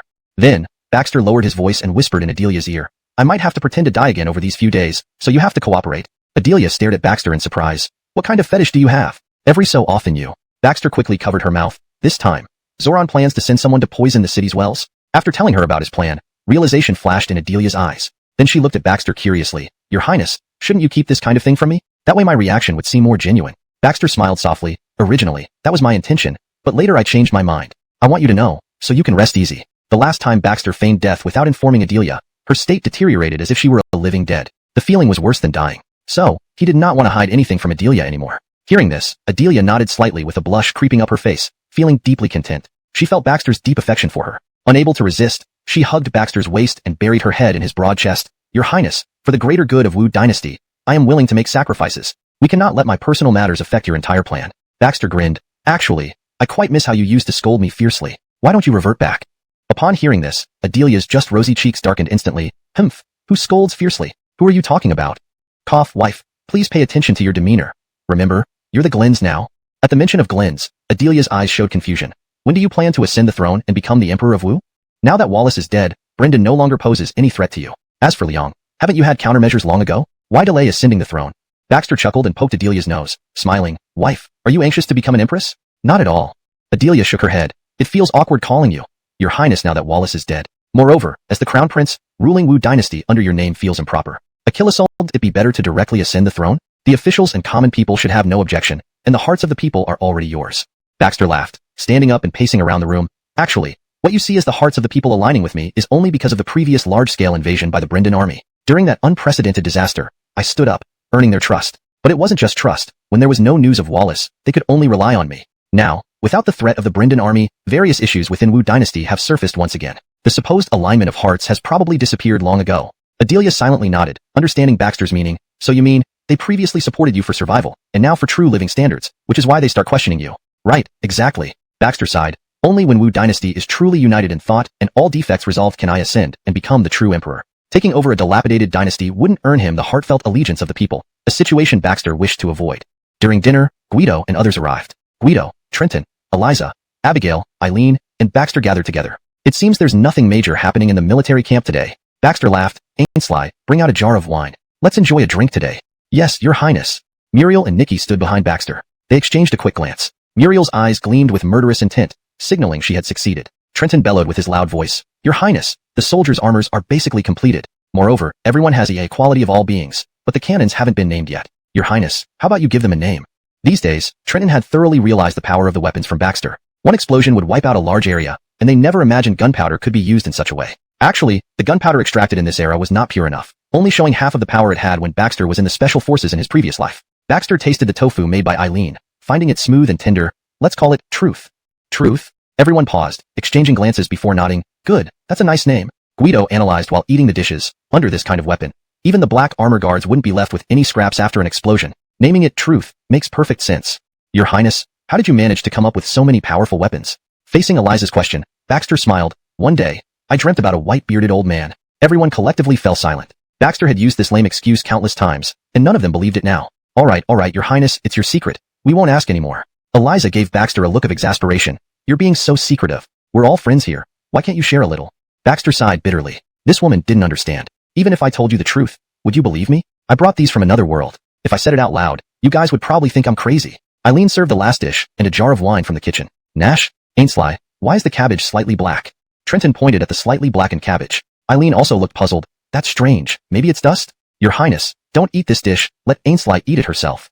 Chapter 227. Export overseas. A look of urgency flickered in Muriel's eyes. She hadn't expected the poison to turn black upon contact with the cabbage. This is terrible. If Eileen had eaten it, not only would I be exposed, but this mission would also fail. Just as Muriel was in a panic, Baxter suddenly took the plate and placed it in front of him. What's the problem? I'll eat it. Ainsley, you've worked so hard. How can I let you eat dusty food? Go get yourself something delicious. This dish is mine, and no one can take it from me. Baxter smiled while pulling the dish of cabbage closer to himself. He also kept an eye on everyone else present. He was well aware that the dish was poisoned, so he mustn't let anyone else eat it. Tears welled up in Eileen's eyes. As the master, Her Highness always cared for her servant like this. The guests fell silent for a moment before lifting their cups together. To Your Highness, we toast to you. Seeing the cheerful atmosphere in the room, Muriel and Nikki remained unmoved at first, but inexplicably exchanged glances as if some deep-seated memory stirred within them, gradually awakening. Sister, don't you feel that this scene seems familiar? Muriel nodded gently. Yes, I feel as though I've experienced something like this before. Similar joyful scenes occasionally appear in my dreams, but I can't pinpoint what they are. A sad expression flashed across Nikki's eyes. Sister, could these be memories of our parents and relatives? I only have faint recollections of them. Mentioning her hometown and parents visibly saddened Muriel, but she quickly composed herself. As Ainsworth's elite assassin, she couldn't allow emotions to compromise her mission or cloud her judgment. With that thought, Muriel hurriedly reminded her sister, Nikki, be mindful of your behavior. The keen-eyed Baxter and Abigail naturally noticed the women's unusual behavior, but did not draw attention to it. Not only that, Abigail's exceptional hearing picked up on every word the two women spoke, causing a sardonic smile to form on her lips. General Dominic, how much gold and silver remains under our control now in Fulling? Putting down his wine cup, Baxter suddenly asked. Guido hesitated slightly but then answered truthfully, Your Highness, we still have less than 30,000 taels of silver left, which should suffice for another year or two. Your Highness, actually, I have a humble request. I wonder if you might consider it? Baxter waved his hand. Speak freely. Your Highness, the money we use now comes from the savings we brought down from Mount Fulling. Once it's spent, we'll have to ask the Imperial Court for more. What if we cultivated land ourselves and grew crops or other goods, then traded them with foreign countries? A kilosold that be mutually beneficial? Eliza frowned slightly. Why sell to foreign countries? Our people of Wu Dynasty are better buyers, and it's much more convenient. Baxter smiled slightly, explaining, It's true that selling to the Wu Dynasty's people is convenient, but with so much produce, wouldn't they eventually run out of money to buy it? The total amount of silver circulating is limited. Moreover, you may not fully understand General Dominic's point. His idea is that by exporting to foreign countries, we can set the prices ourselves and determine how much profit we make. This way, there's profit to be made. After Guido and Baxter's explanation, everyone finally understood. This plan is excellent, truly excellent. I almost forgot. How many countries are currently engaged in trade with our Wu Dynasty, and how many haven't paid tribute in years? Furrowing his brow, Baxter realized he needed to speak with Haskell again. General Dominic, tomorrow, visit Lord Shiloh's residence and inquire about which countries are still trading with us. Yes, Your Highness. Gradually, the dinner party came to an end, and everyone dispersed after eating their fill. Abigail and Eliza went to rest in the backyard, while Eileen tidied up the dishes. Baxter, holding the plate of food, escorted Adelia back to their quarters. Muriel and Nikki stood guard outside the door. Nikki's eyes clearly showed a trace of impatience. Sister, why hasn't he eaten it yet? Muriel chuckled softly and whispered, Be patient, little sister. He will surely eat it.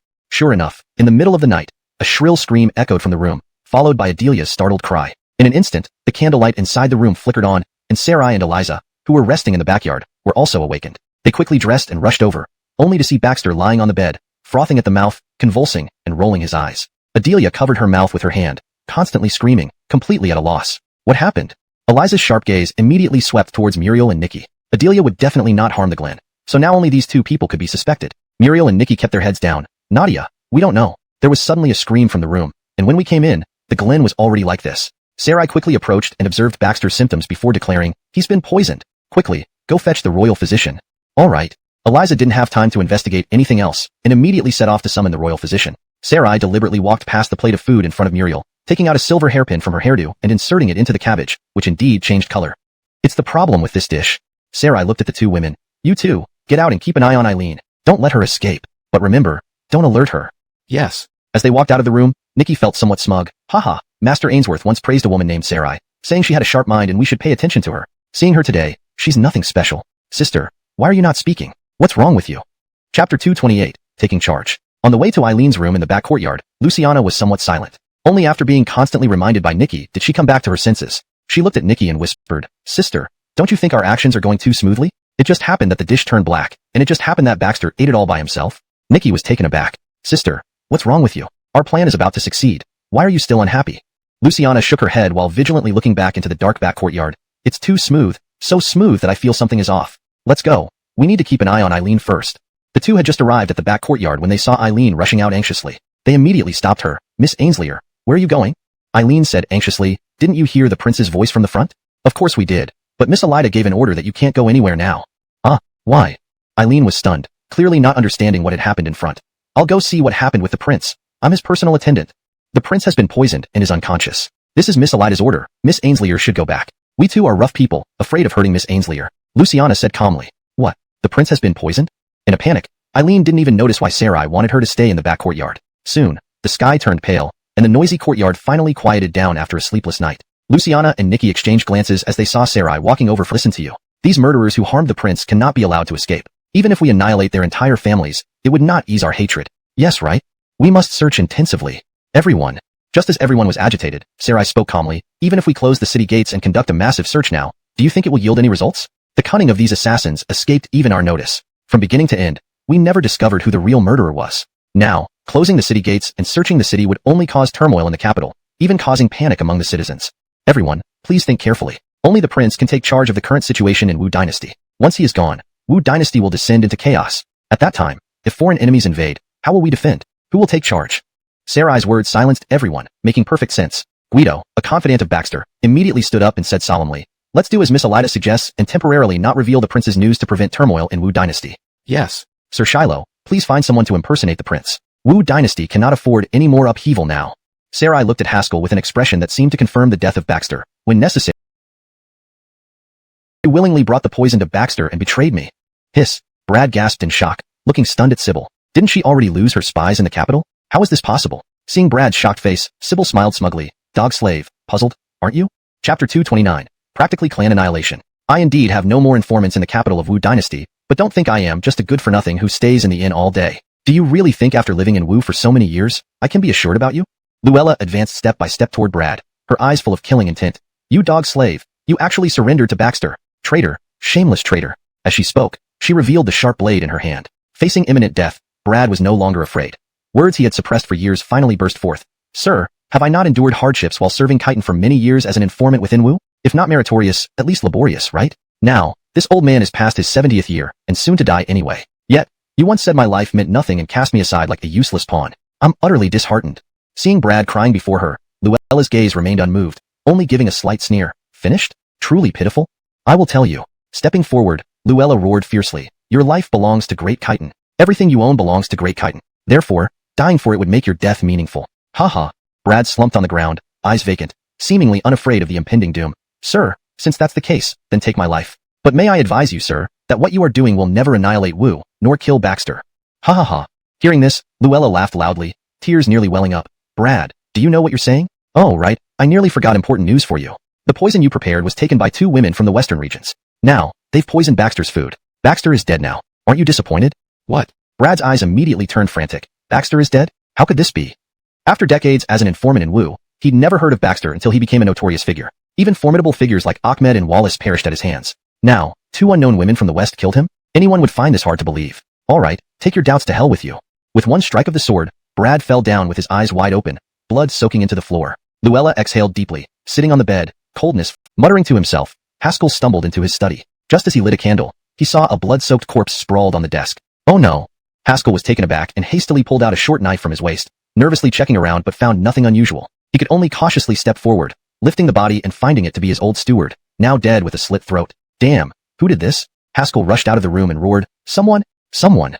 After shouting several times, there was not a single response in the vast residence, not even a bark from a dog, which made Haskell's hairs stand on end. Suddenly, as if realizing something, he leaned on his cane and quickly walked toward the hall. Upon reaching the hall, he felt something trip him, causing him to fall. His hand touched something soft. Examining it closely and under the moonlight, Haskell drew in a sharp breath. A corpse. It was another serving girl's body. Shakily lighting a candle and holding it up, Haskell saw countless bodies of servant girls and servants sprawled across the hall, all showing expressions of terror. Without exception, they were mostly killed with a single slash to the throat. After checking every corner of the residence, Haskell finally slumped to the ground in despair, looking like he had lost his soul. All dead. Everyone was dead. The entire Shiloh family, corner of her mouth. Lord Haskell, one of Baxter's trusted lieutenants, how does it feel now that your entire clan has been wiped out? Do you regret not standing by the great Brendan? Haskell gave a cold snort, his face full of disdain. Though I don't know your origins, I want you to remember this. The kingdom of Wu is not a place anyone can enter or leave as they please. As a minister of Wu, I am loyal to Wu, no matter how many rulers change. I will remain loyal only to Wu. You want to destroy Wu? It's just a pipe dream. Lord Shiloh, at this point, if you wish to live, answer my question honestly. Genevieve's eyes flashed with coldness as she raised her long sword, lightly swinging it between her fingers. I only want to know if Baxter is truly dead. Answer yes or no. Say one word more, and I'll cut you down immediately. Unexpectedly, Haskell showed no fear. Propping himself up with his cane, he wobbled to his feet. Wretched woman, you aren't fit. Even if the crown prince perished, Wu is beyond your reach. Genevieve's gaze tightened. Nashimph, preferring punishment to grace. What? My father is dead? Holly stared in disbelief at Willie who entered, shock evident in her eyes. When did this happen? Willie bowed his head slightly, feeling guilty. Empress consort, early this morning, the royal guards found Lord Shiloh's head hanging high at the gate of the Shiloh residence. Upon entering, they discovered all members of the Shiloh family dead. Even the 3-year-old child spared not. A complete extermination. Bang! The bowl in Holly's hand shattered on the floor, her vision went dark, and she fainted right there, fortunately caught by Eliza. Trenton, with his explosive temper, angrily shouted, Damn it! Who dared to carry out such atrocities in secret? Raise an army, and let's search for the killer in the city together. Guido immediately stopped him. Younger brother, watch your words, don't shout loudly. Elder brother, the Glen was just poisoned to death by villains. Now Empress Consort's clan has been wiped out. Isn't this a challenge to us? Trenton, stubborn and righteous, his eyes filled with bloodshot. His Highness saved our lives, and the Empress Consort was kind-hearted. They've been harmed, and we stand here doing nothing? Elder brother, stop talking. I'll lead the troops and thoroughly investigate Empress Consort's residence, perhaps finding some clues. Seeing Trenton rush out, Guido sighed helplessly. Miss Nangong, I will go check it out. Please take care of Empress Consort here. Abigail nodded. She hadn't expected such a tragedy would happen overnight. A clan exterminated within the capital. How terrifying was that? Just then, Autry jumped down from the rooftop, his expression somber. I saw what happened last night. What? Abigail was startled. her eyes flashing with. Abigail could do nothing about this and could only shake Holly in her arms. Empress consort, wake up. After a long while, Holly finally woke up from her faint, but still couldn't believe what had happened. My father. Is my father really dead? Murdong, Shiloh, and Guido had returned and stood nearby, their faces filled with heaviness and sorrow, barely able to meet Holly's eyes. As the most capable subordinates of Baxter, they had allowed villains to commit atrocities in the capital, killing the crown prince, and now massacring the Empress consort's family. Abigail waved her hand. Seal off the Shiloh residence. I'll go check tonight. Also, spread the news that the killer of the Shiloh family has been punished. Make sure not to cause panic in the capital. Yes. Unconsciously, Guido and the others already regarded Abigail as their pillar. When Baxter was absent, they naturally followed Abigail's orders. Empress consort, rest for a while. I will go talk to His Highness. Descending through the secret passage to the underground, Abigail looked at Baxter, who was deep in thought facing the wall, and whispered, Your Highness, something has happened? Baxter, who was observing a map, felt his heart race upon hearing this. The brush in his hand dropped, and he turned to look at Abigail. What happened? Chapter 231. The Gembian stream in. For a moment, Abigail did not dare to look Baxter in the eye. She stood silently in one place for a long time, tightly gripping the corners of her clothes with both hands, biting her lip, her face filled with hesitation, and tears constantly welling up in her eyes. Baxter finally realized something was wrong. How could the usual Abigail be like this? Miss Nangong, tell me quickly, what exactly happened? Baxter stood up, came in front of Abigail, frowned, and asked anxiously. The Shiloh family has been completely wiped out. Minister Haskell's head was cut off and hung outside his residence. The Glens fainted twice. What? A thunderclap seemed to explode in Baxter's mind. With a boom, he staggered back a few steps, his eyes full of shock. Who would dare to act so boldly in the capital? Could it be killers from the western regions? Abigail shook her head. No. Autry said he witnessed the whole process, but did not interfere. Upon hearing this, Baxter quickly calmed down but was unsurprised. We don't need to blame Autry for this matter. He merely followed Miss Kiera's orders. In other words, he is just a tool in my hands and would never do anything unnecessary. Abigail still bit her lips guiltily and said heavily, Your Highness, it's all my fault, all my fault. I am responsible for constructing the intelligence network of the Wu Dynasty, yet I didn't catch any hint of that person in the capital. Speaking, Abigail couldn't help but shed tears. Baxter gently patted Abigail's shoulder. Miss Nangong, you shouldn't feel so bad. Since things have already happened, if we get lost in sorrow, we'll give the enemy an opportunity to crush us. Now, we must stay strong and not give them a chance to exploit our weaknesses. Miss Nangong, have your people found any clues in the capital? Abigail shook her head. No, my people reported no trace of that person at all. Perhaps, we can ask Autry. I remember. Baxter suddenly said, a cold glint flashing in his eyes. I might already know who she is. Who? Haven't you forgotten Brad who surrendered to us earlier? I had Nadia send him back to confuse the enemy. Arabella. Baxter gritted his teeth and said, this person who once controlled Atabeo Haroun. When the Brendan army besieged the city with 600,000 troops, she wasn't in Wu, but now she has resurfaced. I thought she wouldn't dare to make any big moves, but who would have thought she would welcome us with such a gift? Abigail, being very intelligent, immediately understood Baxter's meaning. Your Highness, by your logic, Arabella has probably discovered Brad's unreliability, and perhaps Brad is dead now. Moreover, she went to the Shiloh family partly to find out if you were still alive. Autry, you stay close to Miss Nangong. Do not act unless necessary, but you must ensure Saralaming is captured alive. Yes. Autry was a sharp blade in his hand, yet he ultimately belonged to Kiera, not himself. Hold on. Just as the two were about to leave, Baxter called out, Autry, can you tell me where Miss Kiera is? He had already sent people to inquire, and it turned out that the Snow Moon Tower had vanished without a trace. Her subordinates had disappeared as well. It couldn't be destroyed. It had likely gone underground. Autry turned around. Miss Kiera is no longer in the Wu Dynasty. She has gone to the Brendan Kingdom. After saying this, Autry followed Abigail out. He knew nothing more. Brendan Kingdom. Baxter frowned. This was a country separated from the Wu Dynasty by a vast sea. Even within the Wu Dynasty, no one could draw a map of the Brendan Kingdom. If there was someone who could, it would be Joaquin. Joaquin, what an interesting fellow. Perhaps, it's time for us to meet. Before long, Abigail led 300 fulling soldiers, with Guido and Trenton standing beside her. They all entered the Gembian stream in together. The innkeeper was a gorgeously dressed woman who immediately approached them. Oh, gentlemen, how dare you come here and brandish your weapons in my small inn? Abigail had no mood for nonsense. Immediately, have everyone in the inn lock their doors and windows and stay inside. No one is allowed to come out randomly. Those in the hall should squat down, under the pressure from Abigail and others, not daring to move. Bang bang bang. Soon, noises came from upstairs, including gunfire. Abigail didn't dare to be careless and rushed upstairs as well. However, what she saw was chaos on the floor. Guido and Trenton pointed at the hole in the roof, saying solemnly, Up there. Up there? Abigail was slightly taken aback. There were no casualties among the fulling army soldiers, but they hadn't managed to catch Sybil, which surprised her. But soon, with sounds of fighting coming from above the roof, Abigail couldn't think much more. She stepped on Trenton's shoulder and leaped directly onto the roof. Trenton looked at the roof in confusion and then at his shoulder. Be big brother. With this distance and height, how did Miss Nangong get up there? How? Guido glanced at him speechlessly. Your skills? Miss Nangong could beat you 10 times easily. At the same time, on the rooftop, Christian Wolf and Abigail teamed up to attack Sybil. Despite being highly skilled, Sybil found it hard to fight against two opponents and finally fell. Sybil's icy eyes fixed firmly on the two people. Her hands, hidden under the black cloak, trembled lightly, continuously bleeding. clearly indicating serious injuries she had just sustained. You two have quite a good nose. To find me here? Abigail gave a cold snort. Used to come back to certain death.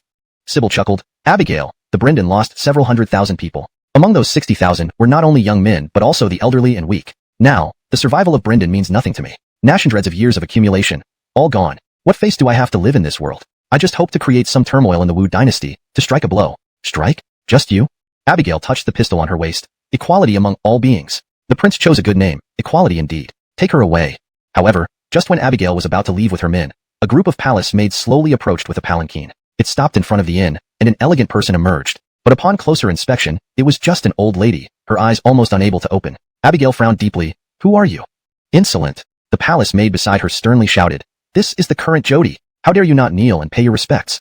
With that, the surrounding palace maids all drew their swords from their waists, and a chilling aura spread over them. The citizens on the street were intimidated by this killing intent and retreated back into their houses. Abigail watched the nearly lifeless old lady with a furrowed brow, a trace of caution flashing in her eyes. She had never heard of such an Jody existing in the court before. Even when the Wu Dynasty was close to its end, this Jody did not appear, seemingly appearing out of nowhere now. Christian Wolf immediately stood beside Abigail and whispered, this person is not simple. Abigail also tensed up. She naturally noticed the complexity of this Jody, as well as the fact that these palace maids around her were all top-notch experts. Although there were only 30 or 50 people, if the fulling army did not have the weapons provided by Baxter, 5,000 men would likely have suffered heavy casualties at their hands.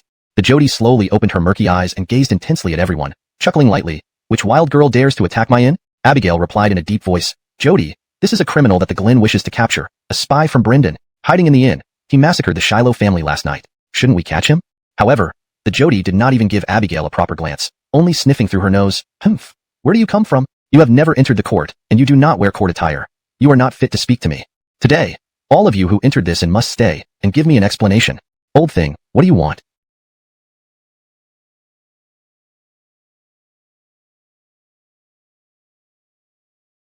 Chapter 233. Overbearing Aura. The hot-tempered Trenton immediately roared, drawing his sword from his waist and charging forward.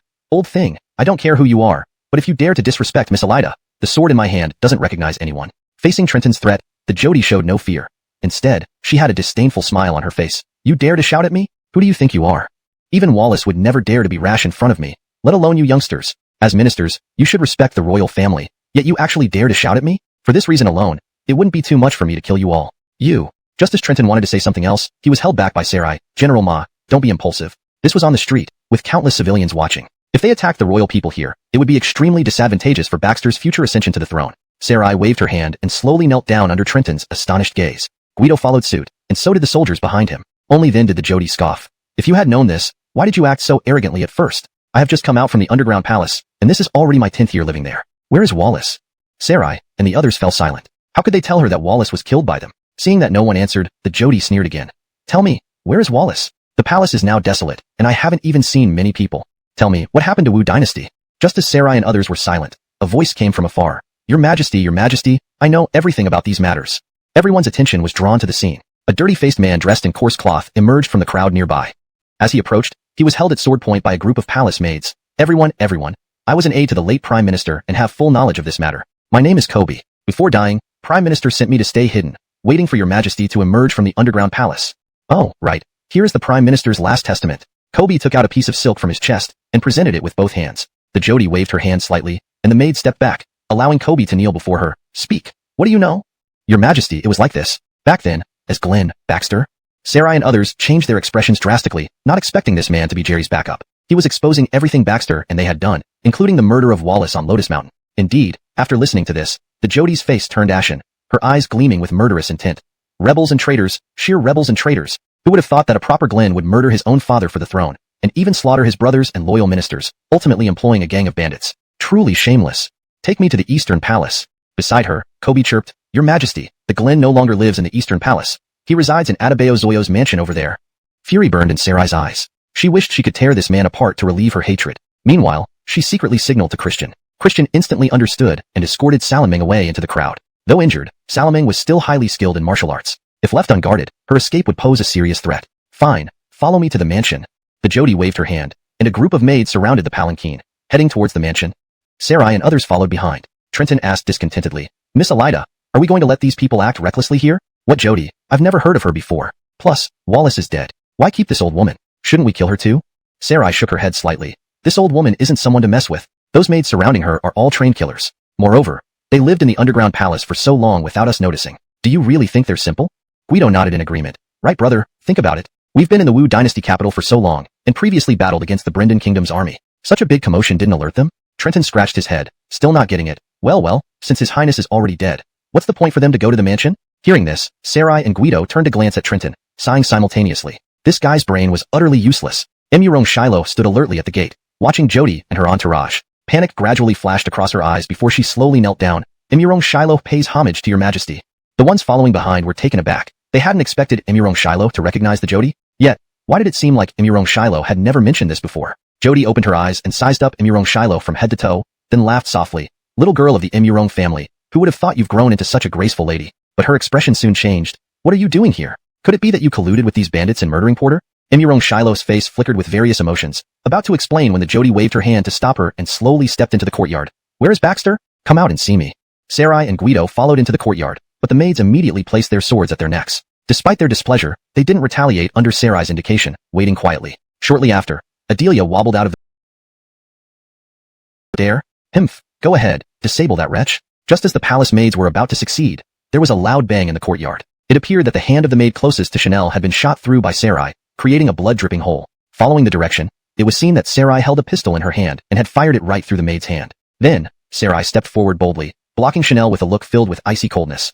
Since Her Majesty the Jody insists on being unreasonable and labels us as mountain bandits, then fine. I'll act like a mountain bandit for once. Today, right here, who dares to step forward? Guido and Erwin immediately rushed forward, drawing their swords. The atmosphere in the courtyard instantly became tense, much like when Baxter initially prevented Sarai from becoming an official due to such considerations. The Jody sneered coldly. Lucas is truly incompetent, allowing his own sons to usurp his kingdom. To think that such a gang of bandits has emerged in this country. Nashimf, daring to wield weapons against me in the capital city? Immediately issue orders to the Imperial Guards and the Royal Bodyguards to completely annihilate them. Yes. The Jody looked confidently victorious, smugly triumphant. But suddenly a deep voice sounded from the room. Jody sure has great power, but alas, today's Wu Dynasty is not the same as before. Change the Crown Prince. The Jody's voice was firm and authoritative. Unfortunately, to Baxter's ears, it was rather laughable. He was originally not from this era and therefore not bound by its norms and proprieties. The authority of the Jody posed no threat to him at all. Baxter laughed lightly. Old woman, are you still dreaming? How many years have you lived in the underground palace? I advise you to return to it, living out your days peacefully instead of coming out here only to end up meeting your demise by the blade. Are you threatening me? The Jody was enraged, her body trembling slightly as she pointed at Baxter, her lips quivering. Well, I am after all your elder. Is this how you speak to me? Baxter replied coldly, Jody, I have already said, the Wu Dynasty is not what it used to be. Lucas, for his selfish desires, abandoned the entire Wu Dynasty. Later, during the invasion of the 60,000 Brendan troops, I led the soldiers in defense, protecting our country. I asked Jody, where were you at that time? Where was Lucas? You two, wanting to be the rulers of the Wu Dynasty, are undeserving. With fueling army soldiers guarding outside his courtyard, Baxter spoke without restraint. Jody, underground palace, don't come out to cause trouble anymore. The Wu Dynasty has changed, and stay away from Ebenezer's people. Hearing this, the Jody's face turned pale, and she stumbled back 3 steps, looking at Baxter in shock and disbelief. Why you? What are you saying? The Jody never imagined that Baxter would connect her with Ebenezer. Baxter smiled gently. Am I right? Chapter 235, Evading Ebenezer. At this moment, the Jody's face was filled with panic, slowly retreating as she looked at Baxter in shock. No, how did you know? Baxter smiled gently. Your Majesty, it doesn't matter how I knew. What matters is, why would you risk your frail body to gamble on an uncertain future? The Jody fell silent immediately, looking at Baxter without a word for a long time. Finally, she waved her hand, returned to the palace. Watching everyone leave, Abigail was somewhat puzzled. Your Highness, how did you know she was connected to Ebenezer? Baxter watched the Jody and her entourage depart, a flash of surprise in his eyes. Back then, Edge told me that the Gene lineage has a particular talent for divination. Just now, I found 3 copper coins used specifically for divination in the Jody's hand, so I concluded she had ties to Ebenezer. And have any of you, who have lived in the Wu Dynasty for countless years, ever heard of an underground palace? Everyone shook their heads, except Eliza, who seemed to recall something. Your Highness, I remember a story my father told me when I was young. Shoo. Baxter suddenly put his finger to his lips, making a gesture for silence. He looked around and then waved his hand, leading everyone inside. Your Highness, this is your residence. Is there really someone here eavesdropping? Our soldiers are all around us, Trenton said casually, but received a sharp blow from Guido on the back of his head. Baxter turned to Eliza. Nadia, please continue. Eliza's eyes took on a look of reminiscence. That year, I was about 5 years old. My father held office in the capital and was a great general guarding the borders. I remember he brought me to see a woman whom he called Jody. It should be the same person we just saw. But back then, she wasn't as aged as now. After that, my father's health began to decline, and he told me never to be alone with the Jody, or else my vitality would be stolen.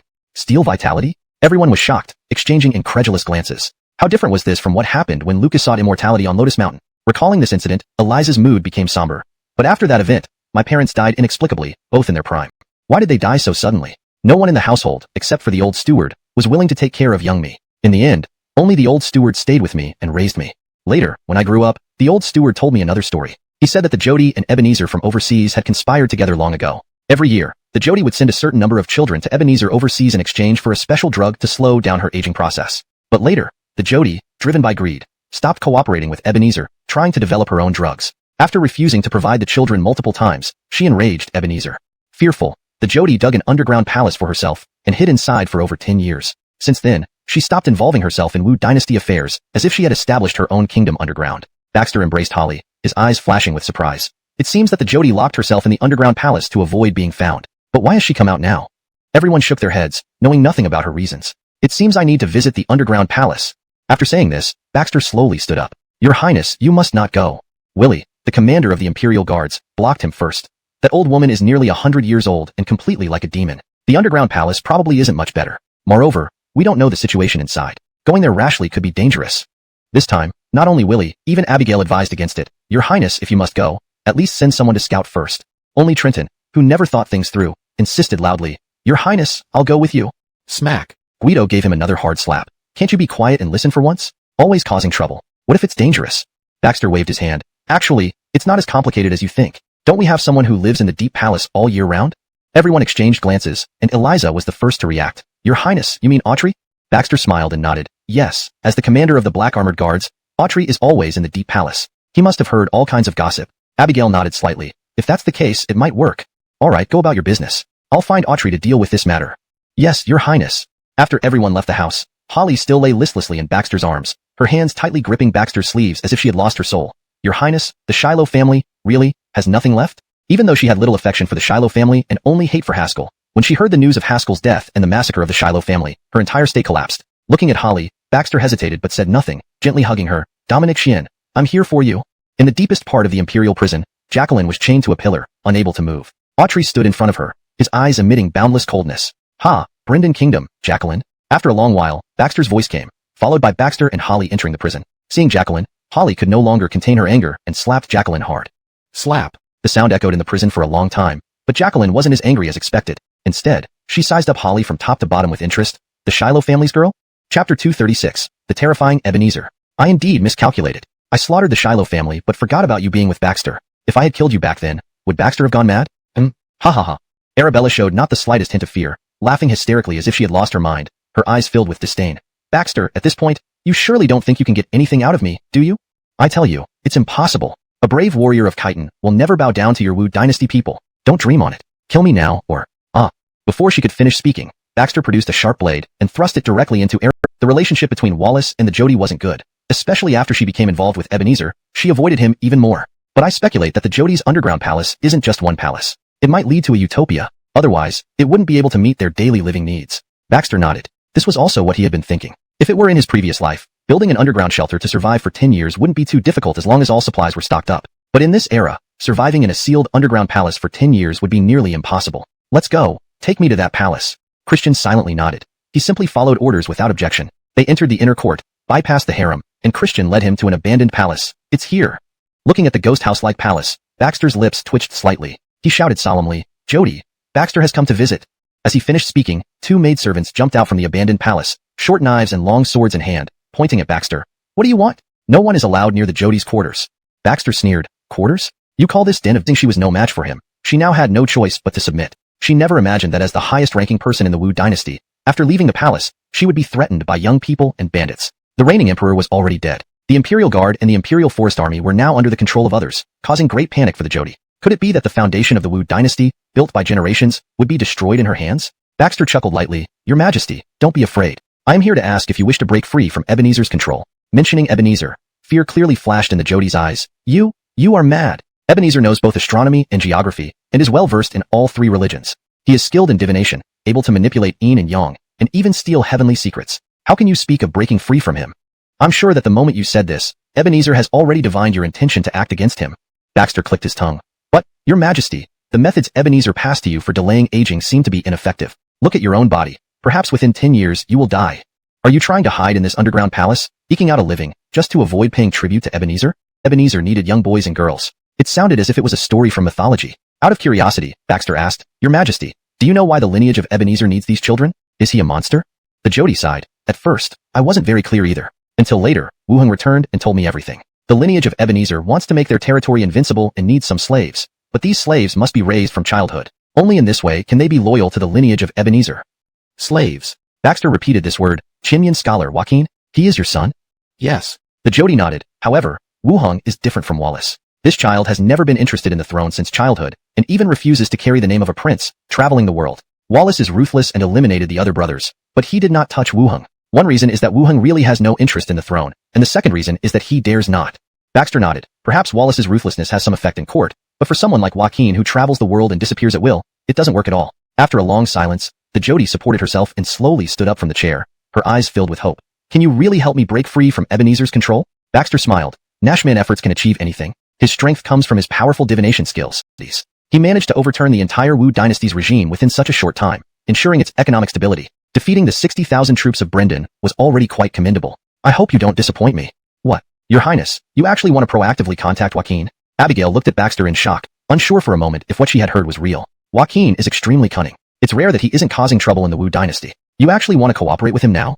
Baxter shook his head and said helplessly, We know very little about Ebenezer right now. If we want to truly eliminate the lineage of Ebenezer, we must rely on the power of Joaquin. But, isn't he friends with the lineage of Ebenezer? How could he possibly help us? Abigail's beautiful eyes revealed her confusion. Ha, in this world, there are no true friends, nor true enemies, only eternal interests exist. As long as we offer enough conditions to Joaquin, I believe he will be tempted. Baxter waved his hand. Let's do it this way. Yes, Your Highness. At this point, Abigail naturally wouldn't go against Baxter's wishes. After bowing, she walked out toward the outside. Baxter patted Adelia, who was sound asleep, as if recalling something, then walked out of the door, heading toward the backyard. Angrily, her eyes burning with fury. Lord Ainsworth has treated us like a second parent. How can he be the murderer? Baxter, don't slander us. No matter how eloquent you become, we will not believe you. Do you not believe? Baxter took out a scroll of cloth from his bosom and handed it to Muriel, then untied the ropes on her body. Take a look yourself. This is information I had someone bring back from the western regions. The handwriting on this scroll is undoubtedly Lord Ainsworth's, and I'm sure you can recognize it yourselves. Muriel and Nikki looked at the contents of the cloth, their expressions changing wildly. Eventually, they exchanged glances, mouths slightly open, almost unable to believe what they saw. However, the handwriting was indeed Ainsworth's, and the seal belonged exclusively to him. This detail could hardly be forged. I understand that this is hard to accept, and I won't force you to accept everything immediately. Baxter stood up. From now on, you are truly free. If you wish to stay, you can come to me. If you want to leave, you may do so right now. But, I advise you not to seek revenge right away. Baxter suddenly turned around as he walked to the door, saying, Because seeking revenge on Ainsworth with just the two of you is like smashing eggs against a rock. After saying that, Baxter left the hut in large strides.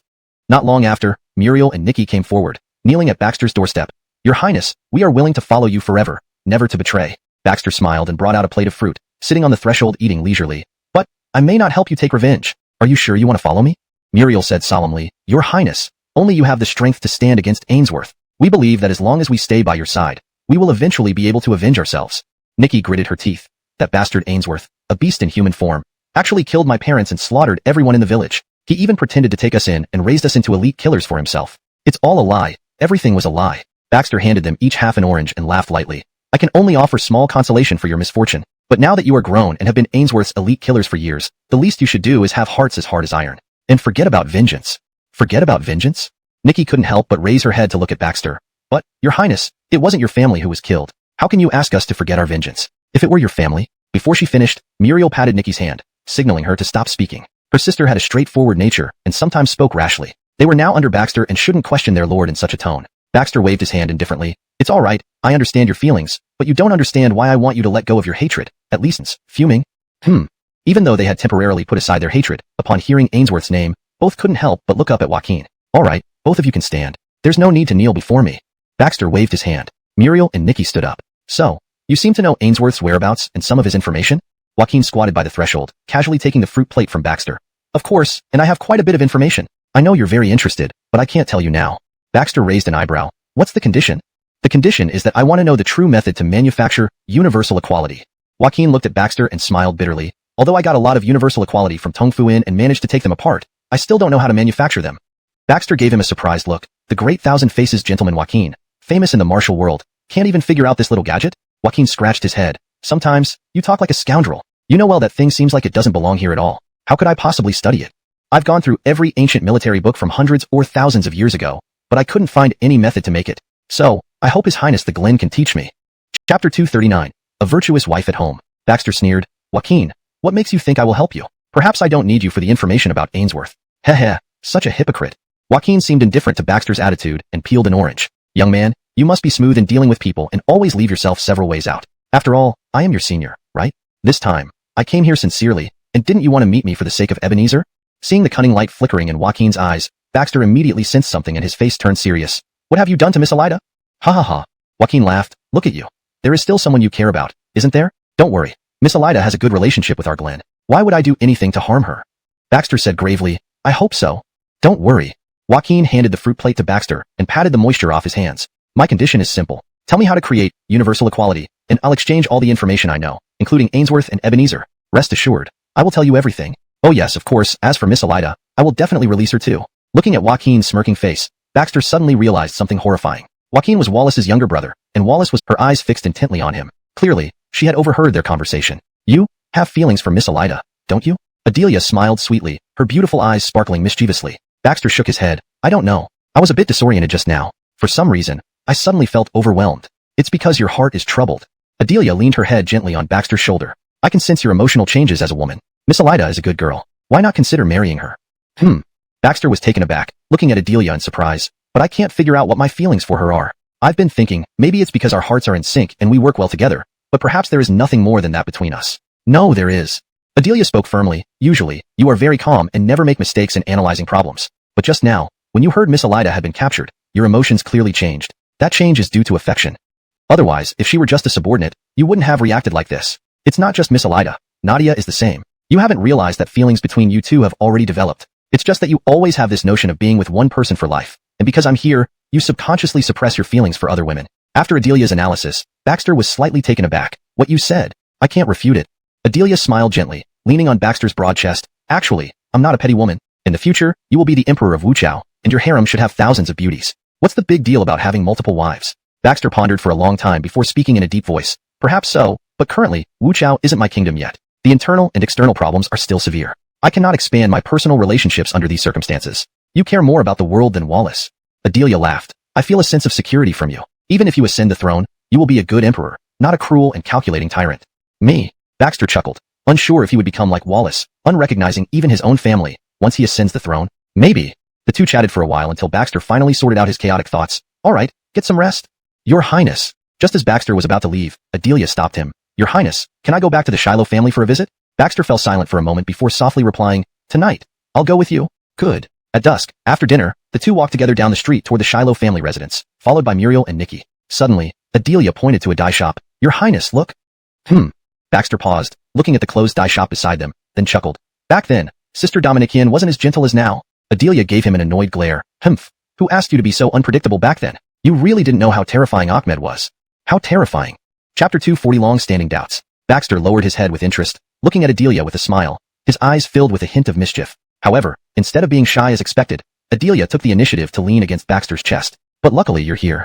Adelia's eyes became dreamy as she gradually recalled the days when she was under the control of Ahmed, living in constant fear almost every day. Moreover, she had to hide the fact that her so-called prince was fake to obtain the position of crown princess, and the Shiloh family wasn't particularly fond of her either. In short, those days were an incredibly dark period for her until Baxter appeared, like a ray of light illuminating her whole dark life. It was Baxter who slowly pulled her out of suffering. He freed her from Ahmed's control, secured her position as the crown princess, and even, despite holding supreme power, never thought about replacing her. By the way, Your Highness, there's something I want to ask. Although I shouldn't meddle, but... Adelia gently raised her head to look at Baxter. Dominikian, do we still need such formalities between us? Baxter lovingly stroked Adelia's hair and smiled. Joaquin is not someone you can cooperate with. He's very dangerous, like a perilous fox. I'm afraid if you have too much contact with him, he might eventually turn around and bite you. Baxter smiled faintly and gently patted Adelia's back. If you've thought of it, how could I not? But now, I indeed need his information and news.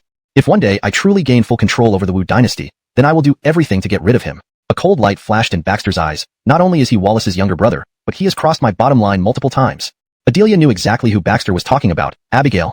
Calling her extraordinary wouldn't be an exaggeration. As a bandit from Jilong Mountain, she managed to keep the remaining members alive under government persecution all by herself. Eventually, she built an intelligence network covering the entire Wu Dynasty and became one of Baxter's capable assistants. Of course, Adelia didn't feel jealous since Abigail had done a lot for Baxter and deserved his heart. We've arrived. During their conversation, the two had already reached the Shiloh family mansion. There were still faint bloodstains on the gates of the Shiloh residence. Adelia took a deep breath and clung tightly to Baxter. Your Highness, don't worry, I'm here.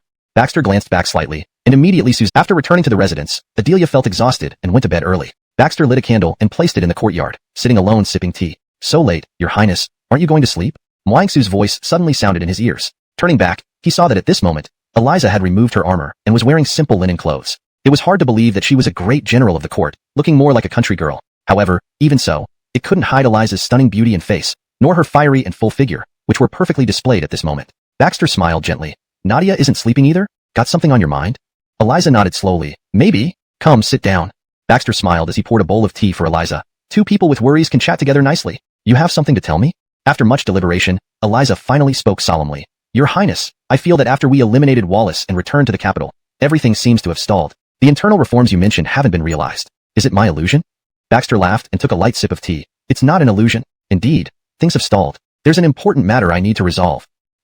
Please enlighten me, Your Highness. Do you remember in the western regions, there's a commander Zhang Galinyan, who commands 60,000 elite troops of the Wu Dynasty? Baxter said softly with a smile. These 60,000 troops are my last Yin Huan, hidden concern. With only half a token in hand, I cannot fully control them. Moreover, I've had a lingering doubt for a long time. Baxter frowned and spoke out the doubts that had troubled him for a long time. Ahmed, Wallace, they were all extremely shrewd. Did they really die? What? Hearing these words, Eliza was instantly shocked as if doused with a bucket of cold water, thoroughly chilled to the bone. She stared at Baxter with wide eyes. Your Highness, what do you mean by that? Chapter 241. Perhaps they didn't die. Back then, Ahmed died in the collapsed palace, and that person looked extremely similar to Baxter. Moreover, Lucas died right before their eyes. How could this be false? Alina slightly opened her mouth, frowned, and looked at Baxter. She wrapped herself tighter in her clothes, as if there was a thick sense of hostility amidst the cold wind. Baxter smiled bitterly. I've been thinking of two possibilities. The first one is that they really did die, and Joaquin is someone who has no concept of the throne or kinship. The second possibility is that Lucas never died. So, Joaquin acts indifferently and even dares to move freely in. Your Highness, you've thought of things I've never considered. So how do you plan to deal with them? Suppose they are alive. Baxter smiled faintly. I'm waiting. I haven't made any moves because I'm waiting. I'm waiting for them to appear, to act. Believe me, if they're alive, they won't allow me to do much in Wuchao. Because once I root myself in Wuchao, abandoning the old system and establishing a new one truly belonging to me, the people's hearts will start to change. By then, it will be too late for them to make a move. Alina hesitated. But Your Highness, even if we wait, there should be a time frame. We cannot wait endlessly, otherwise, the threats from all sides and the real livelihood of the people. After all, Baxter hasn't attended court sessions for a long time. The current official affairs are mainly handled by the officials of the 6 ministries. Not in a hurry. In a few days, if I can resolve the issues with Ainsworth and the Adebayo of Jean, I might consider dealing with the economic problems of Wuchao. Baxter finished the remaining tea in one gulp, placed the cup on the table, and breathed a sigh of relief. Now in Wuchao, citizens are forbidden to trade overseas. I want to lift this restriction. Alina was slightly surprised. Your Highness, you are going to lift the maritime ban? But it has been in place for over a century because a great man like Ainsworth from the western regions, whom people regard as a god, would end up like this just to sneak into Wuchao? Ainsworth tore off the mask on his face, went to a wine jar, picked it up, and drank heartily. Sigh, under the governance of Baxter, there are many more scouts and spies in Wuchao. The moment I entered the border of Wuchao, I nearly got caught. Edge smiled. Those scouts and spies were not arranged by Baxter, but by this young lady Sarai. Saying this, he pointed at Sarai, who was tied up tightly in the corner not far away. Seeing Sarai, Ainsworth sneered immediately. You have a real knack for intelligence work. How about joining me? I can assure you a life of luxury and splendor. Sarai spat. Ainsworth, your head will eventually be cut off by His Highness. Ha, threatening me. Ainsworth said disdainfully. What I fear the least is threats. Baxter's abilities cannot even fully cover Wuchao. Moreover, all he has under him are people who can lead armies in battle. As for people who can work covertly, he is quite lacking. Just because of this point, he will never match me. Ainsworth slowly walked up to Sarai, extended a finger to gently lift her chin, and smiled slyly. Little beauty, if you submit to me, I guarantee that after conquering the entire Wuchao, I will make you my empress. How does that sound? If you're unwilling, armor guard. He also served Shilohai Yulu under Kiera. Gallant in terms of skills and stealth, he's a top-notch expert, perhaps even on par with me. Edge picked up the wine jar and poured himself another bowl, smiling. Mr. Ainsworth, when you were in the Western Galanter, perhaps no one noticed you. But once you entered the capital, there's no way you could escape Autry's eyes. Ainsworth narrowed his eyes, full of disbelief. Is that true? Is this Autry really that formidable? Edge nodded. Even I am under his surveillance. What do you think? Whoa.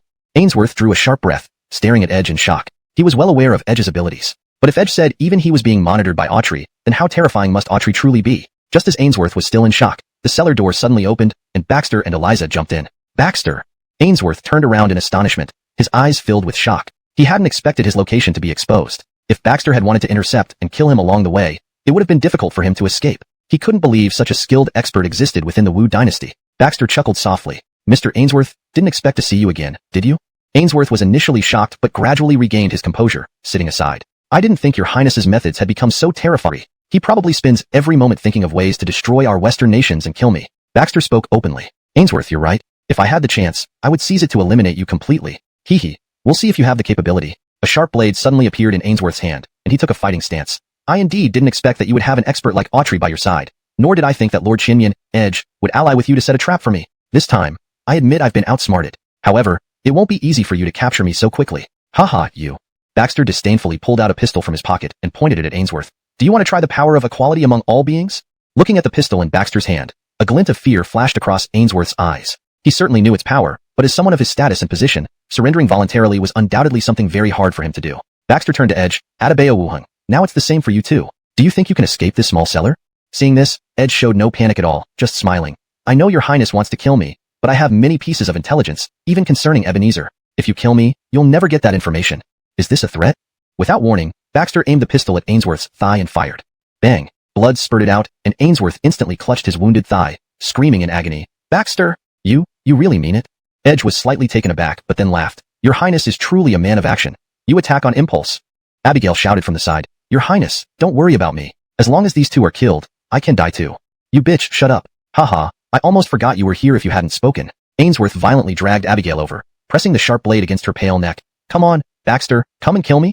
Muyong Shiloh abruptly stood up. Ainsworth, are you even a man? Chapter 243, Main Lineage and Collateral Lineage. Ainsworth felt the intense pain from his thigh, his face already distorted with agony as he enunciated each word. Baxter, because of you, do you know how many elite forces and assassins in the Western regions have been lost? But not only did you kill the envoys of the Western regions, you also left behind Crimson Moon and Tracy. You've caused my credibility to plummet drastically in the eyes of the monarchs of the Western region countries. All this is because of you. Everything is because of you.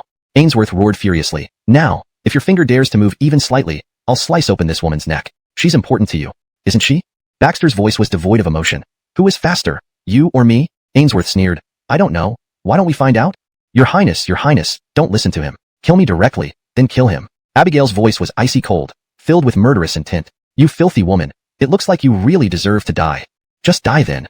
As he spoke, Ainsworth's sharp blade was about to cut down. At this critical moment, before Baxter could pull the trigger, Joaquin lightly flicked his wrist, sending a long thread flying out that instantly knocked the dagger from Ainsworth's hand. At the same time, Abigail broke free from Ainsworth's grip and kicked him hard, knocking him to the ground. Bang! Before Ainsworth could react, Baxter didn't hesitate to pull the trigger. A bullet instantly penetrated Ainsworth's forehead. Ainsworth's eyes were filled with regret until the end. He never thought he would die at the hands of Baxter like this. After he had just arrived in the Wu Dynasty after a long journey, thinking he could collaborate with Joaquin and achieve great things. Abigail quickly ran to Baxter's side, and Eliza hurriedly reached out to untie her. Your highness! Baxter waved his hand, indicating for her to stand behind him, then walked forward and looked at the wine bowl in front of Joaquin, smiling and said, The thousand-faced scholar has many faces indeed, and you are quite strategic. Did you know I would eventually come here? In fact, I've learned a little divination technique from Ebenezer. Although I'm not very proficient, it's enough. At least, it helped me survive these years traveling through various countries, weathering all kinds of storms. Joaquin also smiled as he poured Baxter a bowl of wine. The tense atmosphere between them had vanished. How about this, your highness? Am I sincere enough? You need to understand that the technology to create equality devices, which I want, is for my own benefit too. And I swear on my honor that it will pose no threat to your Wu Dynasty. It seems your honor doesn't mean much. Baxter snorted lightly, showing little emotion. Joaquin laughed. Your highness, there's no need to be so hostile toward me. I'm not Wallace, whose honor is worthless. But mine is different. In the world of martial arts, the name, Thousand-Faced Scholar, is still very useful. Is that so? Well, I don't need it anyway. After finishing the bowl of wine, Baxter suddenly seemed to recall something. If you truly want the technology to create equality devices, I can give it to you. However, you must tell me everything about Ebenezer, and I also want to know the whereabouts of one person. Who? Ahmed. Upon hearing this, Joaquin's expression instantly changed, his smile freezing on his face, and his eyes filled with apprehension. This was the first time Baxter saw such an expression on his face. But Baxter became even more certain that Ahmed was not dead. How? How did you know? Joaquin's voice trembled slightly, clearly not expecting Baxter to ask this question. Now, it was Baxter's turn to look relaxed. Back then, neither my wife Adelia nor my father-in-law Haskell, nor any of the officials loyal to Ahmed, believed I could turn the tables. After all, Ahmed's abilities and personality are well known. He remained hidden in the court for years without being discovered, rallying a large number of officials to serve him in secret. Given such skills and courage, I find it hard to believe he would foolishly confront me alone in the palace. So, once I figured that out, I concluded that Ahmed didn't die but was hiding in the shadows, silently observing me and all my actions. Well, Mr. Wuheng, aren't you going to tell me anything about it? Alas, Hearing this, Joaquin sighed deeply, as if lifting a heavy burden from his heart. Your Highness, I didn't expect you to outthink me. You've won. So let me tell you about Ahmed. Baxter beckoned to Abigail and Eliza. Miss Nangong Nadia, please sit over here. Yes, Your Highness. The two women sat beside Baxter, their alert in lineage because they are equivalent to Ebenezer's sons and hold unwavering loyalty to him. Besides these, those recruited from outside belong to the collateral lineage and do not have access to core secrets. Wait a moment. Baxter hastily interjected. Then how did he obtain the map of Ebenezer's lineage? Chapter 244. Summoning talents from all over. Joaquin gave Baxter a long, meaningful look, his eyes flashing with an unusual gleam.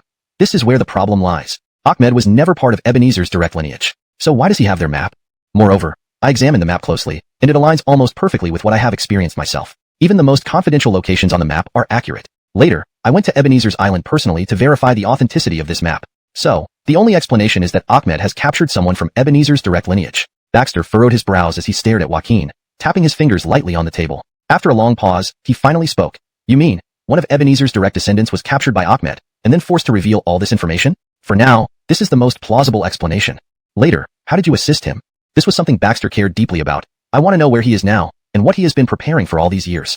Joaquin smiled. The throne. It's quite simple. Just the imperial. Even though he had captured someone from Ebenezer's direct lineage, possibly controlling resources others couldn't easily obtain. But later on, my perception of him changed completely. He is truly terrifying. Baxter's heart skipped a beat, exchanging a glance with Sarai and Eliza. If someone could be described as terrifying by Joaquin, they certainly needed to be wary. Your Highness, I'm a bit thirsty. Surely, you three won't deny me a drink? Come, Miss Elida, please bring over that wine jar for me. At this critical moment, Joaquin seemed reluctant to continue, instead pointing to the wine jar behind him and smiling. Baxter unhooked a wineskin from his waist and placed it on the table. Drink this. Good wine. Joaquin unscrewed the cap, his eyes lighting up instantly. He took 2 large gulps and sighed contentedly. Delicious. Your Highness, I've roamed the world for so many years and never encountered such fine wine. Where did you get it? I brewed it myself. Baxter smiled. Now, can we continue? Sure. Joaquin nodded, squinting his eyes slightly before speaking in a serious tone. It wasn't until later that I discovered no matter where I was, Ahmed could always find me effortlessly. If it happened once or twice, I might have considered it coincidental, perhaps due to my inadequate concealment. But when it kept happening, I couldn't help but wonder if this guy possessed some extraordinary skills. To test my suspicions, I used every trick in the book to hide in a cave in the western regions. Yet, when I emerged, I found his message at the cave entrance. At that moment, my blood ran cold. Joaquin's expression grew extremely grave, as if this were the most terrifying experience of his life. I couldn't fathom how he tracked me down. Only after Ebenezer's lineage demonstrated the same tracking method to me did I believe in the terror of their divination techniques. You mean, not only did Ahmed capture someone from Ebenezer's direct lineage, but he also learned their divination techniques from him? Baxter hesitated before saying, if that's true, then Ahmed poses a threat no less severe than Ebenezer's lineage. Exactly. Joaquin nodded, then gave a bitter smile and stood up. All right, Your Highness, I've said enough for today. The rest is something you'll have to explore on your own. As for the manufacturing technology of equality for all beings, I believe Your Highness is a man who keeps his promises. You certainly won't let me leave empty-handed. With that, Joaquin climbed up the ladder. The dim light in the cellar cast an amber glow as the three of them exchanged glances, a heavy silence descending upon them. Finally, it was Sarai who broke the stillness. Your Highness, I think we should take the initiative. While we are stationed in the capital city, we can secretly dispatch elite forces to search for Ebenezer and Ahmed. Baxter nodded, his eyes gradually brightening. You're right. We can't just sit back and wait for disaster to strike. We must act first. Moreover, it's not only they who can gather talents from all over the world. We can do it too. Tomorrow, I will issue orders in the name of the Crown Prince to summon all sorcerers to the capital city. Your Highness, you don't mean to? Sarai blinked her beautiful eyes, seemingly having understood Baxter's intention. Yes. Baxter nodded. I admit that in this world, there indeed exist talented individuals with extraordinary abilities, capable of assisting in governance with their unique skills. In fact, Your Highness, the Wu Dynasty had such people too. Suddenly, Eliza spoke solemnly. Baxter and Sarai immediately turned to look at her intently. What do you mean? In those days, the Wu Dynasty did have a group of remarkable individuals, but the early emperors almost drove them all out, accusing them of misleading the country. Do you think these so-called remarkable individuals really possessed significant abilities?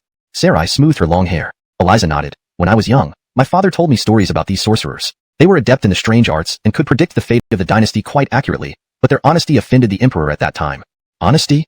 Chapter 245, The Shattered Jade Pendant. Yes. Eliza continued, at that time, my father said that among those fortune-tellers, there was a leader named Ace, known as the Elder Heavenly Master. He could predict events 500 years into the future and past, and even determine the location of dragon veins and the prosperity of dynasties. But when the emperor of the current dynasty asked about the Wu Dynasty's fate, Ace spoke of something that could be considered a grave crime punishable by decapitation, lifting the maritime restrictions. Previously, without such restrictions in place, countless pirates had been able to land along the coast or disguise themselves as merchants to enter the Wu Dynasty, causing turmoil within its territory and harming the people. Enraged by this, Porter issued the Maritime Restriction Decree and sternly warned that anyone who advised against it would be executed without pardon. Baxter nodded. This matched his understanding quite well. I can understand why Porter imposed the maritime restrictions. Those pirates did indeed cause significant harm to the Wu Dynasty citizens. Moreover, deploying the military against these pirates would have incurred exorbitant costs, making it unprofitable. So what happened next? What does this have to do with the fortune tellers? Eliza shook her head. The elder Heavenly Master Ace was straight fortune. Baxter intended to lift the maritime restrictions. Even some officials who had previously been convinced by Baxter now stood up to oppose the idea. Your Highness, the maritime restrictions have been in place for over 100 years. The Wu Dynasty suffered immensely from foreign pirates during those years. Lifting the restrictions now would be inviting wolves into our home. Indeed, Your Highness, this cannot be done. Otherwise, it will bring great calamity upon the coastal residents. Your Highness, please reconsider. Please echoed throughout the Taiji Hall, but they did not sway Baxter's resolve. Holding a jade rui in hand, standing before the dragon throne, Baxter smiled and said, Gentlemen, you are all committed to the welfare of the people, which is commendable. However, we must not be too rigid in our thinking. Otherwise, if the Wu Dynasty refuses to reform, we will inevitably decline once other nations lead the way. Now, consider this. Why did the Wu Dynasty originally impose the maritime restrictions? Weren't they because the Wu Dynasty's military lacked strength? Deploying troops to suppress the pirates required immense financial resources. But now, with our new weaponry, we can eliminate the pirates swiftly. If they dare to come, they will never return. Do you doubt the power of my principle of equality? The civil and military ministers exchanged glances and whispered among themselves. Indeed, the principle of equality demonstrated by Your Highness is extraordinary. If applied to our military, suppressing those petty pirates would be a piece of cake. No, it absolutely cannot be done. Lifting the maritime restrictions would make coastal residents forsake farming for maritime pursuits, seeking quick wealth. This could destabilize the nation. Despite having many young talents personally selected by Baxter, the deep-rooted norms and ethics of the Wu Dynasty made it difficult for them to change their mindsets immediately. Baxter shook his head. Gentlemen, our current treasury holds 1.5 million taels of silver. Let's see how much remains after 3 months of lifted maritime restrictions, and then we can decide, shall we? Baxter's voice was resolute and strong, reverberating clearly through the Taiji Hall, reaching the ears of every official. Everyone bowed together. Yes, Your Highness. After the court adjourned, Sarai and Eliza followed Baxter side by side. Your Highness, where are we going? To the Jodi's crypt.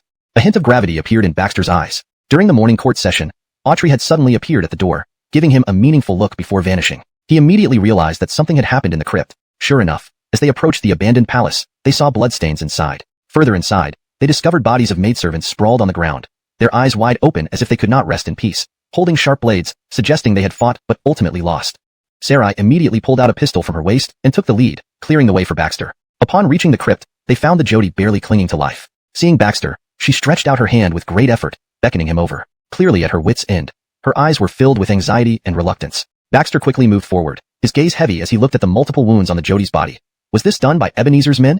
The Jodi nodded vigorously but couldn't utter a word. She was nearly gone, driven only by a lingering desire not to die in such frustration. Just as Baxter was about to speak, the Jodi handed him a broken jade pendant. Your Majesty, what is this? The Jodi tried hard to say something but still couldn't manage a single word. From her mouth movements, Baxter discerned it was about Ebenezer. It was left by Ebenezer's men. The Jodi nodded vigorously and then closed her eyes weakly. Your Highness, the Jodi's body has many knife wounds, but each one is extremely precise. An expert, an absolute expert. Chapter 246, The Absence of an Old Acquaintance. Abigail stepped forward to examine the Jodi's wounds and said to Baxter with a serious expression, moreover, all the 100+ palace maids protecting the Jodi were killed. Judging by their wounds, they were likely killed by the same person. Baxter took a deep breath.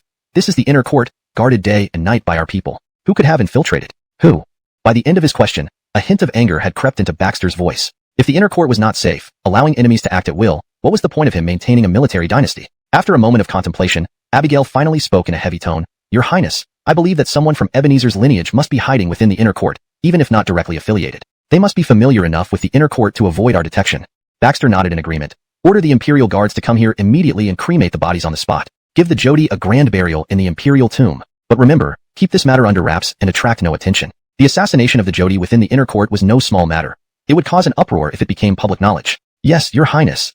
As he slowly walked out of the underground chamber, the sunlight outside cast a warm glow on Baxter as he gingerly pieced together the shattered jade pendant in his hand, his brows knitted in thought. Your Highness, there's a phoenix pattern engraved on it. Abigail, who had been about to leave, immediately returned upon seeing the phoenix design, her eyes serious. A phoenix is a symbol of auspiciousness and, in the Wu Dynasty, it ranks alongside the dragon. Eliza softly remarked. Ebenezer was not only a feudal prince, but also conferred the title of equal-in-rank king by Porter himself. Therefore, he can use the phoenix symbol on the jade pendant.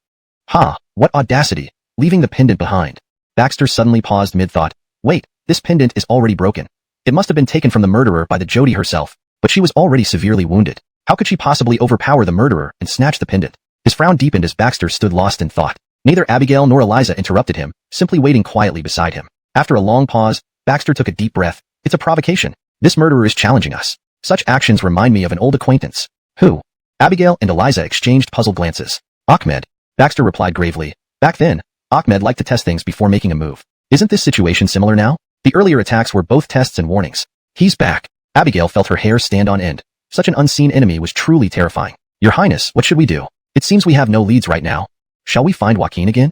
Eliza tentatively suggested but was waved off by Baxter. Do you really think Joaquin would tell us everything? Your Highness, what do you mean? Gallant of them seemed to detect an unusual undertone in Baxter's words. Baxter sighed and shook his head. He's someone whose depths you can never fully fathom. If you think you've got him figured out, you're gravely mistaken. If my guess is correct, Joaquin must have some secret dealings with Ahmed. But Joaquin also wants to obtain the technology for creating the equalizer from me, or perhaps more. That's why he's balancing between us without favoring either side. Eliza's thoughts lagged, but Abigail was quick-witted and quickly understood. Your Highness, I see it now. Joaquin is orchestrating this entire chess game, aiming to gain ultimate advantage and become the ultimate victor. Exactly, Baxter smiled, his claimed disinterest in the throne, wandering far and wide, traveling across countries. These are all just show, and doing so allows him to make his moves bigger, perhaps even encompassing the whole world. Seeing Eliza's increasingly confused expression, Baxter waved a hand, and the three continued walking out of the palace. The world I'm referring to isn't limited to the Wu Dynasty. Since they exist and have passed their traditions down to this day, they must possess their own skills and abilities. The words of Master Zhang from years ago are not wrong. If the C-ban is not lifted, the Wu Dynasty may not last much longer. Most of the current officials from the 6 ministries were young talents promoted by Baxter. Upon hearing this, they looked at each other uncertainly. Having studied history extensively, they couldn't help but feel some concern. But, Your Highness, if we do this, aren't we reversing the policies of the previous emperor? We will face criticism from scholars across the land. Baxter softly laughed. So, let me ask you all a question. Chapter 247. Minister of War Griffin. You have 2 paths laid before you. One is to continue farming and labor honestly on the land of the Wu Dynasty, only to be eventually swallowed by overseas nations with no power to resist. The second path is to lift the maritime restrictions and engage in commerce. This would not only promote trade development within the Wu Dynasty, but also showcase our strength, deterring other countries from taking rash actions. Baxter took a deep breath. As for talented individuals, countless were executed as demons simply because they predicted the fate of the Wu Dynasty. Confucianism, Taoism, Buddhism, and all streams of thought should coexist in this world to constitute an era of prosperity. Moreover, based on reliable information obtained, descendants of Ebenezer now reside on an island not far from Lianghua, skilled in divination. They've sent countless people to infiltrate our Wu Dynasty, causing significant losses. Officials exchanged glances, puzzled. Your Highness, how? Why did we not know about this? Baxter chuckled lightly. The reason you can sit comfortably here in the capital handling administrative affairs is that someone bears the burden on your behalf. Abigail and others agreed deeply. Without these defenders against external threats, the Wu Dynasty might crumble at any moment. Realizing this quickly, officials bowed deeply. Your Highness, we are grateful for your protection. Waving his hand dismissively, Baxter continued. Perhaps you've heard elder ministers speak of a 600,000-strong army stationed in the western regions of our Wu Dynasty, ready to mobilize only when its survival is at stake. They nodded in agreement. In the coming period, I must entrust the capital's defense to you all. I will personally go to the western border to manage the affairs of this mighty army. If possible, I'll unify the western regions too. Do not forget we've lost one minister in the western regions. The small states there killed our envoys, a blatant provocation. Immediately, everyone was roused. Trenton, in particular, volunteered eagerly. Your Highness, let me join you. My weapons itch for action. Let me follow you and slay those western brats. Willie and Donnie felt similarly excited, but knew they could not leave their posts in the capital as commanders of the palace guards. Baxter smiled. This time, I will only bring Abigail and Nadia. Others must stay in the capital to defend. All Fueling troops will also be stationed here for joint defense. What? Horrified, Guido advised. Your Highness, it's over 10,000 miles to the western regions. Just 3 of you. It's too dangerous. Indeed, Your Highness, and with such a large force in the western regions, if negotiations fail, concerns flooded in, with everyone voicing their unease. Laughing softly, Baxter waved them off confidently. You need not worry. I will depart in 1 month, during which I expect key figures to arrive. Oh yes, spread the word about lifting maritime restrictions. Each region should organize at least a 500-man patrol along the coast to prevent pirates from raiding. Kill them without mercy upon discovery. Yes, Your Highness. As they were about to leave, Baxter called out, Minister Griffin, please stay. Minister of War Griffin turned and bowed promptly. Yes, Your Highness. Looking at the young face, Baxter was satisfied. This person's bold and justice-driven character mirrored his own in another life. It's so many formalities. Baxter took a light sip of tea. Also, the Fueling troops will be withdrawn into the capital. I will arrange a separate camp for them. The palace guards and the Imperial Army should not disturb them. Normally, that place will be off limits. No one can enter. Yes, Your Highness. No matter what happens, you must hold on to the capital until I return. With the Emperor's sword in your hands, you have the authority to mobilize everyone, including the armies in the surrounding areas, as you see fit. Do you understand? I understand, Your Highness. So, what is the most important thing in what I just said? Griffin pondered for a moment and answered gravely. No matter what happens, the capital must be held. and there should be no unauthorized departure from the city. Good, very good. Baxter was very satisfied with Griffin's response. He chose Griffin not only because he was obedient, but also because of his ability to handle affairs and grasp the essence quickly. Your Highness, this official has something to report. Speak freely. Griffin frowned slightly. Your Highness, apart from this official, it seems that the rest of the 6 ministers do not fully support you on lifting the maritime restrictions. What if they become negligent after you leave? Chapter 248. Palace Conspiracy. Baxter smiled. He had long anticipated the questions raised by Griffin and could foresee the likely conflicts between civil and military officials after he left the capital. After all, fearing that bringing up issues one after another might anger His Highness. However, Baxter did not show any displeasure, only saying with a smile, speak freely. It concerns the consorts in the palace. Recently, their activities seem to have become quite intense. Griffin looked grave. At first, when Your Highness took control of the government, they didn't dare act recklessly. But now that His Majesty is gone and Your Highness has complete control, they seem to feel emboldened. They collude with officials in the court and large merchants outside, leading to soaring prices in and around the capital. They are profiting at the expense of the people. Baxter nodded, surprised by Griffin's meticulous observation. These matters were not within the jurisdiction of a minister of war. Your Highness, this isn't part of my responsibilities, but I come from humble beginnings and don't wish to see our citizens suffer such hardships. Griffin lowered his head. If Your Highness finds me overstepping my authority or speaking out of turn, please punish me. Baxter remained silent for a moment. Minister Yin, what you say is excellent. Wu Chao needs more officials like you who dare to speak the truth. This way, the court won't descend into chaos, nor will our realm. That's why I value you so highly. Keep up the good work. I'll handle the consorts. You may leave and attend to your duties. Yes, Your Highness. Watching Griffin leave the courtyard, Baxter fell silent for a moment. Then, he suddenly turned to Abigail, but before he could speak, she already produced a scroll from her robes with a smile, handing it to Baxter. Your Highness, I've also noticed this issue. So, I investigated the activities of the consorts long ago. Please forgive my unauthorized actions. Given that consorts were members of the imperial family, Abigail's private investigation was considered a serious offense in Wu Chao. However, Baxter did not blame her. Instead, he accepted the scroll, shaking his head with a smile. Miss Nangong, how could I possibly blame you for taking the initiative? You've done well. As he flipped through the scroll, Abigail explained beside him. Among the consorts, only Millicent and Consort Jing are particularly arrogant. Initially, they sided with Jody. But unfortunately, after the Jody's illness and passing, they virtually controlled the palace, and both operate money-lending businesses across the country. Money-lending businesses? Those two? Baxter asked in shock. According to Wu Chao law, only the court and those authorized by the court can operate money-lending businesses. How did they manage it? Abigail shook her head, her expression grave. They have 2 powerful patrons, General Giroux, the Southern Frederick, and General Scott, the Eastern Frederick. Gallant commands significant forces and repeatedly ignored court warnings, recruiting soldiers at will. This has made these 2 consorts even more brazen. General Giroux of the Southern Domain and Frederick Scott of the Eastern region. Do you have any information on these 2?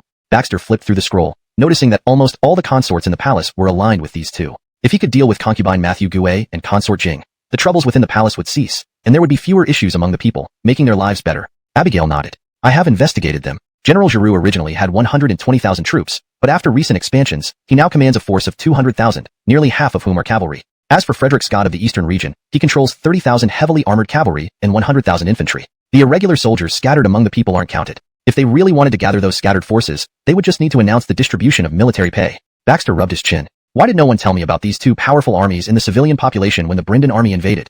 Moreover, the commander of the Eastern region seems to control the coastal defenses. When the Brendan army attacked Wu Chao, they entered as if it were no man's land, with no one stopping them. Abigail smiled bitterly. Your Highness, this group of people, to preserve their strength, basically gathered their troops together and didn't care about the lives and deaths of the people within their jurisdiction. A hint of surprise flashed across Baxter's eyes. It seems they have become states within a state. With military power, they gained absolute control over the region, and by leveraging that power, they could easily control the local economy and livelihoods, eventually creating their own state within a state. Furthermore, with forces numbering in the hundreds of thousands, once a war broke out, it would result in internal damage to Wu Chao. Chapter 249. Taoist Giannis. Abigail smiled bitterly. Your Highness, there's nothing I can do about it. While I can set up a large intelligence network nationwide to monitor the country's activities, I am powerless over these 200,000 troops. Moreover, they have been moving more frequently recently, even showing signs of heading south. What? Heading south? Baxter immediately realized something was amiss. To the south lies Liang State. Could it be that they are planning to join forces with Liang State? Abigail pondered for a moment. It's not impossible. Last time, you parted from Atabeus Roxanne of Liang State on less than pleasant terms. Maybe she's making moves behind the scenes. Nashimf, Giroux, and Scott deserve death, but the hundreds of thousands of soldiers under them should not die. Baxter suddenly stood up, his gaze fixed on the distance. Most of their troops are actually just ordinary civilians who joined to earn a living. They shouldn't be allowed to perish in this mess. These people are subjects of our Wu Dynasty and must not fall into the hands of Liang State. Send out my order immediately, summoning Scott and Giroux to the capital. Abigail looked troubled. But Your Highness, how would they come after what they've done? Rest assured, they will come. A look of confidence flashed in Baxter's eyes. They won't just come alone. They'll bring their armies, perhaps even attempting to seize the throne. Upon Upon hearing this, Eliza was greatly alarmed and quickly stood up. Your Highness, why don't we ambush them on their way? This way, we can eliminate them while ensuring the safety of the capital. Baxter glanced at her and said helplessly, their soldiers are innocent, mere Wu Dynasty soldiers obeying orders. Their crime doesn't warrant death. I had already buried alive countless Brendan soldiers, 600,000, exactly 600,000. Baxter sighed. Speaking of it from the standpoint of mysticism, I fear this has damaged my moral virtue. Your Highness is absolutely right. At this moment, a figure appeared at the door. Everyone paused and turned to look. There stood a man in a Taoist robe, carrying two ancient swords on his back, his beard fluttering in the wind, eyes gentle individuals. What a coincidence. Hearing this, Baxter respected Giannis even more. Since you can calculate the time to emerge, can you help us predict the future of Wu Dynasty? Giannis smiled, took out several copper coins from his robe, and placed them on the table. Wu Dynasty's imperial aura was about to break, but the true dragon has emerged, leading Wu Dynasty to its peak, possibly surpassing it. Based on my calculation, Wu Dynasty's imperial fortune will not diminish within 500 years. At this moment, Eliza was sitting to one side, constantly deriding in her heart. Where did this old Taoist come from, swaggering and swindling here? Such inferior rhetoric, she could learn it herself if she wanted to. Just as Eliza was deriding inwardly, Giannis suddenly turned his gaze toward her. This young girl, do you have any misunderstanding about the old Taoist? Since you think the old Taoist is a charlatan, why don't you give me a question? Let me calculate for you, and see if it's true or false. What? You? Eliza's face changed dramatically. She had only ranted a few sentences in her mind and absolutely did not say them out loud, nor did her expression change much. How did he know? Baxter glanced at Eliza's reaction and already understood roughly. This old Taoist definitely had genuine talent and knowledge. Eliza Bufuchi, displeased, said, if you really have the ability, then calculate my birth time and destiny for me. Her birth time and destiny were now known only to her. Giannis smiled faintly. Young lady, this belongs to someone else's secrets. If the old Taoist calculates it, it would be a loss to myself. Please take out 5 taels of silver to cover the concealment of heavenly secrets. Eliza glared at Giannis. Indeed, you are a swaggering old fraud who asks for money upon first meeting. Fine, this general will give you 5 taels of silver, and if you don't have real abilities, don't blame this general for driving you out. Baxter did not stop her on the side. He also wanted to see what this old Taoist could do. Giannis chuckled, put the 5 taels of silver in his sleeve, and casually took out a brush to write and draw on a piece of paper. Seeing him start writing directly, Eliza asked curiously, you just write it out without calculating? Ha ha, Nadia, at the old Taoist level, these small matters can be seen with just one glance. There's no need to calculate by hand, right? Chapter 250, Commoner and Scoundrel. Speaking of which, Giannis handed the paper in his hand to Eliza. Nadia, please take a look. Originally, Eliza still had an indifferent attitude, but upon seeing the birth, then I must trouble Taoist. No need, no need. Giannis waved his hand. Our ancestor once made it clear that our lineage exists solely for the stability of all living beings. We retreat into seclusion when the world does not need us, and we come out to assist when needed. Taoist, I want to know the whereabouts of Ahmed. Baxter's eyes flashed with gravity as he asked solemnly. Now, this was the most mysterious enemy he felt, even more hidden than Joaquin. Hearing this, Giannis laughed. It's not difficult to calculate his location. However, matters involving heavenly secrets require compensation. Otherwise, it would consume my lifespan if done without offering to heaven. How much does Taoist need? A faint thought crossed Baxter's mind. Currently, the treasury held only 1.5 million taels of silver. If fully supporting Giannis, it might be manageable. Giannis, however, shook his head gently. This is no longer something that money alone can solve. Your Highness, please support lifting the maritime restrictions wholeheartedly. When the common people benefit from this, it will naturally make up for the old Taoist's loss. Baxter paused slightly. Could it really be this simple? Of course. Fine, let it be as Taoist wishes. 5 days later, news from the capital reached Scott, the chief commander in the east, and Giroux, the general in the southern domain. The two decided to meet at the boundary of their respective jurisdictions. Brotherly, what do you think? Giroux was a middle-aged man with an imposing gaze, radiating a strong killing intent. Scott, with a beard, obviously advanced in years, stroked his beard gravely. For us to be summoned to the capital, it must mean that Empress Jingfei and Millicent have run into problems.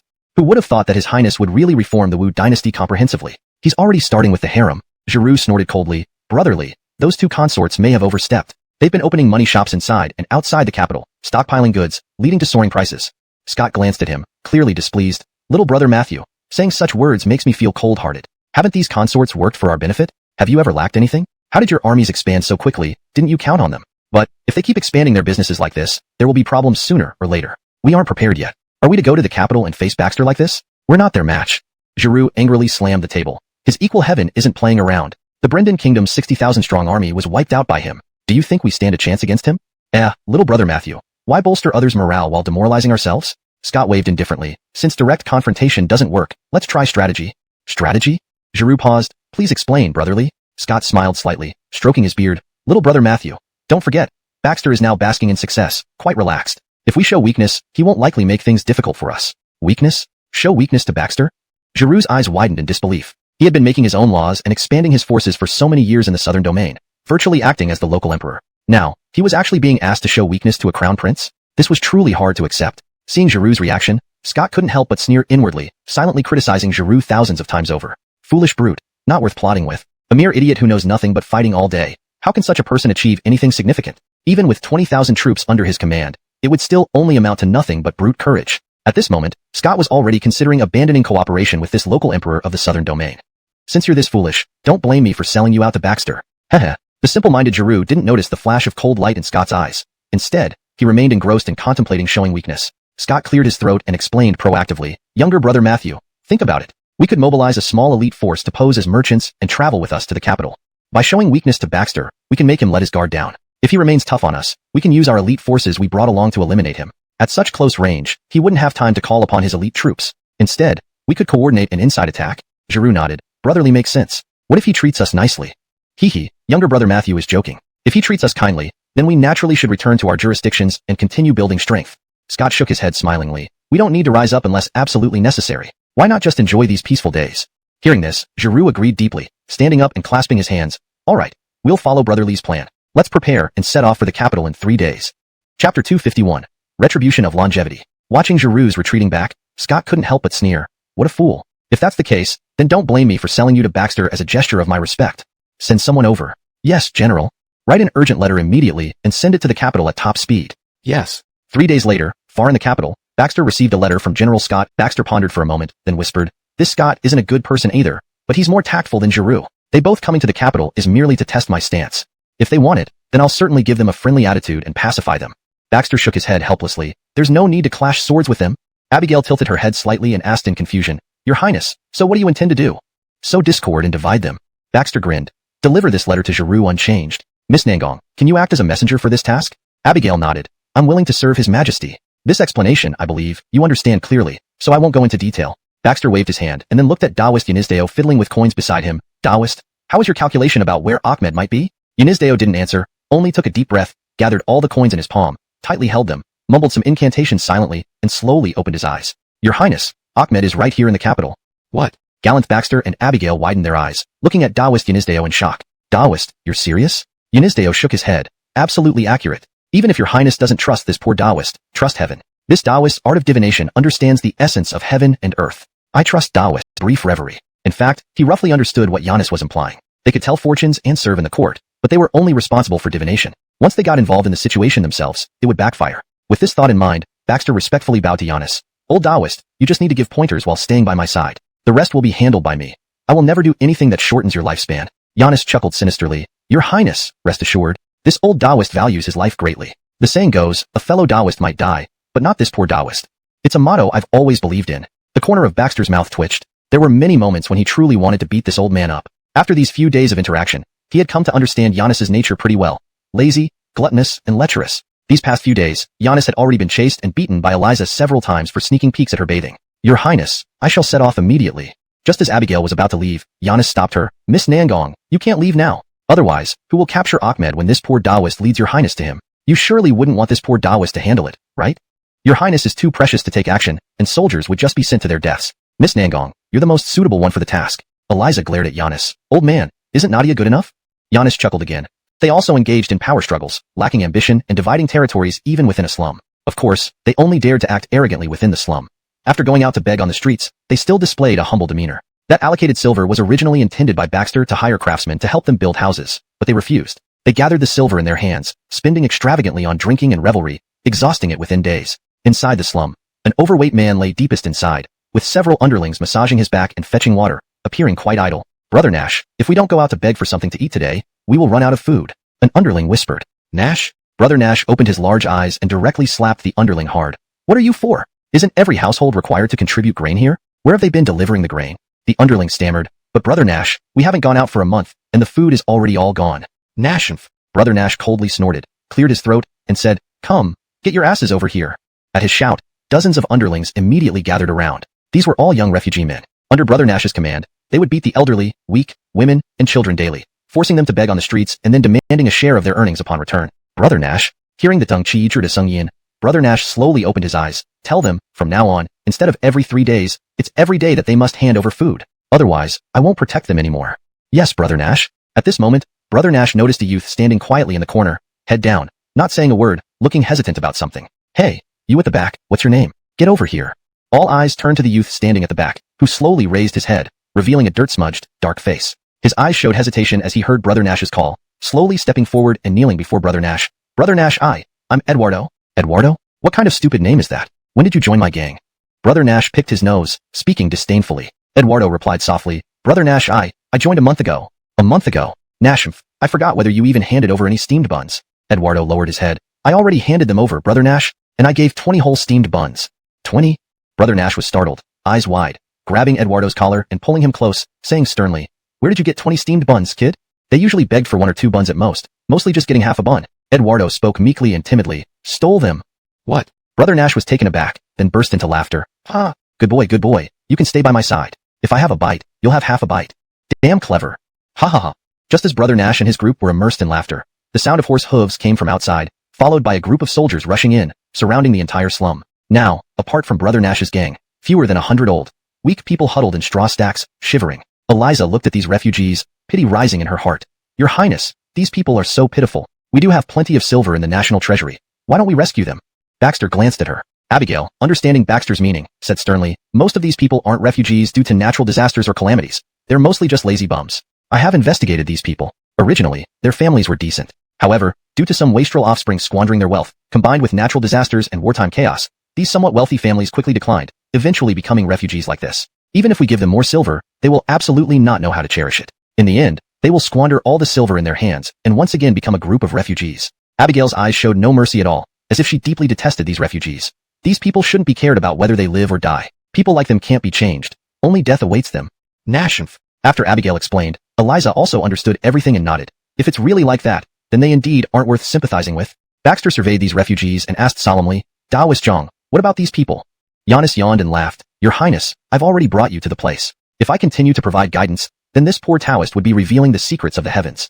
Hearing this, Baxter had no choice but to stop, continuing to walk inside and using his own eyes to identify who among these people was the hidden Achmet. Only when they walked to the innermost area, seeing Brother Nash surrounded by everyone, did Eliza finally Rabuchu sternly shout, Who are you? Why are you bullying others here?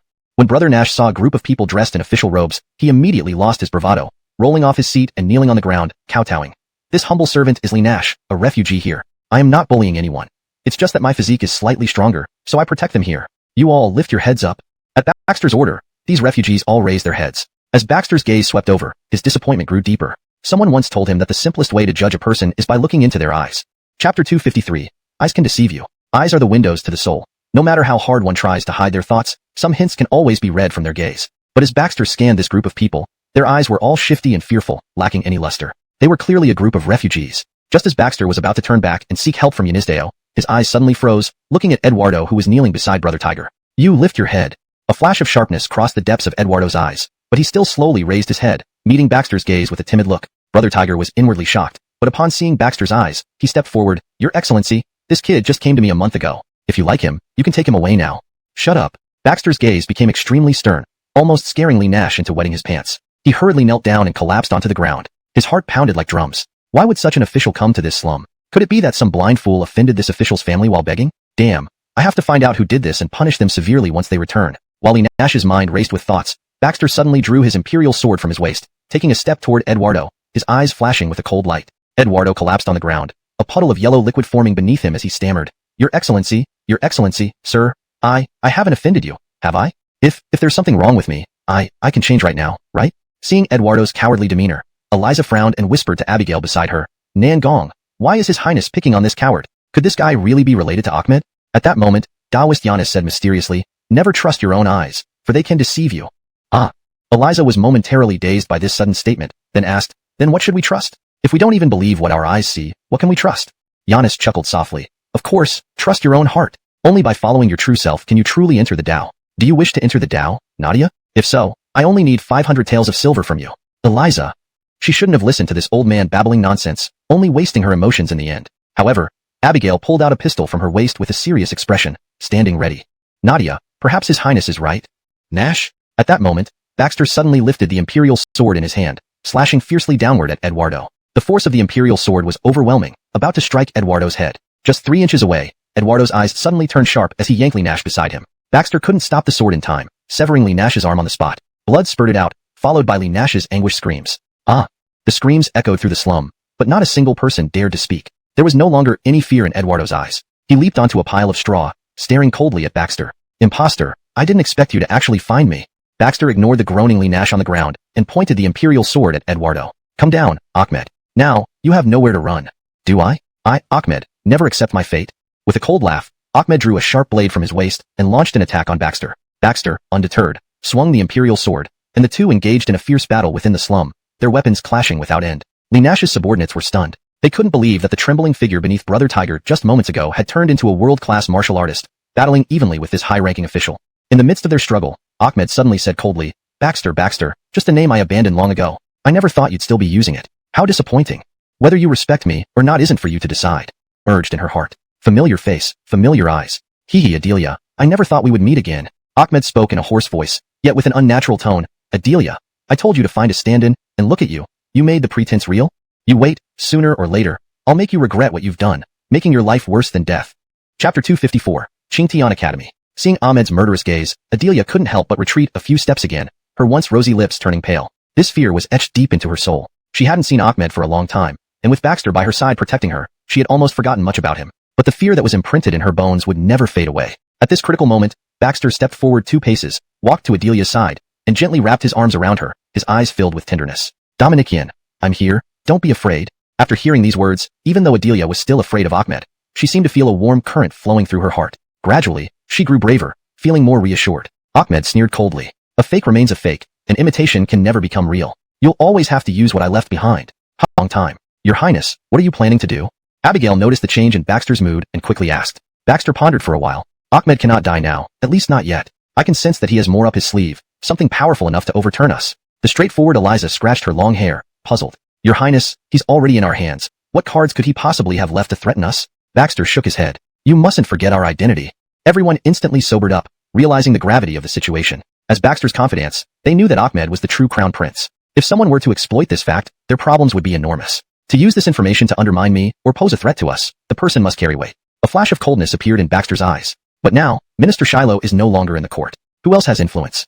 While Baxter was deep in thought, Adelia softly spoke up. Perhaps this person isn't in the court. Everyone was taken aback. Then Eliza retorted, Glens, how is that possible? In today's Wu Dynasty, who outside the court carries more weight than those within? Wu Dynasty reveres Confucianism. Adelia whispered. Many officials and young scholars of Wu Dynasty have actually studied in one place. Even the late emperor praised it as a sacred land of Wu Dynasty. A sacred land of Wu Dynasty? Could the Glens be referring to Qingtian Academy? Eliza was the first to catch on. Adelia nodded. 20 miles outside the capital city, there is a Qingtian Academy, covering half the size of the capital. It is secluded in the mountains, only admitting students from across the world. It is the holy land in everyone's heart. Even many commoners have faith in it. For many undecided matters, besides submitting them to the court, people would also go to Qingtian Academy to chat with the 3 sages inside. These 3 sages are all Confucian sages, proficient in both literary and military arts, even able to enter and exit the Taiji Palace freely. However, since Wallace ascended the throne, Qingtian Academy has been closed, admitting only some students from the folk, with no more interaction with the royal family. Giannis, who was playing with copper coins nearby, chuckled and said, The world is unclean. Clean people naturally don't want to come in. This casual remark struck Baxter like thunder. If everyone's previous statements were just speculations, then Giannis's seemingly offhand comment now confirmed it directly. Baxter steadied his mind and said gravely, We shall set off for Qingtian Academy tomorrow. Miss Nangong, Taoist Giannis, you 2 will accompany me. Abigail naturally had no problem, but Giannis waved his hand. Your Highness, this poor Taoist doesn't like that kind of place, so I'd rather not go. Before Baxter could say anything, Giannis continued, This poor Taoist can help guard the house for your Highness at home, right? Baxter instantly understood his meaning. He wanted to keep an eye on Ahmed and didn't trust anyone else. Very well. Then, Susanna, Nikki, you 2 will accompany me. This statement was met with another objection from Giannis. Your Highness, these 2 girls carry heavy blood debts. Are you sure you want them to go? If they go, those 3 sages might drive all of you out. Baxter hesitated, having to admit the truth, and nodded. Then, Miss Nangong will accompany me. After a moment's thought, Baxter seemed to think of something and looked at Taoist Giannis. Taoist, may I ask if you can accompany me? Chapter 255, The People Around? Oh. Giannis was slightly taken aback, then glanced at Baxter. Exchanging a look with him, he immediately understood. All right. If His Highness wants to invite this poor Taoist for a meal, I naturally can't refuse. Baxter nearly stumbled and fell to the ground, giving Giannis an exasperated glance. In his heart, he silently cursed him 10,000 times. Although this old man does have some skills, his tendency to take advantage of others was extremely frustrating. It had only been a few days, yet he had already forced Baxter to treat him several times. Taoist Giannis, follow me. The 2 arrived at the nearest tavern near the residence. Then Giannis ordered a large table full of fine wine and dishes, eating and drinking heartily by himself. The corner of Baxter's mouth twitched violently as he couldn't help but ask, "Old Taoist, did you seldom touch meat when you were on the mountain?" Giannis, with oil dripping from his mouth, occasionally took swigs of alcohol while eating and laughed. "Ha ha ha, it's still His Highness who understands me. On the mountain, this old Taoist practices asceticism and can't eat meat. We eat vegetarian every day. My mouth is about to go bland from disuse." Baxter. Listen, these aren't words a cultivated old Taoist should say, are they? After Giannis finished eating, Baxter finally poured himself a glass of wine. Taoist, in fact, what I really want to know now is what the significance of the Jean Matthew lineage actually is. Giannis stuffed the last plate of beef into his mouth, making his cheeks puff up like balloons, and said indistinctly, "Your Highness, they pose no significant threat." Baxter didn't understand what Giannis meant. "Your Highness, my meaning has been very clear. The Jean Matthew lineage merely seeks to expand their influence and strength, eventually covering the entire Wu Dynasty. However, their plan cannot impact the people of Wu too much. They aim to slowly devour Wu." Devour? Baxter was slightly startled. They infiltrate Wu. Could this be part of that plan? Sounds similar to the Khitan Empire strategy back then. Giannis chuckled, waved his hand, wiped his mouth casually, cleared his throat, and said solemnly, "It's different. Your poor Taoist has a slight understanding of past events. The Khitan Empire's infiltration into Wu was always external. Their goal was the complete destruction of Wu. As long as their purpose remains so, they will never truly penetrate Wu. Therefore, they remain superficial." Listening to Giannis, Baxter nodded thoughtfully. "Taoist, I think I understand. The Jean Matthew lineage, although they wish for our deaths and the demise of the royal family, still desire the survival of Wu. Yes, they just want to be the rulers themselves, not causing chaos in the world." Giannis nodded with a smile. To achieve this obsession, the Jean Matthew lineage has worked for hundreds of years. Now, many families across the Wu Dynasty belong to the Jean Matthew lineage. Larger and smaller families together number not less than hundreds, if not thousands. Imagine, if this forced. Seeing Giannis's firm expression, Baxter had no other choice. "Old Taoist, forgive my poor eyesight. I can't really tell who among the people around me is problematic. Please give me some guidance." As he spoke, Baxter stood up and gave Taoist Giannis a gentle bow. Giannis did not refuse but accepted it calmly, then helped Baxter up with a smile. "Your Highness, actually, this person is right by your side, very close, someone you depend on heavily, but you have never thought in this direction." Upon hearing this, Baxter wanted to ask Giannis for more hints, but Giannis waved his hand and left the room, leaving Baxter sitting there in deep thought alone. "Sir, would you like more wine? If not, we'll start cleaning up soon." Baxter remained seated until sunset when the innkeeper approached him gently. "Oh, all right." Only then did Baxter get up and leave. Though the residence was quite near, Baxter walked for a long time, his eyes fixed on the small courtyard, a vague answer forming in his heart. Is it really you? He truly didn't want to admit it, yet all clues seemed to point to that person. "Your Highness, you're back?" Adelia, who was strolling in the courtyard, stepped forward and held Baxter's hand gently. "Your Highness, why do you look so down? Did something happen?" Baxter shook his head slightly, a flicker of hesitation in his eyes. "My lady, I'm fine. Let's go back and rest." Just then, Abigail came out of the room holding an envelope, walking up to Baxter and saying, "Your Highness, here's the letter for you. Put your seal on it. I'll take it along when I see Giroux." Baxter glanced at her and took the envelope casually. "Oh, all right." Then he entered the room with Adelia. Abigail was taken aback. "Your Highness, are you?" Chapter 256, Qing Tian, Atlas. Abigail, whose mind was as intricate as jade, naturally noticed the change in Baxter's emotions. She immediately furrowed her delicate brows and slowly walked back to her room, her eyes flashing with a hint of gravity. Since following Baxter until now, she had never seen him treat her like this. Could something have happened? Abigail walked to the window and looked at Taoist Giannis, who was drinking tea in the courtyard, slightly narrowing her eyes. She did not say anything more but quietly waited for the sun to set. The courtyard fell into darkness, and Giannis returned to his room, leaving the door slightly ajar instead of closing it. Giannis lay on the bed, humming little tunes from time to time, looking quite leisurely and carefree. Soon after, hearing the sound outside the door, he smiled and said, "Miss Nangong, the door is open. Come in." Shortly after, Abigail appeared in the room, her face filled with amazement, and she softly said, "Taoist Giannis truly is a celestial being, able to know that I came. It's unimaginable. Is there anything in this world that can escape Taoist's notice?" Giannis gently, Baxter wouldn't disturb her during such times. Upon hearing this, Baxter sighed, opened his eyes, and caressed Adelia's beautiful face in the darkness. "My dear, do you know today I asked Taoist Giannis about the gene's lineage?" Subsequently, Baxter narrated what Giannis had told him and shared his speculations. Shocked, Adelia replied, "Your Highness, if everyone around you has the potential to be a member of the Jean family, why tell me this?" Baxter chuckled softly. "I trust you." Though brief, these 4 words carried great weight, making Adelia silent for a moment before hugging Baxter even tighter. "Your Highness?" Baxter gently stroked Adelia's hair and smiled. "Don't worry, my dear. I already have an answer in my heart. I'm only waiting until tomorrow to verify it." "Who?" Adelia blurted out, then whispered, "Never mind, Your Highness, I shouldn't have pried. This person, I don't wish to acknowledge, and neither do you." Baxter cupped Adelia's cheeks in his hands and looked at her tenderly. "She is?" The next morning, after breakfast, Eileen went to the backyard to clear away the dishes. Giannis skipped breakfast as usual and chose to lounge. After nearly another hour's walk, a magnificent building appeared in the distance. In front of the academy, there were 2 or 3 dozen young men practicing martial arts. Leading them was an elder in a black robe, sitting cross-legged on a rock with his eyes closed, beside which lay several scrolls of books. Noticing the sound of horse hooves, The elder opened his eyes, lifted his gaze towards Baxter and Abigail, and asked, "What brings the two of you here?" Baxter approached the elder and performed a salute. "May I ask for your distinguished name, sir?" The elder softly replied, "Atlas." "Ah, Mr. Liu. My apologies for not knowing sooner." Atlas glanced at Baxter and couldn't help but scoff. "You don't even recognize me, yet you say such things?" Baxter was slightly taken aback. This scholar seemed a bit simple-minded. "Mr. Liu, I have come to visit the three sages of Qingtian. Could you kindly introduce us?" Hearing this, Atlas sized up Baxter from head to toe and laughed. "Your manner suggests someone of high rank, possibly from the court?" Baxter nodded. "Indeed." Unexpectedly, Atlas waved his hand dismissively. "Our Qingtian Academy does not deal with the court anymore. Please return, sir." Baxter didn't expect him to refuse so straightforwardly and forced a smile. "We are truly here out of respect. Please introduce us, Mr. Liu." Chapter 257. Your Highness, follow me. Who knew that Atlas wouldn't buy the respectful demeanor of Baxter at all, but instead sneered, "Your Excellency, don't get me started. Everyone who comes here claims to be sincere. But now our Qingtian Academy has a rule not to do business with imperial officials." Baxter was slightly stunned and then looked towards the group of young people practicing martial arts, smiling. "However, the Qingtian Academy privately stocks armor and cultivates combat slaves. What are you planning? Are you saying that Qingtian Academy intends to declare independence and become a state within a state? What did you say?" Atlas immediately glared, his eyes flashing with some coldness, completely losing the kind look he had just moments ago. The young men practicing martial arts stopped one by one, and an intent to kill instantly filled the dense forest. Baxter immediately understood that the reason why Qingtian Academy could stand firm in the Wu Dynasty wasn't just because it cultivated many capable people for the court. They clearly also had the ability to protect themselves. Within this grand academy, who knew how many mechanisms and combat slaves were hidden, these people didn't really fear any force from the martial world except for the Imperial Army. "Old sir, I merely wish to see the three sages of your Qingtian Academy. Can't such a simple request be granted? It is said that the Qingtian Academy is long renowned in basic mathematics. Take a good look. We're clearly two people." "Oh, really?" Atlas glanced oddly at Abigail, who had been silently standing beside them, and laughed. "Why don't you turn around and take a look?"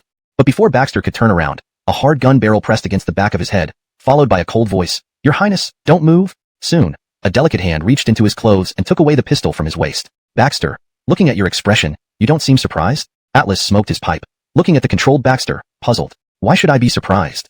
Baxter shrugged, smiling nonchalantly. "She's one of Ebenezer's people, you're one of Ebenezer's people, including Ahmed, all part of Ebenezer's network. I just can't tell who's the main branch and who's the side branch. Miss Nangong, can you clarify something for me? Are you part of Ebenezer's main branch or side branch?" Abigail took a deep breath, suppressing the tears deep in her eyes, and said solemnly, "Your Highness, you are in dire straits now. If you promise to serve Ebenezer and follow me, I will guarantee your safety." "Ha ha." Baxter smiled with a trace of relief, and despite everyone's shocked gaze, he sat down on the ground. "Miss Nangong, you know what? I've been waiting for you to reveal yourself." "Oh?" Abigail softly asked, "Since you agree to let him die." Abigail then turned and walked up to Baxter, biting her lip tightly, and spoke shakily. "Your Highness, come with me. You can't defeat Ahmed, let alone Ebenezer. They are not aiming to destroy the Wu Dynasty. It's just that they aim to gradually replace the royal family. Under their governance, the Wu Dynasty will surely become better and better. Isn't this what you wanted to see, Your Highness? Come with me, Your Highness." Baxter looked at Abigail, his voice incredibly calm. "Miss Nangong, having followed me for so long, was there ever a moment, even just one moment, when you didn't feel like you belonged to Ebenezer but to me? Was there?" Chapter 258. There are no bullets in your gun. Seeing the serious look in Baxter's eyes, Abigail immediately fell silent, staring blankly at him. A fierce struggle was raging within her heart. Frankly speaking, after spending so much time with Baxter, she had long developed special feelings for him. But deep down, she never forgot that she was of Ebenezer's lineage and had been indoctrinated with this identity since birth. So, no matter how deeply she felt for Baxter, she could only suppress these feelings instead of expressing them. Looking into Baxter's eyes, Abigail bit her lip tightly and finally said in a low voice, enunciating each word clearly, "No." However, a flash of relief crossed Baxter's eyes as he smiled and said, "I don't believe it." Upon hearing this, Abigail almost couldn't hold back the tears welling up in her eyes. But she knew she couldn't afford to cry. They were still at Qingtian Academy, surrounded by danger. To save Baxter, she needed to take him back to Ebenezer. As a direct descendant, she could intercede on his behalf, perhaps even saving his life. "Your Highness, stop being stubborn and come with me. There is nothing good waiting for you here in Wuchao continent. Come back with me. I assure you, Zoe and the others will not be harmed." Baxter sneered, the corners of his mouth curving slightly. "Miss Nangong, do you really believe what you're saying? Putting aside Ford's hatred towards me, your people of Ebenezer's lineage aim to eliminate the current royal family and silently take their place. In such circumstances, do you think Dominic Yin and the others can have a peaceful end?" Abigail fell silent again, knowing Baxter was right. But if he refused to surrender, the only outcome would be death. She couldn't watch him die here. Otherwise, she would spend the rest of her life consumed by guilt. "Your Highness, Baxter waved a hand to interrupt her. "Shoot, maybe there are no bullets in your gun." Before Abigail could respond, Atlas walked over from a distance, hands clasped behind his back, and snorted coldly. "Baxter, you're facing death, yet you still have the nerve to joke around?" Seeing Atlas, Baxter sneered. "Mr. Liu, I have a question for you. Exactly when did your Qingtian Academy become lackeys for Ebenezer?" A glint of intelligence flashed in Atlas's eyes. I warn you, Baxter, watch your words. Our Qingtian Academy was originally founded by the descendants of Ebenezer. What talk of lackeys? We are one family. So that's how it is. If so, everything makes sense now. Baxter nodded, finding it all plausible. It seems that when the descendants of Ebenezer retreated overseas, they left contingency plans on Wuchao soil, intending to take over in a few hundred years. Atlas smiled. Baxter, you're a smart man. Just now, my elder brother wanted to see you. Let's go. My elder brother? Baxter paused, then looked toward the academy's interior, shaking his head. I can't wait any longer. Perhaps your elder brother should come out and meet me. What did you say? Atlas's eyes turned cold, and his previously kind and benevolent appearance vanished. He looked like a demon fresh from hell, glaring at Baxter fiercely. The smoking pipe and scroll in his hands were replaced by a sharp blade gleaming in the light. Abigail gazed anxiously at Baxter. She wanted to warn him not to be so stubborn, but she knew she couldn't speak or Atlas would suspect something. Then it would be even harder for her to save Baxter. Baxter met his gaze unflinchingly, his tone neither servile nor arrogant. You heard me. I said perhaps he should come out to see me. Haha, excellent, really excellent. Atlas clapped his hands, his murderous intent completely unveiled. Abigail, act now. Kill this ungrateful fool. Abigail exclaimed anxiously, Mr. Liu, but we plan to bring him to Ebenezer's island, and besides. Didn't you hear me? Atlas's voice hardened, icy cold. Ebenezer's exact words were, if useful, keep him. If obstinate, eliminate him thoroughly. Do you really think this guy can be of any use to us? Saying this, he sized up Baxter from head to toe. Not from a wealthy family, nor a member of the royal family, just a randomly picked fake. I didn't expect you to be so stubborn in the end. Kill him. Eliminate any future troubles? Abigail, don't tell me you dare not or are unwilling to do it. Atlas's eyes turned toward Abigail with a hint of suspicion. You are someone highly regarded by Ebenezer. If you can't bring yourself to do it, then I'll have to do it myself. Just know that once I do, any suspicion on you won't be easily cleared. Think about it carefully. Baxter urged from the side. Miss Nangong, we've met and I even cured the burn on your face. Baxter smiled and then pointed the gun at the group of youths rushing over. One shot per person, a one-sided massacre. Abigail did not stop him, nor could she have stopped him. Gunshots echoed through the dense forest. Finally, the sound of iron hooves came from outside. It was the fulling army that had arrived. Eliza, Guido, and Trenton were in front, surrounding Qingtian Academy. Seeing Abigail standing beside Baxter, looking lost, Trenton didn't care about anything else. He got off his horse with a rope, directly pressing down Abigail and tightly binding her up. Abigail did not struggle. Instead, she felt a slight sense of relief. Oh my, sin upon sin. Giannis, who followed closely behind, looked at the pool of blood on the ground and couldn't help but click his tongue, saying, Your Highness, I didn't expect you to commit boundless evil here. Why don't I recite scriptures for them? Otherwise, they will come back as vengeful spirits at midnight to find your Highness. This only requires 300 taels of silver. What does your Highness think? Hearing Giannis ramble on, Baxter now felt a headache. Master, please stop talking. Aren't you a Taoist? Shouldn't the chanting be done by monks? Giannis immediately glared, displeased. Who says only monks can do this? This poor Taoist is also willing to help. Is that okay? Everyone. If it weren't for the more important matters at hand, Trenton really wanted to beat him up. This old chatterbox, too damn talkative. Alright, all of you wait outside. Susanna, Nikki, you too, come with me. Remember, if anyone tries to escape, execute them on the spot. Yes, your Highness.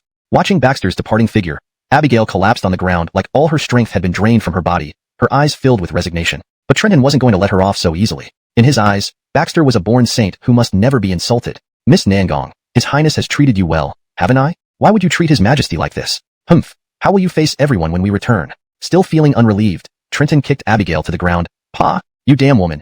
You really deserve nothing good. Isaias, don't be impolite. Although Guido's gaze was full of disappointment towards Abigail, Baxter hadn't decided how to deal with her yet. They had no right to do anything to Abigail. Eliza did not go in but stood beside Abigail, staring at her intently. Miss Nangong, can you tell me why? The previous Eliza and Abigail had an intense rivalry, not only verbally but almost physically too. But after multiple collaborations and being together day and night, the two gradually became close friends, never expecting that Abigail would turn out to be someone working for Ebenezer. At this moment, Abigail seemed to have lost all her strength and means, sitting on the ground with a death-seeking attitude, her eyes vacant, saying nothing in response to Eliza's question, just staring blankly at the direction Baxter left. She had made a mistake, and it seemed there was no chance for redemption. On the other side, Baxter, along with Susanna and Nikki, walked into Qingtian Academy, initiating a complete slaughter mode. They showed no mercy towards the martial slaves loyal to Ebenezer's lineage. Susanna and Nikki each held an AK-47, mercilessly mowing down the martial slaves charging at them. These martial slaves never imagined that Baxter and his companions possessed such formidable weapons, rendering their years of training useless. Finally, the three stood at the highest level of Qingtian Academy, where two elderly men were playing chess. One of them had only one eye, and had no expression on his face. From his vantage point, he could see everything happening in Qingtian Academy, even the scene outside with Abigail and others. But he continued to play chess throughout, with no change in his expression. The other elder was a bald monk dressed in a monk's robe, holding a string of prayer beads. He seemed not to mind the arrival of the trio, and instead chanted a Buddhist verse. Amitabha. Ha ha. Baxter reloaded his pistol and approached the two step by step, then sat on the ground, watching their chessboard. At this moment, the black pieces in the monk's hand were already showing a one-sided trend, crazily devouring the white pieces. But the one-eyed elder was not anxious at all. He continued to defend bit by bit, trying to find an opportunity to counterattack. After watching for a while, Baxter did not say a word, but gently snatched the white piece from the one-eyed elder's hand and placed it on the board. The one-eyed elder showed no displeasure at all, and the monk was not angry either. Soon, it turned into Baxter holding the white piece and playing chess with the monk. After about the time it takes for incense to burn down, Baxter managed to save the white pieces and started a gradual counterattack, beginning to devour the territory of the black pieces. A trace of surprise appeared in the monk's eyes, but he still did not speak. Following his own thoughts, he began to defend and counterattack in an orderly manner. In the end, after about an hour, the white pieces overwhelmed the black pieces in a sweeping manner, completely devouring them. The game of chess ended with the victory of the white pieces. Baxter let out a gentle sigh of relief. Only then did the monk speak. "Bah, the gentleman's move is truly exquisite. This poor monk admires you indeed. Since the game is over, shouldn't we resolve our matters?" Baxter yawned and said in a deep voice, "You are all people of Ebenezer's lineage. I don't want to waste words with you. If you are willing to surrender, I will give you a good place." "Ha ha." Hearing this, both men laughed, their laughter carrying a hint of helplessness and sorrow. Finally, the monk spoke. "Your Highness, do you really believe those words yourself? We are all direct descendants of Ebenezer, the only surviving direct line of the current Wu Dynasty. Will you let us go? This poor monk can tell your Highness that even if you release us, we will still remain loyal to Ebenezer, striving to kill all members of your royal family and ultimately replace you." Baxter smiled. "So you're being honest." Chapter 260. Absolutely impossible. Bah, this humble monk has always been like this. The monk silently began reciting the scriptures, seemingly forgetting that Baxter was still there, as if he had forgotten his surroundings entirely. Susanna and Philomena exchanged glances, but ultimately said nothing, merely watching them quietly. They couldn't understand why Baxter could still tolerate these two old men living in this world. Since they were enemies, why was he still being indecisive? However, Baxter was their master, so they naturally couldn't overstep their bounds. After a long while, as the monk finished his chanting, Baxter picked up the pistol, pressed it against the monk's head, and pulled the trigger without any mercy. With a loud gunshot, the monk fell into a pool of blood, staring at Baxter lifelessly, before finally expiring. The one-eyed elder across from him showed no emotional disturbance, only looking calmly at Baxter. "Your Highness, proceed," Baxter said with some surprise. "This is your last chance to speak in this lifetime. Don't you have anything to say?" "There's no need for it." The one-eyed elder smiled. "Our lineage of Jinwang excels in divination. Fortunately, I learned a bit, and I've long known my fate. Proceed. I hope that in the next life, we won't be enemies."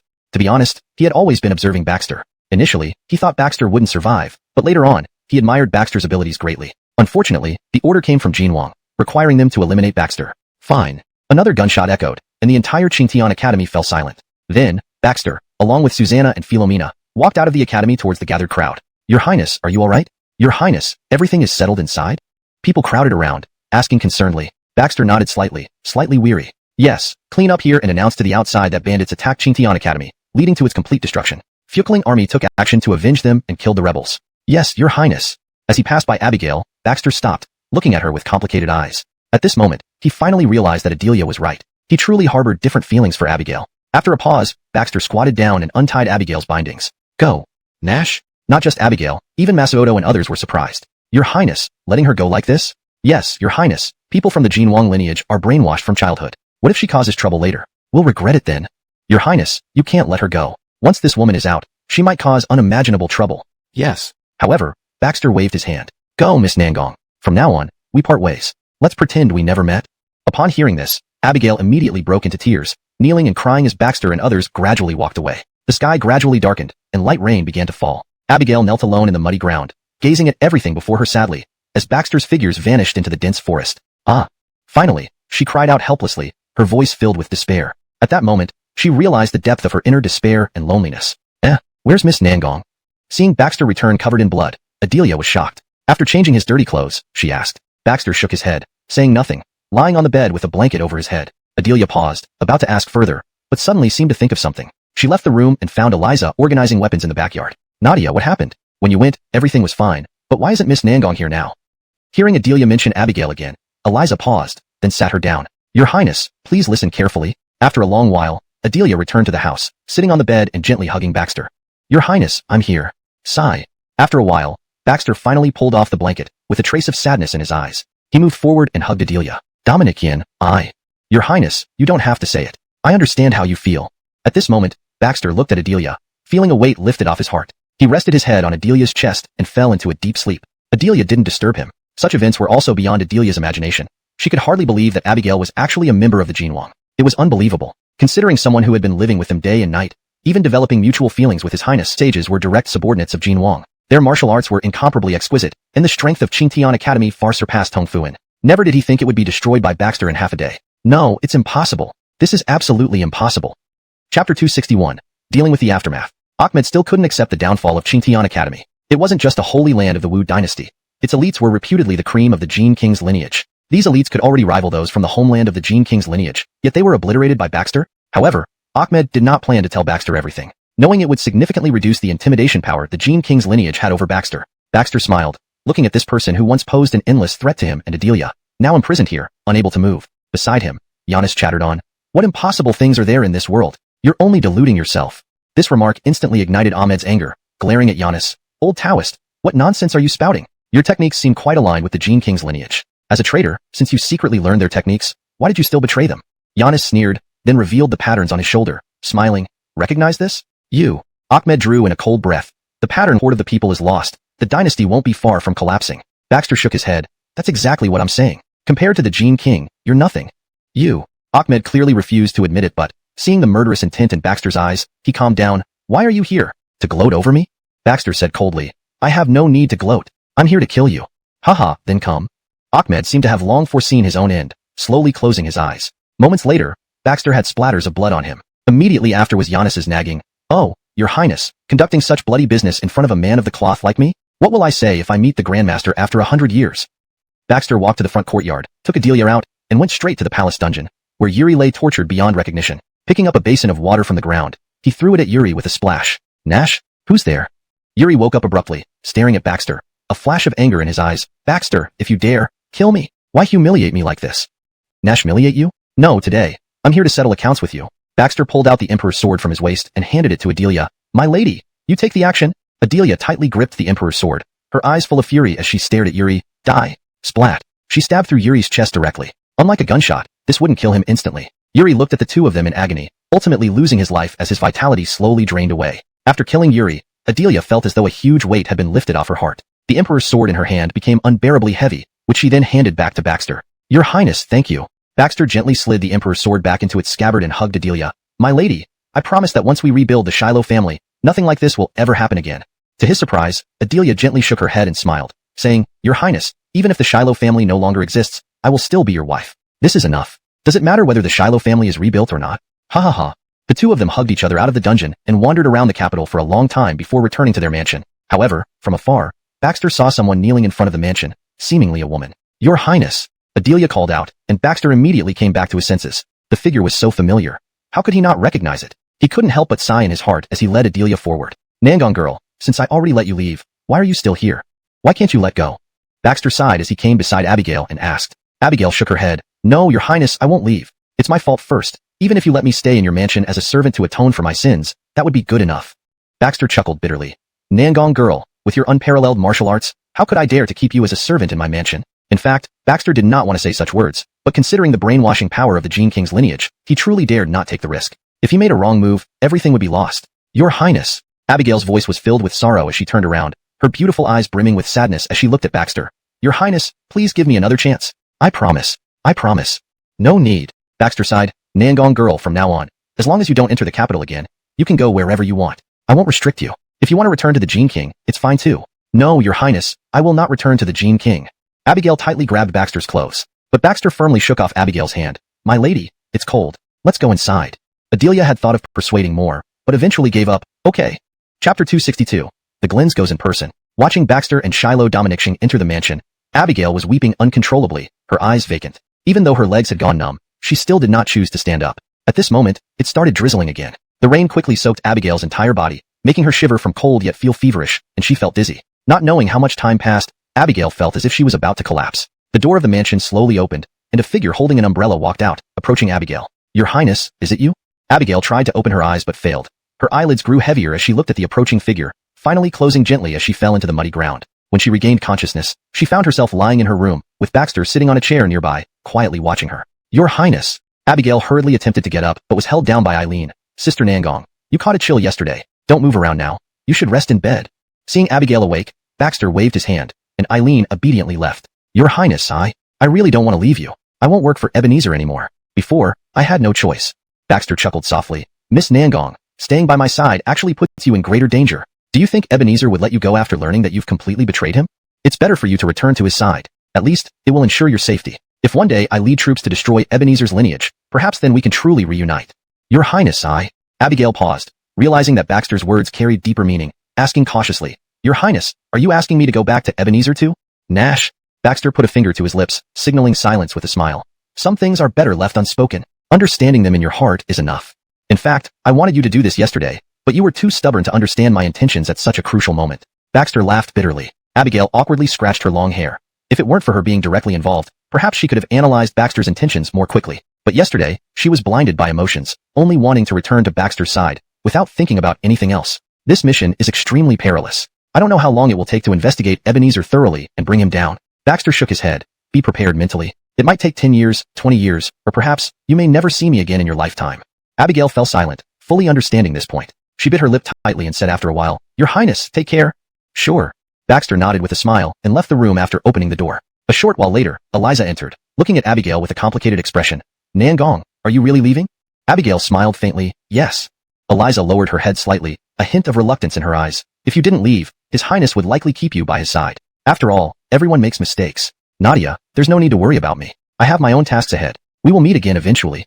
Abigail consoled softly. Stay by His Highness's side. Protect him well. Perhaps it won't be long before we meet again. Eliza detected something unusual in Abigail's words and asked probingly, Are you and His Highness planning something secret that you haven't told me? Abigail waved her hand, began packing her clothes, and finally left slowly.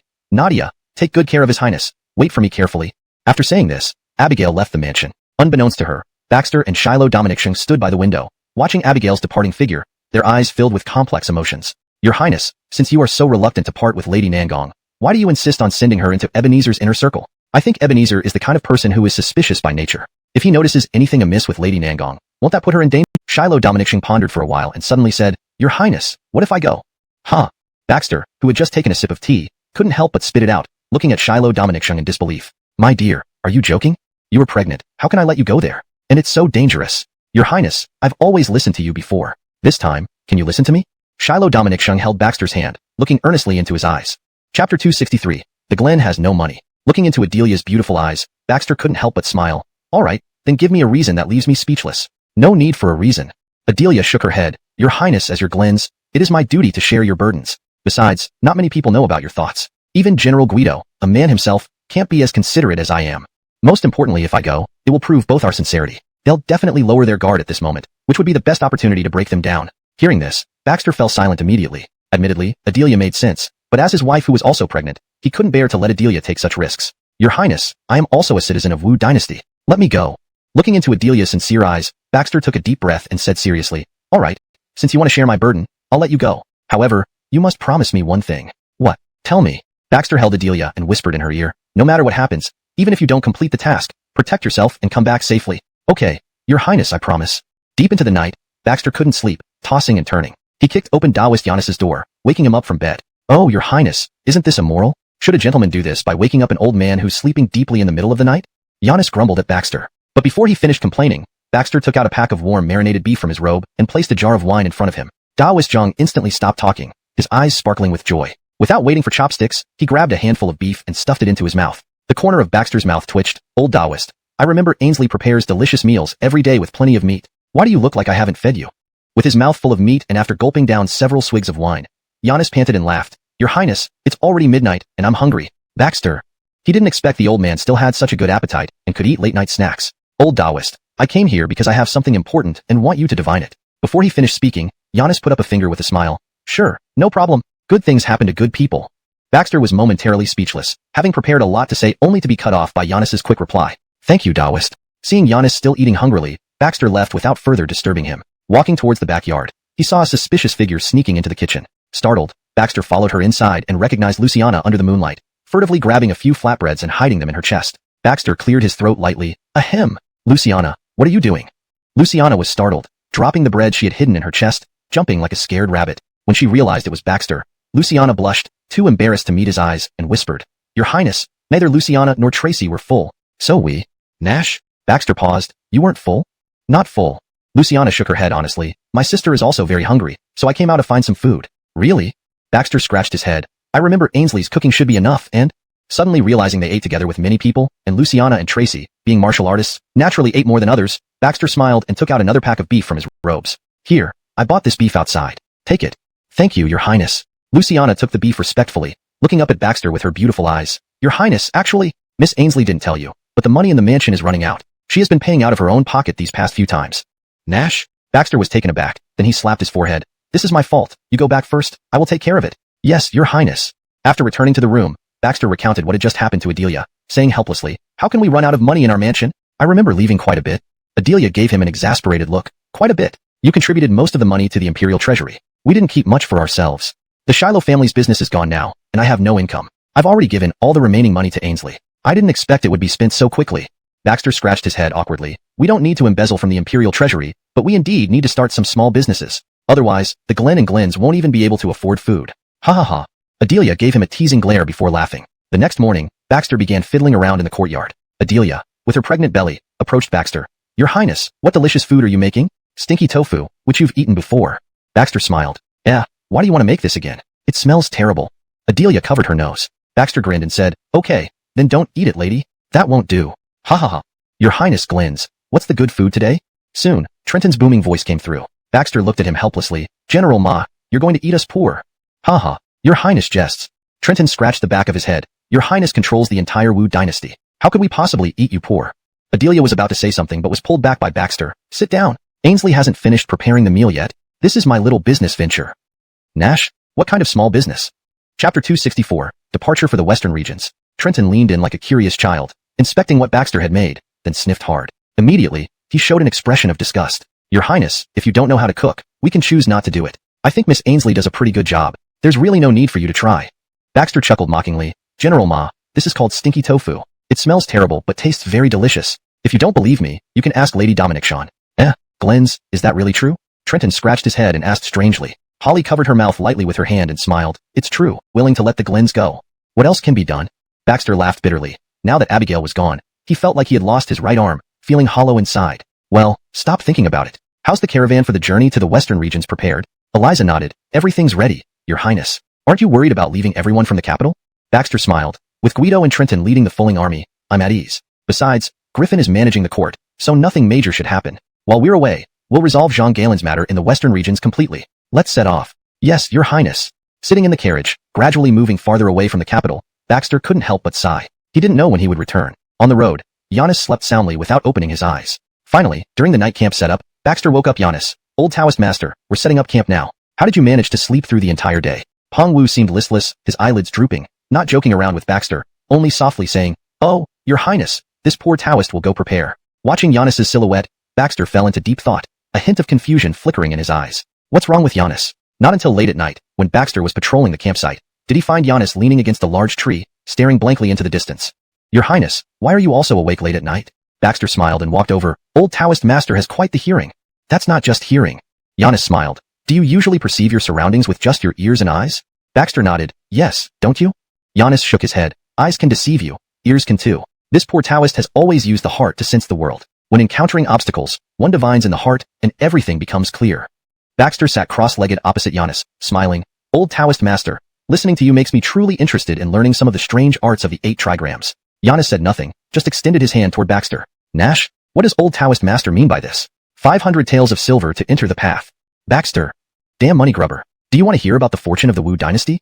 Giannis suddenly asked. Baxter was stunned. Old Taoist Master, didn't you say before that the Wu Dynasty's fortune can last at least 500 years? Of course, what I said will not be wrong. Giannis smiled. But you need to pay attention. I mentioned the Wu Dynasty. The Wu Dynasty? Aren't we already in the Wu Dynasty? Baxter's words stopped abruptly, staring blankly at Giannis, suddenly realizing something. Ebenezer. If after 100 years or even several decades, Giannis nodded. To be precise, the valley where Jean Galen originally resided was sealed off with an array by the great heavenly Master Ace, making it nearly inaccessible to outsiders. It used the formation of the 8 trigrams. What? Chapter 265 Antoine. Baxter was slightly taken aback, clearly not expecting this Antoine to have such a connection with the first-generation Celestial Master. Old Taoist, what is that thing? Why can it prevent people from entering? Giannis smiled mysteriously and said, The art of war's extraordinary tactics is one of the most profound things in the world. You may not believe it, but it affects your life imperceptibly. Actually, the arrangement made by our ancestor at Antoine's place isn't complicated. It mainly disturbs people's sight and mind, making them lose their sense of direction and move around in the same place, which stops outsiders from wanting to enter the valley. Is that so? Baxter nodded. I've heard before that they not only have 600,000 elite troops, but also countless civilians living in those mountains. They marry among themselves and never interact with the outside world. Every leader is carefully selected from birth. They are called Antoine. Antoine is the name of their leaders, every term being like this. This has resulted in Antoine, whether in individual combat skills or commanding armies, being top-notch. Old Taoist, do you know these things? Giannis pondered for a moment and said, Your Highness, you still only know part of it. Oh.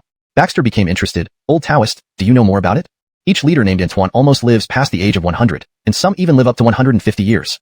But the strangest thing is that even when they reach the ripe old age of 100, they don't appear old. Taoist Giannis's words left Baxter stunned. What? What does it mean that they don't look old at the age of 100? Giannis smiled. His white teeth were strikingly bright in the night, just as your Highness imagined. Their appearances are almost no different from when they were young, roughly staying in their 20s or 30s. What? Baxter gaped, finding it hard to accept for a moment. Old Taoist, this doesn't seem right. How come? Could it be that Heavenly Master Ace once gave them some secret techniques to keep their youth? But there's probably nothing like that in this world, right? Baxter scratched his head. Even in his previous life, there indeed were drugs that could resist aging, but saying someone looking 40 while 60 seemed more plausible. However, how could a man who's 150 look like? And so on, everything others cannot experience, he goes through during his younger days. Finally, upon returning to the valley, he becomes a decisive person devoid of emotion. Antoine is decisive and resolute. His eyes are never dragged down by anyone. If enemies capture his relatives as hostages, he will unhesitatingly draw his bow and shoot his own relatives. Only such a person can achieve victory in hundreds of battles. Only such a person can instill fear in the Western region's countries. The Western regions back then wasn't like the small countries now. It was once a very powerful country. Giannis glanced at Baxter, passing the wine flask over, and continued recounting those tales. That powerful country was named Tenu. They claimed to be a nation standing at the boundary between immortals and humans. Before the Wu Dynasty unified into its current map, the first Antoine once led 600,000 elite troops into Tianju. With an unstoppable posture, he shattered Tianju into pieces. In the end, almost all members of the Tianju royal family were killed off, losing their control over such a vast nation. It could only splinter into the small countries of the western regions we see today. This piece of history was unknown to Baxter. In fact, his understanding of this world was far from sufficient, which was a great source of frustration for him. When he came through, the original host was a fool who barely remembered his own surname, let alone understand the world. Therefore, Baxter found almost nothing useful in the original body's memories. For so long, he had learned about the world mainly from others. Taoist Master, I suddenly recalled something. Baxter frowned slightly. Have you heard of Ainsworth? Heard of him? Giannis nodded, then laughed under Baxter's astonished gaze. Though old Taoist lives secluded in the mountains, things we should know, we do know. You don't have your own intelligence network, or something? A rather absurd thought popped up in Baxter's mind. Not quite. Giannis smiled gently. It's just that when the young Taoists travel down the mountain, they bring back news from around the world for me. Phew. Baxter couldn't help but gasp. Then, how many young Taoists are there? Not too many, maybe 1,000 or 800. Giannis smiled faintly, seemingly indifferent. What? Chapter 266, A Bizarre Death. Baxter looked at Giannis in shock, and after a long pause, he finally managed to say, Taoist Elder, you're being too modest here. 1800 Tao Child? This is enough to traverse all the famous mountains and great rivers of the country, go to every place, and then bring you intelligence from all over the world. Giannis smiled lightly, but in Baxter's eyes, there was a touch of cunning in that smile. Your Highness, let's not talk about this for now. What do you plan to do with Zhang Galinyan and his people? Baxter was about to say something when he suddenly seemed to remember something, frowned, and looked at Giannis. Elder Taoist, you are proficient in the strange doors and 8 trigrams. I suppose you know what I want to do, right? Upon hearing this, a hint of embarrassment flashed across Giannis's face as he couldn't help but give a bitter laugh. Your Highness, although I am proficient in these things, I must admit that I cannot predict your matters. What? Baxter was slightly stunned, with his face full of confusion. What do you mean by that? To be honest, Elder Taoist can't even predict your existence. Giannis shook his head and stared straight into the darkness in the distance, lost in confusion. I don't know why, but every time I try to divine about you, it seems like you vanish into thin air, as if you never existed in this world. Hearing this, Baxter nodded. Actually, he had already guessed the answer. It might be because of his identity as a Chanyurajira, traveler, not originally belonging to this world. But this was his biggest secret, which he would never reveal to anyone, not even to Giannis. Should I consider it good fortune, or that I'm an abandoned person by heaven? Facing Baxter's teasing tone, Giannis did not respond teasingly as usual, but shook his head. Your Highness, it might be a good thing for the overall situation, but not necessarily for you. Nash? Baxter was taken aback. What do you mean by that, Elder Taoist? Your current state makes it impossible for the Gene King lineage to fathom your motives. The Gene King lineage cannot predict what you will do through divination. Therefore, your Highness can utilize this advantage to triumph in the struggle against the Gene King. But this condition obviously seems abnormal. Elder Taoist has studied divination for a lifetime and has inherited the legacy of great heavenly master, yet cannot figure out where your Highness stands. This, Elder Taoist cannot explain either. There's just an intuition telling me it's off. After all, heaven never favors anyone for no reason. Baxter was silent for a while. He had to admit that Taoist Elder Giannis was indeed very meticulous in his thoughts. This also made Baxter secretly more vigilant. Such a person, if they started a martial sect on their own and gradually expanded it, could eventually contend for power in the court. But why would such capable people choose to live in seclusion in the mountains and forests, helping the current emperor? If this was part of their legacy, Baxter half believed it and half doubted it. Take the Gene King lineage, also heirs of the great heavenly master, who are still competing for power and status within the court. Your Highness, it's late. Let's go back. Taoist Giannis sighed, giving Baxter a deep look before standing up and leaving first. Looking at Giannis's retreating back, a trace of worry flashed in Baxter's eyes. Although Taoist Giannis claimed to support him, Baxter was not a child. As the Glen of Wu Dynasty, once he cleared obstacles, he could immediately ascend the throne to become porter. In such a case, he couldn't afford to be complacent around someone like Giannis. The Gene King lineage was a perfect example. Their bloodline was connected to the royal family, yet in the end, they left for foreign lands and now sought the throne of Wu Dynasty. Who knew if Giannis would become the next Gene King? After all, Giannis's skills were more terrifying than the Gene King. With 1,800 Dao children, he could control everything without stepping out of his door, which was even scarier than sitting on the imperial throne. Baxter slowly stood up and walked back to his tent, worrying about tomorrow's troubles tomorrow. The next morning, as Baxter emerged from his tent, he suddenly sensed an odd atmosphere surrounding the camp.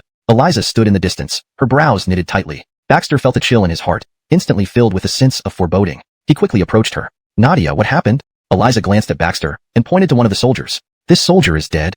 "What?" Baxter hurriedly moved forward, looking at the soldier on the ground. Although his eyes were still open, they carried a look of fear, as if he had seen something terrifying before his death. And in this soldier's hand was still an AK-47, clearly indicating that he didn't have time to shoot. Baxter couldn't help but draw a sharp breath. Who could have been so quick and lethal that a soldier couldn't even pull the trigger? That's not right.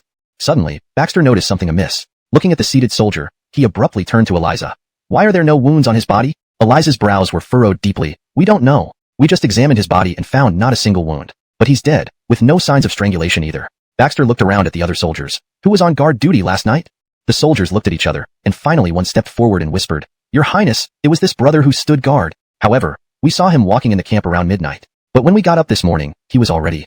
Baxter let out a cold snort. "Everyone, halt here and ready your ammunition. Nadia, Elder Taoist, the three of us will check the surroundings." "Yes." With that, Baxter led the two through the dense forest, discovering a village not far away. It was early morning, and wisps of cooking smoke rose, indicating breakfast preparation. Eliza pointed at the distant village and said, "Your Highness, why don't we ask around in the nearby village? Perhaps there are some roving bandits or thieves around." Baxter took a deep breath. "Let's go and take a look."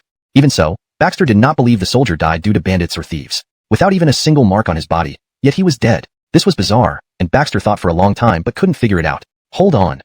Chapter 267, The Strange Village. Just as Baxter and Eliza were about to step forward, Taoist Giannis's voice came from behind, stopping the two. "Your Highness, Nadia, hold on for a moment." Giannis no longer had a smile on his face. Instead, he looked solemn as he stared at Baxter. "Your Highness, regarding the death of that soldier just now, this poor Taoist might have some thoughts." "Really?" Baxter and Eliza exchanged glances before looking at Giannis. "Please tell us, old Taoist." Giannis stepped forward, pointing to the village ahead. "I cast a divination in my heart just now, and it foretold extreme danger ahead. Therefore, there must be something wrong with this village. This is a necessary path to the western regions. So, I speculate that this village could very likely be composed of Claude's scouts." "What?" Giannis's words instantly shocked the two. "But we haven't shown any hostility towards Claude yet. How could he attack us first?" Baxter said gravely, "If that's the case, then I suspect whether Cameron is really dead, and the authenticity of the half-commander token I have." Back then, Joaquin handed him half of the commander token, with the rumor that the other half was in Claude's possession. Only if the two pieces fit together perfectly would Claude heed the court's command to dispatch troops. Or, perhaps, the Wu Dynasty truly faced its most critical juncture, with the capital fallen and most of its territory lost, which might compel Claude to launch an offensive. However, they hadn't even reached Claude's camp, and indeed, they were still far from it when his scouts began attacking them. This was basically illogical, unless someone was inciting trouble behind the scenes. "Your Highness, I do not recommend you proceed to the village." Giannis shook his head, his face filled with seriousness.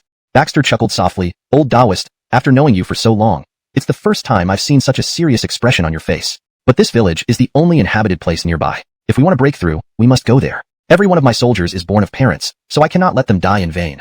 Baxter's voice was firm and decisive, leaving no room for doubt. "Nadia, please escort old Taoist Giannis back. I will go myself." Giannis laughed wryly. "Your Highness, that's not what I meant. Do I look like someone who fears death? If I were truly afraid of death, I wouldn't have come with you all the way to the western regions. Wouldn't it be more comfortable staying in the capital?" "Very well, since your Highness wishes to proceed, this poor Taoist has no choice but to accompany you." Baxter laughed lightly. "Old Taoist, you don't need to force yourself. It's just a small village. I can handle it alone." "Your Highness, it seems you still haven't understood what I mean." Giannis shook his head, his voice low. "My point isn't that Claude's scouts are hiding in the village, but rather that the entire village could possibly be made up of his scouts." Upon hearing this, Baxter took a sharp breath and looked at the village at the foot of the mountain, his eyes revealing a touch of seriousness. "There should be over 100 households here?" "That's correct." Giannis nodded. "So, I really don't advise you to go, Your Highness. If you wish to proceed, you can send 2 soldiers disguised as peasants or traveling merchants into the village and quickly withdraw. Once any problems are confirmed." Giannis did not continue, but Baxter already understood his meaning. If they discover anything amiss, they would immediately dispatch troops to cleanse the area. "Oh right, old Taoist, did you already figure out how that soldier died?" Baxter asked curiously. Giannis smiled bitterly. Nothing escapes your highness. Yes, I have a theory about the cause of the soldier's death, but I'm not entirely sure yet. Please tell us, old Taoist. Baxter and Eliza were both intrigued, their gazes fixed on Giannis. With the two staring at him, Giannis had no choice but to explain. All right, your highness, I'll tell you. In fact, it's a type of worm originating from the western regions. It creates hallucinations in the dark and ultimately blocks a person's nostrils and throat, causing suffocation. The reason I mentioned that the village might be composed of Claude's scouts is also because of this. Claude likely has the most dealings with people from the western regions, hence these worms. Damn, such a cruel thing. Baxter gave a cold snort, looking at the distant village, his eyes instantly gleaming with a cold light. Since that's the case, then I must go in and have a look. Nashimf Nadia, let's go. Helpless, Giannis could only follow. As they approached the village, Baxter noticed that not a single person came out from the outside of the village. He immediately gestured to Eliza behind him, and the three squatted down, watching the village not far away. We can see the smoke rising, but no one comes out. This is a bit strange. Your highness, shall I go check first? Eliza was about to move when Baxter stopped her. No, you can't go now. This village is full of mysteries. Let old Taoist cast a divination. Giannis shook his head. Your highness, I have already cast countless divinations on this journey, and it foretells great danger ahead. Once we enter, it might be hard to leave unscathed. To catch the tiger's cub, one must enter the tiger's den. Baxter said solemnly, as if he had made up his mind. He stood up and walked towards the distant village, with the two following closely behind. Upon entering the village, Baxter inexplicably felt that a mist had risen. The surroundings were hazy, making it difficult to see the houses. The dark doorways seemed like monstrous mouths. Your highness, look, there's a large household ahead. Shall we go take a look? Eliza pointed forward, where in the thick fog, a large black gate appeared. Good, let's go check. Knock, knock, knock. As the gate was knocked on, soon the gate opened, and an old man leaning on a cane walked out. Seeing Baxter and the others, he was slightly taken aback, but then smiled. You three aren't from our village, are you? Baxter chuckled lightly. Old sir, you have sharp eyesight. We come from another place. Come in quickly, have a cup of tea. The old man moved aside, clearing a path for the three. Please, all of you. Chapter 268, Gallender Town. The three exchanged glances and walked in. The old man seemed unafraid of Baxter's sudden arrival. He introduced himself quietly. Honorable guests, my name is Bellamy. This is called Chief Family Village, with 200 households in total. There are usually many merchants passing by, but recently, almost no one has come. So that's how it is. Baxter didn't press the matter and merely smiled faintly. Elder, why is it that every household has smoke rising from their chimneys, but no one walks the streets? Upon hearing this, Bellamy, who was walking ahead, turned around abruptly, looking at the trio intensely, a trace of fear in his eyes. Guests, you mustn't say such things lightly. This place is cursed by deities. If you speak so carelessly, you will anger them. Baxter chuckled sarcastically, deciding to be straightforward. Elder, there's no need for subterfuge. We're here to see Bert in the western regions. Why did your men ambush my people? What do you mean by that? Bellamy's smile vanished as he watched the three, gradually stepping back a few paces. Suddenly, several young and strong men emerged from the thick fog, holding farm tools, eyeing them warily. Elder, you know exactly what I mean. Baxter gripped his pistol, ready to act at any moment. This is a scout base set up by Bert. Everyone in the village serves him. Don't think we don't know. Ha ha. Bellamy laughed, his smile carrying an eerie note as he waved toward the surrounding youths, who immediately withdrew. I didn't expect the Glen to have such keen discernment. You really couldn't be fooled after all. Bellamy shook his head, hands clasped behind his back, pacing before the trio. Go back. The master doesn't want to see you. Does Bert already know about my journey to the western regions? A serious look appeared in Baxter's eyes. Yes. Bellamy did not hide anything, and the master asked me to relay a message to you. The prince can stay in the capital to deal with the Wu Dynasty's remnants, while he leads troops stationed in the western regions, leaving each other alone. Should chaos erupt or the Wu Dynasty face destruction, he would also dispatch forces to aid. But please do not force him to lead troops out of the valley into the world. It's a long-standing rule of his lineage. Are you truly going to break it? Eliza and Giannis exchanged glances, taking a step back without speaking. In this situation, they had nothing to add. Only Baxter could decide. Baxter stared intently at Bellamy, pondering deeply before saying, I came here for the stability of the Wu Dynasty and other pressing reasons. So I must meet Bert. Bellamy bowed his head slightly, his voice low and hoarse. Your Highness, please return. The master ordered us not to let you pass, regardless of any circumstances. Before Baxter could respond, Bellamy interrupted. Highness, I know what you wish to say. The thread of Ebenezer's lineage, Rufus. The master knows all these. It's not significant. Please, don't worry, Taoist master. Since I am now the heir apparent of Wu Dynasty, I will always place the welfare of Wu first. That's good. Sending all the soldiers back to the capital, Baxter and his two companions continued on a carriage towards the western regions. Unbeknownst to them, after they left, Bellamy stood atop a hill in the village, watching their rapidly disappearing figures on the road with cold eyes. Since you insist on this, don't blame me. Pass down the orders to proceed as planned.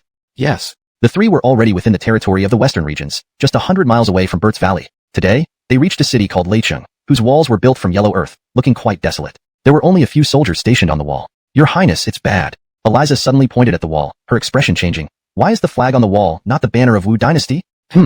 Alerted by Eliza, Baxter raised his head, and saw that the flag was indeed not that of Wu Dynasty, but instead had the image of a Cheongchi, looking fierce. Bert. Giannis stroked his beard and softly said, This is the banner of Bert's lineage. Hearing this, Baxter's expression changed slightly. He did not rush into the city but stood below, gazing at the flag waving on the wall, his eyes flashing with cold light. A mere border town, and now it doesn't even fly the flag of Wu Dynasty, but instead has raised Bert's flag. Truly commendable. Chapter 269, Thunder City. Eliza stood beside Baxter, her heart trembling slightly. She had already picked up on the killing intent in Baxter's words. Your Highness, we should enter the city first and check the situation. Eliza softly said, perhaps, this city's lord has some unavoidable difficulties, or there might be a reason for hanging Jean Galenian's flag. All right. Though Baxter agreed verbally, he was overwhelmed by killing intent inside. He vaguely understood why Jean Galenian refused to meet him. Perhaps this Jean Galenian no longer intended to remain loyal to the Wu Dynasty. Thinking of this, Baxter looked at Giannis. Old Taoist master, have the descendants of Jean Galenian always been loyal to the royal family? Giannis nodded without hesitation. Each generation of Jean Galenian has been indoctrinated with loyalty and patriotism from birth. Therefore, they would never dare to betray the royal family. But, Your Highness, please remember your identity. Baxter was startled, his face showing shock as memories of Ahmed's voice echoed in his mind. What's false will always remain false. It can never become true. Indeed, if Wallace were truly alive, whom would Jean Galenian serve? Obviously. But why were members of Snow Moon Tower captured here? Previously, Christian Kang told him that Miss Sherry of Snow Moon Tower had gone to Brendanzi to find the former head, and her subordinates had scattered. These rebels deserve death. They killed many civilians, making our lives restless, muttered a bystander. Yes, apparently these people have connections with some powerful official in the court, but no one knows who, another added. Our magistrate is truly working for the common people. He caught these rebels within days. Listening to the townspeople's discussions, Baxter doubted their authenticity. Though numerous, Snow Moon Tower members had strict codes, especially against indiscriminate killing. These people had assets across the Wu Dynasty. Even if the headquarters disbanded, they could still join other branches and would not end up like this. At that moment, the magistrate opened his eyes and tossed down a token. It's time. Execute. The executioners raised their blades and swung them down upon the prisoners. Thud. Blood splattered everywhere, yet Baxter remained silent, leaving Eliza bewildered. Your Highness, why didn't you stop them? Considering the deep friendship between Baxter and Sherry, who even sent Christian Kang to accompany him, Eliza was puzzled by his inaction during this crisis. Baxter smiled and dispersed with the surrounding crowd. Nadia, there are so many things happening in this world. Even if I were to become the emperor, I could not possibly take care of everything. If I had to manage every single thing, wouldn't I be exhausted? Moreover, we are traveling incognito this time and mustn't expose our identities. We can't lose the big picture over small details. I have a feeling that there is something worth exploring in this Thunder City. After the crowd at the city center dispersed, Baxter led the two to an inn, found a simple guest room, and all three stayed together in one room. Eliza looked at Baxter in shock. Your Highness, men and women should keep separate. Even under any circumstances, we shouldn't stay in the same room, right? Baxter coughed lightly. Nadia, you know I don't have much silver left, so of course, I have to save where I can. Don't worry, I absolutely won't peek on you. But, there's only one bed here. How are we supposed to sleep? Well, such a large floor. Wouldn't it be easy for you to set up a makeshift bed on the ground? Baxter scratched his head, causing Eliza to fume. She was going to sleep on the floor? Fine then. However, Giannis didn't seem to mind at all, chuckling. The old Taoist doesn't mind at all. When I lived in seclusion on the mountain, not only did I sleep on the ground, but sometimes even slept on tree branches. Besides, Miss Morong, don't worry. As a hermit, my heart is pure and detached. Even if you undressed, the old Taoist would absolutely have no improper thoughts or actions, nor would I look. You can try me if you don't believe it. Seeing Giannis's mischievous look, Eliza covered her chest with both hands and scolded angrily. You shameless old man. I don't believe you. Tisk. Watching them bicker, Baxter chuckled. All right, I'll go out and check things out. You two stay here. Chapter 270 Reunion with Miley. Baxter walked into the hall and approached the innkeeper who was busy working. He smiled gently and said, Sir, I have a question that I'd like to ask you. The innkeeper was an elderly man who looked amiable. He looked up at Baxter and smiled slightly. Please go ahead and speak your mind. Baxter smiled and asked, This morning when I entered the city, I saw about a dozen people being executed at the Central Market Square. Could you tell me who they were? Are there still bandits in this so-called peaceful era? At these words, the innkeeper's expression changed immediately. He glanced at Baxter and then at the door before whispering, Sir, you shouldn't say such things rashly. What kind of peaceful era is this? This world is in turmoil now. Those people were rebels who sought to disrupt the country. It's rumored they killed many villagers and civilians outside the city walls, causing great unrest. Thankfully, the magistrate caught them all. Oh, right. It's also said that a group of women, even more dangerous, are imprisoned in the county jail. The magistrate announced they will be beheaded in 3 days. Achilles men? Baxter frowned slightly, feeling a peculiar stirring in his heart, as if he had some connection to these women. Thank you, sir. Leaving the inn, Baxter headed straight for the county office but was stopped by 2 guards at the entrance. Hey, who are you? This is the government office. How dare you barge in randomly? I'm here to see your magistrate, Baxter said solemnly. However, the 2 guards scoffed at him. Kid, think you can just meet the magistrate? Do you have anything to show for yourself if you want to see him? Don't daydream. Knowing their intention, Baxter pulled out a 5 liang silver ingot from his robe and tossed it to them. Now? He expected the guards to let him in right away, but instead, they sized him up after taking the silver and sneered. You must be delusional if you think 5 liangs can get you to see the magistrate. Baxter narrowed his eyes. All right, what do you say I need to do to meet him? At least 10 liangs. Upon hearing this, Baxter fell silent. 10 liangs was a hefty sum even in the capital, and especially here in this small frontier town. Yet, it was clearly not enough for any escape route. A man stepped forward, clapping his hands. Glenn, long time no see. Here we meet again. Hearing this familiar voice, Baxter sneered inwardly, shook his head, and slowly turned around to face Chimyan Gongzi Edge. Chimyan Gongzi, you've truly gone to great lengths to kill me? No choice. Who would have thought that His Highness the Glen is as slippery as an eel, so astute that you refuse to leave the capital no matter what. Now that there's finally such an opportunity, I naturally must seize it. Edge looked at Baxter like a satisfied fox, his eyes full of disdain. Baxter, you're too careless, really thinking that no one in this world can bring you to justice anymore? You're wrong. Everything you believe is wrong. You never killed Wallace. Of course, Jean Gallienue is also one of ours. Now, Jean Gallienue has already led his 60,000 troops out in full force and is about to march on the capital. You're finished. Baxter sneered again. Edge, that's not necessarily true. Why? Planning to struggle in your dying moments? Edge curled his lip. I admit, the power of your equality of all beings is indeed impressive, but didn't you give me the blueprint? I've manufactured it too. What weapons do you have left to threaten me with?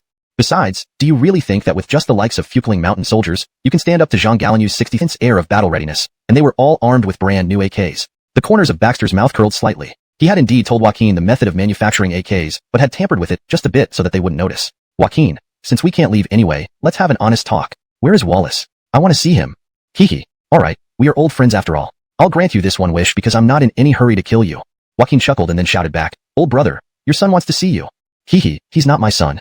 Wallace slowly emerged from the crowd, his hair entirely white, looking much older. His eyes revealed both disappointment at losing the elixir of immortality and the weariness that came with acceptance. Baxter, I never expected we'd meet again like this.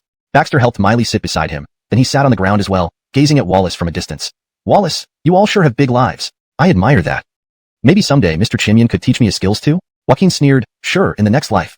Wallace sighed, for now, let me call you Isidore. Why couldn't you just be a good crown prince? Even the emperor has forgiven you for killing his own flesh and blood, yet you insisted on causing trouble. You investigated this and that, ultimately ruining what could have been a great situation. Sigh, what I wanted was only the stability of the Wu Dynasty. If you could have achieved that, I wouldn't care who the crown prince was. Sadly, you didn't cherish the opportunity. From the side, Joaquin interjected, Old brother, when you wanted to give up initially, I told you this kid wouldn't stay put in the capital. Young people are all like this. They always want to eliminate every thorn in their side. But in the end, you accomplished nothing. Had you stayed in the capital or even ascended the throne immediately, we wouldn't have bothered with you. We would have seized power in secret or waited until after your death, arranging for our successors to take over while keeping the Wu Dynasty intact. What a pity. You had the chance but didn't seize it. You risked so much for people unrelated to you, insisting on coming to the western regions. TSK. Baxter shook his head. Joaquin Wallace, you don't understand. The people of the Wu Dynasty are already living in dire straits. If I stayed idle in the capital, how would I be different from those corrupt officials? How long could such a Wu Dynasty last? These past years, I've carried the blame regardless. Rather than that, it's better to tear it down to rebuild, eliminating all the problems of the Wu Dynasty to create a clean world. Ha ha ha. Joaquin and Wallace exchanged glances, then burst into laughter together. Baxter, you're truly naively cute, but such cuteness in an emperor equals stupidity. Wallace sternly said, as an emperor, if your heart isn't ruthless enough, you don't deserve the title. A ruler full of compassion is nothing but a fool, destined to destroy his country and its people. Although the common folk live poorly now, at least there's stability. If your misplaced mercy causes chaos, you'd be harming them. Baxter fell silent for a moment. He knew that Wallace's words were true. Historically, many emperors acted similarly. But as a time traveler, he naturally wanted to change this. You have one, so speak. How do you wish to dispose of us? Wallace cast a deep glance at Baxter. To be honest, I admire your talents greatly. If you could serve me, my Wu Dynasty would surely become unprecedentedly stable. But I know that you wouldn't stay by my side obediently, so I don't expect it. Therefore, you must die. Regret filled Wallace's words, yet Baxter was not surprised. I understand my own fate, but I wonder, can I die in the capital city? Of course. Wallace smiled and said, I will certainly fulfill this wish of yours. Please proceed. Baxter sat in the prison cart and embarked on the journey back to the capital city. On the way, he encountered the commander named Chris. Indeed, he looked to be in his mid-20s, with profound eyes, holding a long spear as he followed alongside the procession. Baxter asked aloud, Chris, will you kill all those who resisted? Fortunately, Adelia was not in the capital now, and Christian Achillesolf was with her. If this plan of mine fails, then Dominikian, Miss Elida, we might meet again only in another life. Chris remained silent for quite some time. Just when Baxter closed his eyes to rest, he heard a soft voice. Do you really see me as that kind of person?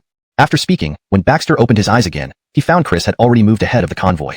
Baxter was slightly taken aback, a glimmer of hope flashing in his eyes. Chris seems different from what I imagined. Haha, Wallace, Joaquin, it seems you two aren't so sure of your victory after all. When Baxter was escorted to the outskirts of the capital city, the drawbridge was already raised high. Countless soldiers stood on guard, alert and ready. Be vigilant. Chapter 272. A New Beginning, the Grand Finale. Griffin looked down at the civil and military officials below, his face solemn as he said, Everyone, with the Glen captured, our capital is now in dire peril. Each of us must take action to defend the capital. Even knowing that the one outside was their former emperor, Wallace, not a single one of these civil and military officials who were personally promoted by Baxter retreated. We swear to Nashif. Facing Baxter's mockery, Wallace only snorted coldly and went straight to Ottman, saying, General Ottman, your army is now equipped with such powerful weapons as Equalizer. Isn't it supposed to easily defeat these ordinary soldiers? After a month of attacks, there has been absolutely no progress? Facing Wallace's questioning, Ottman finally slowly opened his eyes. Your Majesty, my soldiers are charging forward, risking their lives, constantly sacrificing themselves. Your words cannot erase their efforts. Your Majesty, if you don't trust my soldiers, then I can have them retreat, and you can charge forward yourself. You. Wallace was immediately speechless, stunned at how Ottman dared to challenge him like this. In the past in the valley, Ottman had never dared to speak loudly in front of him. Just as Wallace was stunned, suddenly from the rear of the army came shouts of fighting. Reporting to His Majesty in general, there is an army coming from behind. It looks like hundreds of thousands strong. Leading them is a young woman, claiming to be the Glen's consort. What? Baxter, inside the prisoner cart, was also shocked. He hadn't expected Adelia to return at this moment. He couldn't help feeling anxious. What was this woman thinking returning at such a time? He knew that Adelia had likely brought along the armies of Giroux and Scott. You've suffered greatly. Baxter breathed a sigh of relief. General Zhang, you haven't let me down. Indeed, the descendants of Ottman were truly the sharpest weapon left behind by Emperor Taizu of the Wu Dynasty. 3 hours later, Wallace was surrounded by everyone in the center. Under their gazes, Adelia slowly walked towards Baxter and embraced him. Your Highness, I'm back. Good, very good. I didn't expect that it would be you who saved my life in the end. Baxter gently patted Adelia's back, then suddenly noticed she was holding a child in her arms. He asked excitedly, Dominikian, is this our child? Yes, our son. Adelia said softly, from now on, we have our own child. Perhaps feeling the bitter cold outside, the baby began to cry, and Baxter instantly felt a deep familial connection. Embracing both Adelia and the child tightly, he said, good, very good. Suddenly, the sound of hooves was heard from a distance again, and a soldier reported, Your Highness, General, there's a woman leading troops coming from afar. Everyone turned their attention to see Abigail riding confidently on a horse, followed by many others, galloping swiftly towards them. The first thing Abigail did after dismounting was to approach Baxter and solemnly said, Your Highness.